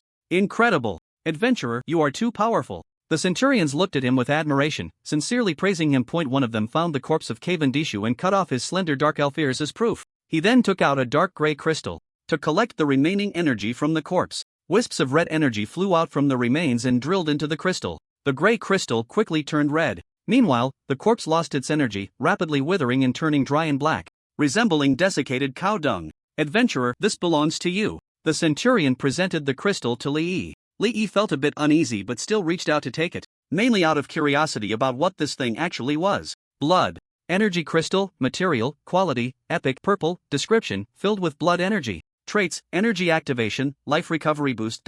Not knowing its use for now, Li Yi casually tossed it into his backpack. The Dark Elves dealt with the remaining soldiers and quickly scavenged the battlefield before happily heading back. On the other side, the professionals were fighting alongside the Holy Judgment Vanguard against the Imperial soldiers at the first line of defense. Just as victory was within reach, suddenly, everyone's profession panels displayed a prompt. Stage 2, Battle of the Murky Heights, completed, evaluation, ordinary.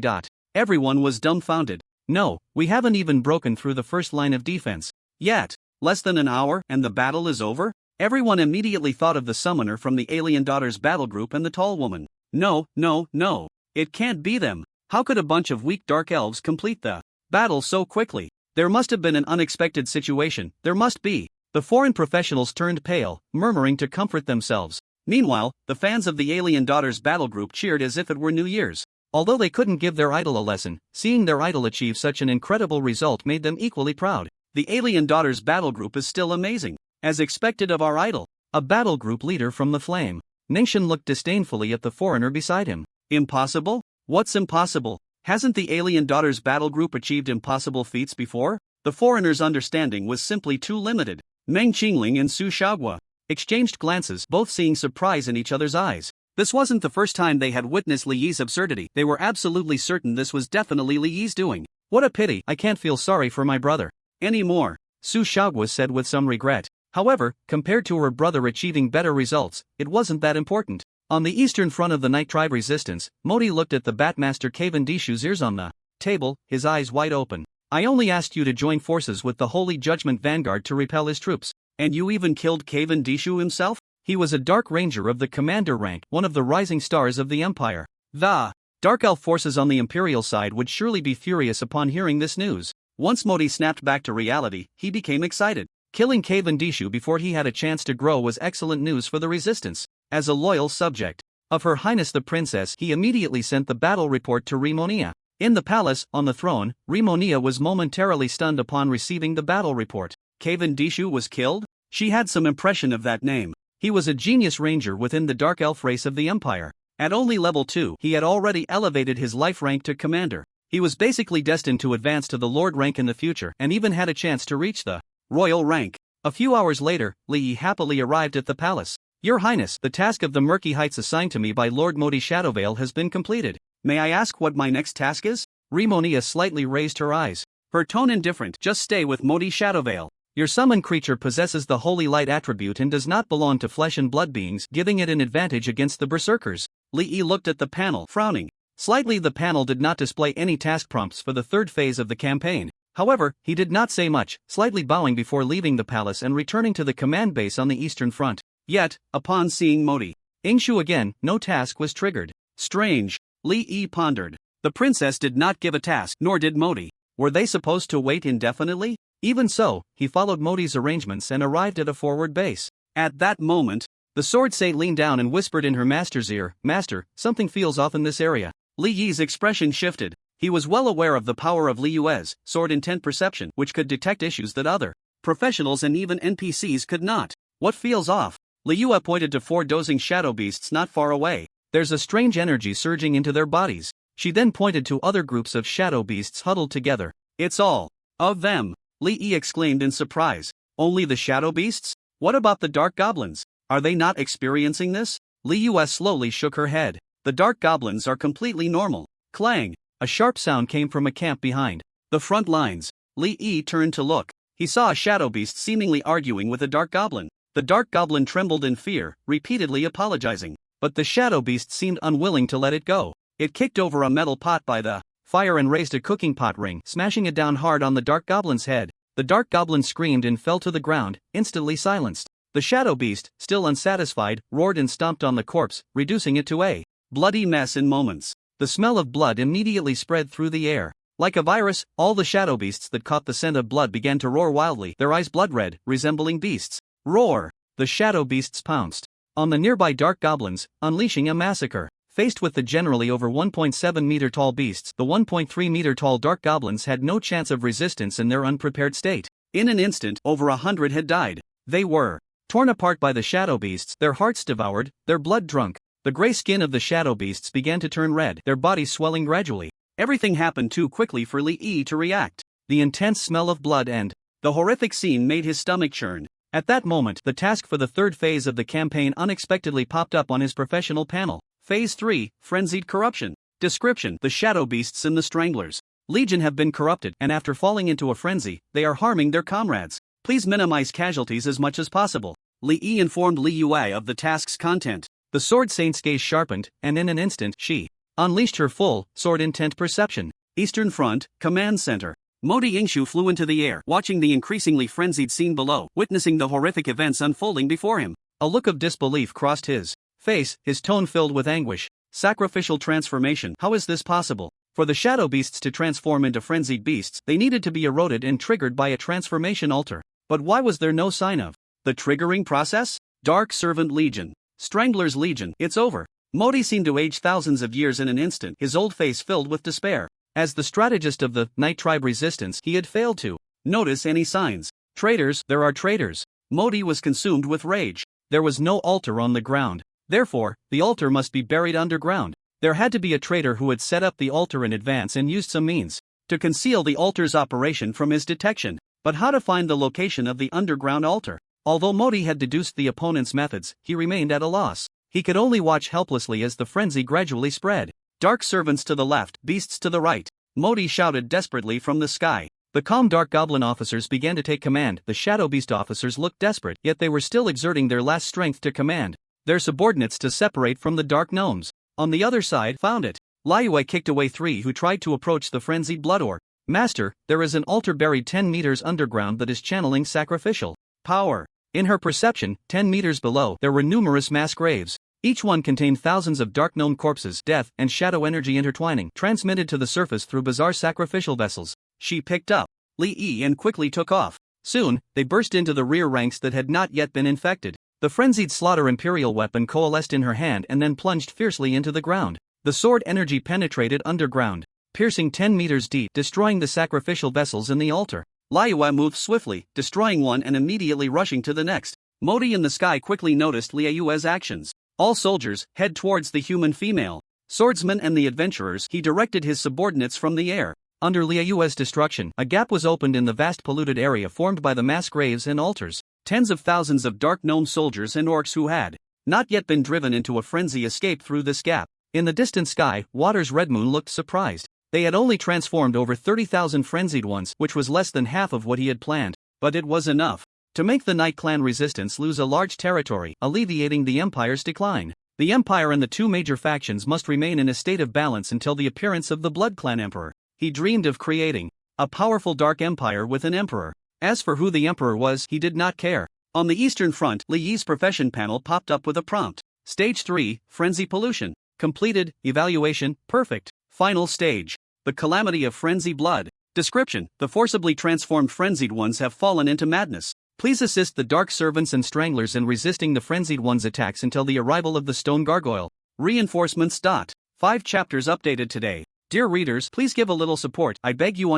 Omega Angle Finally, they had reached the final stage of the promotion trial battle. Li Yi's gaze swept over the dark mass of frenzied orcs still devouring flesh ahead. He frowned slightly. He needed to face tens of thousands of frenzied ones. The shadow beasts were one of the lowest ranked races among the dark races. However, once they were corrupted into frenzied ones, their strength would increase exponentially. If there were only a few thousand, Liuyue could slaughter them all. But tens of thousands were beyond her capability. After all, Liuyue's skills were not as instantaneous and cooldown-free as his. Moreover, the frenzied ones had completely lost their sanity, and their orc bloodline had been distorted. Liuyue's Imperial Light Aura effect was still active, but the bloodline suppression over the orc race was gone. In the high sky, cold sweat dripped from Modi's forehead. The densely packed frenzied ones let out beast-like roars, their voices converging, sending chills down one's spine. The frenzied ones were products of the dark experiments of the Night Empire. They possessed extremely high physical and magical resistance and could rapidly grow in strength and heal bodily injuries by devouring the blood and flesh energy of living beings. Not only that, they ignored pain, were tireless, and fearless of death. The chaotic blood magic energy within them naturally suppressed the Dark Servants, even affecting the sanity of slightly higher-ranked Stranglers. As long as there was sufficient blood and flesh supply, the frenzied ones could fight indefinitely. They were almost perfect war machines. And the Dark Servant Legion, composed of Dark Gnomes, along with the Strangler Legion made up of Shadow Beasts, were the lowest-ranked forces among all the military branches of the Night Clan resistance. In a sense, they were the most perfect combat targets for the frenzied ones on the battlefield. Or perhaps, hunting targets. Damn it! Modi gritted his teeth. The traitors had deliberately unleashed so many frenzied ones on the Eastern Front, clearly targeting him. Suddenly, his magical communication device received messages from the cunning General Barati and the brave General Waters. What? The Imperial Army has launched a full-scale attack? Modi Yingshu's face changed dramatically. He thought to himself, this is bad. Does that mean Bharati and Waters are unable to send reinforcements to deal with the berserkers? And the stone general Darius has to guard the northern front. Even if it were willing to summon gargoyles for support, that would only be possible if the situation on the battlefield calmed down. Retreat, he shouted loudly. While the berserkers were still devouring the corpses of the dark gnomes, they needed to withdraw and regroup as quickly as possible. Otherwise, if the berserkers started their slaughter, the consequences would be unimaginable. The officers realized the current situation. Upon hearing Lord Modi's command, they immediately directed their subordinates to retreat. In the Court of Shadows, Rimonia transformed into a scarlet light and flew towards the northern front. At the same time, Sylphie, enveloped in golden holy light, flew in the same direction as the Blood Princess. The two factions had united to resist the Night Empire for over 200 years. Although the coalition currently held the advantage in the war, the Night Empire's thousands of years of foundation was incredibly resilient, still possessing formidable combat power that could not be underestimated. The current emperor of the Night Empire, Draxius the Eternal Knight, stood 2.5 meters tall, with enormous wings spread wide, hovering in the air, waiting for Rimonia's arrival. "Long time no see, my dear daughter." Draxius grinned, revealing 2 sharp fangs. "How about we settle our lives and deaths in the ancestral land of the Blood Clan? Let me devour you, or be devoured by you. Don't you want to ascend to the Supreme Emperor?" Rimonia replied expressionlessly, too lazy to answer. In her eyes, Draxius was no longer just a tyrant, he had gone mad. "Where is Vespera?" Sylphie arrived and asked. Draxius smiled with an inscrutable meaning. "What do you think?" Sylphie's gaze became alert. "Be careful, I can't sense Vespera's approximate location." Rimonia frowned slightly. The foolish woman's inability to sense could mean either she was very far away, perhaps having gone to the surface world, or that Vespera had mastered some ability to obscure Sylphie's foresight. If it were the latter, it would be extremely terrifying. "You keep watch." Rimonia extended her hand, and a scarlet whip appeared in her grasp, shooting towards Draxius like a meteor. The two Blood Clan monarchs immediately enacted a scene of paternal love and filial piety in the air. Sylphie quickly flew over the battlefields, trying to sense the location of the Blood Queen. During the battle, Rimonia's magical communication device received a report from Modi. Berserkers? Traitors? Her heart sank. High-ranking legions were at the front lines, while the berserkers rampaged in the rear. If they were allowed to sustain themselves through war, endlessly devouring and growing stronger, losing vast territories would be secondary. The most devastating loss would be the disruption of the carefully laid battle lines over the years, with countless low-ranking races becoming food for the berserkers. What angered her the most was that the number of corpses consumed to create so many berserkers was at least tenfold. It was utterly insane. Although these unfortunate victims came from territories controlled by the Empire and were not her subjects now, it still ignited a raging fire in her heart. "Draxius, madman, I will kill you one day." Rimonia's voice was cold. The Blood Emperor laughed maniacally. "My dear daughter, if you can truly kill me, don't hold back. Remember to devour my life essence, making me a part of your emperor throne." Rimonia's gaze was icy. "Your life essence is filled with endless stench and filth. I will only burn it to ashes with magic fire." The Blood Emperor's expression was sinister. "Rimonia, you are too arrogant. Without my essence, you cannot ascend to the Emperor. Of course, without your life essence, I cannot ascend to the Emperor either. My dear daughter, I know you love your mother immensely. Come into my body and reunite with her." Rimonia's eyes rolled with murderous intent as she wielded her whip in response to the frenzied Emperor. Eastern Front. The surviving Dark Servants and Shadow Beastmen joined other teams, and a preliminary defense line was established. Modi Shadowvale gazed solemnly into the distance. A few days ago, while his legion was stationed on the eastern bank of the turbid river, the sudden appearance of the Empire's bloodthirsters at the western front caught him off guard. If the Empire's army appeared again in the upcoming battle, flanked by tens of thousands of corrupted bloodthirsters, they would face an extremely terrifying danger. "Lord Modi," a voice called from below. Modi looked down and found a human adventurer calling for him. "Adventurer, what can I do for you?" He descended from the air to Li Yi's side. The princess had personally entrusted him to look after this human, so even in such a critical moment he maintained his politeness. "Is there a buff spell to increase mana recovery speed?" Li Yi bowed slightly, his expression calm. "Perhaps I can resolve this crisis." Combining the information gained from the Sword Saint's perception of sword intent with his own observations, it was not difficult to discern the terror of the bloodthirsters. In close combat, they would inevitably cause significant casualties to the Dark Elves and Shadow Beastmen. After he finished speaking, he immediately summoned 10 Lightforged warriors. "My mana is depleted," Li Yi said somewhat helplessly. His own mana recovery was already quite fast under high mental stats. It was sufficient for regular dungeons. But if he wanted to summon troops, it was far from enough. Last time in the tide of flame waves, he was able to summon troops to resist the Darkfen Murlocs corrupted by the Cataclysm Legion. It was achieved with the support of the 4 major classes, Priest, Bard, Druid, and Blessed Knight, under the enhanced mana recovery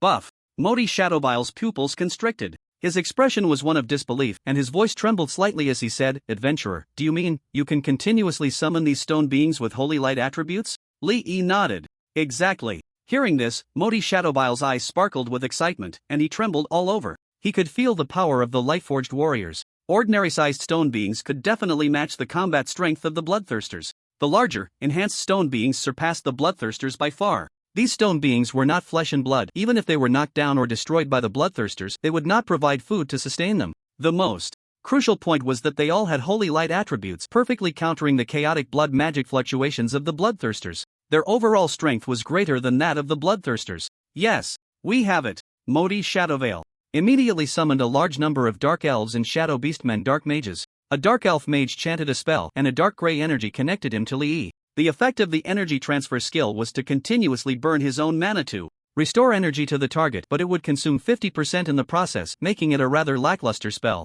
However, it proved useful at this moment. His mana was instantly restored to full, almost comparable to the effect of 4 major buffs combined. Li Yi immediately began summoning troops. In the densely packed summoning arrays, massive lightforged warriors emerged, instilling fear in the dark elves and shadow beastmen. One dark mage's mana was completely burned out, and he collapsed to the ground, pale-faced. He contributed 20 light-forged warriors. The dark elf warriors carried him away, and a second dark mage stepped up. Modi also cast a blood magic spell on Li Yi. Li Yi glanced at his status bar. The effect of rapid thought was to greatly increase casting focus and speed. The casting speed was of no help to Li Yi, but the focus was useful. At normal speed, he could summon 500 light-forged warriors per minute. With Modi's buff, he seemed as if he had smeared himself with menthol oil and had 100 peppermint candies in his mouth, full of energy and his mind clearer than ever. He even felt that the movements of those around him had slowed down, as if the slow motion button had been pressed. 1 minute later, he had summoned 1,100 of them. One by one, dark mages were drained of their energy. 10 minutes later, tens of thousands of lightforged warriors appeared on the battlefield. In the dim environment, the holy light flickered on their bodies, shining brilliantly. A strong aura of holy light spread around. The dark elves and shadow orcs could not withstand the dense holy light aura and began to retreat. Even old Modi kept his distance. A single light-forged warrior posed little threat to him, but the sheer number of holy light energy condensed into tens of thousands was enough to make him step back. Modi was left speechless. The goddess of the night above. Such powerful summoned beings, over 10,000 of them. The rich holy light energy brought Modi an unprecedented shock. Moreover, this human adventurer showed no signs of stopping. Holy light golems continuously emerged from the magic circle. Although the Night Tribe resistance had not seen the addition of otherworldly human adventurers, he had encountered adventurers from the Holy Judgment Vanguard on the battlefield. In comparable levels, many classes could only match the lowest tier Dark Knight races. This human summoner, so powerful, was someone he had never seen before. A single person forming an army, truly the king of war. That's enough. Li Yi estimated that there were already over 10,000 lightforged warriors, and it was time to launch an attack. Attack! Upon receiving the order, all the lightforged warriors charged towards the 30,000 bloodthirsty warriors. Boom! Boom! Boom! The ground trembled. From a high vantage point, one could see a shining torrent of light, like a gleaming dagger, piercing forward. The bloodthirsty warriors, licking the blood on the ground, sensed the source of the commotion and all looked up. The aura emanating from the lightforged warriors instinctively repulsed them, immediately igniting their battle and destruction instincts. Roar! The bloodthirsty warriors let out a fierce roar and charged at the enemy. The white torrent collided with the red tide. The bloodthirsty warriors pounced on the lightforged warriors, smashing with their fists, tearing with their claws, biting with their teeth. Yet, they only caused the stone giants to shed fragments. Instead, they themselves were burned and torn by the holy light energy on the lightforged warriors, letting out piercing cries of rage. The attacks of the lightforged warriors were very straightforward. They held their stone shields, then thrust their stone swords fiercely. These bloodthirsty warriors had no protective magic shields, and their strong bodies held no advantage against the sharp stone swords. Moreover, having fallen into a frenzied state of madness, their speed, strength, and defense surged dramatically. But their attacks were chaotic and uncoordinated, completely unaware of how to dodge, and in a single encounter they were pierced through by the lightforged warriors. However, the bloodthirsty warriors, having absorbed the thrill, possessed a formidable vitality. Even when their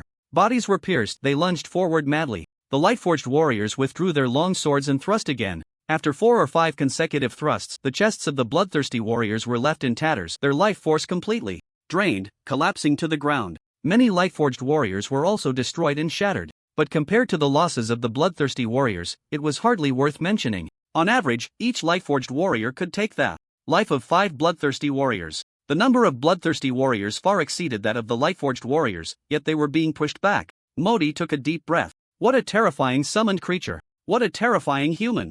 This human was only at the second tier of strength. Once he reached the third tier, the fourth tier, Modi was horrified to realize that this human possessed the power to change the course of battle. He immediately recalled the scene of their first meeting. This human seems to have quite a fondness for Her Highness the Princess. Modi had extraordinary observational skills. From their first encounter, he had sensed that this human looked at the princess in a way that was not quite right. Later, when tasks were assigned to him, he was quite sensitive whenever the princess was mentioned. I must persuade Her Highness to be won over. Modi gritted his teeth. The princess was breathtakingly beautiful, even if it meant using her beauty. Suddenly, Modi seemed to sense something. His expression changed slightly as he flew high into the sky, looking towards the eastern bank of the murky river. He saw a large group of Imperial Army berserkers roaring as they charged forward. What is Waters doing? Modi exclaimed, a mix of shock and anger. He immediately contacted the other side using a magical communication device. Sorry, Modi, my front line is under immense pressure. I can't hold them back.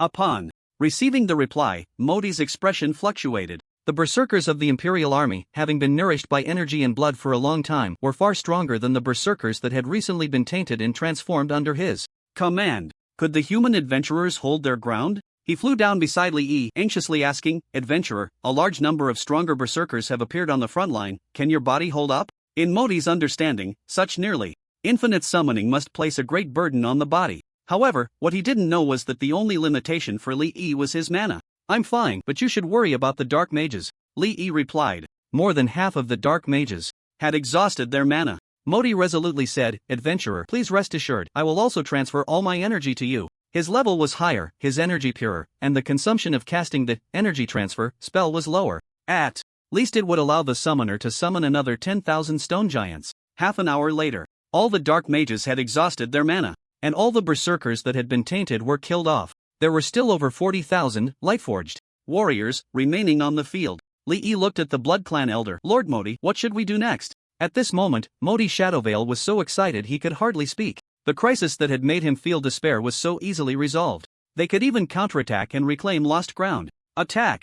Advance! Adventurer, I beg you. Modi Shadowveil spoke in a flurry of excitement. Li Yi immediately issued the order to advance towards the eastern front. The Lightforged warriors surged across the murky river, encountering the charging berserkers of the Imperial Army. The two sides collided, immediately beginning a brutal melee. Meanwhile, the Dark Servant Corps and the Shadow Beast Corps provided support from the rear with catapults, crossbows, and arrows coordinating with the attack of the Lightforged warriors. The berserkers of the Imperial Army were indeed powerful, able to trade blows with the Lightforged warriors at a 1-to-1 ratio. An hour later, only a few hundred Lightforged warriors remained, barely standing. The battlefield was littered with the bodies of the berserkers from the Imperial Army. Advance! Advance! Modi Shadowveil excitedly commanded from the sky. The Dark Servant Corps and the Stranglers were filled with fighting spirit, stepping back onto their former territory. Southwest Front. Waters Redmoon, who was savoring wine, received another message from Modi. He leisurely opened the magical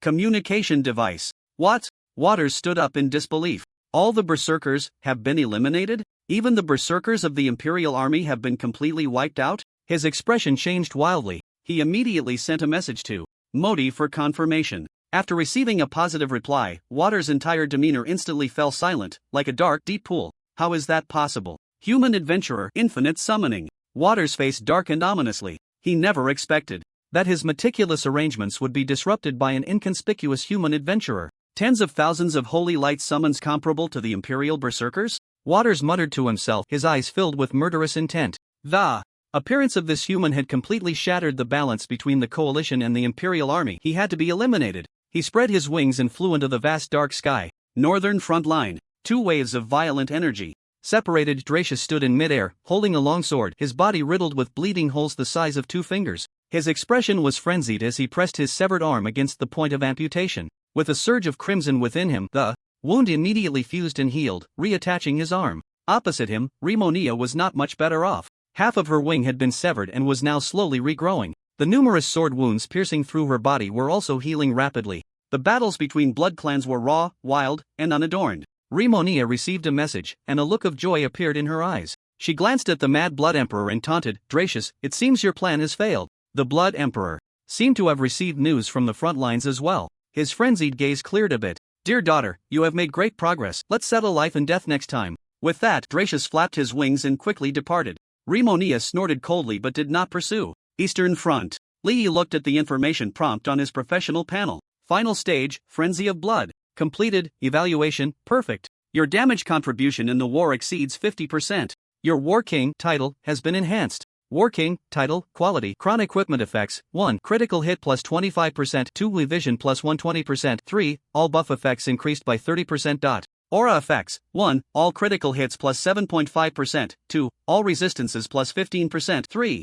All tenacity plus 15% class exclusive, Battlefield Domination, Summoner, Battlefield Domination, summons gain the Frenzy buff upon entering battle, increasing attack power, attack speed, defense, and movement speed by 35%. Note, the victory of the war will surely be written by you. He breathed a sigh of relief, finally completing the promotion trial. So this is how the War King title is obtained. Lee recalled the last defensive battle against the Darkfin Merman, which he had also completed under his overwhelming forces. Modi, the Shadow Veil, was excitedly commanding the troops to advance. Suddenly, he received a message from Her Highness the Princess. Immediately bring the human adventurers back to the Shadow Walker's court. He felt a jolt in his heart, instantly understanding the princess's intent, cursing himself for being blinded by victory. Modi flew to Li Yi's side. Adventurer, I will take you to meet Her Highness the Princess. A shadow appeared beneath him, engulfing Li Yi and the fierce moon within it. Not long after Modi left, waters appeared on the eastern front. He hesitated for a moment before finally turning back. In the palace. Human, you have helped us greatly this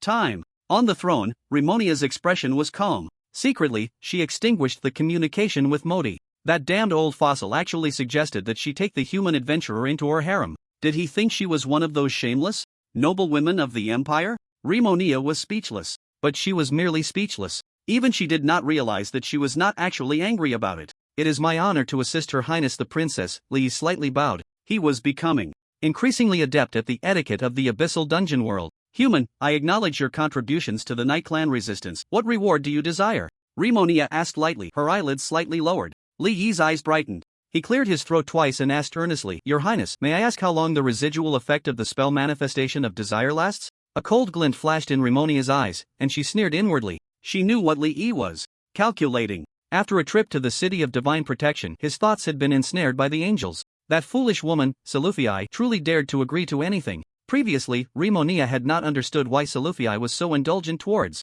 this human adventurer. After this battle, she finally understood. This human possessed the ability to completely overturn the structure of the underground world. The suggestion from Modi floated in her mind. 10 days, the princess replied. Expressionlessly. Li Yi immediately showed a look of disappointment. The Night Emperor's fall could only be accessed once a month, and it seemed that his idea of getting close to the angel sister was dashed. Rimonia noticed Li Yi's expression, and her gaze grew colder. How dare that human think of that foolish woman in front of her? Your Highness, I must return to my world. I don't know when I will see you again, Li Yi sighed. The princess was mysterious, powerful, and aloof, with an unbeatable beauty. To be honest, he was quite taken by her youthful appearance. Unfortunately, she was just too cold and imposing. If you don't want a reward, then leave. Rimonia's expression darkened slightly, a hint of irritation passing over her still disdainful face. Hearing this, Li Yi looked up, his gaze landing on the princess's face. His heart skipped a beat. Taking a deep breath, he asked, Any reward will do? Rimonia replied impatiently, As long as it's something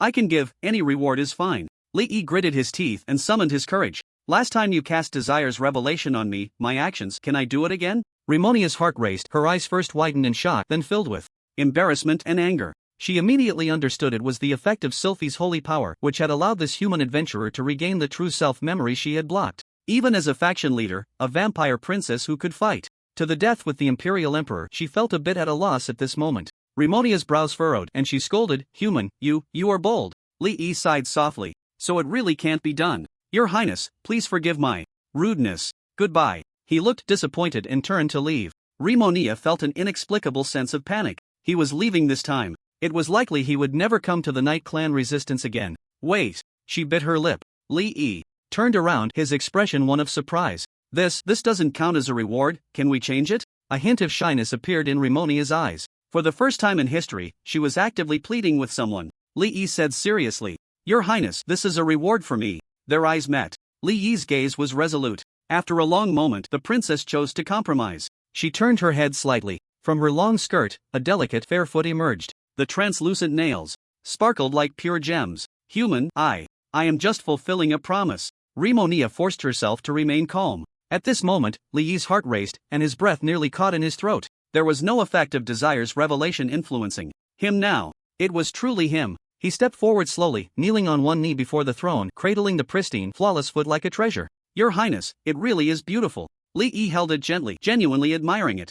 Rimonia trembled slightly, embarrassed and angry. Human, you shut up. Li Yi looked up earnestly. Your Highness, there was none last time. He felt he had a bit of a grasp on the situation. Last time, his bold and rude actions had only earned him a kick from this vampire princess. It seemed the princess was not as intimidating as she appeared. After all, how bad could a woman be who could ally with the angel's sister? Rimonia was furious, wanting to kick that annoying human away. Bring me the other one. Li Yi extended his hand. Rimonia panicked. Human, don't go too far. Li Yi argued confidently. Your Highness, I didn't set a limit on the number. Next, the two exchanged intense stares. But Li Yi was holding one, so what could the vampire princess do? In the end, the princess relented, extending her other delicate foot into Li Yi's hands. Li Yi admired it. The princess's foot felt completely different from that of the sword saint and the adorable Philo. It was cool, like a piece of clear jade. Half an hour later, Rimonia could no longer bear it. Human, are you doing archaeology? He was almost examining it with a magnifying glass. Li Yi nodded. It's time to get to the main topic. What? Rimonia's body trembled violently. Half an hour had passed without getting to the point? When would they finally get to the point? She felt like she was going crazy. However, Li Yi smiled slightly, released her delicate foot, and stood up. Your Highness, may we meet again by fate. After bowing, he turned to leave. Rimonia's feet lost the warmth of his grip, leaving her with a sense of emptiness. She looked at Li Yi's departing figure with a complex expression. What is your name? The villainous human replied without looking back. Li Yi. Suddenly, Li Yi's vision blurred. Rimonia had blocked his path, her slender hand gripping his shoulder. Li Yi looked at her in confusion. Princess. Before he could finish his sentence, he saw Rimonia lean in, her icy lips biting into his neck. Her fangs pierced the blood vessels beneath his skin. Ah! Li Yi cried out in pain, and then a chilling sensation spread throughout his body. Instinctively, he tried to push Rimonia away. But the professional panel did not show any indication of entering combat. So instead of pushing her away, he wrapped his arms around the princess's waist. Rimonia's body stiffened for a moment, a hint of shyness flashing in her eyes. She slowly closed her eyes, her hands now wrapping around Li Yi's neck. The two embraced tightly. Li Yi closed his eyes, enduring the pain and the chilling sensation that made his heart race. After about a minute, he felt a soft licking sensation at the wound on his neck. The pain gradually diminished and the wound began to itch. His body temperature slowly returned to normal. Li Yi was surprised to discover that he had gained a new skill. Blood Oath Mark of the Night Queen. Active skill, description, summons Night Queen Rimonia Knight to your side, lasting 10 minutes, cooldown time 30 days, usable only in the Abyss world. Note, the Queen's Oath is as if she were present. Blood Oath Mark? Li Yi's heart trembled. This seemed to be the mark given to a partner after a blood clan's marriage ceremony. But it was just an ordinary ceremony, with no additional effects. Could it be that this was Rimonia's unique ability? But why would she give it to him? Did she take a liking to him just because he touched her foot? Li Yi's expression was strange. Did having this mark mean he had become the princess's man? After a moment of thought, he understood. Rimonia must have taken a liking to his ability to summon troops. After all, this could significantly influence the power dynamics and balance of victory in the underground world. Noticing that the princess had released her grip on his neck, Li Yi felt a surge of boldness. He reached out to hold the back of the princess's head, stood on his tiptoes, and bit her lips where the blood remained. Rimonia's eyes widened in shock, a mix of shame and anger in her gaze. Human, what are you doing? She angrily pushed Li Yi's head away. You bit me, so I bit the princess back. It's only fair, Li Yi said with a smile. Rimonia retorted angrily, I did that to protect your safety, so you could summon me in times of danger. Li Yi tightened his grip around the princess's waist, his expression content. Rimonia's figure was different from that of Lianyu, Zalufii, and the adorable Philo. It didn't give him the same sense of fullness as the Sword Saint's sister, nor the plumpness of the Angel sister, and it certainly didn't have the same feeling of control as the petite Philo. Instead, she was tall and slender, exuding a youthful lightness and softness. Her body felt as if it had no blood flow, yet its incredible softness gave Li Yi a different kind of allure. In short, he didn't want to let go. I know, but it is the Blood Oath Mark, Your Highness. Don't think I don't know what it represents. You forced a ceremony upon me without my consent. Rimonia's expression darkened. What did the human mean? He didn't want to agree? Li Yi gazed at the princess. Don't misunderstand, I would be very willing to be your man. Rimonia was furious. What man? Human, you are being outrageous. The Blood Oath Mark is only to protect your safety. Li Yi said calmly. Thank you for your kindness, Your Highness, but if I no longer come here, wouldn't that eliminate the safety issue? Ramonia's expression froze slightly, and she fell silent. The humans were not wrong. He just needed to return to the other world and not come here again, and there would be no danger at all. Li Yi's expression became serious. But because of your highness's presence, I am very willing to come here again. Ramonia's gaze turned. Mocking. And that angel too. Li Yi was taken aback. Could it be that she was jealous? He had informed the princess about what happened between him and the angel's sister. Did the princess care? Li Yi thought for a moment and replied honestly. That is indeed one reason, but the blood oath mark was forcibly placed on me by you, your highness. Ramonia's gaze turned cold. Her tone was chilling as she said, human, what do you mean by that? Li Yi looked sincere. Your highness, before you, I already had lovers, and not just one. The lady outside the palace, she is one of my lovers. You are beautiful and I have a good impression of you. Well, to be more precise, your beauty and temperament move me. I admit I am quite fickle, and I have also developed feelings for you, your highness. Within my capabilities, I am very willing to do anything for you, but I do not belong solely to you, even with the blood oath mark. Ramonia's heart raced. This time, there was no effect of the desire manifestation. She actually heard such a direct confession from Li Yi. An uncontrollable feeling of joy surged within her, a feeling she hadn't experienced in many years. Faced with Li Yi's gaze, the vampire princess found it hard to meet his eyes. She turned her head, exposing her long neck. In a cold tone, she said, who wants to monopolize you? Human, don't think too highly of yourself. I placed the blood oath mark on you because you possess the ability to summon infinitely, which is quite helpful to me, so I just don't want you to die. Li Yi blinked. Is that so? But what about this engine-like heartbeat? Who was it that just gently licked his wounds? Who was still holding onto his neck without letting go? The princess was quite indirect. Although he didn't know why the princess had feelings for him, Li Yi didn't care about the reason. Sensing Li Yi's gaze, Ramonia came back to her senses. She withdrew her arms that were wrapped around his neck. Coldly, she said, human, let go of me. Li Yi was feeling quite bold now. Not letting go, not enough hugging. Ramonia was furious. She was about to use her power to push Li Yi away. Your highness, I am willing to always help the Night Clan resistance, but if you push me away now, I will go to the City of Holy Protection next time. Ramonia's body stiffened. Go wherever you want, that is your freedom. Li Yi's eyes brightened. It seemed he had found a way to handle the princess. Ramonia's reaction, wasn't that just tsundere? To deal with a tsundere, one must be straightforward. Your highness, a month later, I will continue to join the Night Clan resistance because I want to see you. Li Yi sighed. A month without seeing your stunning face, I can't imagine how tormented I will be. As soon as he finished speaking, he immediately felt the princess's heartbeat frequency rise sharply. Ramonia's tone was cold, do as you wish. Li Yi wanted to laugh a little. If the princess let go of her role as the leader of the faction, she was just a little girl. She seemed to be less than 2,000 years old. This was very long for humans, but for vampires, it was just coming of age. Your highness, just now you unilaterally placed the blood oath mark on me. Shouldn't we also fulfill our human rituals now? Ramonia frowned. What do you want to do? Li Yi smiled and said, Your highness, please look into my eyes.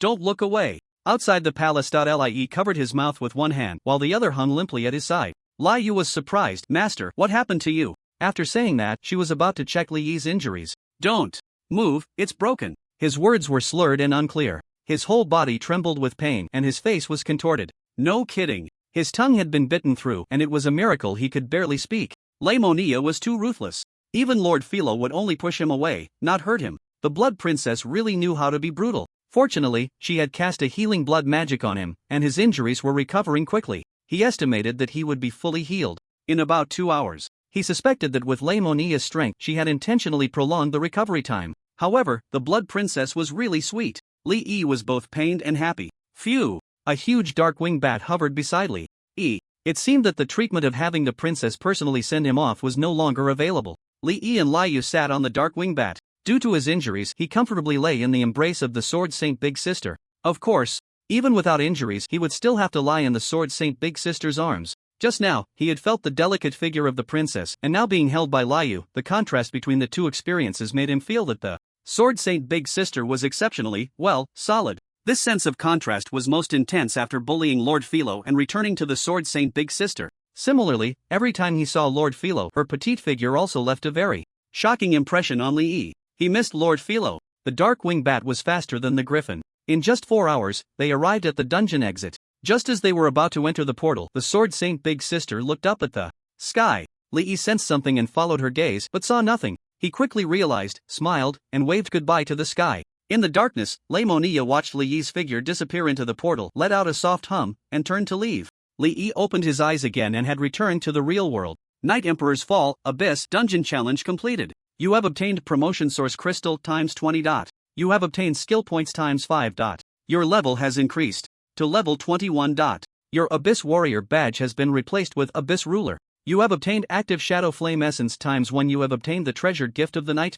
What a great harvest! Li Yi's eyes sparkled. Active Shadow Flame Essence successfully acquired. He used the Promotion Source Crystals and allocated 2 skill points to Light Forged Warrior, leveling it up to the maximum level of 30. The remaining 4 points were added to Writer's Inspiration. Writer's Inspiration, Passive Skill, Level 10 Class, Summoner Description. All attributes of summon creatures increase by 19%. This passive skill of the summoner increases by 1% for each level. It may seem low, but in reality, it is not. Since it enhances all attributes, 1% is quite significant. Next, he used the Active Shadow Flame Essence. Your Energy Bomb has been enhanced and upgraded to Dark Flame Bomb. He then looked at his equipment bar. Abyss Ruler, Badge. Quality, Crown Physical Defense plus 15%. Dodge plus 15%. Note, your arrival instills fear in the Abyss. All sub-properties of the badge increased by 5%, a tremendous boost. Finally, there was the very rare treasure equipment he had obtained. Gift of the Night, Treasure, Quality, Legendary, Golden, Magic Power plus 20% level requirement, 21 class requirement, Summoner Equipment Effect. You and your summon creatures gain Night Blessing. Note, Children of Darkness, enjoy the night. Li Yi immediately looked at Liu and his own status bar. Both had gained an additional buff status. Night Blessing, Movement Speed plus 26%, Evasion plus 26%, Precision plus 26%, Shadow Resistance plus 26%, Shadow Damage plus 26%, Tenacity plus 26%. Li Yi took a deep breath. Such powerful equipment. Truly a legendary artifact with such outrageous attributes and effects. The most terrifying part is that it can also benefit from the effect of the War King title. The Night Blessing. On Liu only has a value of 20%, but his is 26%. Calculating this, his panel tenacity reaches a terrifying 60%. His magic power has also increased by nearly 300 points. Li Yi beamed with joy. This was a significant boost. He glanced at the skill Blood Oath mark of the Night Queen, and indeed it was in an unusable state. He shook his head in regret. But what excited Li Yi the most was that in his backpack lay a golden contract and a colorful orb. The Summoning Sacred Contract and the Evolution Sacred Stone. He could contract a second target now. This required careful selection. The first choice, of course, was a female boss like the Sword Saint Big Sister. In the night, Li Yi and Liu returned to the hotel. The next day, he bought a lot of delicious food and eagerly teleported to the Flamewave base, entering the Flamewave Tide. He had missed Lord Philo so much after several days. Happily, he arrived in front of the treehouse, only to find that both the front and back were guarded by the Holy Flame Knights. Not the Radiant Knights, but the Holy Flame Knights. His heart sank, and he suddenly had a bad premonition. Your Highness Li Yi. Li Yi didn't have time to respond to the Holy Flame Knight and rushed into the treehouse with Liu, heading straight to Philo's room. No one was there. The faces of the two changed dramatically. What was going on? Where had Lord Philo gone? Suddenly, a holy sound echoed in the sky. A beam of holy light fell outside the window, and as the light dissipated, a girl in a pure white robe holding a scripture appeared. The Judgment Priest. She flew into the room and slowly landed on the ground. Your Highness Li Yi, I am Eleanor, the voice of judgment, the Judgment Priest guarding this place. The girl bowed. Li Yi took a deep breath. The appearance of the Judgment Priest indicated that Philo's disappearance was not ordinary. He suppressed the anxiety in his heart. Judgment Priest, do you know where Lord Philo has gone? Eleanor showed a look of guilt and told Li Yi what had happened at that time. Blood magic? Li Yi's eyes widened in disbelief. Isn't that a power possessed by the Blood Clan? Is there a Blood Clan here too? He instinctively looked at the Blood Oath mark of the Night Queen. Skill status available? Li Yi trembled all over. He could actually summon Rimonia here. Could it be? He realized a terrifying fact. These Abyss dungeon worlds might be in the same world. This meant that the Abyss dungeons in their eyes were actually certain areas of this world. Your Highness Li Yi, I am very sorry that I couldn't protect her well. I have already invited the Beast Clan's prophet to investigate the whereabouts of the forger. She will arrive here soon, Eleanor said with shame. Li Yi hesitated about whether to summon Rimonia. The princess must know the most about blood magic. Hearing the Judgment Priest's words, he decided to wait and see what the prophet's investigation revealed. Rimonia could only appear for 10 minutes, and it had to be used at the most critical moment. Another day of hard updates. Dear readers, please give a little support. I beg you. Omega, angle, 5 hours later. The Beast Clan's prophet finally arrived. The Holy Flame Knight led a fox-like old lady about 1.6 meters tall into the living room of the treehouse. She had a fox's head, reddish-brown fur, and a fluffy tail behind her. This was Li Yi's first time seeing a member of the Beast Clan. He noticed that aside from being able to walk upright and having a humanoid appearance, they still retained many beast-like features. Eleanor stepped forward. Apologizing, Prophet, I should have gone to the Massimo Plateau to consult with you, but I am stationed at the front line of the disaster and cannot leave. I can only trouble you to come in person. The Fox Prophet wore a pair of reading glasses made of crystal. She adjusted the frame and looked at Eleanor kindly. Lady Eleanor, you are still so radiant and pure. It's rare for you to remember this old woman. It is my honor to assist you. What do you need me to do this time? Eleanor said in a low voice, an unknown enemy has infiltrated the Radiant Fortress and kidnapped a halfling legendary blacksmith. We hope you can help us find her whereabouts. The Fox Prophet looked surprised. Oh dear, a halfling legendary blacksmith? Could it be that apprentice of Masakani, Philo the Ancient Hammer? Li hurriedly stepped forward. Grandma, it is indeed Lord Philo. The Fox Prophet turned to Li, her nose twitching. A strange scent. You are a human adventurer from another world? Li nodded. My name is Li, and I am Lord Philo's partner. The Fox Prophet looked taken aback. A halfling actually chose a human as a partner. I am the Beast Folk Prophet, Saguna, Philo's master, Masakani. The Ancient Hammer is a friend of the Beast Folk. I will do my best to help. She looked at the Judgment Priest. Lady Eleanor, do you have anything that bears traces of the enemy? The Judgment Priest took out a crystal ball the size of a thumb, within which a faint crimson energy swirled. This is the residual energy from the room. Saguna recognized the source of the energy. Blood magic? The underground blood clan? Having residual traces makes it easier. I will begin the divination immediately. She took the crystal ball. Anya, the Fox Prophet called softly. Then everyone heard a faint mewing sound. A figure slowly materialized beside her. It was a cat girl with light pink hair and white fur. She wore snug leather armor and had 2 daggers at her waist. Standing about 1.65 meters tall, with beast ears and paws, a light pink cat nose, and a rather agile figure, she seemed to be Saguna's guard. Prepare the ritual, the Fox Prophet instructed. Meow the catgirl assassin took off the pack from her back and entered Philo's room to get busy. Saguna explained, Anya is from the Shadow Cat tribe. Her fur is unusually special, so she was abandoned by the tribe, and I adopted her.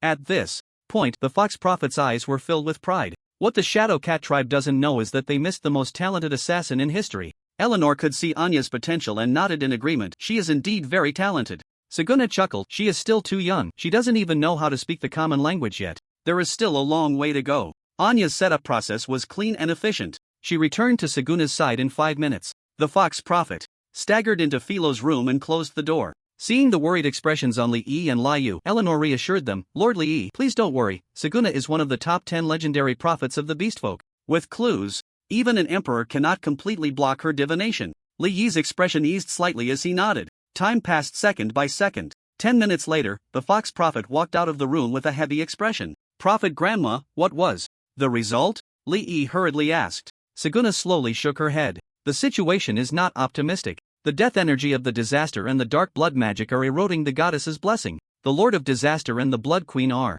trying to corrupt and control the legendary blacksmith, using her abilities to forge powerful weapons. It was clear that Philo was in a very dangerous situation. The Judgment Priest's expression darkened. The Lord of Disaster is Zayn the Plague. The Blood Queen, could it be Vespera the Eternal Night? Both of them were 8th-tier powerhouses, and their ranks were both lords. She had fought against Zayn for nearly 100 years and was acutely aware of his strength. He was undoubtedly one of the top-tier experts among the 8th rank. As for the Blood Queen, she was not familiar with her, but if the two could cooperate, their strengths were likely comparable. Li was anxious. Prophet Granny, how much time do we have left? He noticed that the Fox Elder's choice of words was attempting, meaning that Philo had not yet been corrupted by the enemy. Saguna sighed slightly. At most 25 days. Li's expression steadied a bit. He still had time. Prophet Granny, can you pinpoint Philo's exact location? Saguna nodded. The catgirl Anya immediately handed over a piece of parchment map. The Fox Prophet opened the map and marked a point with a pen. Right here. She passed the map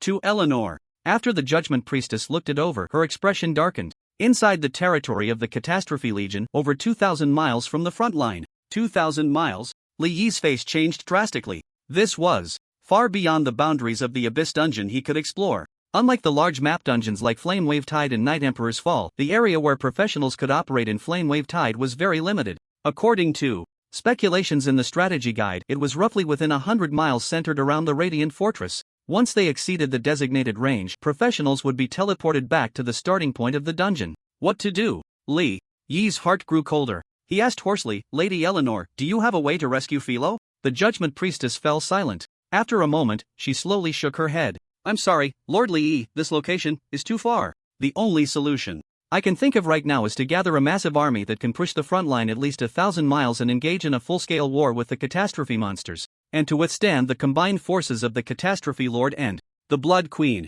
and deploy a swift elite team to rescue Philo. I am evenly matched with Zane and do not possess the ability to take on two opponents. As for taking the initiative, the Judgment Priestess sighed helplessly. In the war against the Catastrophe Legion, we have always been at a disadvantage. Maintaining our defense has already taken all our strength. After Audino's betrayal, it has become very difficult for us to even maintain the front line. Lord Lee, I am truly sorry. Eleanor's gaze was filled with regret. It was not that she was unwilling to help, but given the current situation in the Senate territory, she was truly powerless. A massive force, a full-scale war. Lee fell into silence. He could summon troops, but the Abyss Dungeon restricted the range of activities for professionals, making it impossible for him to summon troops even if he wanted to. But commands for summoned creatures could only last for 1 hour. If no new commands were given after 1 hour, the summoned creatures would fall into a state of confusion. 2,000 miles was too far. Without his continuous commands, no matter how many Lightforged warriors he summoned, they could not form effective combat power.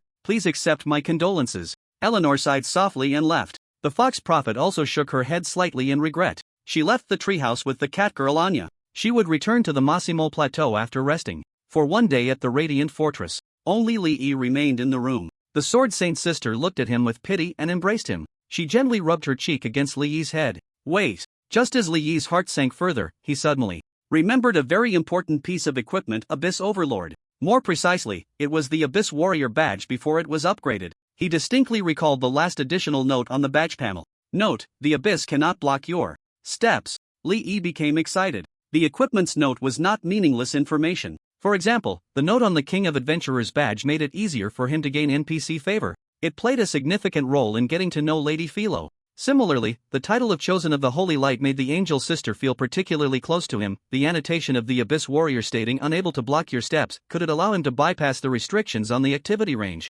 imposed by the Abyss Dungeon on professionals? Lee was eager to verify this. He immediately left the treehouse. On the street, he used some materials as a reward and casually found a fellow third-tier professional like himself to take him to the edge of the dungeon. You go touch the boundary, Lee said to the slightly plump male professional. The boy nodded and walked ahead. However, in their line of sight, there were no so-called boundary markers or prompt messages. When the boy walked about 10 meters, his entire body and movements froze in place. A white halo appeared out of nowhere around him. The next moment, the slightly plump boy gradually faded from view in mid-air, being teleported back to the dungeon's starting point. Lee stepped forward. When he reached the boundary, he took a deep breath and stepped out. No reaction. Lee was instantly overjoyed. He dashed forward, running at least 4 or 5 miles before stopping to catch his breath. The Sword Saint's sister came to his side. Lee hugged her waist, burying his face in her bosom. I found a way. We can save Philo. Liyue affectionately stroked her master's head. The face washing was over. Lee gave the finger to the Scourge. Legion's territory, his expression fierce. I'll kill you all. I'll eventually wipe you all out. He quickly returned to the Radiant Fortress. Lee waved to the sky. Moments later, the Judgment Priestess Eleanor descended from the energy field. Lord Lee. She saw the blazing battle fire in Lee's eyes and was slightly taken aback. This didn't seem like someone who had been struck down. Lee didn't waste words and directly summoned 3 Lightforged warriors. Lady Eleanor, may I ask, under how many circumstances can such summoned beings possess the ability to launch a full-scale attack? The Judgment Priestess looked at the Lightforged warriors in surprise. This holy light attribute summon was different from the stone golems he had summoned earlier to resist the Darkfin Merman. Its strength and rank had increased significantly, almost on par with a boss-level powerhouse. If facing the Scourge monsters, its holy light attribute would have a restraining effect, further enhancing its combat power. Although Eleanor didn't understand Lee's intentions, she pondered for a moment and replied, at least 500,000. A frenzied look flashed in Lee's eyes. What if there were 1,000,000, or even more? Eleanor was stunned. She naturally knew that Lee had summoned over 10,000 holy light stone golems during the battle against the Darkfin Merman, shocking everyone in the Radiant Fortress. Lord Lee, can you summon 1,000,000? As the strongest Judgment Priestess guarding this place, Eleanor's voice trembled slightly. 1,000,000 was an unfathomable number. I can. Lee nodded with utmost seriousness. Eleanor's heart raced violently. She had thought that the previous 10,000 stone golems were Lee's limit. She never expected that he was far from reaching his limit. Truly someone favored by the holy light. Eleanor's eyes lit up. The greatest gap between the Radiant Knights and the Scourge monsters was not in high-end combat power but in the sheer number of low-end combatants. Liches and necromancers had resurrected far too many dead almost endlessly. Even high-tier 4 or 5 powerhouses felt powerless against the tide of scourge monsters. But if Li Yi's summons could fill that gap, then they could indeed attempt a full-scale offensive. Lord Li Yi, your abilities are truly astonishing. If you summon 1,000,000 holy light stone golems. Eleanor suddenly thought of something. The light in her eyes dimmed. She shook her head with a bitter smile. The enemy has 2 Lord-level 8th-tier powerhouses. If we can't hold them off, no matter how many summons we have, it would be in vain. Li Yi thought of Remonia. If the princess and the angel sister could unite against the Blood Clan Emperor and Empress, then she must at least be an 8th-tier powerhouse. I can seek the help of an 8th-tier, monarch-level powerhouse, but it can only last for 10 minutes. Eleanor became excited upon hearing this. By the holy light, the advantage of a monarch level over a lord level is overwhelming. 10 minutes is enough. They only needed to focus their efforts on one of them in the 3 minutes before the fight began, forcing either the Disaster Lord or the Blood Queen to retreat, and their goal would be achieved. My lord, this is of great importance. I will convene a meeting immediately to discuss how to wage war. The Judgment Priest was very excited. Since the disaster had ravaged the land, not only the Radiant Knights but also the armies of other nations and races had been in a defensive state. This was the first time they would actively launch a full-scale counterattack, enough to be recorded in world history. Triggering legendary quest, the Radiant Knights strike back. Do you accept? A quest has been triggered? Li Yi was somewhat surprised. Yes, you have accepted the legendary quest. The Radiant Knights strike back. Description: the Judgment Priest Eleanor, Voice of Judgment, has summoned the Radiant Knights to launch a counterattack against the Disaster Legion. Please help them achieve victory. After accepting the quest, Li Yi clarified his situation. Lady Eleanor, my mana cannot support my continuous summoning, so I need to gain energy recovery buffs from bards, priests, knights, and druids. Eleanor nodded. Rest assured, I will arrange for the highest tier Holy Flame Knight to bless you. Li Yi suddenly thought of the Fox Woman Elder. She was known as the Prophet. Could she be the unique class, Prophet, under the shaman profession? Of course. This class is unique in the current world, but not in the other world. Li Yi knew that the Prophet had a buff spell. Its effect was similar to the mind acceleration that Modi had cast on himself. He went to the residence of the Fox Prophet. After confirming that she was the branch class, Prophet, of the shaman profession, he sincerely said, Prophet Granny, we are preparing to launch a full-scale attack on the Disaster Legion. Could you stay and help us? He immediately informed Saguna of his and Eleanor's plan. 1,000,000 holy light summons? The Fox Prophet found it hard to believe, but after Eleanor's confirmation, she chose to trust. I am willing to help you, but I hope you can do me a favor in return. As Saguna spoke, her gaze affectionately glanced at Anya beside her. Li Yi quickly said, Prophet Granny, as long as it is within my ability, I am willing to help. The Fox Woman smiled. I haven't thought of what I need you to do yet. I'll let you know once I figure it out. Li Yi nodded. In agreement, alright, no problem. Eleanor said, My lord, I need to discuss specific tactics with the knights. Once the plan is formulated, we will notify you. 2 days later, not only the Radiant Knights of the Senate territory but also the extraordinary beings along the entire disaster front of the Lawrence Empire were mobilized. They were shocked when they received the news of a full-scale attack on the disaster, but upon hearing that it was an order personally issued by the Judgment Priest Eleanor, Voice of Judgment, they immediately had no objections. Everyone's expressions were filled with excitement. The disaster had ravaged for thousands of years, and this was the first large-scale proactive attack against the Disaster Legion. Such a large-scale movement naturally caught the attention of the assassins of the Disaster Legion. In the territory of disaster, the withering sorrow, Zane, the plague of calamity, opened his enormous eyes. After listening to his subordinate's report, he let out a wild laugh. The little girl who doesn't know the heights of heaven and depths of the earth is truly seeking her own death. Vespera, the midnight, flapped her wings and flew into the air, curious. Lord Zane, what happened? The Disaster Lord scoffed. That little brat of a Judgment Priest actually incited the living at the front line, preparing to launch a full-scale attack on us. Vespera glanced at the distant altar, her brow slightly furrowed. Could it be related to the legendary Forge Master, Your Excellency Zane? The Lord of Calamity scoffed. The number of my Calamity soldiers is 5 times that of the living. For 1,000 years, the cowardly and timid living have only dared to cower behind the front line. Taking the initiative to attack is no different from seeking death. In the sky, an energy field, dazzling holy light flickered, provoking the Lord of Calamity. Zane, the plague of woe, sneered. Endless black mist gathered, coalescing into a massive, menacing head that shot up into the clouds thousands of meters wide. Vespera, help me completely defeat the Judgment Priest. The legendary Forge Master lets you go first. A rolling wave of sound erupted. The Vampire Queen smiled slightly. At your service. At the front line of calamity, the army gathered. Li Yi looked at the seemingly endless front line, his gaze astonished. Over 300,000 human soldiers spread out like a tide. He had never seen such a large-scale mobilization of war, not even in films. After all, the camera can only capture a small part. but now, he was witnessing it with his own eyes. And across from the front line of calamity, it was even more terrifying. The dark calamity monsters loomed like the depths of the universe, devouring everything. Li Yi took a deep breath. He would personally participate in this war that was destined to be recorded in history. Let's begin. The 4 holy flame knights nodded slightly and started casting enhancement spells. The bard's melodious song rang out. Song of the mind. The priest recited prayers devoutly. Holy hymn. The blessing knight opened the holy book, the pages turning, radiating holy light. Dawn blessing. The druid spread his arms, feeling the essence of nature. Natural vitality. In the sky, the illusionist under the summoner profession summoned a magical aurora, obscuring everything within a 10,000-meter radius, preventing detection by the enemy. The fox prophet Saguna exclaimed, "What a spectacle!" The last time she witnessed such a grand battlefield was 1,000 years ago during the century-long blood war between the beastmen and the demon race. She looked at the human adventurers. Would they really summon 1,000,000 summons as he said? How exciting! Blessing of the ancestors, enlighten. The fox prophet communicated with the spirits of the ancestors, bestowing their protection upon the human adventurers. In an instant, Li Yi felt an unprecedented clarity wash over him. His eyes were tinged with a faint blue glow, changing the color of his pupils. So strong. The effect of the fox prophet's enhancement spell far exceeded that of Modi's mind acceleration. Explode. Li Yi's face twisted in a grimace as he crazily summoned Lightforged warriors.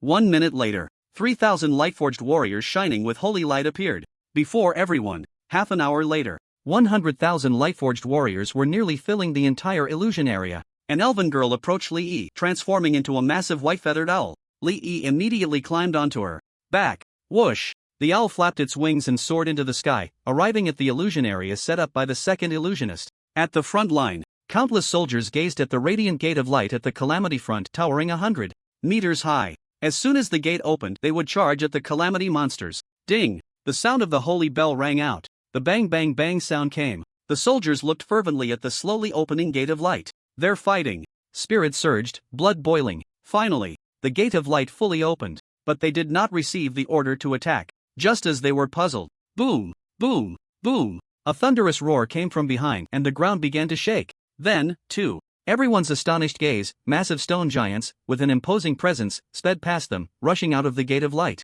Everyone's blood surged. No wonder the Judgment Priest would launch a full-scale attack on the Calamity Legion. It turned out they had such powerful means. Holy light shall prevail. It was unclear who shouted. Victory for the holy light. The soldiers' eyes turned red with excitement as they shouted with all their might. The sound of the earth trembling continued unabated, echoing through the skies. The stone giants surged forth like a mighty tide. 1 minute, 10 minutes, half an hour. It showed no signs of stopping. Just how many stone giants were there? Countless. The soldiers on the front lines of the disaster were filled with fervor, their chests burning with heat. It felt as if a furnace was igniting within them. The fear of death, the dread of disaster, the anxiety of the battle situation, the uncertainty of the future. At this moment, all negative emotions vanished without a trace. Only the purest fighting spirit and determination remained. The morale of the army reached its peak. The warriors rubbed their fists together, eager to charge out immediately. They frequently glanced at their commander, waiting for the moment the order would be given. Whoosh! A massive white owl soared over the soldiers' heads, seemingly signaling the attack. The Tauren from the beast tribe sounded the battle horn with all their might. The melodious sound resonated across the entire front line. In the sky, the commanders began relaying orders. Support classes cast buffs, and various auras of enhancement lit up around the warriors. Everyone gripped their weapons tightly, their eyes revealing a fervent battle intent. The war was finally about to begin. A beam of holy light shot up into the sky. The vice-captain of the Radiant Knights, the light-forged paladin Cassius Germain, shone with golden brilliance, transforming into his light-forged form. His size swelled to 5 meters tall as he brandished a massive 10-meter-long holy hammer, charging out first through the Radiant Gate. Behind him were Dragon Riders, Griffin Knights, Eagle Horn Beast Knights, and Wind Riders. Druids transformed into giant birds followed the aerial forces. As the airborne troops passed, the ground trembled. Towering war trees standing 20 meters tall, over 10-meter-high arcane golems, and heavily armored giants wielding massive shields followed suit. Various races and troop types from the continent rushed to the battlefield one after another. Advance! The ground troops finally received the order to march forward. The mounts of the cavalry neighed as they charged ahead. The infantry roared in anger, marching in unison towards the Radiant Gate. On the other side of the front line, the scouts of the disaster army were stunned. This scene, the living truly launched a full-scale attack. They watched in horror as the holy light stone giants surged like a tide. Where did so many holy light stone giants come from? The materials and time required to create such a vast number of war machines must be an incredibly terrifying figure. They had no intelligence at all. There was no time for the disaster creatures to think further, because the light-forged warriors had already charged in front of them. Roar! The disaster creatures howled as they rushed forward, engaging in a brutal melee with the stone giants. Limbs and severed arms flew through the air, stone fragments scattered everywhere. The aura of holy light intertwined with the energy of death. The disaster mammoths charged into the light-forged warriors, with their massive horns instantly sending a large group flying. In the air, Cassius Germain slammed his 10-meter-long holy hammer down onto the ground. Bang! Bang! 2 disaster mammoths, each 6 meters tall, were sent flying dozens of meters away. Li Yi sat on the back of the owl, gliding at low altitude. Wherever he passed, the ground lit up with dense summoning arrays, one by one, light-forged warriors, materializing. The great battle had begun, and numbers no longer held any significance. Both sides were rapidly depleting their strength. Behind them, the coalition forces of the disaster front arrived, joining the fray. Li Yi couldn't help but glance away during a moment of summoning, and he was instantly shocked. Words could not describe the grand scale of the war. Countless fireballs, meteors, and shooting stars rained down upon the disaster creatures. Blizzards and spikes emerged among the hordes of monsters. Wind riders summoned howling hurricanes. Elemental shamans called forth thunder to descend. The disaster creatures were not to be outdone. Plagues, toxic gas, death bombs, shadow arrows, corrosive storms reaped the lives of countless soldiers. In war, how could there be no casualties? Li Yi took a deep breath, withdrew his gaze, and continued summoning. The more light-forged warriors there were, the fewer casualties the soldiers would suffer. That summoner on the druid's back.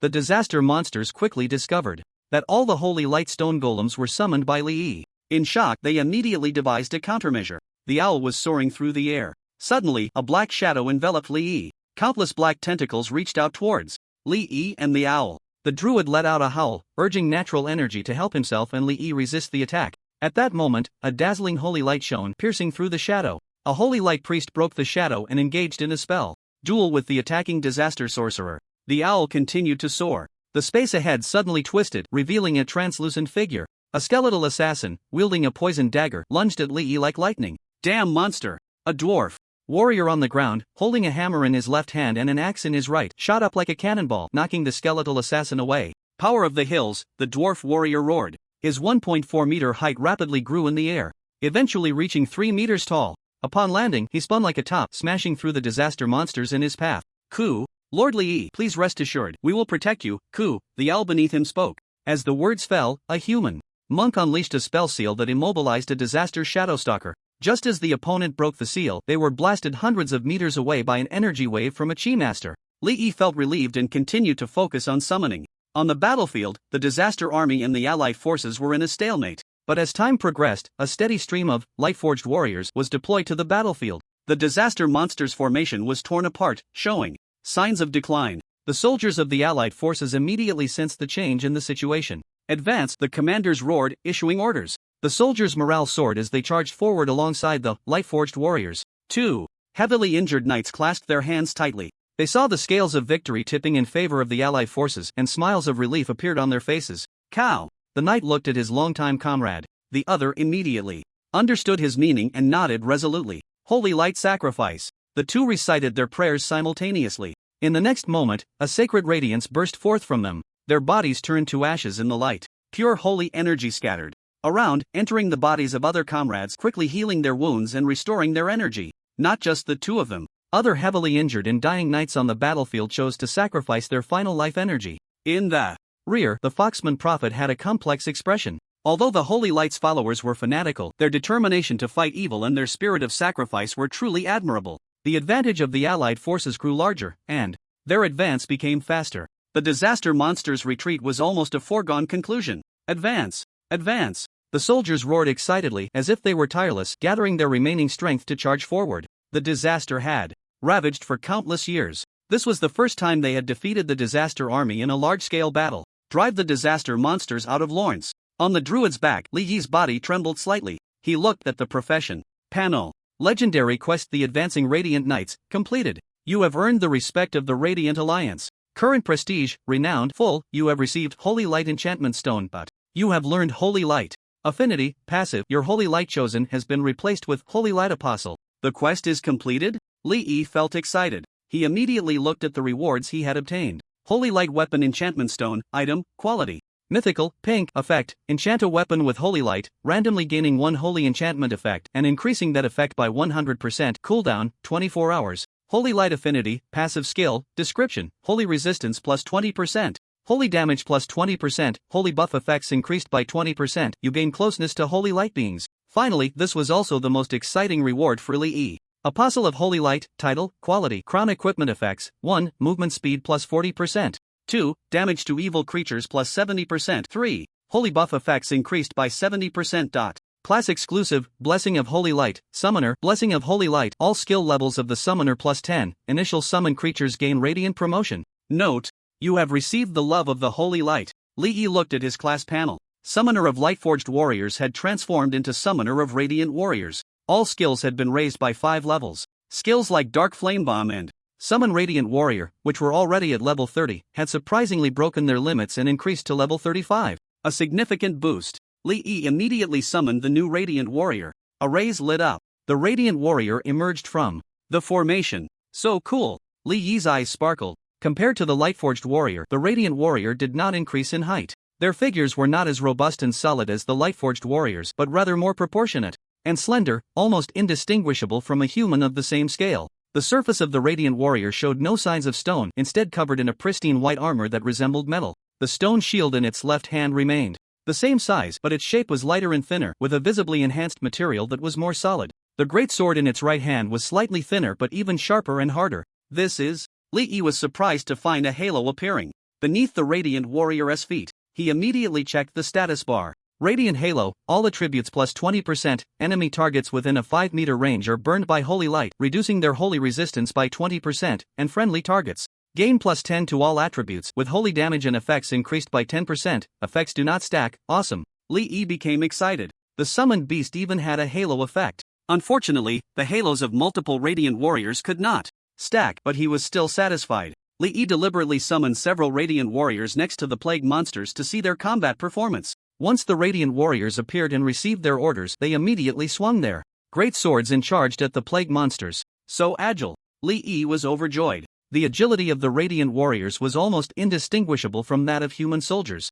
Moreover, their speed was twice that of the Lightforged Warriors. Their attack and defense were also double. A significant boost. In the back, everyone, including the Fox Tribe Prophet, noticed the change in the summoned creatures. Evolved? Serguna's expression was surprised. This human adventurer had actually strengthened his connection with the Holy Light. It was no longer as simple as gaining the favor of the Holy Light, it seemed he had gained its affection. Anya, the Fox Tribe Prophet softly called. The cat girl emerged from her invisible state and came to her side. The old lady gently stroked her fluffy head and pinched her cat ears. Anya, remember that human, do not harm him. If there is a chance to meet in the future, you must trust him as you trust me. The cat girl looked up at the figure in the sky. Her light pink cat eyes narrowed into slender vertical lines under the radiance. Meow, the cat girl nodded in agreement. On the battlefield, as the number of Radiant Warriors gradually increased, the collapse of the Plague Monsters accelerated, almost showing a one-sided trend. At night, the main force of the coalition rested, but countless Radiant Warriors continued to push forward tirelessly.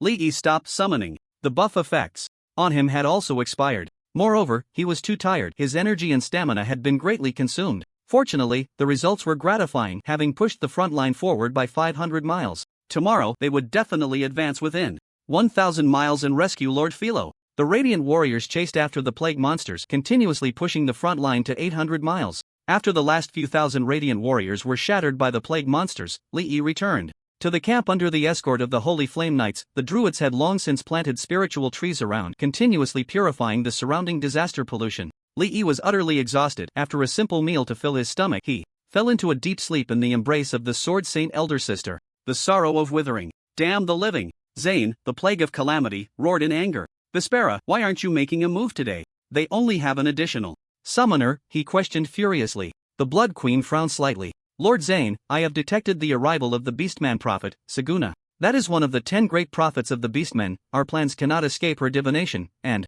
she will inevitably be aware of my existence. But knowing that there are 2 8th-tier powerhouses present, they still dare to launch a full-scale attack. I believe their reliance is not simply on having a summoner with infinite summoning abilities. Zane, the plague of calamity, expressed his dissatisfaction. Vespera, you are too timid. Even if she knows, so what? With only Eleanor as an 8th-tier powerhouse, she is utterly incapable of preventing what is to come. All the 8th-tier powerhouses on the continent have not left their posts. No one is coming to help Eleanor. They merely want to exhaust as many of the disaster creatures as possible before the Forge Master falls under our control. Tomorrow, you will first kill that human summoner, then cooperate with me to completely defeat the Judgment Priest. After saying this, he tossed the information in his hand to Vespera. After carefully examining it, the Blood Queen felt relieved upon confirming that no 8th-tier powerhouses were coming to assist. Lord Zane, I will act according to your request tomorrow. The Lord of Calamities snorted coldly. If Vespera had acted earlier today, his subordinates would not have suffered such significant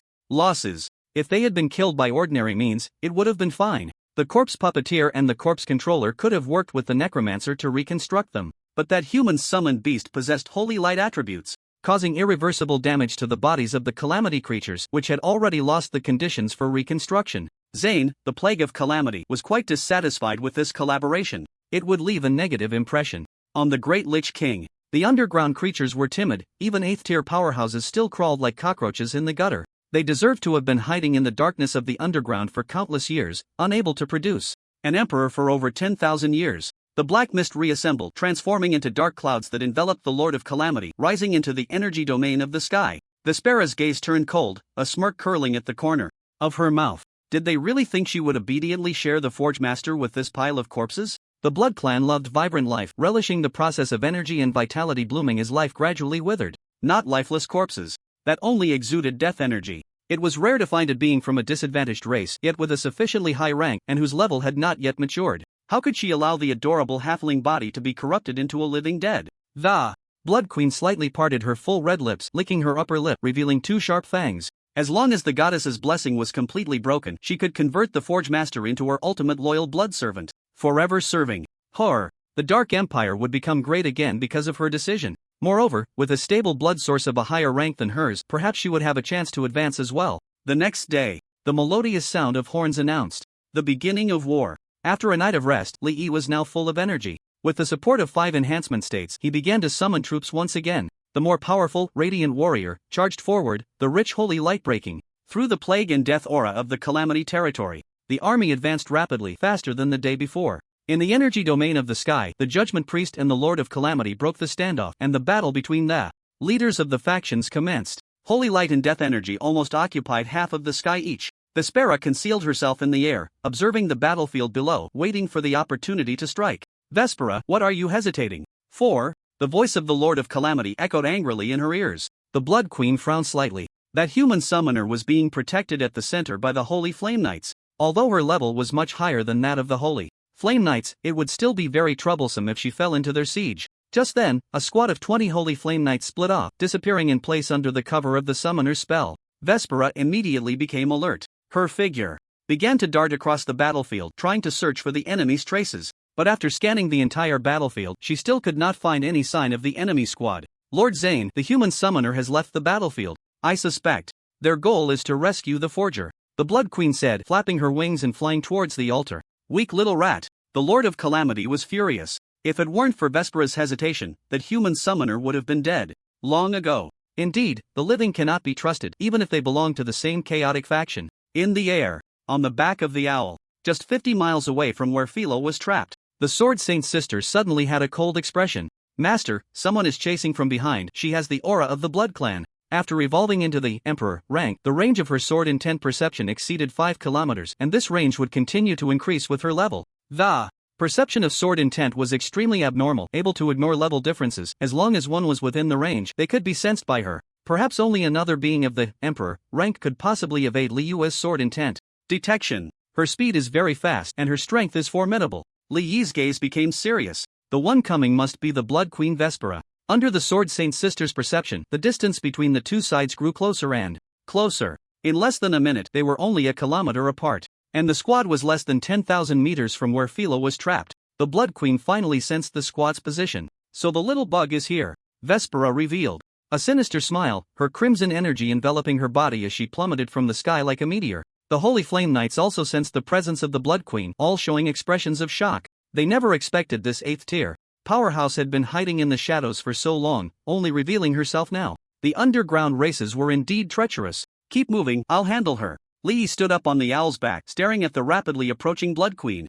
Casting the blood oath mark of the Night Empress, he felt a sudden drop in temperature within his body, a cold current swiftly coursing through him, then surging towards his neck. The 2 spots on his neck where he was bitten itched terribly. Your blood energy will become my nourishment. Die. Vespera's gaze was fervent as she pointed at everyone. Countless threads erupted from her fingertips, piercing towards them. Suddenly, her expression froze. Behind the human summoner, a pair of enormous black membranous wings unfurled. A cold and proud, stunningly beautiful face rose from his back, followed by a long and slender elegant figure. The Night Empress, leader of the resistance, the most gifted blood clan of the Night Empire in 100,000 years. Rimonia Night Shadow. Princess's eyes were cold as she waved her hand, crimson energy surging forth, easily blocking all the threads. Li angrily pointed at the Blood Queen. Your Highness, it's her who's bullying me. He quickly explained the situation. Terror filled Vespera's beautiful face. Rimonia? This is impossible. The princess's eyes were filled with murderous intent. So you actually came to the surface. She flapped her wings and shot towards Vespera, punching her down to the ground.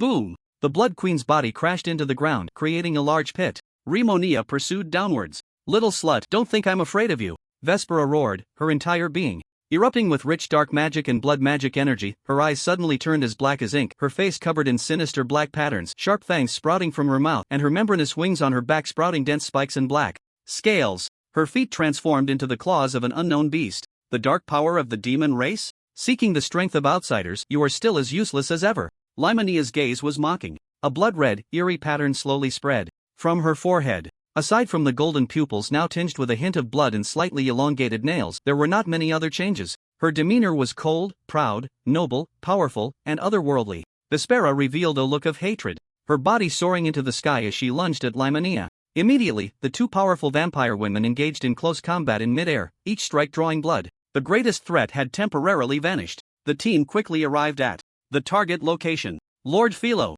Lee stood up excitedly. On the massive altar, Philo's small body lay quietly under the covers. 2 holy lights, one yellow and one green, intertwined to form a light shield enveloping her. 6 plague whisperers and 6 blood mages surrounded the altar, casting spells to erode and corrupt the goddess's blessing. Hurry, interrupt them, Lee urged. The holy flame knights immediately charged towards the altar. However, just as they were about to land, a vampire mage's body suddenly exploded. The holy flame knights were sent flying. Ha ha ha, a sharp laugh echoed. From the blood mist, Vespera's battered figure appeared out of nowhere. Not good. Lee's expression changed drastically. She is mine, the vampire queen roared fiercely. She reached out to cast blood magic towards Philo. Sizzle. The goddess's blessing purified and annihilated the blood magic, but the crimson energy was nearly endless, surpassing the speed of purification, ultimately enveloping the entire blessing light shield. Goodbye. The vampire queen let out a maniacal laugh.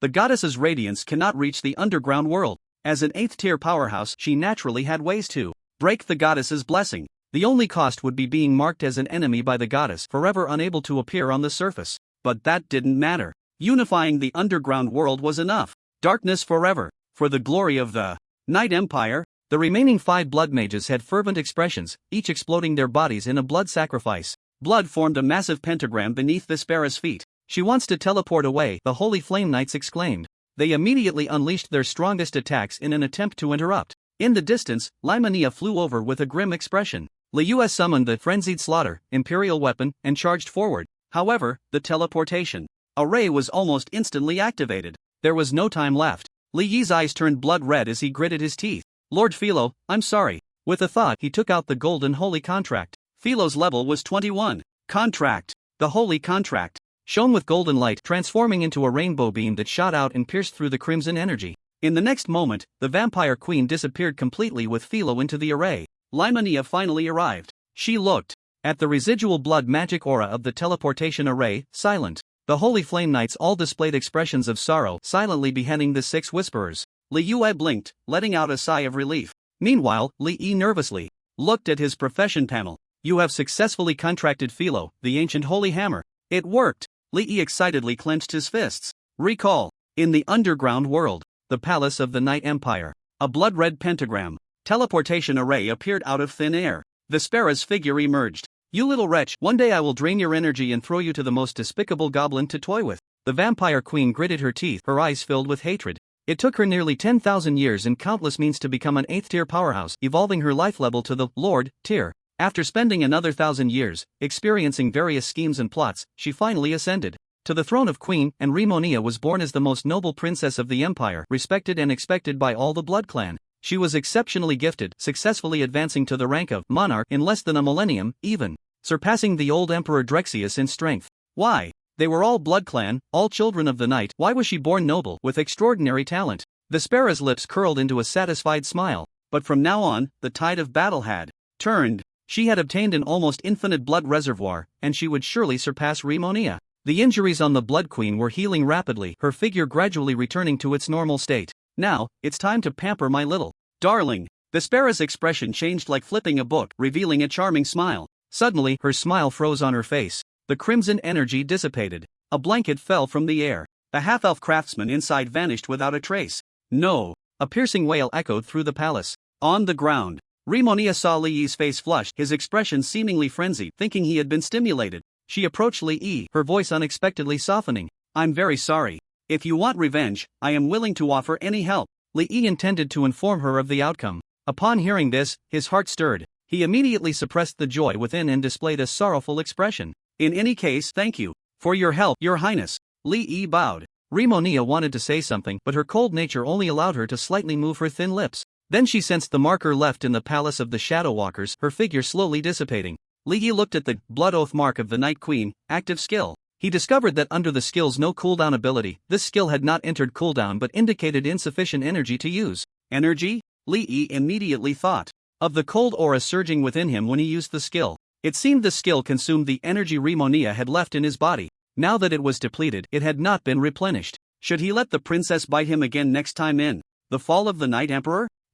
That might not be a bad idea. In the summoning space, Lord Philo was sleeping soundly, and Li Yi chose not to summon her now to avoid disturbing her. Don't worry, she was just simply asleep, nothing unusual. The dark elf girl transformed back into an owl, carrying him and Limoon back to the coalition's position. On the way, Li Yi looked at Philo's panel. Name: Philo, Ancient Holy Hammer. Race: Halfling. Age: 385. Rank: Monarch. Class: Telepath. Level: 21. 0%. Strength: 210. Agility: 210. Constitution: 1200. Spirit: 4300. Magic power: 4300. Active skills: Telekinetic manipulation, max level. Telekinetic shield, max level. Energy disassembly, max level. Energy condensation, max level. Shared telepathy, level 1. Telekinetic shockwave, level 1. Mind link, level 1. Mind burst, level 1. Passive telekinetic perception, max level. Energy affinity, max level. Energy delay, max level. Elemental affinity, max level. Telekinetic concentration, max level. Earth vein harmony, level 1. Blessings: Bounty of harvest, divine selection, natural protection, divine selection. Profession: craftsman. Talent: telekinetic mastery, max level.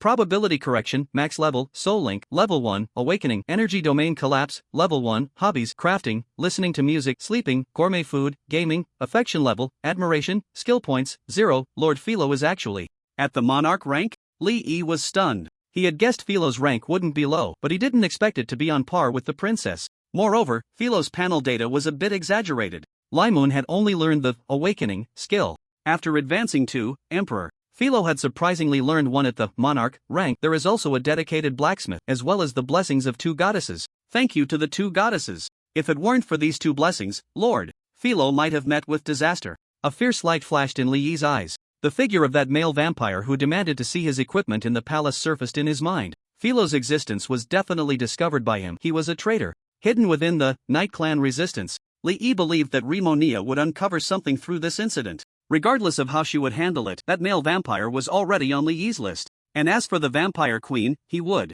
eventually take revenge for this grudge. Back at the coalition's position, the Grand Lord Nutolini and Deputy Commander Cassius German approached. Lord Li Yi, please accept our condolences. The 2 wore solemn expressions. In the sky, the Lord of Calamity let out a reluctant roar, retreating with rolling black clouds. Eleanor landed beside everyone. Her gaze inquired towards the Fox clan prophet. The old fox lady slowly walked over, smiling kindly. Oh dear, it seems the outcome is quite good. Nutolini and Cassius German looked surprised. Why did the prophet say the outcome was good when Lord Philo was not saved? Li Yi explained to the 3. I have already rescued Lord Philo. She is currently recuperating and is temporarily unable to appear. The 3 judgment priests sighed in relief at the same time. First, they finally had an explanation for Li Yi. Second, the legendary blacksmith had not fallen into the hands of the Calamity Legion, otherwise the consequences would be unimaginable. Next, the Resistance Coalition began to consolidate their regained territory. In this battle, the Calamity monsters under Zane, the Plague of Calamity, suffered heavy losses. They would not be able to recover for at least 10 years, and a comeback would be even more impossible. The coalition needed to take this opportunity to solidify their reclaimed lands. Outside the Radiant Fortress, Lee expressed his gratitude. Prophet Granny, thank you for your help this time. In the future, if you need any assistance, I am willing to lend a hand. This time, the successful rescue of Philo relied entirely on the prophet's divination. Lord Lee, I have a premonition that we will meet again soon. The old fox lady smiled kindly. Anya, she called softly. The cat girl appeared beside her. Go and remember Lord Lee's scent. Lee was taken aback. What was happening? Then, meow cat girl Anya nodded, lightly jumping to Lee's side. Her pink nose sniffed his chest and waist. Then she stood in front of Lee, extending her paw, still shaped like a beast's claw, to beckon at Lee's head. Oh! Lee understood and quickly lowered his head. Anya grabbed Lee's head, sniffing his face and hair. After releasing him, she jumped back to the prophet Granny's side, her body becoming invisible again. Goodbye. Saguna boarded the beast cart, waving goodbye to Lee. Watching the beast cart leave, Grand Lord Nutolini invited Lee to the Radiant Fortress. Lord Lee, this is His Eminence Cardinal Hade of the Church of the Holy Light. An elderly man dressed in a red robe and wearing a tassel red hat slightly bowed and greeted. Good day, Lord Lee. Before coming here, the Holy Flame Knights who protected him had already briefed him. The Cardinal, that is, the red-robed Archbishop of the Church of the Holy Light. There were only two in the entire Lawrence Empire. One was in charge of political affairs, and the other commanded the Holy Church's army. This Cardinal Hade was the one responsible for political affairs. According to the background information of the Abyss World, the main faith of the Lawrence Empire was the Holy Light. The status of the red-robed Archbishop was comparable to that of a king. Such a prominent figure actually came to see him in person. Lee returned the greeting. It is an honor to meet you, Your Eminence Hade. The red-robed Archbishop smiled gently. Lord Lee, thank you for helping our coalition repel the Calamity Legion. I have specially brought you a reward from the Church of the Holy Light. To honor your contributions, the Church of the Holy Light has decided to bestow upon you the title of Light of Dawn. Do you accept? Lee had tasted many benefits from the Holy Light, so there was naturally no reason to refuse the rewards given by NPCs. He nodded and said, I am willing to accept. The Archbishop in red looked increasingly gentle. He smiled and gently tapped Lee's forehead with his finger. You have received the title Light of Dawn. Lee looked at the panel. Name, Lee Light of Dawn. Age, 18. Occupation, Summoner. Lee was stunned. His occupation panel name had actually changed. The skill bar had directly gained an additional skill. Light of Dawn, active skill, description. You are as if the Holy Light has descended, the embodiment of justice, and the Holy Light obeys your command. The skill had no detailed explanation, and its effects were unclear. Lee instinctively wanted to click on it, but thinking that the Archbishop in red was still in front of him, he hesitated, not wanting to offend. Good child. This is my personal reward for you. The Archbishop in red had a kind expression and handed Lee a glowing stone the size of an egg. Lightforge emblem, item, quality, mythical, pink, description, Lightforge 1 equipment slot, granting items. Equipped in that slot a holy light enhancement. Note, the form may undergo unpredictable changes. Lee's eyes widened. Directly enhancing one slot? This was something he had never heard of. Enchantments were usually aimed at enhancing equipment, but the Lightforge emblem directly enhanced the equipment slot. Setting aside the effects for now, just the word mythical was enough to dazzle Lee's eyes. Thank you, Grandpa Hade. Older people really appreciated this kind of thing. The Archbishop in red chuckled. What a good child. It's almost time for you to leave here. I hope you can continue to punish evil and bring peace to the land. The longest stay in the Abyss Dungeon of Tide of Flame was 100 hours. After the great battle, Lee indeed was nearing the time to leave. However, he could re-enter the next day, so that wasn't a problem. Grandpa Hade, I will remember your teachings. Leaving the Radiant Fortress, Lee used the Lightforge emblem item on the weapon slot of his equipment bar. In the next moment, his weapon slot shimmered with a dazzling brilliance of gold and white. When Lee displayed his staff, he was stunned. The staff, originally 1 meter long with silver patterns, had transformed into a shining silver-white sword, now 1.2 meters long and 12 centimeters wide. Lee looked at the equipment information. Nightmare of the Novice Summoner, staff, quality, mythical, pink, status, Lightforged. The staff's attributes had not changed, but it had gained an additional exclusive passive for the profession. Form Holy Light Greatsword, passive skill every 2 skills cast. The third skill summons a Holy Light Greatsword that locks onto a target, falling after 3 seconds to deal massive holy damage. A skill with locking? Lee was astonished. If this lock could not be evaded, it would be a nemesis for the rogue class. Not bad, not bad. Next, he went outside the city gate of the Radiant Fortress and tried using the skill Light of Dawn. In an instant, he was enveloped in holy light, coalescing into a set of extremely magnificent and stylish platinum armor. Wow, a transformation skill? Lee was completely amazed.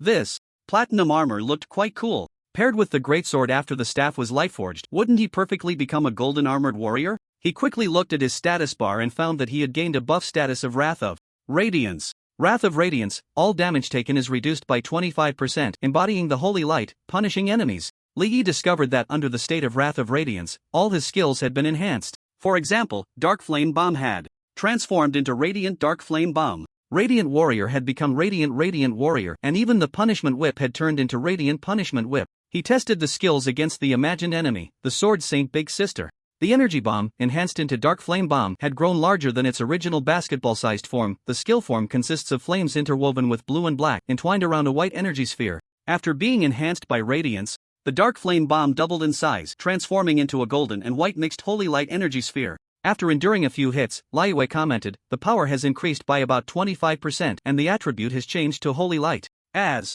for the Radiant Warrior, after the Radiance enhancement, its combat power also increased by about 25%. The change in form was minimal, it was just that the holy light on its surface became more dazzling and a white halo appeared above its head. What a pity, it consumes too much mana. Li shook his head regretfully. The transformation skill was both cool and powerful, but it consumed 2% of mana per second. When releasing skills in the Wrath of Radiance state, his mana ran out in no time. After testing the skills, Li and Liyue arrived at the dungeon exit. Before leaving the Tide of Flames, he glanced at the legendary quest The Rise of the Blood Crusaders. The progress of the first act, The War Orphanage, had reached 65%. In about 10 days, this quest should be completed. Leaving the Abyss Dungeon, Li Yi thought of the plague monsters he had killed and couldn't help but feel regret. In the Abyss Dungeon, experience points could only be obtained after completing all the stage battles upon exiting. He hadn't completed the battles, so he didn't gain any experience. Otherwise, considering how many plague monsters he had killed, he would definitely have reached level 30 at full third tier. Fortunately, he didn't regard levels as very important. With Liyue and Philo, leveling up was as easy as drinking water. After resting for a night at the hotel, Philo still hadn't woken up. Li Yi and Liyue then began their leveling journey. The experience required to level up from 20 to 30 was 8,000 points per level. After 2 days, Li Yi and Liyue had leveled up from 21 to 23, which was quite fast among third-tier professionals, at a rate of 1 level per day. That night, at the hotel, just as Liyue had pressed her master onto the bed, Li Yi suddenly widened his eyes. Philo is awake. At that moment, in the summoning space, Philo looked around the pitch-black space in confusion. She could sense the contract connection between herself and Li Yi, but she couldn't see where Li Yi was. Strange information filled her mind. It seemed that her relationship with Li Yi had changed. They were no longer partners but had become master and servant. And it was the kind she couldn't resist. Philo pouted, tears streaming down her face in grievance. She clearly liked Li Yi so much, why would he do this to her? In the room, Li Yi sensed the change in Philo's emotions. The joy on his face instantly faded,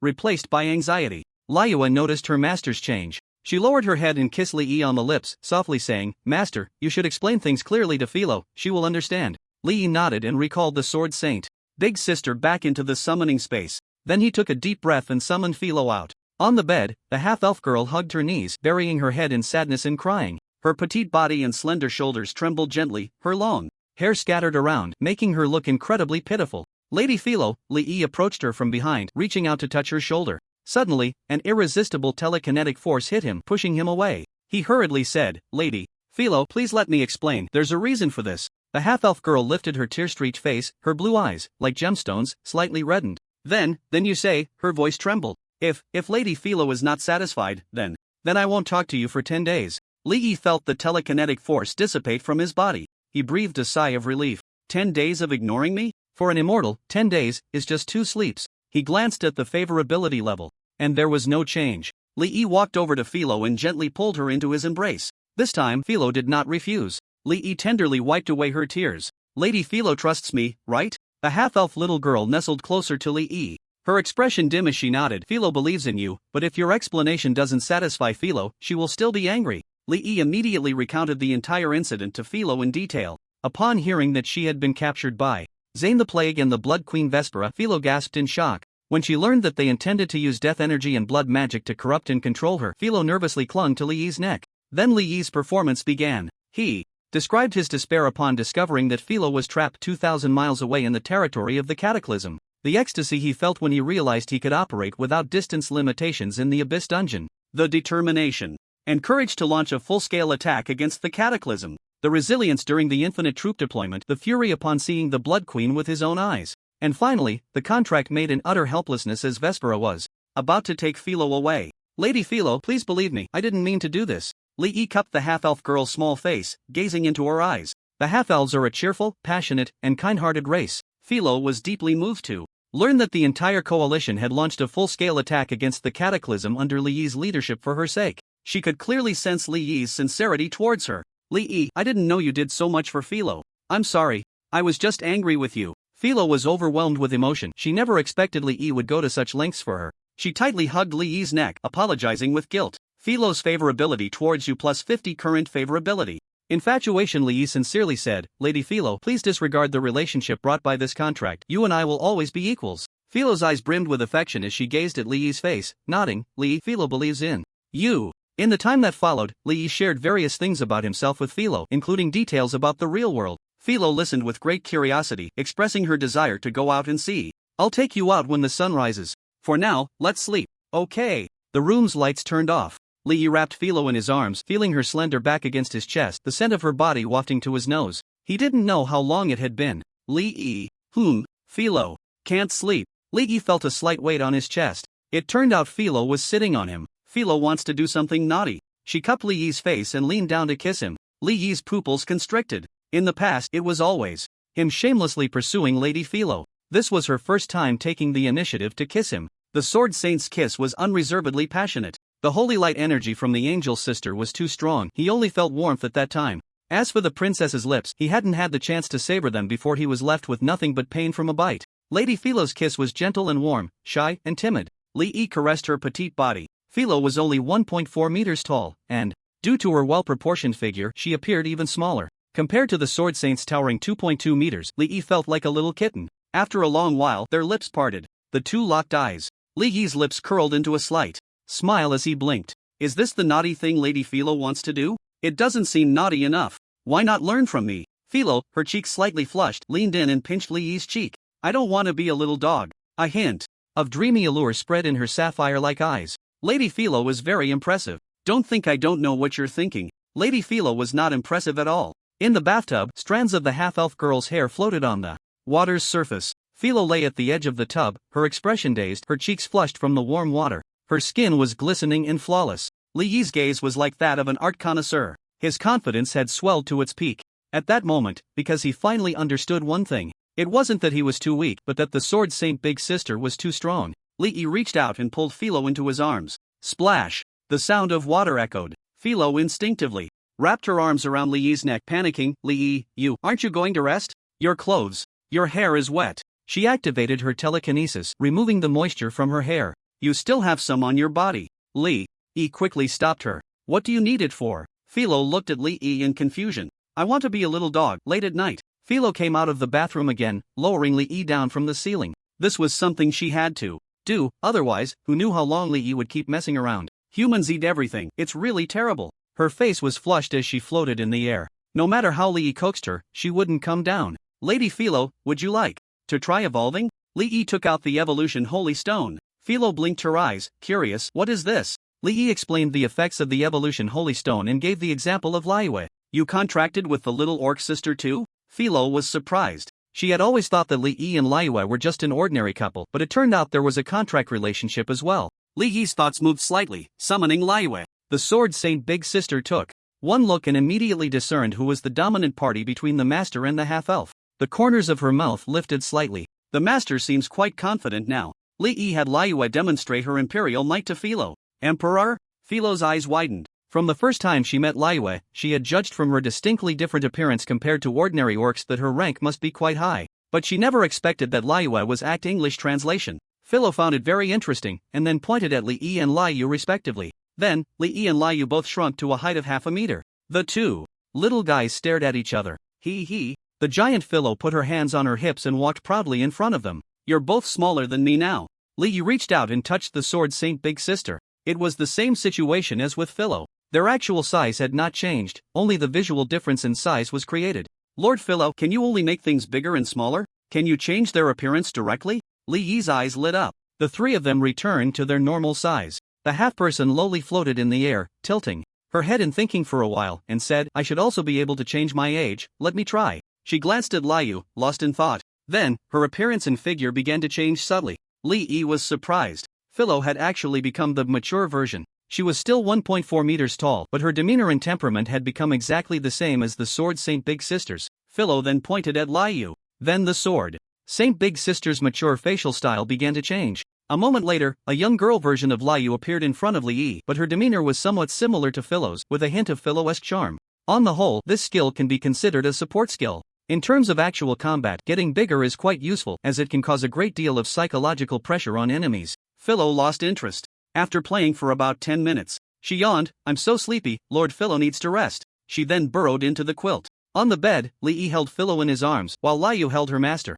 "Stop, Philo is right next to us." Li Yi grabbed the Sword Saint Big Sister's restless hand. Liu's eyes were bright, as if flames were burning within them. She licked her lips. "Call me Jie." Li Yi sighed helplessly. Jie. It was proven that compromise only leads to more overbearing behavior. When the half-person Loli was awakened, her innocent mind was greatly shocked. Philo wanted to escape, but was grabbed by the collar by the Sword Saint, who was like a dominating empress. "Since you're awake, don't sleep anymore." Waking up at noon the next day. Even during mealtime, Lord Philo was still pouting. "Liu, you spoil him too much." Being bullied by two people at the same time, with no way to escape, was just too infuriating. The Sword Saint Big Sister smiled slightly and handed her the dessert in her hand. "This is delicious, try it." "Is it?" Philo's eyes lit up. She reached out and took it. After a taste, her eyes immediately lit up with little stars. Her anger vanished without a trace.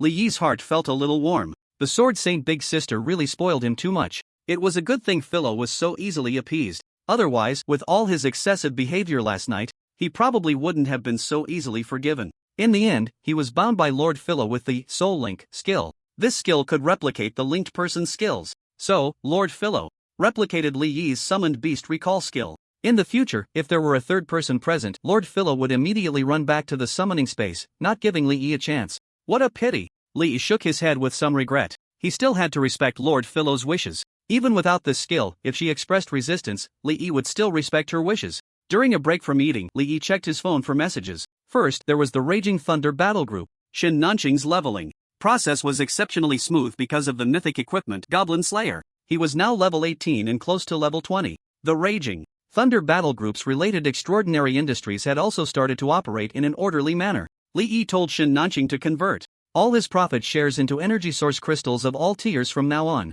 This was because starting from level 30, the use of cash gradually weakened among adventurers, and more transactions and exchanges were made with energy source crystals. Then there was Su Xiaohua.it. Seemed she had forgotten what Li had said to her in the city of saintly protection, sharing many things with him. Naturally, this included some risque images. Recently, Meng Qingling had sent a message on behalf of the official team. World Newcomer Battle Group Epic Dungeon Speedrun? Li Yi immediately searched for related information online. This speedrun was a global competition aimed at newly emerging battle groups worldwide, somewhat akin to the World University Games of his previous life. This year's speedrun was hosted by the Yen Kingdom, scheduled for 10 days later. The officials hoped that the battle group would participate in this speedrun. However, at the same time, the Yen Kingdom officials clearly stated that participation was entirely voluntary, allowing the battle group to prioritize their own arrangements without any pressure. They were indeed taking a very low stance. A world-class event, Li Yi frowned slightly. Maybe it was better to skip it was too conspicuous. He couldn't possibly enter the dungeon with Liu and Philo in front of a large crowd, nor could he walk into the portal alone. He glanced at the rewards for the competition. Oh, Li Yi's attention was drawn to the champion's reward. 1 key to the Soul Trial Tower, gold level, 10 energy source crystals? He immediately became interested. The Trial Tower was also a type of dungeon. In terms of classification, it belonged to the refers to special type dungeons, usually with unique opening conditions, such as items, specific professions, or even puzzles. The Soul Trial Tower, located in the northern part of the Yin Kingdom, had the opening condition of a trial key. The key had a very low drop rate in regular dungeons. Within the Yin Kingdom, keys were divided into 3 levels: bronze, silver, and gold. The higher the level, the greater the difficulty of and the more generous the rewards. As for what rewards could drop in there is yet to be a complete statistic. However, one thing is certain, they are all very precious. There are items, equipment, skills, and even rare talents and specializations. Especially among the skills, even a profession's own system could change as a result. For example, 20 years ago in the Yen Kingdom, there was a sea-level profession called Flowing Swordmaster who was an obscure brick mover. By chance, he gathered a bronze-level key and faced the choice of selling it or not. he chose not to sell it and instead formed a team to challenge the tower. Ultimately, his team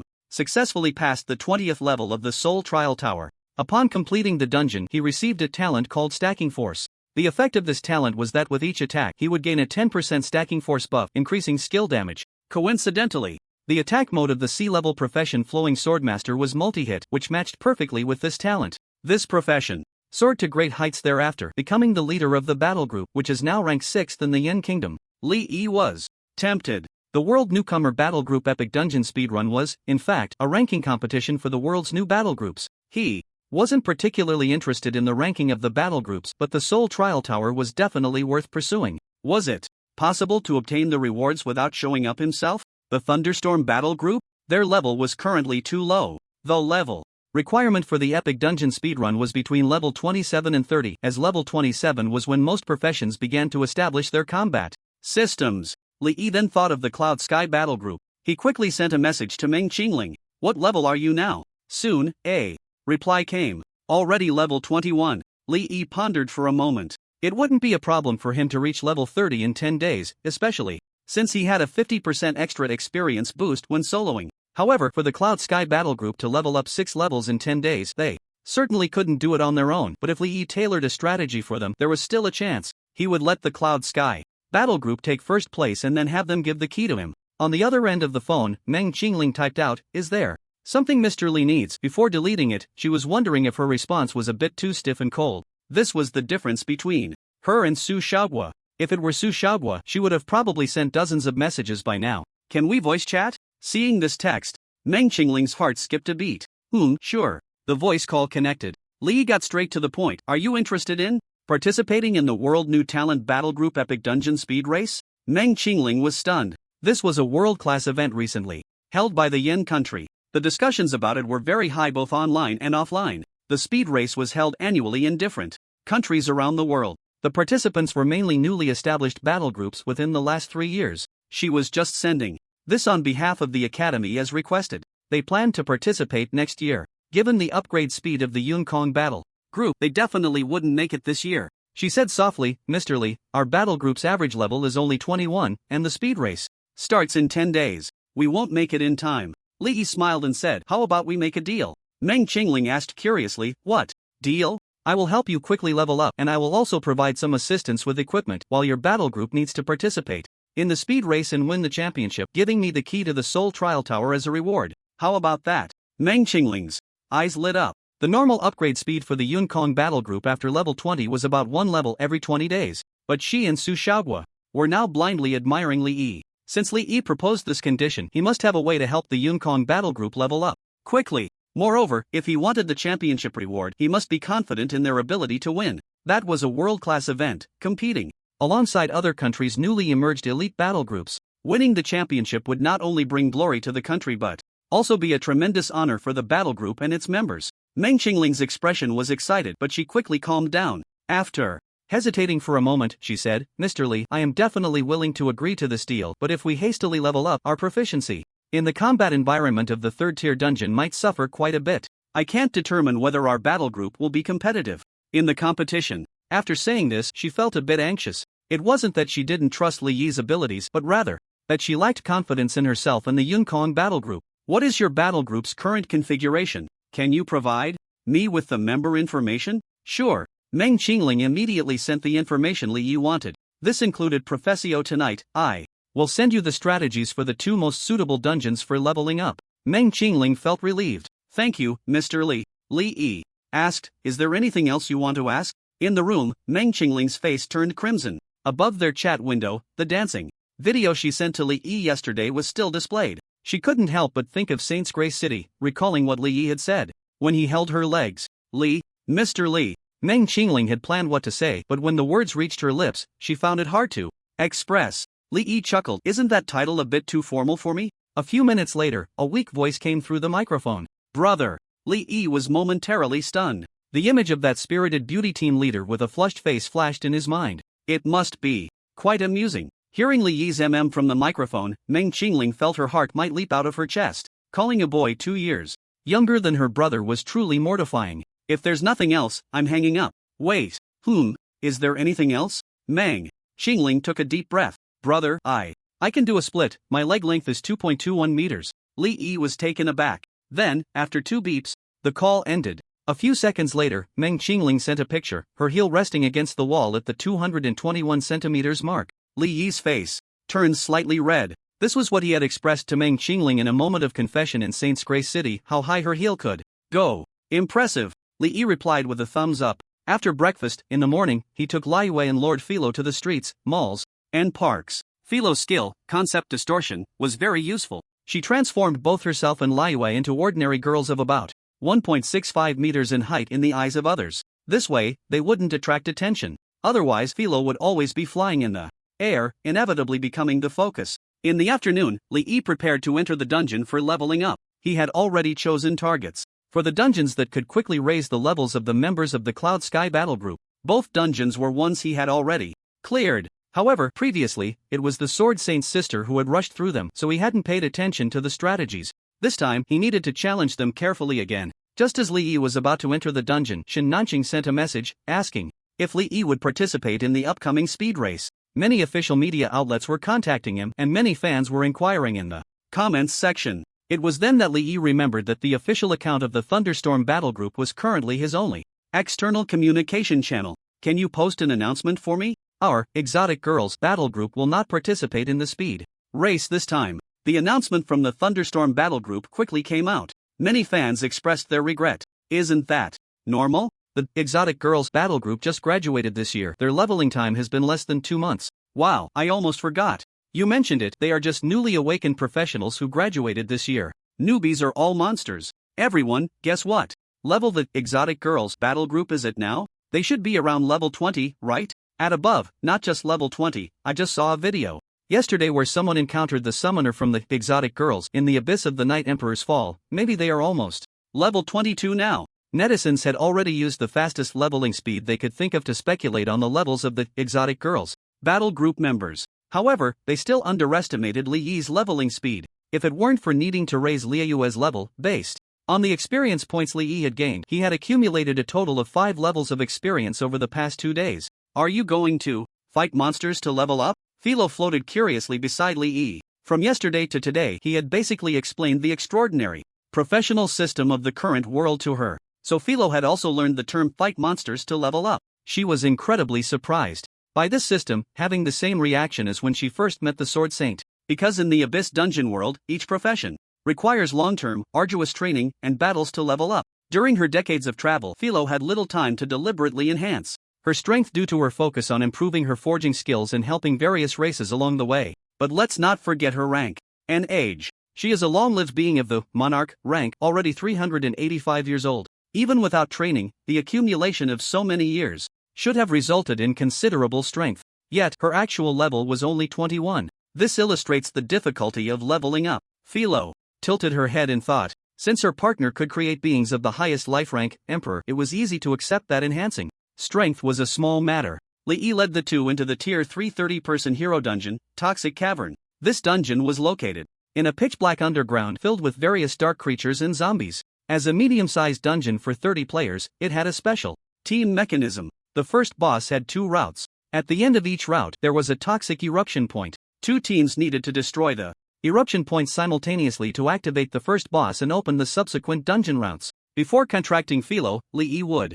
have either chosen to give up on this dungeon or teamed up with other battle groups like Togan Mountain. Now, with Lady Philo, it was different. They could split into 2 teams to advance. Philo activated a 1-hour buff state called Mind Link for the 3 of them. The effect of this buff was similar to telepathy, ensuring that the 3 could convey thoughts to each other within a certain distance. Although they couldn't engage in overly complex communication, some relatively easy-to-understand commands could still be expressed clearly. Liu, go left, Philo and I will go right, Li Yi arranged. The Sword Saint nodded, drew Frenzied Slaughter, Imperial Weapon, and slowly walked toward the dungeon monsters. Ah, little sister, come here, Philo exclaimed, her eyes widening at the sight of the lightsaber in Liu's hand, waving her over. Liu approached Philo. Can I see your weapon? The Sword Saint flipped her wrist and handed over the lightsaber. Philo used her telekinesis to bring Frenzied Slaughter, Imperial Weapon, before her. So this is an immortal level weapon. Philo's small face showed a look of realization. She reached out her little hand to gently touch the blade, carefully observing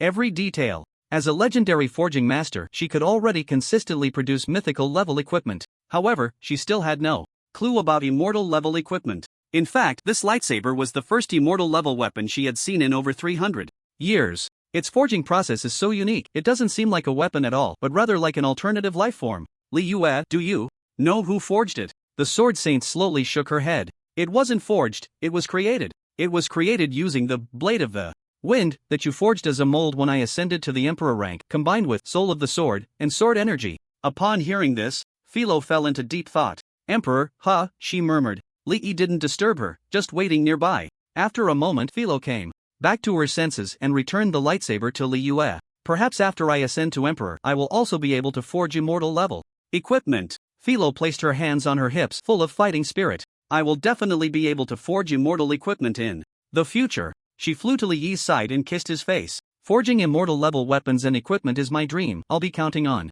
you in the future. Li Yi smiled and said, don't worry, Lady Philo, you will definitely succeed in ascending to Emperor. If Philo could forge immortal level equipment, wouldn't that mean he would also have immortal level equipment? After parting ways with Li Yue, Li Yi and Philo set off on another path. The halfling little girl summoned 3 square iron hammers, each with a half-meter side, swirling around her. All the small monsters on the road were basically crushed with a single blow. Even the large elite monsters fell after just 2 hits. Lady Philo, are these your weapons or tools for forging? Li Yi asked, curious about the 3 hammers. The halfling little girl replied, they can be used for both. They are the first batch of mythical equipment I forged myself. Can I take a look? Li Yi inquired. Sure. With a slight thought, Philo made the 3 hammers drop to the ground with a loud thud. Li Yi stepped forward and grasped the handle of one hammer. He shook it, but it didn't budge. So heavy? Li Yi exclaimed, realizing it must weigh at least a ton. The 3 hammers, each weighing several tons, flew around Philo. He suddenly recalled the times back in the treehouse during the flame wave tide, when Philo would use telekinesis to throw him out of the room. Lady Philo really showed mercy. He checked the attributes. Dawn. One-handed hammer, slot, main hand quality, mythical, pink, telekinetic strength plus 50% level requirement, 21 equipment effect 1. Armor break plus 50% equipment effect 2, magic break plus 50% equipment effect 3, wind resistance plus 50% exclusive. Holy hammers will, active. Skill, holy hammers will, 3 hammers combine into the ancient holy hammer, increasing in size 5-fold, causing aftershock effects that deal 20% impact damage to enemies within a 10-meter range and interrupt spellcasting. Duration, 1 minute. Cooldown, 10 minutes. So powerful. Li Yi gasped. No wonder it's a weapon of the monarch tier. The attributes are explosive. As for the other 2 hammers, their size and weight were the same as Dong. However, when Li Yi checked their attributes, they lacked any additional effects. Clang. One-handed hammer, slot, offhand quality, mythical, pink, level requirement 21. Bang. One-handed hammer, slot, offhand quality, mythical, pink, level requirement 21. Li Yi rode on Radiant Warrior, following behind Lady Philo. These monsters are so weak, Philo lamented. Compared to the disaster monsters of the same level in the Abyss world, the so-called dungeon small monsters were simply no match. Li Yi couldn't help but chuckle. In the current world, even in a 30-person team dungeon, the final boss's tier was only commander. This tier was quite common in the Abyss world.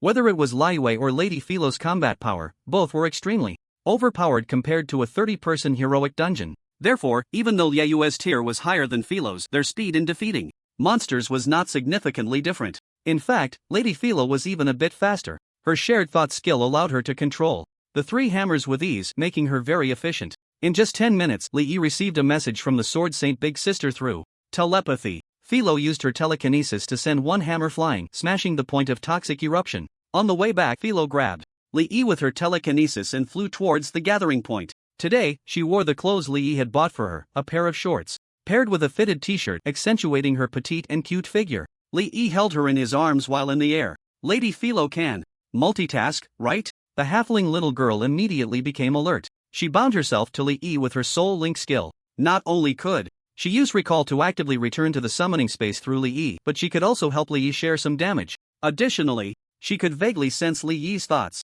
Her little face turned red. This is a battle. You need to take it seriously. Lady Philo put one hand on her hip and used the other to tap Li Yi on the head. As she raised her hand, her clothes shifted, revealing her delicate waist. Li Yi reached out with both hands to hold it, feeling soft and smooth, almost able to grasp it entirely. He pulled Philora closer, inhaling her natural scent and the fragrance of the goddess's blessing. Lady Philora is just too adorable, I can't help it. As Lady Philora said, these monsters are too weak, so there won't be any danger. and there won't be anyone else in the instance. Philora couldn't resist her partner's sweet words, but after a brief moment of daze, she quickly reacted, placing her small hand against Li Yi's face. No, the little orc sister is coming, Li Yi shamelessly persisted. Don't worry, Liyue won't come over, I have the tent. In the end, Li Yi did not succeed. Lady Philora would satisfy most of his requests. For the few that he couldn't push through with his shamelessness, she would still agree. But for those that were too outrageous, she would hold her ground. The halfling little girl was innocent and straightforward,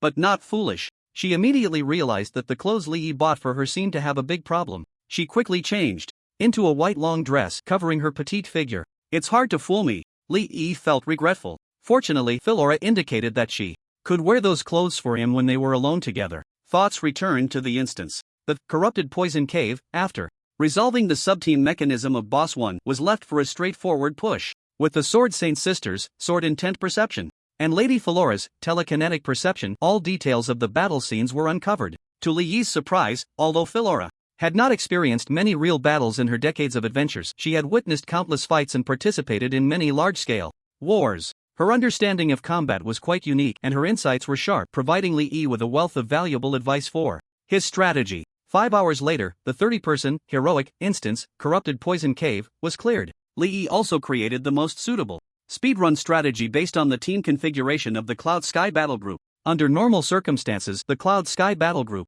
might need over 30 hours to clear Corrupted Poison Cave, but according to Li Yi's strategy, they should be able to compress the clearing time to around 16 hours. The Corrupted Poison Cave had the most monsters among the Tier 3 instances and was relatively simple in difficulty. Setting aside the difficulty, it was the most suitable for leveling up. If they worked hard and cleared it once a day for the next 10 days, it was not impossible to level up from 21 to 27. In the evening, Li Yi handed the strategy to Meng Qingling. Even if the Cloud Sky Battle Group's levels increased, they still wouldn't be qualified to compete for the championship against other battle groups. So he needed to solve two problems. First, combat experience. Second, equipment disparity. The Epic Instance Speed Race would use a relatively low tolerance 15-person small group instance. There were a total of 21 Tier 3 Epic instances within the borders of the Flame Nation. The specific one to be used as the competition instance had not yet been announced. Li Yi's eyes sparkled. Wouldn't it be enough for him to create strategies for all 21 Epic instances?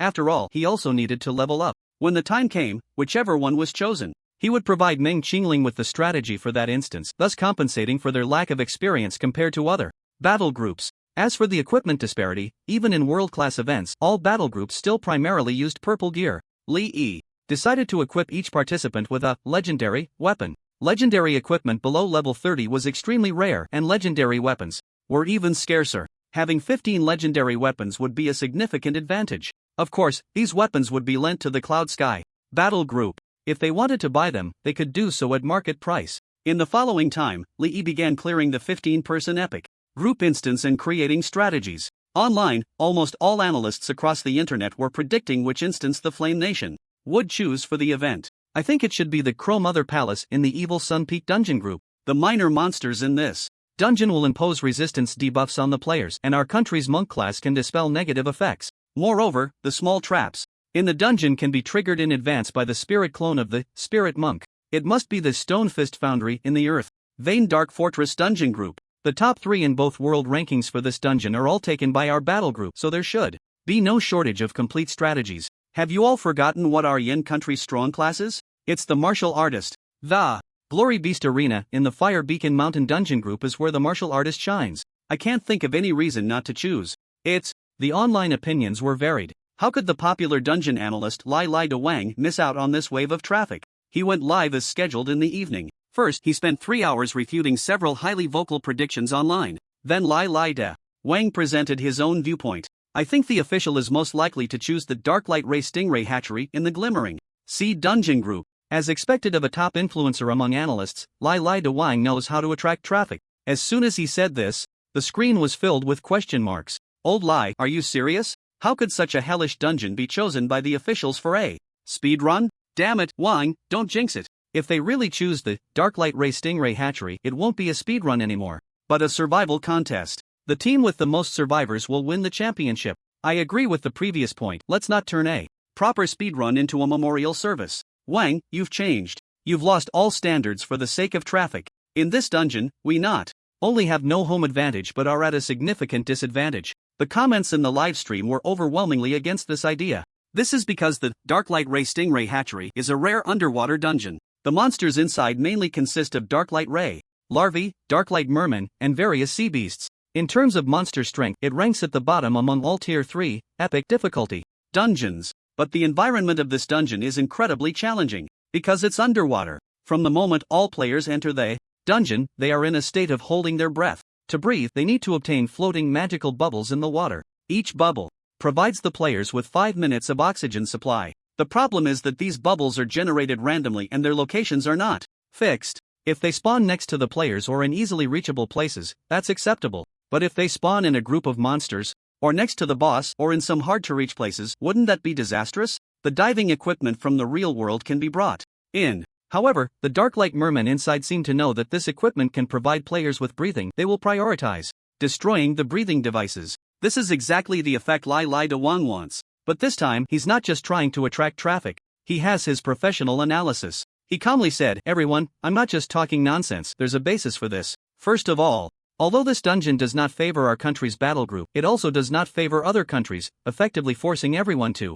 the same level. Secondly, the dungeons you can think of, the battle groups from other countries can also think of. They will definitely conduct targeted training based on our advantageous dungeons, so when you calculate it, our advantages are not as significant as imagined. Finally, regarding the issue of underwater breathing, based on our country's historical style of doing things, there should be some supplementary rules, like providing some kind of item." After Lai Lai De Wang finished speaking, the voices of doubt in the livestream decreased significantly. But there were still many questioning. "I still don't understand, even if it's to level the playing field among the battle groups, why not choose the Flowing Tribe and the Bend River Plain dungeon group? This dungeon's monsters and boss have no mechanics, it's just a mindless mowing dungeon where you can push through without thinking." In response to this question, King Lai Lai replied, "The Flowing Tribe can indeed work, but there's a problem. This dungeon is too large. In a speedrun, the completion time will take at least 50 hours or more, almost comparable to a medium-sized dungeon for 30 people. If the participants fall into a state of fatigue, the danger level is even greater than that of the Demon Light Manta Ray Hatchery." The doubters fell silent. Although the air bubbles in the underwater dungeon refresh randomly, they also test the team's cooperation level and their ability to handle sudden situations. The Flowing Tribe will likely be purely a test of endurance after about 15 hours, with little relation to strength. King Lai Lai thanked everyone for their gifts and smiled. "Let's wait and see. If I'm wrong, I'll give away 50,000 in gifts in the livestream." 15-person epic dungeon, Demon Light Manta Ray Hatchery. Philo activated her telekinesis and pulled 3 distant air bubbles closer. While Li Yi's eyes lit up, the fierce moon and Philo in the water had a unique allure. The Sword Saint's sister wore silver armor, perfectly showcasing her figure. Philo was simply invincible. The wet skirt clung to her petite body, and her hair, longer than her body, floated in the water, making it hard for Li Yi to look away. "Let's get started." The three began to clear the monsters. After several waves of monsters, Li Yi, "Look what I found." Philo swam to a sunken building ruin. She defeated the surrounding sea monsters and then used her telekinesis to grab a handful of parts. Li Yi asked curiously, "What is this?" Philo used her telekinesis to assemble all the parts into a helmet, which had a groove on the forehead. She took out an energy source crystal and placed it inside. Buzz buzz buzz. The helmet vibrated, and blue glowing patterns appeared on its surface. Philo used her telekinesis to put the helmet on Li Yi's head. Glug glug. The helmet quickly drained the water inside. This is a magical device made by gnome engineers, an underwater breathing helmet. A second-tier energy source crystal can activate it and support breathing for 2 days. Li Yi took a few deep breaths and found it was indeed no different from being on land, except for a slight rusty smell inside the helmet. Then Philo made one for herself and Fierce Moon. Li Yi's mind stirred. Wasn't the hardest part of the Demon Light Manta Ray Hatchery obtaining the air bubbles? With this underwater breathing helmet, wouldn't the most difficult part be directly solved? "Philo, can you provide a blueprint for how to assemble this helmet?" Philo nodded. "No problem. For a legendary blacksmith, this was too simple. She could understand it at a glance and could draw the blueprint with her eyes closed." With the underwater breathing helmet, there was no need to worry about breathing issues, and with Philo using her telekinesis to propel Li Yi and Fierce Moon forward quickly underwater, the epic dungeon, Demon Light Manta Ray Hatchery, was completed in just 3 hours. This included the time spent testing the boss mechanics and skills for strategy creation. At the dungeon entrance, the 21 epic dungeons are finally done. Li Yi was drenched and let out a long sigh. These dungeons took him a full 8 days. Of course, the rewards were also very rich, mainly in terms of levels. All 3 of their levels had risen to 26. Li Yi also learned 3 summoner skills because of this. One was a support skill, debuff transfer, learned at level 24. The skill's effect allows the user to transfer their negative status to a summoned beast. The other 2 were new summoned beasts learned at level 26, Summon Radiant Sprite, and Summon Dark Sprite. Among them, the Radiant Sprite is a holy type summoned beast. In addition to having decent damage, it can also grant a 5% damage amplification aura to other summoned beasts nearby. The Dark Murky Sprite is a summoning beast of the dark type. It can transform into a shadow on the ground to quickly move and attack targets, and it can also apply a buff effect to other summoning beasts, increasing their attack speed by 10%. With a skill level boost from the Apostle of Holy Light badge, both Summon Bright Sprite and Summon Dark Murky Sprite reached level 11 as soon as they were learned. Unfortunately, the buff auras of the 2 summoning beasts are fixed at 5% damage and 10% attack speed. Leveling up will only increase the base stats of the 2 summoning beasts. The good news is that the aura effects of both summoning beasts have no distance limit and directly enhance the currently alive summoning beasts of the master. 15 pieces of legendary grade weapons and equipment were also successfully forged by Lord Philo. At night, in the hotel, Philo was floating above the big bed, using telekinesis to simultaneously control 5 mobile phones, forming a team to wreak havoc on the enemies in the summoners canyon. In the bathroom, the Sword Saint Big Sister stood behind the master, holding a shower head to wash the master's hair. Then it was Li Yi's turn to help the Sword Saint Big Sister wash her hair.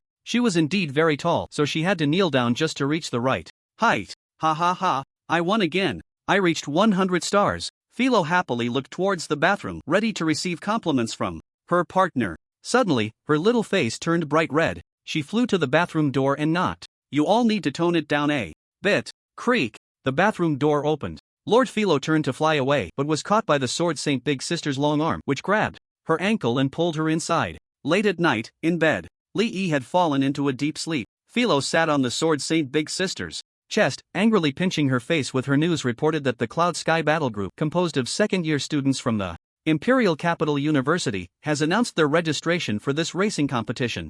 Netizens were shocked. Are you sure they are second-year students, not third or fourth years? Shouldn't second-year students still be busy with their advanced training for the third tier? Cloud Sky Battle Group, that rings a bell. Oh, I remember, it's the battle group established by the most beautiful campus flower of Imperial Capital University, Meng Qingling. Isn't this the group that collaborated with the Alien Girl Battle Group to take the top spot on both world rankings for Togin Mountain? It hasn't even been a month and they're already level 27? Netizens felt a bit dizzy. Didn't they say that after level 20, it would take at least 10 days to level up once? How did the Cloud Sky Battle Group level up so quickly? They immediately rushed to the official website of the racing competition to check the team information. Sure enough, they found the Cloud Sky Battle Group among the teams from the Yen Nation. Team, Cloud Sky Leader, Meng Qingling, level 27 Arrow Master. Members, Su Xiaohua, level 27 Qi Master, Zhu Qing, level 27 Diamond Monk. Coach, Li Yi, level 26 Summoner. Everyone was in disbelief. The Cloud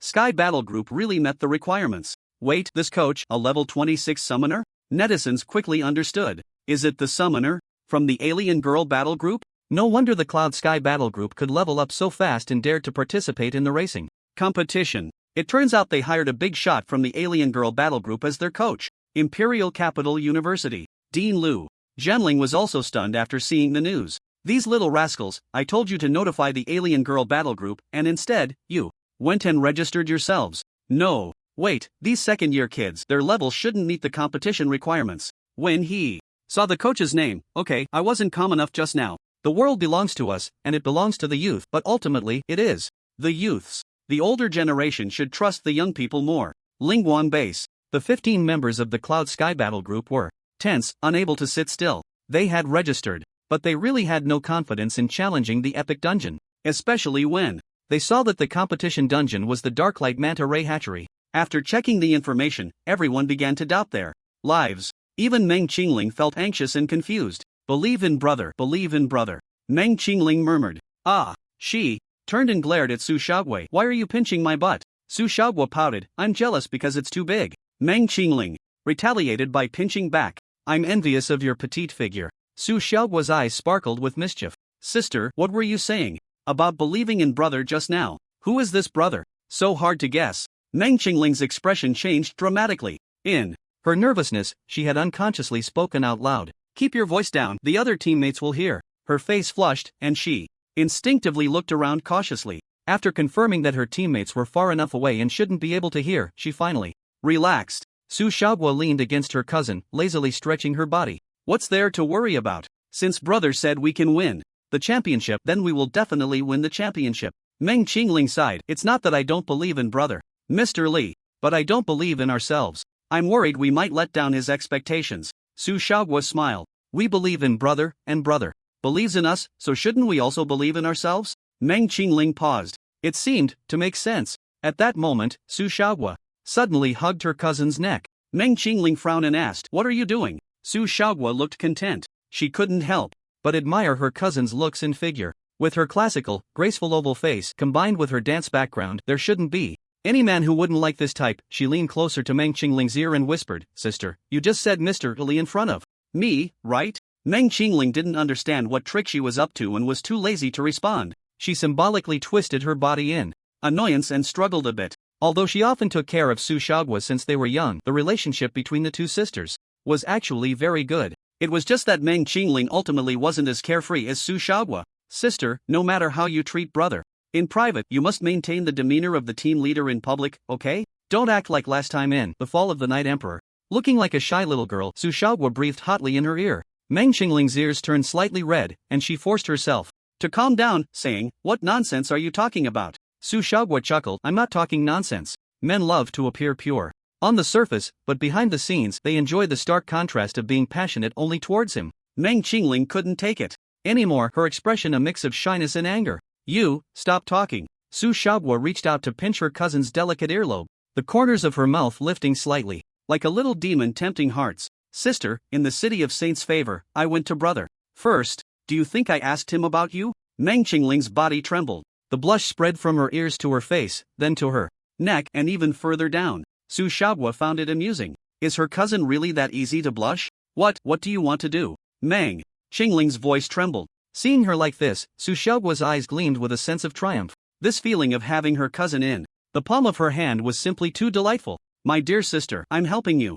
Otherwise, your competitiveness is quite weak." Meng Qingling steadied her expression. "I don't understand what you're saying." Su Xiaoguo was ready to continue teasing her cousin. At that moment, Meng Qingling's phone notification rang. She hurriedly opened the message, her face lighting up with surprise. Su Xiaoguo's eyes brightened. "Is brother coming?" Meng Qingling nodded and stood up to greet Li Yi. Su Xiaoguo happily followed her. Meng Qingling instinctively wanted to put on the team leader's demeanor and send Su Xiaoguo back, but the words were on her lips, yet she didn't say them, allowing her cousin to follow. The two arrived outside the agreed room. They both reached for the doorknob at the same time, but then they simultaneously stopped their movements. They exchanged glances, both seeing the hesitation in each other's eyes. What if they opened the door and that tall, stunning woman was also there? The pressure felt quite heavy. In the end, it was Meng Qingling who gritted her teeth and pushed the door open. Inside the room, there was only Li Yi. Su Xiaoguo cautiously scanned the room. Once she confirmed that the tall, big sister wasn't there, she breathed a sigh of relief.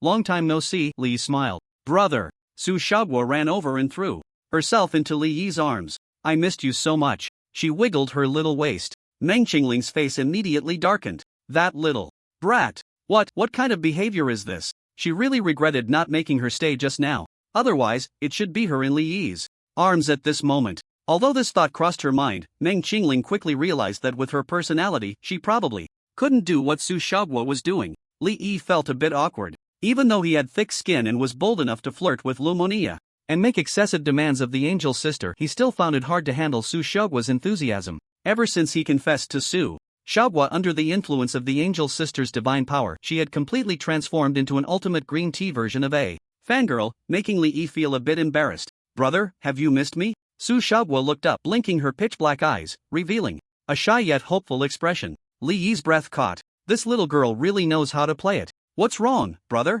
Su Xiaoguo's little expression suddenly turned disappointed, as if her eyes could speak. Staring intently at Li Yi, it seemed that as soon as Li Yi said, "I didn't think," she would immediately pout and start crying. It was a bit hard to handle. "I do." Li Yi's voice was quite steady. He felt a bit puzzled about why he was inexplicably putting on an act in front of Su Xiaoguo. Why was he so reckless in front of the sword? Saint's sister? What about his wickedness towards Philo? And his audacity in front of Her Highness the Princess? "I want my brother even more." Su Xiaoguo cheered up, curling up in his arms. Meng Qingling felt a bit envious. She really couldn't reach the level of Su Xiaohua. It was something she could never achieve in her lifetime. Being able to secretly send Li Yi a bit of customized service was already her limit. But for some reason, she recalled Su Xiaohua's words from just now, and the way Li Yi had lost his composure in front of her. Back in the city of saintly protection, the contrast, she silently mused, as if gaining some insight.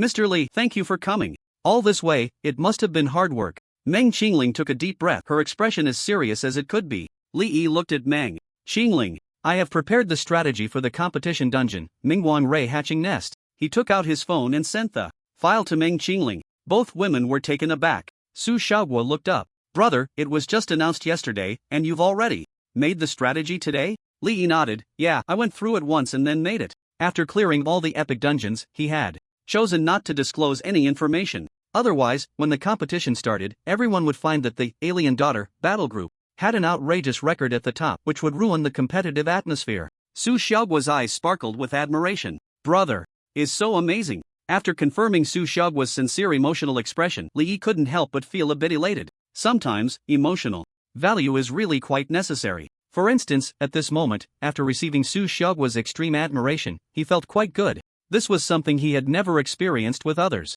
Meng Qingling opened the strategy for Mingwang Rei Hatching Nest and began to read. Underwater breathing helmet? She widened her eyes. Could this dungeon actually allow players to assemble magical items themselves? Wouldn't the most difficult problem in the dungeon simply cease to exist? She continued reading in shock. When she saw the blueprint for the underwater breathing helmet, Meng Qingling was completely stunned. She raised her head and stared at Li Yi, speechless for a while. Li Yi touched his face, puzzled. What's wrong? Is there something on my face? Meng Qingling took a deep breath. Mr. Li, how did you discover this underwater breathing helmet? Seeing her cousin's expression was a bit off, Su Xiaohua walked over to her side. Is there a problem? She looked at the blueprint. Then her eyes widened. 104 parts? She exclaimed. Then, like Meng Qingling, she looked at Li Yi as if he were a monster. According to Li Yi's strategy, the parts for the underwater breathing helmet needed to be found in a certain ruin. But the problem was, since it was in ruins, how could these parts be connected to a magical item? And in the end, they could actually be assembled successfully. It should be noted that even now, as the two women looked at the blueprint, using ready-made parts to assemble it, they probably wouldn't be able to put it together in a short time. Fortunately, they had already gotten used to Li Yi's genius. Meng Qingling withdrew her gaze and frowned. Having this item would indeed greatly reduce the difficulty of the dungeon, but assembling so many parts is quite difficult. The breathing bubbles in Mingwang Rei Hatching Nest will refresh as the battle progresses, and the number in each area is said to be equal. If we waste too much time assembling the helmet, we might end up failing the dungeon due to a decrease in the number of bubbles refreshing. Li Yi walked in front of the two, smiling as he flipped through 2 pages on the screen. The strategy showed the blueprint for another device. Its shape was somewhat similar to a car key. This is called the one-key assembler, composed of 20 parts. After you assemble it, use an energy source crystal to activate it and it will automatically assemble underwater breathing helmets for you in that ruin. The blueprint for this device was discovered in the underwater ruins. However, the design in the blueprint was still in the semi-finished verification stage. Upon seeing it, Lord Philo directly perfected it, based on the parts and materials that could be found in the ruins. Unfortunately, it has a limited number of uses. It can only be used 20 times before it disintegrates due to the incompatibility between the parts. But the Darklight Manta Ray hatchery itself is only a 15-person dungeon, and the assembled helmets can even leave a few as spares. Meng Qingling and Su Xiaohua compared the waste images from the dungeon with the blueprint and found it indeed much simpler. They could definitely assemble it successfully within 5 minutes. With the biggest challenge in the dungeon gone, only some precautions regarding regular monsters and the boss's mechanics remained. Li Yi said to Su Xiaohua, go bring the other members over, I will explain it to you personally. The key to the golden level soul trial tower is incredibly rare. If they miss this opportunity, they might miss it for a lifetime. Therefore, to ensure that the Cloud Sky Battle Group could secure the championship, Li Yi decided it was better to play it safe. Alright, Su Xiaohua bounced off. In this small conference room, only Meng Qingling and Li Yi were left. Meng Qingling looked up and found Li Yi was looking at her. She felt a sudden panic and lowered her head. From Li Yi's perspective, he saw Meng Qingling's face and neck, which quickly flushed red even below her neck. Li Yi was astonished. Is this girl so easily embarrassed? He couldn't help but be curious about how extensive this blush was. Brother, will you leave the Lingwang Sea base tonight? Meng Qingling dared not look up and asked softly. Li Yi thought for a moment. The recent plans only involved obtaining the key to the Soul Trial Tower and the legendary quest The Rise of the Blood Crusaders. The progress of this quest was already at 95%, and it should be completed within 2 days at the latest. Li Yi was looking forward to what kind of rewards this multi-stage, series-type legendary quest would bring. So overall, there wasn't anything particularly urgent. Li Yi would still respond but felt a soft, smooth sensation in his hand. It turned out Meng Qingling was holding his hand. Li Yi looked at her and found her entire face was as red as the evening glow. Even more surprisingly, the back of her hand and forearm were flushed as well. Li Yi was shocked. Could this be some special constitution? I want to dance for you, brother. Meng Qingling turned her head, revealing her pink neck, her voice barely audible. Li Yi remembered that they had indeed made a promise before. The girl group leader was supposed to dance for him in person. Li Yi's eyes lit up. Then fine, I won't leave today. Meng Qingling shivered, covered her face, and ran out of the small conference room, leaving Li Yi standing there, bewildered. A few minutes later, Su Shaoguo returned to the small conference room with the team members. Where's cousin? She probably went to the bathroom. Everyone waited for nearly 20 minutes before Meng Qingling returned. She pushed the door open, and the flush had already faded, returning to the calm and composed girl group leader. What a contrast! Li Yi marveled inwardly. Next, he began to explain the entire dungeon process to the members of the Cloud Sky Battle Group. In fact, almost every battle in the Darklight Manta Ray Hatchery revolves around how to ensure the stable acquisition of bubbles during combat. Once this major issue is resolved, the other monsters and boss are not much more difficult than those in hero-level dungeons. One could even say they are just slightly higher in stats. The members of the Cloud Sky Battle Group all came from the Imperial Capital University, so their quality was very high. Basically, they understood everything after just one explanation. Then, to be safe, Li Yi reviewed it with them twice more. And only after everyone had thoroughly mastered the strategy did he stop explaining. I've also prepared a piece of weapon equipment for each of you. Li Yi opened the trading interface with Meng Qingling and placed 15 legendary weapons on the table. Heavens! Meng Qingling was almost blinded by the 15 gleaming pieces of equipment. She gasped and covered her mouth in disbelief. All of them were legendary weapons. This is too precious, we can't accept it. Meng Qingling's voice trembled, instinctively wanting to refuse. Their battle group had never even seen legendary equipment until now. With 15 pieces appearing at once, who could remain calm? Li Yi smiled and said, these are borrowed for the dungeon speed competition.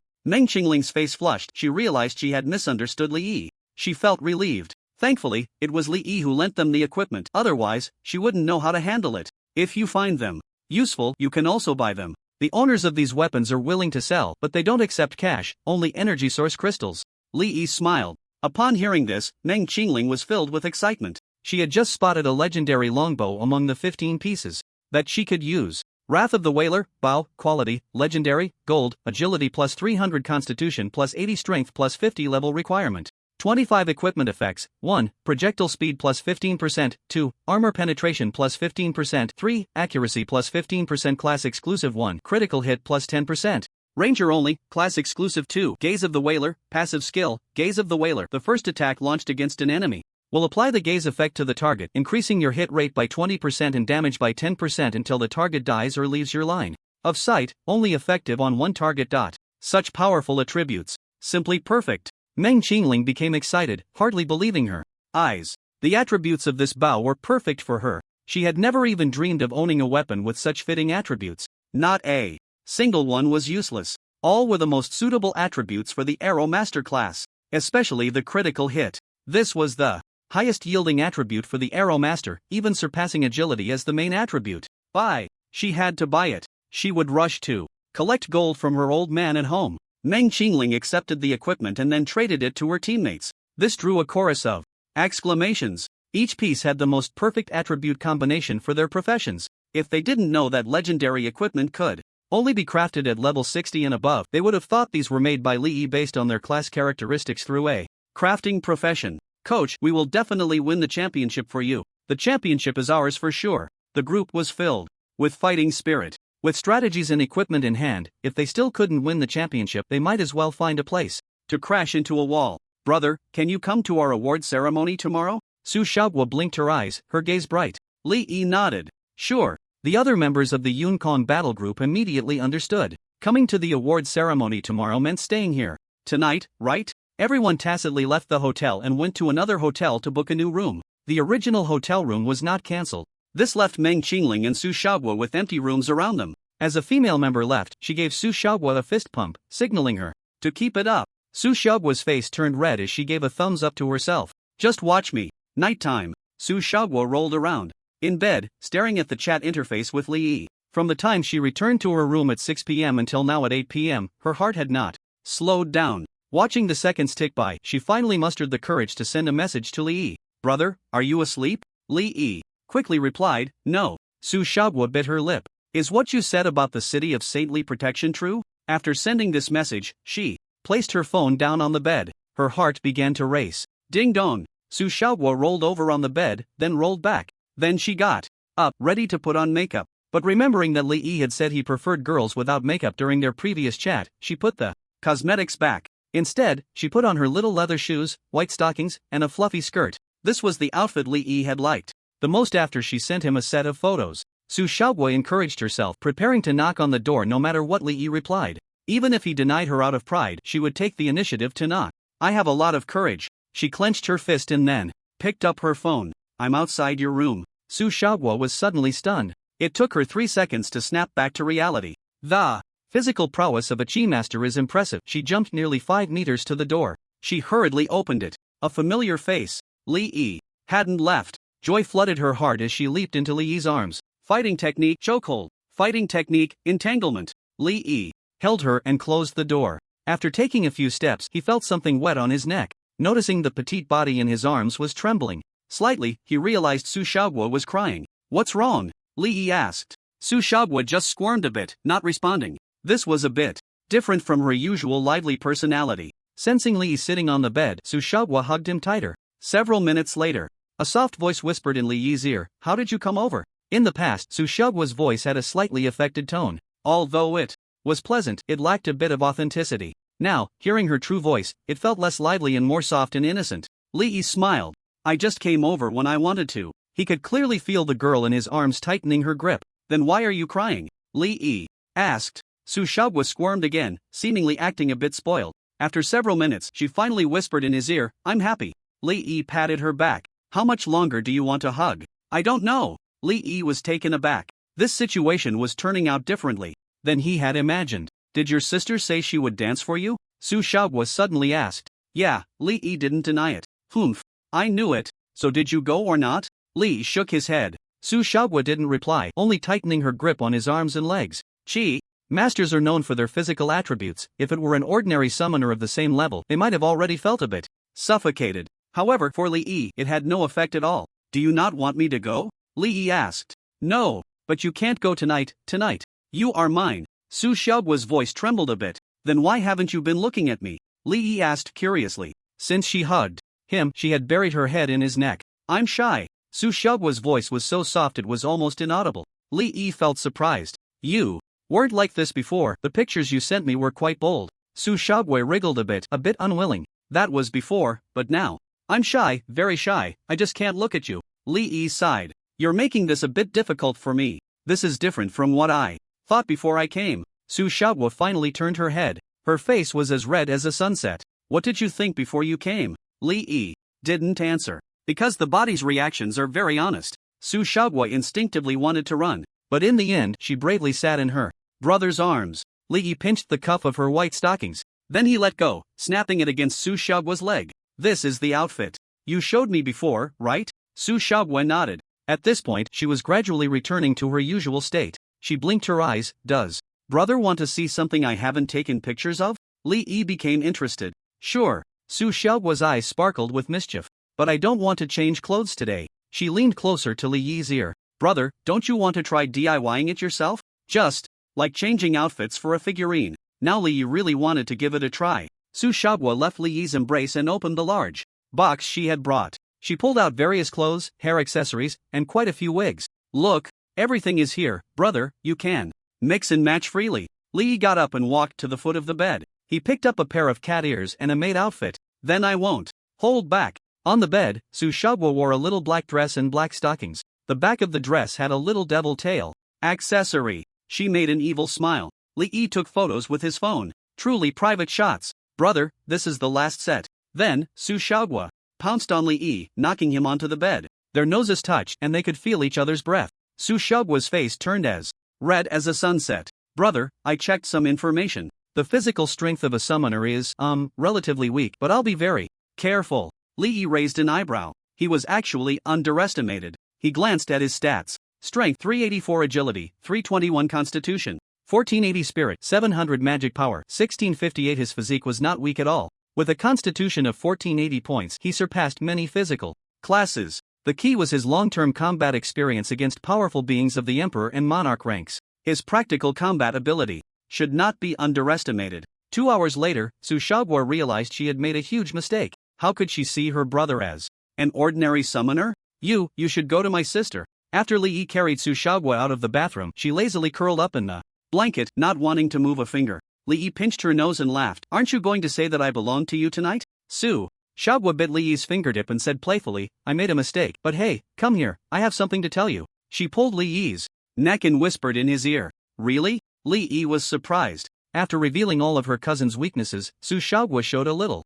devilish smile. You can just go and try it yourself. Brother, give me some mineral water, I'm so thirsty. Li Yi left Su Xiaoguo's room and came to the door of Meng Qingling's room. He knocked on the door. No response. There was no reply to his messages either. He shrugged and turned to leave. Suddenly, the door opened. A hand grabbed his clothes. Li Yi was pulled into the room. Then he saw the flustered leader of the girl group. Her face flushed. He suddenly thought of Meng Qingling's profession. A rare class under the Ranger system, Arrow Master. The Arrow Master had a perception skill called Wind Spirit Movement. She must have sensed everything that happened in Su Xiaoguo's room just now. As the leader of the Cloud Sky Battle Group, Meng Qingling presented herself as strong, decisive, and calm. But privately, she was incredibly shy. In Su Xiaoguo's words, once her cousin fell into shyness, she would be in a state of losing her mind. Li Yi stepped forward and wrapped his arms around her waist. The soft touch reminded him of the angel sister. Can you dance for me? Li Yi said softly. Meng Qingling was so embarrassed that her mind was in a whirl. Clearly, she didn't want to open the door just now. But after sensing the other person leaving, for some reason, she opened it. As for dancing, her legs were so weak that walking was a problem. How could she dance? By the way, Xiaoguo said you probably don't like me calling you brother like she does. Meng Qingling's heart tightened. Su Xiaoguo was right. Deep down, she thought that being 2 years older than Li Yi, she indeed didn't like calling him brother. But she didn't want Li Yi to feel dissatisfied. It's not that I don't like it. Meng Qingling's voice was barely audible. Her chin was almost touching her chest. I'm 2 years younger than you, so shouldn't you call me brother? In that case, I should call you sister. These two words suddenly exploded in Meng Qingling's mind. Her heart raced like a drum. Then Li Yi witnessed a miraculous scene. Meng Qingling's face, neck, and even the skin on her arms began to flush red. Can you dance for me now? Li Yi asked softly. Meng Qingling covered her face, her body trembling. I can't dance. Her voice was so low that Li Yi almost didn't catch it. Why can't you dance? Li Yi asked in confusion. Meng Qingling covered her face for several seconds before finally revealing the reason. My legs are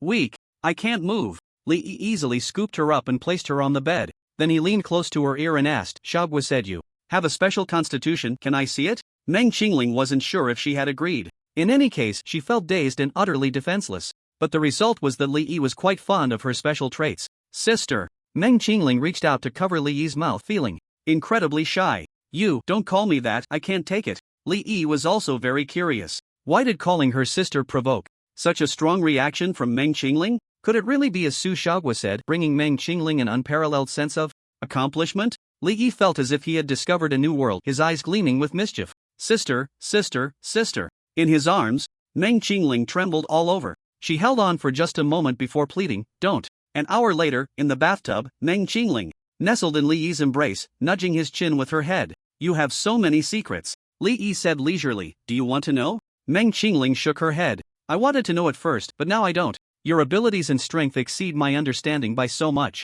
that even if I knew, I might not comprehend it. It might even bring more troubles. This is fine as it is. Interacting with you is within my acceptable and understandable range. Li Yi lifted her arm and noticed the blush had not faded. A strange constitution, but I like it. Meng Qingling shyly withdrew her hand and snuggled closer to Li Yi. Li Yi chuckled. After all this, Captain Meng was still so shy. The contrast was indeed striking. Meng Qingling's expression was complex. She felt she should thank Su Xiaoguo. If it weren't for Su Xiaoguo's boldness towards Li Yi and the Tuajinshan, igniting her competitive spirit, she might have only remained distant from Li Yi even if she felt a spark after exchanging contact information. Suddenly, Meng Qingling felt a smooth, petite body hugging her from behind. She stiffened and turned her head to see Su Xiaoguo's mischievous smile. Meng Qingling's mind exploded again. When did her cousin come? Meng Qingling's head was instantly in chaos. She couldn't imagine the possible scenarios. No.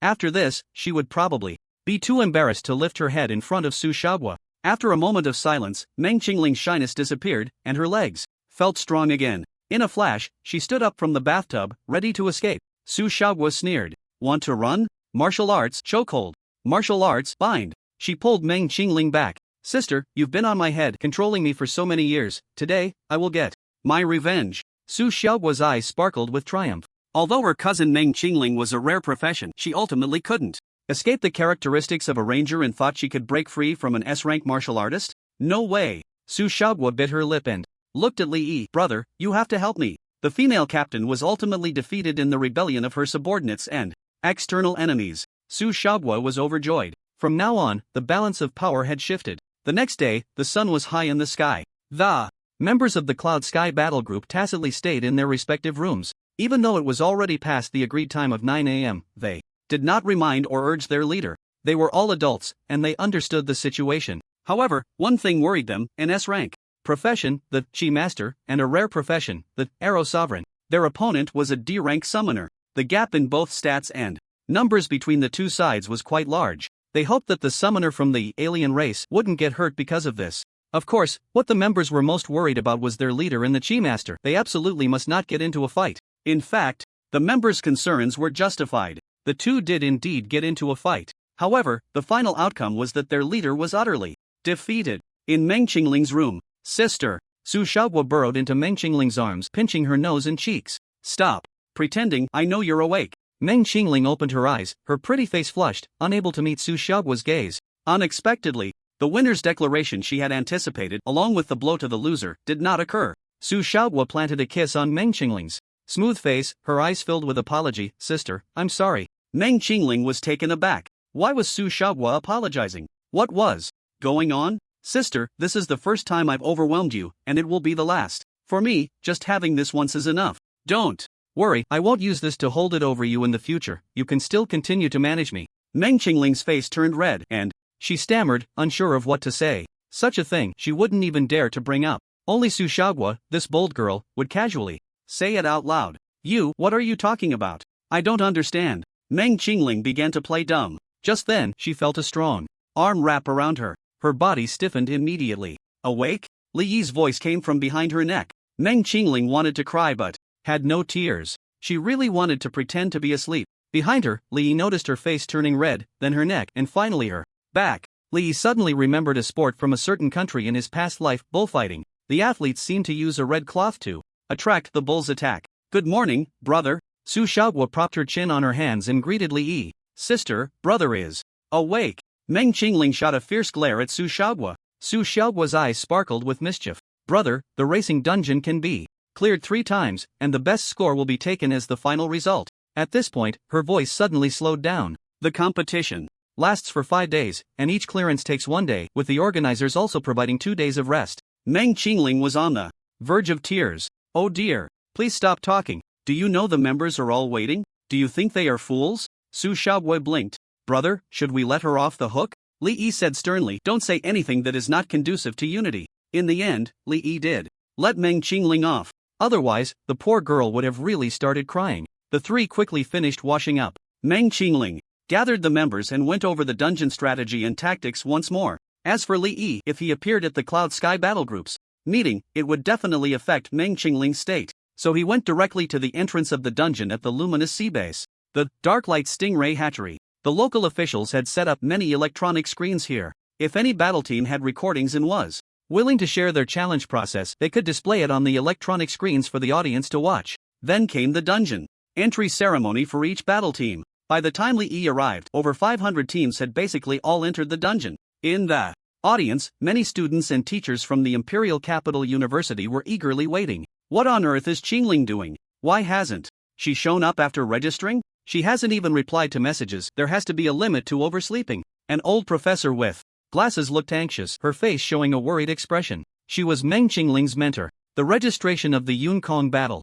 group for this speed race surprised and delighted her. She had some concerns at first. But when she learned that the coach was a member of the battle group, she and the other faculty and students of the Imperial Capital University had high hopes for the Yunкong battle group. There was no chance for the top 3 positions, though. The competition requirements limited participants to a minimum level of 27. But it was practically impossible for a team like Yunкong Battle Group, which had just barely reached level 27. Almost all participating teams were at full 3rd tier, meaning level 30. Moreover, for the speed race, their equipment had been polished in advance. The coordination and tactics among team members had also been trained. She believed that if the Yunкong Battle Group participated in next year's speed race under the guidance of the battle group members, they would have a good chance of winning a medal. However, participating this year felt a bit rushed. Their equipment, dungeon experience, and skill proficiency were significantly lacking compared to other well-prepared teams. The old professor just hoped they could successfully clear the dungeon. Rankings didn't matter, it was all about participation, treating it as an experience of the event. After waiting for half an hour, Meng Qingling finally led the members of the Yunкong Battle Group to the dungeon entrance. They were wearing the uniforms of the Imperial Capital University, looking serious. They're here. Someone with sharp eyes in the Imperial Capital University spotted the team and shouted. The faculty and students, who had been waiting for a long time, cheered. Various support banners and placards were raised. Hello to all the viewers in front of the TV. The long-awaited Yunкong Battle Group has finally appeared at the dungeon entrance. All members of the battle group are current students from the Imperial Capital University, with an average age of 20, making them the youngest team in history to participate in the epic dungeon speed race. We hope they can achieve good results. Meng Qingling brought the members of the Yunкong Battle Group to the inspection area at the dungeon entrance. First, they used instruments to check for any prohibited items for the competition. Then they received the swift teleportation talismans provided by the organizers for the participating battle group members. Su Xiaoguo propped her little head up in the audience, searching. She quickly found her target. She jumped up and waved at Li Yi. Li Yi waved back, signaling that he saw her. Su Xiaoguo ran over to Meng Qingling and whispered, "Sister." Brother came to the scene without pulling up his pants. This startled Meng Qingling so much that her face turned pale. She hurriedly turned her head to look around, and when she realized that she and Su Xiaoguo were far enough from others not to be overheard, she breathed a sigh of relief. Her face flushed with embarrassment and anger. As she said, "Watch what you say, what if someone hears you?" Su Xiaoguo giggled, pulling her cousin's hand to run forward. "Hurry up and get in the dungeon, finish early, and continue tonight. Otherwise, who knows when we can see him again." Just 3 hours after the Yunкong Battle Group entered the dungeon, the first team to clear it emerged. It was actually the Rising Battle Group from Yen Country. Wow, they made it to both leaderboards. Is this year's Rising Battle Group from Yen Country that strong? They can't have peaked right at the start, must have taken the championship. The audience area was built right next to the leaderboard. Everyone immediately saw the updates on the duel rankings. The battle group cleared the dungeon in 8 hours and 51 minutes, ranking 24th on the timed leaderboard. Their overall score was silver 2 stars, currently ranked 21st in the world. The duel rankings only displayed the top 30. Historically, there has been a phenomenon in speed races where any team that makes it onto both leaderboards usually secures a spot in the top 10. The results of were quickly posted online. The omnipotent netizens soon found information about this battle group. Damn! It turns out to be a subgroup of what a letdown. According to reliable sources, the Big Eater is a purely commercial battle group, and their participation in the speed competition this time is likely to be for better business opportunities in dungeon upgrades. Damn, we can't let them actually win a medal. That would be so embarrassing. The netizens were buzzing with discussions. Battle groups are divided into assault battle groups and commercial battle groups. Assault battle groups usually have fixed members focusing on achieving dungeon scores, tackling dungeon difficulties, and improving their own professional strength. On the other hand, commercial battle groups typically manipulate scores for ranking, then hype up equipment and items. If they discover a business opportunity in a certain dungeon, they might even organize people to monopolize it, and so on. In fact, everyone feels indifferent about rankings. The key issue is the manipulation of equipment and items, which has caused almost all professionals to be scammed, leading to deep resentment. As one battle group after another emerged from the dungeon, the completion scores were announced by the organizers. By the time it was nearly 6 o'clock, over 400 battle groups had come out. Yet, the Big Eater battle group's time of 8 hours and 51 minutes still held the top spot. The netizens felt quite conflicted. They hoped the Big Eater would win a medal, but at the same time, they didn't really want to see them get it. Come on, at least it's our Yen country hosting this. If the Big Eater wins a medal, it's better than letting it go to some foreigners. Just ignore their ads in the future. Actually, the Big Eater's business is quite conscientious. In the audience, Li Yi was estimating the time Meng Qingling and the others should be coming out soon. 20 minutes later, familiar figures walked out from the dungeon's teleportation portal. The teachers and students of the Imperial Capital University immediately cheered. The old professor sighed in relief upon seeing her students unharmed. Scores didn't matter, the safety of the children was the top priority. She estimated the time. It seemed they had taken less than 6 hours. The dungeon, Mingguang Ray Hatching Nest, had a total of 5 bosses. Over 5 hours, they must have failed at the third boss, Tide Summoner Kalutagu. That boss is indeed very challenging. The water vortex in the third phase has such a large range, it's hard to dodge, the old professor thought to herself. Just then, a student suddenly shook her arm. Professor, look, you have to see this. The old professor initially glared at the student in displeasure. Stay calm in a situation, don't be so rash about everything. As a student of Imperial Capital University, you need to maintain your image. The student continued to shake her arm. You have to look, the leaderboard. The Yunкong Battle Group is on the leaderboard. What? The old professor's mind went blank and she immediately looked at the leaderboard. World record, battle group name, Yunкong Battle Group, rank, first, country, Yen country, time record, 5 hours 22 minutes, rating, golden 7 stars, 5 hours, golden 7 stars. The old professor murmured, unable to believe it. Meanwhile, the other teachers and students of Imperial Capital University were going absolutely wild with joy. They thought the Yunкong Battle Group hadn't cleared the dungeon. Not only had they cleared it, but they also secured the world first. It's worth noting that the Yunкong Battle Group had rapidly leveled up in the past 10 days. Moreover, their equipment was lacking and they didn't have enough dungeon experience. The most crucial point was that the average level of the Yunкong Battle Group was still 3 levels lower than that of other battle groups. The teachers and students of Imperial Capital University wanted to rush towards the Yunкong Battle Group, but the media reporters were faster than them, already surrounding the Yunкong Battle Group. Outside, other participating battle groups, whether domestic or foreign, were stunned. Initially, they had breathed a sigh of relief when they saw the news that the Alien Girl Battle Group would not participate in the speed competition, thinking they had one less competitor. Later, when they discovered that members of the Alien Girl Battle Group had become coaches for the Yunкong Battle Group, they felt a bit worried but didn't take it to heart. After all, it was the battle group members who challenged the dungeon, not the coaches. They never expected that even without participating directly, the Alien Girl Battle Group would still dominate the rankings. Everyone wanted to cry but had no tears. 5 hours and 22 minutes. This record is outrageous. How can they even compete? What's the point? Let's hurry up and pack our things and go home. It's disappointing, but in the end, we still have to finish the competition honestly. After all, although the championship is lost, the rewards for second and third place are still quite generous. There must have been a small mistake. The 5 hours and 22 minutes result was half an hour slower than Li Yi had predicted. With such a large gap, it's highly likely that a mistake occurred. Fortunately, the Yunкong Battle Group did not suffer any injuries. Li Yi completed this dungeon in just over 3 hours, faster than the Yunкong Battle Group. However, he chose not to announce his results, which allowed Meng Qingling and the others to take first place. For Li Yi, the announcement of the dungeon results was no longer significant. The Yunкong Battle Group was surrounded for a full hour.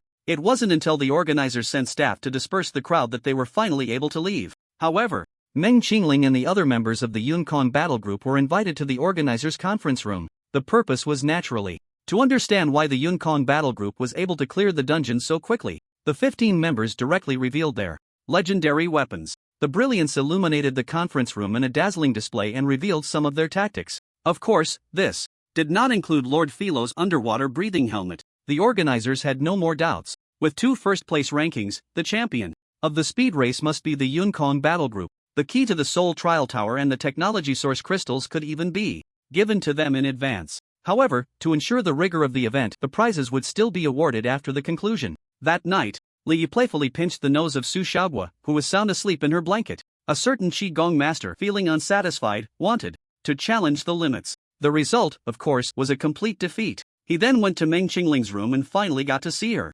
dance. He transformed into a Spanish bull, charging towards the red cape. I'm sorry, I think I came at the wrong time. The awakened Su Xiaogua naturally slipped back into her cousin's room, her expression teasing. Meng Qingling covered her face in embarrassment. Li Yi smiled. No, you came at just the right time. The next day, Li Yi was ready to leave. The 15 legendary weapons, due to their attributes being so well suited to the members of the Yunкong Battle Group, were all decided to be purchased. The average price for each was 300 third-tier energy source crystals. These energy source crystals were clearly obtained from the old coins they had farmed at home. Those who could attend the Imperial Capital University either came from wealthy families or had organizations backing them, so the price of 300 energy source crystals was not too expensive. Each third-tier dungeon averaged a yield of 10 energy source crystals, which was just the result of farming the dungeon 30 times. The task is finally complete. Lee looked at the task bar on his professional panel. Legendary. Task: The Rise of the Scarlet Crusade. Current Act 1, The Orphanage of War. Description: Help Catherine establish the orphanage.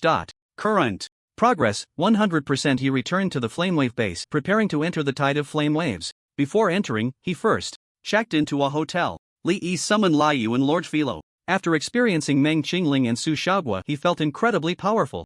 Liu openly summoned the halfling little girl, pinching her delicate little nose to wake her up. What are you doing? Philo angrily swatted Li's hand away. She blinked her sapphire-like eyes, looking around with a puzzled expression. Where's the orc little sister? I've recalled her to the summoning space. Oh, what are you doing? Lady Philo was pulled down from the air by Li and pressed onto the bed. The petty master finally regained his confidence after bullying the halfling little girl. In the radiant fortress, Philo sat on Li's shoulder, her small hand twisting his face incessantly, indignantly saying, "Bad human, bad human." Li remained silent, focusing on holding Lady Philo's little feet. Behind them, Liu, "Respected Light of Dawn, may the holy light be with you." The Radiant Knights performed an extremely formal gesture towards Li. Li was momentarily stunned before realizing Light of Dawn was his title. He inquired with the Radiant Knights about Catherine's information. Li arrived outside the war orphanage. It was a very simple orphanage, with classrooms, dormitories, bathrooms, and a training ground.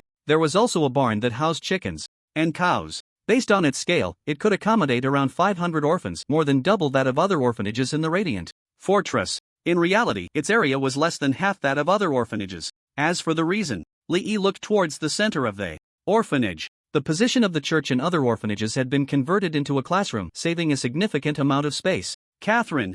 Li quickly recognized the busy figure by the wall. Your Highness Li. Catherine joyfully dropped her hoe and ran over. After a few steps, she suddenly came to her senses and hurried to wash the dirt off her hands before finally approaching Li. The slightly freckled blonde woman gazed at Li, her eyes sparkling. Your Highness Li, the orphanage is completed. I really don't know how to thank you. Before reaching him, Catherine excitedly said. Li smiled and replied, "It is my honor to be able to help you." Catherine, "Open the gate, Your Highness Li, please come in and see our achievements." Catherine pointed to the central classroom. I didn't build a church, although this has caused me quite a bit of trouble, but I don't regret it. Li entered the war orphanage. A prompt appeared on the panel. Legendary quest: The Rise of the Scarlet Crusade. Current Act 1, War Orphanage. Description: Help Catherine establish the orphanage. Status: completed. You have obtained Mark of the Scarlet Mother's Love artifact. In the package, a red mark lay quietly inside. This pattern. Before Li could check its attributes, he was captivated by the design on the surface of the mark. He took the mark out of the package, stepped back a few paces, and held it up. His gaze passed through the mark to the orphanage classroom behind. The right side of the eaves had the exact same pattern as the mark, only the mark had simplified lines. Looking at the mark's attributes. Mark of the Scarlet Mother's Love, artifact, quality, legendary, gold, resilience plus 30% level requirement, 25 class. Requirement, summoner equipment effect. You have learned Wrath of the Scarlet Revenge, active skill. Note, your love is compelling. 30% resilience? Li glanced at his attribute panel, and his resilience had already reached a terrifying 90%. Who could still control themselves? Unfortunately, the resilience attribute could only exert its full effect against opponents of the same level. If facing higher-level professionals or high-level NPCs from the Abyss world, the resilience would have a diminishing effect. Then he looked at the equipment effect of the artifact. Indeed, a new skill appeared in the skill bar. Wrath of the Scarlet Revenge, active skill, description. Devour the Holy Light. It is merely power. Li was astonished. Once again, it's the same old story with skills like Dawn's Light. It indicates that the content is a riddle, and one must try it out personally. However, devour Holy Light? Li frowned. He didn't possess any Holy Light skills. If he wanted to devour Holy Light, he would first have to cast Dawn's Light to gain the power of Holy Light. Then, he could use Crimson Vengeance to consume all that Holy Light power. There shouldn't be any problem with this, right? Li felt a bit uneasy. What if this action was seen as disrespectful or blasphemous by the Holy Light?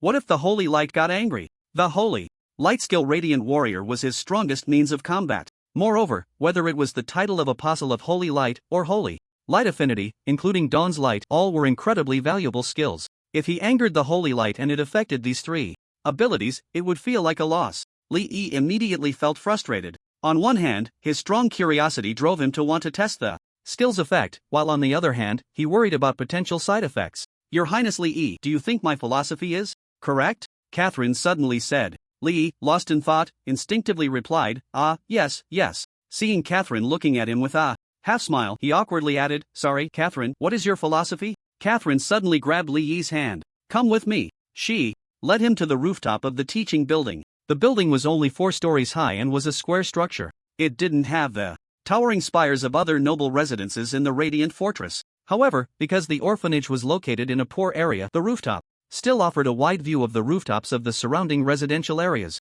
Catherine reached the railing, opened her arms as if to embrace the sky. Your Highness Li, I want equality, equality for all races, equality for everyone. Catherine's face was excited and gradually became fervent. I want the nobility to disappear. I want to abolish slavery. Workers should receive compensation that matches their contributions. Of course, I accept that some people have more wealth and agree that they should pay wages to hire workers. But this must be based on equality. Eliminate the barriers and discrimination between races. Why can't we live harmoniously under the sky? The more Li listened, the stranger it felt. Woman, your ideas are dangerous. Seeking equality in a world where extraordinary powers exist is inherently unreasonable. The disparity in strength will inevitably lead to inequality. However, he certainly wouldn't oppose Catherine's thoughts. Firstly, they were people from different worlds with vastly different growth environments and cognitive patterns.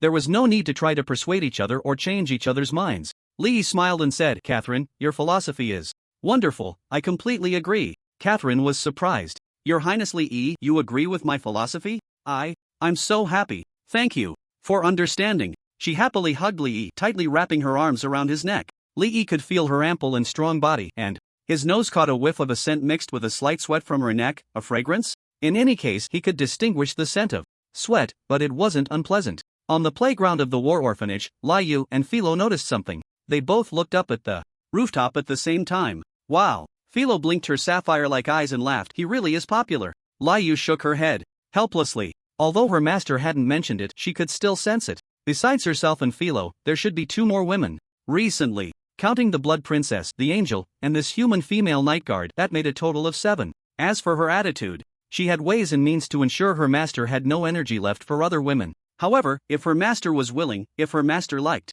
it, then of course, she would indulge him. Li caught a glimpse of the Sword Saint's sister in Lord Philo's gaze from the corner of his eye. He was startled. Lord Philo was manageable, but the Sword Saint's sister was someone he couldn't afford to provoke. She was an insurmountable mountain for him. Catherine was really something. Wasn't she crossing the line in front of her wife? Li immediately reached out to push her away. However, he overlooked one issue. Catherine was about the same height as him. With that push, it resulted in my apologies, Your Highness Li. Catherine's face turned crimson, her hands crossed over her chest as she turned her body away. Li Yi's expression was awkward. It was a reflex. I'm sorry.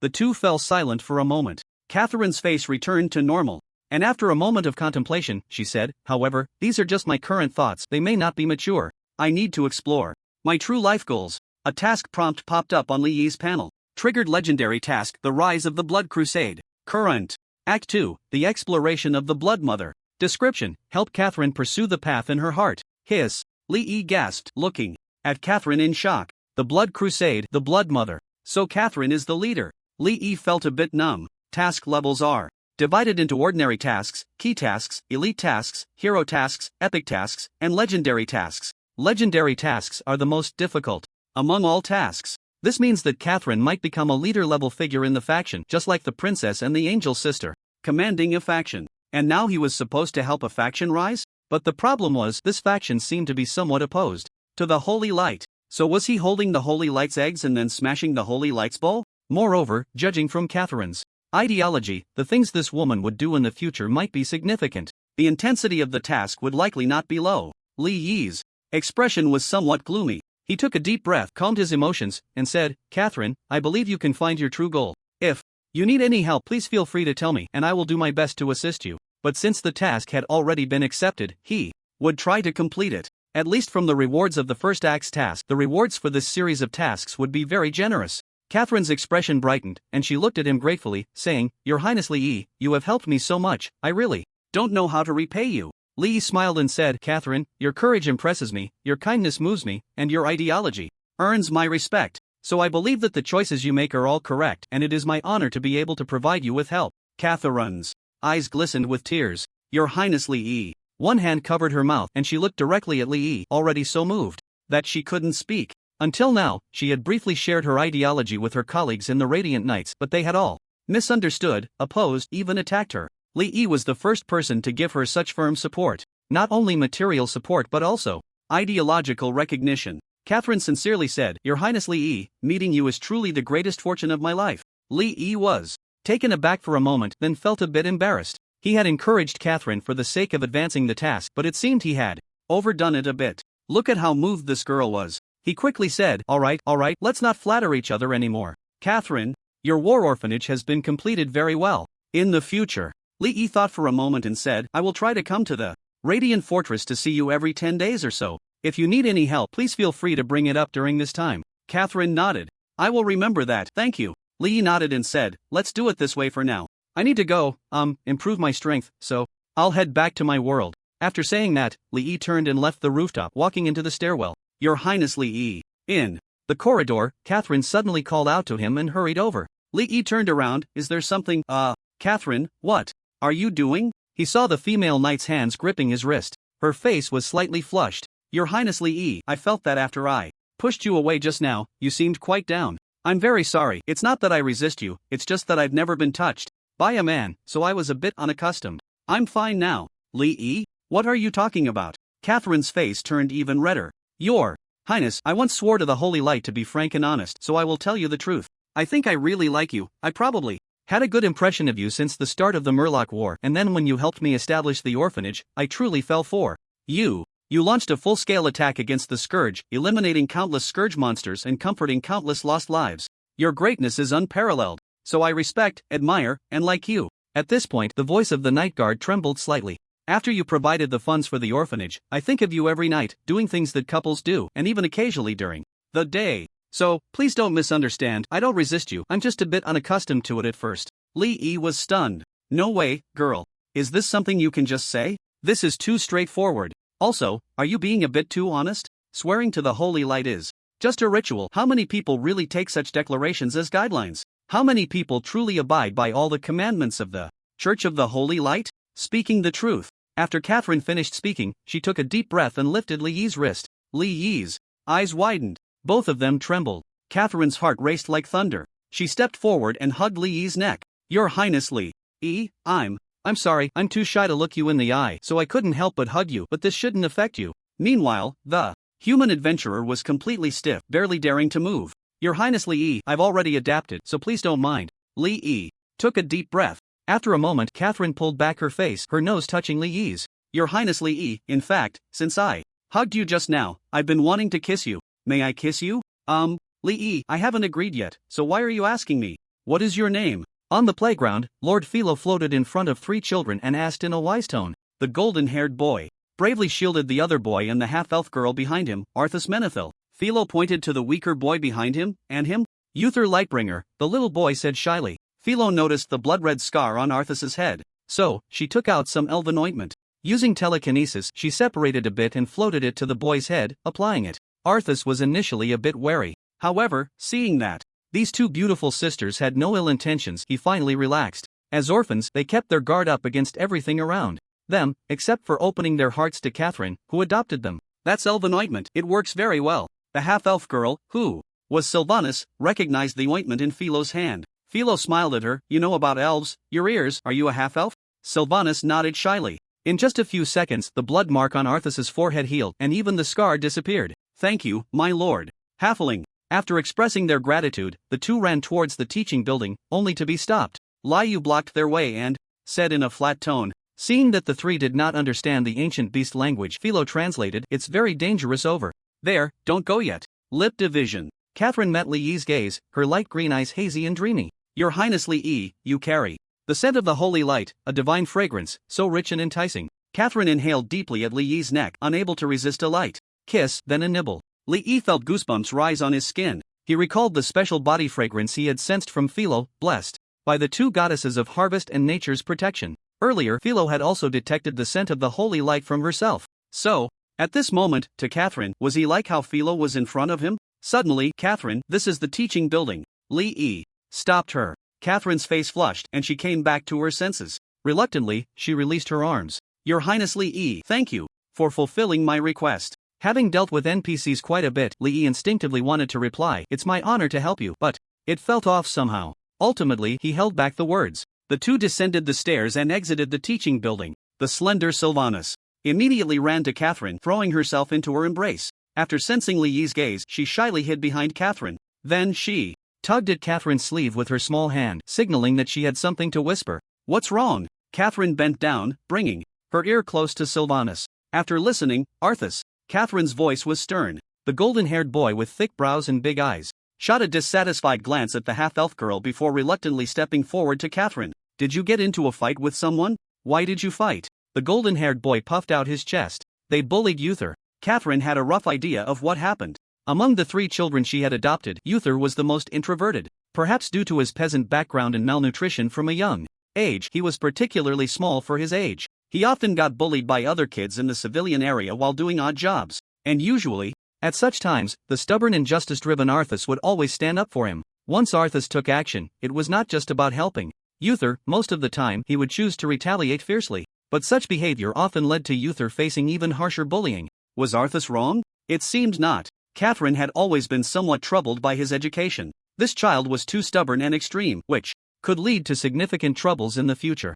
Arthas's biggest dream was to join the Order of the Silver Hand. However, the order was not as glorious and pure as the Holy Light Church portrayed. Whether it was the Silver Hand or the Flame Knights, they were essentially extraordinary professionals, more akin to a military force. The military required obedience and execution, while Arthas was too insistent on his own ideas. So Catherine worried that if Arthas had the talent of a professional and successfully joined the Silver Hand, in the future, his personality might lead him to great suffering, even causing a major disaster. Catherine called Uther over again, asking the 3 to recount what had happened. As she suspected, Arthas had gone to retaliate, and the injury on his forehead was a result of that. Suddenly, a thought struck her. Your Highness Lee, could you say something to Arthas? Sensing Catherine's hopeful gaze, Lee was taken aback. He had listened to the entire story from the side. In fact, he quite admired the little guy Arthas, although it was indeed a bit reckless. At least he did not lack the courage to fight against stronger opponents. After pondering for a moment, he squatted down next to Arthas.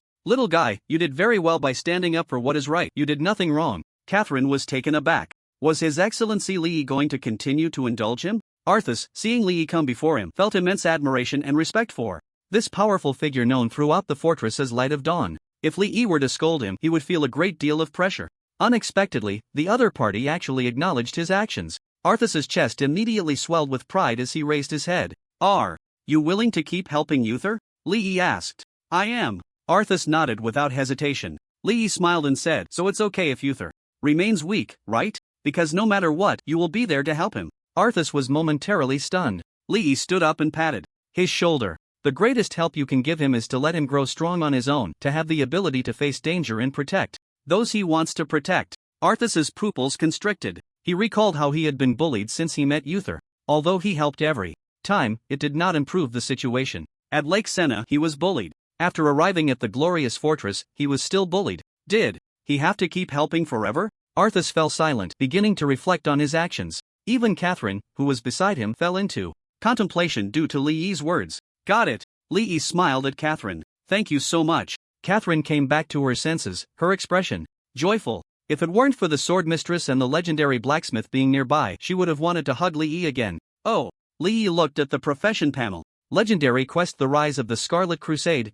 Current Act 2: The Exploration of the Scarlet Mother. Description: help Catherine pursue the path in her heart. Current progress 1%. The progress actually increased. Although it was only 1%, this was the most difficult legendary quest, so any improvement was good. After completing the Act 1 quest and accepting the Act 2 quest, Lee prepared to leave the Tide of Flames. Your Excellency Lee, I will do my best to properly arrange the operation of the orphanage within 10 days. 10 days later, I will head to the Massimo Plateau under the Natural Alliance to carry out a defense mission. Catherine informed him of her schedule before he left. She was the defense officer of the Glorious Knights. Moreover, she did not give up her position because of the orphanage. The Massimo Plateau? That sounded familiar. Lee recalled. Wasn't that the area where the Fox Prophet resided? It seemed a bit far from here. In 10 days, he should also reach level 30. By then, he could consider 2 Abyss dungeons for his promotion to the 4th tier. One was Tide of Flames, which was the safest Abyss dungeon for him at the moment.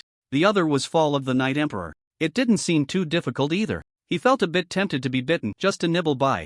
The princess. The skill blood oath mark of the Night Lady had been in an unusable state. He needed to find the princess to recharge it. As for the recharging process, he could also take the opportunity to get a few potions from the angel sister. But if he chose Fall of the Night Emperor, he would have to wait a week before he could enter that dungeon again. After leaving Tide of Flames, Lee returned to his hotel room. He looked at the newly acquired skill Blood Vengeance, active skill. I've returned to the present world. The holy light shouldn't sense what I've done, right? Lee muttered to himself. Should he give it a try? After thinking for a long time, he couldn't resist his curiosity. After all, having learned a skill and not using it was quite uncomfortable. He had a slight obsessive-compulsive tendency. Taking a deep breath, Lee first used Light of Dawn. The next moment, a dazzling light burst forth. He was enveloped in holy light, which coalesced on his body into a set of extremely luxurious and handsome platinum armor. In the state of wrath of radiance, all skills transformed into holy attributes. Lee, how did you become sanctified? Philo, who was playing games on the big bed, looked over in surprise. Lee immediately activated Blood Vengeance Wrath. He saw all the holy light swarm towards his forehead, and then drill inside. The next moment, a faint red halo appeared on the surface of Lee's body, similar to the imperial weapon halo of the Sword Saint Big Sister. Then, Lee's body began to grow proportionally. His hair also started to grow wildly. Sizzle! Lee's coat burst open due to the expansion of his body. He reached a height of about 2.3 meters and stopped growing. His hair reached waist level. Lie. You looked surprised, while Philo's mouth dropped open. Oh my, you're so tall. Lee hurried to the wall mirror in the room to check his transformed appearance. Wow, so cool. After the transformation, everything was proportionally enlarged, and there was no difference from his original self, except for the 3 red light wings on his back, which looked quite impressive. At this moment, he was taller than the Sword Saint Big Sister. Looking at the skill status bar, there was now an additional buff status called Blood War Body.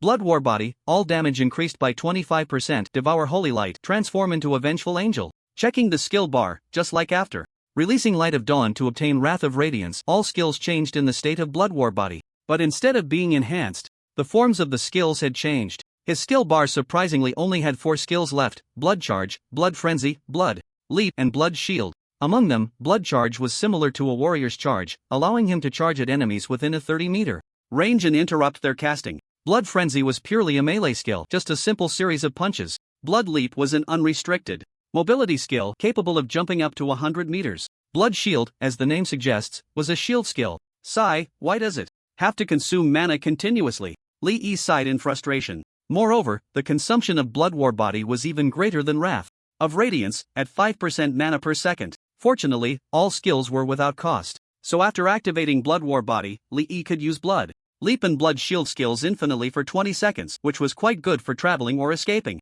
Of course, the greatest use was the shield for survival. This thing was incredibly important. With 10 seconds left, Lee immediately ran to the Sword Saint Big Sister. Liu naturally knew what he wanted to do and stood up. Wow, Lee lay in the embrace of the Sword Saint Big Sister, while in his own arms was the fragrant and soft Lady Philo. The little halfling girl's resistance was now diminishing. Initially, she had been opposed to the 3 of them bathing together. However, due to the blessing of the goddess, as long as Philo was present, the entire bathroom was filled with the fragrance of nature and abundance. After trying it once, both Lee and the Sword Saint Big Sister fell in love with this feeling. So every time they bathed, even if Lee wasn't there, the Sword Saint Big Sister would bring Philo along. But speaking of which, how could Lee possibly not be there? He took out his phone to check the dungeon information and to learn about the situation regarding the promotion to the 4th tier, Massimo Plateau, Wild Lord Hunt. Lee was astonished. He saw a 4th tier abyss dungeon named Wild Lord Hunt. This dungeon could only be entered at level 30.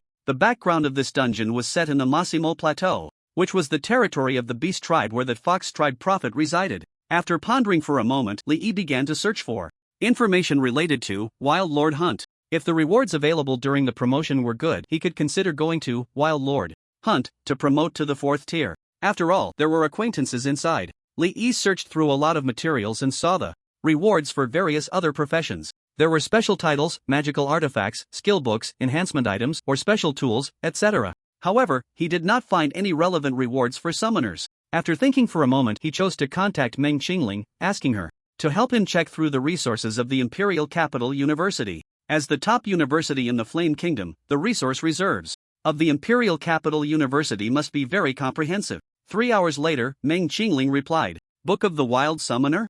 Li Yi asked. What kind of reward is this? A skill book? Or an item? Meng Qingling sent a shy expression. The university's data only has this name, with no specific description. Li Yi frowned slightly. He didn't expect even the Imperial Capital University to have no relevant records. But upon reflection, it seemed normal. After all, as a D-class profession, there were no third-tier practitioners in the world apart from himself and the rare professions under the major categories. At level 26, he was already the highest level summoner in the world. In such a situation, even considering other summoners in history, the number of summoners choosing the Wild Lord Hunt, Abyss dungeon for promotion would certainly not be many. It was already good enough to leave a name. Based on the name, it's highly likely to be equipment. Meng Qingling replied. Li Yi was taken aback. Equipment? It was only then that he recalled that summoners could learn weapon mastery at level 32. The weapons available for summoners included staves, orbs, and grimoires. Among them, staff mastery provided additional spell power when equipping a staff. Orb mastery provided extra skill cooldown reduction. As for grimoire mastery, it provided spell penetration. If the Book of the Wild Summoner was equipment, then it would be a grimoire. Li Yi suddenly felt a bit disinterested. Lady Philo could forge mythical equipment, and this Book of the Wild Summoner was probably just legendary at best. Mr. Li should be reaching level 30 soon, right? Do you have plans to promote in which Abyss dungeon? Meng Qingling sent a message. Li Yi raised an eyebrow. Slightly. Mr. Li? A mischievous smile suddenly crept onto his lips. Did you forget what we agreed on last time? Meng Qingling was taken aback when she saw the message from Li Yi. What had they agreed on last time? Just as this puzzled thought arose, she saw Li Yi send two words again. Sister, I want to hear your voice. Meng Qingling's pretty face instantly flushed like the evening glow, spreading warmth throughout her body as if her strength had drained away. Li Yi waited for nearly 2 minutes before receiving a voice message from Meng Qingling, lasting 12 seconds. After Li Yi opened it and brought it to his ear, he only heard the shy word brother in the last second.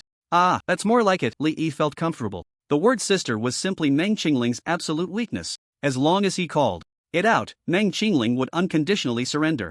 In his arms, Lady Philo raised her little head, giving Li Yi a helpless glare while feeling shy, her small hand propping against his knee. I really can't do anything about you. Meng Qingling waited for more than half an hour before receiving Li Yi's reply. I'm preparing to level up in Night Emperor's Fall. What about you, sister? Upon seeing the word sister, Meng Qingling's heart skipped a beat. Xiaoguai needs to go to Wild Lord's Hunt to obtain the specialization reward for martial artists. As for me, I was actually planning to go to Chaos of the Demon Knight, but there are also good rewards for the Arrow Sovereign in Wild Lord's Hunt, so I plan to level up together with Xiaoguai. Li Yi thought for a moment. If that's the case, he could also choose this Abyss dungeon. After all, he would have to wait another week for Night Emperor's Fall to complete a month. So he replied, then let's go together. Can we reach level 30 in 5 days? Meng Qingling said, with the strategy you provided, there's no problem. Then let's go in together after I finish the Soul Trial Tower challenge. Meng Qingling happily jumped into her bed, kicking her feet. She then shared the news with her cousin,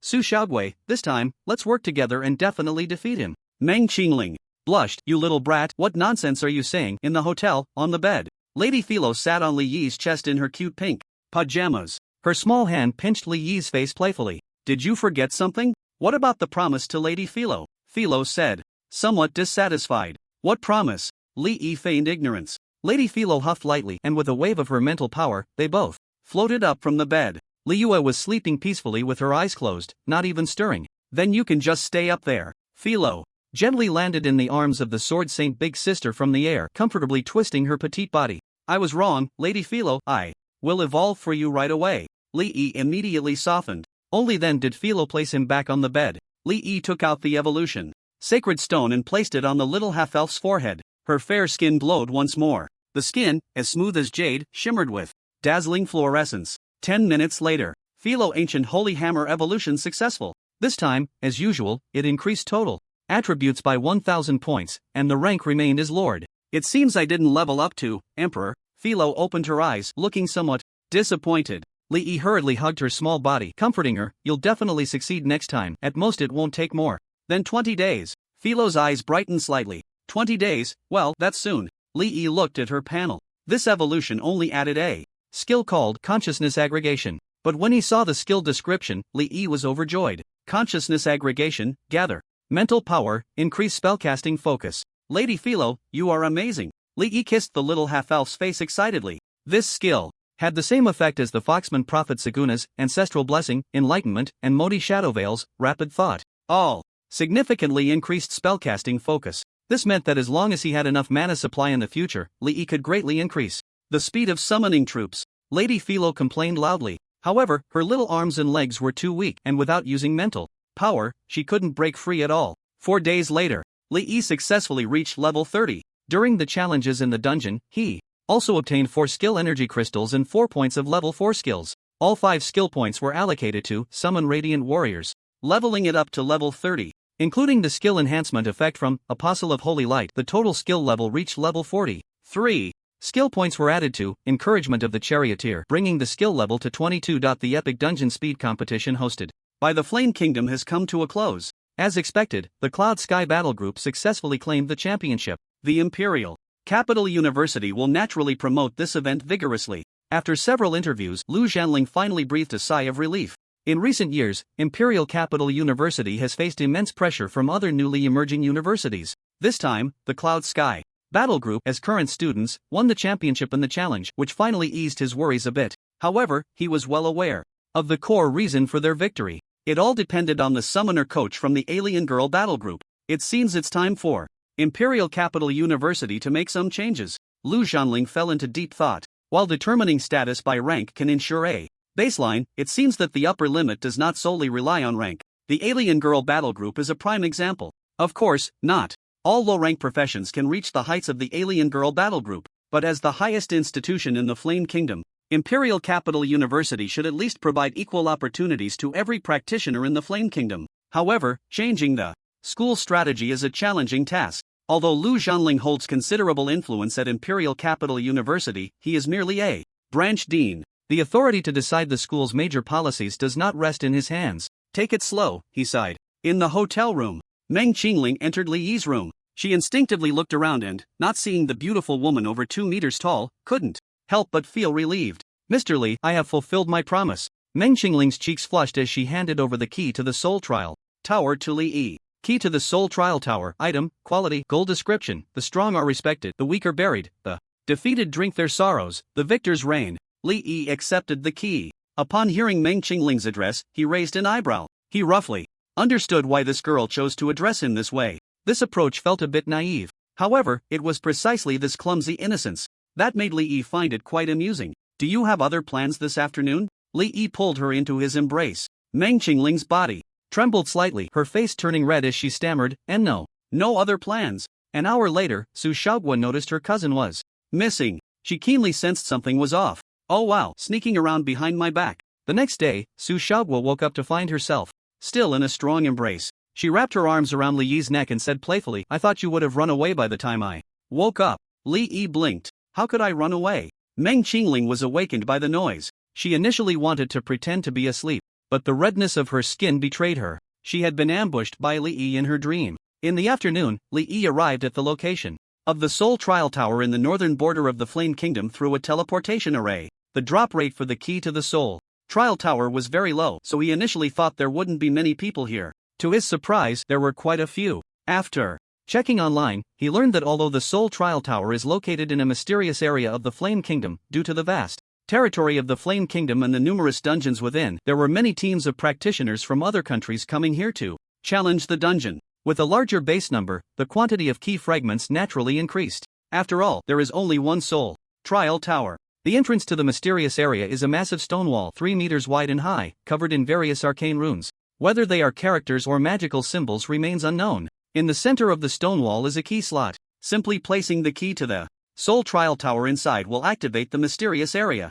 There are quite a few people. Li Yi frowned. If he puts the key in when he challenges it, won't everyone know he is soloing? Fortunately, the Soul Trial Tower operates differently from dungeons. The adjustments in dungeons are based on the average level of the team, not the number of team members. The elasticity adjustment of the Soul Trial Tower is not only based on levels but also on the number of participants. This means that solo challenges are also possible. However, since the skills and mechanisms of solo practitioners are not as comprehensive as those of a team, and the margin for error is very low, most challenges in the Soul Trial Tower are still conducted in teams. After thinking for a moment, Li Yi decided to proceed. There was a small square in front of the stone wall. Most practitioners were chatting outside the square and had not entered it. Therefore, when Li Yi walked into the square, he immediately attracted the attention of many people. When they saw him walking directly towards the stone wall, all the practitioners around instinctively stopped talking. This kid, could he be attempting a solo challenge? This thought crossed everyone's mind. Or was he simply curious about what the entrance to the dungeon looked like and ran over to take a look?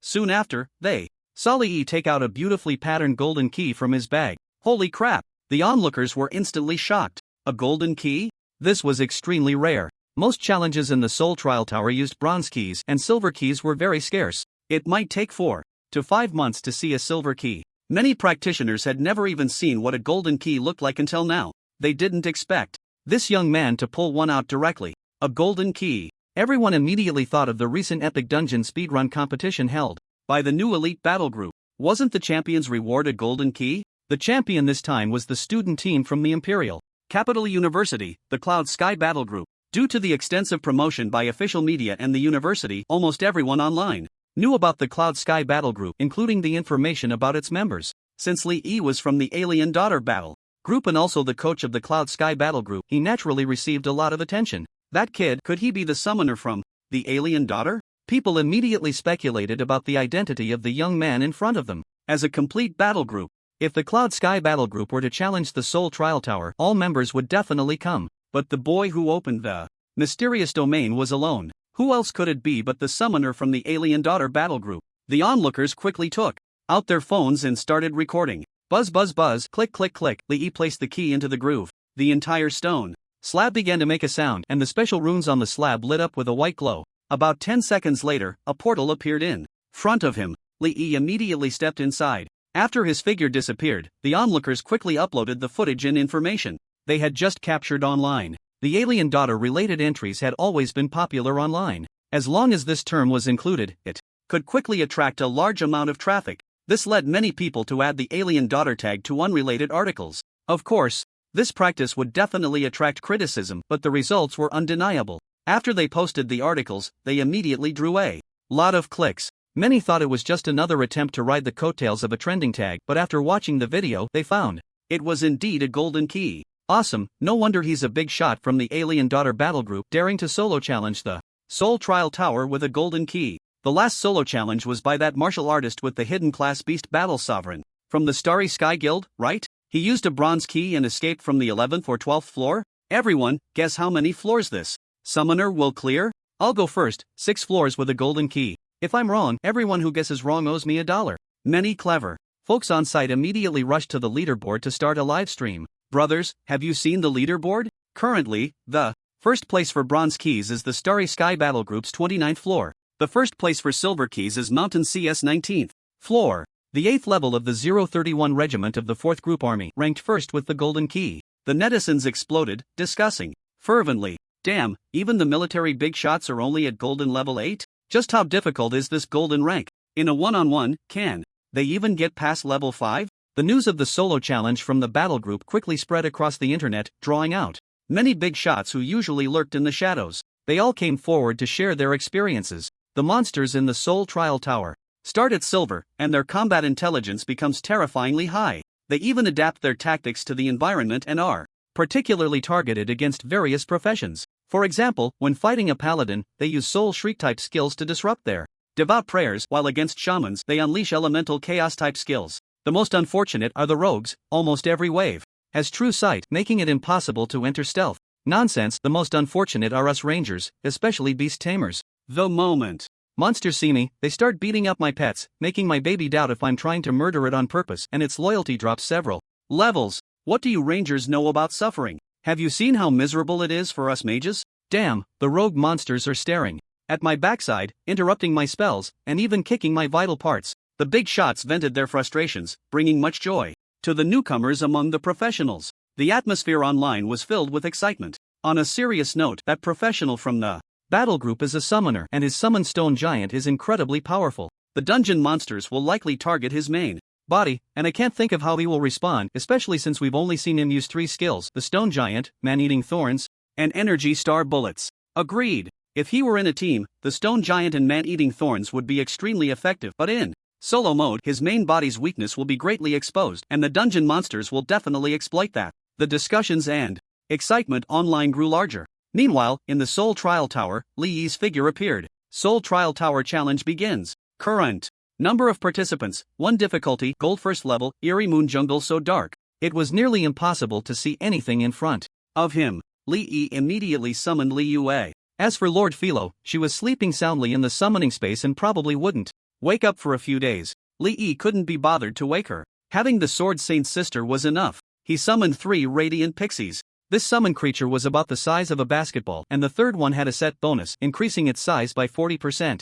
The radiant pixie looked like a sphere of condensed holy light with only 2 eyes and no mouth, nose, or ears. Once summoned, it floated beside Li Yi, radiating a warm glow and granting everyone a 5% damage increase aura. Naturally, Li Yi didn't need the little ball to fight. Its role was to provide illumination. The area within a 5-meter radius around him was lit up. Creak, creak, creak. A chilling sound echoed from the dark jungle in the distance, as if some monster was chewing on bones. The combat environment and monsters in the Seoul Trial Tower varied with each difficulty, not just a difference in numbers. Li Yue extended her hand and a dark red lightsaber appeared, then she transformed into a blur and charged out. You have killed Twisted Treyant.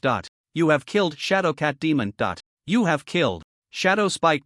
First level, Eerie Moon Jungle, cleared. Since it had already been seen by the onlookers, there was no need to hide anymore. 5 minutes later, Li Yue returned to her master. About 3,000 meters ahead, a portal appeared, clearly leading to the next level. Li Yi rode on the glorious warrior and headed towards the portal. Half an hour later, outside the Seoul Trial Tower. A professional streamer on a live ranking list was chatting casually with the viewers in his stream. Suddenly, the chat exploded. Holy crap, we're on the list. Awesome. Godlike. The streamer was momentarily stunned, then turned his head sharply and indeed saw the information. For appearing at number 24 on the leaderboard. The achievement was at the 6th level, also the fastest time for all 6th level achievements. This meant that the summoner was the fastest among all those who reached the 6th level. He couldn't believe it. Had it really only been half an hour, and they were already at the 6th level? He had also challenged the copper key before. With his teammates, they took about an hour on average to clear each level. That summoner from the battle group only needed 5 minutes?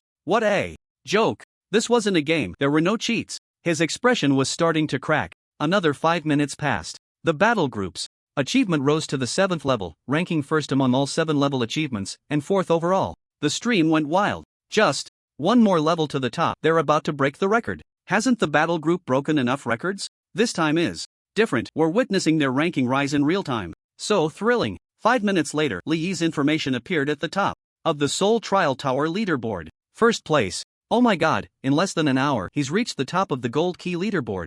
What on earth did the big shot do in there? If it weren't for the fact that you have to kill all the monsters in the Seoul Trial Tower to move to the next level, and he's a summoner, I'd almost suspect he snuck past them invisibly. Inside the Seoul Trial Tower, the drop rate for skill energy crystals is this high? Li Yi was astonished. After clearing the 8th level, he had dropped 3 skill energy crystals. That meant if he reached the 30th level, he could get at least 10 skill energy crystals? A fervent light shone in his eyes. On to the next level. Meanwhile, outside on the internet, when Li Yi reached first place, almost all the live streams on the leaderboard had over 10,000 viewers. Not just rookie professionals. Those at the 5th, 6th, and even higher levels quietly entered the stream with their private accounts. Charge, charge, charge. Big shot from, let us see your limits. Get to the 30th level. No. Higher. Let us see just how many levels the Seoul Trial Tower has. Currently, the highest achievement in the Seoul Trial Tower was S Bronze Key at the 29th level. After achieving this, they publicly stated that the maximum level of the Seoul Trial Tower was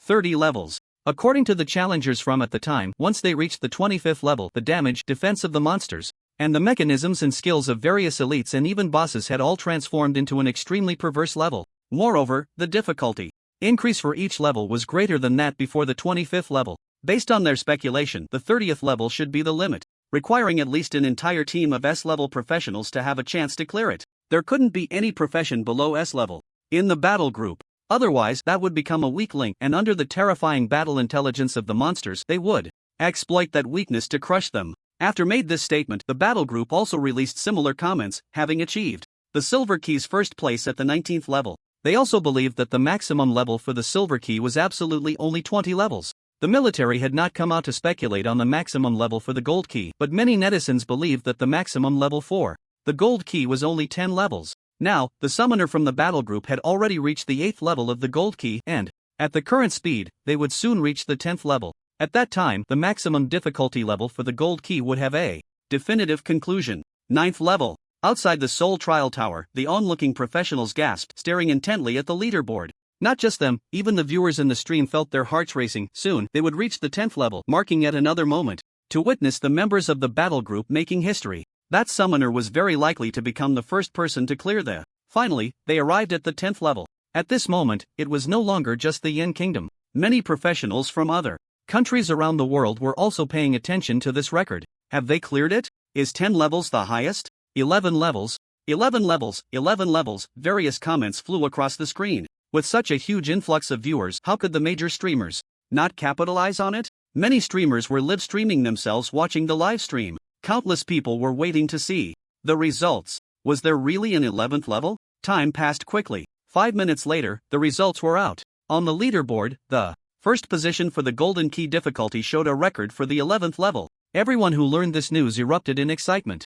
The boss is invincible. The battle group is amazing. I knew 10 levels couldn't be the highest. As discussions among the crowd intensified, new viewpoints emerged. Would it be, as the battle group said, that the maximum was only 30 levels, with each difficulty also capped at 30 levels? Or was it that they had no limit of 30 levels regardless of the level? But no matter what, the claim that the highest for silver difficulty was 20 levels could now be declared broken. Because if, according to the silver key difficulty only had 20 levels, then from a logical standpoint, the golden difficulty would only have 10 levels. But now that the golden difficulty clearly exceeded 10 levels, the assertion that silver key difficulty had a maximum of 20 levels was becoming untenable. So the most discussed point among everyone was simply this: was 30 levels really the maximum? While netizens and even high-level experts debated endlessly, Lee had already advanced to the 20th level. Inside the Seoul Trial Tower, he looked at the panel with a beaming smile. He had obtained 9 energy crystals after descending 20 levels. I hit the jackpot.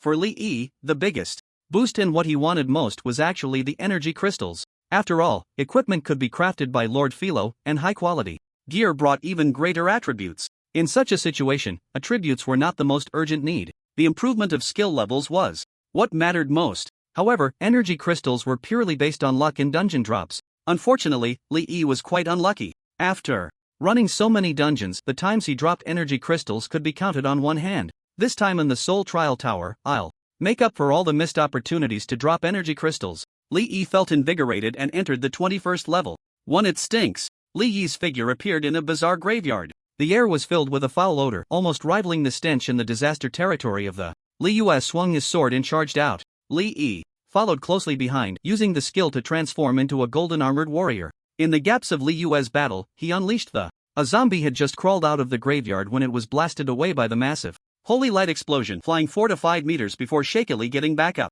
Wow, it's quite tough. Lee was somewhat surprised. One should know that his current dark flame explosion could basically one-shot the magical shields of 5 ordinary small dungeon bosses of the same level. At the 20th level, even elite small monsters could be severely damaged by his enhanced light explosion, yet this zombie, which could only be considered a minor monster in the Seoul Trial Tower, surprisingly didn't get killed by his explosion. The difficulty seems to have qualitatively changed after level 21, Lee noticed a clue. Fortunately, for the Sword Saint Big Sister, there was no difference between level 21 and level 1, it was all just a matter of one sword. The time spent on this layer of the Resurrection of the Dead was slightly longer, taking a full 10 minutes to clear all the monsters. The reason it took so long was not because the monsters were too strong or too numerous, nor was it due to the size of the map. It was a matter of mechanics. The zombie monsters crawled out from the graveyard. After each wave was defeated, the next wave would take about 20 seconds to appear. At the headquarters of the Shanghai Battle Group, ranked second in the Yin Kingdom, many members were watching the livestream at this moment. 20th layer, it's coming out. 20th layer, it's coming out. The new members of the battle group clenched their fists, murmuring softly. The higher level members pretended to be indifferent but were actually paying attention to the results. In the live stream room, the leaderboard of the Seoul Trial Tower displayed a record score for the 21st layer. The Shanghai headquarters fell silent. The anxious hearts finally settled. If the highest level for the silver key was 20 layers, achieving a score of 19 layers was not too shabby compared to the Alien Girl battle group. But now, the other side had reached 20 plus layers with their golden key, making their silver 19 layers look somewhat glaring. The key point was that in the past, when they recruited members, they would specifically emphasize the achievement of 19 layers with the silver key in the Seoul Trial Tower. This was one of the few times they had surpassed Xingchen to take first place. The higher-ups of Shanghai all smiled wryly. No wonder the officials had previously issued an unprecedented warning to all forces in Yin country. What a freak! However, as the perennial second place, the members of Shanghai maintained a good attitude. Now it's Xing Chen's turn to sweat. Meanwhile, at the headquarters of Xing Chen, the battle group analyst declared confidently, "Everyone relax, the maximum difficulty for all 3 keys is 30 layers. In the Soul Trial Tower, every 5 layers there is a qualitative change in difficulty, and an increase in values. According to my calculations, if there are more than 30 layers, then at the 31st layer, the difficulty of the Bronze Key Trial Tower will already be comparable to Legendary level. The difficulty of the 31st layer for the Silver Key will be close to Purgatory difficulty. As we all know, the highest difficulty for dungeons is only Purgatory, so the 31st layer for the Golden Key should be a strong Purgatory level." The anxious members of the Xingchen battle group felt a sense of relief upon hearing the authoritative analyst say this. Everyone looked towards the live stream room. On the leaderboard, the score of the Alien Girl battle group had already reached the 30th layer with the Golden Key. The members of Xingchen felt their hearts lift again. Inside the Soul Trial Tower, at the 30th layer, Liu killed the last monster. The higher the layer, the more skill points you get. Li Yi's expression was joyful. He had earned a total of 9 skill points in the first 20 layers. But starting from the 21st layer, each layer gave him 1 skill point. Now he had a total of 19 skill points. Awesome! Li Yi laughed heartily. Looking at the stunningly beautiful long-haired sword saint with her heavenly long legs, Li Yi rushed over and hugged Liu Yi's waist, reaching out to pinch her. Are you tired? Li Yi blinked. Liu? Is the master questioning her strength? Such weak monsters could be dealt with in 1 sword strike. How could she possibly be tired? If you're not tired, then give me a kiss. Liu smiled slightly, lifting the master's chin and leaning down to kiss him. The 30th layer was called the Garden of the Moon God. The scene featured vast grasslands and forests. Above them was an endless starry sky, as if they were in outer space, with distant planets visible to the naked eye. Above the grasslands and forests, for some unknown reason, several floating islands drifted back and forth. Some islands had pools, some had gardens, and some were just grassy patches. Liu held the master and jumped back and forth between the islands, finally landing on a soft, fluffy lawn. It was only at this moment that the two parted their lips. Li looked up and saw nothing but the starry sky. Master, is it beautiful? Liu asked with sparkling eyes. It's beautiful, beautiful. Li nodded repeatedly, only to be kissed by Liu again. Hey, hey, hey. We agreed it would just be a kiss. Liu didn't care about her master's protests. After all, he couldn't resist. If she dared to be recalled to the summoning space, next time she would dare to give her master a real challenge. Stellar headquarters. It stopped moving. It stabilized at the 30th floor. This has lasted half an hour. The members of the Stellar Battle Group cheered. The analyst wore a smug expression. What did I say? Soul Trial Tower could never exceed 30 floors. This was a scientifically reasonable conclusion. But, if the maximum is only 30 floors, then why hasn't that summoner come out? Could it be that they're challenging the 31st floor? A member suddenly asked quietly. The noise came to an abrupt halt. The analyst's face turned a bit grim. Online, netizens were also waiting with bated breath. Why haven't they come out yet? Brothers, it's been an hour, even the richest settlement rewards should be out by now, right? Could something have gone wrong? Is it possible that they're challenging the 31st floor? The netizens were shocked. There really is a 31st floor? What kind of twisted difficulty is the 31st floor at the Golden Key level? Just thinking about it sends chills down the spine. Inside the Soul Trial Tower, 31st floor. Soul Trial Tower challenge begins. Current number of participants, 1 difficulty. Golden Tree 1st floor, Molten Fire Trial. Li was held in the arms of the Sword Saint Big Sister, coming out from the 31st floor. After being set down, his legs felt a bit weak. Just a little increase in intensity from the Sword Saint Big Sister was almost too much for him to handle. Once he got out of the Soul Trial Tower, he would have to wake up Lord Philo and bully her a bit. Then Li sadly discovered that after reaching level 30, Lord Philo's physique had risen to 2050, while he was only at 1600. If he didn't target the sensitive little pads on Lord Philo's feet, he wouldn't even be able to bully her. But if he were to mess with Lord Philo's little feet, she would definitely get angry. A half-elf. Little Loli getting angry was still a bit terrifying. Her telekinetic abilities were too formidable. Li couldn't handle it. It seemed he could only bully Meng Qingling and Su Xiaogua. Especially Meng Qingling, she was too weak. Thinking of the girl group leader who would blush all over, Li felt he could manage. 31st floor, Molten Fire Trial. Li glanced at his profession panel. Then he looked ahead. The place he was in resembled a prison. Clang, clang, clang. In the corridor ahead, over 20 massive axes swung back and forth above. Various spikes occasionally shot up from the ground. No sign of monsters was visible. Traps? Li was astonished. Liu also cast Sword Intent Perception, beginning to calculate the patterns and frequency of the traps, as well as sensing a safe path. 1 minute later, she finally found the correct way. Immediately, she picked up her master and used Gale Step to quickly dash through the many traps. Wow, wow, wow. The novice master, cradled in Liu's arms, watched with great interest as various traps and hidden weapons flew past him. He had absolute confidence in the Sword Saint Big Sister. This would surely be no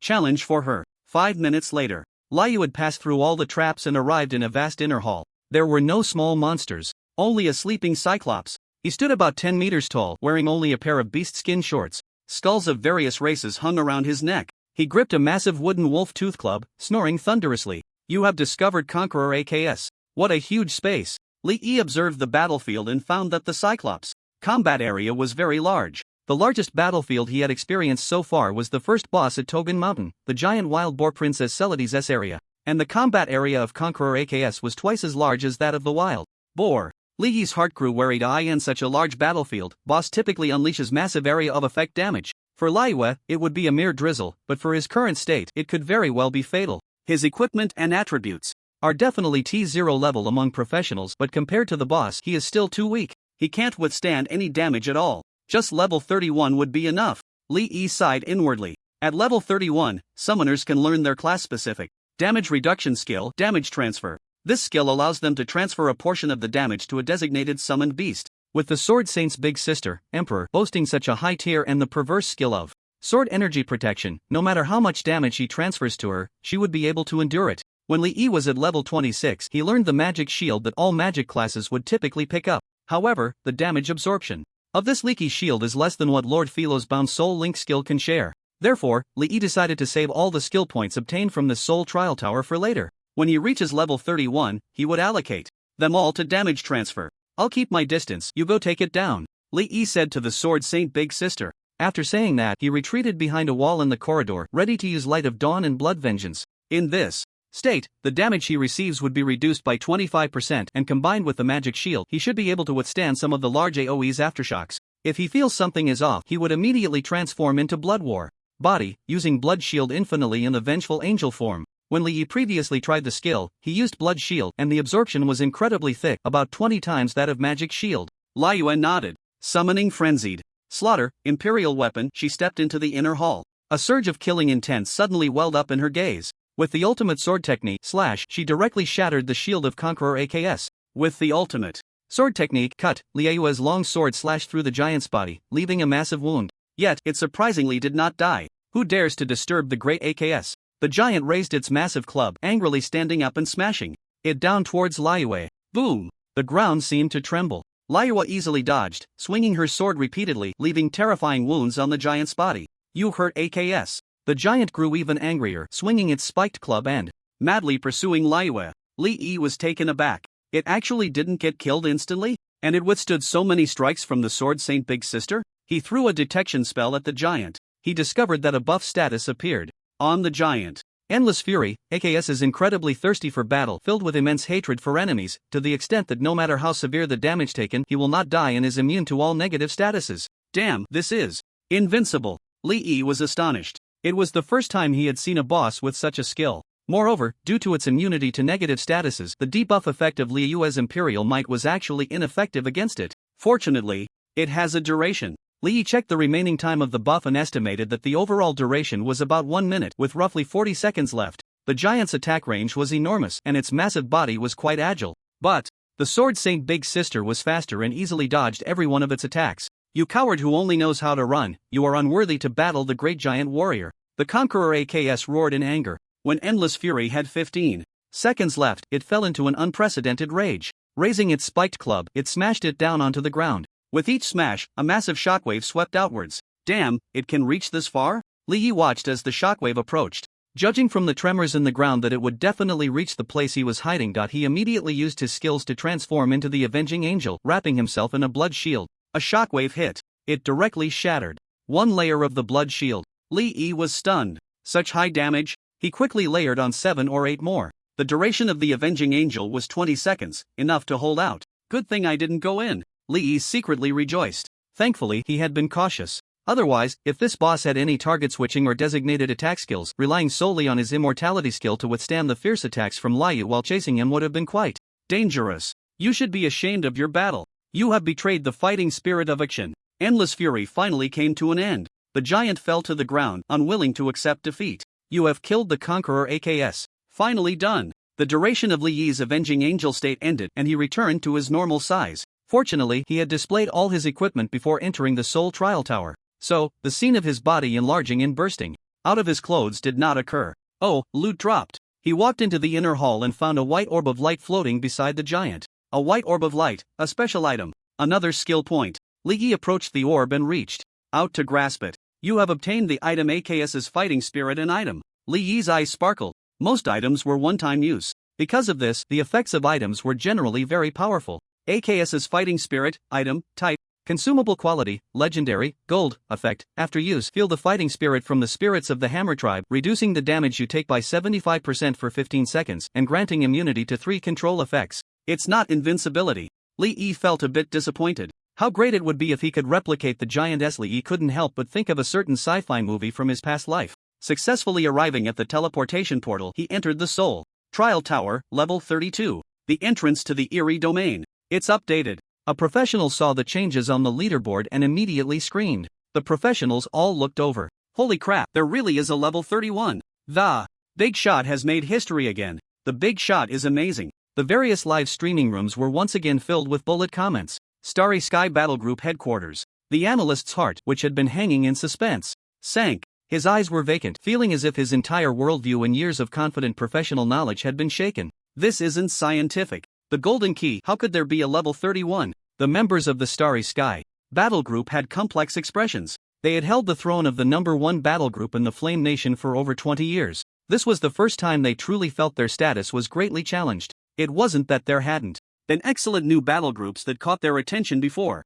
Those battle groups either got split and absorbed by them or directly became their affiliates. But no battle group had ever been as astonishing as Alien Mother. This battle group was too mysterious and too terrifying. Most importantly, the officials had personally warned them. This made it impossible for them to poach members. At the eerie domain entrance, everyone waited for more than 10 minutes without seeing the summoner come out of the instance. They immediately guessed that he might be challenging level 32 again. Everyone was at a loss for words to describe their feelings at that moment. A golden level key above level 30, how generous. Would the rewards be after clearing it? If only the Big Shot could post the rewards, we could absorb the celestial energy from afar. Inside the Soul Trial Tower, level 32. Soul Trial Tower challenge begins. Current number of participants, 1 difficulty, golden 32nd level, Desire Arbitration Court. Li Yi had just stepped out of the teleportation portal when he immediately smelled a sweet and cloying fragrance. The extreme desire magic of a succubus? Lord Philo's expression was serious, but he found that he was not affected at all. The orc girl was the same. The extreme desire magic had no effect on her. But when she turned to look at her master, it was a different story. At that moment, a figure with a pig-like expression was pouncing towards Lord Philo, tightly hugging her. Lord Philo. Li Yi glanced at his panel. A negative debuff status had appeared. Pleasure Paradise. The content was somewhat indescribable. Li Yi's expression changed. Fortunately, he was solo challenging. If any team reached this level, the consequences would be unimaginable. Even with his high resilience, he couldn't withstand it. Not to mention ordinary professionals. However, it seemed he was overthinking it. Not to mention that golden level keys were hard to obtain. Even if he had the key, making it past level 10 would be a blessing. Reaching this level 32 was probably impossible. Philo used telekinesis to push Li Yi away. But he looked pitiful. Lord Philo is too cute. How can I resist? Philo sighed. I really can't do anything with you. Let's talk after the battle. As expected, just as Li Yi had guessed, there were still no small monsters on level 32. However, the battle arena was much smaller than the inner hall of the Conqueror AKS from the previous level. Philo used telekinesis to lift herself and Li Yi into the air. Looking down from above, Li Yi discovered that the boss battle arena on level 32 was actually a huge bed covered in pink. Light gauze fluttered, and seductive sounds echoed in his ears. At that moment, Liyue had already stepped onto the bed. Welcome to the paradise of pleasure. A charming voice rang out. A mass of pink mist slowly descended onto the bed. As the mist dispersed, 3 humanoid beings, each 3 meters tall and stunningly beautiful, revealed themselves. Li Yi's eyes nearly popped out, because they were all naked. And indeed, there was no holy light. The one on the left was a black-haired long-eared elf, her figure typical of the slender physique of the elven race, not very curvy. Her name is the wonderful controller Cecily. The one in the middle is a succubus with dark green hair and small wings at her waist and a tail that ends in a heart-shaped spike. She has red pupils, a seductive smile on her face, and 2 long sharp fangs visible in her mouth. Her figure is completely different from the wonderful controller Cecily, being the epitome of voluptuousness. Her name is the pleasure mistress Tychalilis. Upon seeing those two fangs, Lee couldn't help but think of Princess Rimonia. He wanted to be bitten. And the one on the right is a snake woman covered in fine scales. Her lower body is a 2-meter-long snake tail. Lee's gaze involuntarily searched her body. It took him over 10 seconds to find her. Oh, so you're here.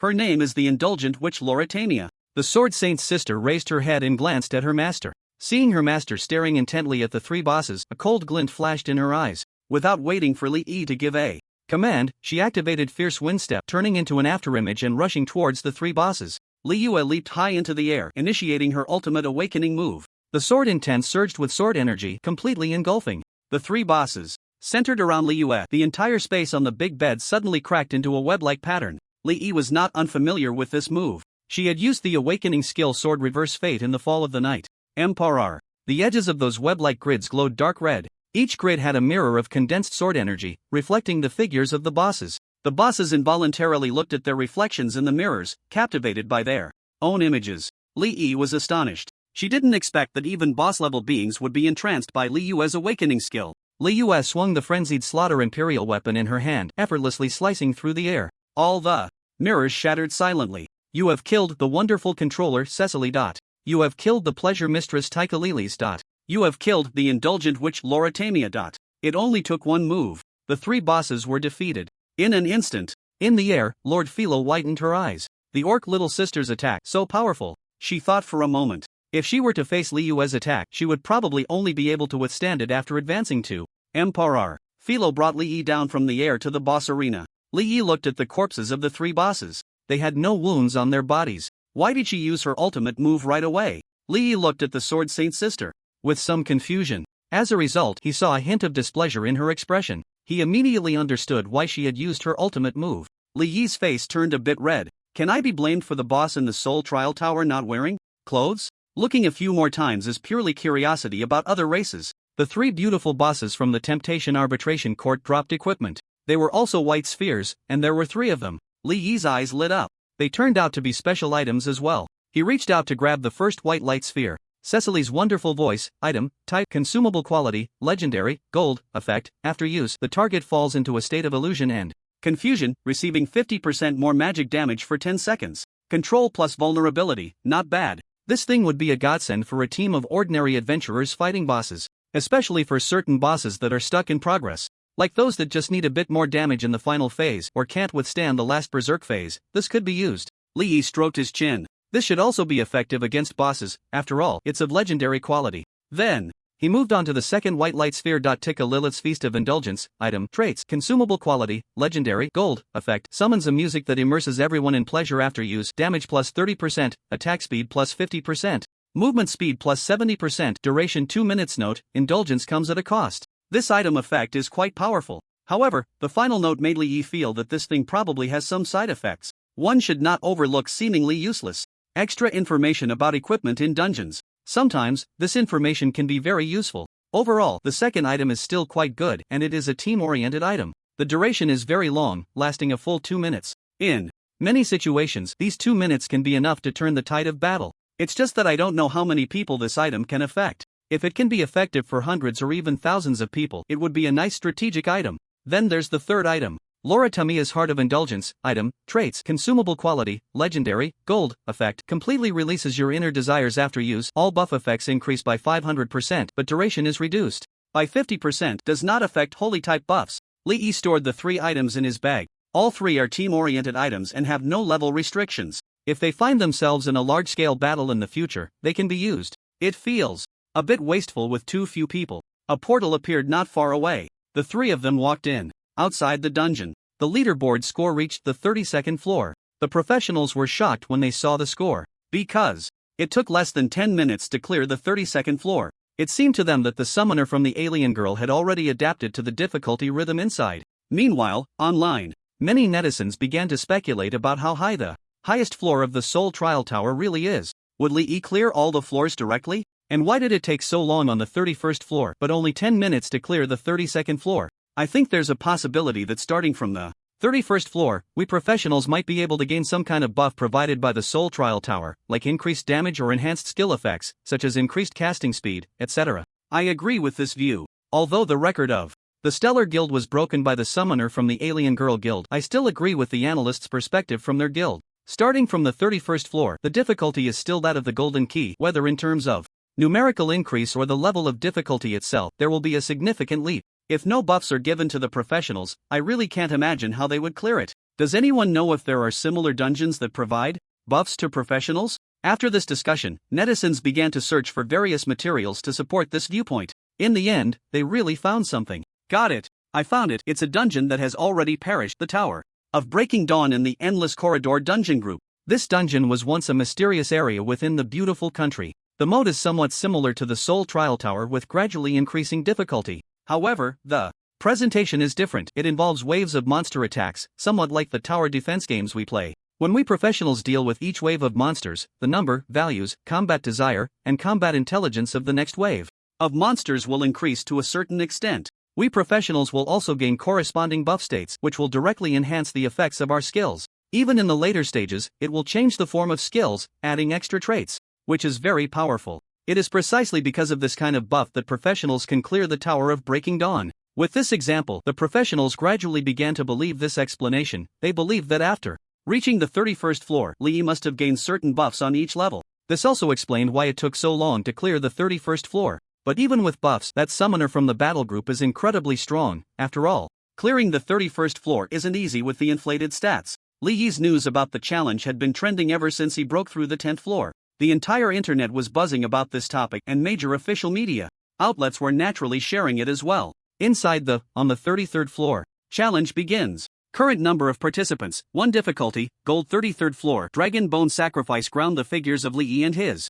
companions appeared on the 33rd floor. As soon as they stepped out of the teleportation portal, they were hit by a foul stench, reminiscent of the deathly aura they had encountered in the plague territory. Li Yi looked up, and the first thing that caught his eye was a massive dragon skeleton. So big! Li Yi exclaimed in shock. This dragon must have been at least 100 meters long in life. The broad wing bones on either side of the skeleton had a wingspan of at least 200 to 300 meters. It was unimaginable what it would have looked like soaring through the sky, casting a shadow over the land. Hey, there's even the remains of a young dragon, Philo said, licking her spoon as she flew in front of Li Yi to comment on the skeleton. Li Yi was astonished. Lord Philo, this big, is just a young dragon? How enormous must an adult dragon be? Philo shook her head. Dragons come in many forms. Whether they are considered adults isn't determined by size. Some dragon species are naturally small, like the fairy dragon and the elf dragon. This one should be a fire element dragon. They like to hoard fire elements within their bodies, so they are among the largest of all dragon species. And then there are the dragonkin among the dragons, who resemble humans in both size and appearance.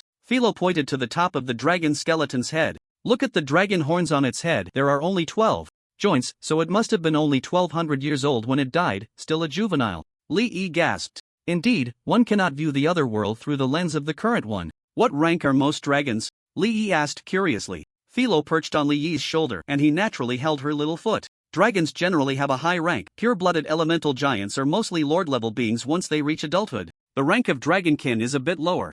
Adult dragonkin are only commander level, but they can use tools and actively learn magic and skills just like us, so their status among dragons is not low. Lord Philo chattered on about many things from the other world. She floated in front of Li Yi, reached out her little hand, and patted the top of his head, her expression proud as she said, Lord Philo has traveled for decades, seen a lot, and knows so much. Li Yi smiled and said, really? Lord Philo is amazing. Now, let's settle the matter you promised me earlier. Philo was startled and immediately flew away, only to realize that the little beast girl hadn't caught her. It dawned on her that the bad human was just joking. She quickly flew back and sat on Li Yi's shoulder again. You just know how to bully Philo. She lightly punched Li Yi's head. Li Yi felt helpless. Could he really go bully Liyue? Philo kicked his belly with her heel. Li Yi understood and held her little foot again. Philo's face showed a satisfied expression. Her partner's technique was getting better. Not only did it not make her sensitive little foot feel uncomfortable, but it was also quite pleasant. As for being used as a utensil, even though Lord Philo was optimistic and cheerful, she could still feel shy as a girl.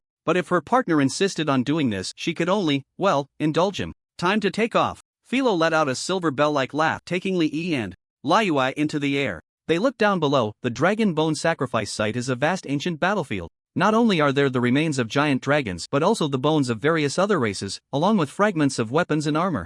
After crossing the first giant dragon skeleton, they quickly discovered a second one, nearly 3 times the size of the first juvenile dragon's remains. Then came the third. Lady Philo's long hair danced in the wind as she surveyed the ancient battlefield and concluded, "This must be the dragon-slaying war where the giant dragon couple and their children perished. From the scale of the battle, the giant dragon couple must be at least 7th-tier powerhouses, and they are at the monarch rank." Li Yi looked around. Where was the boss? Just as this thought crossed his mind, he caught a glimpse of something bright flying towards him from the corner of his eye. Instinctively, he turned to look in the direction of the light. Li Yi's pupils immediately constricted. He saw a massive fireball, 20 meters in diameter, hurtling towards him. So big? Li Yi was shocked. Was this really a challenge that a group of professionals could face? If that fireball hit, wouldn't it wipe them out instantly? "Leave it to me." Philo flew in front of the three, pointing her small hand at the fireball. A surge of telekinetic energy poured forth like a tidal wave. Energy disassembly. The enormous fireball seemed to transform into a jelly covered by a fine net, breaking down into numerous smaller fireballs the size of fists, bursting open like fireworks. Li Yi's expression brightened. "Wow, Lady Philo is so powerful? Here you go." The half-elf little girl huffed. Energy condensation. Under the endless telekinetic force, the fireballs reassembled into a large fireball, though it was only about 2/3 the size of the previous one. With a wave of her small hand, the fireball shot back in the direction it came from, carrying the two forward at high speed. Moments later, Li Yi finally saw the boss. It was a man and a woman. Both were clad in red armor. The male was tall and imposing, with red vertical pupils, his forehead and neck covered in fine red scales, and bony spikes on his head, with 2 long dragon horns protruding from his forehead, wielding a 2-meter-long black greatsword. The woman was stunningly beautiful, exuding a cold and proud demeanor, her fiery red hair flowing in the wind, holding a staff in her hand. "You have discovered the fire dragon monarch, Kazaphyte. You have discovered the fire dragon queen Zoira." Li Yi was momentarily stunned upon seeing the information. One was the monarch of the fire dragons, and the other was the queen of the fire dragons. Why were they both in humanoid form? Could dragons transform into human shapes? "They are heroic spirits," Philo reminded him. "They are already dead. This is the form of heroic spirits after gathering energy, choosing humanoid form to reduce energy consumption." Li Yue used sword intent perception to probe and said to Li Yi, "Master, they are both at the monarch rank." Li Yi's expression grew serious. It was his first time facing such high-tier opponents in a dungeon. "You lowly ants dare to tread upon the territory of the dragon race. You are seeking your own death." The deep voice of the fire dragon monarch Kazaphyte boomed. He then raised his massive greatsword and dove down from the sky. Philo activated her telekinetic power and the three quickly descended. As they neared the ground, about 10 meters away, Kazaphyte attacked. Li Yue summoned Frenzied Slaughter, Imperial Weapon, to meet him. Clang! A tremendous sound erupted as the two weapons clashed. Both fell to the ground simultaneously. The moment they landed, they engaged in over 10 exchanges. Li Yi was astonished. So powerful? Kazaphyte actually dodged several of Li Yue's attacks. In his previous battle experiences, Li Yue had usually finished off opponents in just 2 moves. Monsters couldn't dodge or withstand it. A worthy opponent. Kazaphyte laughed heartily, swinging his greatsword and charging at Li Yue again. Li Yue's eyes revealed a fiery battle intent. It was rare to encounter someone qualified to fight with him. "The flames will turn you to ashes." In the air, the fire dragon queen Zoira waved her staff, unleashing over 10 fireballs, each 5 meters in diameter, towards Philo. Philo summoned 3 large iron hammers and flew towards Zoira with Li Yi. More than a dozen huge fireballs were crushed by Philo using energy disassembly, then returned with energy condensation. Mind explosion. The body of fire dragon queen Zoira was suddenly blasted away by an invisible force. A look of pain appeared on her face. Then, more than a dozen fireballs recondensed by Philo crashed into her body. "Is she dead?" Li Yi blinked. Whoosh! From the flames, Zoira flew out in a rage, waving her staff to summon a fire snake that fiercely lunged at Philo. Holy! Hammer of Resolve! Philo's 3 iron hammers merged into one, growing 5 times larger, smashing the fire snake into shattered fireworks. The surface of the hammer even glowed red from the flames, indicating just how high the temperature was. Li Yi looked down at the ground. Li Yue and Fire Dragon Lord Kazaphyte were locked in close combat, waves of air bursting forth from their clashing weapons, stirring up gusts of wind on the ground. No skills used? Li Yi noticed that the Sword Saint's sister was only engaging Kazaphyte with swordsmanship, not using any ultimate techniques. At most, when Kazaphyte attempted to cast a skill, he was interrupted by Li Yue's heart-piercing roar. After thinking for a moment, Li Yi understood the reason. It seemed the Sword Saint's sister had encountered an opponent she could actually fight and was excited by the challenge. He relaxed and shifted his attention back to the aerial battlefield. Seeing that her frequent attacks were ineffective, Fire Dragon Queen Zoira displayed an extremely frenzied expression. Roar! She suddenly threw her head back and roared, her entire body beginning to fade, slowly transforming into a giant red dragon. Form! Roar! Zoira bellowed, and around her body, small sun-like red glowing spheres appeared out of thin air. There were hundreds of them. A rare serious expression appeared on Philo's small face. Seeing this, Li Yi scratched his head. Tentatively, he said, "Philo, do you want me to give you a few lashes?" Philo tilted her small head, looking a bit confused at Li Yi's expression. She was currently fighting an opponent. What did it mean for her partner to say he wanted to give her a few lashes? Li Yi quickly began to explain. He currently had two skills that provided damage boosts to summoned beasts. One was the already level 11 disciplinary whip, which could increase the summoned beast's damage, attack, speed, casting speed, and movement speed by 20% for 10 seconds. This was a skill from the summoner's own system. The other was a universal skill Furious Whip obtained in Mount Toki. Currently level 11, it fixed all bonuses at a 50% increase but reduced accuracy by 20%. Philo understood. Her partner wanted to strengthen her. Does the whip hurt? Philo asked hesitantly. It shouldn't hurt, right? Li Yi recalled that when the whip struck the Sword Saint's sister, she didn't show any signs of discomfort. Of course, it was also possible that Liu Yu's defense was just too high. Seeing Li Yi's uncertain expression, Philo immediately rejected the proposal. Li Yi had no choice but to summon Radiant Sprite to give Philo a 5% damage aura. At this moment, the glowing spheres around Fire Dragon Queen Zoira were ready, suddenly shooting out a 2-meter diameter pillar of flame towards the two. Philo's telekinetic control shattered all the flame pillars, and she and Li Yi quickly moved closer to Zoira. About 10 seconds later, the two arrived within approximately 50 meters of Zoira. Suddenly, her expression became unprecedentedly serious. A surging wave of telekinetic energy erupted around her. Philo's hair stood on end without wind. Seeing this scene, Li Yi knew Philo was preparing to unleash Ash. Immediately realized she was in a predicament. Instantly, she summoned all her energy to condense it into a glowing sphere. Then, using a massive pillar of flame with a diameter of 4 meters, she attacked one of the points in the area of energy domain collapse. However, as the flame pillar passed through the gray edge, it was instantly decomposed into pure fire elements. Philo stretched out her small hand and wobbled it. The gray sphere shrank in an instant.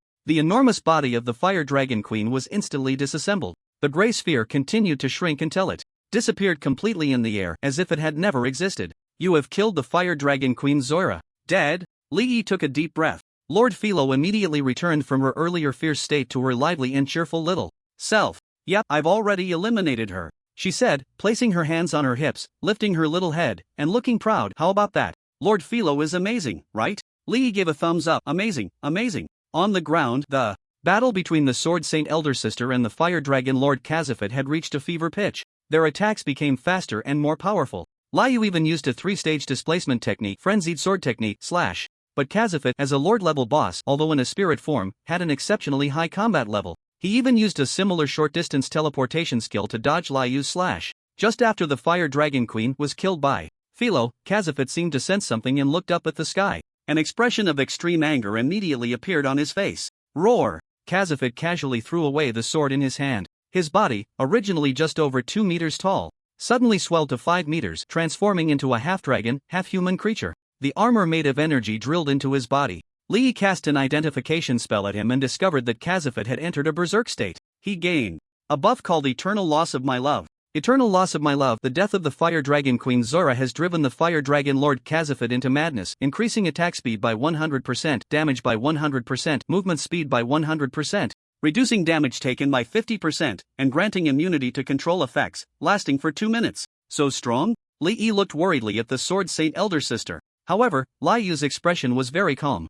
She looked indifferently at the dragon man charging towards her. Sword, the end. Liu activated her awakening. On the ground, the Orc Sword Saint stood tall, slowly pointing her longsword at the Fire Dragon Lord Kazafit. A massive space with a radius of 1 kilometer appeared centered around her. Various energies seemed to be repelled by an invisible force, all squeezed out. Wow! Philo blinked her eyes, her little face filled with astonishment. Then, she saw the surging sword intent materializing in the space. This was a world of swords only. No divine gaze, no constraints of rules, and no presence of any energy. Kazafit's body was frozen in midair. He looked bewildered, not knowing what was happening in front of him.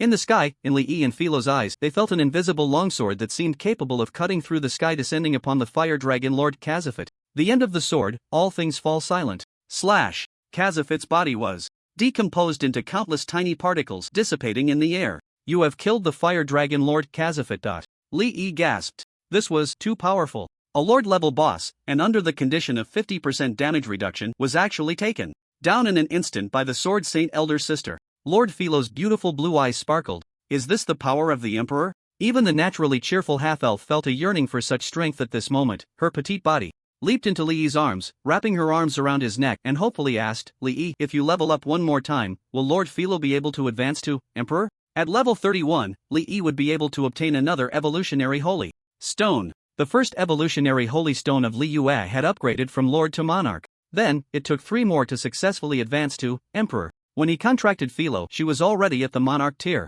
Moreover, Philo was able to comprehend awakening skills at the Monarch tier, which meant her potential was definitely impressive. With 3 evolutionary holy stones, she could absolutely advance to Emperor. Li blinked. Some halfling hasn't even fulfilled her promise. Should I tell her? Lord Philo naturally knew what Li was thinking. Her small face flushed. Let you see how powerful Lord Philo is. She activated her telekinesis and dozens of outfits flew out, forming a dome that enveloped both Li and her. On TH Dragon Speaker's power, set, parts, shoulder, clothing, pants, boots, gloves, mask quality, mythical, pink, class, summoner status, inactive equipment? Li was astonished. It was the first time he had seen equipment in this state. There were no conditions displayed for activation. He handed the equipment to Philo. Interesting, what a strange seal. Philo examined it closely several times but couldn't find a way to unseal it, eventually returning it to Li, who tossed it back into his bag. As long as it was something for a summoner, it was fine. The activation conditions could be explored slowly.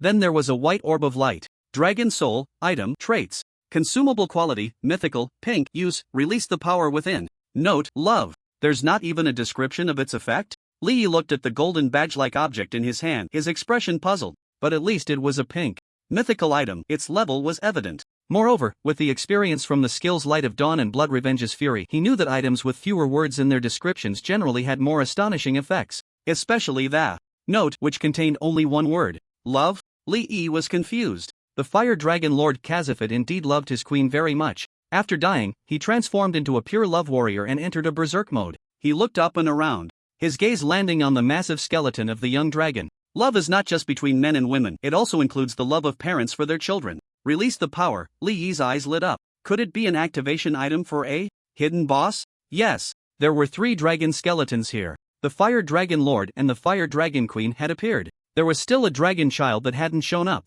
Prepare for battle. There's also a boss. Li's expression became serious. The strength of hidden bosses is usually higher. Both Kazafit and Zora were of the Lord rank. Therefore, the hidden boss dragon child would certainly not be below the Lord level. Of course, it was impossible for it to be an emperor. Li had now experienced 2 abyss dungeons. He had also seen the angel sister Sylphie and princess this lord. Compared to Liyue, he had a deeper understanding of the emperor rank. This rank seemed to have completely transcended ordinary extraordinary races, reaching a new level. It shouldn't be possible for an emperor to suddenly appear in the dungeon. Liyue and Lord Philo also became serious, preparing for battle. If the new enemy was stronger than the 2 dragon races just now, they still needed to take it seriously. Li took a deep breath. He used the Dragon Soul item. The golden badge in his hand burst forth with red light. A massive dragon roar emanated from within. So hot. The golden badge suddenly reached an extremely high temperature. Li instinctively threw it to the ground. Upon landing, the light from the golden badge gradually converged into a beam shooting straight into the sky.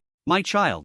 A gentle female voice echoed in the ears of the 3. Li looked up and scanned the surroundings. He saw red specks of starlight emerging from the place where the Fire Dragon Queen Zora had fallen. They then gathered towards the golden badge. Subsequently, a majestic dragon roar sounded. The place where the Fire Dragon Lord Kazafit had fallen also inexplicably appeared red starlight. After the starlight from both places reached the side of the golden badge, they slowly began to circle around it. 10 seconds later, the starlight condensed into 2 humanoid beings. It was indeed Kazafit and his wife Zora. But at this moment, both of them wore expressions of gentleness and love, completely devoid of the ferocity they had shown in battle earlier. They gazed expectantly at the golden badge, and the light above the badge gradually faded. A red young dragon's phantom appeared on the badge. It looked up at the 2 figures, its eyes shining with joy. Father, mother, it flapped its wings excitedly. Queen of the Fire Dragons, Zoila lovingly extended her hand to stroke its head. My dear little star, you must live bravely in the future, just live on. Lord of the Fire Dragons, Kazafit's gaze softened, but his expression remained imposing.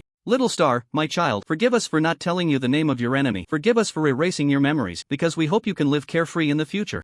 Hatred is too heavy for you. At this point, Kazafit and Zoila began to fade away. Farewell, our beloved little star. The red young dragon looked around in confusion, seemingly not understanding why its father and mother had vanished. And in the next moment, the little dragon's body also began to dissipate. Even the badge gradually transformed into golden specks of light. The red and gold lights intertwined, slowly coalescing on the ground into an egg the size of a basketball, with a red shell and golden patterns. Li Yi's eyes widened. Ah, is this a dragon egg? Wow, it's a dragon egg, Philo exclaimed joyfully, recognizing the egg's information. Li Yi gasped. It really is a dragon egg. With a wave of her hand, the dragon egg flew towards Li Yi. He hurriedly reached out to catch it. Little star crimson flame ignis agrin, pet egg, trait, biological quality, mythical, pink, remaining hatching time, 5 days description. The child of Lord of the Fire Dragons Kazafit and Queen of the Fire Dragons Zoila, they gave it a second life with their last essence of life. After seeing the information, Li Yi felt his hands trembling. He had seen the enormous skeleton at the entrance of the dragon sacrifice site. If this thing really grows that big in the future, where would he raise it? How would he raise it? Could he even afford to raise it? Moreover, although this thing is classified as a pet, is it like a hunter's battle pet that can fight, or is it just a simple mount? This information was not provided. Congratulations! Maybe in the future, you can become a Dragon Knight, Philo said cheerfully. Dragon Knights are a very powerful class, and they are quite rare. Li smiled wryly at this. I am a summoner, and dragons like this are still hatchlings at 1,200 years old. When will I be able to use it? Philo shook her head and explained, Dragon Knights, strictly speaking, are not a profession. You can understand it as any profession that can fight alongside dragons can be called a Dragon Knight. She flew to Li Yi's side, ruffled his hair, and smiled. So even if you are a summoner, you can still become a Dragon Knight. By the way, fire dragons are elemental dragons. If you can find a fire-type energy source crystal to feed them, it can help them grow faster and it won't affect their overall lifespan. Li Yi was taken aback. It can be done this way? If they are hastened to mature, won't there be any side effects? Moreover, their minds are still juvenile, but they have adult bodies. It just feels a bit wrong. Philo noticed Li Yi's concerns and continued to explain, dragons have their own soul inheritance. Whether they are mature or not actually depends more on the amount of inherited knowledge they acquire. In the process of rapid growth, they will also gain more inherited knowledge. The more inherited knowledge they have, the wiser and smarter the dragon becomes. Even if the mindset of a young dragon may not be mature enough, a sufficiently wise mind can compensate for that. After hearing this, Li Yi nodded repeatedly. Gaining more knowledge. Lady Philo knows so much? The half-elf little girl puffed out her chest proudly and said, Of course. Philo has been awake for nearly 400 years, and my travels weren't just about seeking delicious food. I've learned a lot of useful knowledge. Li Yi smiled slightly as he took out the cake and handed it to Philo, who happily accepted it. He joyfully stroked the surface of the eggshell. It seemed that no one in the current world had obtained any information about dragon eggs. In other words, this should be the first and currently the only dragon egg in existence. If what Lord Philo said was true, that feeding it fire element energy crystals could accelerate its growth, then he would have to make sure Shin Nanxing exchanged all the energy crystals for fire elements in the future.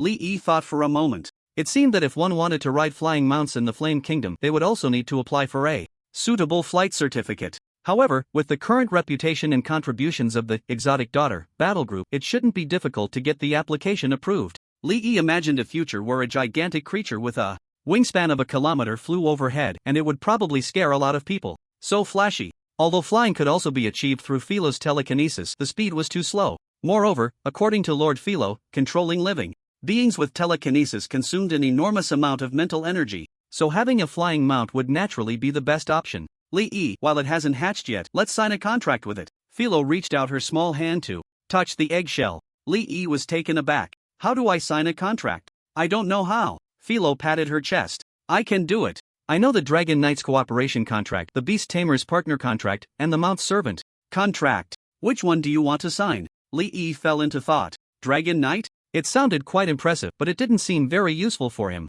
By the time Lord Philo also ascended to Emperor, would he still lack aerial combat? The Beast Tamer's partner contract didn't match his profession. Signing it would purely be like finding a father for himself. Let's go with the Mount Servant contract. Philo blinked her eyes and curiously asked, Don't you want to become a Dragon Knight? Li Yi's expression was firm. I won't allow any creature to be above you in the contract. Both Philo and Liyue were taken aback. Philo hadn't considered this issue before, but now that Li Yi brought it up, she realized it was indeed the case. The Dragon Knight's cooperation contract and the Beast Tamer's partner contract were both equal contracts. Meanwhile, the contracts signed between her and the orc little sister with Li Yi were all summoning servant contracts, which meant that this egg would be of a higher status than her. Although during this time together, Philo found that Li Yi treated her equally, just as he had said when they first signed the contract. Sometimes, she even bullied him. But fundamentally, she still belonged to him as his contracted servant, and that hadn't changed. Philo happily flew in front of Li Yi, her small hand ruffling his hair. No wonder you're the partner that Lord Philo likes. You're really great. Liyue also showed a touched expression. It felt wonderful to be respected by the master like this. Let's start signing the contract. Philo activated her telekinesis to pierce Liyi's fingertip, squeezing out a drop of blood onto the eggshell. Then, Philo used Soul Link to guide the telekinetic contract incantation. 10 seconds later, the profession panel popped up with a message: you have learned the skill, Summon Giant Dragon Mount. Alright, done. Philo clapped her hands on the dragon egg. Liyi couldn't help but pinch her smooth, fair face. Lord Philo is really amazing. He recalled that Lord Philo was already 385 years old. This is what they say about having an elder in the house being like having a treasure, right? By the way, if Lord Philo's age were converted to human years, how old would she be? Liyi asked curiously. Unexpectedly, Philo's face turned red immediately. This comparison is meaningless. I refuse to answer that question. Anyway, you just need to know that Philo is older than all of you. Liyue smiled slightly. Master, I have knowledge about this question. Philo panicked. She hurriedly flew over and hugged Liyue's neck, unusually. Acting cute, orc little sister, you're the best. Don't tell him. However, for the Sword Saint big sister, satisfying the master was the most important thing. So she ignored the little halfling Loli's cute antics and mouthed something to Liyi. Liyi was taken aback, his eyes wide open. He looked at Philo in surprise. What the hell, she's so small. Philo also noticed Liyue's little gesture. This time, she was genuinely anxious. Her face flushed red. She flew in front of Liyi, cupped his face in her hands, looked directly into his eyes, and said very seriously, in the halfling race, Philo is already an adult and capable of bearing children. If it weren't for the huge difference in our levels, Philo could have given you little babies. So, you have to view Philo's age from the perspective of a halfling, not equivalent to a human's age. Seeing the little halfling Loli so earnest, Liyi had no choice but to raise his hands in surrender. Alright, my lady Philo. May your wisdom always guide us. He mimicked the tone of the residents in the radiant fortress. Philo's cheeks turned red, and she leaned in to kiss Liyi's lips, shyly saying, remember your promise. You can't go back on it. After receiving her partner's affirmative response, she felt much more at ease. Not far away, a portal to the next level appeared. The three of them walked in. They arrived at the 34th floor. Soul Trial. Tower Challenge begins. Current number of participants, 1 difficulty, gold 34th floor, Abyss of Sin. Outside the Soul Trial Tower instance. Seeing the leaderboard records refresh again, the crowd erupted in cheers. Not just at the venue. The livestream's comments filled the entire screen. Past the 33rd floor. Awesome. From now on, in my heart, the Alien Daughter is the first battle group. Forget about the Starry Mountain Sea, they can all go to the spa. The official rescue team also breathed a sigh of relief. Their pressure was quite significant. If this nationally renowned genius were to get injured and something went wrong during their treatment, they would become national sinners. At this moment, the leaders of the top battle groups across the country also relaxed. If the Alien Daughter battle group was only 1 or 2 levels ahead, they might still feel jealous. But now the gap had grown to an unimaginable level. All that was left was to look up in admiration. They were completely convinced. The members of the Starry Council couldn't help but smile wryly. Currently, Starry still held the position of the first battle group in the Flame Nation, but it wouldn't be long before they might fall to second place. The only consolation was that the Alien Daughter battle group seemed to be following the route of an elite small battle group. The members appeared to have ascetic attributes and were not willing to expose themselves too much in the spotlight, because the only known members so far were 2. One was a summoner with holy type summon creatures who had been exposed a bit more. The other was a very tall swordsman. As long as the Alien Daughter battle group continued to follow this elite small group route, it wouldn't matter if they took the first ranking. After all, it was just a title and it didn't actually conflict with the core business of the Starry battle group. As for the Thunderstorm battle group, which had a close relationship with the Alien Daughter battle group, the leader was very clever and did not interfere with the core businesses of the major battle groups. Since that's the case, why not think bigger? Soon, the official account of the Starry battle group released a congratulatory video for the Alien Daughter battle group. At the same time, other top battle groups followed suit. Netizens were shocked. Did these top battle groups completely concede? Soul Trial Tower, 34th floor. Liyi felt quite familiar with the scene before him. This is the fall of the Night Emperor? More accurately, it should be the underground world. A dim sky, an endless earthen ceiling stretching far above, and floating glowing microorganisms. The place where the three stood was a massive altar located at the mountain's peak. In the center of the altar, there lay a Blood Clan woman dressed in a black robe with fair skin, a tall figure, and membranous wings on her back. Lady Philo activated her telekinesis, and the three of them flew into the air. Liyi looked down and saw the face of the Blood Clan woman. He was instantly stunned. This, Your Highness the Princess? No, it's not the princess. The appearance of the Blood Clan woman was very similar to that of the Blood Clan princess, Rimonia, but her demeanor seemed more mature. If the princess was an 18-year-old girl just about to bloom, then this mature version of the princess was a 30-year-old woman. Li Yi cast a detection spell at the Blood Clan woman. Blood Clan Queen, Florentina Nightshade. Ha! Li Yi was stunned. This name was none other than the former Blood Clan Queen who had her life essence devoured by his father, Drexus the Eternal Knight. How could she appear here? So now he was supposed to kill the princess's mother. Again? It felt strange. Wait a moment, don't rush over. Li Yi stopped Lord Philo from flying forward. The three of them stopped at the edge of the altar, because he saw a prompt suddenly pop up on his profession panel. Dragon Speakers. Power, set, unlocked. Li Yi immediately looked at the attributes of the equipment. Dragon Speakers power, set, parts, shoulder pads, clothes, pants, boots, gloves, mask, quality, mythical, pink, magic power plus 2000, spirit plus 500. Constitution plus 500, level requirement 30, sub-attribute bonuses, 1, all skills of the summoner plus 2, 2, magic resistance plus 50%, 3, physical defense plus 50%, 4, spell penetration plus 50%, 2-piece set effect, summon creature attack power plus 30%, whip. Of admonition casting distance and effect increased by 100%, gain skill wing soar. 4-piece set effect, gain dragon language casting effect every minute in battle, casting speed plus 50%, duration 10 seconds. 6-piece set effect, all. Summon creatures gain Dragon Speaker's Blessing, all attributes plus 50%, immune to current tier fire damage and spew dragon flames around every second, causing massive fire damage. So powerful. Li Yi's eyes lit up. The level of all skills actually increased by 2 levels. He now had a total of 8 skills that he could upgrade with skill points, so this was equivalent to gaining 16 skill points directly? In the 2-piece set effect, the original casting distance of the whip of admonition was 15 meters, now it was 30 meters. As for the skill, Wing Soar, Li Yi immediately put on all the equipment, replacing the Mysterious Spirit Weaver set. He displayed the appearance effect of the set. So cool. Li Yi's eyes sparkled. The appearance of the Dragon Speaker's power set was not that of a robe or similar magical equipment, but rather an armor-like appearance similar to heavy armor. He was wearing armor made of fine red scales, with a thick and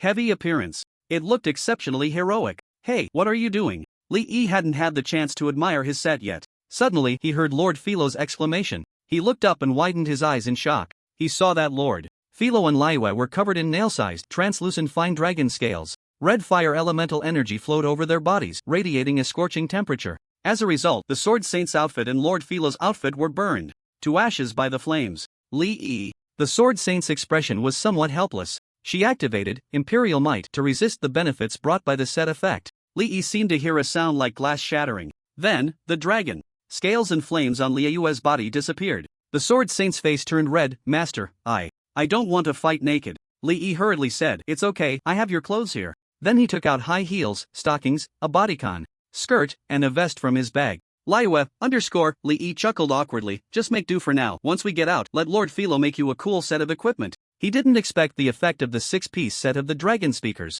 power to be so fierce that it completely burned away all of Liu Yue's equipment. But it also indirectly indicated that the firepower provided by this 6-piece set was quite formidable. Lord Philo also used telekinesis to counteract the set's enhancement effect, causing the fine dragon scales on her body to disappear. She took out a white puff dress and put it on. With a hint of dissatisfaction, she tapped Li Yi's head. Next time, remember to notify us. Got it. Li Yi breathed a sigh of relief. Fortunately, they were in a dungeon with no one around. Moreover, his wife was someone he had seen, so if it had been outside, the consequences would have been unimaginable. In the future, for similar equipment effects, he must test them in a deserted dungeon and not just wear them casually. Thankfully, both the Sword Saint's sister and Lord Philo were able to resist the set's enhancement. Otherwise, Li Yi would have regrettably had to give up. This set. Tap. The Sword Saint's sister put on the OL outfit, which caught Li Yi's attention. Speaking of which, it had been a while since he had tried on a uniform and he felt a bit nostalgic. Ahem, he pulled back various thoughts. In his mind, Li Yi looked at the skill provided by the 2-piece set, Wing Soar.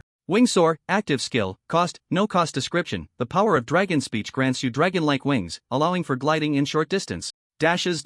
After Li Yi activated this skill, 2 additional skills appeared above the original skill slot. One was Soaring Leap and the other was Dash. He tried it at the edge of the altar. Whoosh! A pair of red dragon wings, 1.5 meters long, appeared behind him. His entire body floated half a meter off the ground. Soaring Leap was somewhat similar to the Blood Leap in the state of Avenging Angel. However, the distance was shorter, only about 10 meters, and the speed was quite slow. Blood Leap was a direct and rapid jump, while Soaring Leap followed a larger parabolic arc, somewhat like throwing a balloon. Dash was similar to Blood Impact, with a very short distance of only about 5 meters. The speed was also relatively much slower. Not bad. Li Yi nodded in satisfaction. After all, it was a bonus from the set, so he couldn't expect it to be too overpowered. These two skills were quite useful for traveling, and he could use them infinitely. Li Yi activated Soaring Leap and Dash, flying back and forth at the edge of the altar. He was pleasantly surprised to find that the speed of these two skills seemed to benefit from the movement speed bonus. With his current additional 167% movement speed boost, Soaring Leap and Dash were almost more than half faster. Li Yi could imagine that she must have been a very gentle person in her lifetime.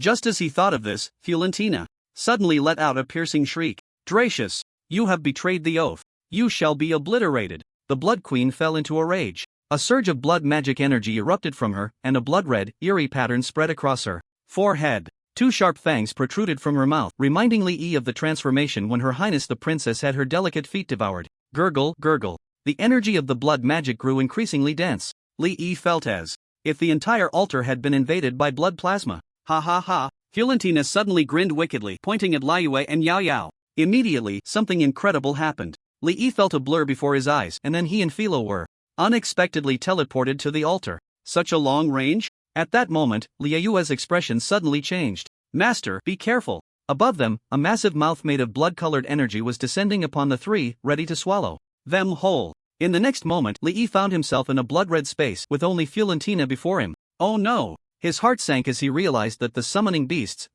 skill had failed. The blood-red space cut off his perception of Liu and Philo. So now he had to face a Lord-level boss alone? Li Yi was instantly drenched in sweat. He couldn't help but recall the combat power of those two dragons, and he immediately summoned three radiant warriors. After being enhanced by the Dragon Speaker's power set, the stone golems had red scales covering their originally white bodies. They also gained the Dragon Speaker's Blessing status. A fiery halo appeared beneath the radiant warriors, exploding with crimson dragon flames every second. At the same time, Li Yi was ready to unleash Light of Dawn, and held Cecilia's melodious voice in his hand. If he couldn't control the boss, he would use the item Axe's Battle Will. With 75% damage reduction for 15 seconds plus 25% damage reduction from the Radiant Fury, along with 75% magic resistance and 50% physical resistance on his own panel, he should be able to withstand the boss's attacks. During the duration of the items and skills, it should be enough for Liu and Philo to rescue him. Fiorentina, who was originally in a frenzied state and ready to attack Li Yi, suddenly froze, her gaze blank as she looked at him. The patterns on her face disappeared, and her sharp fangs receded. "Rimonia," Fiorentina murmured, her eyes revealing a loving light. "My child, I never expected to see you again." A gentle expression appeared on her noble and beautiful face. Li Yi was stunned. Fiorentina actually called out the name of Her Highness the Princess. He suddenly felt a slight itch on his neck and immediately understood. This was the blood oath mark of the Nightshade Queen that the princess had given him, responding to the familiar aura. As he watched Fiorentina gradually approach, Li Yi felt conflicted. The boss's intent to attack had vanished. Should he use his skills and items? Gritting his teeth, he decided to use them. This was Fiorentina in the dungeon, perhaps a being similar to an energy entity of the heroic spirit. She was not the true mother of Her Highness the Princess. Just as Li Yi was about to use his skills and items, Fiorentina stopped in her tracks. She sighed, a complex expression of love, nostalgia, and relief appearing on her stunning face. "Rimonia, you've grown up," Fiorentina whispered softly. Accompanying this sentence, the blood-red space in Fiorentina gradually faded away. In the air, a massive iron hammer was crashing down towards Li Yi, along with a tremendous sword energy. Li Yi was very familiar with it. It was the Sword Saint's ultimate technique, sword mastery, robbery. Liu and Philo were both startled. Lord Philo reacted quickly. Blast! Li Yi felt a powerful force hit him, and then he was sent flying. He had dodged the ultimate technique of Liu. Liu let out a sigh of relief. If Lord Philo hadn't knocked the master away, she was prepared to charge in with a 3-stage slash and take it head-on. The attack of the frenzied sword technique, robbery, should be able to break her sword chi protection. Li Yi used winged flight, flapping his wings to fly back. "Are you trying to murder your husband?" He angrily pinched Lord Philo's cheek. Then he looked at Liu. "I'm sorry, master." The Sword Saint's sister had already turned her back, pressing her waist. Li Yi snorted a couple of times. Smack! He slapped a few times, forcefully. Liu naturally knew that the master wasn't angry, she was just taking advantage of the situation. In the center of the altar, Fiorentina had already disappeared. 2 white orbs of light appeared on the stone platform. Not only that, but there was also a beautifully engraved golden ring on the stone platform. Li Yi was curious. This thing didn't come from the orbs, which meant it wasn't a dropped item. Yet it looked like a ring. He immediately picked it up to check. Its attributes: Night Phantom Clan Seal, Gauntlet, Quality, Immortal, Orange Red, Slot, Main Hand Class Requirement, Blood Emperor, Night Phantom, Effect 1, increases Constitution by 100%, Effect 2, increases Recovery Ability by 100%, Effect 3, Comprehend the Night Phantom Clan Awakening Night, Dark Devour Exclusive, Night Phantom Domain, Passive Skill, Night Phantom Domain, when entering combat generates a dark domain that follows the body, stealing 2% of the total attribute value from the highest enemy target within the domain every second, becomes ineffective once the enemy leaves the domain. Note: Night Phantom, the true Emperor of Darkness. Holy crap, an immortal piece of equipment? Li Yi's eyes widened, and his heart raced a few beats. But after seeing the detailed information, he felt a chill in his heart. The class requirement for this thing is Blood Emperor? What kind of profession is a Blood Emperor? He couldn't help but think of the vampire princess Rimonia and her maternal family. And the boss was the spirit of Rimonia's mother. So this is the exclusive immortal weapon of Her Highness the Princess? In other words, this gauntlet can only be used by Rimonia? Li Yi suddenly felt a bit down. The first time he picked up an immortal level piece of equipment and it turned out to be something he couldn't use. Wait a minute. This thing isn't a dropped item. Its appearance on the stone platform is more like a quest item? But no quest was triggered. Li Yi didn't want to think about it anymore. Since it's used by Her Highness the Princess, he would take it to Rimonia next time he went to Nai. You frowned slightly. Her figure disappearing in place, catching up to Lord Philo and holding her in her arms. Lord Philo! Li Yi threw the ring back onto the stone platform and hurried over. Philo raised her small hand, the tips of her index and middle fingers already red and swollen. The half-elf little girl pouted in grievance, tears welling up in her eyes. It hurts. Li Yi quickly held her hand, blowing on it as he said, "It doesn't hurt anymore, it doesn't hurt." Liu thought for a moment and said, "Lord Philo, don't you have the elven ointment?" She remembered that Lord Philo had used the ointment to treat her master's back pain before. Upon hearing this, Philo hurriedly took out the ointment. The effects of elven products were indeed good. The injury on her fingers quickly faded away. Coming back to the side of the stone platform, Liu, feeling curious, also reached out to touch the ring, only to be bounced back as well. But with her defense, she was unharmed. Philo tried to use her telekinesis to manipulate it, but the ring was completely immune. Li Yi was somewhat surprised. He didn't expect that this ring could only be touched by himself. It was probably due to the blood oath mark of the Nightshade Queen on him. Since Lord Philo couldn't study it, he could only toss the ring into his bag. Next was to check the drops. He grabbed 2 white orbs of light. You have learned Caster's Precise Vision, Talent A. Talent has appeared. Li Yi excitedly waved his fist, almost crying tears of joy.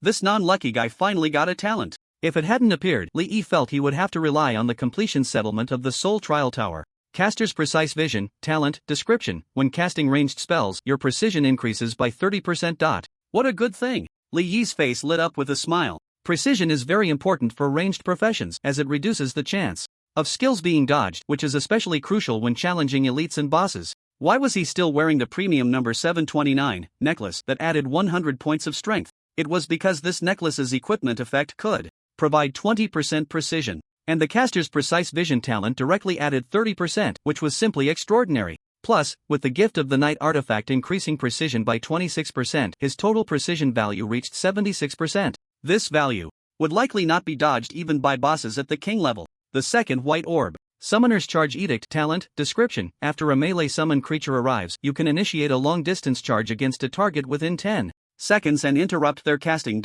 Another talent. Li Yi was overjoyed. He immediately saw the perverse aspect of this talent. Charge plus interrupt casting. Wasn't this a surefire counter to spellcasters? In the future, other spellcasting professions would probably fall to the ground without being able to cast a single skill in front of him. The key was that spellcasters not only couldn't defeat him but also couldn't escape. With the charging Radiant Warrior, a 3-meter tall stone giant charging in front, raising its greatsword to strike, who wouldn't be afraid? It was simply shameless. Moreover, having the charge skill allowed him to quickly approach enemies, avoiding being worn down along the way. It was worth it. It was worth it. Li Yi's face was about to split from smiling. Just this one talent made him feel that this trip was worth it. Not to mention he also obtained several powerful items, a set of mythical gear, a dragon egg, and 19 skill points. Continue.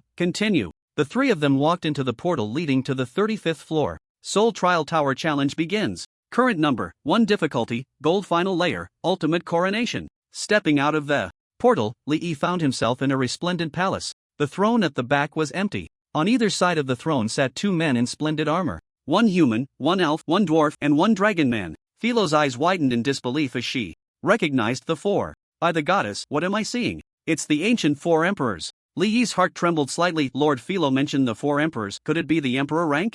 The previous monarch ranks were already so formidable. How powerful could an emperor be? And what would the challenge entail? Li Yi felt that a group fight was unlikely. After all, they were all emperors, having 4 of them attack simultaneously would be too much. Seeing the confusion in Li Yi's eyes, Philo explained, they are the 4 heroes known as the emperors from the ancient legends of the Order World. Li Yi's heart sank. It really was the emperors. Philo extended her little finger towards the 4 men.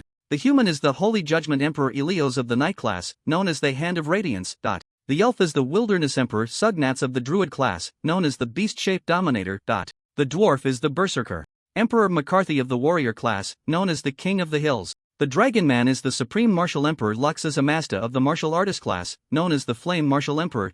Philo's small face was serious, her gaze respectful. They are the heroes of the Order faction who sacrificed themselves thousands of years ago to fight against the demon race and protect the Order world. Li Yi was stunned, his eyes wide. Sacrificed? Knights, warriors, shapeshifters, martial artists. All the sacrifices were melee classes. Was it really that tragic to be a melee class? Fortunately, he wasn't a melee class but a relatively safer summoner. Philo looked a bit apologetic and said, I'm afraid I won't be able to exert much combat power in this battle. The pressure from the emperors on ranks below them is immense. Liu extended her hand and the Berserk Slaughter Emperor weapon appeared in her grasp. Master, leave it to me. Seeing the Sword Saint sisters' fighting spirit, Li Yi decided to give it a try first. If they couldn't win, they would run. Once Philo also ascended to Emperor rank later, they could get a golden key to clear the challenge. Good luck. Li Yi squeezed the Sword Saint sister's hand. Liu nodded, took off her high heels and stockings, handed them to her master, and then walked barefoot towards the throne. The 4 emperors all had their eyes closed. Just as Liu reached 100 meters away from them, the 4 emperors opened their eyes simultaneously. The dwarf Emperor McCarthy slowly spoke. How many years has it been? Finally, a challenger has come. The Supreme Martial Emperor Luxus Amasta, and it's an emperor rank like us. This is quite surprising. The Wilderness Emperor Sugnats, the Emperor's authority of the sword path, the Berserker's wild battle skills. What an interesting junior. The Holy Judgment Emperor Ilios, I seem to sense the aura of the Holy Light's blessing on you, but this is a trial and I won't hold back. The dwarf emperor stood up, extending his hands, and a hammer and an axe appeared out of thin air. He was only 1 meter 40 tall, about the same height as Philo. Yet, the war hammer and battle axe were disproportionately large. Heaven is to the left, warriors to the right. Let me be the first to test you. Li Yi breathed a sigh of relief upon hearing this. It was indeed a wheel battle. If all 4 attacked at once, he would definitely have no hesitation in letting Liu and Philo take him and run. Ha! The dwarf emperor roared, leaping over 20 meters high, flying 100 meters towards Liu. The Sword Saint sister's gaze sharpened, and she immediately used Fierce Windstep to dodge over 10 meters, avoiding the impact. Boom! The ground was smashed into a large pit. Almost simultaneously, the 2 unleashed their emperor's might. Philo stood in front of Li Yi, bracing against the pressure of the emperor's might. Her small body staggered back repeatedly. Li Yi hurriedly caught her in his arms. Charge! The moment the dwarf emperor landed, he charged towards Liu. Seeing this, Philo's tense little face relaxed slightly. Li Yi also felt a bit more at ease. Fortunately, the dwarf emperor did not cross over Liu to attack the 2 of them. Clang! The hammer clashed with Liu's glowing sword. Berserk sword technique break. A dazzling sword light slashed towards the dwarf emperor. Unexpectedly, the opponent did not dodge or evade, and a dark, shiny glow appeared on his body. Body of 100 battles. What the hell? Li Yi blurted out instinctively. The dual-wielding berserker could actually use a shield warrior's defensive skill. This is too shameless. The dwarf was knocked away, but Liu's attack did not harm him. After landing, he charged forward.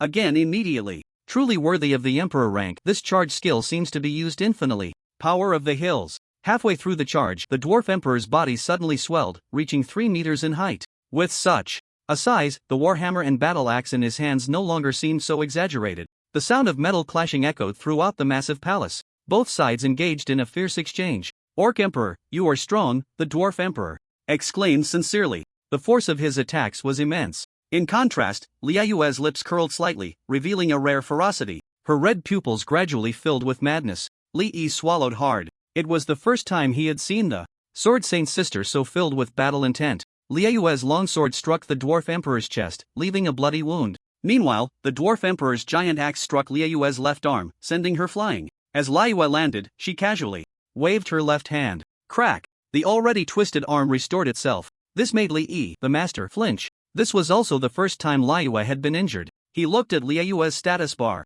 He saw that the Frenzied Slaughter Imperial Weapon-S Frenzied Sword Path had stacked to 40 layers. At this moment, Liu's attack damage increased by 80%. With another 20 layers, she could trigger the Frenzied Emperor effect, increasing recovery by 500%. When the Dwarf Emperor first engaged with Liyue, he was already significantly weaker than her. As the layers of Frenzied Sword Path began to stack, he was left with only the strength to parry. Moments later, Frenzied Sword Path reached 50 layers. Liyue's damage increased by 100%. Frenzied Sword Technique Secret Break. The doubled sword energy tornado slammed into the Dwarf Emperor, sending him flying far away. The 50-layer Frenzied Sword Path buff was consumed, and Liyue entered the Frenzied Emperor's state. Ah, so refreshing. Liyue's silver hair danced wildly. Her face was filled with surging battle intent and arrogance. Seeing this scene, Lord Philo showed a fearful expression, wrapping her arms around Li Yi's neck and instinctively shrinking into his embrace. Li Yi's face twitched. Liyue in this state was indeed somewhat astonishing. In the Frenzied Emperor state, Liyue's stamina and injuries rapidly recovered. The Dwarf Emperor fell heavily to the ground. When he got up again, he slowly shrank back to his original size from a height of 10 feet, his body covered in bloody cracks. You are very strong. I lost. A prompt popped up on Li Yi's character panel. You have defeated Frenzied War Emperor McCarthy. Just as the prompt appeared, Li Yi sensed something was off. He looked up at the remaining 3 emperors and, after using the identification skill, found that they all had an additional challenge. Trial buff. Challenge trial, all damage dealt increased by 10%, all damage received decreased by 10%. Li Yi's expression darkened. This was a bit shameless. Why did each defeat grant a buff to the other emperors? He immediately summoned the Radiant Sprite and Dark Sprite to provide Liyue with a 5% damage and attack speed boost. He now had 2 whipping skills. One was Disciplinary Whip, which at his current level 13 could increase damage, attack speed, casting speed, and movement speed by 22%, but would reduce defense by 7% and lasted only 10 seconds. The other was the multi-class Universal Berserk Whip. It fixedly increased damage, attack speed, casting speed, and movement speed by 50%, and lasted a full minute. The downside was that at his current level 13, accuracy would decrease by 18%. However, Liyue's Frenzied Slaughter Imperial Weapon had a guaranteed hit effect, and the benefits of immortal equipment took priority over skill debuffs, so this negative effect was directly overridden. Li Yi immediately signaled the Sword Saint sister to come closer. Seeing that the distance between them was a bit far, he directly recalled the Fierce Moon into the summoning space and then released it again. With skills that could be cast instantly and had no cooldown, all of this was completed in a flash. Just then, the Elf Emperor stood up. He leaped into the air and transformed into a gigantic eagle with a wingspan of 50 meters. To think you could surpass McCarthy, you are quite a worthy opponent. Next, witness the power of the wilderness. The Wilderness Emperor Sugnats declared. With a powerful flap of his wings, he dove rapidly from the sky towards the Fierce Moon. Li Yi immediately unleashed Raging Whip, striking the Fierce Moon on the rear. The Sword Saint Big Sister entered a berserk state. Damage, attack speed, and movement speed increased by 50%. A sinister smile appeared on her lips, and madness gleamed in her eyes. Berserker Sword Technique Slash. Her agile figure shot into the sky, cleaving the Wilderness Emperor Sugnats down to the ground. Boom! The massive body of the eagle crashed into the ground, creating a large pit. It rolled over, and its enormous form quickly transformed. In almost an instant, it became a green giant bear over 10 meters tall and more than 30 meters long. Roar! Sugnat's gigantic bear paw slammed down onto the ground, sending waves of green energy radiating outward from his feet. Where it passed, lush green grass sprouted on the stone slabs. Not only that, amidst the clattering sounds, dense trees burst through the stone slabs, quickly growing into a vast forest. The branches of the trees surged towards the giant bear, forming a set of wooden armor adorned with elven-style patterns on its surface. The giant bear let out a deafening roar and charged towards the Fierce Moon. As it ran, the entire massive palace trembled. Despite the giant bear's size, its movements were incredibly agile. In the blink of an eye, it was before the Fierce Moon, its enormous paw coming down to strike. The Fierce Moon raised her sword to block, but the immense force slammed her into the floor. Yet the next moment, she sprang out of the pit with a fierce expression, unleashing a flurry of sword energy that left massive wounds on the giant bear. In its bear form, the Wilderness Emperor Sugnats, while unmatched in strength, was essentially a live target for the Fierce Moon. Berserker Sword Technique Robbery. The sword energy, dozens of meters wide, shone brilliantly as it struck the giant bear. The terrifying force lifted its massive body, rolling it across the ground for 5 or 6 circles. Aru! The giant bear lunged forward, instantly transforming into a green leopard standing 5 meters tall and 10 meters long. Then it vanished into thin air right before everyone's eyes. The wilderness shapeshifter in leopard form was even more adept at stealth than a rogue. Sword Intent Perception. The Fierce Moon sensed Sugnat's position almost instantly. He was diving down towards her from above. The Fierce Moon quickly dodged with Gale Step. In a swift motion, she executed Berserker Sword Technique Break, sending the green leopard flying. In mid-air, the green leopard's form rapidly changed, and a 3-meter-tall humanoid owl beast slowly descended to the ground. Hoo-hoo! The owl beast emitted a melodious call. It flapped its wings, creating 3 massive tornadoes with a diameter of 10 meters and a height of 50 meters, rapidly charging towards the fierce moon. Blue lightning flickered within them. Above, green portals appeared, and clusters of green energy fell like meteors. Philo's small face tightened, and her expression changed. Not good, it's the wrath of nature. She hurriedly summoned a massive shield to protect the two of them. The fierce moon let out a sinister laugh. Berserker sword technique / She quickly moved beside the owl beast with 3 swift displacements. A roar of rage escaped her lips, interrupting the owl beast's spellcasting. Sugnats transformed once again into a green-skinned giant frog, its stout legs propelling it 100 meters into the air, evading the fierce moon's attack. At the same time, green venom sprayed from its skin, forcing the fierce moon to dodge the attack first. Lee couldn't help but marvel. As expected of the Emperor of the Druid class, this form had too many variations. Air Assault, Giant Eagle, Melee Tank, Giant Bear, Stealth Assassin, Giant Leopard, Ranged Spellcaster, Owl Beast, Escape Specialist, Giant Frog, but he is simply a hexagonal warrior. Liu pursued again. After Sugunats landed, he transformed into a 10-meter-tall green-skinned Traiant. A green halo blossomed around him, and then he surprisingly closed his eyes, falling into a deep sleep. In the next moment, a vast expanse of flowers and grass rapidly spread out from him. In just 2 seconds, the area within a kilometer around him became a space filled with plants. In an instant, Liu was enveloped within it. Countless thick vines burst forth from the stone slabs, winding towards Liu. The ground was densely packed with unknown flowers that released clouds of pollen filling the air, leaving one to wonder whether it was poisonous or had some other effect. Li used his identification skill and discovered that Sugunats the Traiant had entered a state called wilderness proliferation. It's the Emperor's secret art, Lord Philo exclaimed. She immediately explained to Li, this is a technique that can only be comprehended after ascending to the Emperor level. I also learned one. By chance, Li understood right away. This should be a skill similar to Liu and Philo's awakening skills. Legend has it that when the Wilderness Emperor Sugunats uses the Emperor's secret art, he will enter an endless state of attack. Philo's face showed an anxious expression. Li was taken aback. Endless? He quickly looked at Liu. He saw the Sword Saint's sister wielding her longsword, severing one vine after another, skillfully dodging all the pollen clouds.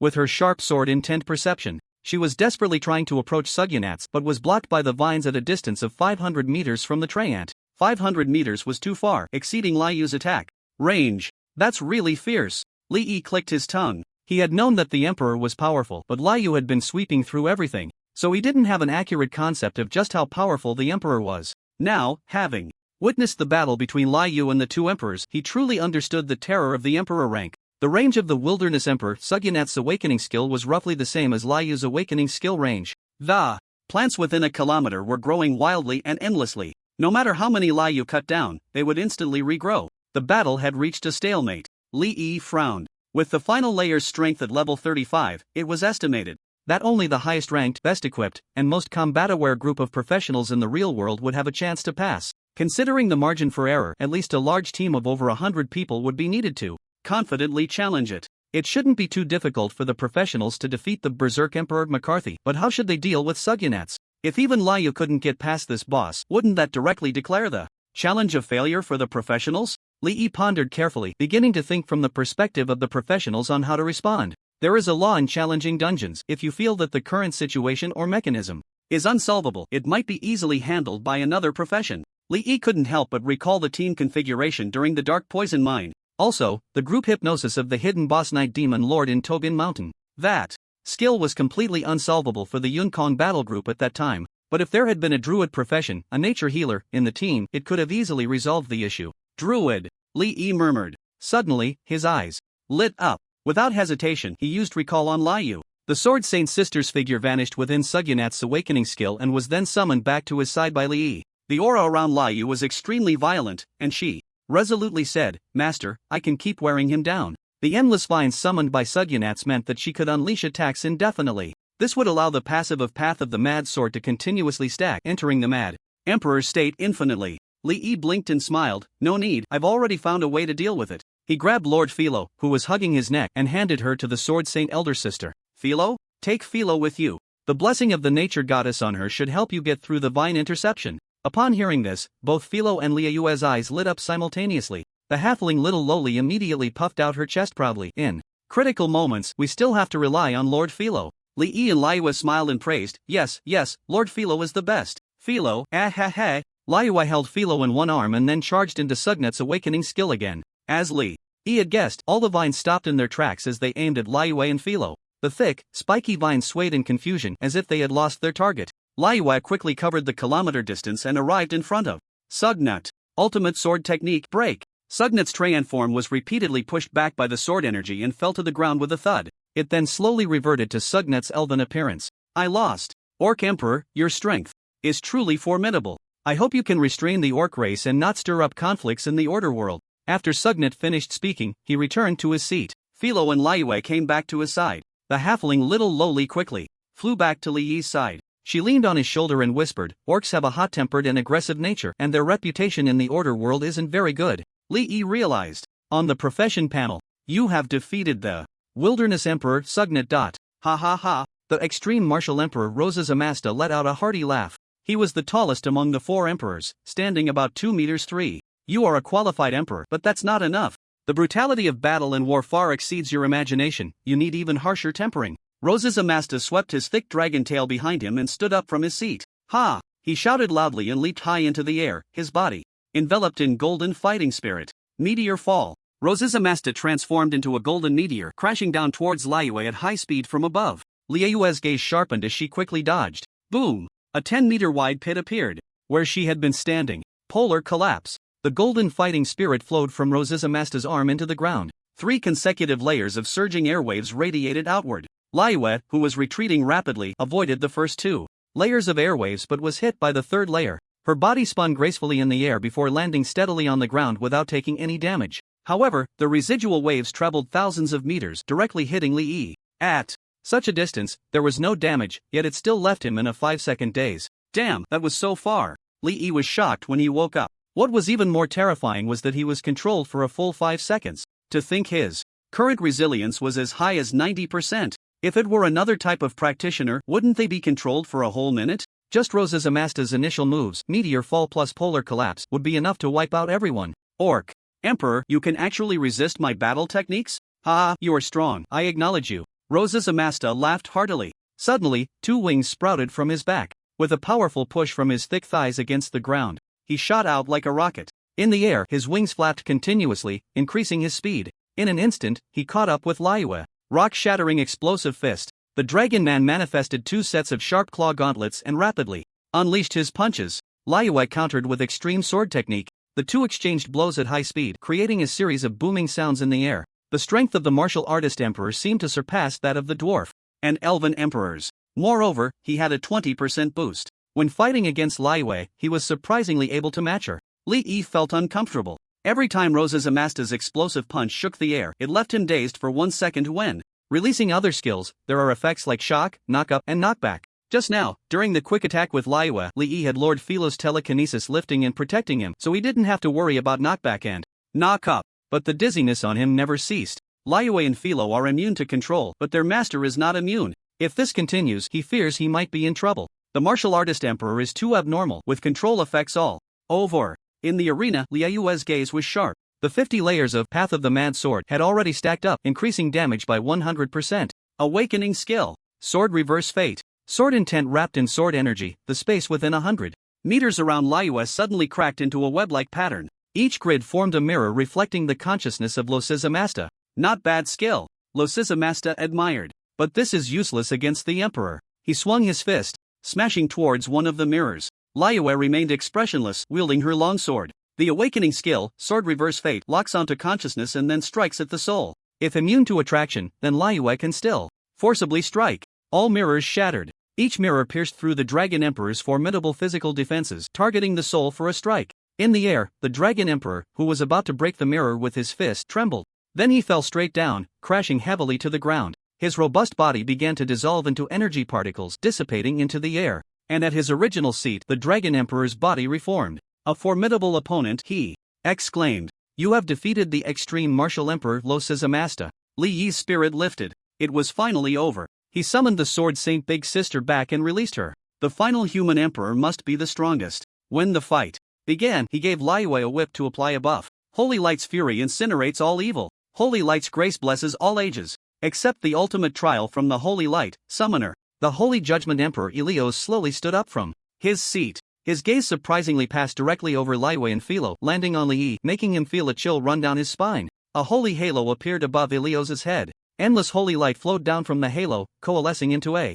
golden armor on his body. The challenge trial buff on him had already stacked 3 layers. Challenge trial, all damage dealt increased by 30%, all damage taken reduced by 30%. He smiled at Li. Summoner, don't be nervous, this is just a trial. Ilios opened the holy book, flipped to a page, closed his eyes, and began to recite a prayer. Liyue's gaze was resolute, and after 3 quick slashes, she unleashed her strongest awakening. Sword End of Days, a massive space with a radius of a kilometer appeared centered on her. The end of the sword, all things perish. Slash. The gigantic sword that could sever heaven and earth fell. Yet Ilios did not dodge or evade. Strangely, the holy light energy on him was not repelled by Liyue's awakening. No. More accurately, he was left with only the holy light energy within his body. Ilios braced himself to endure the giant sword. His body began to dissipate. So simple? Li was astonished. He felt something was off. However, at that moment, Ilios opened his eyes, the holy light shining in his gaze. He closed the holy book and pointed at Li just before his body was about to completely dissipate.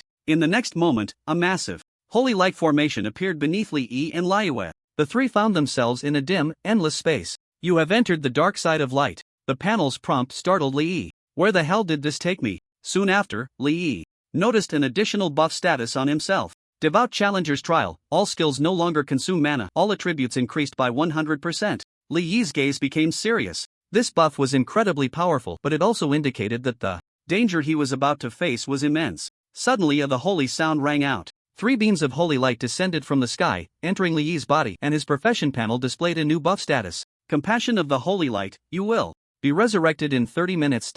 Li's expression changed. A buff that allows resurrection? Does that mean he would soon face a threat to his life? Lord Philo, Li said in a deep voice. The halfling little girl nodded in understanding, and cast the convergence of consciousness buff on the 3 of them. Li immediately unleashed Light of Dawn. His entire body was filled with holy light, and a set of extremely magnificent and stylish platinum armor formed on his surface. Under the buff of Devout Challenger's Trial, the state of Wrath of Radiance indeed no longer consumed mana. Then, Li entered the summoning mode. Countless radiant warriors, enhanced by the light, were summoned. After summoning over 1,000, Li began to summon the enhanced man-eating thorns and brilliant pixies.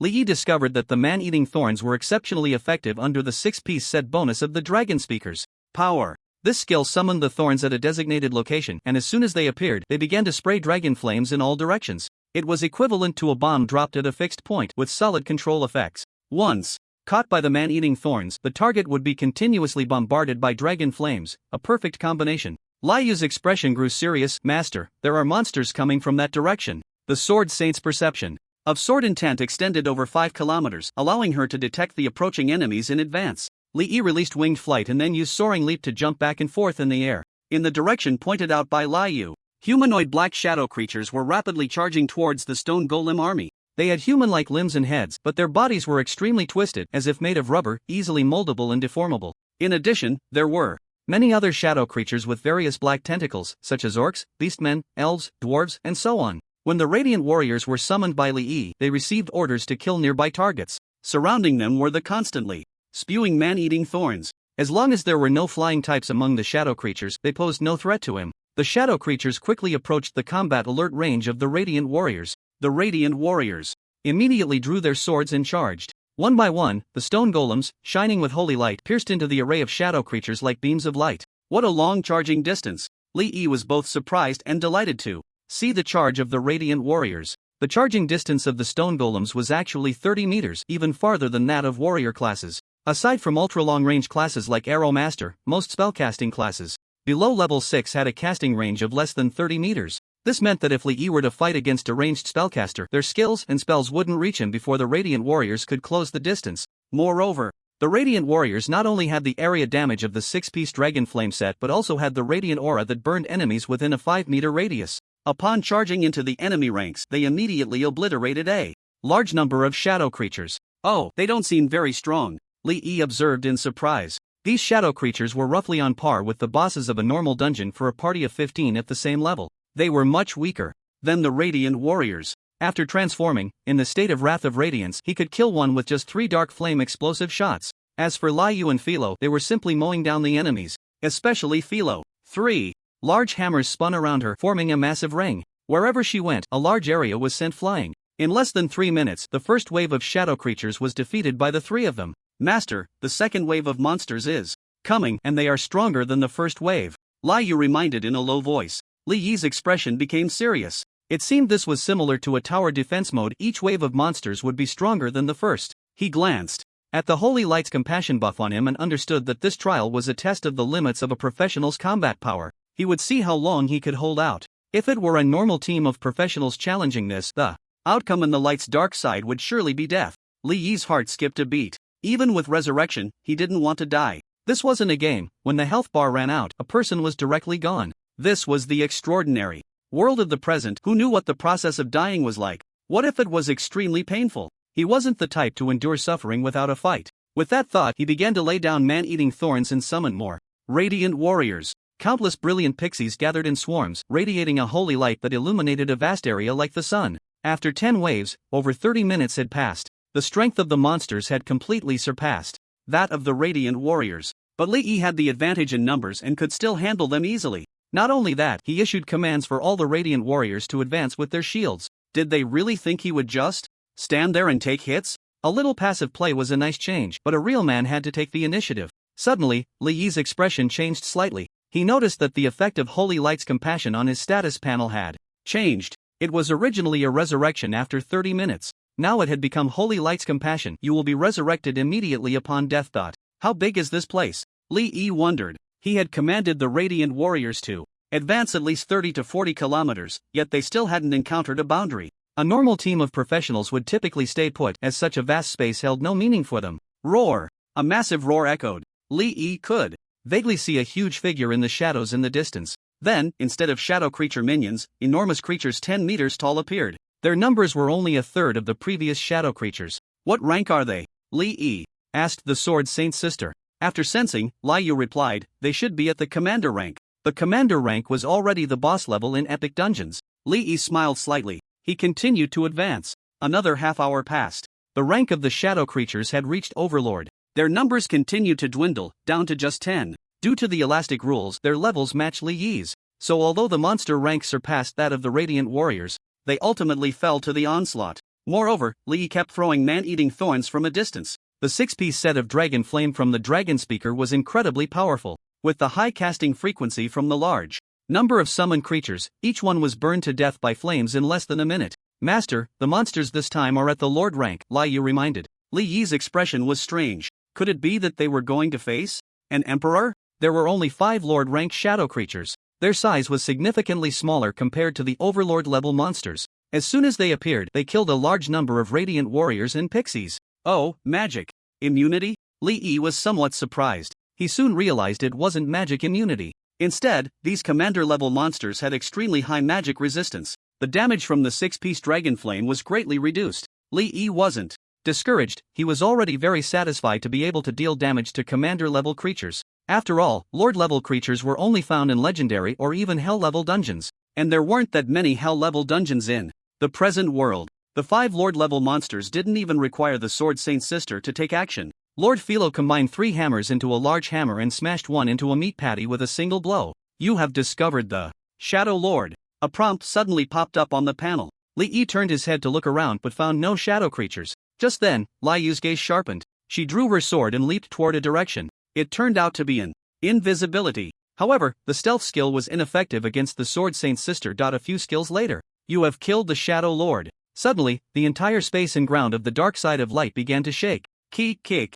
A dark and brutal laughter echoed throughout the space. A chilling airflow appeared out of nowhere, blowing towards Li Yi. And in the direction of the airflow, a humanoid creature 5 meters tall with enormous wings on its back slowly flew in. Under the radiance of the bright sprite, its form was revealed. Its entire body was composed of black shadows flowing like liquid. Li Yi looked at the flowing shadow energy and felt as if he were gazing at crow feathers. Clearly black, yet during the liquid's writhing process he occasionally saw brilliant colors. You have discovered the Shadow Emperor. Seeing the prompt, Li Yi's heart tightened slightly. As expected, it was the Emperor. However, in terms of strength, it should not compare to the Wild Emperor Sugnats and the extreme martial Emperor Roxas Amasta. After all, Li Yi had endured so many waves of shadow creatures. If the final wave's boss was stronger than the previous emperors, it would be rather unreasonable. Hypocritical holy light, letting little bugs in to die? I will show you what true fear is. The Shadow Emperor laughed maniacally. Li Yi raised an eyebrow. Is the holy light hypocritical? Having received so many benefits, he certainly didn't think the holy light was that hypocritical.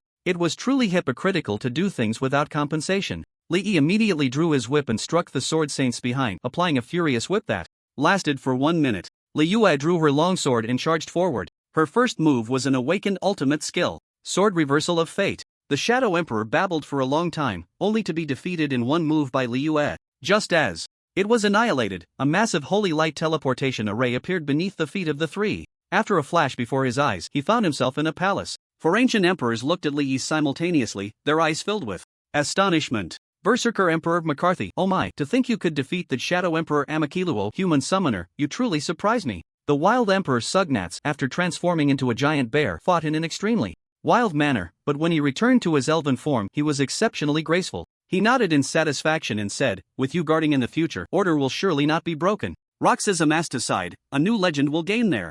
Glory, it is time for the remnants of the old era to retreat. Holy Judgment Emperor Elios had already reformed his body. He stood up, illuminated and surrounded by holy light, and approached Li Yi. Human summoner, receive the reward you deserve. Li Yi let out a breath. Finally, the challenge of the Tower of Soul Trials was over. He had been inside for more than half a day. Holy Judgment Emperor Elios spread his hands, each holding a piece of equipment. Li Yi's eyes suddenly widened, because in his hands were actually two pieces of orange-red equipment. Orange-red, immortal level. Li Yi gasped. The Lady Philo beside him stared fervently at Elios's hands. Her small hand grabbed Li Yi's sleeve, shaking his arm incessantly, signaling him to hurry and collect them. Li Yi suppressed his excitement and stepped forward to take the two pieces of equipment. They were a necklace and a cloak. For Emperor's Choice, necklace, quality, immortal.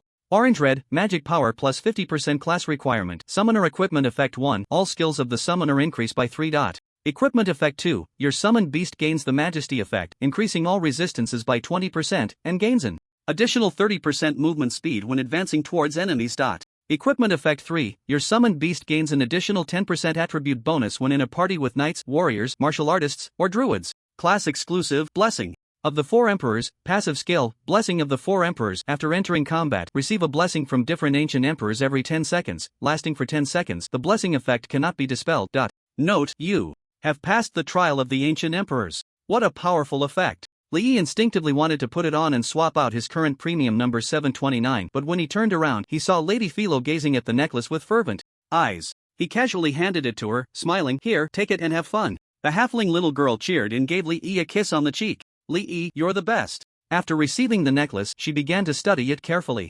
Besides closely observing the necklace's structure and craftsmanship, she also put it around her neck to feel the equipment's effect. Unfortunately, this necklace was exclusive to summoners, and Philo did not gain any corresponding benefits from wearing it. However, this did not dampen her enthusiasm. The second piece of equipment was a white cloak, embroidered with gorgeous golden patterns and various enchantment lines. 5 Emperor's Witness, cloak, quality, immortal. Orange-red, strength plus 15% magic power plus 15% constitution plus 15% spirit plus 15% agility plus 15% class requirement. Summoner equipment effect 1, all skills of the summoner increase by 3. Equipment effect 2, your summoned beasts gain the effect of rank resistance, and attacks from enemies with a higher rank and level will not be mitigated by resistance. Equipment effect 3, your movement skill effects increase by 100% and will not be interrupted by non-material energy attacks. Class exclusive, Glory of the 5 Emperor's Witness, active skill, Glory of the 5 Emperor's Witness consumes 30% of current mana, making you immune to all negative effects and reduces damage taken by 90%, lasting for 3 seconds. Cool down time 1 hour, effect cannot be dispelled and will automatically trigger this skill if you fall into a negative state lasting more than 5 seconds, but cooldown time will extend by 200%. Note, even the mysterious shadows cannot make you yield. Seeing the effects granted by the immortal cloak, Li Yi's heart began to race. Wow, 90% damage immunity? Although it only lasts for 3 seconds, combined with his own resistances and the transformation skill of Dawn's Light, it essentially equates to 100% damage reduction. Of course, the key point is still the skill to break control. Automatically used? Li Yi was ecstatic. What is the most feared aspect of control breaking skills? It's not being able to use them. For example, effects like stun, confusion, charm, and sleep. After being affected by these negative effects, a person is in a state of losing control. In such cases, the professional cannot perform any actions. But with automatic triggering, it's different. If Li Yi encounters a control effect that he cannot react to, like the large-scale control skills of the Dragon Emperor, automatic triggering would allow him to quickly break free from control. Divine skill. Li Yi was beaming with joy. What he lacked the most was a self-preservation skill. Once he reached level 31 and learned the summoner's self-preservation skill damage transfer, the dangers he faced would be greatly reduced. After giving the rewards to Li Yi, the Holy Judgment Emperor Ilios returned to his seat. The four emperors slowly closed their eyes and fell back into slumber, waiting for the next challenger to arrive. However, perhaps this wait would be a bit long. Li Yi was the first challenger and very likely the last one as well. The portal to the Seoul Trial Tower unexpectedly appeared on the throne at the very back. "Let's go, we're leaving." Li Yi recalled the fierce moon back into the summoning space. Then he patted Philo's little head, who was engrossed in studying the immortal necklace. He smiled, "Take your time to study it when we get back. You have 2 immortals to research to your heart's content." English translation. But he didn't put the half-person lowly into his space. "Lord Philo, I need your help." Then Li Yi explained his plan to her. Philo patted her little chest after listening and said, "Understood, leave it to Lord Philo." Afterwards, Li Yi walked towards the teleportation portal.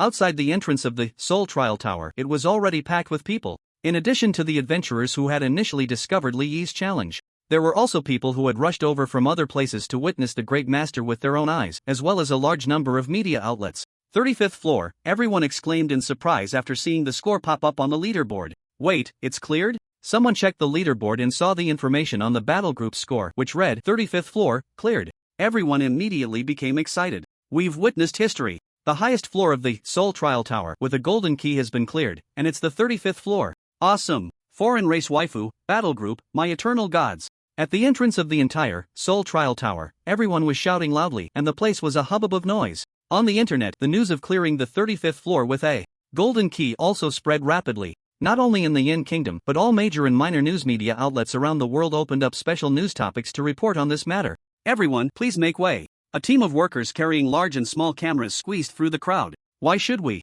Who the heck are you? Holy crap, it's the national television station." The people at the front of the crowd recognized the work uniforms of the newcomers and made way for them. The other news media outlets cursed under their breath. Since the national television station was here, they figured they had no chance of interviewing the summoner from the foreign race waifu battle group. The national station had always been domineering, and such big news stories were usually exclusive to them. The people from the national station went straight to the stone wall at the entrance of the Seoul Trial Tower and began to set up their stage as if no one else was there. Other local, institutional, and independent news media could only watch with envy, jealousy, and hatred. "Hello, viewers and friends, this is the national television station news channel. Our reporter has arrived at the entrance of the Seoul Trial Tower, and we believe we will soon meet the members of the foreign race waifu battle group who cleared the trial tower. Before that, let's first interview the adventurers around us and ask for their opinions and feelings about this historic first-time record of clearing the Seoul Trial Tower by a new Yin Kingdom adventurer." The reporter from the national station stood up and came to the edge of the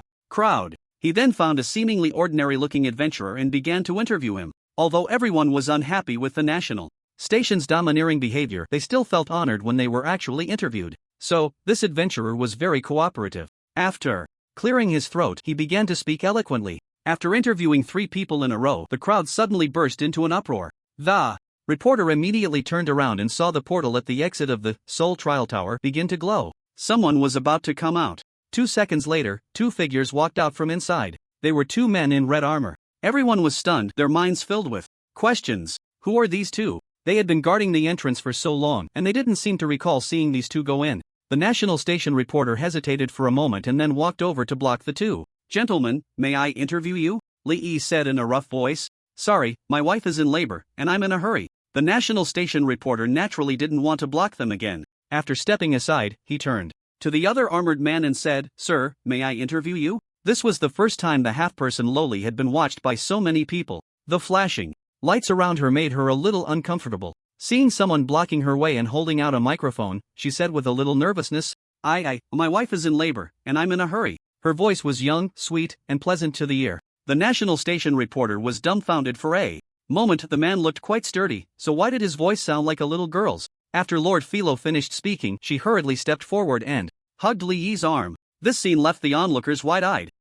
This, in broad daylight, right in front of the main station's camera, is this really okay? Li Yi and Philo rushed outside. The surrounding professionals quickly made way, afraid of bumping into the 2. Seeing them embrace, they couldn't help but shiver a few times, goosebumps falling all over the place. Meanwhile, the audience in front of the screen was filled with question marks. What's going on? Why did the main station make such a big fuss but let that summoner leave so easily without asking a few questions? Many viewers in the live stream focused on Philo. Wow, what a cute little sister. My heart is melting. How can she fly? Is it a hidden profession? Another daughter raising scam. Wait, the summoner from the battle group went in alone. This little girl wasn't there. Could it be an equipment or item effect? The viewers in the live stream were buzzing with discussion. The professionals on site, holding their phones to live stream, looked bewildered at the barrage of comments. What cute little sister? What item effect? No, what are you talking about? The summoner from the battle group hasn't even come out yet.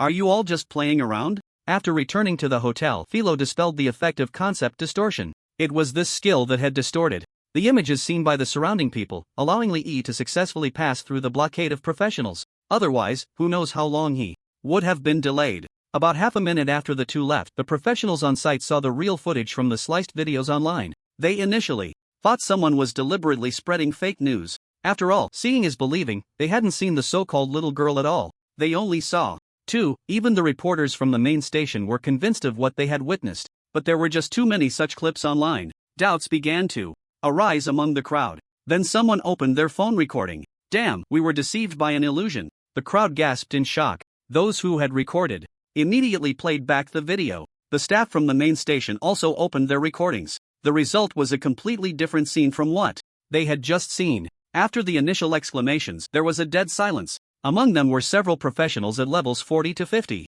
With nearly thousands of people surrounding the area, under so many pairs of eyes, the summoner from the battle group had actually managed to deceive everyone.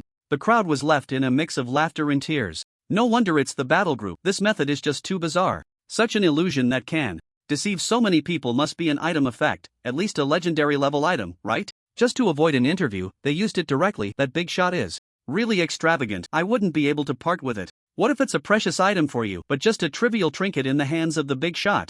The crowd sighed in unison. Only the reporters and staff from the main station had fluctuating expressions, feeling like clowns. Other media and institutions, watching the main station's embarrassment, felt a sense of satisfaction. So what if they were powerful? What does the national television station matter? Look at how the battle group treats you. In the hotel, Lord Philo was floating in the air, focused on studying the two pieces of equipment. 4 Emperor's Selection and 5 Emperor's Witness. Li, on the other hand, contacted Shin Nanqing. He had the mythic weapon Goblin Slayer, which had now successfully leveled up to 20 and could begin the promotion to Tier 3. Meanwhile, the Thunderstorm battle group was slowly gaining a reputation. In less than 2 months, their extraordinary industry had already begun to get on track. Li sent a message to Shin Nanqing. From now on, please exchange all the energy source crystals you give me for fire attribute ones. Although Shin Nanqing was puzzled, he agreed. Energy source crystals with attributes are more valuable than those without, probably about 3 times as much. If we exchange everything for attribute crystals, the quantity will only be 1/3 of the original. Fire attribute ones are even more expensive because they are in high demand for forging, alchemy, herbalism, and enchanting, so the quantity might only be 1/4 of the original, Shin Nanqing explained. In fact, the total energy amount of energy source crystals is roughly the same, whether they have attributes or not. However, the drop rate for attribute energy source crystals is lower, making them more precious. He expressed his understanding. He already knew all this. When will you advance to the 3rd tier? Are there any special requirements for advancing in the Abyss Dungeon? If Shin Nanqing didn't mind the Abyss Dungeon, he could continue to advance in the Tide of Flames. With his current reputation in the Radiant Fortress, it would be easy for the Thunderstorm Legion to succeed in their advancement. The more members of the Thunderstorm Legion that advance, the more efficient he would be in collecting energy source crystals. Shin Nanqing's heart skipped a beat, and he felt excited. In fact, he was already prepared for advancement. His original intention was to ask Li again to choose Tide of Flames. He just hadn't figured out how to bring it up. Unexpectedly, Li mentioned it first, and he felt incredibly moved. Whether it was the Shin family or his mother's Lin family, those of their age were only at level 10 now. If nothing unexpected happened, it would take another 6 months for them to advance to the 2nd tier. Meanwhile, he and his aunt Lin Nani were already at level 20 and could advance to the 3rd tier. Recently, Shin Nanqing had noticed that his mother seemed to be more cheerful. With a successful son, a mother naturally feels proud. His mother, although straightforward and without much cunning, had a very good mindset. She was quite open-minded about her marriage alliance with the Shin family. But in such a large family environment, how could one truly not care about anything? Especially after Shin Tianyue brought his half-brother back to the family. As a child, he had seen his mother secretly wipe away tears more than once. But for his sake, his mother always pretended to be strong. Now he could finally make his mother stand tall and speak confidently. No, it wasn't enough. He wanted to achieve Something even greater than the Shin family in the future. Shin Nanqing clenched his fists and took a deep breath. Brotherly, I can advance at any time. If possible, I would like to continue advancing in Tide of Flames. Li Yi replied, no problem, I'll go greet the Radiant Knights when the time comes. If Catherine were around, given their previous experience, he probably wouldn't need to greet her again. But Catherine was currently stationed at the Massimo Plateau. Before he advanced in Wild Lord's Hunt, he needed to go to Tide of Flames one more time. They agreed to meet at Tide of Flames tomorrow afternoon. Afterwards, Li Yi sent him the compiled information on the difficulty of the 35 levels of the Soul Trial Tower, Golden Key. This was just information, not a strategy guide. At that time, Li Yi was focused on clearing it quickly and didn't have time to create a strategy.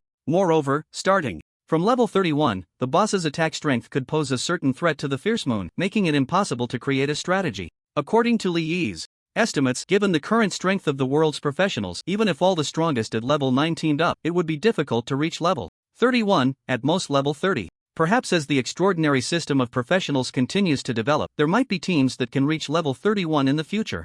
But this would likely only happen under certain special circumstances or environments where there is a necessity to challenge and clear it, such as when a disaster is about to occur in the Soul Trial Tower. However, this possibility is very low. So even if Li Yi had the ability to create a strategy, there was no need to do so. Just releasing the information and some images to the Thunderstorm battle group to gather some popularity would be enough. On the other side, Shin Nanqing was stunned after receiving the full 35-layer data of the Soul Trial Tower. He couldn't imagine how Li Yi managed to clear these bosses. Soon, the Thunderstorm battle group updated their video again. At 8 p.m. tonight, we will release the full 35-layer data video of the Alien Girl battle group's Soul Trial Tower. Please remember to tune in on time. Once this news was released, the entire internet exploded. No matter the level of the professionals, even those high-level experts at the 8th and 9th tiers who had long been out of touch with the world were stirred. This notification video from the Thunderstorm battle group garnered tens of millions of likes in just half an hour. This was only the response from the fastest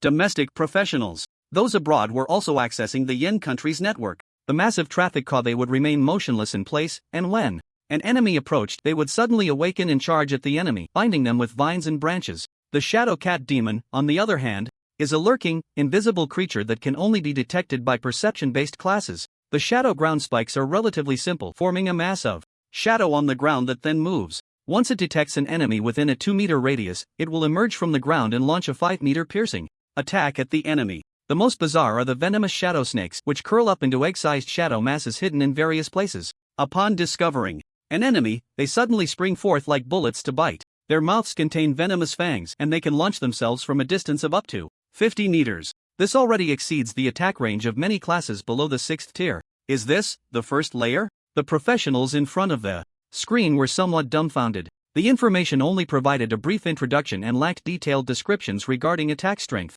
However, most of the professionals had experience in dungeons, so they could roughly gauge the difficulty of these monsters through their skills. Aside from the shadow ground spikes, which were relatively easy to deal with, the other 3 were quite troublesome. Many high-tier professionals watching from their televisions, who were slightly unconvinced, fell silent at this point. If the first layer was this difficult, it was hard to imagine how twisted the higher levels would be. As the information continued to play, by the second layer, nearly half of the participants had begun to tense up. By the third layer, 70% of the professionals were sweating profusely. By the fourth layer, 90% had completely lost hope. With each layer of information presented, they reached the 21st layer, resurrection of the masses. When they saw that the information stated there would be a full 30 waves of zombies, everyone, including the high-level experts, felt a chill run down their spines. They felt that surviving 5 waves in a large team mode was already quite the limit. They never expected there would be 30 waves. This is just insane. The audience gasped in shock, lamenting the difficulty of the Soul Trial Tower, and simultaneously marveling at the summoner from the Alien Daughter battle group. By the time they cleared the 30th layer, all the professionals watching from around the world, in front of their televisions and screens, fell silent. What could they say? In fact, starting from the 10th layer, the vast majority of the scenarios had already surpassed their capabilities. It was beyond their comprehension. Next up is the 31st layer. Upon seeing the layer number displayed on the screen, everyone perked up. At the beginning, many analysts and high-level professionals, including top battle groups like Starlight, had mentioned that the difficulty would leap dramatically at the 31st layer. So everyone was curious about what differences the 31st layer would have compared to the previous 30 layers. The 31st layer, Trial by Fire. As everyone saw the massive battle area, their hearts began to race. Such a large battle area? What tier is this boss? Commander? Leader? It can't be a lord, right? That's just too insane. The information on Conqueror AKS only briefly mentioned his large attack range and that he would enter a 1-minute invincibility plus control immunity phase at the end. No way, we definitely can't pass this. The professionals immediately began to shout. Invincibility was one thing, but control immunity? And it lasts for a full minute? Challenging such a boss is pure suicide. Next was the 32nd layer, Court of Temptation. Undressed elves, succubi, and snake women suddenly appeared before adults and children. Everyone's eyes went wide. Once they realized what was happening, almost everyone watching with their families around the world hurriedly covered their children's eyes. Meanwhile, those old perverts became excited. Alien daughter battle group is awesome, forever a god. Damn, the national broadcaster actually didn't censor it? Did anyone take screenshots just now? Kneeling to ask my adoptive father for a picture. This layer completely ignited the audience's enthusiasm. Indeed, desire is a common human trait. I've made up my mind. My biggest goal in life from now on is to visit the 32nd layer of the Desire Arbitration Court before I die and see my dream goddess with my own eyes. Damn, this is a real woman, so alluring. Compared to the boss, those borderline streamers are simply pathetic. I don't care about your nonsense. I'm sorry. In the comments sections of many cos bloggers on the platform, many people have already started leaving messages asking for a cos episode of the Desire Arbitration Court. The cosplayers were stunned. Go out? What the hell? They haven't even put on the clothes, how can they go out? Do they want to get their accounts banned? Meanwhile, the traffic-sensitive borderline girls have already started thinking about how to replicate the looks of the 3 female bosses. The audience's enthusiasm, however, was completely extinguished after they emerged from the 33rd layer, the Dragon Bone Sacrifice Ground, all stunned by the giant dragon skeleton with a wingspan of 200 to 300 meters. Just when they thought that was the biggest thing, 2 other skeletons appeared, each 3 times the size of the first giant dragon skeleton. How twisted must the boss of this layer be? Then the Fire Dragon Lord Kazafit and Fire Dragon Queen Zora appeared. The expansion pack didn't provide much detail, only mentioning that after Zora was defeated, Kazafit would go into a frenzy. The viewers in front of the screen completely ignored this point because they had already realized that they seemed unlikely to reach this layer at all. It was even uncertain whether they could collect a golden key in their lifetime. Watching the information on TV was merely a way to broaden their horizons. The next layer, the 34th level of Sin Abyss, surprised many professionals above the 3rd tier. They didn't expect the boss of this layer to be the mother of Rimonia, the leader of the Night Clan resistance in The Fall of the Night Emperor. Most professionals above the 3rd tier had been to the Abyss dungeon, The Fall of the Night Emperor, because such faction-involved dungeons were relatively safe. As for the final layer, the 35th layer Ultimate Coronation, it only introduced the names of the 4 bosses and mentioned the order of the boss challenges, along with the tower defense challenge mechanism of the light and dark sides. It also introduced the 2 buff states, Trial of the Devout Challenger and Compassion of the Holy Light. Revive after death? Almost everyone was shocked. This was the first time they had seen a revival type buff. It's important to note that in the current world, all support and healing professions lack revival skills. If you die in a dungeon, you are truly dead. They never expected to see it. In the Tower of Soul Trials, people found it hard to imagine what the process of death would be like. After all, no one had experienced it. A revival buff? Who would dare to try it? What if it doesn't work and you end up dead for real? I definitely won't try it. This thing is too risky. The crowd was abuzz with discussion. This was only natural. After the information finished playing, this grand event that felt like a worldwide celebration came to an end. The audience was left wanting more, especially the lower tier and lower level professionals. They had rarely challenged even slightly higher difficulty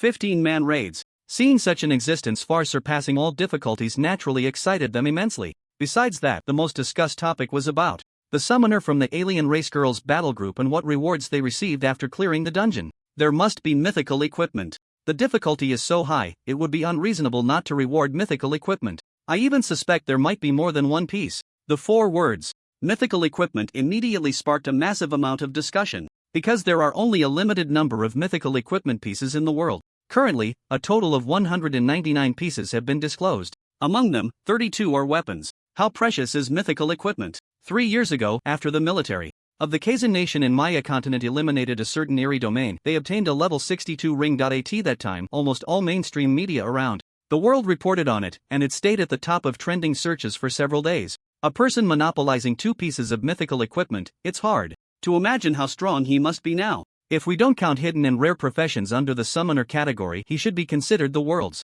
#1 summoner now, right? He's already the world #1. That previous summoner was only level 20.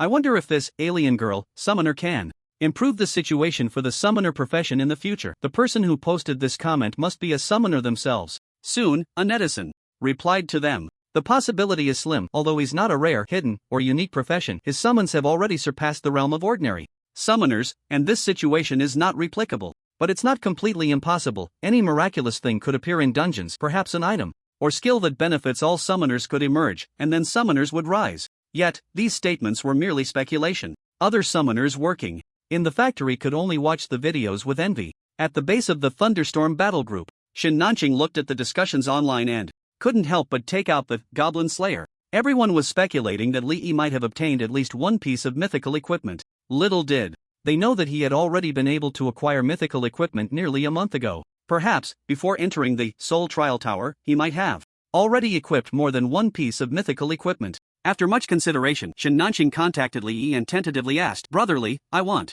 to obtain another piece of mythical equipment after successfully advancing to the 3rd tier. Is there a way?" After sending this message, he anxiously awaited a reply. Soon, Li Yi simply replied with one word, "Yes." Shin Nanqing immediately became excited. His profession was weapon warrior. The higher the tier of his weapon equipment, the stronger his combat power would be. If he could possess mythical equipment at every tier, he could maintain combat power comparable to rare professions. This was crucial for the development of the entire Thunderstorm battle group. "Brother Li, what's the approximate price?" Shin Nanqing asked, feeling nervous. He knew better than anyone how valuable mythical equipment was. It was very likely that if Li Yi quoted a price, he wouldn't be able to afford it. His father, Shin Tianyue, involuntarily flashed through his mind, but he quickly pushed it aside. Even if he couldn't afford mythical equipment, he didn't want to get too entangled with the Shin family. Such a large family would expect to get back 100 for every dollar spent, and once involved, it would be hard to shake off. The cost of using their money was too high. After seeing Shin Nanqing's message, Li Yi began to ponder. He currently had no need for cash. What he needed most was energy source crystals. However, the development of the Thunderstorm battle group was starting to lag behind his pace. It seemed he needed to find other ways to gather more energy source crystals. The hatching of the dragon egg alone indicated that the amount of energy source crystals consumed would be enormous. Relying solely on the Thunderstorm battle group, which was only a 2nd tier group, the efficiency of collection was simply too slow. He had also seen various discussions online recently. Many netizens were speculating whether he had obtained mythical equipment. Perhaps he could directly admit to acquiring mythical equipment and then sell it. At that time, he could have Lord Philo casually forge a piece and then say it was a reward obtained from the Soul Trial Tower. No one would doubt it. As for how to sell it and to whom, that needed careful consideration. How about an auction? Li Yi's mind stirred. To maximize the selling price, an auction would naturally be the most cost-effective. Therefore, choosing the right organizer was crucial. Li Yi thought it over. Currently, the Thunderstorm battle group was one of those he had a good relationship with. The second was the Cloud Sky battle group. Contacting the University of God through Meng Qingling and then holding an auction should be feasible. After thinking for a moment, he said to Shin Nanqing, "As for the specific price of the mythical equipment, let's not discuss it for now. I'll give you a price later. It won't be calculated in cash, but rather in energy source crystals. If you can't gather enough for the time being, you can pay in installments later." Although he held 50% of the shares in the Thunder War Group, it would also benefit him if Shin Nanqing developed well. However, mythical equipment cannot be easily given away at a loss. Instead, he could decide on the price for Shin Nanqing after seeing the final auction price from his own auction. This way, neither party would have any objections, and Shin Nanqing would clearly understand the extent of the favor he received. After that, Li Yi contacted Meng Qingling. "Sister, have you reached level 30 yet?" Li Yi sent a voice message. At the entrance of a dungeon, the female team leader was explaining tactics to her team members. Upon receiving Li Yi's message, she instinctively clicked to open it. As soon as the word "sister" rang out, Meng Qingling's expression changed drastically, and she hurriedly stopped the playback. Her pretty face instantly flushed. Su Xiaoguo blinked, a smile playing on her lips, while the other members of the Cloud Sky War Group immediately perked up their ears. "Sister?" The summoner from the Alien Daughter Group could say that word. It seemed their relationship was already quite close. But wasn't Su Xiaoguo the one who was most clingy at first? Could it be? The members of the Cloud Sky War Group quickly stopped their thoughts from going further. They had all seen the news about Li Yi clearing the Soul Trial Tower, as well as the live broadcast on television. To them, Li Yi had become a godlike figure. For a man destined to reach the pinnacle of power, isn't it normal for him to have several women? After all, the female vice president of Donghua University, who is at level 8, has 3 husbands.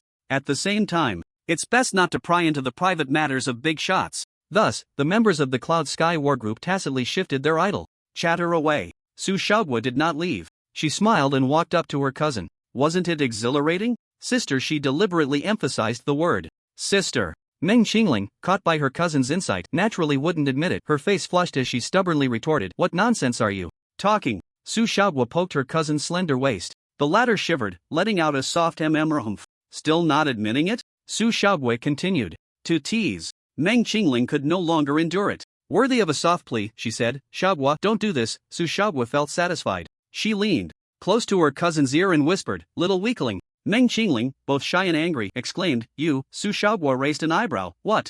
Isn't that the truth? In front of a summoner, you have no power to resist at all." Meng Qingling retorted, "Aren't you the same?" Su Xiaohua wore a proud expression. "At least I have the strength to fight back, unlike you, who is so weak that you can't even handle calling me sister." Meng Qingling secretly gritted her teeth, thinking she must find Su Xiaohua's weakness. As a rare-class arrow master with perception abilities, she was sure she could discover it. She ignored Su Xiaohua and replied to the message, "I've already reached level 30. Our team is currently practicing coordination and tactics." Li Yi said, "I'll be going to the capital tomorrow afternoon. I need your help with something at the University of the capital." Meng Qingling's heart trembled. Tomorrow afternoon. Speaking of which, she hadn't seen Li Yi for nearly a week and missed him quite a bit. Su Xiaohua looked up and noticed her cousin seemed a bit off. "What's wrong?" The blush that had just faded from Meng Qingling's face reappeared. "Li Yi is going to the capital tomorrow. He said he needs help from the University of the capital." Su Xiaohua's eyes lit up, urging, "Quick, agree. We're heading back to the capital right away." Meng Qingling replied irritably, "As if I could refuse? Dean Lu has given the alien daughter group the highest level of unconditional support." In the hotel, Li Yi received Meng Qingling's reply and comfortably stretched. Then, the Sword Saint elder sister was summoned. The moment she appeared, the masterful demeanor of Lai Yue and the imperial majesty were unmistakable. She walked straight to her master, bare-legged and barefoot. Then she grabbed her master's collar and casually tossed him onto the bed. Her tall figure, standing at 2.2 meters, gracefully landed on the bed. Lai Yue extended her long, perfectly shaped legs and stepped onto Li Yi's chest. Her hair quickly grew from a short style to a length that reached past her hips. Li Yue's lips curled into a provocative smile. "Master, the battle isn't over yet." Li Yi took a deep breath, his heart racing violently. As expected of the Sword Saint elder sister, she had him completely under her control. At this moment, Li Yue's OL vest and short skirt were tattered from the battle, yet there was a unique allure about her. Lai Yue understood her master's thoughts too well, so after being summoned, she chose not to change out of her torn outfit immediately but instead kept it on, maintaining the aura of battle. As expected, her master's reaction was entirely within her expectations. Lai Yue tapped Li Yi's chest with her toes and softly said, "What a bad master you are." Philo, who was studying the immortal equipment nearby, looked up. She didn't understand what was going on between the two. Wasn't the orc little sister quite fond of Li Yi and indulging him? Why today was she staging a rebellion? Her sapphire-like eyes showed a look of interest. She immediately flew to Li Yi's side, extending her slender, delicate legs, her small feet also stepping on Li Yi's chest. While stepping, she said, "Bad human. Bad human. Li Yi is the worst human." Li Yi raised an eyebrow. "Oh, I'm challenging the emperor, and you little one are just here to stir up trouble? Today, let me show you the charm of the plot." Then, Li Yi began the long-awaited story of the bad human defeating the proud Sword Saint Emperor with the Sword Saint elder sister. The half-elf little lowly initially found it quite fun. However, as she watched, she realized something was off. She was simple and cheerful, but having seen enough, she could guess what was happening with just a little thought. Lady Philo was furious. "Li Yi, you're too bad. You've corrupted the orc little sister. So bad, so bad." Li Yi chuckled. "What are you babbling about? Come here." Lai Yue reached out and grabbed the half-elf little lowly's ankle, tossing her into her master's arms. The next afternoon, after Li Yi brought Lai Yue and Philo into the summoning space, he left the hotel. He arrived at the imperial capital through the teleportation array. Apart from the teleportation portal, the historical weight of the ancient capital spanning thousands of years hit him like a wave. Truly, it was the political, economic, and cultural center of the Yen Kingdom, a world-class top-tier city. On the streets, one could easily spot many 5th and even 6th-tier professionals. Li Yi's discerning eye had also been honed. He could generally determine a person's profession and strength just by their attire and demeanor. In the imperial capital, powerful professionals were everywhere. An hour later, he arrived at the place he had agreed upon with Meng Qingling and Su Xiaohua, in a high-end community in the imperial capital. In the house where Meng Qingling and Su Xiaohua lived together, Su Xiaohua teasingly said to Meng Qingling, "Cousin, why are you preparing a guest room for brother? Are you really going to let him sleep alone in a room?" Meng Qingling's face turned red, feeling a bit awkward. She stammered. Well, it's still good to prepare, just in case he needs it. Su Xiaoguo rolled comfortably on the sofa. Do as you wish. If brother would honestly stay in the room, she wouldn't be surnamed Su. I'm here, at the community entrance. After receiving Li Yi's message, Meng Qingling quickly changed her shoes and went out. Upon entering the room, Li Yi's eyes brightened. The decoration style of the house where Meng Qingling and Su Xiaoguo lived was quite similar to the treehouse built for him by the druid in Flame Wave Tide. It had an elven natural style. Brother, I miss you so much. Li Yi had just sat down on the sofa when Su Xiaoguo nestled into his lap. Holding a fruit platter, she picked up a piece of fruit and offered it to him, saying, Brother, try this. Li Yi swallowed the fruit and gently bit Su Xiaoguo's fingertip, causing her to laugh like a silver bell. Meng Qingling took a seat on another sofa nearby. Mr. Li, what kind of help do you need from us this time? Su Xiaoguo shot her a glance. Brother hasn't even rested well. Why are you so eager to ask these things? The corner of Meng Qingling's eye twitched. She wanted to pull Su Xiaoguo over and give her a good spanking. Li Yi smiled, naturally, unaffected by Su Xiaoguo's playful banter. Of course, he knew that Su Xiaoguo was just joking around. After all, the three of them knew each other well, and there were no secrets among them. In the entire house, it was just Meng Qingling and Su Xiaoguo. Li Yi had little to worry about. He looked at Meng Qingling, patted the space beside him on the sofa, and gestured for her to sit closer. Meng Qingling's face turned slightly red, her body a bit tense. But, in the end, she shyly sat down next to Li Yi. He wrapped his arm around her waist, pulling Meng Qingling closer into his embrace. He chuckled, Sister, why? Does it feel a bit distant? Meng Qingling shivered slightly, and a blush immediately spread across her face. She tilted her head, looking down and whispering, and no. Li Yi instantly noticed the pink hue spreading from her face to her neck. Interesting. Su Xiaoguo let out a light laugh, implying, she's doing it on purpose. Just let her be awkward, the outcome will be the same anyway. Meng Qingling, flustered and angry, exclaimed, Su Xiaoguo. The female psychic immediately wrapped her arms around Li Yi's neck, feigning a terrified expression. Brother, she's so scary, always threatening me. Can you help me get revenge? Li Yi softly replied, Don't worry, baby, I'll help you get your revenge. As soon as he said that, Su Xiaoguo's petite body visibly stiffened, and her delicate face flushed with embarrassment. Meng Qingling, with her keen observation skills, immediately brightened her eyes. Oh wow! So this little brat's weakness is this.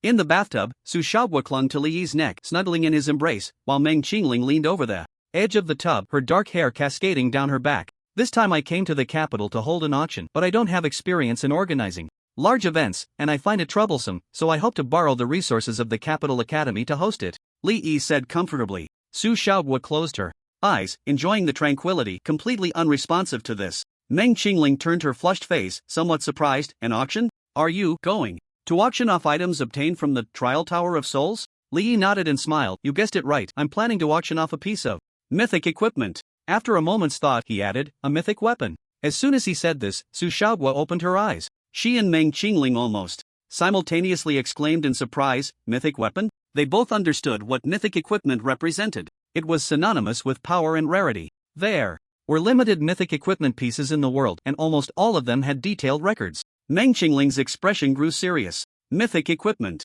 was incredibly valuable. Historically, there had never been a record of mythic equipment being sold. If Li Yi planned to auction off a mythic weapon, once this news spread, it would definitely cause a massive storm worldwide. Various forces, organizations, and battle groups would likely converge on the capital. No one would want to miss this opportunity. The most crucial aspect was the selling method, an auction. This meant everyone could place bids. She couldn't even imagine how high the final transaction price for this mythic weapon would be. And this was just a level 30 mythic equipment. If it were of a higher level, especially above level 60, it would essentially be a national treasure. Li Yi nodded. Do you think the Capital University can help with this? Meng Qingling fell into deep thought. Su Xiaoguo, rarely, did not cause any trouble. Although her personality was lively, she could still distinguish between what was important and what was not when it came to significant matters. After several minutes, Meng Qingling sighed. I'm afraid, our Imperial Capital University doesn't have the capability to handle this. She immediately explained, of course, it's not that we don't want to help, but for such a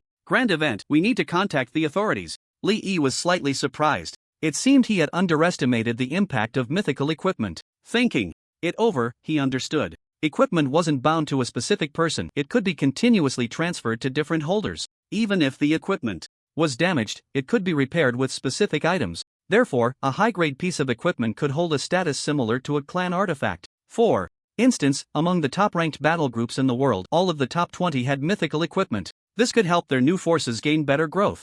resources by conquering high-difficulty dungeons early on. This played a continuous role in the development of the entire faction. This could be seen from the rankings of the top battle groups worldwide over the past 50 years. The order of the top 50 battle groups fluctuated, but the slots remained largely unchanged. It was basically the same groups coming and going. The competition between battle groups was among these individuals. As for the authorities, Li Yi pondered for a moment. I don't oppose it. He had no negative feelings towards the Yen country's authorities. Moreover, the Yen country's officials were quite supportive of the new forces domestically. Meng Qingling said, "Alright, I'll contact Dean Lu next to get more details." At Imperial Capital University, Lu Zhanling was reviewing documents when he suddenly received a message from Meng Qingling. Initially, he didn't have her contact information, but after the Yunкong battle group and the alien girl successfully challenged and cleared Mount Tuajin, achieving the world's first double ranking, he had specifically added Meng Qingling. Usually, when Meng Qingling messaged him, it was related to the alien girl battle group, so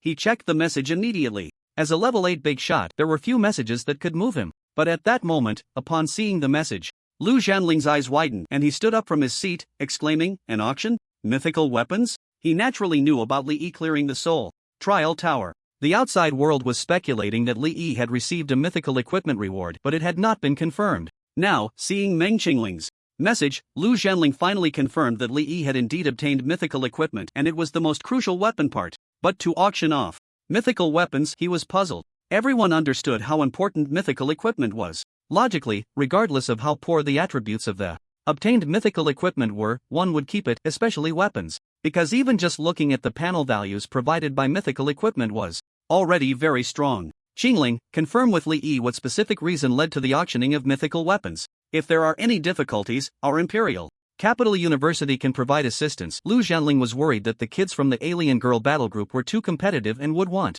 to solve problems on their own even when facing difficulties. Meng Qingling relayed Dean Lu's words to Li Yi, her gaze also carrying a question. In fact, she initially had this concern too, but then she thought since Li Yi made this decision, he must have his considerations. Therefore, Meng Qingling did not pry further. At this moment, Lu Zhanling's confusion was also hers. Li Yi shifted his body next to the bathtub, creating space beside him. Meng Qingling's cheeks flushed. There was definitely some tacit understanding between them. She moved to the space, curling into his embrace. Li Yi's fingers rhythmically tapped on her smooth shoulder, his expression relaxed. I need a large number of fire attribute energy source crystals, so many that you can't even imagine. This isn't something that can be done just by helping out. That's why I decided to sell the mythical equipment. He pinched Meng Qingling's plump earlobe. Don't worry, the profits from the sale will definitely be greater. That's why I'm doing this, and it won't have any impact on our exotic girls battle group. It's just a mere piece of mythical equipment. What impact could it possibly have? As long as the materials are sufficient, Lord Philo can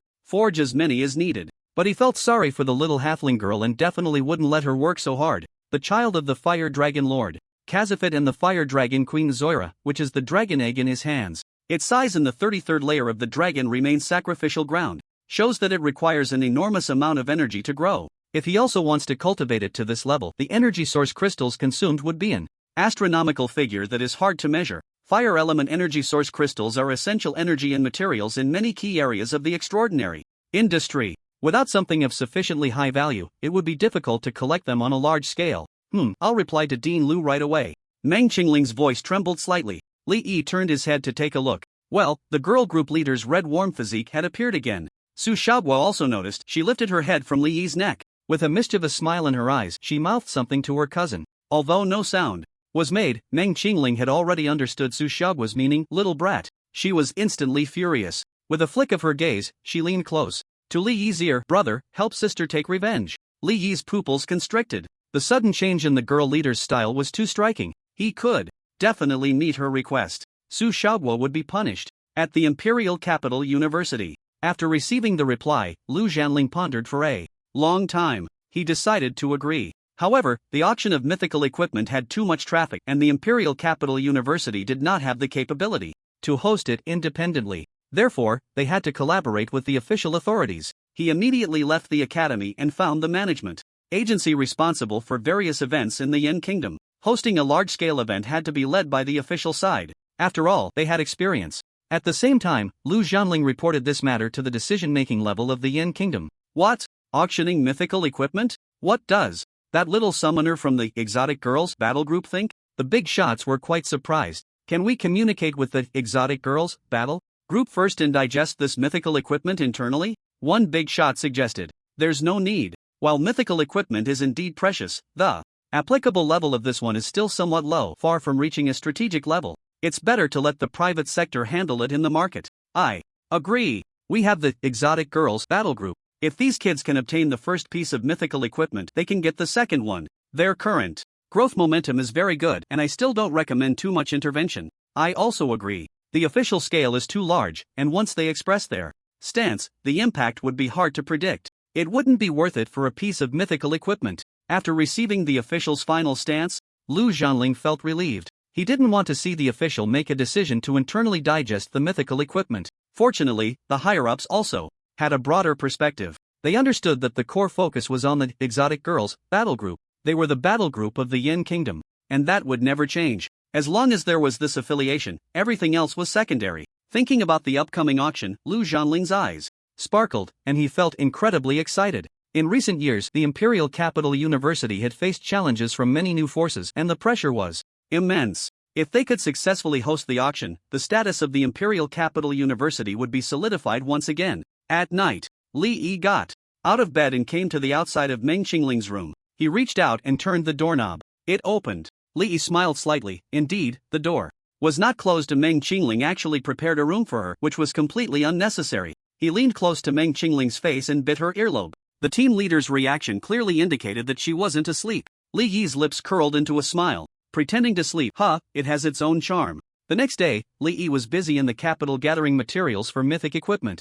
He planned to have Lord Philo craft a Tier 4 mythic weapon. This tier had the largest number of professionals, serving as the backbone of the extraordinary industry and various organizations. Therefore, the demand was certainly the highest. Materials for Tier 4 mythic equipment were quite rare and valuable. Some would accept cash payments, but more than half only accepted exchanges for energy source crystals. Fortunately, Li Yi had plenty of energy source crystals on him. As expected of the capital, the center of the entire Yin Kingdom, even the rarest materials could be found for sale. Li Yi quickly gathered all the materials needed for the mythic weapon. He then entered the Tide of Flame and joined the agreed-upon Thunderstorm Brigade in the dungeon. Esteemed Light of Dawn, Officer Catherine has already gone to the Massimo Plateau. Li Yi inquired about the officer's whereabouts. She has already left, I understand. He nodded in acknowledgement. Once the auction was over, he also planned to advance in the Wild Lord's hunt. With Catherine absent, Li Yi sought out the Great Lord Mutolini. After explaining his purpose, he readily arranged for a squad of Radiant Knights to accompany the Thunderstorm Brigade.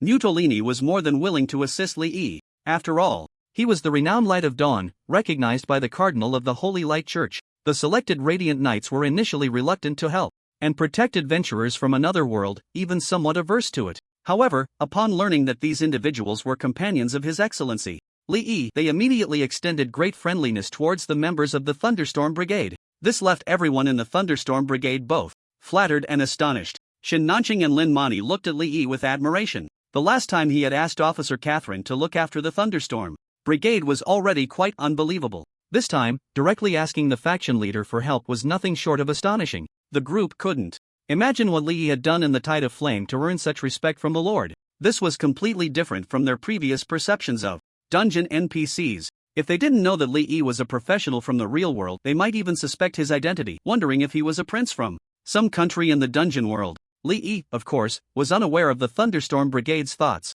After giving his instructions, he took Lord Philo to the small garden where they had first met. Lord Philo took out a portable forging tool and began crafting the mythic equipment. The mythic equipment Li Yi chose was also significant. He selected a long sword. Sword-type weapons had the widest range of applicability. Warriors, knights, swordsmen, and rangers could all use them. Moreover, the number of these professions accounted for the largest proportion among all professions, especially the knight profession.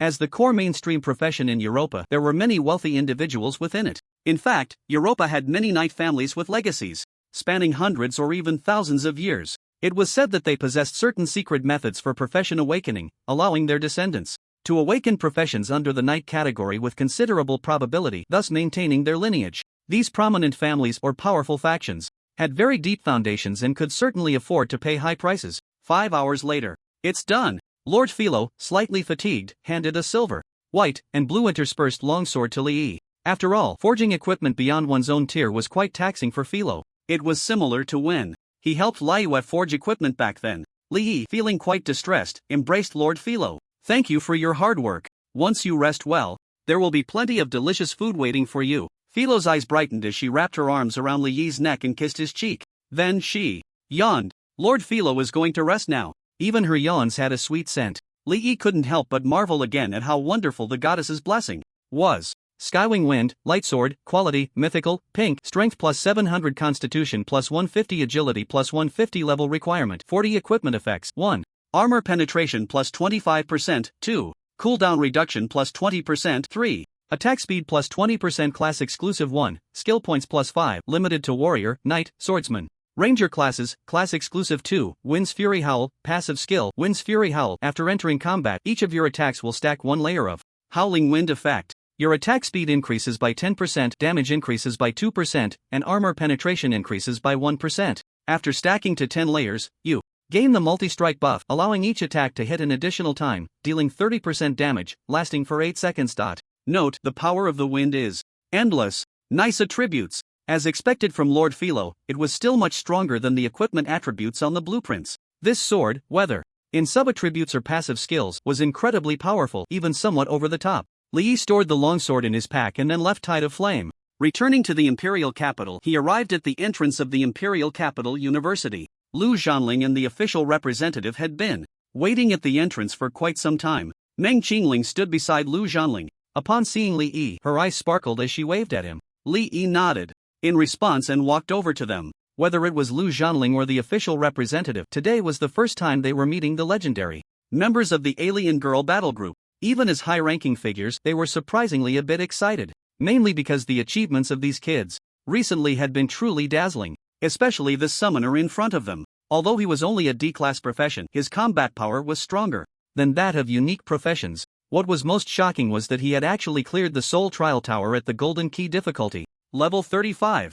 With such a level and difficulty, not to mention Golden Key level, even Bronze Key level was unimaginable. Yet he had cleared it. Just this record alone was enough for him to be remembered in history. And that was not all, because this summoner was only 18 years old this year. With such astonishing achievements at such a young age, it was unimaginable how far he would grow in the future. Perhaps he could elevate the extraordinary profession system of the Flame Nation and even the entire world to unprecedented heights. Lu Zhanling's expression shifted slightly. As someone who had been through it, he clearly noticed the interaction between Meng Qingling and Li Yi. This girl, Meng Qingling, was impressive. No wonder she was voted the most beautiful campus flower by the students. Quietly, she had accomplished something significant, managing to win over this summoner from the Alien Girl Battle Group. You must be Li Yi? Lu Zhanling said with a friendly smile. Indeed, quite the handsome talent. I remember I personally came to invite you to study at our Imperial Capital Academy last month, but unfortunately, I didn't even get to meet your battle group. I was a bit upset when you publicly stated you wouldn't attend university at that time. It turns out my judgment was wrong. Heroes emerge from youth. Having the Alien Girl Battle Group and the Flame Nation is a fortunate event for the country. His tone was somewhat emotional. Such high praise? Li Yi remained calm. Anyone who had experienced large-scale wars in Abyss dungeons multiple times and defeated numerous bosses at the Monarch and Emperor levels would have their mindset greatly enhanced. Director Lu, you flatter me. We were very honored that you came personally to recruit us, but our development strategy conflicts a bit with attending an extraordinary university. We are very grateful for your assistance in this auction. Lu Zhanling smiled brightly, holding an auction for divine artifacts at such a significant venue as the Imperial Capital University is actually a great benefit for us, so there's no need to be polite. He introduced the official bigwig next to Li Yi. This is President Zhao of the Event Association. After getting to know each other, everyone moved to the conference hall for a detailed discussion. Li Yi showcased the mythic weapon that was to be auctioned. He placed it on the trading platform, allowing everyone to view the weapon's attributes. Although both Lu Zhanling and President Zhao were 8th-tier professional elites, neither had ever owned a mythic piece of equipment. Faced with a brand new mythic weapon, they were quite curious. Meng Qingling also wanted to take a look and came over to check the trading platform. A light sword? Lu Zhanling and President Zhao's eyes lit up. Sword-type weapons are indeed valuable. They have a wide range of applicable professions, and there are many wealthy individuals who use swords. Looking at the attributes, both displayed expressions of surprise. Such high main panel attributes. A level 40 legendary light sword typically has total attributes not exceeding 600 points. However, this mythic weapon boasts a total of 1000 points. They had seen mythic weapons before, but compared to other mythic-grade weapons, the total attributes of legendary weapons at the same level are usually only about 25% higher. Yet this sword's total attributes exceed by more than 45%. The equipment effects include armor penetration, cooldown reduction, and attack speed, all of which are very useful attributes. Especially the armor penetration, which is as high as 25%, a rarity in equipment below the 6th tier. The weapon's exclusive skills are also incredibly powerful. Generally, the passive skills of weapons have a higher lower limit than active skills. What a strong weapon, both exclaimed. One could foresee the kind of sensation this sword's attributes would cause if released. Qingling said you need fire attribute. Energy source crystals? Lu Zhanling asked. Li nodded, that's right, I currently need a large number of fire attribute energy source crystals, and this sword only accepts fire attribute energy source crystals as payment. President Zhao inquired, what starting price do you have in mind for the auction? Li Yi replied, as a junior, I'm not very familiar with prices, so I hope both seniors can provide some suggestions to maximize the benefits from this sword. Subsequently, the three engaged in detailed discussions about pricing. They ultimately decided on using 5th tier fire element energy source crystals and 5th tier fire source cores as the payment currency. The fire source core is a powerful fire element energy item that only drops in epic dungeons, making it very rare. The final starting price was set at 500 5th tier fire element energy source crystals or 5 5th tier fire source cores. Meng Qingling, listening from the side, was astonished. For a full 4th tier piece of equipment, the trading currency was actually 5th tier items, highlighting the sword's value. The auction will be co-hosted by the Imperial Capital University and the Event Management Association. The venue was chosen to be a large auditorium at the Imperial Capital University that can accommodate 10,000 people. The time was set for 8 o'clock in the evening. 5 days later, on the national television news broadcast of the Yin Kingdom, the news of the Imperial Capital University auctioning mythic equipment was first released. Following that, the official account of the Imperial Capital University also announced this news and posted the panel data for Wings of the Sky, Light Sword. Li Yi had already uploaded the information of this mythic weapon to the database through the equipment's sensing device. Netizens immediately rushed to the database to check. Damn! I guessed right, the Alien Girl battle group obtained a mythic weapon. As expected of a mythic weapon. Such terrifying panel values. Auctioning mythic equipment? What are the big shots of the Alien Girl battle group thinking? Wouldn't it be better to keep it for personal use and develop their power? An auction, open to the whole world. How much will this sell for? Oh my god. And upon seeing the news and the announcement from the Imperial Capital University, various organizations and forces around the world were completely stirred up. Especially in Europe, which has the least mythic weapons among the 7 continents. According to the official information released, there are currently only 2 publicly known mythical weapons in the entire Europa continent. One is a one-handed staff, and the other is an offhand orb. Neither of them is equipment for the knight profession. Now, seeing a mythical longsword available for knights with perfect panel attributes and accompanying skills that fit the knight class, the knight community across Europa, especially those families that have inherited the knight profession, is practically going crazy. The Pope of the Holy Light Church personally convened a meeting demanding that no expense be spared to acquire this mythical longsword. Whether domestically or internationally, major factions are in high spirits, all rushing to the Imperial Capital University to apply for invitation letters. In just a few hours, 10,000 invitation letters were gone. However, applications continued to pour in. The Imperial Capital University had no choice but to add extra seating to the venue. Media outlets of all sizes around the world, both official and private, were quick to announce the news. Major domestic platforms also made it their headlines. For the first time in history, a mythical equipment auction, we are witnessing history. Where there is one, there will be 2. Will the sale of mythical equipment become a regular occurrence in the future? I think it's quite possible. After all, the extraordinary system is gradually developing and improving. You guys are overthinking it. The biggest reason this mythical equipment can be auctioned is that its level isn't high enough. Try using a mythical equipment that requires level 7. Netizens were buzzing with discussions. Meanwhile, those who qualified to use this mythical longsword were drooling over the panel of heavenly winged wind, fantasizing about wielding it and dominating all foes. This is insane. Even though Li Yi anticipated the high level of interest, he was still taken aback by the enthusiasm worldwide. No wonder the Imperial Capital University and the Event Management Committee were willing to help organize this auction without taking a dime. The amount of traffic is truly terrifying. Naturally, Li Yi was pleased. The higher the interest, the greater the final auction proceeds. At the residence of Meng Qingling and Su Xiaogua, Li Yi discussed the Abyss Dungeon Wild Lord's Hunt with the 2 of them. The Wild Lord's Hunt is located in the northern Massimo Plateau of the Order Continent, where tribes are numerous, and it is home to many beast races. Meng Qingling explained the background information she had gathered in detail. Beast races are different from orcs.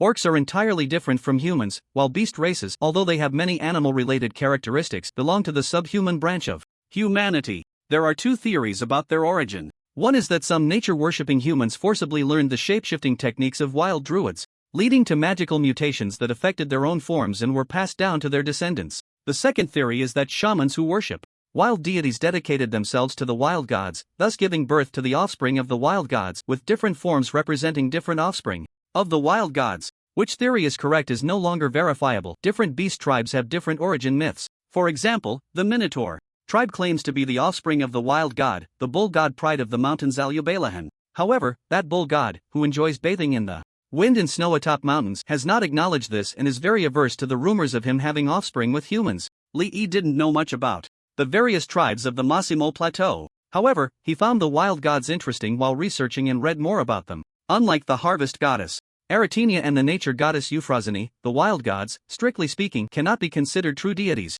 To be precise, any natural being that becomes powerful to a certain extent can be revered as a wild god. In the realms of humans and elves, they are more often referred to as demigods.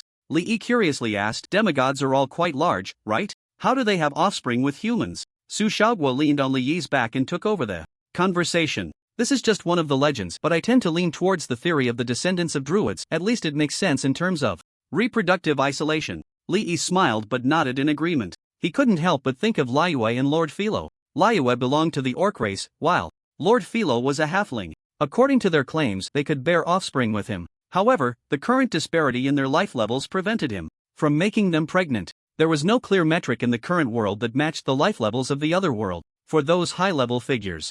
At the 8th or 9th tier, it was still impossible to accurately judge what their life levels corresponded to. After a moment of thought, Lee decided not to dwell on it any longer. He was only 18, it was too early to consider matters of offspring. Meng Qingling continued, the Abyss Dungeon of Wild Lord Hunt currently has 3 modes, the War of the Demon Race, the Tribal Martial Arts Conference, and Internal Warfare. Among them, the War of the Demon Race is the most difficult, with no fixed start time and appearing randomly, while the Tribal Martial Arts Conference is held once a year, usually in winter. According to the information we gathered from the previous wave of adventurers who entered Wild Lord Hunt, it is highly likely that we will encounter internal warfare this time. Upon hearing this, Lee frowned. After pondering for a moment, he said, so you mean, there's a possibility we might engage with other adventurers once we enter? Meng Qingling nodded, exactly. The local wars could be between 2 tribes or involve multiple tribes. Adventurers will join different factions, meaning that not only will there be infighting among the tribes of the Maximal Plateau, but there could also be infighting among us adventurers. Generally, teams from each country will join the same faction. Lee asked, which faction will our Flame Nation be in this time? Meng Qingling replied, once we enter, we will spend a day discussing and voting to make a decision, as the tribes involved in the wars can vary each time we enter the dungeon. Su Xiaoguo said, if you go in, the Flame Nation's team will definitely follow your choice. Meng Qingling smiled and said, that's right, your reputation is so high now, everyone will definitely pay attention to your choice. Lee asked, if we encounter adventurers from other countries on the battlefield, will it be a fight to the death? Meng Qingling and Su Xiaoguo's expressions became more serious. After exchanging glances, Meng Qingling said, it is indeed possible for such a situation to arise. As long as the 2 countries in the current world are not hostile or in a state of war, encountering each other in Wild Lord Hunt won't necessarily lead to a fight to the death. Adventurers can only receive small-scale tasks from NPCs, so most of the time we just complete our own tasks. It's also possible that some teams might deliberately stir up trouble, as the events that occur in the Abyss Dungeon are not subject to the laws of the current world. But this situation is likely unrelated to their respective countries, it's mostly a decision made by the teams themselves. Lee had a rough understanding of the situation in Wild Lord Hunt. Overall, it didn't seem too difficult. He just didn't know what the Wild Summoners book was. Late at night, Lee returned to the room Meng Qingling had prepared for him. Of course, he wouldn't just stay in the room obediently. Last night, he had gone to Meng Qingling's room first. Today, it was Su Xiaoguo's turn. He reached for the doorknob and turned it. Sure enough, it wasn't locked. Just as Lee slipped under the covers, Su Xiaoguo's petite and bouncy body dove into his arms. Unlike Lord Philo's small and soft form, Su Xiaoguo's petite frame was full of elasticity. After all, as a chi master, her physical fitness was exceptional. She cupped Lee's face with her hands and blinked. Did you choose to advance in Wild Lord Hunt this time because of me? Lee wrapped his arms around her slender yet strong waist and nodded, that's right. Besides the factor of Su Xiaoguo, there is also the reason of the reward for Summoners, the Book of Wild Summoners. Each accounts for half, I suppose. Of course, there's no need to mention this to the girls. Brother, you are so nice. Su Xiaoguo's eyes sparkled with stars, and in her excitement, she hugged Li Yi tightly. The next day, Li Yi and the members of the Yunкong battle group arrived at the entrance of the Wild Lord's Hunt dungeon. As soon as he appeared, he immediately attracted a lot of attention. This was due to his astonishing achievement in clearing the Soul Trial Tower. His reputation among the younger generation of professionals had reached its peak. Even among high-level professionals, he was quite popular. Isn't that the summoner boss from the Alien Race Girls battle group? Is he also going to enter the Wild Lord's Hunt? Then there's no need to compete for faction selection this time. Whatever faction the boss chooses, we just follow. With a boss leading the way, this time is secure. Which country would dare to provoke us? We'll just suppress them. Li Yi originally intended to queue at the back of the group. However, as he approached, the crowd automatically parted to create a path. Numerous adoring gazes were directed at him. Li Yi calmly walked to the front of the line. Such scenes would likely happen many more times in the future, and he would have to adapt sooner or later. The Wild Lord's Hunt Abyss Dungeon has a total of 12 entrances worldwide. Each entrance is limited to 500 people. A maximum of 6,000 professionals from all over the world can enter. This number seems large, but it is insignificant in the face of the racial wars. Thus, these so-called otherworldly adventurers appeared trivial before the wars of the various tribes on the Massimo Plateau. Once the numbers were gathered, everyone entered the portal in turn. 10 seconds later, Li Yi opened his eyes again and found himself in a valley depression. He was in a massive stone circle with a diameter of 500 meters, and the portal was right in the center of the stone circle. The portals for the Wild Lord's Hunt are distributed in different locations in the real world, but the entrance to the dungeon is the same. As the portal's light continued to shine, professionals from various countries appeared in the stone circle. Li Yi looked up and observed around, seeing 2 dragon men over 2 meters tall on each side of the stone circle. They were covered in scales, had dragon-like heads, and massive reptilian feet. Their hands resembled those of humans, but their fingertips bore sharp claws. Moreover, the dragon men on the east and west sides looked different. The dragon man on the west had black scales and a pair of enormous wings on his back, while the dragon man on the east had fiery red scales, no wings, but a more robust physique. Meng Qingling's expression changed slightly. It's the black scale dragon man tribe from the Silent Abyss and the fire scale dragon man tribe from the Falling Flame Mountain. I didn't expect we would encounter the war between these two tribes this time. Su Xiaoguo's expression also became serious. The war between the black scale dragon men and the fire scale dragon men is quite brutal. This promotion might be very difficult. Meng Qingling explained to Li Yi, the black scale dragon men and the fire scale dragon men originally belonged to the same dragon man tribe. 10,000 years ago, during the century-long blood war between the beastmen and the demon race, the dragonmen's territory was occupied by the demon race for several decades, and all the dragonmen were tainted by demonic energy. To combat the demonic energy, the dragonmen split into 2 factions. One faction sought to learn how to control the demonic energy, ultimately developing dark dragon language magic combined with dragon language, successfully mastering the demonic energy and becoming the current black scale tribe. They excel in using dark and even deathly powers because dragonmen have strong physiques. Even when using dark magic, they only become violent in temperament and do not fall into demonic beings, so the natural alliance still accepted them. The other faction sought a way to completely expel the demonic energy. They ultimately abandoned dragon language magic and chose to refine their bodies through martial arts training, enhancing their resistance to demonic energy. They combined flames and fighting spirit to create a unique Dragonman martial arts, successfully expelling the demonic energy from their bodies. Some dragon martial artists prefer to refine their bodies with fire elements, and their scales gradually turn fiery red due to absorbing too much fire element, which is the origin of the fire scale tribe. Li Yi asked curiously, since they are all dragon people and have found ways to deal with the pollution of demonic energy, how did they end up fighting? There are too many beast tribes in the Massimo Plateau. Although Li Yi had researched a lot of information, he only understood some of the larger tribes. The dragon tribes could only be considered ordinary tribes, and he had yet to learn about them. Meng Qingling said, they are fighting over the remains of the flame marshal, Emperor Losizamasta. Li Yi was taken aback. Losizamasta? Meng Qingling continued, that's right, the dragon person from the 35th floor of the Soul Trial Tower. Li Yi asked in confusion, but Losizamasta has been dead for 10,000 years, right? Why are they fighting over his remains? Meng Qingling explained, the Black Scale tribe wants to use death magic to resurrect Losizamasta and restore the glory of the dragon race. On the other hand, the Fire Scale tribe believes that the deceased ancestors should rest in peace, arguing that resurrecting Losizamasta would bring disaster to the entire Massimo Plateau. Therefore, they threw the remains of this ancient dragon into a volcano, attempting to erode and burn it with magma. However, even though Losizamasta has been dead for over 10,000 years. His body is still comparable to divine weapons, and even magma cannot easily burn him. So the current situation is that the Black Scale Tribe is trying to reclaim Los Amasta's remains, while the Fire Scale Tribe vows to resist to the death. After she finished speaking, her voice trembled slightly.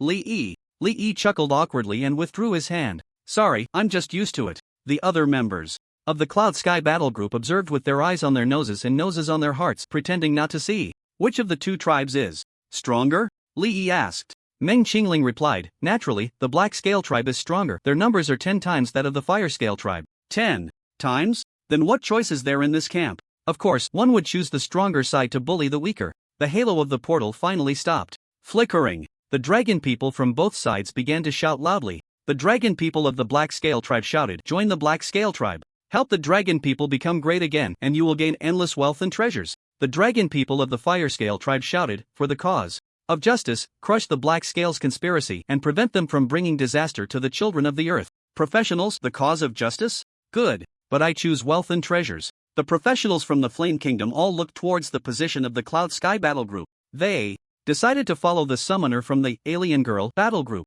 Li was also preparing to choose to join the Black Scale Tribe. Just as he was about to step forward, he suddenly felt a furry, soft paw with a meat pad grip his shoulder. He was startled and instinctively looked at his professional panel. But there was no enemy alert. Immediately after, he felt a weight on his back as a soft body leaned against him. A warm breath whispered in his ear. Anianjia. A delicate voice entered his ear. Li was stunned. This voice was familiar. He remembered the cat girl Ania who accompanied the fox tribes. Prophet grandmother. It seemed that Ania sensed Li's body relaxing. She got off his back and then tugged at his wrist with her furry paw. This is? Li was astonished. Because the direction Ania was pulling him towards was precisely where the Fire Scale Dragon people were located. Is she asking me to join the Fire Scale Dragon tribe? With Ania here, the Fox tribe's prophet must also be present. He had witnessed the powerful divination abilities of the prophet grandmother firsthand. Lord Philo was saved thanks to her. Perhaps the prophet grandmother already knew he would come here, which is why she sent Ania to guide him. Could it be that she needs his help? After pondering for a moment, Li walked towards the Fire Scale Dragon tribe. He was already the focus of everyone's attention. With this movement, immediately, it sparked a commotion among the professionals. How did that summoner end up with the weaker Fire Scale Tribe? Is he going to make enemies of all of us? This is an abyss dungeon. The role we can play is very limited, and we can only rely on NPCs to clear it. He can't possibly be unaware of that, right? Everyone was filled with uncertainty. As for the professionals from the Flame Nation, they fell into hesitation. Should they follow Li and join the Fire Scale Tribe? Or should they go with the flow and join the stronger Black Scale Tribe? Meng Qingling and Su Shaogua saw Li make his choice and led the members of the Cloud Sky Battle Group, following him without hesitation.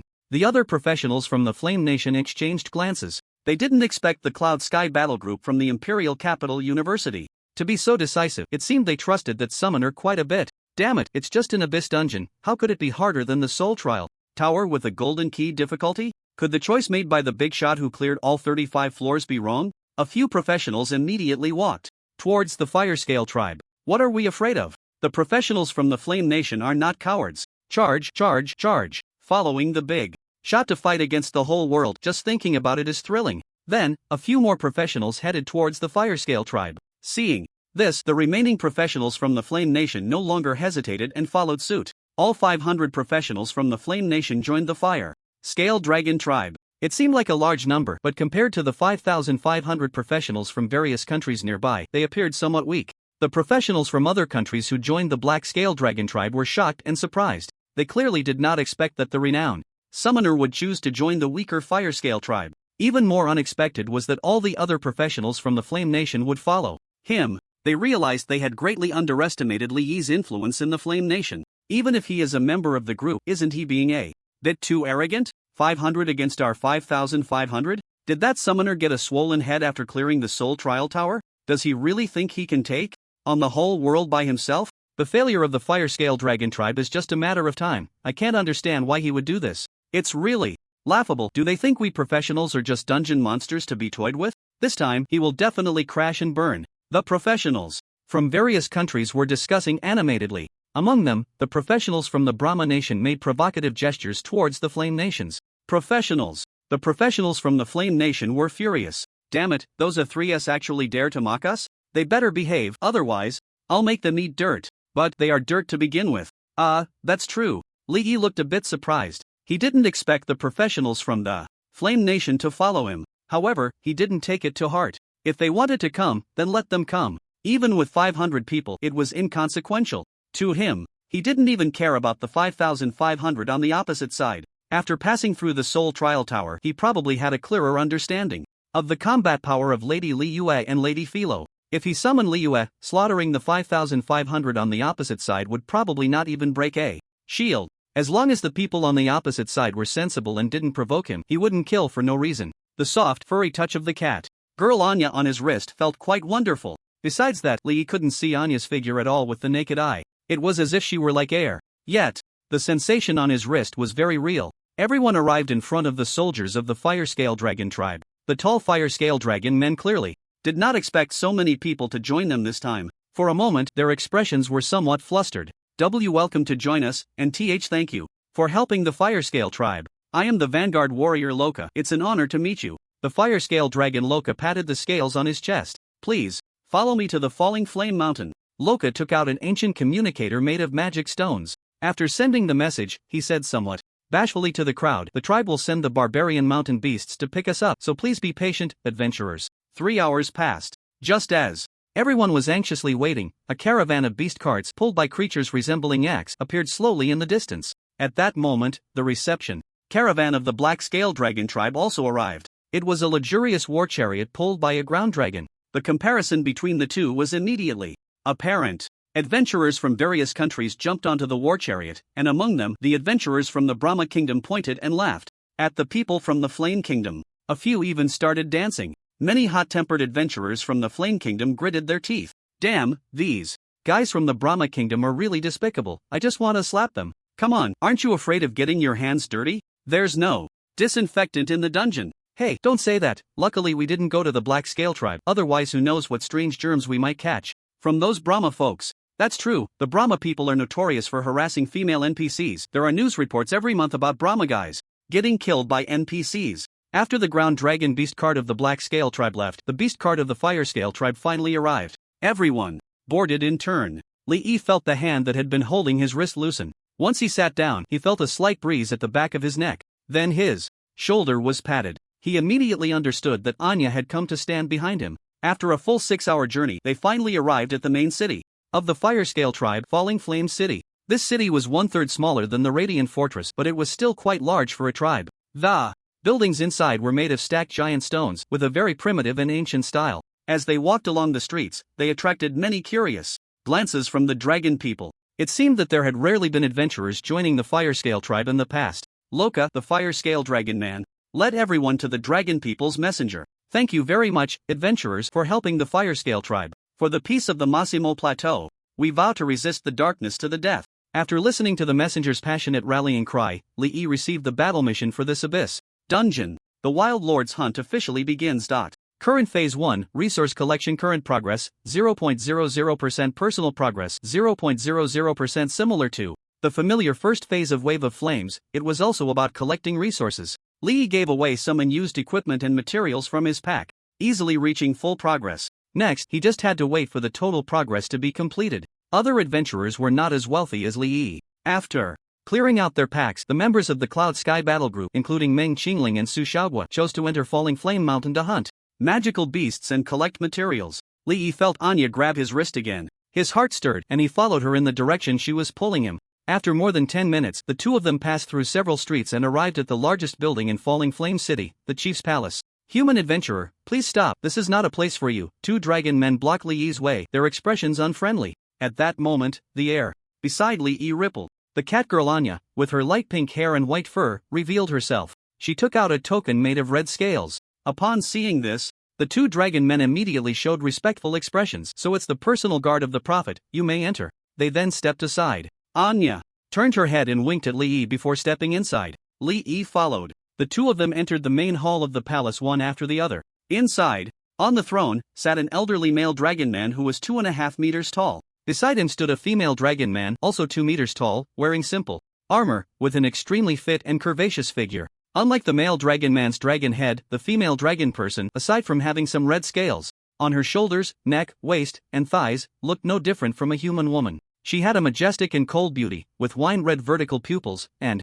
a pair of sharp red dragon horns atop her head. On the left side of the guest seat, the fox-person prophet, Saguna, smiled at Lee, human adventurer. "We meet again, prophet grandma." Lee bowed to the three of them. The fox-person prophet nodded kindly. "I am glad you are willing to come to the fire scale tribe." For some reason, Lee felt that the fox-person prophet looked much older than when they met at the disaster front. Anya silently walked to the side of the fox-person prophet, her figure fading away. On the throne, the two dragon people were sizing up Lee. The male dragon person spoke in a deep voice. "Prophet, is he the human adventurer you mentioned, the one from another world, titled Light of Dawn?" Saguna smiled and nodded. "Negusas. The future of the Fire Scale tribe and the Cloud Fox tribe, as well as the key to resolving the dangers of the entire Massimo Plateau, lies with him." The chief of the Fire Scale Dragon tribe, Negusas, perked up. He got up from the throne, walked to Lee's side, and thumped his chest with his fist. With earnest eyes, he said, "Esteemed Light of Dawn, I implore you to help us destroy the body of Flame Emperor Losizamasta. The Black Scale tribe has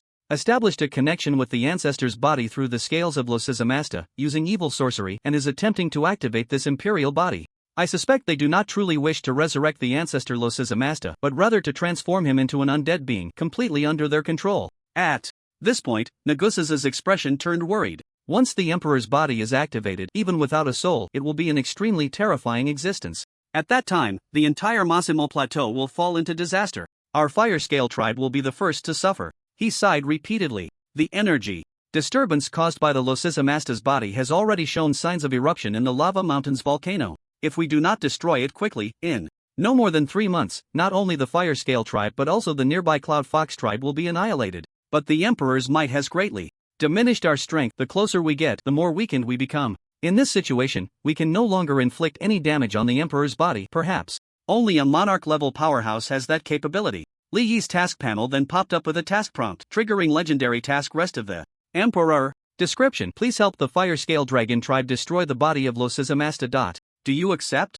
After hearing Negusas' words, Lee was dumbfounded. The Emperor's body is that terrifying? You can't inflict any damage. How am I supposed to destroy it? He came to Wild Monarch Hunt just wanting to successfully advance. He did want to help the Fire Scale tribe, but this task involved facing an Emperor-level being. There was no level adjustment, like in the Soul Trial Tower. Instead, he would be facing the real Emperor's body. Seeing Lee hesitate, the chief of the Fire Scale Dragon tribe, Negusas, looked at the female dragon person. "Setales, come here." The female dragon person approached Lee, her gaze curiously examining him. It was then that Lee noticed a thick tail behind the female dragon person. Negusas smiled and said, "This is my daughter, Princess Setales of the Fire Scale tribe. She is the most talented martial artist among all dragon people in the Massimo Plateau, and at just 120 years old, she has already reached full 6th tier strength, at the Lord level." Lee couldn't help but look over. Setales stood 2 meters tall, with an exceptionally curvy figure, resembling a pear shape like Liyue. However, she was not as voluptuous as the Sword Saint Big Sister, being more slender, somewhere between Rimonia and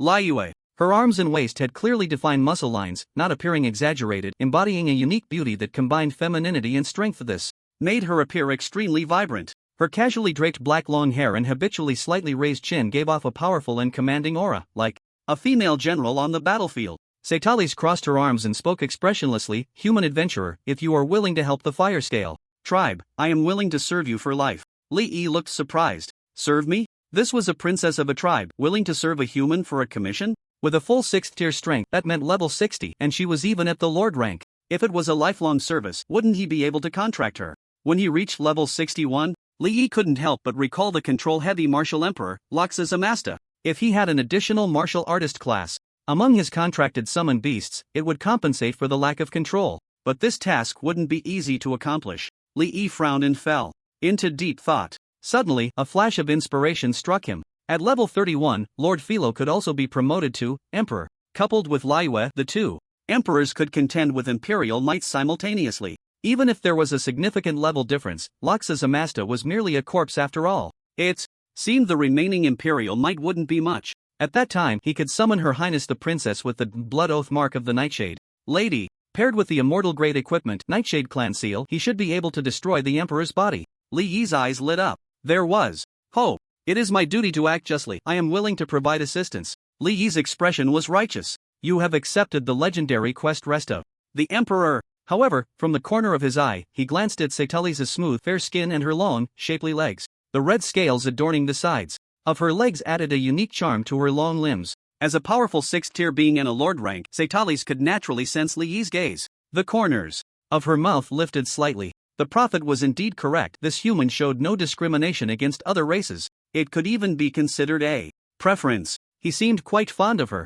As for this rumored light of dawn, he was indeed as exceptionally handsome as the rumors suggested. She nodded slightly, feeling quite satisfied. Nakusa's gaze was fervent, almost moved to tears. Thank you for your kindness. The Fire Scale tribe will forever remember your grace. Meanwhile, Subtitles' curiosity was piqued. This human adventurer seemed truly capable of dealing with the Emperor's corpse. Your reputation in the Fire Scale tribe has increased. Current reputation, notable. Your reputation in the Massimo Plateau has increased. Current reputation, notable. Li Yi was momentarily stunned upon seeing the panel notifications. He had merely agreed to the task and hadn't even completed it yet he had not only unlocked his reputation but also reached the maximum level. He turned to the kindly smiling fox prophet, Saguna, and began to understand the reason. The Beastman's prophets held an incredibly high status throughout the Massimo Plateau, and Saguna was one of the top 10 prophets of the Beastmen. With her prestige backing him, it wasn't hard to understand why his reputation had maxed out. The fox prophet smiled and said, Lord Li Yi, regarding the matter of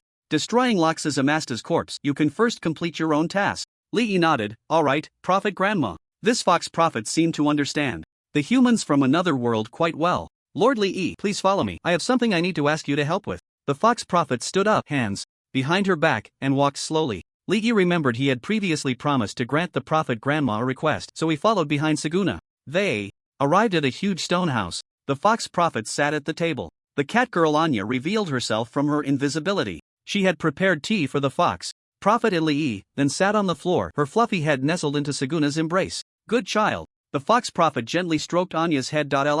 He tasted the tea brewed by the cat girl. He was unfamiliar with the teas of the current world, let alone the varieties from another world. However, the flavor was fragrant and sweet. He couldn't help but take a few more sips. At that moment, the fox prophet raised her head and asked with a smile, How is Philo? Li Yi was taken aback for a moment and nodded, saying, Lady Philo is doing well. The old fox woman's murky eyes sparkled, her expression kind. May I meet Philo? Li Yi's expression turned to surprise. Why did the fox prophet suddenly make this request? Moreover, how did she know he could let her see Philo? Although she was a prophet, this divination ability was too terrifying. The fox prophet chuckled. You are a summoner. Philo should have been contracted by you as a summoned creature, right? I also know you possess the ability to ignore the rank of contracts with creatures of the same level. Li Yi's gaze became wary. The destiny affix was his golden finger and greatest trump card. If this ability were exposed in the other world, he would be in great danger.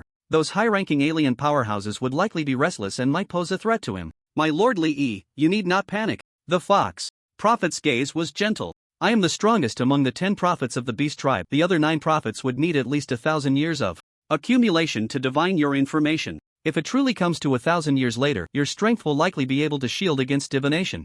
Upon hearing this, Li Yi felt a slight relief. As long as only Saguna knew, it was fine. Moreover, given the friendly relationship between the two, as long as it was maintained properly, there shouldn't be any danger. After pondering for a moment, he summoned Lady Philo. The half-elf little girl was sleeping soundly. Once summoned, her petite body slowly descended, and Li Yi gently cradled her in his arms. The fox prophet's gaze fell on the half-elf, her eyes brightening. Then, as if she had received some answer, her expression turned joyful. Let the legendary craftsman continue to sleep, she said softly. Li Yi nodded and returned Lady Philo to the summoning space. The fox prophet stroked Anya's little head. The cat girl closed her eyes, her cute little face showing an expression of enjoyment. A soft purring sound came from her throat. The fox prophet sighed with emotion. The main reason I can know your information is that I am nearing death. Each prophet's ability to foresee and divine greatly strengthens at the end of their life. Li Yi's expression turned to astonishment. Was the old prophet nearing the end of her lifespan? Saguna looked up, withdrawing her gaze from the cat girl to look at Li Yi. I sense the fate line of the world. A millennium of peace is about to end, and a crisis is approaching, of which you are a very important part. Li Yi was taken aback and curiously asked, Prophet Grandma, what kind of crisis will it be? Saguna looked out the window. The territory of the demon realm can no longer satisfy the ambitions of the demon emperors, or rather, the territory of the demon realm can no longer sustain the vast demon race. Li Yi was astonished. The demon race? This term was not unfamiliar. Many dungeons contained information related to the demon race. For example, Togan Mountain and Soul Trial Tower. Lady Philo had also told him about the demon race. It was said that the demon race existed in a world different from the Order continent. Over countless years they had invaded the Order world multiple times. The most recent invasion was 10,000 years ago. The four emperors, including the extreme martial emperor Samasta, sacrificed themselves in the war against the demon race. If the demon race were to invade the Order world again, the current world would also be affected. At the very least, the difficulty of the Abyss world would inevitably rise a level. Furthermore, if the Abyss dungeons and regular dungeons failed to consume enough energy, leading to a catastrophe, the current world would also be impacted. Li Yi's mood grew heavier. This was a significant matter. As he pondered, he suddenly felt a jolt in his heart. The earliest verifiable origin time of the extraordinary system for current world practitioners was around 10,000 years ago. Moreover, the practitioners of the current world can enter the Order world for a short time. Could it be that there is some connection between the current world and the Order world? Your Excellency Li Yimian, the world war from 10,000 years ago was too brutal. The Order world has yet to recover, and internal disasters are becoming increasingly severe. At this point, the Fox Prophet's expression was rather calm. The Massimo Plateau, as the forefront connecting the demon realm, will face catastrophic disaster if the demon race invades the Order world again. The beast race lacks the courage to fight against the demon race, but they are short on top-tier combat power and strong leaders. And the only emperor of the Massimo Plateau, that Golden Lion Emperor, has completely lost his edge in the Great War 10,000 years ago, now only seeking to maintain a small corner. So we need a new emperor. Seguna's gaze began to burn with intensity. Philo is about to ascend to the emperor, right? After a moment of silence, Li nodded. The Fox Prophet revealed a hopeful look. I do not know what means you used to evolve the summoned beings to the emperor level, but from Philo, it seems you possess the ability to help summoned beings quickly ascend in rank. I request that you cultivate a new emperor for the Massimo Plateau, and my candidate is Subtitles the Firescale from the Firescale Dragon Tribe. Her talent is sufficient to match the extreme martial emperor Samasta. Li Yi suddenly understood. It seemed that the core reason for the Dragon Princess's willingness to serve was this. As long as he subsequently contracted Subtitles, helping her ascend to the emperor level wouldn't be too difficult. Li Yi nodded. Prophet Grandma, I promise. You. The Fox Prophet's eyes were filled with gratitude. Thank you, Your Excellency Li Yi. I have one more request that I hope you can agree to. I want Anya to be your personal shadow guard. Li Yi was taken aback. To have Anya as his shadow guard? If there were an assassin protecting him at all times, his safety would indeed be greatly assured. But what would he need to give in return? The cat girl Anya had been happily purring in the Fox Prophet's embrace. Upon hearing this, she immediately perked up her fluffy ears. She tightly hugged the fox's body, letting out soft meow meow sounds. Seguna showed a helpless expression on her face. She lovingly stroked the cat girl's small head. Anya, you have grown up, and it's time for Grandma to return to the embrace of our ancestors. Seeing the cat girl's emerald-like eyes filled with reluctance and sorrow, the Fox Prophet explained, Anya, 18 years ago, Grandma should have returned to nature, but because I met you, I have continued to exist until now. Grandma's physical life actually ended long ago. Anya's eyes brimmed with sadness. The Fox Prophet laughed. No need to be sad. Leaving the world of the living may not be a release for me. Interpreting fate and the future is truly exhausting. I have done it for over 10,000 years, it's time to rest. I have not completely disappeared. I will continue to watch over this world in the realm of the heroic spirits. You grew up in the shaman tribe, so you should know what I mean. After Seguna finished speaking, the sadness in Anya's eyes slowly dissipated, but there was still a lingering sense of reluctance. The Fox Prophet said to Li Yi, you are a summoner. And more than any profession, you need close protection. Anya can perfectly compensate for your shortcomings. Li Yi did not refuse.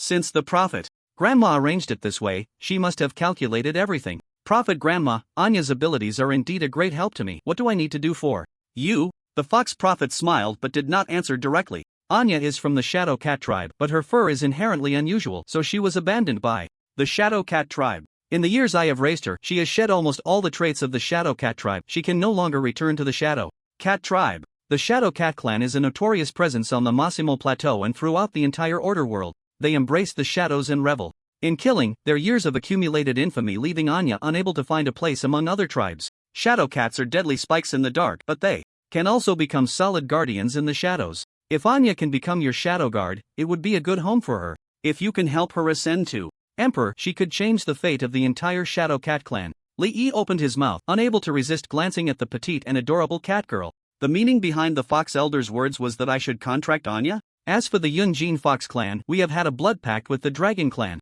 for generations. As long as the Fire Scale Dragon clan survives, the Fox clan will thrive alongside them. So as long as you can help the Fire Scale clan resolve the Emperor's corpse crisis, my clan will benefit as well. The Fox Prophet lovingly stroked Anya's face, tapping her delicate nose. Good girl. Embrace a new life.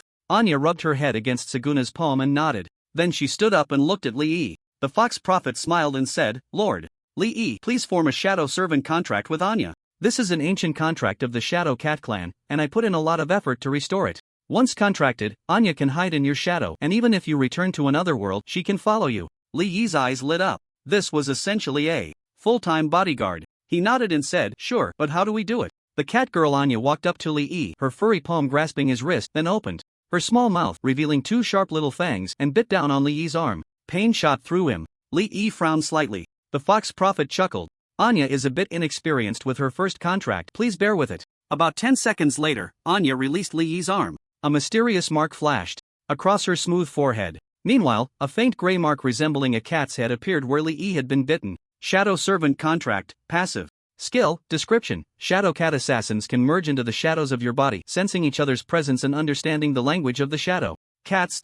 Anya licked the blood from the bite mark with her soft, barbed tongue. Seeing the contract completed, the fox prophet finally showed a relieved expression. Suddenly, a golden halo appeared around Saguna. Her fur began to slowly transform into twinkling lights. Grandma! The cat girl pounced into Saguna's embrace, her eyes filled with reluctance. Anya, your new life is just beginning. My blessings will always be with you. The fox prophet gently stroked the cat girl's head one last time. Her body grew increasingly dim. Li Yi then realized that her body was entirely composed of energy. The so-called physical form was merely the fur on her surface. Saguna finally looked at Li Yi and smiled. Lord Li Yi, tomorrow marks Anya's first breeding period, representing her official coming of age. I have already ensured she is familiar with your scent. The breeding period of the Shadow Cat clan will not drive her mad, so you need not worry. Li Yi was taken aback. He instinctively looked at Anya. With the precedent of the Sword Saint's sister, he naturally understood what a breeding period for a different race entailed. Anya's face turned slightly red as she avoided Li Yi's gaze.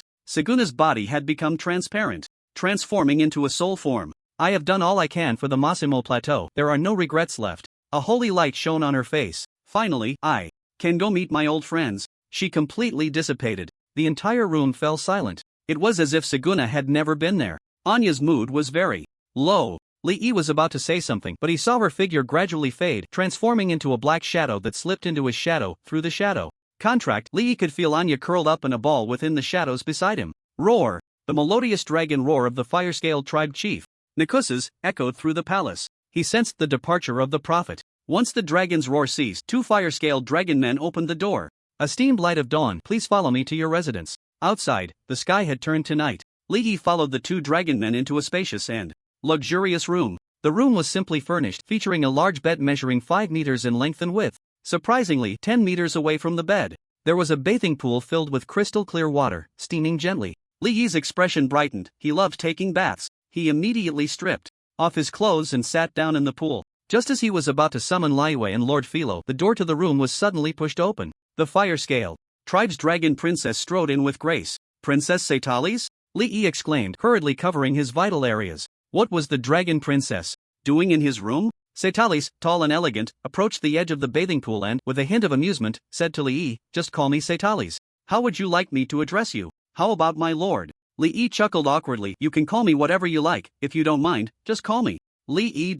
What brings you here? Subtitles asked. Is the water temperature suitable? Li Yi was speechless. She should answer my question first. He could only reply, it's a bit hot, but it's fine. That's good, Subtitles nodded, and then, under Li Yi's stunned gaze, she removed her armor and clothing and stepped into the bathing pool. Li Yi was taken aback. What was the dragon princess doing? He quickly turned his head away. Subtitles, what is this about? The dragon princess tilted her head back in contentment. My lord, this is my room after all. Li Yi was astonished. The dragon tribe had arranged his residence in the dragon princess's room? The key point was that she seemed completely unfazed by it. Subtitles' lips curled into a smile. I said I would serve you for life, which naturally includes sharing your bed. Ha! Li Yi's eyes widened in disbelief. Sharing a bed? Suddenly, the water rippled as Subtitles approached him. She sat in his lap, reaching out to turn his head towards her. Subtitles' figure was tall and firm, especially where her dragon scales were, which felt incredibly smooth. She looked into Li Yi's eyes, her gaze bold and fiery. Is it my vertical pupils and dragon horns that you dislike? Hiss! Li Yi's spine tensed up. And no. For him, the vertical pupils and dragon horns had a unique exotic charm. What about my scales and tail? A thick tail, covered in fine, fiery red scales extended towards Li Yi. The blunt tip of the tail brushed against his cheek. Li shook his head.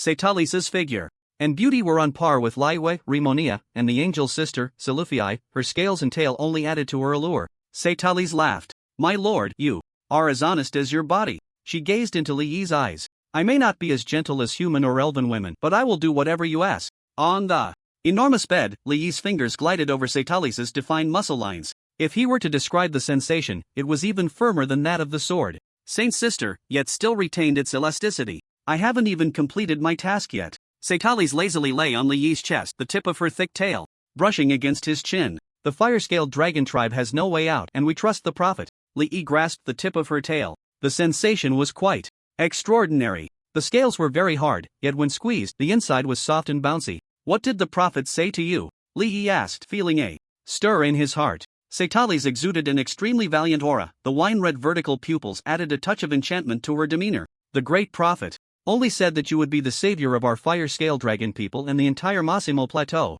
You can help all our dragon tribes rise again, returning to the glory of our ancestors in the era of Los's Mastra. The corners of her mouth lifted slightly, her eyes sparkling with amusement. My lord, you're quite impressive. As my first man, I've already taken a liking to you. She rose from Li Yi, her robust tail swaying behind her. Have you rested? Well, Setali's was very trustworthy. She indeed did whatever she was told. With a bold and heroic demeanor, she was surprisingly obedient. This contrast was truly hard to bear. The next morning, Setali's donned her armor, her demeanor suddenly becoming serious. She transformed into a commanding presence.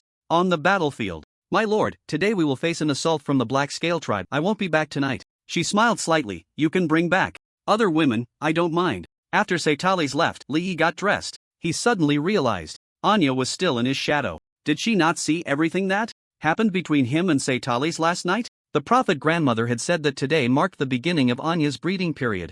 Well, if she saw, then she saw. It was only a matter of time before they would contract. It was inevitable. Thinking of Anya's claws hidden beneath her furry paws, Li Yi couldn't help but shiver. He hoped what the prophet grandmother said about there being no danger was true. Otherwise, even if he wasn't severely injured, he would be disfigured. Looking at the mission panel, the Wild Lord's hunt officially begins. Current Phase 1, Resource Collection. Current progress 98% personal progress, 100% exiting the palace. Two chieftain guards respectfully led Li Yi to the gathering point for the adventurers. Brother, Su Shagwa waved at Li Yi, bouncing over and diving into his arms. Where did you go last night? I didn't see you. Before Li Yi could answer, she stood on her tiptoes. Li Yi understood and lowered his head. Su Shagwa whispered, last night, my sister and I rested in the same room. Meng Qingling walked over, suppressing her shyness, and scolded, Su Shagwa, what nonsense are you saying? Li Yi wrapped his arm around Meng Qingling's waist and smiled. Let's talk.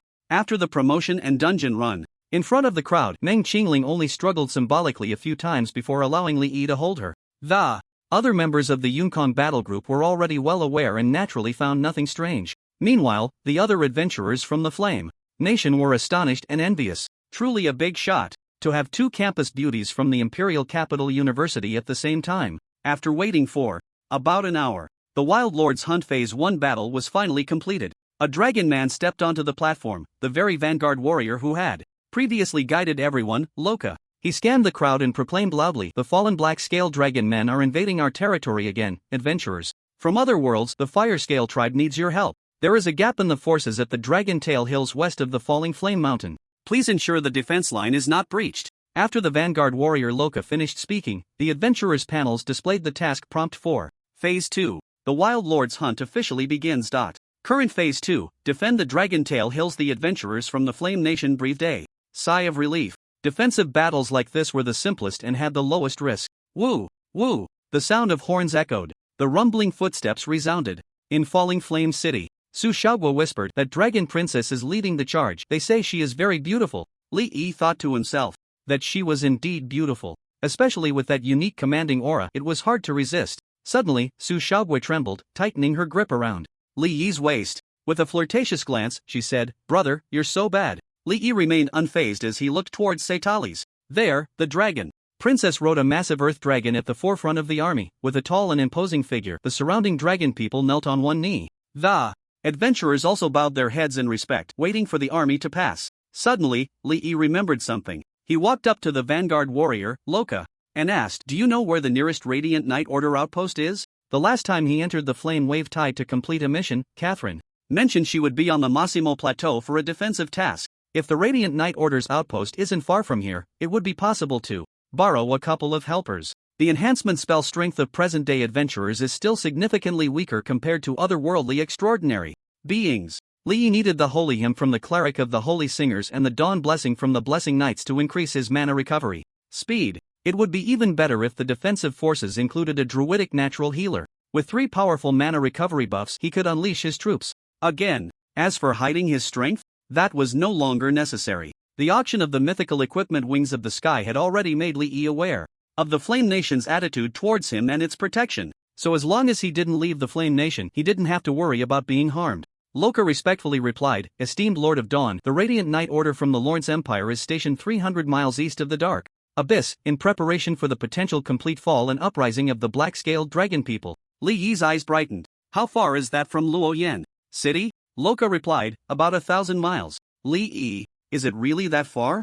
A round trip would probably take a whole day." He thought for a moment and asked, "Do you have any means of transportation that can quickly travel between the two places? Something that can fly?" In the vast Luoyan city, he didn't believe there were no flying mounts or anything similar. The adventurers gathered at the meeting point looked at Li Yi in shock. "The internet says that Li Yi has a very good relationship with the NPCs in the dungeons, but this seems a bit over the top, doesn't it? Can this even be described as good?" That dragon person almost knelt before him. "Is the effect of the Adventure King badge really that strong?" The adventurers whispered among themselves. The battle mode in Wild Lord Hunt was highly variable and random. Therefore, aside from those seeking promotion rewards, there were hardly any adventurers who would stay in this dungeon. It was a place where even the brick-moving crowd wouldn't come. Thus, the adventurers from the Flame Nation present were all level 30, aiming to promote to the 4th tier. Their levels weren't high, but they had experienced 2 promotions, so they weren't unfamiliar with interacting with dungeon NPCs. It was still the first time they had seen a high-level NPC in a dungeon show such respect to adventurers.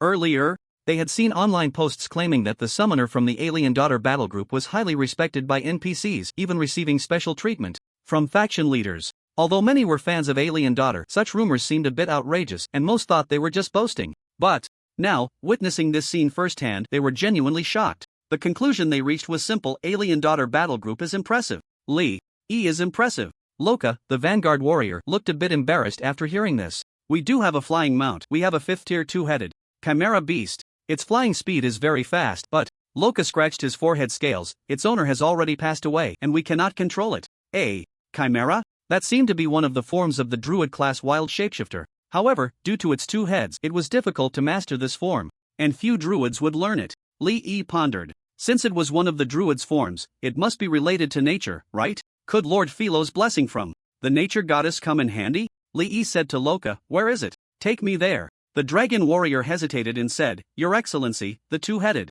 Chimera is a very dangerous creature. Your rank?" Li Yi casually replied, "Just take me there." Loka, feeling helpless, could only say, "Please follow me, Your Excellency." Before leaving, Li Yi instructed Meng Qingling and Su Shaogui to pay attention to their safety and to convey his intentions to other practitioners from the Flame Nation. Until he returned, they should try to avoid conflicts with practitioners from other countries. "Respected Your Excellency, the 2-headed Chimera's lair is outside the city. Please follow me." Following the Vanguard warrior Loka, they exited the city of Luoyan. 10 minutes later, the two arrived at a lair surrounded by piles of rubble. On a thick bed of hay, a 10-meter-long 2-headed beast was sound asleep. Its heads resembled those of hellhounds, but with goat-like curled horns on top. It seemed to sense the presence of something that did not belong to the fire. Scale Dragon clan approaching, and all 4 of its eyes opened simultaneously. Roar! It let out a low growl of warning, signaling the strangers not to come closer. Loka sighed. Asuka has become very irritable since its master passed away, refusing to accept any new master. But after all, it has contributed to our fire scale tribe, so we can only keep it here. Li activated his summoning skill and summoned Lord Philo. The Vanguard warrior Loka looked on in surprise. The Massimo Plateau also had halfling tribes, so it recognized that this was a halfling girl. However, her appearance was very different from the common halfling. In such cases, it was similar to Princess Setali's, a result of rank evolution and a leap in life level. This halfling is of a higher rank than Princess Setali's? Loka felt a faint pressure emanating from the petite figure, his eyes filled with astonishment. This seemingly weak halfling was actually a high-level life of the monarch rank. What was even harder for him to believe was that the halfling was a contracted summoned creature of Your Excellency. Loka's already slightly bent body lowered even further. His gaze towards Li Yi was filled with reverence. Philo's body slowly floated down. Lee reached out to catch her petite, soft form. After a couple of chuckles, he kissed Philo on the lips. A few minutes later, Philo struggled to breathe and finally woke up. Although she was used to being awakened this way by Lee, she was still a bit angry.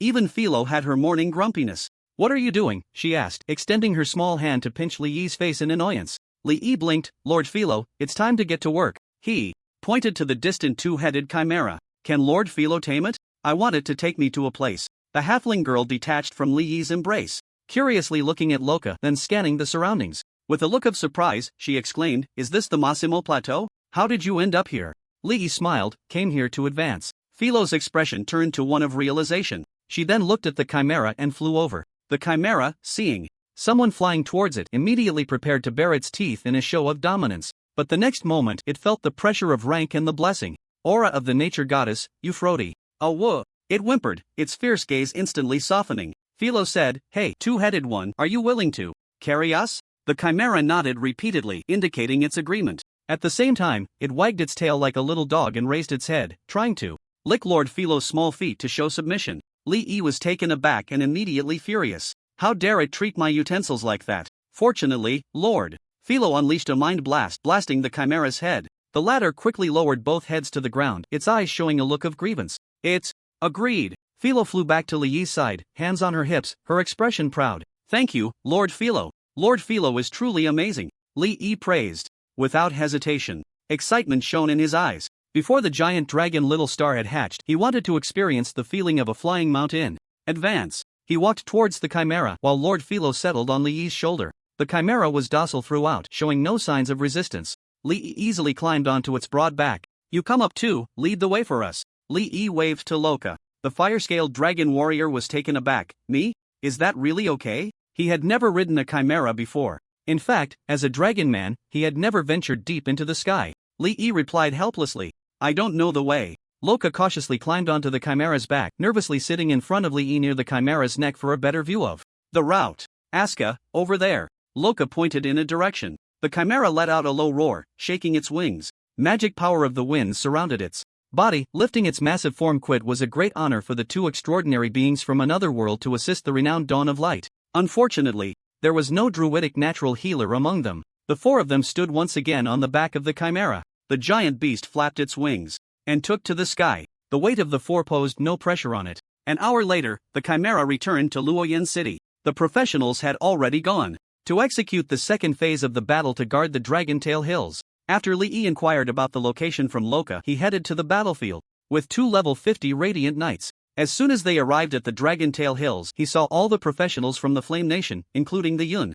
Kong battle group, cursing at the edge of the hilly terrain. Upon seeing Lee arrive, everyone seemed to find their backbone and immediately surrounded him. "Ishan! Ishan, you finally made it," the crowd shouted. "Ishan?" Lee was taken aback. Why had he been given such a nickname? But it sounded quite nice. "What's going on?" he asked. Su Shaogua and Meng Qingling were about to speak, but they were immediately interrupted by the angry professionals from the Flame Nation. "It's a San from the Bosses.So Nation. They let professionals from other countries to drive us out of the Dragontail Hills. In this kind of defensive battle, everyone knows the drill. We just need to guard until the battle ends. There's no need for conflict. But who knows what got into them, coming to attack our defensive area and driving us out." Lee scanned the surroundings. "Is anyone hurt?" Everyone shook their heads. "It's probably because it's only the second phase now, so they don't dare escalate the conflict at this stage. They just relied on their numbers to drive us out without hurting anyone. As long as no one was hurt, that was good enough. Follow me, we're going back in," Lee said, heading towards the Dragontail Hills.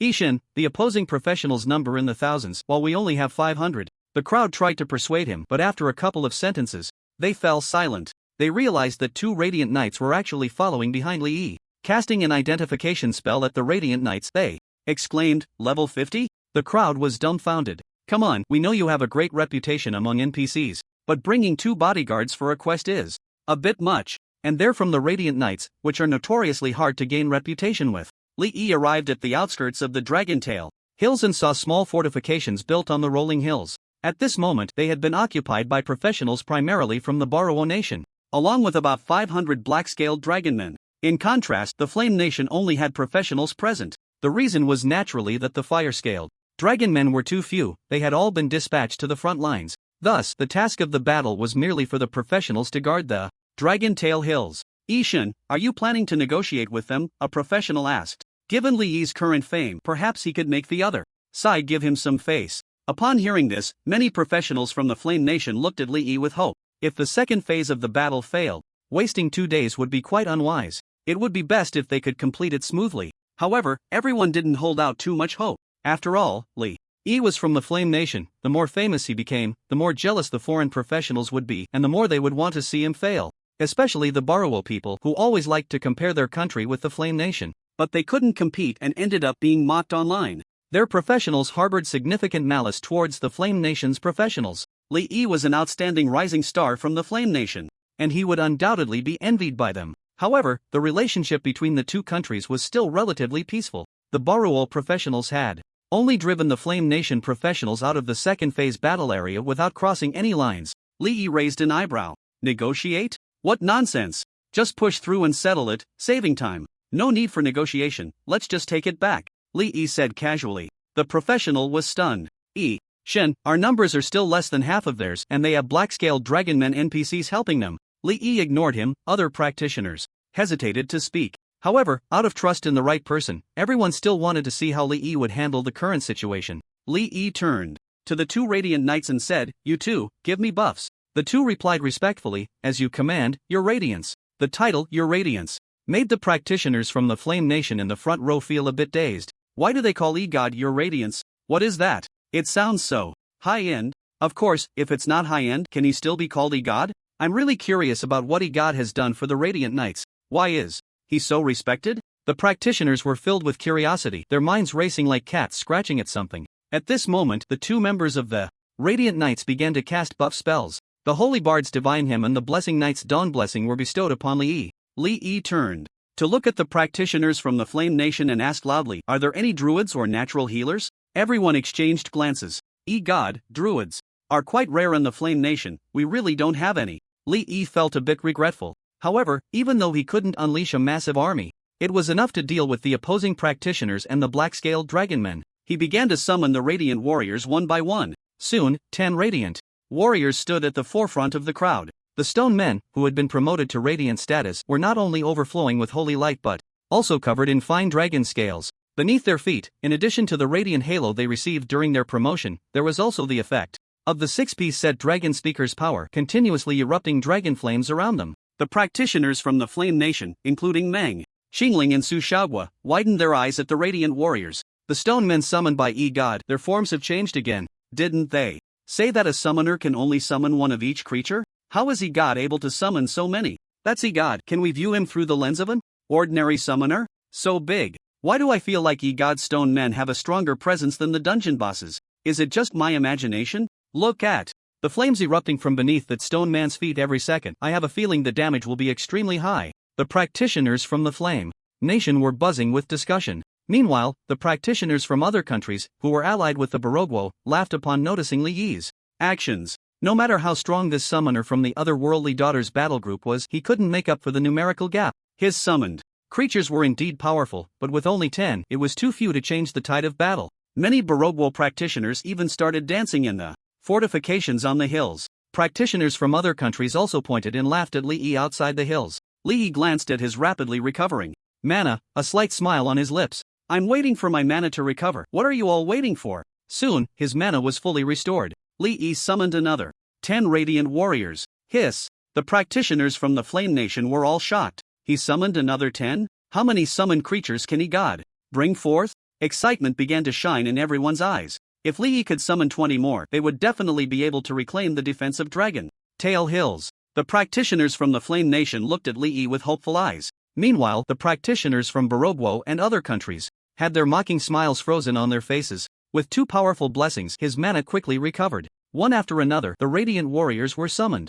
Soon, the entire front line of Dragon Tail Hills was filled with summoned creatures, numbering over 100. Hiss! The practitioners from the Flame Nation gasped, their eyes wide with horror. With such a massive group of summoned creatures, was E-God planning to take on the opposing side alone? The practitioners from other countries were already pale, drenched in sweat. How can he summon so many? His summoned creatures are incredibly powerful. No wonder he could clear the 35th floor of the Soul Trial Tower. He's too strong. The foreign professionals were intimidated, looking at a tall young man from the Kingdom of Burrow. Siakeli, are we really going to face that summoner from the Alien Race Girl battle group? Let's just give back the battle area to the people of the Flame Nation. Siakeli forced himself to stay calm. Everyone, don't panic. Later, we can just follow behind the black-scaled dragonman and cast our skills. No matter how strong that summoner is, he can't defeat an NPC. Upon hearing this, the professionals from various countries relaxed slightly. Right, let the black-scaled dragonmen take the lead. After all, our task is just to assist. In front of the hills, when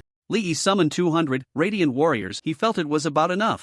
It should be noted that the Radiant Warriors, now, after various enhancements and boosts, were equivalent to a boss of the same level as a major enemy. Their strength was even greater than that of extraordinary professionals of the same level from the abyssal otherworld. Just one of them would require more than 10 opponents to deal with. Advance! Li Yi commanded. Boom! Boom! Boom! The Radiant Warriors raised their shields and swords, heading towards the Dragon Tail Hills. The professionals from the Flame Nation were perceptive. They immediately recognized the extraordinary nature of the Radiant Warriors. These stone giants moved with remarkable agility and displayed a high level of intelligence. They gave the impression of disciplined soldiers. The crowd held their breath, their eyes filled with shock. After the shock came fervent admiration. Strong, so strong. Many professionals from the Flame Nation quietly took out their phones to start taking pictures. They were excited. If this were to be posted online later, it would be explosive. Li Yi naturally noticed their actions but couldn't be bothered to care. Behind him, Su Xiaoguo's beautiful eyes sparkled, wishing she could leap into Li Yi's arms right now. Brother is so powerful. Meanwhile, Meng Qingling's pretty face flushed, her breathing quickened. Su Xiaoguo noticed her cousin's reaction and broke into a mischievous smile. If Li Yi were to call out sister to Meng Qingling at this moment, the consequences would be unimaginable. Meng Qingling was too weak. Su Xiaoguo was already eager to see Meng Qingling begging for mercy again. He sat on the arm of a Radiant Warrior following behind the main force. As he moved, the other professionals from the Flame Nation quickly followed suit. On the opposite side, watching the imposing Radiant Warriors approach, the professionals from various countries kept reassuring themselves. It's fine. With so many summoned beasts, their duration must be short. He can't defeat the black-scaled dragonmen. NPCs are so strong, how could he possibly win? They thought this in their hearts, but their bodies were incredibly honest. The professionals from various countries quietly retreated, hiding behind the black-scaled dragonmen. The professionals from the Kingdom of Burrow, who had initially shouted the loudest, ran faster than anyone else. Cowardly and weak otherworldly humans. The leader of the black-scaled dragonmen scanned the professionals with a look of disdain in his eyes. The enemy has launched an attack, eliminate them. The dragonman leader shouted loudly. As soon as he finished speaking, 400 frontline soldiers composed of warriors formed a battle formation at the front line. The black-scaled dragonmen mages behind them had already begun to conjure spells. The speed of the Radiant Warriors was incredibly fast. 10 minutes later, the two sides clashed. In an instant, the front line of the black-scaled dragonmen was completely scattered. One by one, the dragonmen were sent flying by shields, meeting their end beneath massive swords, especially with the 6-piece effect of the dragon speaker's power set. Each time they sprayed dragon flames in all directions, they could inflict terrifying damage on the black-scaled dragonmen warriors. 2 sprays could take down 1 warrior. The line of 400 dragonmen almost collapsed in an instant. At this moment, the spells from the dragonman mages descended upon the Radiant Warriors. However, the high attributes and resistances meant that the stone beings only swayed slightly. The holy light on their surface dimmed a little but quickly recovered. As for fire element spells, the Radiant Warriors were completely immune. Such strong defense. The professionals from the Flame Nation were stunned. The professionals from the opposing countries stared wide-eyed. How could it be so strong? The black-scaled dragonman is an NPC from the Abyss Dungeon, yet it can't even defeat the summoned creatures of the summoner. This is definitely not a summoned beast. They would believe it if you said it was a dungeon boss. Li Yi glanced at his status bar. After entering combat, the passive ability of the immortal equipment for Emperor's Choice, necklace for Emperor's Blessing, was triggered. Sugnat's Wildness, your movement speed increases by 100% Mechanis. Heroism, your recovery speed increases by 100% Lox's Amasta's Battle Intent, your projectile speed increases by 100% Ilias's Devotion, your spell damage increases by 100%. So strong. Li Yi's expression was filled with joy. Each buff was very useful to him, especially the Lox's Amasta's Battle Intent buff, which increased his projectile speed by 100%, combined with his original 40% projectile speed. Casting Dark Flame Bomb was practically no different from firing a cannonball. Li Yi aimed at a black-scaled dragonman and released a Dark Flame Bomb. The energy projectile, larger than a basketball and trailing flames, reached its target in an instant, smashing into the dragonman. The immense force sent his 2-meter-tall body flying 7 or 8 meters away. One shot? Li Yi was delighted. It should be noted that these Dragon Man warriors were at least equivalent to elite tier bosses. Could it be that he could now take down a small boss in a 15-man raid with just 2 dark flame bombs? Truly the strongest immortal equipment. However, it was a bit of a pity that this buff only applied to his main body and could not be transferred to the summoned creatures. The black-scaled Dragon Man leader's expression changed drastically. He immediately began to cast a spell, muttering incantations. A massive amount of energy began to gather around him. Li Yi keenly noticed his abnormality. This was either a large-scale spell or some kind of forbidden dark magic. With a wave of his hand, the radiant warrior beneath him quickly charged towards the Dragon Man leader. When he was about 50 meters away, Li Yi waved his hand again, summoning 3 radiant warriors from the ground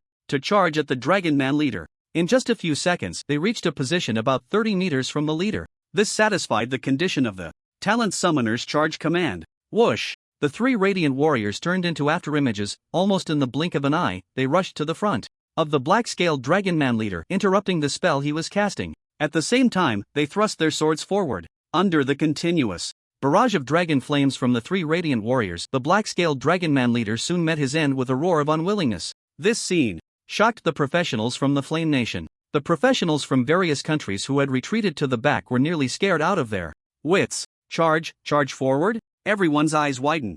It was a charge, or rather, a long-range charge. It was even farther than the effective killing range of ranged professional skills. The professionals from various countries were left in a daze, especially the professionals from the Barogwo, who couldn't believe what was happening before their eyes. How could he be so strong? No wonder he dared to join the weaker fire-scaled Dragon Man tribe. This guy could take on an entire faction by himself. The young man from Barogwo named Shekilai turned pale, trembling all over from fear. He muttered, This isn't scientific. How can his summoned beasts last so long? In just 3 minutes, all the dragon men were wiped out. Li Yi glanced at the professionals from various countries. Everyone shuddered in unison, cold sweat pouring down. It was unclear who led the way, but the professionals from various countries turned and fled. The number of people fleeing grew larger.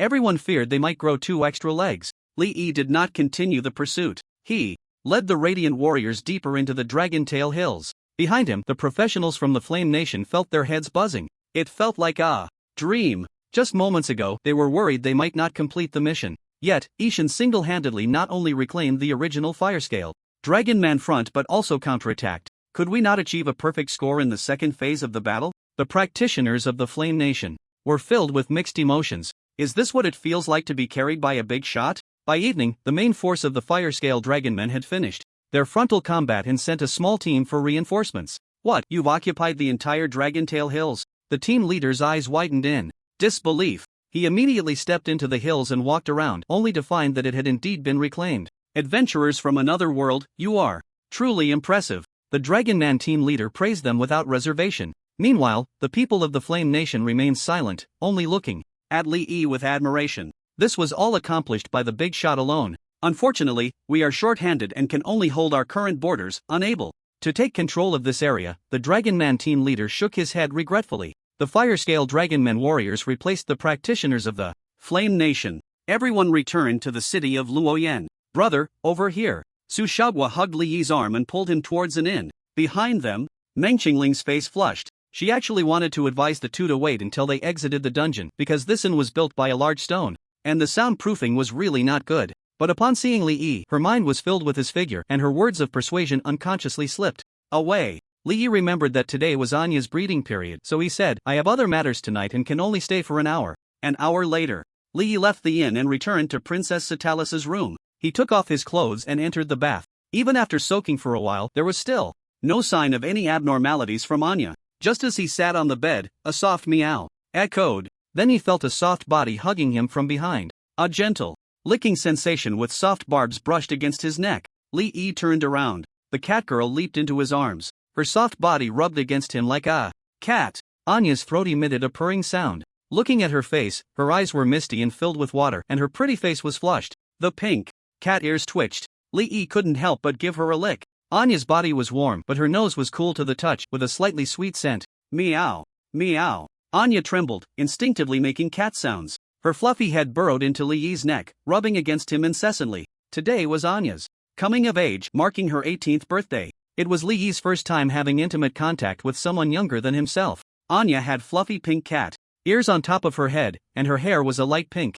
Aside from her cat-like pupils and pink cat nose, as well as her soft barbed tongue and two small, sharp teeth, her face was indistinguishable from a human's. Anya seemed not to fully understand, continuously rubbing her head and body against Li Yi, her purring growing more pronounced. Li Yi had no choice but to take the initiative. He then discovered that there was fine white fur on the back of Anya's neck and along her spine, soft and smooth to the touch. Her palms were fluffy like a cat's, but also had the characteristics of a human hand. Fine white fur also spread from her thighs. Her feet were completely animal-like. As for her back, there was a soft tail about 1 meter long. Li Yi grabbed her pink tail and gave it a gentle squeeze. Anya suddenly let out a high-pitched meow. Her body sprang up, hugging Li Yi tightly. She licked his face repeatedly. Then she touched Li Yi's lips. Anya immediately kissed him instinctively. The purring from her throat grew louder. Li Yi could even feel the vibrations from her chest. Anya lay lazily in Li Yi's arms. One of Li Yi's hands was stroking her hair and cat ears, while the other hand grasped hers, applying slight pressure to reveal her sharp claws hidden in his palm. Li Yi couldn't help but marvel that the prophet grandmother had indeed not deceived him. Anya's breeding period was completely different from that of the fierce moon. The process was extremely submissive, otherwise, once it goes wild, it's hard to imagine how terrifying it would be to have such sharp claws digging into oneself. Anya's hair felt exceptionally unique, extraordinarily soft. His gaze traveled down from her forehead. He could see the curve of her nose. Li Yi couldn't help but press her pink nose. Meow. Anya playfully swatted Li Yi's hand away in mock anger. Li Yi's index finger twitched. Unable to resist, he lifted her chin and licked her nose. Ow meow. Anya, unwilling to back down, opened her mouth to bite Li Yi's face, but couldn't bring herself to do it with force. It ultimately turned into a gentle licking with her soft barbed tongue. Is the breeding season over? Li Yi asked. Meow. Anya's cheeks flushed. Due to the bond from the contract, Li Yi could roughly understand Anya's shadow cat language. Half a month? Li Yi's eyes lit up. Purr. Anya's throat emitted a purring sound as she lightly nibbled on Li Yi's neck.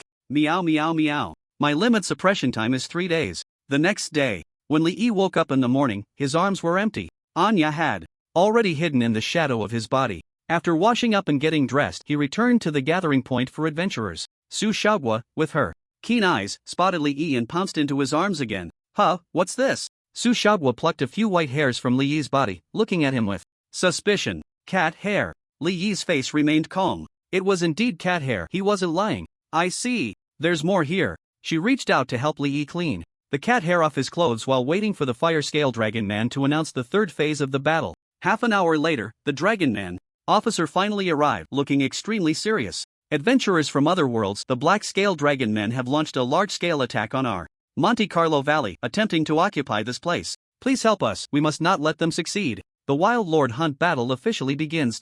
Current. Phase 3, Monte Carlo Valley Defense Battle Description. The Black Scale Dragon Man army of 100,000 is trying to force their way through Monte Carlo Valley into the territory of the Fire Scale Dragon Men. Please assist the Fire Scale Dragon Men in repelling the attack. Li Yi was somewhat surprised by the mission prompt. Generally, in Abyss dungeons, the difficulty would rise sharply starting from the third phase, but to jump directly to such a large-scale military operation seemed a bit excessive. However, for Li Yi, large-scale operations provided a place for summoned beasts to shine. Now, with the Radiant Warrior benefiting from the 6-piece set effective Dragon Speaker's power, it was even more suitable for group battles. Unfortunately, there were no druids with the nature healer profession among the adventurers of the Flame Nation, nor were there any bards with the gospel singer profession. This meant he lacked 2 sources of mana recovery, significantly slowing down the rate of summoning. But as long as there was enough time, the numbers were still considerable. They set off for Monte Carlo Valley. 4 hours later, the adventurers arrived at their destination, Monte Carlo Valley. This was the border between the territories of the Black Scale Dragon Men and the Fire Scale Dragon Men. On both sides were steep, towering mountains. In the middle was a valley about 20 kilometers wide. In terms of terrain, the Fire Scale Dragon Men held a high position, giving them a defensive advantage. However, the Black Scale Dragon Men had a significant numerical advantage. Even with only a third of their forces, they outnumbered the Fire Scale Dragon Men's entire fighting force by more than 3 times. Therefore, the current situation for the Fire Scale Dragon Man tribe was extremely unfavorable. As the group entered the military camp, injured Fire Scale Dragon Men were visible everywhere. The casualties were severe. In such a large-scale battle, the adventurers were mostly playing a supporting role. Thus, upon arriving at the camp, they were casually assigned a task to assist in defense. On the way to the task area, Li said to the 2 sisters, "You go ahead, I have something to do." Meng Qingling and Su Xiaoguo didn't ask further questions, just nodded. Li Yi headed towards the command tent. The fire-scaled dragon warrior guarding the tent was about to stop him when he heard Setali's lazy voice. Let him in. From now on, he can come and go as he pleases. The fire-scaled dragon's expression showed slight surprise, but he had no choice but to let Li Yi in. Upon entering the command tent, he found himself in the conference hall. Behind the screen was where Setali's resided. As Li Yi passed through the screen, he saw Setali's lying on the bed, her face weary and haggard, with her entire right arm wrapped in bandages. You're injured? Is it serious? Li Yi sat at the edge of the bed, asking with concern. Setali's lips curled into a slight smile. What, are you worried that my injury will affect my duties? Li Yi's face darkened. The dragon princess Setali's was not only a master of words but also a doer. A pure little lewd girl. You're just in time. Help me take off my clothes. Setali's expression was half smiling, half serious. After a moment of hesitation, Li Yi began to remove her armor, revealing her perfectly proportioned, slender figure. My lord, I meant my clothes. Setali's gaze was piercing. Once Li Yi had stripped her of her garments, he discovered that her body was covered in various scars, some of which had mostly healed, while others still bore traces of fresh blood. These wounds hadn't been there the day before, clearly left from the battles of yesterday and today. Li Yi immediately took out Lord Philo's elven ointment. Upon opening the lid, a fragrant aroma wafted out. Setali's looked surprised. Elven ointment? It's of high quality. Li Yi raised an eyebrow. Lie still, I'll apply it for you. Setali's obediently lay back on the bed. During the application, her thick tail was a bit restless. Stop it. Li Yi swatted away her mischievous tail. With annoyance, Setali's giggled, clearly enjoying herself. After finishing, Li Yi grabbed her tail and pinched the blunt tip. Still feeling playful? Setali's blinked. My lord, I'm different from Anya. A dragon's sensitive spots aren't on the tail. In fact, the tail is still a powerful weapon for us. Hearing Setali's mention Anya, Li Yi froze. The dragon princess laughed heartily, pointing at the cuff of Li Yi's sleeve. You still have some of the little cat's fur on you. Li Yi's expression turned a bit awkward. After all, he had spent the night with Anya in the princess's chamber. Setali's propped herself up on the bed, turning her back to Li Yi. She swept her waist-length black hair to the front, revealing a half-circle of fine red scales around her waist and lower back. Right here. Setali's lay on Li Yi's chest, her beautiful eyes slightly squinted. The scars on her body had healed under the effect of the ointment. Will you still be reckless in the future? She asked with a smile. What's there to be afraid of? Li Yi replied, straightening his neck as his hand reached for Setali's scales. With his physique now at 2300, he was not to be trifled with. Setali sat up, stretching lazily. I feel much better after being defeated by Hidenet. Li Yi asked curiously, who is Hidenet?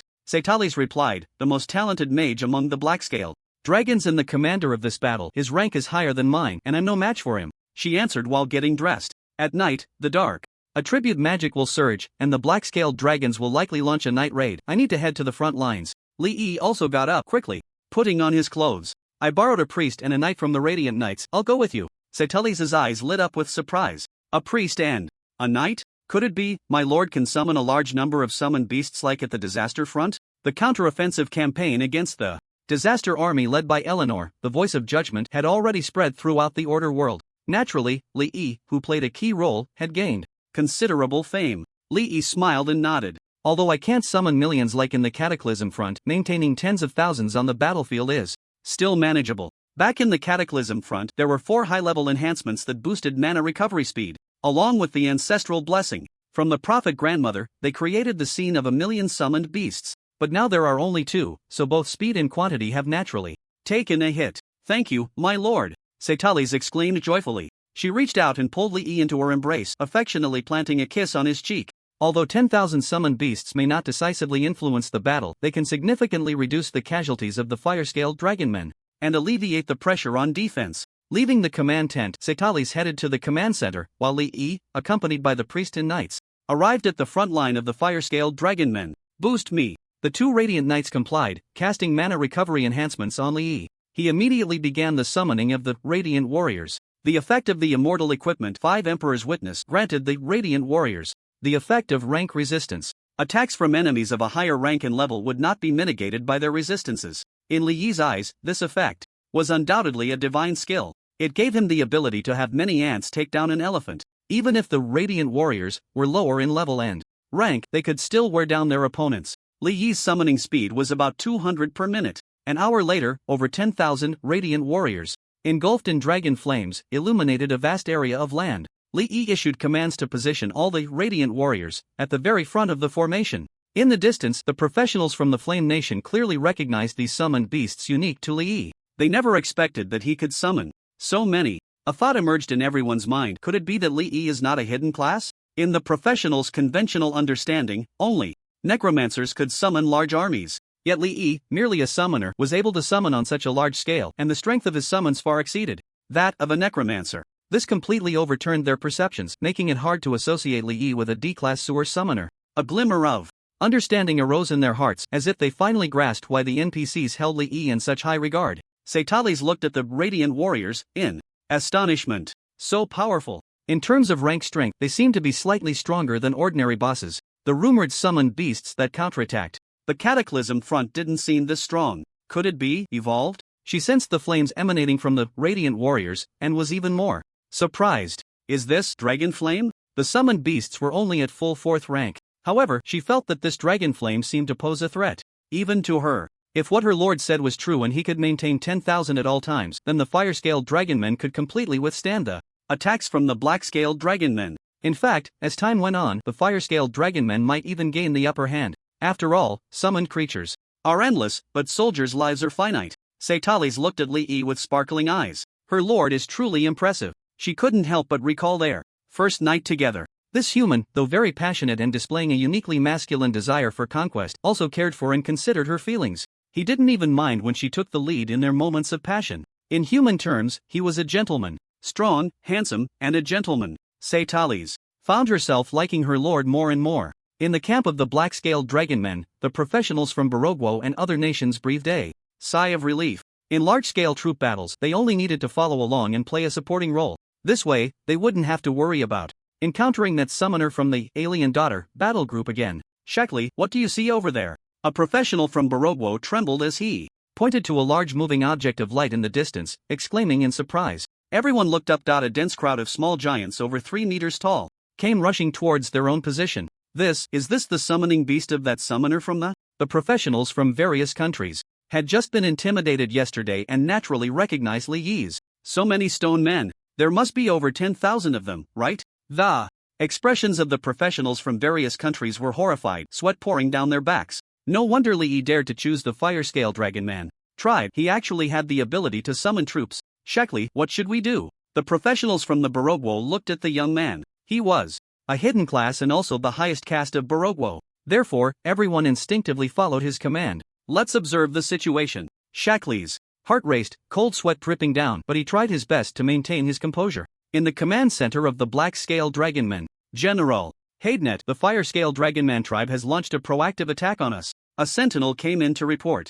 What? The high-ranking members of the black-scale dragonmen were shocked. They flapped their wings and flew out, standing at a high point to look out. What is that thing? Haydenet's expression was astonished. Is there a command to maintain summoning creatures? Holy light, dragon flame, shadow. Haydenet was bewildered. How could these elements be mixed into the same summoned creature? Especially the holy light and shadow, which should be opposites. Something was off. He just didn't know how strong these summoned creatures were. The advancing black-scale dragonmen soon encountered and both sides were locked in a brutal melee. The weakest among the black-scale dragonmen warriors were all at full 3rd tier, but in just one encounter, they were knocked over by the charge of the stone men. Then they were severely injured by the dragon flame that suddenly erupted from the stone men. An average of 1 dragon flame was sprayed every second. In just 2 seconds, they killed the low-tier black-scale dragonmen around them. The higher-tier black-scale dragonmen, relying on their high defense, charged in, but when they destroyed the stone-summoned beasts, they found that their defense had no effect and still suffered considerable damage.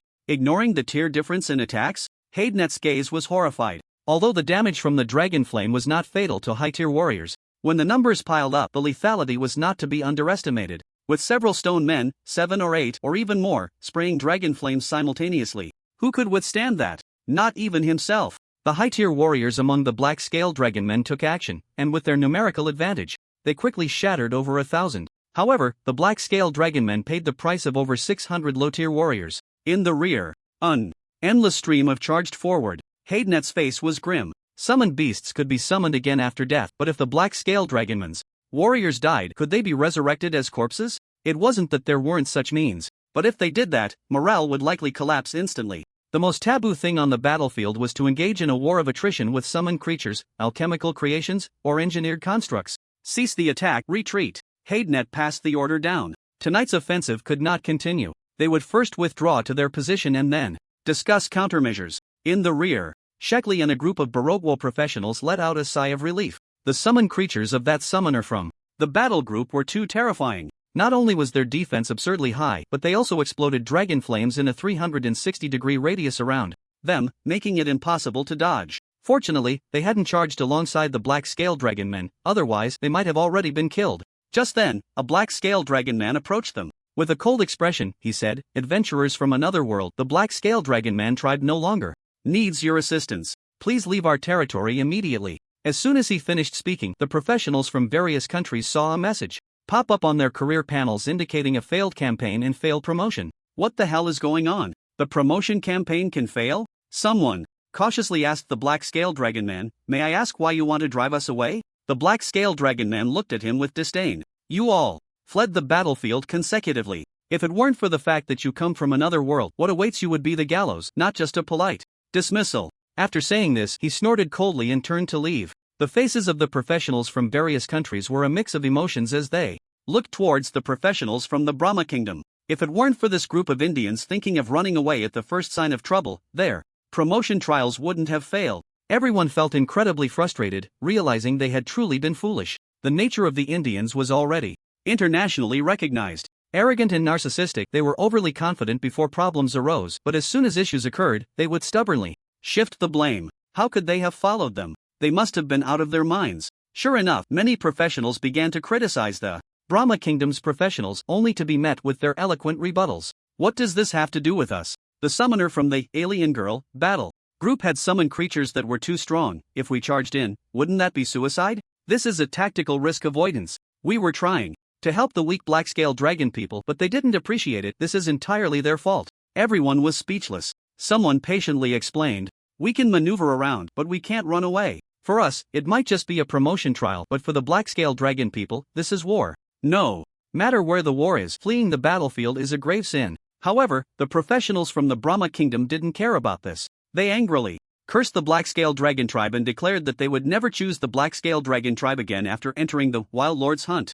Everyone was at a loss for words. Entering the Abyss dungeon for promotion trials required professionals to seek out the dungeon NPCs, and they had to rely on the dungeon NPCs. They were not lacking in their three trifles. However, the professionals from the Brahma Kingdom had already begun to shift the blame onto professionals from other countries. Everyone's expressions twisted, feeling as if they had eaten something terrible. In the Fire Scale Dragon camp, the Black Scale Dragon people have retreated. The Fire Scale Dragon warriors and the professionals from the Flame Kingdom cheered. They had originally thought it would be a fierce battle. Unexpectedly, after Li Yi's summoned creatures charged out, as soon as the confrontation began, the opponents directly ran away. "Brother, you're amazing." Su Xiaoguo ran over and jumped into Li Yi's arms, looking up at him with admiration. She wrapped her arms around Li Yi's neck, stood on her tiptoes, and signaled for him to lower his head. Li Yi understood. Then he heard Su Xiaoguo whisper, "Bring my cousin over and call her sister." Li Yi's heart skipped a beat. In this situation, if he called Meng Qingling's sister, she would probably blush on the spot.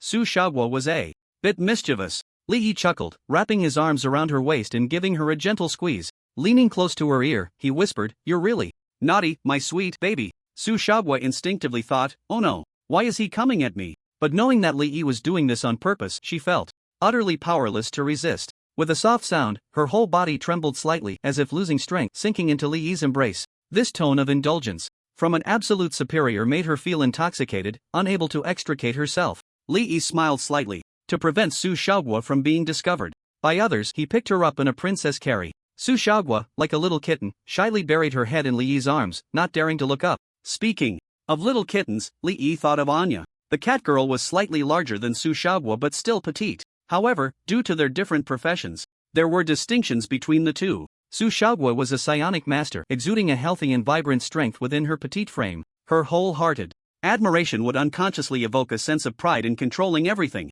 Anya, on the other hand, was an assassin. Her body was soft yet full of elasticity. She surrendered herself to her body's instincts, releasing all her strength at the final moment, leaving no opportunity for a breather. As for Meng Qingling, she would be in a chaotic and disorderly state, making one feel like a tyrant. The Fire Scale Dragon Man tribe left behind warriors stationed at the battlefield's border. The main force followed Princess Setali's back to the camp. The professionals of the Flame Nation were originally in the middle of the main road. Upon hearing the sound of the orderly troops advancing, everyone hurriedly stepped back to clear the way. Dragon Man Princess. Setali sat atop the back of a ground dragon, her gaze intentionally or unintentionally glancing at Li Yi. The Dragon Man Princess is truly impressive. Su. Xiaogui exclaimed. Li Yi secretly nodded in agreement. Setali had fought and learned alongside her father, Nikusa's, since she was young. At a tender age, she became the most outstanding general of the Fire-Scale Dragonman tribe. After Nikusa's health declined, it was Setali's exceptional military talent that allowed the Fire-Scale Dragonmen to withstand the invasion of the Black-Scale Dragonmen. However, as the strength of the Black-Scale Dragonmen gradually grew, even Setali's military prowess struggled to turn the tide. At night, Your Highness, the light of dawn, Princess, please join me for dinner.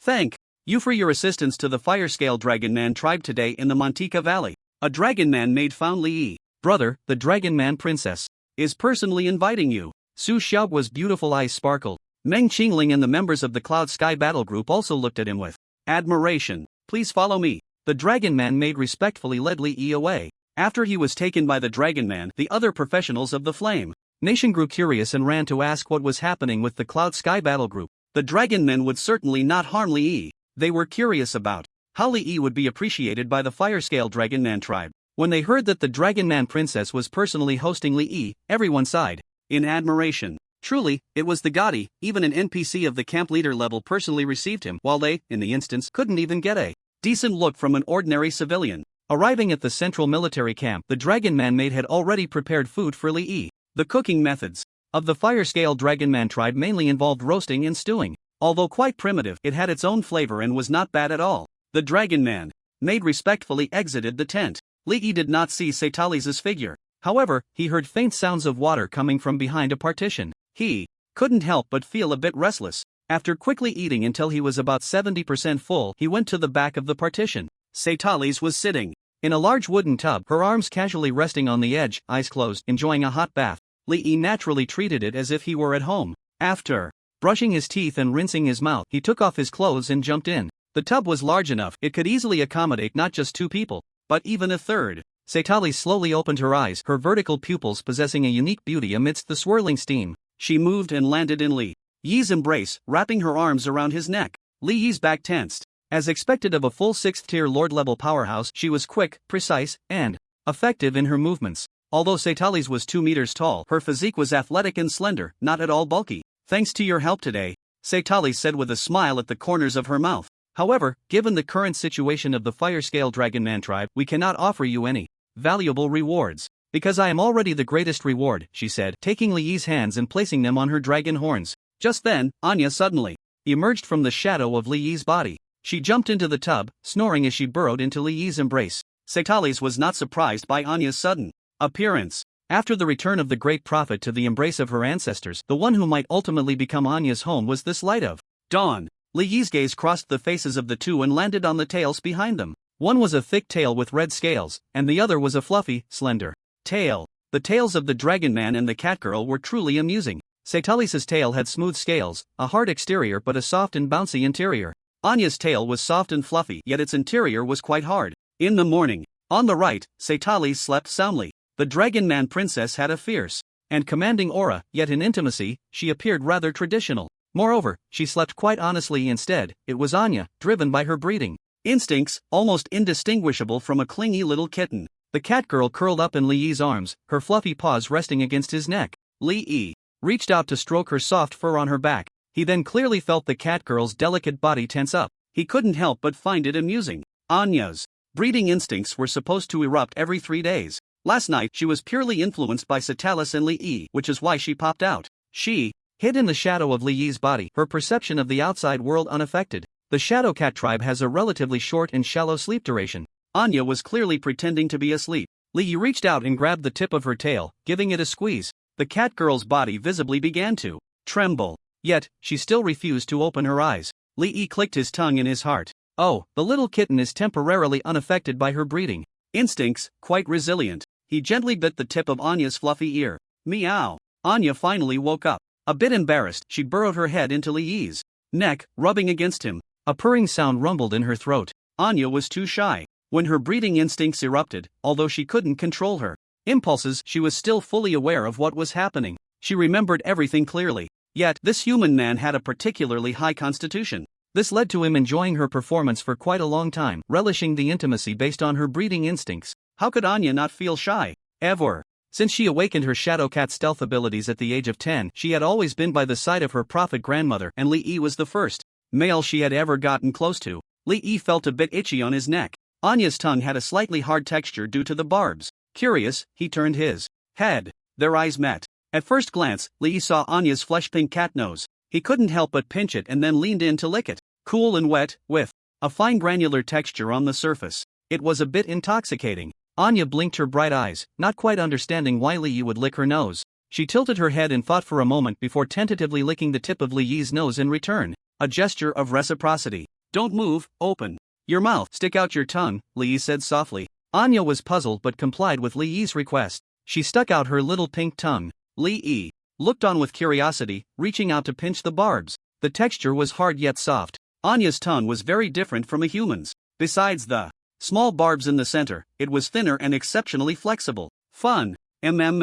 Subtitles' lazy voice sounded. She hugged Li Yi's back, her long arms reaching out to rub Anya's fluffy little head. Meow. Anya was startled, her little face turning red. She quickly escaped from Li Yi's embrace, hurriedly put on her clothes, and then dove back into the shadow of Li Yi's body. Subtitles let out a light ha. Little kitty, you sure hide quickly. Her gaze was somewhat envious. Anya's petite body could curl up in Li Yi's arms, but her horns were too hard, so she couldn't enjoy that treatment. Subtitles, with her tall, perfect, and slender figure, lay on Li Yi's chest. Her delicate, rounded, and strong fingers glided over his neck. The dragon princess sighed slightly. Her expression worried. There should be a fierce battle in the next couple of days. Although the appearance of the master allowed us to win the Tekka Valley siege, the emergence of so many summoned beings has, in a sense, disrupted the balance. Hydenet, besides being an arcane mage, is also proficient in necromancy. From what I know of him, to avoid the black-scaled dragon people being consumed by the master's summoned beings, he is likely to summon undead creatures. The fire-scaled dragon tribe mainly consists of martial artists, warriors, and priests, lacking effective means to counter undead creatures. We will have quite a bit of trouble. Li Yi reached out to caress the smooth scales on Subtitles' lower back. The fire-scaled dragon man was indeed warm and toasty. To restrain undead creatures, one needs holy spells. Li Yi pondered, his eyes brightening. His radiant warrior was precisely a summoned creature of the holy type. Although the dragon speaker's power granted the radiant warrior fire damage capabilities, its inherent holy light attribute and holy damage abilities had not vanished. Moreover, the radiant aura obtained upon promoting to radiant warrior had a built-in effect that caused holy light burns within a 5-meter radius. Not to mention, the dragon flames blessed by the dragon speaker, while not as effective against undead creatures as holy spells, were still sufficiently powerful. So if the black-scaled dragon commander Haydenet truly summoned undead creatures, he would be doubly restrained by his own radiant warrior. If he cast Light of Dawn to enter the state of Wrath of Radiance, it would further enhance the radiant warrior.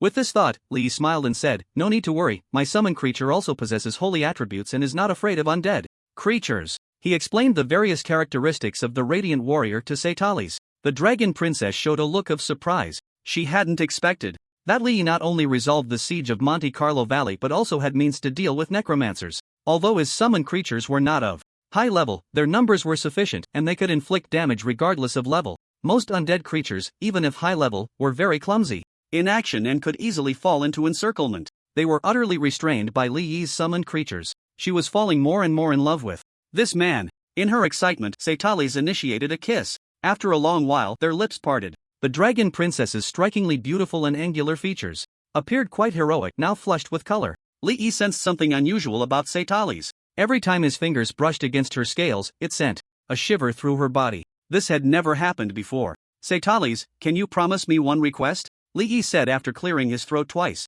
The dragon princess lightly hummed, "What request?" Li Yi leaned closer to Subtitles' ear. Moments later, Subtitles' gaze turned peculiar, and then the corners of her mouth lifted slightly. "Let me wear the commander's armor. My lord, I originally thought you were a dignified person, but I agree." In the morning, Li Yi stepped out of the central tent. Subtitles had already gone to the front lines to coordinate and inspect the troops. The professionals of the Flame Kingdom were waiting in the camp for the next phase of the battle. Suddenly, Li Yi felt a stir in his heart. He looked at his storage bag. The dragon egg inside had vanished, and the skill summon giant dragon mount, obtained after signing the mount servant contract, had changed from unusable to usable. Li Yi was overjoyed. It had successfully hatched. He had a mount now. He immediately went to an open area beside the camp. He cast the skill, Summon. Giant Dragon Mount. A gigantic formation with a diameter of over 5 meters appeared on the ground before him, glowing brilliantly. A massive fire-red figure emerged from the formation. 2 seconds later, the full form of the fire-red figure was revealed. It was a fire element dragon 5 meters long, with a wingspan of over 10 meters. Its body was covered in bright red scales, each one seemingly solidified from flames, with faint golden patterns along the edges. As it breathed, the scales undulated, shimmering with dazzling light. 2 spiral black dragon horns grew from its head, and the edges of its beak revealed white fangs. As soon as the dragon appeared, it let out a whimper and affectionately rubbed its massive head against Li Yi's chest, making a whimper sound. Li Yi reached out to touch its head. The scales felt smooth and somewhat warm. He looked at the dragon's panel. Little star. Crimson Flame Ignis Agranage, 1-year race, Elemental Dragon, Fire, Level, 1 rank, Commander Strength, 60 Agility, 60 Constitution, 60 Spirit, 60 Magic Power, 60 Active Skills, Flame Breath, Level 1, Wind Control, Level 1, Passive Skills, Elemental Resistance, Level 1, Dragon Might, Level 1, the initial rank is Commander? Is it really that high? Li Yi exclaimed in surprise. Moreover, from the panel, this mount was not merely for transportation. It also possessed certain combat capabilities. The only difference from ordinary summon creatures was that Little Star could not benefit from the enhancements provided by the summoner. For instance, it could not receive the passive skill encouragement of the writer or the set effect bonuses. However, as a dragon with such a high initial rank, it was powerful enough even without these enhancements. Suddenly, Li Yi received a message from Little Star. Hungry? Li Yi immediately took out the few energy source crystals from his bag. Upon seeing the energy source crystals, Little Star's eyes lit up. It stuck out its fiery red tongue, and its massive tail wagged like a puppy. Li Yi placed the energy source crystal in its mouth. Little Star gulped it down. Then it looked at its master with eager anticipation. Li Yi felt a bit awkward. He shrugged his hands and helplessly said, "That's all." Disappointment immediately showed in Little Star's eyes. Li Yi patted its head and comforted, "Just hold on a little longer, I'll make sure you get plenty to eat later." The appearance of Little Star quickly attracted the attention of the fire-scaled dragonmen. Before long, a group of fire-scaled dragonmen rushed over, surrounding Li Yi and Little Star. "Your Excellency, Light of Dawn, please do not move, we will rescue you immediately." The leader of the fire-scaled dragonmen had a resolute expression. He then shouted at Little Star, "Dragon, we fire-scaled dragonmen also have the bloodline of the primordial fire dragon flowing within us. We mean you no harm, please do not hurt our esteemed guest." Li Yi was both amused and exasperated, explaining, "Everyone, don't panic. This is my mount, not an invading outsider." The leader of the fire-scaled dragonmen looked surprised. "A mount?" Li Yi immediately instructed Little Star to lie down. Then he sat on its back. The fire-scaled dragonmen widened their eyes. It really was the mount of the Light of Dawn. This was a genuine fire elemental dragon, a high-ranking superior being. Could it be that the Light of Dawn was also a dragon knight? The fire-scaled dragonmen showed expressions of admiration. Subtitles received the notification and rushed over quickly. Most of the dragons from the Order World have returned to Dragon Island. How could a dragon descend upon the Massimo Plateau? She wondered. However, when she arrived at the scene, she saw Li Yi sitting on the back of the dragon. Upon sensing the dragon, she was stunned. A pure-blood fire elemental dragon? Subtitles sensed again carefully, and the conclusion remained the same. Dragon, king bloodline, and still a newborn juvenile, how is this possible? Subtitles couldn't believe her eyes. A dragon king would never allow such a young dragon to leave the nest and appear in an unfamiliar place. Elemental dragons, before reaching subadulthood, lacked sufficient inheritance and had relatively weak elemental control abilities. They were also easily affected by spells from other beings. This was extremely dangerous for juvenile dragons. Subtitles looked puzzled. As the leader of the black-scaled dragonmen tribe, she considered more. The dragonmen tribe had evolved significantly over countless years, deviating greatly from the original dragon lineage. Their connection to Dragon Island had been severed for tens of thousands of years. The ancient dragons who now held the power of the dragon race no longer recognized the dragonmen's affiliation. So why would a dragon appear here? Could it be a conspiracy by the black-scaled dragonmen to sneak a young dragon into the territory of the fire-scaled dragonmen, provoking the wrath of a grieving dragon? For revenge? My lord, I will come to rescue you immediately. Subtitles was surrounded by a fiery red martial aura, with powerful energy coalescing around her fists. Li Yi could see that the dragon princess was on high alert. He quickly said, "Subtitles, don't worry, this is my mount, not an enemy." Despite its current large size, Little Star was still a baby. It couldn't withstand a punch from Subtitles' mount. The dragon princess was taken aback. The gathered energy dissipated. Li Yi jumped down from the dragon's back and released his skill, returning Little Star to the summoning space. He smiled and said, "Now you believe me, right? Subtitles' beautiful eyes sparkled with surprise. The master actually had the ability to summon a giant dragon? Li Yi walked up to Subtitles, suppressing the urge to wrap his arms around her waist in public. Do you have any fire element energy source crystals? Little star just hatched and needs to replenish its energy. Subtitles slowly shook her head. The fire scale dragon tribe has relatively scarce resources, although it is located in the Falling Flame Mountains, which produce abundant fire element energy minerals. The purest energy source crystals are not plentiful. However, fire crystals are abundant and never run out. But fire crystals are of a lower tier in the diet of fire element giant dragons, basically equivalent to unprocessed grains. I don't know if it will eat them. Li Yi thought for a moment and said, give me some, I'll give it a try. Subtitles immediately had her subordinates bring over a large number of fire crystals, at least 1,000. The quality was very high. Li Yi summoned Little Star. This is food prepared for you. Little Star's massive dragon head leaned over to sniff the pile of fire crystals.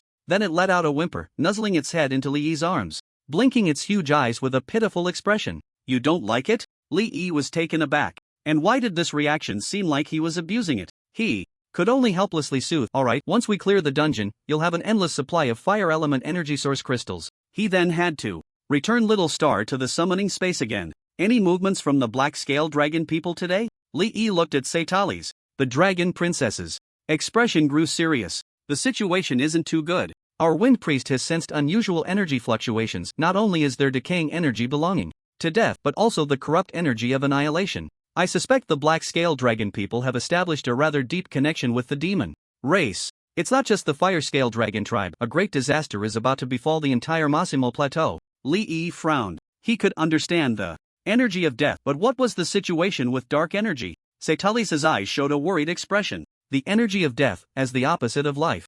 Energy is strictly speaking an inseparable part of the world. Therefore, even though it is rejected by many professions and beings, necromancy-related spells are still allowed to exist. A common example is the necromancers, who can spread plagues and lead the dead, maintaining the balance of life and death. However, most necromancers, through long-term communication with the deceased, are influenced in their minds, making them more prone to turn towards evil. But corrupt energy is different. It is pure evil, extreme chaos, disrupting life and annihilating all order. Subtitles took a deep breath.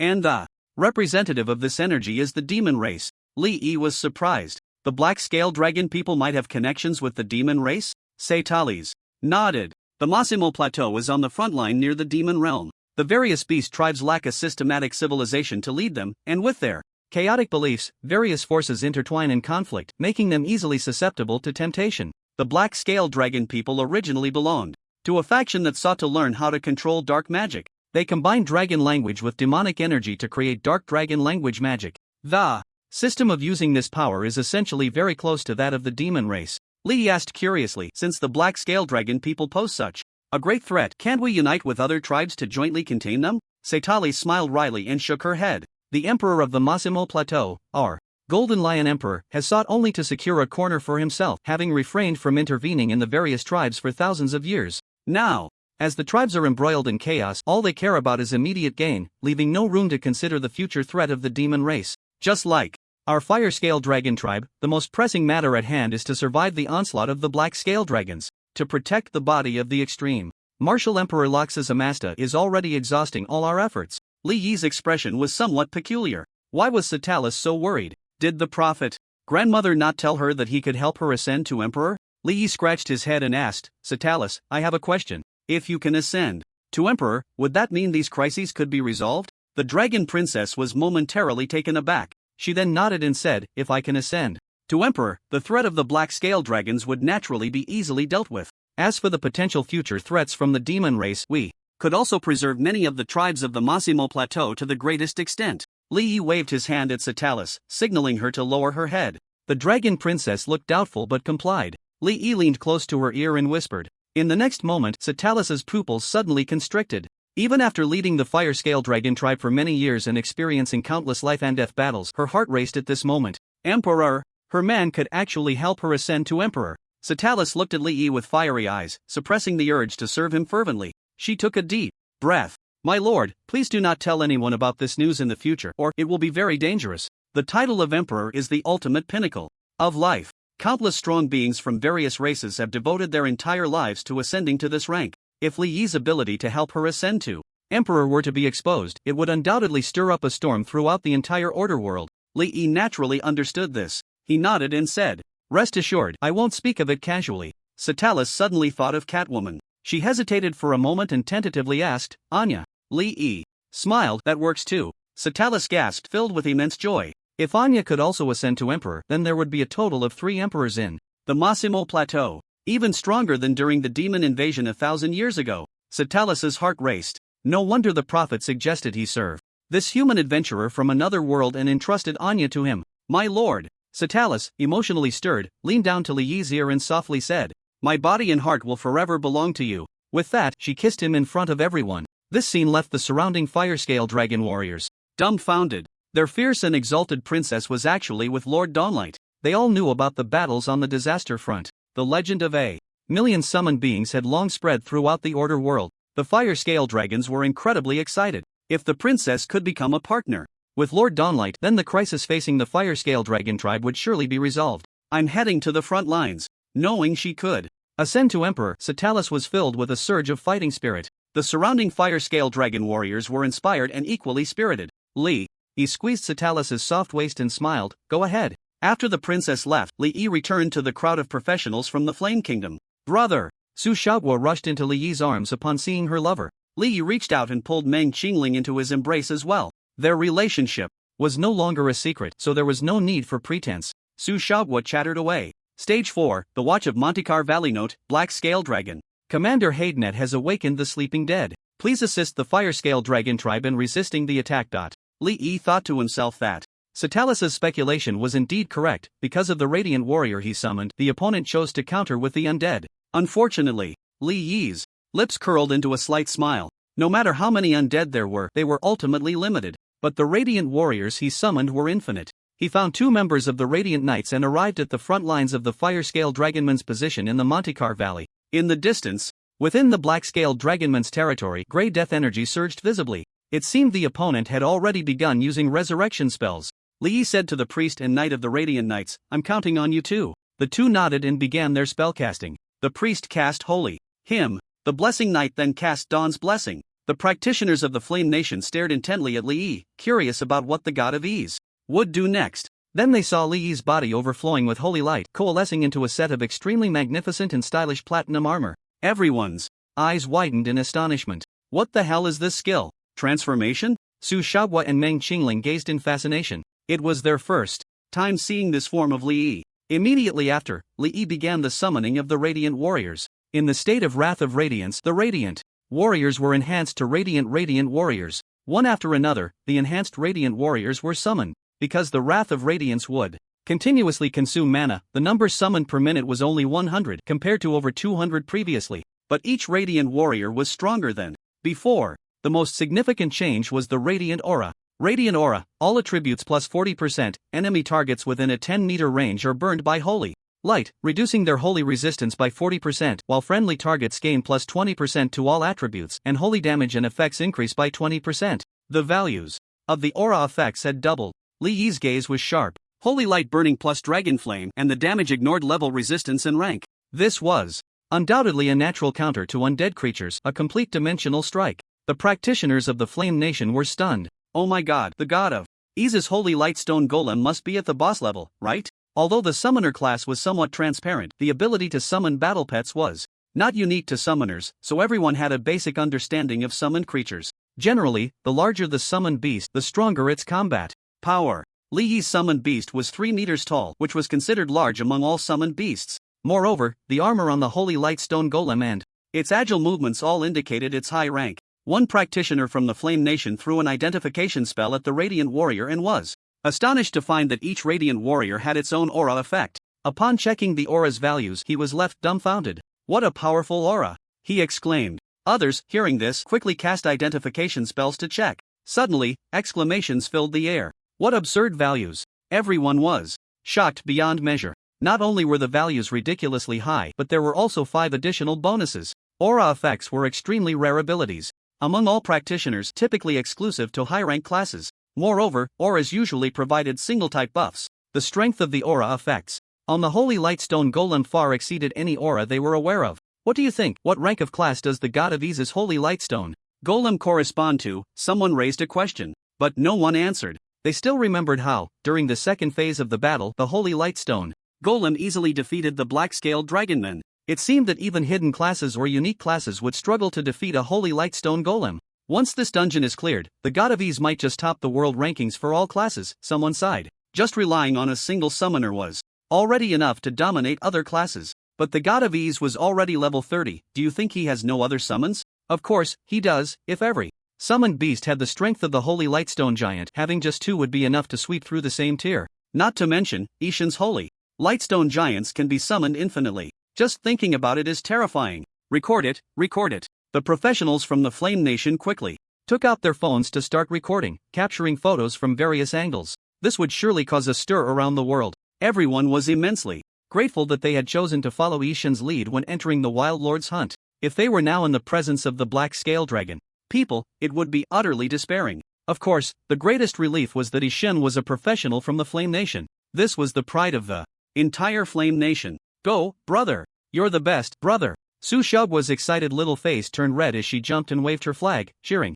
Meng Qingling beside her had a dazed look, her eyes only reflecting Li Yi's voice. Smack! Su Xiaogua suddenly slapped her on the backside, waking Meng Qingling up. Su Xiaogua, what are you doing? Meng Qingling exclaimed, embarrassed and angry. Stop being infatuated, hurry up and cheer. Su Xiaogua retorted confidently. Meng Qingling bit her lip. In the end, she shouted out, go Wu go. Li Yi heard their voices and turned to give them a smile. Meng Qingling's delicate body trembled, her legs went weak, and she hurriedly hugged her cousin beside her. Su Xiaogua was speechless. Useless sister. At the Black Scale Dragon People's stronghold, Commander Haydenet continued to cast necromancy spells. One undead creature after another was summoned by him. Meanwhile, other Black Scale Dragon mages were also continuously summoning undead beings. Behind him stood a robust young man 3 meters tall, with 2 massive demon horns on his head, wearing a mocking expression. Haydenet, you are at least a high-ranking lord, and your tier is higher than that of the Fire Scale Dragon Princess, yet you still haven't defeated her. Haydenet replied indifferently, Timothus, rank does not determine everything.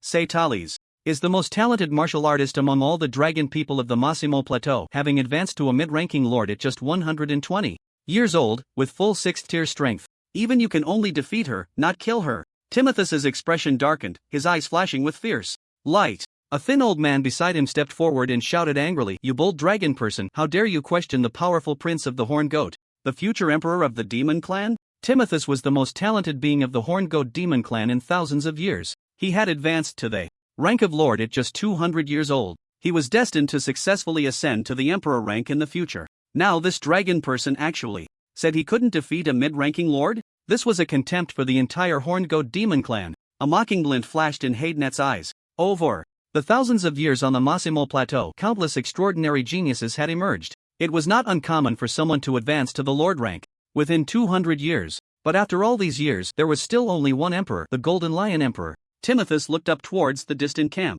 of the Fire Scale Dragon people and said coldly, once my demonic energy is fully restored, I will annihilate the Fire Scale Dragon people in a single day. Crossing the boundary between the demon realm and the order world had drained too much of his energy. In the demon realm, he could slaughter slaves to obtain demonic essence for recovery, but in the order world he could only slowly convert pure energy. This would take some time. Haydenet replied calmly, no need, I can deal with the Fire Scale tribe today. The prince of the Horned Goat Demon Clan had already crossed the boundary, and the passage connecting to the demon realm would soon open. Moreover, the Fox Clan's prophet, Saguna, had already returned to the embrace of her ancestors, and no one could call back the Fox demigod, Lachleen. The Black Scale Dragon people had no more reservations. In the reckless use of necromancy, there was no tribe on the entire Massimo Plateau that could defeat the Black Scale Dragon people without uniting with other tribes. Old rivals Negusas and Subtitles also realized this. They sought help from outsiders. He admitted that the opponent's summoned beasts were indeed strong, but in the face of the undead army there was still only the path of annihilation. Haydenet's eyes gleamed with fervor. With the body of Rosa Zamasta, he might be able to ascend to Lord even faster. Perhaps he could even uncover the secrets to becoming an emperor from the remains. Time ticked away. The number of undead creatures in front of the Black Scale Dragonman's position grew increasingly large. Unlike many self-aware monsters from the Plague Legion, these undead had no consciousness at all. They obeyed only the commands of their summoner. But because of this, they were fearless and extremely ferocious. The sky above the position was thick with death energy, forming vast clouds of black and gray mist, very conspicuous on the other side of the Montecar Valley. The professionals from the Flame Nation also noticed this anomaly. What's going on over at the Black Scale Dragonmen? It feels eerie and ghostly. Could it be that they used some forbidden technique? The two dragonmen tribes have been at odds for so many years, with the fire-scaled dragonmen always being suppressed. This time, with Ishin making them suffer repeatedly, they must be desperate. Everyone turned to look at Li, their eyes filled with admiration. In front of the entire fire-scaled dragonmen's position, rows of stone golems with halos above their heads and shining holy light held shields and swords, arrayed in layers, seemingly endless. They were simply too impressive. Advance! Li commanded the radiant warriors. Boom! Boom! Boom! All the radiant warriors began to move forward. Li let out a sigh of relief. After more than 3 hours, with a full 20,000 enhanced radiant warriors plus his continuous summoning from the rear, they should be able to handle this war. Once the battle was over, he would have to make sure that Subtitles compensated him well. At the black scale dragonman's position, Hydenet was slightly taken aback. He hadn't expected the other side to advance first. It had been many years since the fire-scaled dragonmen had actively launched an attack, but this was the only time. He revealed a sinister smile. Today was the moment of the fire-scaled dragonmen's annihilation. With the body of Rosa Zamasta, he might be able to ascend to Lord even faster. Perhaps he could even find the secrets to becoming an emperor from the remains. Attack! He issued the command. The black-scaled dragonmen's necromancers immediately gave orders to the undead summons. A chilling roar echoed through the sky. A tide of undead creatures surged forward madly. Wherever they passed, the green grass withered and flowers decayed. The stench of rotting corpses made one gag. At the fire-scaled dragonman's position, Subtitles' face turned slightly pale. The other commanders of the fire-scaled dragonmen also looked horrified. Even though they had long known that the black-scaled dragonmen would summon an army of undead, seeing so many deathly creatures still made their scalps tingle. They couldn't bear to think about how brutal it would be to personally fight against so many undead monsters. Then, Subtitles and many fire-scaled dragonmen warriors looked at Li. This time, they were grateful to His Excellency the Dawnlight. Otherwise, the fire-scaled tribe would likely face complete annihilation. The body of Rosa Zamasta would also fall into Hydenet's hands. The entire Massimo Plateau would face a tremendous disaster. It could be said that Li was the savior of the fire-scaled dragonmen and many plateau tribes. Prepare for battle.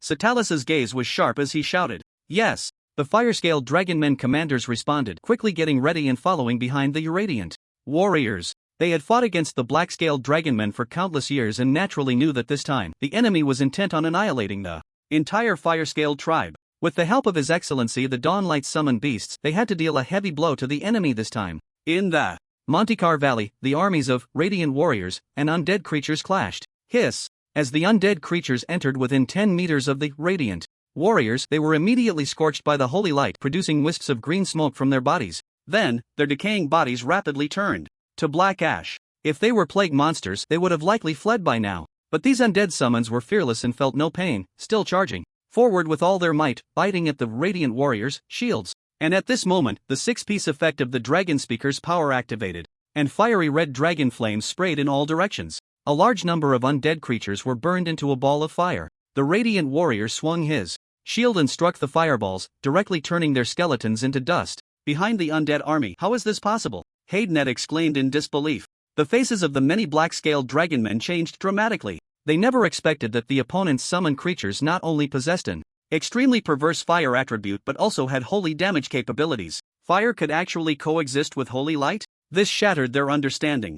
It is known that holy light is an extremely domineering energy, almost impossible to harmoniously coexist with other elemental energies. Yet, these stone warriors exhibited remarkable harmony. What shocked them even more was that both the fire damage and the holy damage were all large-scale attacks, and the power was absurdly high. The undead creatures they summoned were completely restrained by the opponent. Large swathes of undead summons were burned to death by the holy light and incinerated by the dragon flames. Hydenet was filled with suspicion. His eyes widened in disbelief. It had only been a day, and these summoned beasts had transformed dramatically, becoming much stronger. How could these summons be so much stronger than yesterday? What kind of helper did Subtitles find? Such tactics were unheard of in the entire Order world. Behind them, the warriors of the fire-scaled dragonman tribe also arrived, beginning to attack the undead creatures. However, they all hid behind the radiant warrior, killing the undead creatures that crossed the front line. On the earth dragon, Subtitles exerted force with her legs and leaped high. Earth shatter. Her fist shone with fiery red energy, crashing down from 20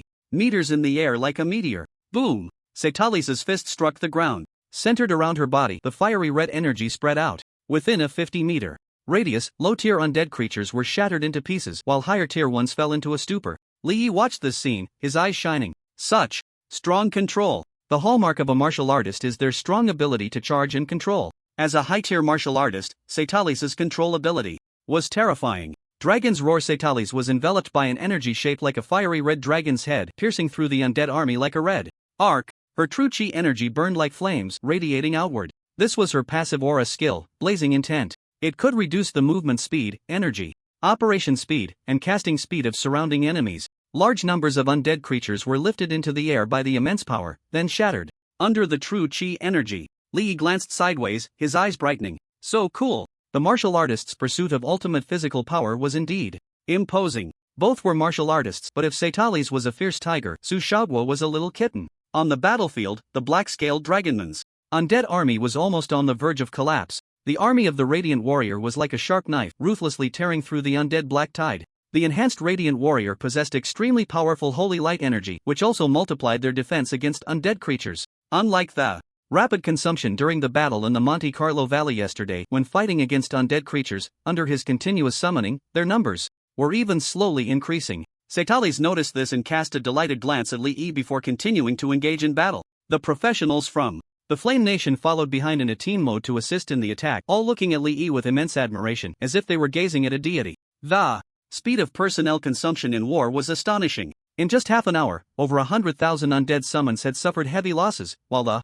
number of Radiant Warriors had actually increased by more than 1,000. The army gathered and continued to advance. The holy light not only illuminated the sky but also purified the land that had been corroded and polluted by the undead. At the black-scaled dragonman's position, Haydenet's expression was grim. Continue the summoning, he shouted loudly. The necromancers in the army showed expressions of pain on their faces. Lord Haydenet, the mages are running low on mana. Hundreds of mages specializing in necromancy looked pale. Even the expensive mana potions could not sustain the continuous consumption.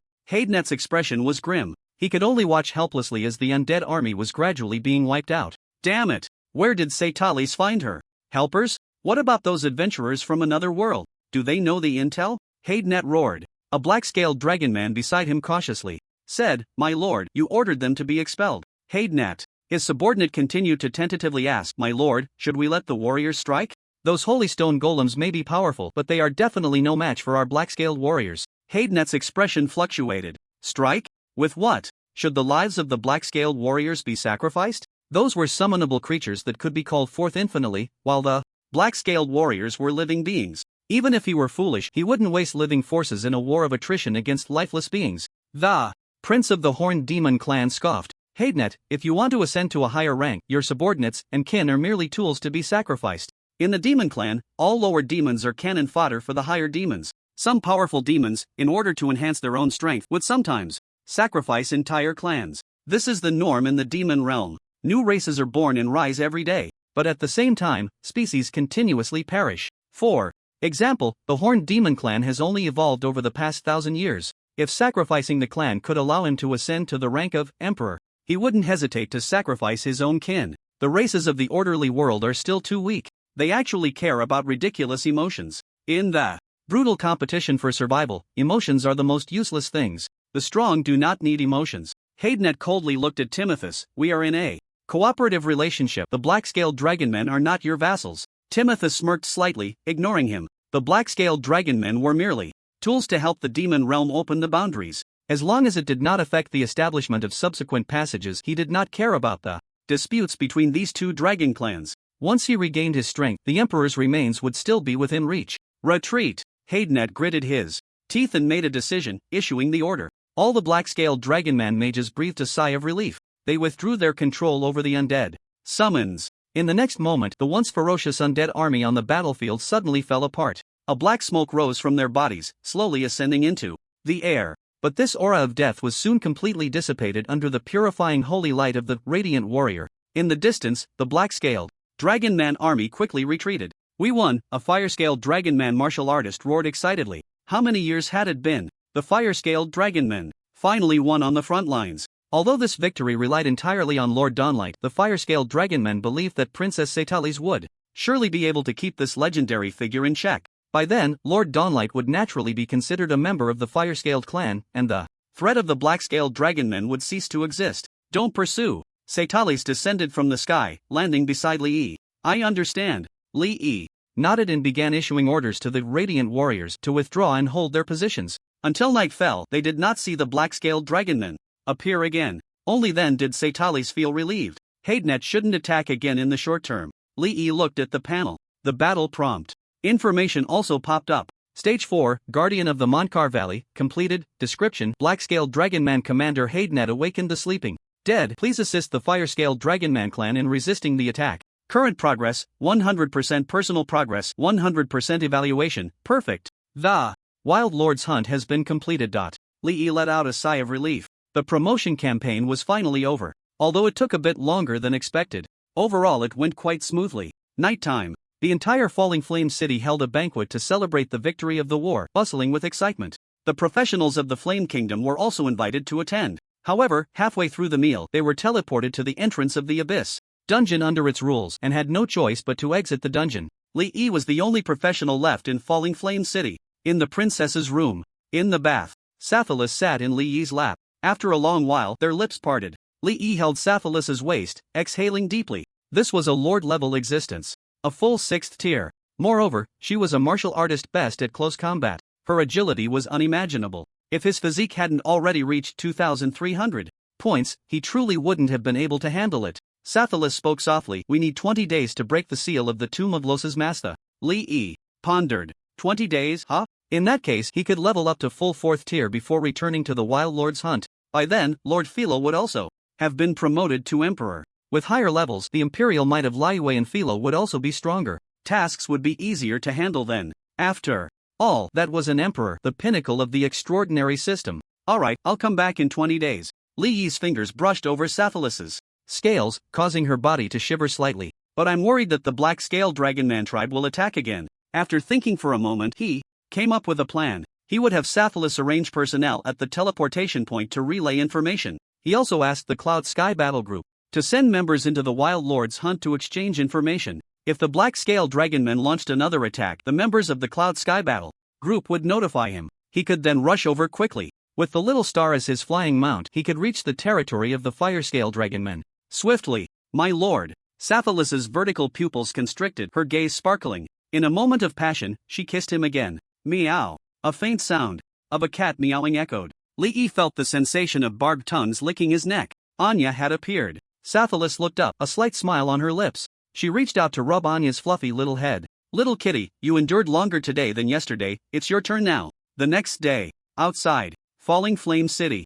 Lee summoned Little Star. He was preparing to have it carry him to the teleportation portal's exit. The effect of the Abyss Dominator badge allowed it to move freely in the Abyss world without any time restrictions. However, it also meant he couldn't use the dungeon mechanism to teleport to the exit. He still needed to travel on foot. Little Star nudged its head against its master, looking aggrieved. It had been born for just a day, and had only eaten a few pieces of energy source crystals. Now it was hungry. Its master actually wanted it to work. It was still a dragon baby. Lee quickly reassured, once we exit the dungeon, you'll have plenty to eat, I promise. He could also have Lord Philo come out again to carry him to the dungeon exit on a chimera. Or he could take a ground mount and go a bit slower. But Lee found it hard to resist the temptation of flying on a dragon. So he made Little Star endure a bit. Of course, it couldn't be considered unfair as Lee checked Little Star's status bar and its condition was very good. Being a little hungry didn't affect it. After a while of coaxing, Little Star finally nodded in agreement with a pitiful expression. Lee and Subtitles climbed onto Little Star's back. Whoosh! Little Star let out a dragon's roar. Its massive wings flapped. The wind control skill activated. Its enormous body quickly ascended, then, following Subtitles' direction, headed towards the dungeon exit. Wow! In the high sky, Little Star flew steadily. The strong winds rushing towards them made Lee's heart race wildly beside him. Subtitles also showed a delighted and enjoying expression. It was her first time sitting on the back of a giant dragon. Little Star's speed was incredibly fast. In just half an hour, they flew over a distance that had previously taken 5 or 6 hours to traverse. At the exit of the dungeon, Lee stored Little Star back into the summoning space. After kissing Subtitles goodbye, he stepped into the teleportation portal. 10 seconds later, Lee opened his eyes, already deep in the entrance of the Wild Lord's hunt in the real world. He immediately sensed Anya's presence through the Shadow Contract passive skill. In his perception, the cat girl was quietly hiding in the shadow of his body, always alert to the movements around them. If any danger arose, Anya would appear immediately to protect him. A prompt from the profession panel popped up. Wild Lord's Hunt, Abyss, Dungeon Challenge completed. You have obtained Promotion Source Crystal times 20. You have obtained Skill Points times 5. Your level has increased to level 31. Your Abyss Dominator badge has received a stat boost. You have obtained the Equipment Blueprint Wild Summoners book.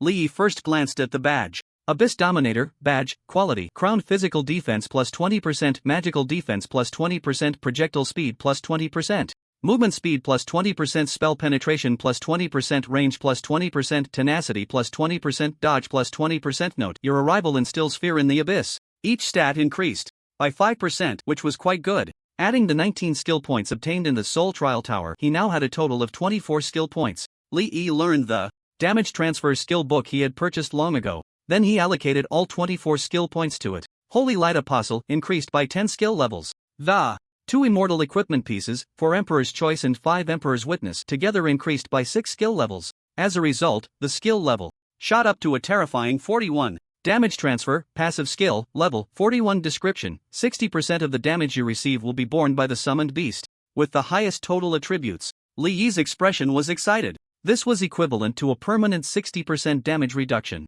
If he cast Light of Dawn to enter the state of Radiant Fury, he would gain an additional 25% damage reduction. Considering his high magic resistance of up to 80% and physical resistance of 55%, his current defense was absolutely invincible among peers. Not to mention the recovery ability brought by his high constitution. Li Yi laughed heartily. Then he looked at the final blueprint, Wild Summoner's Book. Holy crap! Li Yi was instantly stunned. Wild Summoner's Book, Heritage. Book, Blueprint Quality, Immortal, Orange Red, Part, Weapon Magic Power plus 1000 Constitution plus 1000 Spirit plus 1000 Class Requirement. Summoner. Equipment Effect 1, increases all skill levels of the summoner by 5. Equipment Effect 2, Magic Power plus 50%. Equipment Effect 3, all attributes of your summoned beasts plus 25%. Class Exclusive Promotion of the Wild Summoner, Passive Skill, Promotion of the Wild Summoner, designate a summoning skill. To gain Wild Promotion. Note, the power of the wild is limitless. An immortal weapon? Li Yi's expression changed. He actually obtained the blueprint for an immortal weapon. With Lord Philo's promotion imminent, wouldn't that mean he would soon possess an immortal weapon? With the attributes of the Wild Summoner's Book, the first 2 equipment effects alone would allow him to wear it permanently. He had essentially solved his weapon and equipment problem for a lifetime in one go. Brother, Su Shaoguo and Meng Qingling had been waiting at the dungeon exit for a long time. Upon seeing Li Yi, they immediately rushed over. Why did you just come out, brother? Su Shaoguo pounced into Li Yi's arms, looking up and blinking her eyes. Li Yi wrapped his arms around her petite body and pinched her waist. He kissed her lips and said, I discussed some matters with Subtitles. Su Shaoguo was taken aback. Subtitles? The Dragon Princess? That was equivalent to a faction leader. But considering Li Yi's ability to summon an endless army and resist the entire Black Scale Dragon race by himself, it wasn't surprising that he was received by Subtitles. As for why he didn't have the same time restrictions in the Abyss Dungeon as other professionals, neither of them found it hard to understand. After all, there were many miraculous things about Li Yi. Meng Qingling leaned closer to Li Yi. He understood and pulled her into his embrace, his hand naturally sliding from her waist to her hips. A blush appeared on Meng Qingling's face. Perhaps it's because the overall rating of this Wild Lord Hunt is quite high. Shaoguo successfully obtained the Qi Master Specialization True Qi activation. Su Shaoguo rubbed against him happily and said, I have to thank my brother. Li Yi raised an eyebrow. This girl really could twist her waist. Brother, you've become a sensation worldwide. Some professionals posted your scenes from the dungeon online. Now you've been rated as the world's strongest professional. The strongest? Li Yi wasn't surprised. After all, even the big shots at the 8th and 9th tiers would have to taste defeat in the face of his thousands of radiant warriors. Do you know why the entrance to the Wild Lord Hunt dungeon is so deserted? Li Yi hesitated. The officials cleared the area? Su Shaoguo nodded with a smile. That's right. To avoid disturbing you, the officials cleared the area around the Wild Lord Hunt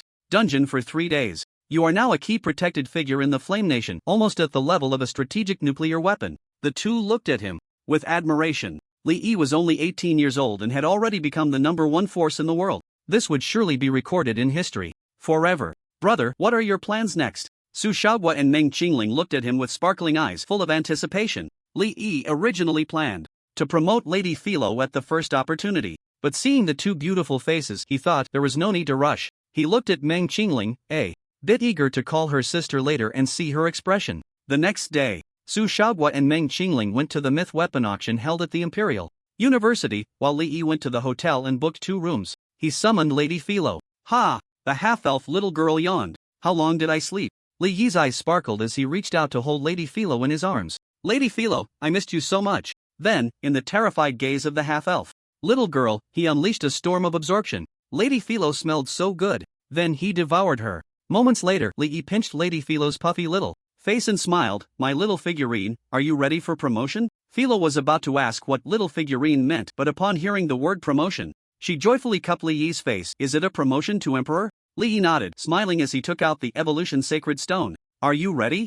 Lady Philo nodded vigorously. Li Yi placed the evolution sacred stone on her forehead. The sacred stone emitted a pure white light, entering the forehead of the half-elf little girl. The milky light radiated from her body, enveloping her small form, transforming into a huge cocoon of light, floating above the bed. Next was the patient waiting. Li Yi then summoned Liyue. The sword saint sat cross-legged, slowly opening her eyes, waking from meditation. She glanced at the nearby cocoon and immediately understood that Philo was undergoing promotion. Master, Liyue missed you. The sword saint instantly kissed Li Yi, showering him with the warmth she hadn't shown in days. After a long while, their lips parted. Li Yi gazed at her stunning face. He had now come to terms with reality, knowing that the gap in physical strength between him and the emperor was insurmountable. So he softly said, Sister, can we set the tolerance to the lowest? Li Mun's face turned red with embarrassment. Her reaction at the lowest threshold was truly shy, but the master had requested. That definitely had to be fulfilled. So, within less than an hour, the mighty sword emperor had unconsciously begged for mercy several times. This opened up a whole new world for Li Yi. In the bathtub, Li Yi lay in Li Mun's embrace. The sword saint's sister wrapped her arms around the master's neck, her face pressed against the top of his head. Joy sparkled in her eyes. It seemed she had found a way to make the master completely addicted. Suddenly, Li Yi's expression shifted, and he opened his eyes. Lord Philo had successfully leveled up. He jumped out of the bathtub, dried off, and went to the adjacent bedroom. He saw cracks appearing in the light cocoon. The milky white light gradually dissipated. Lord Philo's small body slowly revealed itself. Li Yi looked at Philo's panel. Name, Philo Ancient Holy Hammer Race, Halfling Age, 385 Rank, Emperor Class, Mind Emperor Level, 30, 0%, Strength, 580 Agility, 580 Constitution, 2050 Spirit, 6830 Magic Power, 6830 Active Skills, Telekinesis, Max Level, Telekinetic Shield, Max Level, Energy, Disassembly, Max Level, Passive, Telekinetic Perception, Max Level, Energy Affinity, Max Level, Energy Delay, Max Level, Imperial Might, Level 1, Blessings, Bounty of Harvest, Divine Selection, Natural Protection, Divine Selection, Profession, Blacksmith Talent, Telekinesis Mastery, Max Level, Probability Correction, Max Level, Soul Link, Level 16, Awakening, Domain Collapse, Level 1, Mind Ultimate Pursuit, Level 1. Besides the increase in attributes, Lord Philo, like Li Mun, also gained the passive skill of Imperial Might. Additionally, she acquired an awakening skill Mind Ultimate Pursuit. Lord Philo opened her eyes. I leveled up successfully. She joyfully floated in front of Li Yi and leaped into his arms. Li Yi's nose twitched. The fragrance on Lord Philo seemed even more intense. Congratulations, he said, rubbing the little figure's fluffy head. Li Mun also came to Li Yi's side and smiled at Philo, saying, Congratulations. Philo left Li Yi's embrace, placed her hands on her hips, and looked up at Li Mun, saying, Now you can't bully me anymore.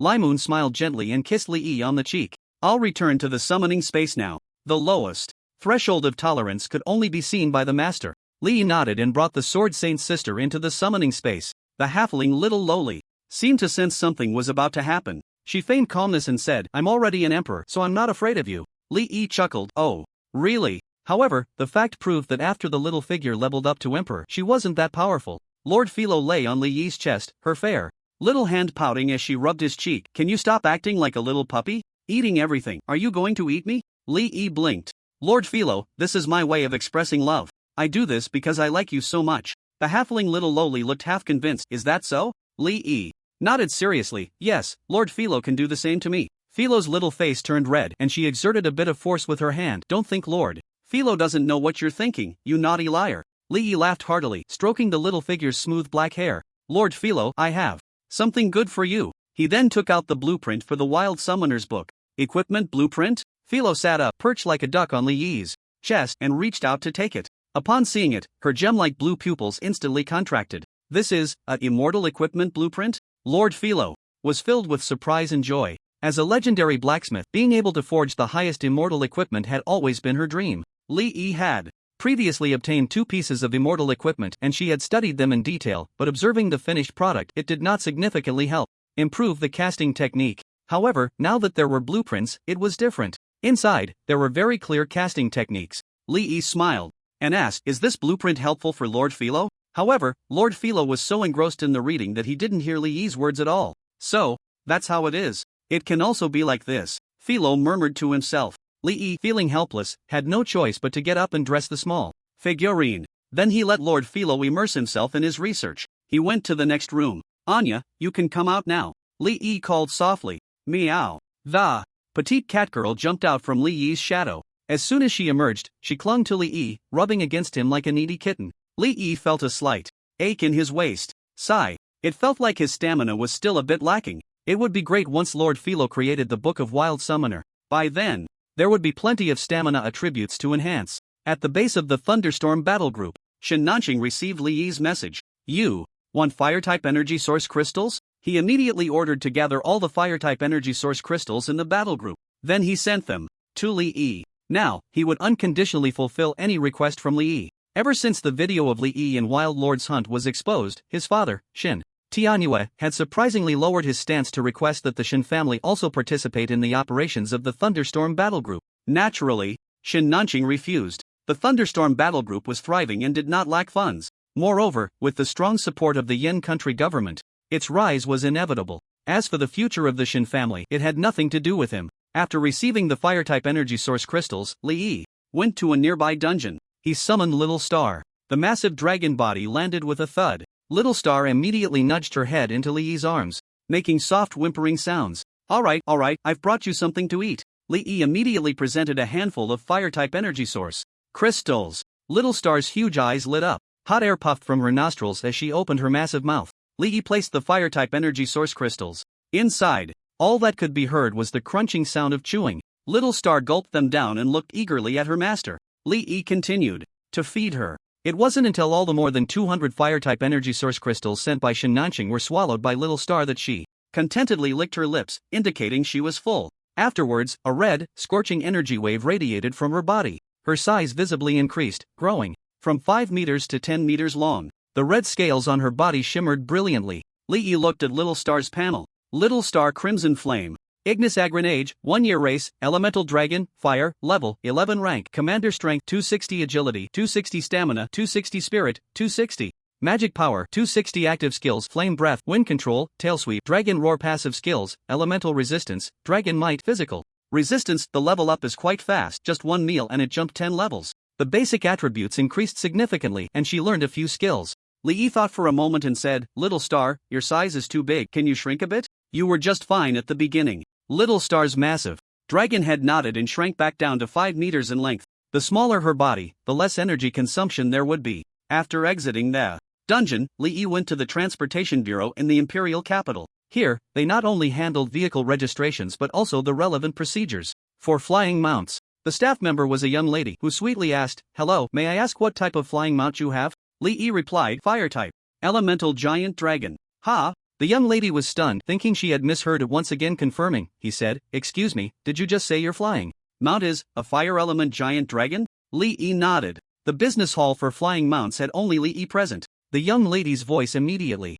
attracted the attention of others, who turned to look. Li Yi took off his mask. Everyone instantly displayed shocked expressions. This handsome face belongs to the summoner from the Alien Daughter battle group, Li Yi. If it's Li Yi, having a giant dragon mount doesn't seem surprising at all. At once, a staff member came forward. "Lord Li Yi, please follow me, we have someone to assist you." Li Yi then followed several staff members to a large open space in the management bureau's backyard. "Please summon your mount, we need to confirm it." Li Yi nodded. Little Star was summoned. All the staff members were astonished. It really is a giant dragon. No wonder he's called the God of E. Soon, all the procedures were completed. The staff handed Li Yi a golden ring-like device. "This is an identifier. Please have your mount wear it for easy identification by military and police personnel." They then guided Li Yi to download a dedicated app. Upon opening it, he saw the no-fly zones displayed for various regions. As long as he didn't enter the no-fly zones, it would be fine. After completing all this, Li Yi began his level 40 leveling up. "Lord Philo, how is the research on the immortal equipment going?" In the dungeon, Li Yi grabbed the little feet of Lord Philo floating beside him and pulled her into his arms. Hurry up, hurry up. Philo held a blueprint in one hand and playfully ruffled her partner's hair with the other. Li Yi let her study the blueprint at the dungeon exit while he started challenging the dungeon. With Liyue, "Master, aren't you letting the new little sister come out?" Liyue said with a half smile. Li Yi chuckled awkwardly and communicated with Anya. The cat girl emerged from the shadow of his body, immediately looking warily at Liyue as if facing a formidable enemy. She instinctively sensed that the tall woman before her was very powerful and extremely dangerous. After Li Yi explained his relationship with Liyue, Anya's tension finally eased. High-ranking commander, quite a strong little girl. Liyue laughed. Li Yi was surprised. It should be noted that Anya was only 18 years old and having such a high rank indicated her exceptional talent. Anya was level 40, which allowed her to enter the 4th-tier dungeon. Although the overall difficulty of the dungeon had increased significantly due to dynamic adjustments, there was no difference in front of Liyue. 5 hours later, this large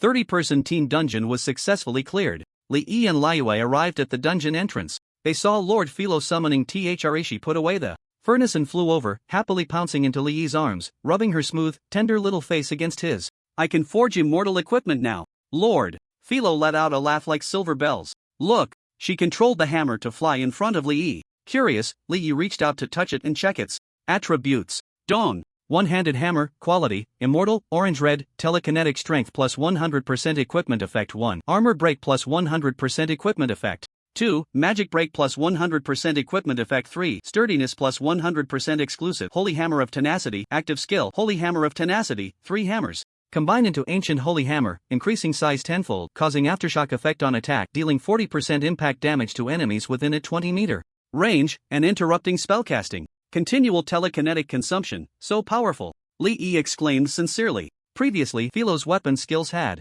cooldowns, but after upgrading to immortal, the cooldown was completely removed, only requiring continual telekinetic consumption. Moreover, all attributes received explosive boosts. The hammer also had built-in AoE damage, making it a clearing artifact. With a thought, Philo summoned 3 hammers above Li Yi's head, merging them into a giant hammer. A massive hammer, measuring 10 meters in length, width, and height, appeared. It was unimaginable how powerful it would be when it fell. Hee, impressive, right? Philo placed her little hands on her hips, proudly lifting her little head. Impressive, impressive. Li Yi pulled her into his arms and gave her a kiss on the cheek. With an expectant gaze, he asked, "Lord Philo, does this mean I can also create my immortal weapon now?" The half-elf little lowly replied proudly, "As long as there are materials, I can make it." Li Yi looked at the materials for the Wild Summoner's Book. Radiant Spirit Flower, Polaris Crystal, Eternal Wood, Starlight Silver Leaf, Flame of Magic. All of them were unfamiliar, clearly very precious items. After exiting the dungeon, Li Yi received a message from Meng Qingling. "The auction is over?" He looked at the detailed information sent by Meng Qingling. The auction for the world's first mythical weapon was ultimately won by the old Qian family from Europa with 100 5th-tier fire source cores and 8,000 5th-tier fire element energy crystals, securing the Wings of the Sky mythical equipment. This price shocked the entire world, especially the 100 5th-tier fire source cores. Each one, if converted to cash, was worth at least hundreds of millions, and there was no market for them. On one hand, all the professionals around the world were astonished by the terrifying price, while on the other hand, they marveled at how wealthy the old Qian family from Europa truly was. But upon careful thought, it seemed quite reasonable. After all, mythical equipment could be passed down permanently, while the fire source cores and fire element energy crystals, no matter how valuable, were merely consumables. Hiss! Li Yi gasped when he saw the result. Damn, these old nobles are really wealthy. With so many fire source cores and fire element energy crystals, it should be enough for little stars. Growth. He arrived at the Imperial University to meet Lu Zhanling. Old Lu personally delivered the auction proceeds. Li Yi took the opportunity to inquire about the materials for the Wild Summoner's Book. "Director Lu, I couldn't find these materials in the database. I don't know how to collect them." Lu Zhanling looked surprised. "What do you need these materials for?" "They are all materials for crafting 8th-tier legendary equipment." Li Yi was taken aback. They were actually 8th tier? Then what channels do I have to obtain them now? Lu Zhanling replied, "These materials are produced in 8th tier dungeons, and you can't obtain them right now, but," he smiled, "if you urgently need them, the official will be very willing to help." Li Yi thought for a moment and found it acceptable. At least from the current perspective, the Yin country officials were treating him quite well. Then, with Lu Zhanling's introduction, Li Yi met with the official representatives. The other party indicated that if Li Yi needed materials, he could exchange them using the strategy guide for the dungeon. An epic team dungeon strategy can exchange for these materials? Li Yi found the official offer hard to believe. It wasn't that it was too difficult, but rather that it was too easy. However, after a moment's thought, he understood that the officials were trying to win him over. But there was nothing wrong with getting closer to the officials. He agreed. 2 days later, Lee received the materials sent by the officials. Lord Philo also officially began the forging of the Book of Wild Summoner. Are there any attributes that need adjusting? Lord Philo asked. Lee was curious. Can Lord Philo also adjust the attributes of immortal level equipment? The halfling little girl proudly tilted her head. I am a legendary blacksmith. Mosakani said my talent is even stronger than hers. Lee looked at the attributes of the Book of Wild Summoner. All the attributes were quite useful. Lord Philo, can the spell damage be adjusted to mana recovery? Currently, the only thing limiting his combat power was mana. If he could exchange 50% of his spell power for spirit, summoning one more radiant warrior and having an extra dark flame bomb would be better than anything. Philo patted his chest. No problem. Thank you, Lord Philo. Lee laughed heartily and gave the halfling little girl a big kiss. Then, Philo began the weapon forging. 4 hours later. Success! Philo used his mind to levitate an ancient tome adorned with golden patterns and presented it to Lee. Lee took a deep breath. This was an immortal equipment. The world's first. He reached out to take it, feeling a slight weight in his hand. He checked the attributes. Book of Wild Summoner, Book of Inheritance, Quality, Immortal, Orange Red, Slot, Weapon Spirit plus 2500 Constitution plus 1000 Class Requirement, Summoner Equipment. Effect 1, Spell Penetration plus 100% Equipment Effect 2, all skills of the summoner increased by 5. Equipment Effect 3, Spirit plus 100%. Equipment Effect 4, all attributes of your summoned beasts plus 50%. Class Exclusive, Promotion of Wild Summoner, Passive Skill, Promotion of Wild Summoner, Designate a Summoning Skill to gain Wild Promotion. Note, the power of the wild is limitless. Lee's eyes widened suddenly. The overwhelming attributes dazzled him. Lord Philo, you are amazing. As expected, after the equipment was successfully forged, the attribute values far exceeded the standards on the blueprint. With excitement, he equipped it in the weapon slot, replacing the newbie summoner's nightmare. Looking at his own attributes again. Name, Lee. Age, 18. Class, Summoner Level, 32, 0%, Strength, 342 Agility, 370 Constitution, 3300 Spirit, 7760 Spell Power, 6310 Critical Hit, 50% Magic Resistance, 80% Physical Defense, 55% Range, 35% Accuracy, 51% Tenacity, 95% Precision, 81% Spell Penetration, 185% Projectile Speed, 45% Movement Speed, 272% Active Skills, Dark Flame Bomb, Level 50, Summon Radiant Warrior, Level 45, Discipline Whip, Level 30, Summon Man-Eating Thorn, Level 30, Summon Bright Sprite, Level 30, Summon Dark Sprite, Level 30, Passive Skills, Encouragement of the Charioteer, Level 41. His total attributes were even higher than those of Liyue. Of course, due to the difference in rank, the attribute benefits could not compare to Liu's. Even with such high attributes, he still couldn't withstand a single blow from Liyue. The staggering spirit value of 7,760 allowed Li's mana recovery speed to reach 10% per second. He had already reached the initial level of infinite summoning. As for the state of Radiant Fury and Crimson Battle Body, they can now be maintained throughout. Invincible, especially in the form of Crimson Battle Body, where Crimson Shield can be used infinitely. With the addition of Damage Transfer and Magic Shield, Lee even felt that he could withstand the raid boss. Awesome! Lee's eyes sparkled. In the past, he always followed behind the Sword Saint's sister to fight monsters, but now he had a great opportunity to shine himself. Level up, level up! From level 30 to 40, Lee, Liu, and Philo managed to level up an average of once a day. This was still considering that Lee had to do dungeon strategies. The speed was almost like flying. This was mainly due to the speed of Little Star. Whether on the ground or in the air, Little Star was incredibly fast. This greatly saved time in the dungeons. 10 days later, the three successfully reached level 40. During this time, Lee also exchanged a large amount of resources at the official site using his strategies. Lee was now preparing to go to Night Emperor's Fall. It had been a long time since he had seen the princess, and he missed her quite a bit. Before going, he had Philo help him and Liu change into a complete set of mythic equipment. The Sword Saint's sister's attributes skyrocketed. Strength 5005 Agility, 10604 Constitution, 5029 Spirit, 1808 Magic Power, 1751. In the early morning, Lee pinched Anya's little face in his arms. Little glutton, it's time to get up. Liu was unwilling to let anyone other than Lee see her in her most vulnerable state. And after Philo was promoted to emperor, she could no longer catch her. So the blessing of being with her was no longer available. In the end, when he woke up in the morning, it was Anya in his arms. The catgirl's ears twitched. Meow. She stretched lazily, affectionately rubbed against Lee and purred in her throat. Lee suddenly realized that he had never tried Anya in a non-breathing state. He chuckled, grabbed Anya's tail, and bit her ear. The catgirl immediately sensed Something was off with Li Yi. Her face turned bright red and she frantically shouted meow meow meow. Unfortunately, her level was the same as Li Yi's. Now, although her combat power far exceeded his, in terms of constitution, she was no match for Li Yi, so she was thoroughly bullied by him. In the imperial capital, at the residence of Su Xiaoguo and Meng Qingling. Brother, are you going to be promoted in Night Emperor's Fall? Su Xiaoguo's expression was surprised. She and her sister had the leveling route provided by Li Yi.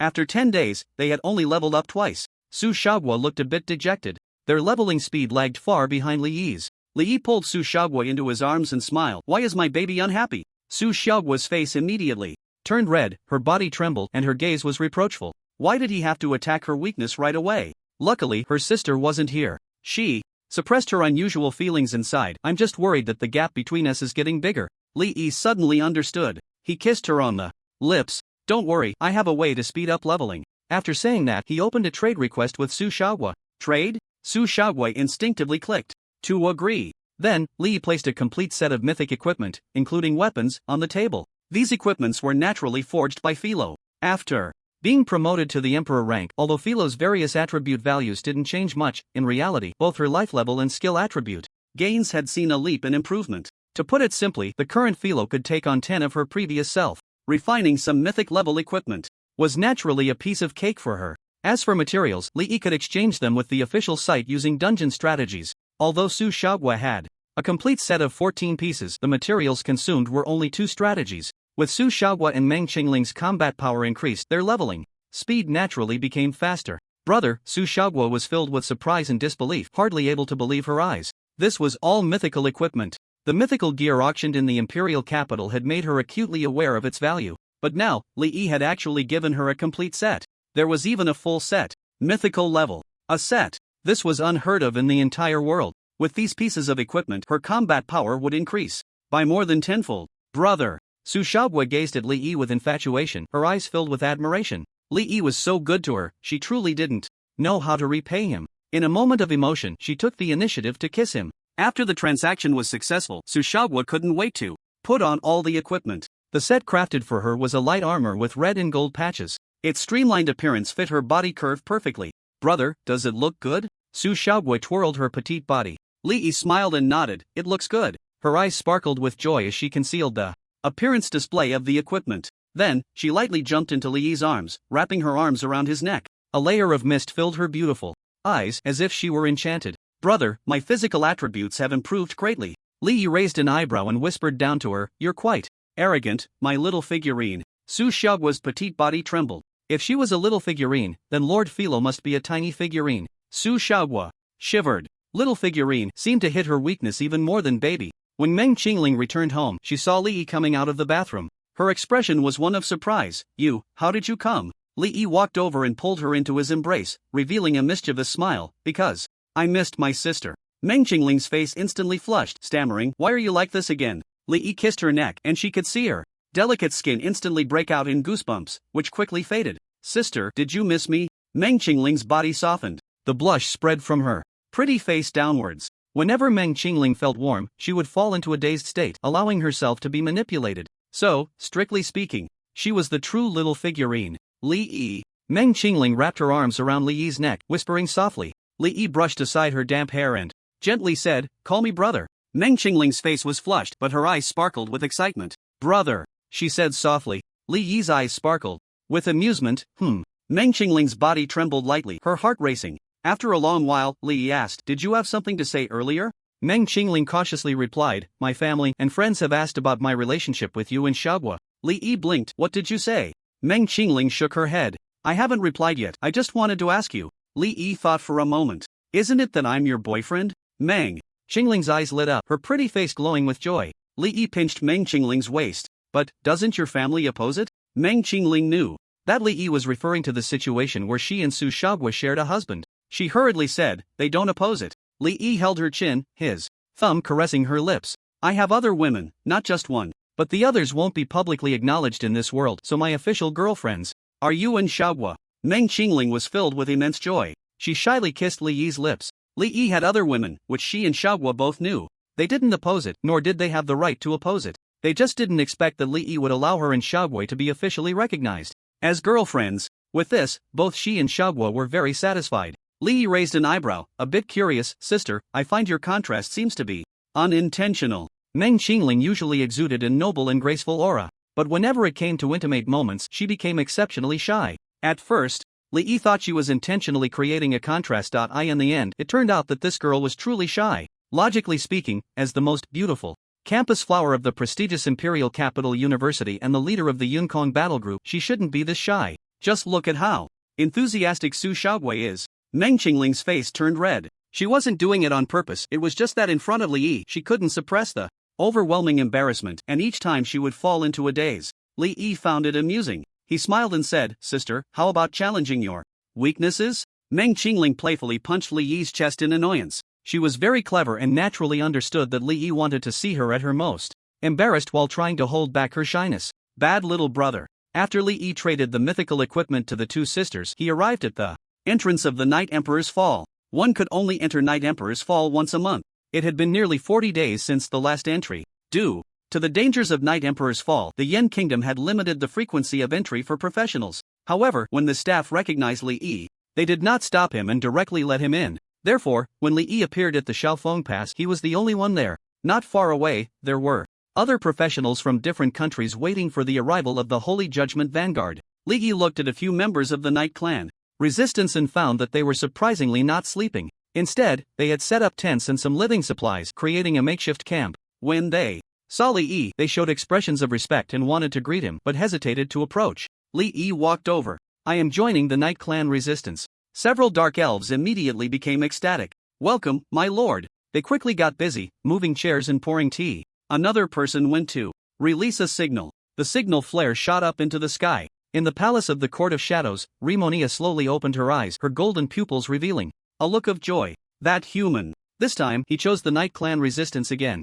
But soon, her eyes dimmed slightly. Last time, she was summoned to the surface by Li Yi through the blood oath mark, but she hadn't been able to help him. This left her unsure of how to face Li Yi again. A few hours later, above the Court of Shadows, a massive dark-winged bat beast slowly descended. Rimonia's expression quickly returned to a cold demeanor. Princess, we meet again. Li Yi walked into the palace with a downcast expression. Rimonia frowned slightly. It had been over 40 days, and Li Yi still hadn't emerged from the shadows? It seemed that the half-elf girl was very important to him. Rimonia's nature was reserved and calm, and she didn't know what comforting words to say. After a brief she fell silent. Li Yi sighed and walked straight to sit beside the princess's skirt. He reached out naturally towards Rimonia's delicate foot. Human. Rimonia's body tensed, her eyes filled with embarrassment and anger. Li Yi was being too bold. Princess, I am very sad. Li Yi's voice was low, seemingly filled with sorrow. Rimonia's slender body paused for a moment. The embarrassment in her eyes dissipated significantly.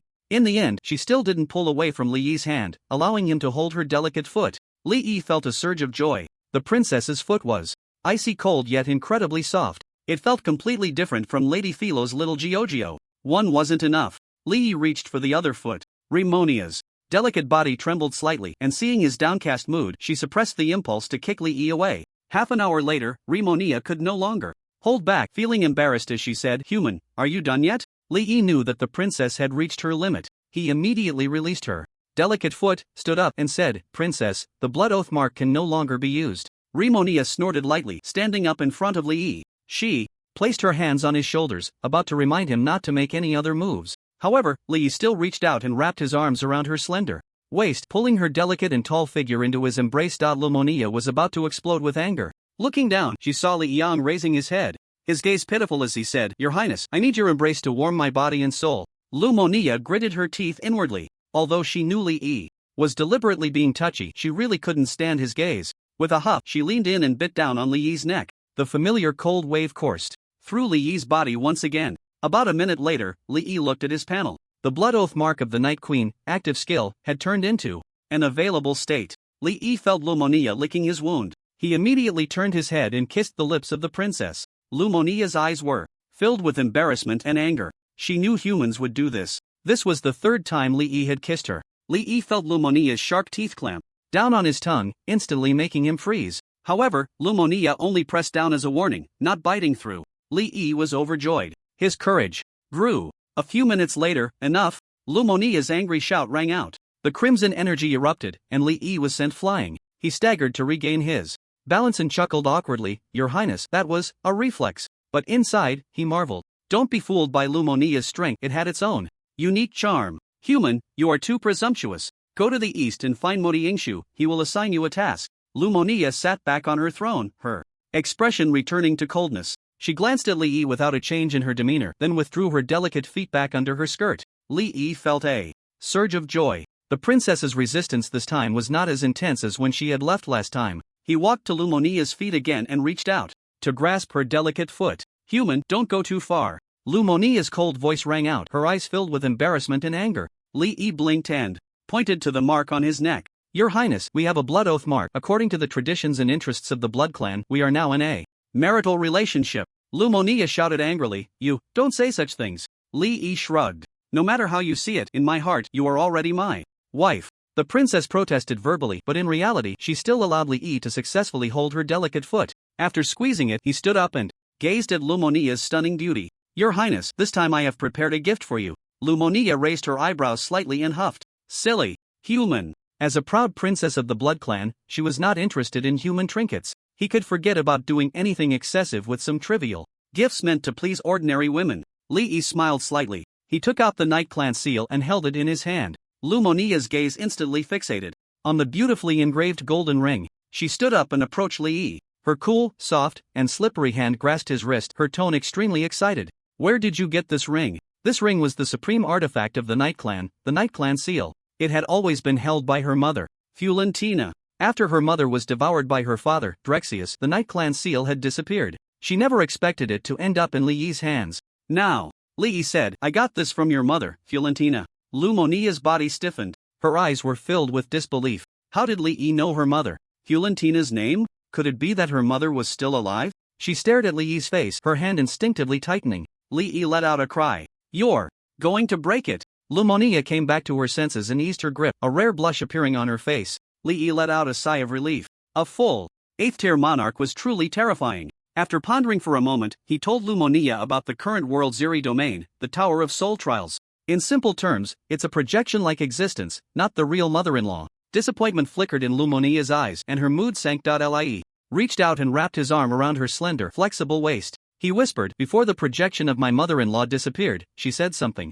Remonia's delicate body trembled slightly as she gazed into Li Yi's eyes. Li Yi mimicked the tone of Fiorentina. Remonia, you've grown up. Remonia's gaze was dazed, and a sad expression flickered across her face. Mother, she murmured to herself. Yes, she had grown up, but she would never see her mother again. There are 1,000 words in the previous chapter. As the leader of the Night Clan resistance, Remonia quickly regained her composure. Her eyes turned icy as she stared at Li Yi. Li Yi chuckled awkwardly and released his hand from her slender waist. Despite the princess's height of nearly 2 meters, her figure was so slim that her waist was incredibly delicate. An idea flashed in Li Yi's mind. He took 2 steps back and knelt on one knee. One hand held the ring, while the other hand was extended forward, palm up. Smiling at Remonia, he softly said, Your Highness, I would like to place this ring on your finger. Remonia's expression was complex. She was not unfamiliar with human customs. This was clearly a human proposal ritual. She had a good impression of Li Yi, otherwise she wouldn't have tolerated his various excessive behaviors. Perhaps this is fate, Remonia thought to herself. The Night Shadow Clan seal, which had disappeared for many years, had actually been obtained by Li Yi, and he was the one who had formed a blood oath mark with her, making them nominal partners. Remonia turned her head, revealing her long, fair neck. She let out a soft hum, her hand slightly lifting. Li Yi was overjoyed. He reached out to take the princess's delicate hand. He couldn't help but squeeze it. The princess's hand, like her slender feet, was icy cold, soft, and smooth. Her fingers were long and slender, yet incredibly rounded, with almost no visible knuckles. The sensation was delightful. But such soft hands could be incredibly fierce in battle, tearing apart enemies without mercy. Is it fun? Remonia's eyes were filled with embarrassment and anger as she gritted her teeth. Very fun, Li Yi instinctively replied. He looked up to see the princess's murderous gaze. His expression turned serious. He held her delicate hand and slowly placed the Night Shadow Clan seal on her left ring finger. The moment it was worn, Remonia's body trembled slightly, and she instantly understood all the uses of the Night Shadow Clan seal. Li Yi smiled and stood up, pulling the princess into his embrace. He looked up at her stunningly beautiful face and patted her bottom, hinting that she should be sensible and not accept something without acknowledging it. What are you doing? The princess's face flushed with embarrassment. A husband needs a kiss from his wife, Li Yi said with a shameless grin. It's something that will happen sooner or later, so you might as well get used to it. Rimonia, annoyed, retorted, "Why are you always thinking about these things? Can't this human be a little more honest when he sees her?" Li Yi replied confidently, "Because I like your highness." Rimonia was speechless, unsure whether to feel happy or angry. Forget it. She would treat it as a reward for him. She immediately lowered her head. Li Yi felt comfortable. After a long moment, their lips parted. He turned to look around the palace. "Is there no bed here?" Rimonia finally couldn't hold back and sent Li Yi flying. "Enough." With a flap of her wings, she flew away from the palace. Li Yi got up from the ground, stroking his chin. Rimonia definitely couldn't stay in the throne room all day. There must be a sleeping chamber somewhere. He needed to find someone to ask for its location. They had kissed, hugged, and touched. Everything that needed to be done had been done. He couldn't go back to that cold, dungeon-like inn. He still hadn't inquired about the warrior waters, the Red Moon. He had been holding on to that grudge. But with Rimonia gone, he could only ask later. First, he needed to complete the Abyss battle and successfully level up. He released the Summon Dragon Mount and Summon Little Star. However, what appeared was not a giant dragon, but a chubby little girl, only 1 meter tall, with dragon horns on her head and a pair of small wings on her back. After Little Star appeared, she pounced into Li Yi's arms, hugging his head and licking his face. Like a little dog, leaving behind hot saliva. Li Yi, feeling disgusted, pulled her off. "Hurry and transform, master, I need to go on a mission." After consuming fire elemental energy source crystals and cores over the past few days, Little Star's level had already risen to level 20 and she had learned to transform into human form. "Okay," the little girl replied in a sweet voice. Flames of fire elemental energy erupted from her body as she transformed into a 10-meter-long crimson dragon. Li Yi immediately summoned Liyue and Lord Philo as well. The three of them sat on Little Star's back, flying towards the eastern front. Li Yi sat in the embrace of the Sword Saint elder sister, while Lord Philo sat in his arms. In the shadows, seeing Li Yi summon Liyue and Philo and then take off, Rimonia showed a look of surprise. First, she hadn't expected Li Yi to be able to summon a dragon. Secondly, the orc and half-elf he summoned had a remarkably high rank. She felt that they were even not weaker than herself. After all, she was of the monarch rank. It seemed that Li Yi's ability to obtain the Nightshade Clan seal was not merely a coincidence. Rimonia extended her hand, looking at the ring. With a slight thought, a scarlet glow emerged from the ring. In the next moment, the ring suddenly transformed, morphing into a giant claw of gold and red that covered her hand. A look of delight appeared in Rimonia's eyes. In the past, she seemed able to hold her own against her father, Drexius, in battle. But in reality, her strength was somewhat inferior to Drexius. She could only maintain an undefeated stance for a short time, needing to hold out until Sylphie came to her aid. But now, with the Nightshade Clan seal, she was confident she could suppress Drexius in a direct confrontation. Moreover, with the awakening of the Nightshade Clan's Night Devourer, she could create a domain around her during battle. It could steal 2% of the enemy's attributes per second within the domain. If she could entangle Drexius and keep him within the domain, she could even completely defeat him. Excitement sparkled in Rimonia's eyes. She finally saw the dawn of victory in overthrowing the Night Empire and defeating Drexius. But Rimonia furrowed her brows. She recalled the form that had been revealed when Li summoned her to the surface world to fight the Spara, the demon race. Rimonia fell into thought. Her age was just considered coming of age. Among the Blood Clan, she had not experienced the great war between the demon race and the Order world 10,000 years ago. However, through years of exposure, she had gained a profound understanding of the terror of the demon race. They were undoubtedly the greatest enemy of the entire Order world. Although the races of the underground world were referred to as dark races, they worshipped the goddess of night and still belonged to the Order world camp. The Spara had accepted power from the demon race, and Drexius could not possibly be unaware of it. Therefore, there were only two possibilities: either Drexius himself had colluded with the demon race, or he was being manipulated. But regardless of which it was, ever since he lost control of himself and devoured the life of Rimonia's mother, Drexius had ceased to be her father in her eyes. He had become an enemy that must die. On the Eastern Front, the strategist, Modi Shadowveil, was setting up defenses. Since the last time they had eradicated a large number of bloodthirsty individuals with the help of human adventurers, the Eastern Front had welcomed a rare peace. The Imperial Army would need a long time to convert enough bloodthirsty individuals. This period was just enough for their Dark Servant Corps and Throatcutters Corps to rest and build defenses in preparation for the even more brutal battles to come. Suddenly, enemies in the sky, the Dark Servant sentry sounded the alarm. The Shadow Mages immediately began to gather, preparing for battle. Modi looked up and was instantly taken aback. A dragon? And a fire element dragon at that. How could there be elemental dragons in the underground world? He did not immediately think of the Night Empire. Stay calm. His voice echoed across the battlefield. Then, the figure wrapped in a black robe quickly ascended, meeting the approaching party. As the distance gradually closed, he recognized the voices of Li Yi and the orc female swordsman. Lord Li Yi? Modi's face lit up with surprise. Just moments ago he was reminiscing about Li Yi, and now he saw him in the flesh. He immediately signaled the mage team on the ground with a safe signal. Otherwise, a barrage of magic from the ground forces could accidentally harm their allies, which would be unfortunate. After all, this individual had already formed a blood oath with Her Highness the Princess, equivalent to a future blood prince. Modi flew over, accompanying the dragon as it slowly descended onto the battlefield. Lord Li Yi, it's been a long time, Modi greeted.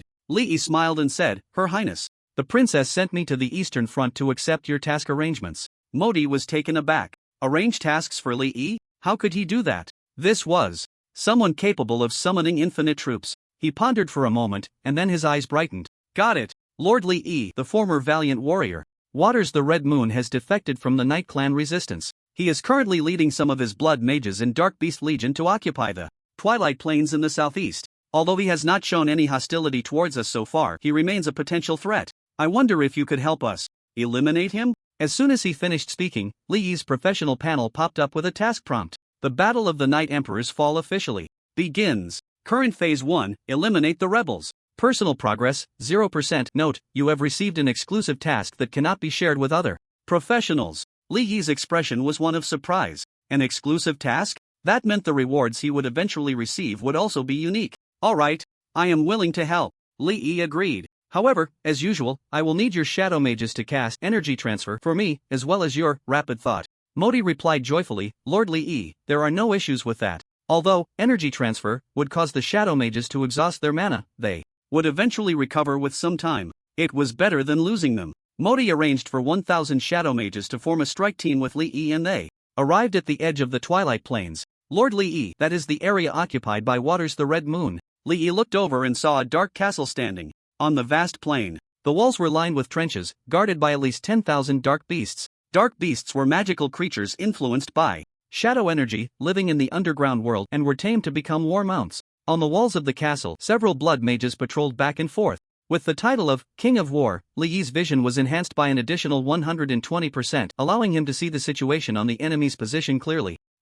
Li Yi was stunned. He actually saw dark beasts devouring dark gnomes. Not corpses, but living beings being consumed. Although dark gnomes were at the bottom of the underground world and exploited, being treated as food like this still shocked him greatly. Modi also witnessed this scene, his expression darkening, anger welling up in his eyes. Waters? Modi gritted his teeth. He had risen through the ranks from a dark gnome, and he felt deeply for the situation. Li Yi withdrew his gaze, his expression cold. Waters the Red Moon had successfully angered him. Let's begin the pre-battle preparations. Li Yi approached the curious Lord Philo, who was observing the underground world. He rubbed her little head. Let's start the battle. Lord Philo understood and cast Mind Convergence on Li Yi. Seeing this, Modi also cast Rapid Thought on Li Yi. With both enhancements to focus and thought, Li Yi felt an unprecedented clarity in his mind. Li Yi activated Light of Dawn and entered the Wrath of Radiance state. The exclusive effect of the Wild Summoners book allowed the Radiant Warrior to undergo a wild promotion. Now transformed into the Wild Radiant Warrior, the first summon appeared. The Radiant Warrior maintained its original size but now bore many wild red patterns on its surface. Additionally, its body sprouted spiky protrusions resembling dragon scales, exuding an extremely ferocious aura. Li Yi's own mana recovery speed had surpassed 10% per second, stronger than the summoning speed during the last encounter in the Fall of the Night Emperor. Moreover, the strength of the Wild Radiant Warrior had increased at least tenfold compared to the previous Light-Forged Warrior. The most terrifying aspect was its explosive area damage attack. As soon as the Radiant Warrior was summoned, Old Modi immediately noticed that this summon was extraordinary. So strong, his gaze was shocked. The strength of Li Yi's summon far exceeded that of a fully leveled Elite Warrior. Energy transfer. Li Yi called out. Old Modi quickly commanded the Shadow Mages to transfer mana to Li Yi. With a significant boost to thought speed and focus, along with continuous mana replenishment, Li Yi's summoning speed skyrocketed from 60 per minute to 4,000 per minute. In just 5 minutes, the mana of 1,000 Shadow Mages was drained. Lord Philo used telekinesis to lift Li Yi into the air. Advance. Li Yi issued an attack order to all the Wild Radiant Warriors. Boom, boom, boom. The Stone Warriors charged forward with swift steps, so agile. Modi in the air was astonished. He realized that these summoned beings were even more nimble than the well-trained shadow soldiers. If his shadow army encountered these stone summons on the battlefield, they would likely be torn apart in an instant. Goddess of the night above. Modi suppressed his racing heart and immediately reported the situation on site to Rimonia through the magical communicator. Your Highness, you must take this man down. Modi's words were resolute. In the twilight plains, in the dark city, Water's red moon opened his eyes from meditation. His expression changed slightly and he suddenly shot up into the sky, arriving above the city. What's going on? Water's red moon was puzzled. Why was there such a massive wave of holy energy ahead? He flew a short distance forward and saw an army of over 20,000 stone warriors shining with holy light and wild energy. The summons from the Eastern Front? Water's red moon's expression changed drastically. He had watched from afar the battle between the Eastern Front and the Empire's bloodthirsters, having a very clear understanding of the power of those summons. And now, these summons were clearly even stronger than the previous ones. He concealed himself in the shadows and continued to approach. Li Yi? Water's red moon was stunned. He remembered the human he had seen in the palace of the Shadow Walkers. Through his weapon, he had divined the existence of a low-level but high-ranking halfling legendary forger. His gaze turned to Li Yi's side, where a delicate and lovely halfling floated in mid-air. Water's red moon was astonished. What method had the other party used to reclaim the halfling forger from Vespera? A mere human adventurer from another world, a symbol of weakness, yet capable of unraveling the means of an 8th-tier lord, truly unfathomable. On the Eastern Front, Li Moon seemed to sense something. She frowned slightly and suddenly looked up at a certain point in the sky. Master, someone is spying. Li Yi followed the gaze of the Sword Saint's sister into the air. It should be Water's red moon. The only one capable of hiding in the sky was that former brave general. Lord Modi, can you stop Waters? Li Yi asked the old man. Modi pondered for a moment before nodding. My strength is slightly inferior to Waters, but stopping him is not a problem. Li Yi felt relieved. Waters was a 7th-tier lord, and his combat power was still quite terrifying. Li Moon and Philo are now both level 40, and under the lord, they have no problem fighting 20 levels above them. However, reaching the lord level means that a 30-level gap is quite significant. After all, this is not the growth panel of real-world professionals. Attack! Li Yi commanded all the wild radiant warriors. 20,000 warriors marched forward with solid steps. In the air, Water's red moon's expression changed dramatically. His light golden eyes were fixed on Li Yi. His first reaction was to launch a surprise attack for an instant kill. Unfortunately, old Modi cast a shadowy veil, enveloping Li Yi's surroundings and leading him. No chance. Damn it. Water's red moon cursed under his breath. He turned and flew back to the city, starting to issue warnings and gather forces. Woo! A huge horn sounded. The massive beasts of the Dark Beast Legion rose from the ground. Under the control of the beast tamers, they formed a formation in front of the city, ready for battle. My lord Li Yi, the Dark Beast Legion led by Water's red moon is extremely powerful, especially his blood mage, who excels in formidable blood magic. Li Yi continued to summon wild radiant warriors in the meantime. Hearing this, he looked into the distance. No matter how strong you are, having enough summoned beasts can directly overwhelm you. After all, his summoned beasts can ignore tier and level resistances. As the distance closed, Li Yi could see the enemy numbers clearly. There were at least 10,000 dark beasts. The blood mages were estimated to be around 5,000. In addition, there were 50 to 60,000 dark gnomes. 20 minutes later, the wild radiant warriors' army arrived at the front lines. During this time, Li Yi summoned another 1,200. I really need to focus on my spirit. Li Yi sighed. Previously, there were no conditions, but now with Lady Philo, he could adjust the attribute weights, focusing on increasing the spirit attribute to enhance the mana recovery speed. On the enemy side, the Dark Beast army began to stir. The increasingly close aura of holy light instinctively made them feel repelled and even fearful. The beast tamers worked hard to calm the dark beasts beneath them. Meanwhile, the dark gnomes in the back trembled in fear. These dark gnomes were mainly slaves and food for the dark beasts, not soldiers. Modi said, My lord Li Yi, the dark beasts and blood mages on the opposite side are loyal to Water's red moon, so there's no need to hold back. But these dark gnomes, they are pitiful. He said pitiful, not innocent. Even though the dark gnomes passively executed their masters' orders, they were still complicit in wrongdoing. Li Yi nodded. Lord Modi, I will try my best not to harm their lives, but on the battlefield, it's hard to be too considerate. Modi sighed and nodded. On the battlefield, boom boom boom. As the wild radiant warriors approached the enemy, their speed suddenly increased, charging forward with exceptional agility.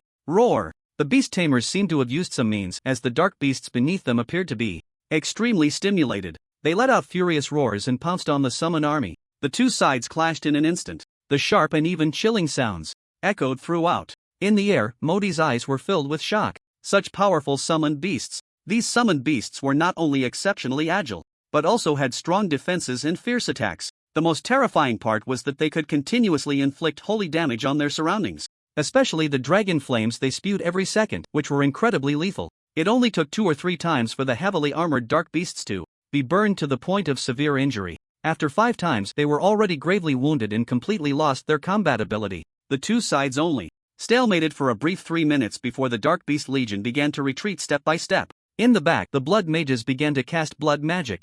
Lady Philo, Li Yi called out. The halfling little girl nodded and summoned 3 large hammers. She shot out like a sharp arrow. Energy disintegration caused all the blood magic to dissipate into pure energy as it reached Philo. The power of skills below the Emperor tier was significantly enhanced. All energy spells within 100 meters of Lord Philo were affected. So powerful. Modi's eyes were filled with shock. He never expected that this halfling, despite her low level, possessed such formidable telekinetic strength, even surpassing that of a 6th tier extraordinary being. With a flick of her small finger, Philo summoned 3 iron hammers that combined into a terrifying giant hammer measuring 10 meters in length, width, and height. Smash!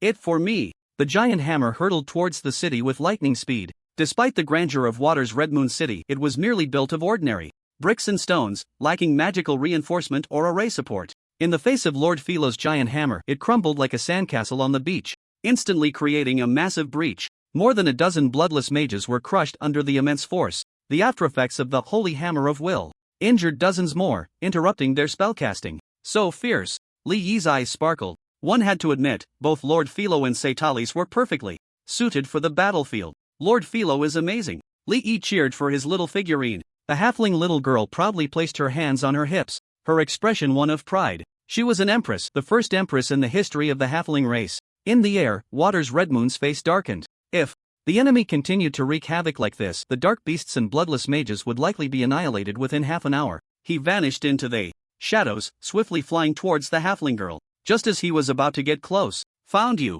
Philo giggled. The giant hammer swung towards Water's Red Moon in the air. The latter was taken aback. How did he get discovered? His level far exceeded hers. Boom! The giant hammer struck the magical shield surrounding Water's Red Moon. Although it didn't cause any substantial damage, the immense force sent his entire body flying uncontrollably. Lord Philo looked on with pride. Although her telekinetic perception was not as strong as the Orc girl's sword intent perception, the Imperial tier allowed her to detect the presence of a Lord tier being. Want to ambush me? Dream on, Waters, you traitor! Modi flew in, casting shadow spells at Waters. He aimed to entangle Waters as much as possible, needing only to hold on for half an hour. All the traitors would be eliminated. Waters' gaze was cold. You despicable Dark Gnome, Lady Ramonia's favoring of your inferior race is a disgrace to the Nightshade royal family. Although he was one of the 4 generals alongside Modi, as a member of the Red Moon royal family, he looked down on the other 3 generals. Modi Shadowveil, a lowly slave promoted from the Dark Gnomes,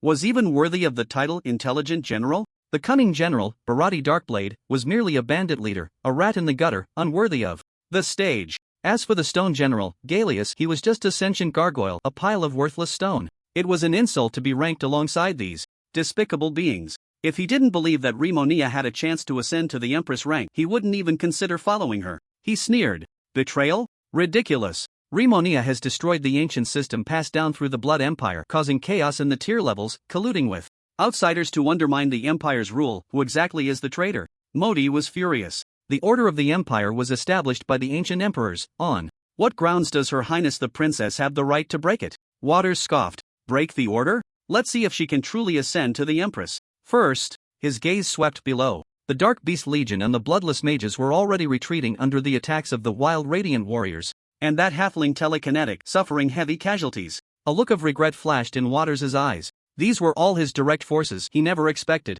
them to perish at the hands of outsiders. But if they died, so be it. In the vast underground world, as long as he remained safe, he would eventually be able to rebuild an army. Is this Lady Ramonia's order? Modi sneered. To eliminate the traitors, there's no need for Her Highness the Princess to personally intervene. Waters scoffed, his gaze mocking. It seems Renania has grown up, knowing to preserve her reputation. Ever since his connection with Vespera was exposed, Renania had not dealt with him immediately. This had given him the chance to escape from the Night Clan resistance. He had thought it was out of old feelings that Renania spared him. Now it seemed she simply didn't want to bear the blame. Waters was surrounded by a shimmering red blood magic energy, resisting Modi's attack. He glanced at his subordinates below and quickly turned to flee. After chasing for a distance, Modi, worried about Li Yi's safety, returned to his side. Waters has escaped. He will likely seek refuge with the Imperial Army, he said, his expression grim. Although he had little interaction with Waters, it wasn't hard to guess the mindset of this upper-class noble of the Empire.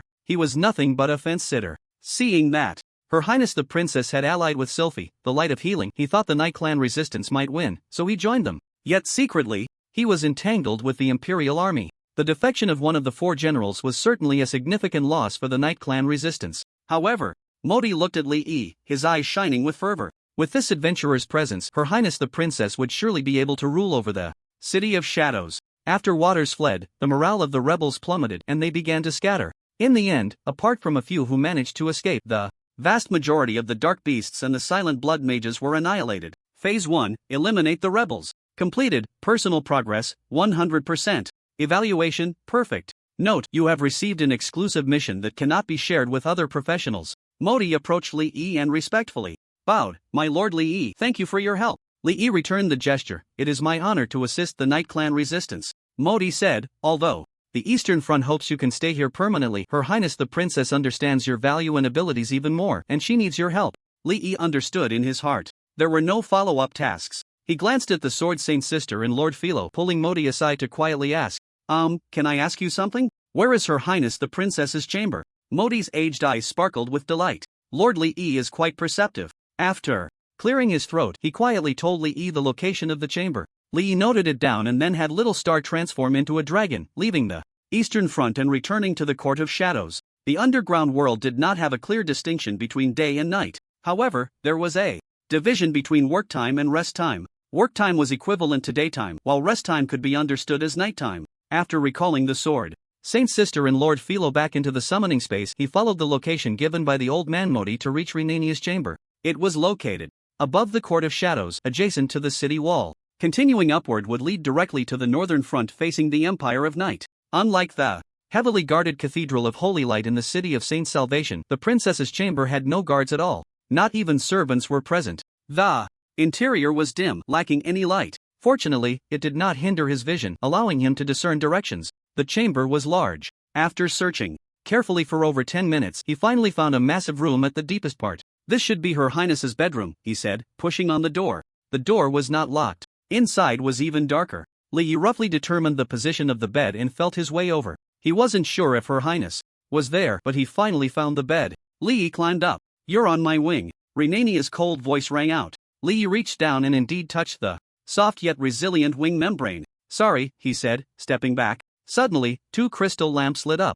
Renania lay on the bed, her gaze coldly fixed on Li Yi. What are you doing here?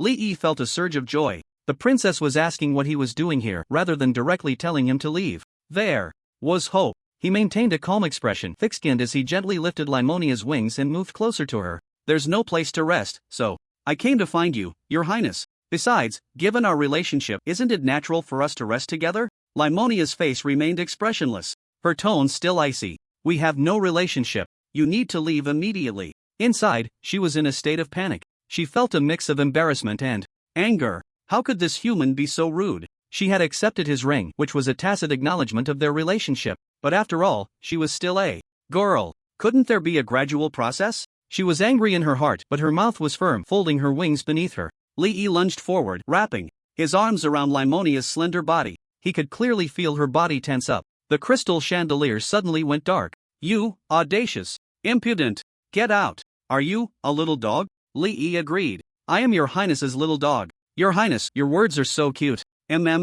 Your Highness, do vampires have such low body temperatures? Limonia's body was icy cold, and even though he could clearly feel her heart pounding like a drum, her temperature still showed no sign of rising. You're so noisy. Can Your Highness turn on the lights? No way. Your Highness is so beautiful, it captivates me. I want to admire your beauty. Please, Your Highness. The lights came on again. The princess's body was quite honest. Li Yi reached out and pinched Limonia's chin. She shot him a cold glare and swatted his hand away. Human, you are too full of yourself. Li Yi chuckled, not taking it to heart. He was already used to the princess's contradictory nature. Moreover, he had a strategy to deal with it, requesting. Limonia was actually quite soft-hearted. As long as he lowered his stance a bit, even slightly excessive requests would still be met, though she would put on a reluctant facade. Li Yi grasped Limonia's wings, slowly unfolding them. He was curious about the structure of the vampire's bat-like wings. Limonia felt a bit unnatural. This was her first time curling up like a little girl in a man's embrace.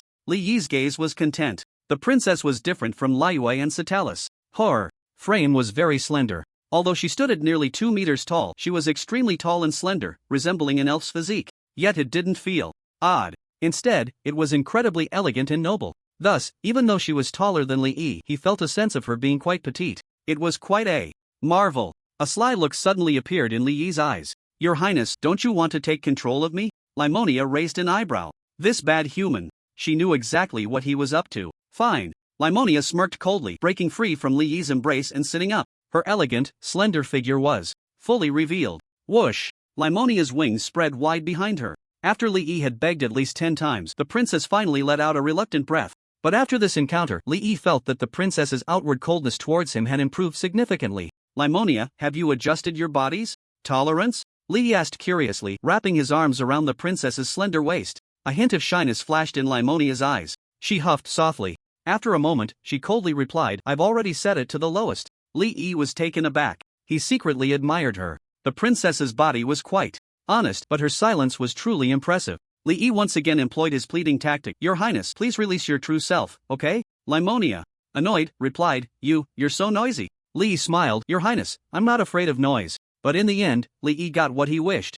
However, the embarrassed Remania left dozens of bite marks on him. She still wouldn't treat him. Infinite summoning? Launch a full-scale attack on the Imperial Army in conjunction with Sylphie? The suggestion put forth by Li Yi plunged Remania into deep thought. No. Remania slowly shook her head. Li Yi was taken aback. Why not? The 40-level, wild radiant warrior he summoned was already strong enough for the front lines. With the blessings of the Holy Judgment Vanguard, priests, knights, druids, and bards, he could unleash a massive wave of troops and directly crush the entire empire. Remania sighed.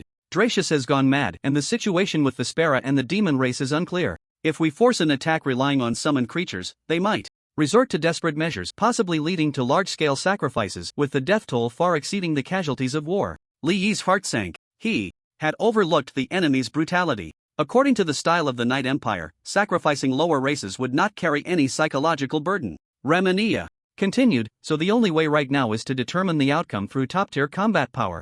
Li Yi said, can't we defeat Dracius with the Night Shadow Clan seal? Remania shook her head. Currently, I can suppress him under normal conditions, but I can't kill him. If Dracius falls into madness and absorbs the power provided by the sacrificial ritual, the situation will become even more unpredictable. The only perfect solution is for me to ascend to Emperor, to control the Imperial authority and completely crush him in terms of combat power. Li Yi's eyes brightened. He might not excel in other areas, but he had ways to promote his rank. Now, the 41-level contract slot was given to Anya. The 61-level slot was given to Subtitles. The 81-level slot was promised to Remania. Li Yi pinched the princess's delicate waist and smiled. Your Highness, can we elevate our pure relationship a bit further? Remania looked puzzled. Elevate? What does that mean? She and Li Yi had already established a blood oath contract. Was there still room for elevation? Li Yi then explained the contract and rank promotion to Remania. You can help me ascend to Emperor? Even as the leader of the Night Resistance, Remania, who had led for many years, gasped in surprise. Emperor, the ultimate perfect form of life. The ultimate pinnacle of all races. Countless strong individuals throughout history have exhausted their means and efforts just to climb this peak. But now, Li Yi was telling her that he could help her rank up. Dear readers, the daily earnings are ridiculously low. If you have any spare free power, please support the little author. Thank you. Remania took a deep breath, her voice trembling slightly. That orc swordsman, that halfling spellcaster. Li Yi chuckled. That's right, they are all emperors. Remania's body suddenly tensed. Li Yi grimaced. Easy now, that hurts.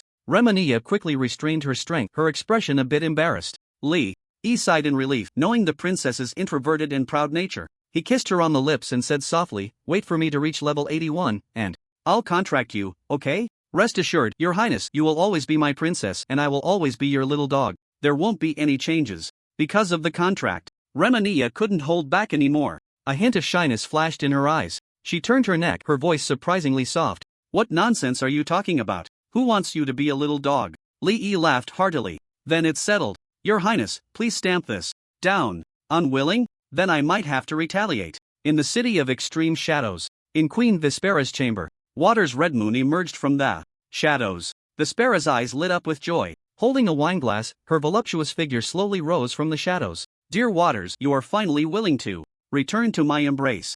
A sinister glint appeared in Water's eyes. He roughly pulled Vespera into his arms, biting at her long, snow-white neck. Vespera giggled, her eyes sparkling with allure. What is that smell? Waters released his bite, frowning. Vespera's body exuded a rich dark magical energy. Her eyes were as black as ink, her face covered in grotesque black patterns, and her membranous wings sprouted dense spines and black scales. Waters' expression shifted slightly. The power of the demon race? Have you made a deal with the demons? His voice grew heavy. Dark magic will taint the bloodline of the vampire clan. The corners of Vespera's mouth curled up. Dear Waters, the promotion in rank inherently brings about a change in the level of life. Does it really matter whether we maintain the bloodline of the vampire clan? The boundary between the dark races and the demon race is not far, and the bloodline of the vampire clan cannot elevate me. As she spoke, she slowly released her power. Waters looked shocked. You have been promoted to a monarch? Just over a month ago, she was merely a high-ranking lord. Vespera stood on her tiptoes and kissed Waters on the lips.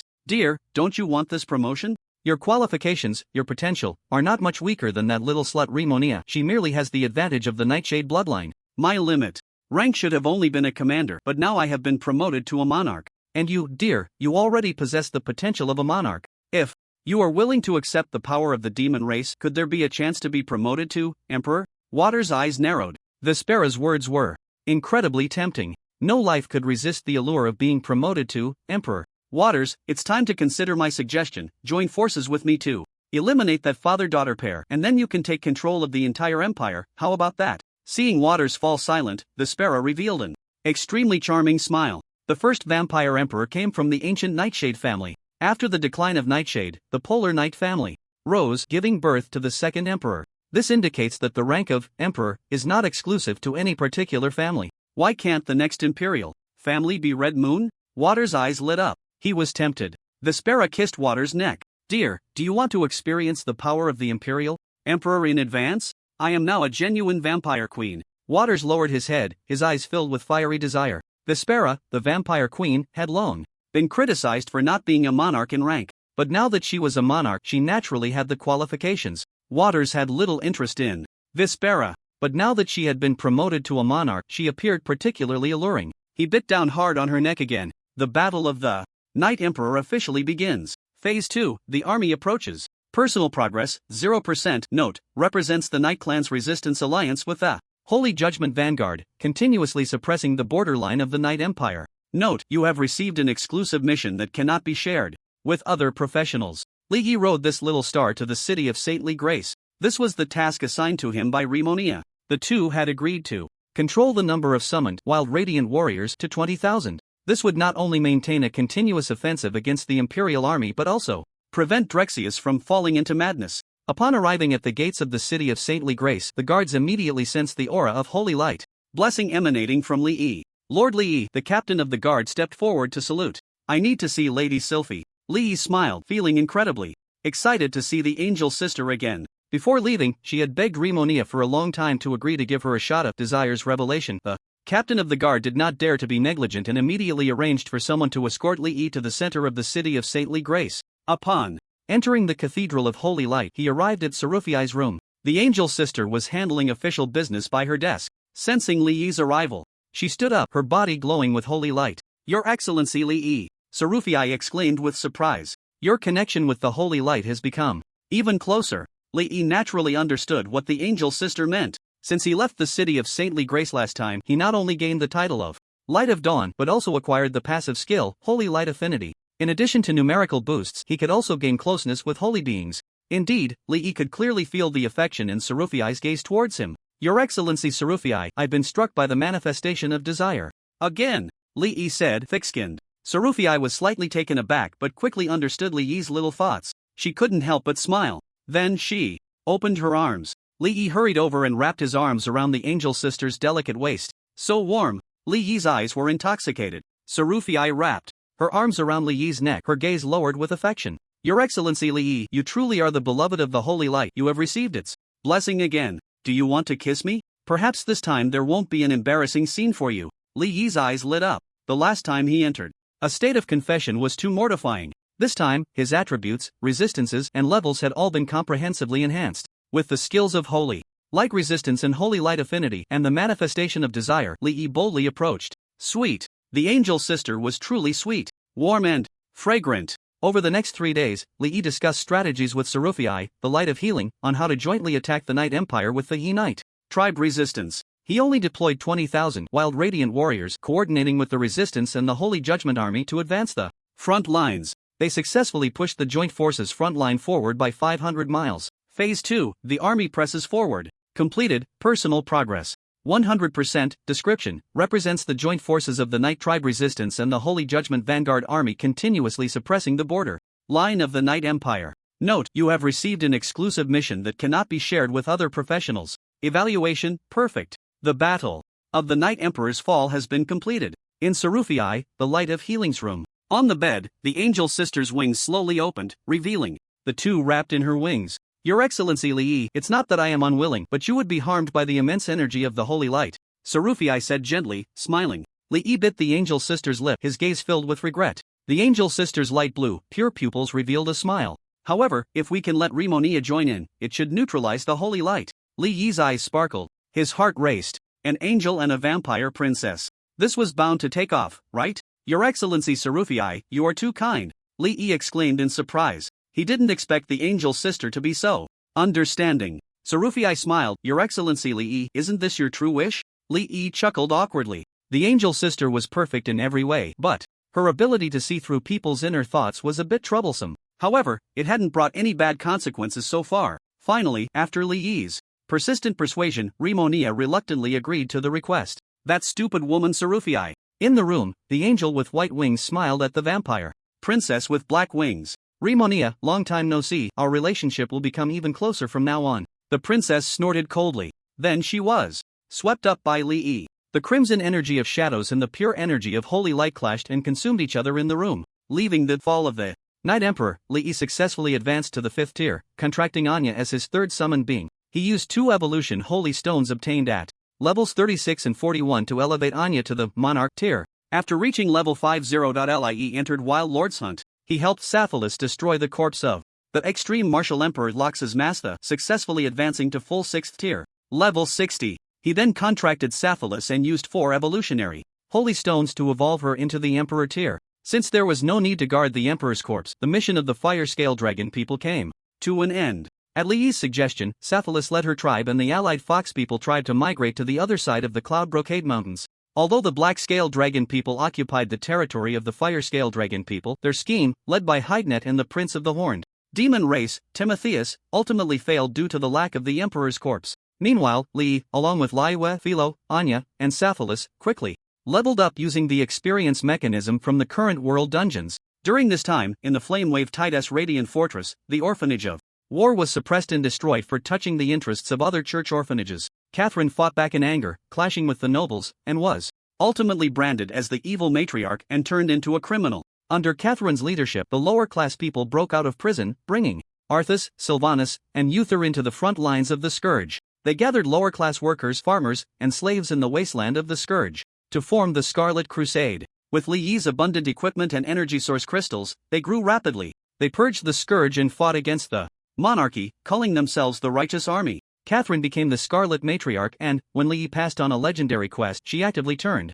the tables on him. Level 80. The 4 alien sisters all advanced to the 8th tier emperor, shocking the entire Order world. Liyue, as the Mad Emperor, unified the orc tribes of the Massimo Plateau. Philo, as the Thought Emperor, united all the halfling races in the world and elevated their racial status. Sapphilus, as the Dragon Emperor, led the Fire Scale Dragon people to judge Hydenet, unify the Dragon people tribes, and entered the Dragon Isles, regaining a seat in the Dragon Council, becoming one of the 3 chief elders. Anya, as the Trickster Emperor, controlled the Shadow Cat tribe, becoming the most powerful assassin group and intelligence organization in the Order world. She re-entered Night Emperor's fall and completed her 9th tier promotion. Li Yi contracted Rimonia, allowing her to successfully advance to Emperor. Her Highness exterminated Water's Red Moon and Vespera, along with their colluding demon race. Drexius self-annihilated his life essence. The Bloodline Emperor of a generation ended his life in madness and brutality. Rimonia unified the underground world, launching unprecedented reforms with the might of the Night Emperor.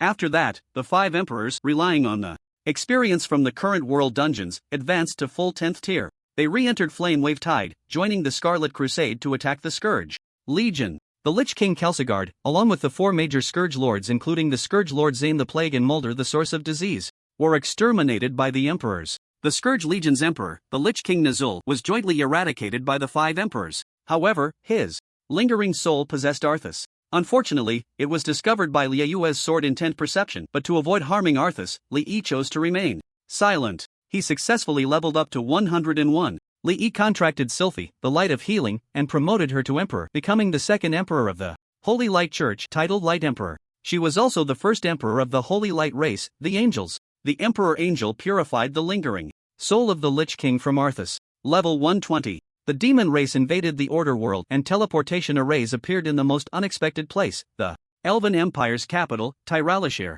Numerous disasters also emerged in the current world. Li Yi rushed to aid the Elven Empire and united with 20 other emperors from the Order world to confront the 40 demon emperors. Meanwhile, in the current world, the coalition of human professionals, led by Meng Qingling and Su Xiaogua, both at level 120 and fully equipped with immortal gear, eliminated the extraordinary beings appearing around the world. Level 121.Lie contracted the Spirit Queen Alamel and promoted her to Emperor. The Mad Emperor, the Thought Emperor, the Dragon Emperor, the Deceptive Emperor, the Night Emperor, the Light Emperor, and the Spirit Empress, along with Summoning Emperor, Li Yi, equipped with the immortal gear crafted by Lord Philo. After 10 years of war, he consecutively slayed 24 demon emperors, severely wounding the demon race and forcing them back to the demon realm. Are the kids asleep? Li Yi asked softly. Su Xiaogua, now a mother, had shed her youthful innocence, revealing a hint of mature charm. Meng Qingling, having long occupied a high position, exuded a dignified and imposing aura. Yet, in front of Li Yi, her warm and gentle demeanor remained, even after becoming a mother. The next morning, Meng Qingling was pretending to sleep in his arms. Su Xiaogua lazily asked, "Are you going to be away for a few days again?" "About 10 days, he replied. In the Order world, Massimo Plateau. Lord Philo leaped into Li Yi's arms, her gem-like blue eyes filled with joy. "I finally have a little baby too," Li Yi exclaimed, suddenly kissing Lord Philo. Among his 8 empresses, the first to have a child was Catherine. Following her, even the most difficult, Angel Sister Ziliufi, and the Spirit Queen Alamel had children with Li Yi. Yet, Lord Philo had remained silent all this time. Now, they finally had the fruit of their love. After a joyful celebration, the night sky over Massimo Plateau was filled with stars. Li Yi entered Liu Yue's room. After snuggling into bed, the Sword Saint's sister wrapped her soft body around Li Yi's waist. "Master, let's have another child." Among all his wives, only Liu Yue called Li Yi master. Li Yi sensed something was off with Liu Yue. "Is it your breeding period?" The end.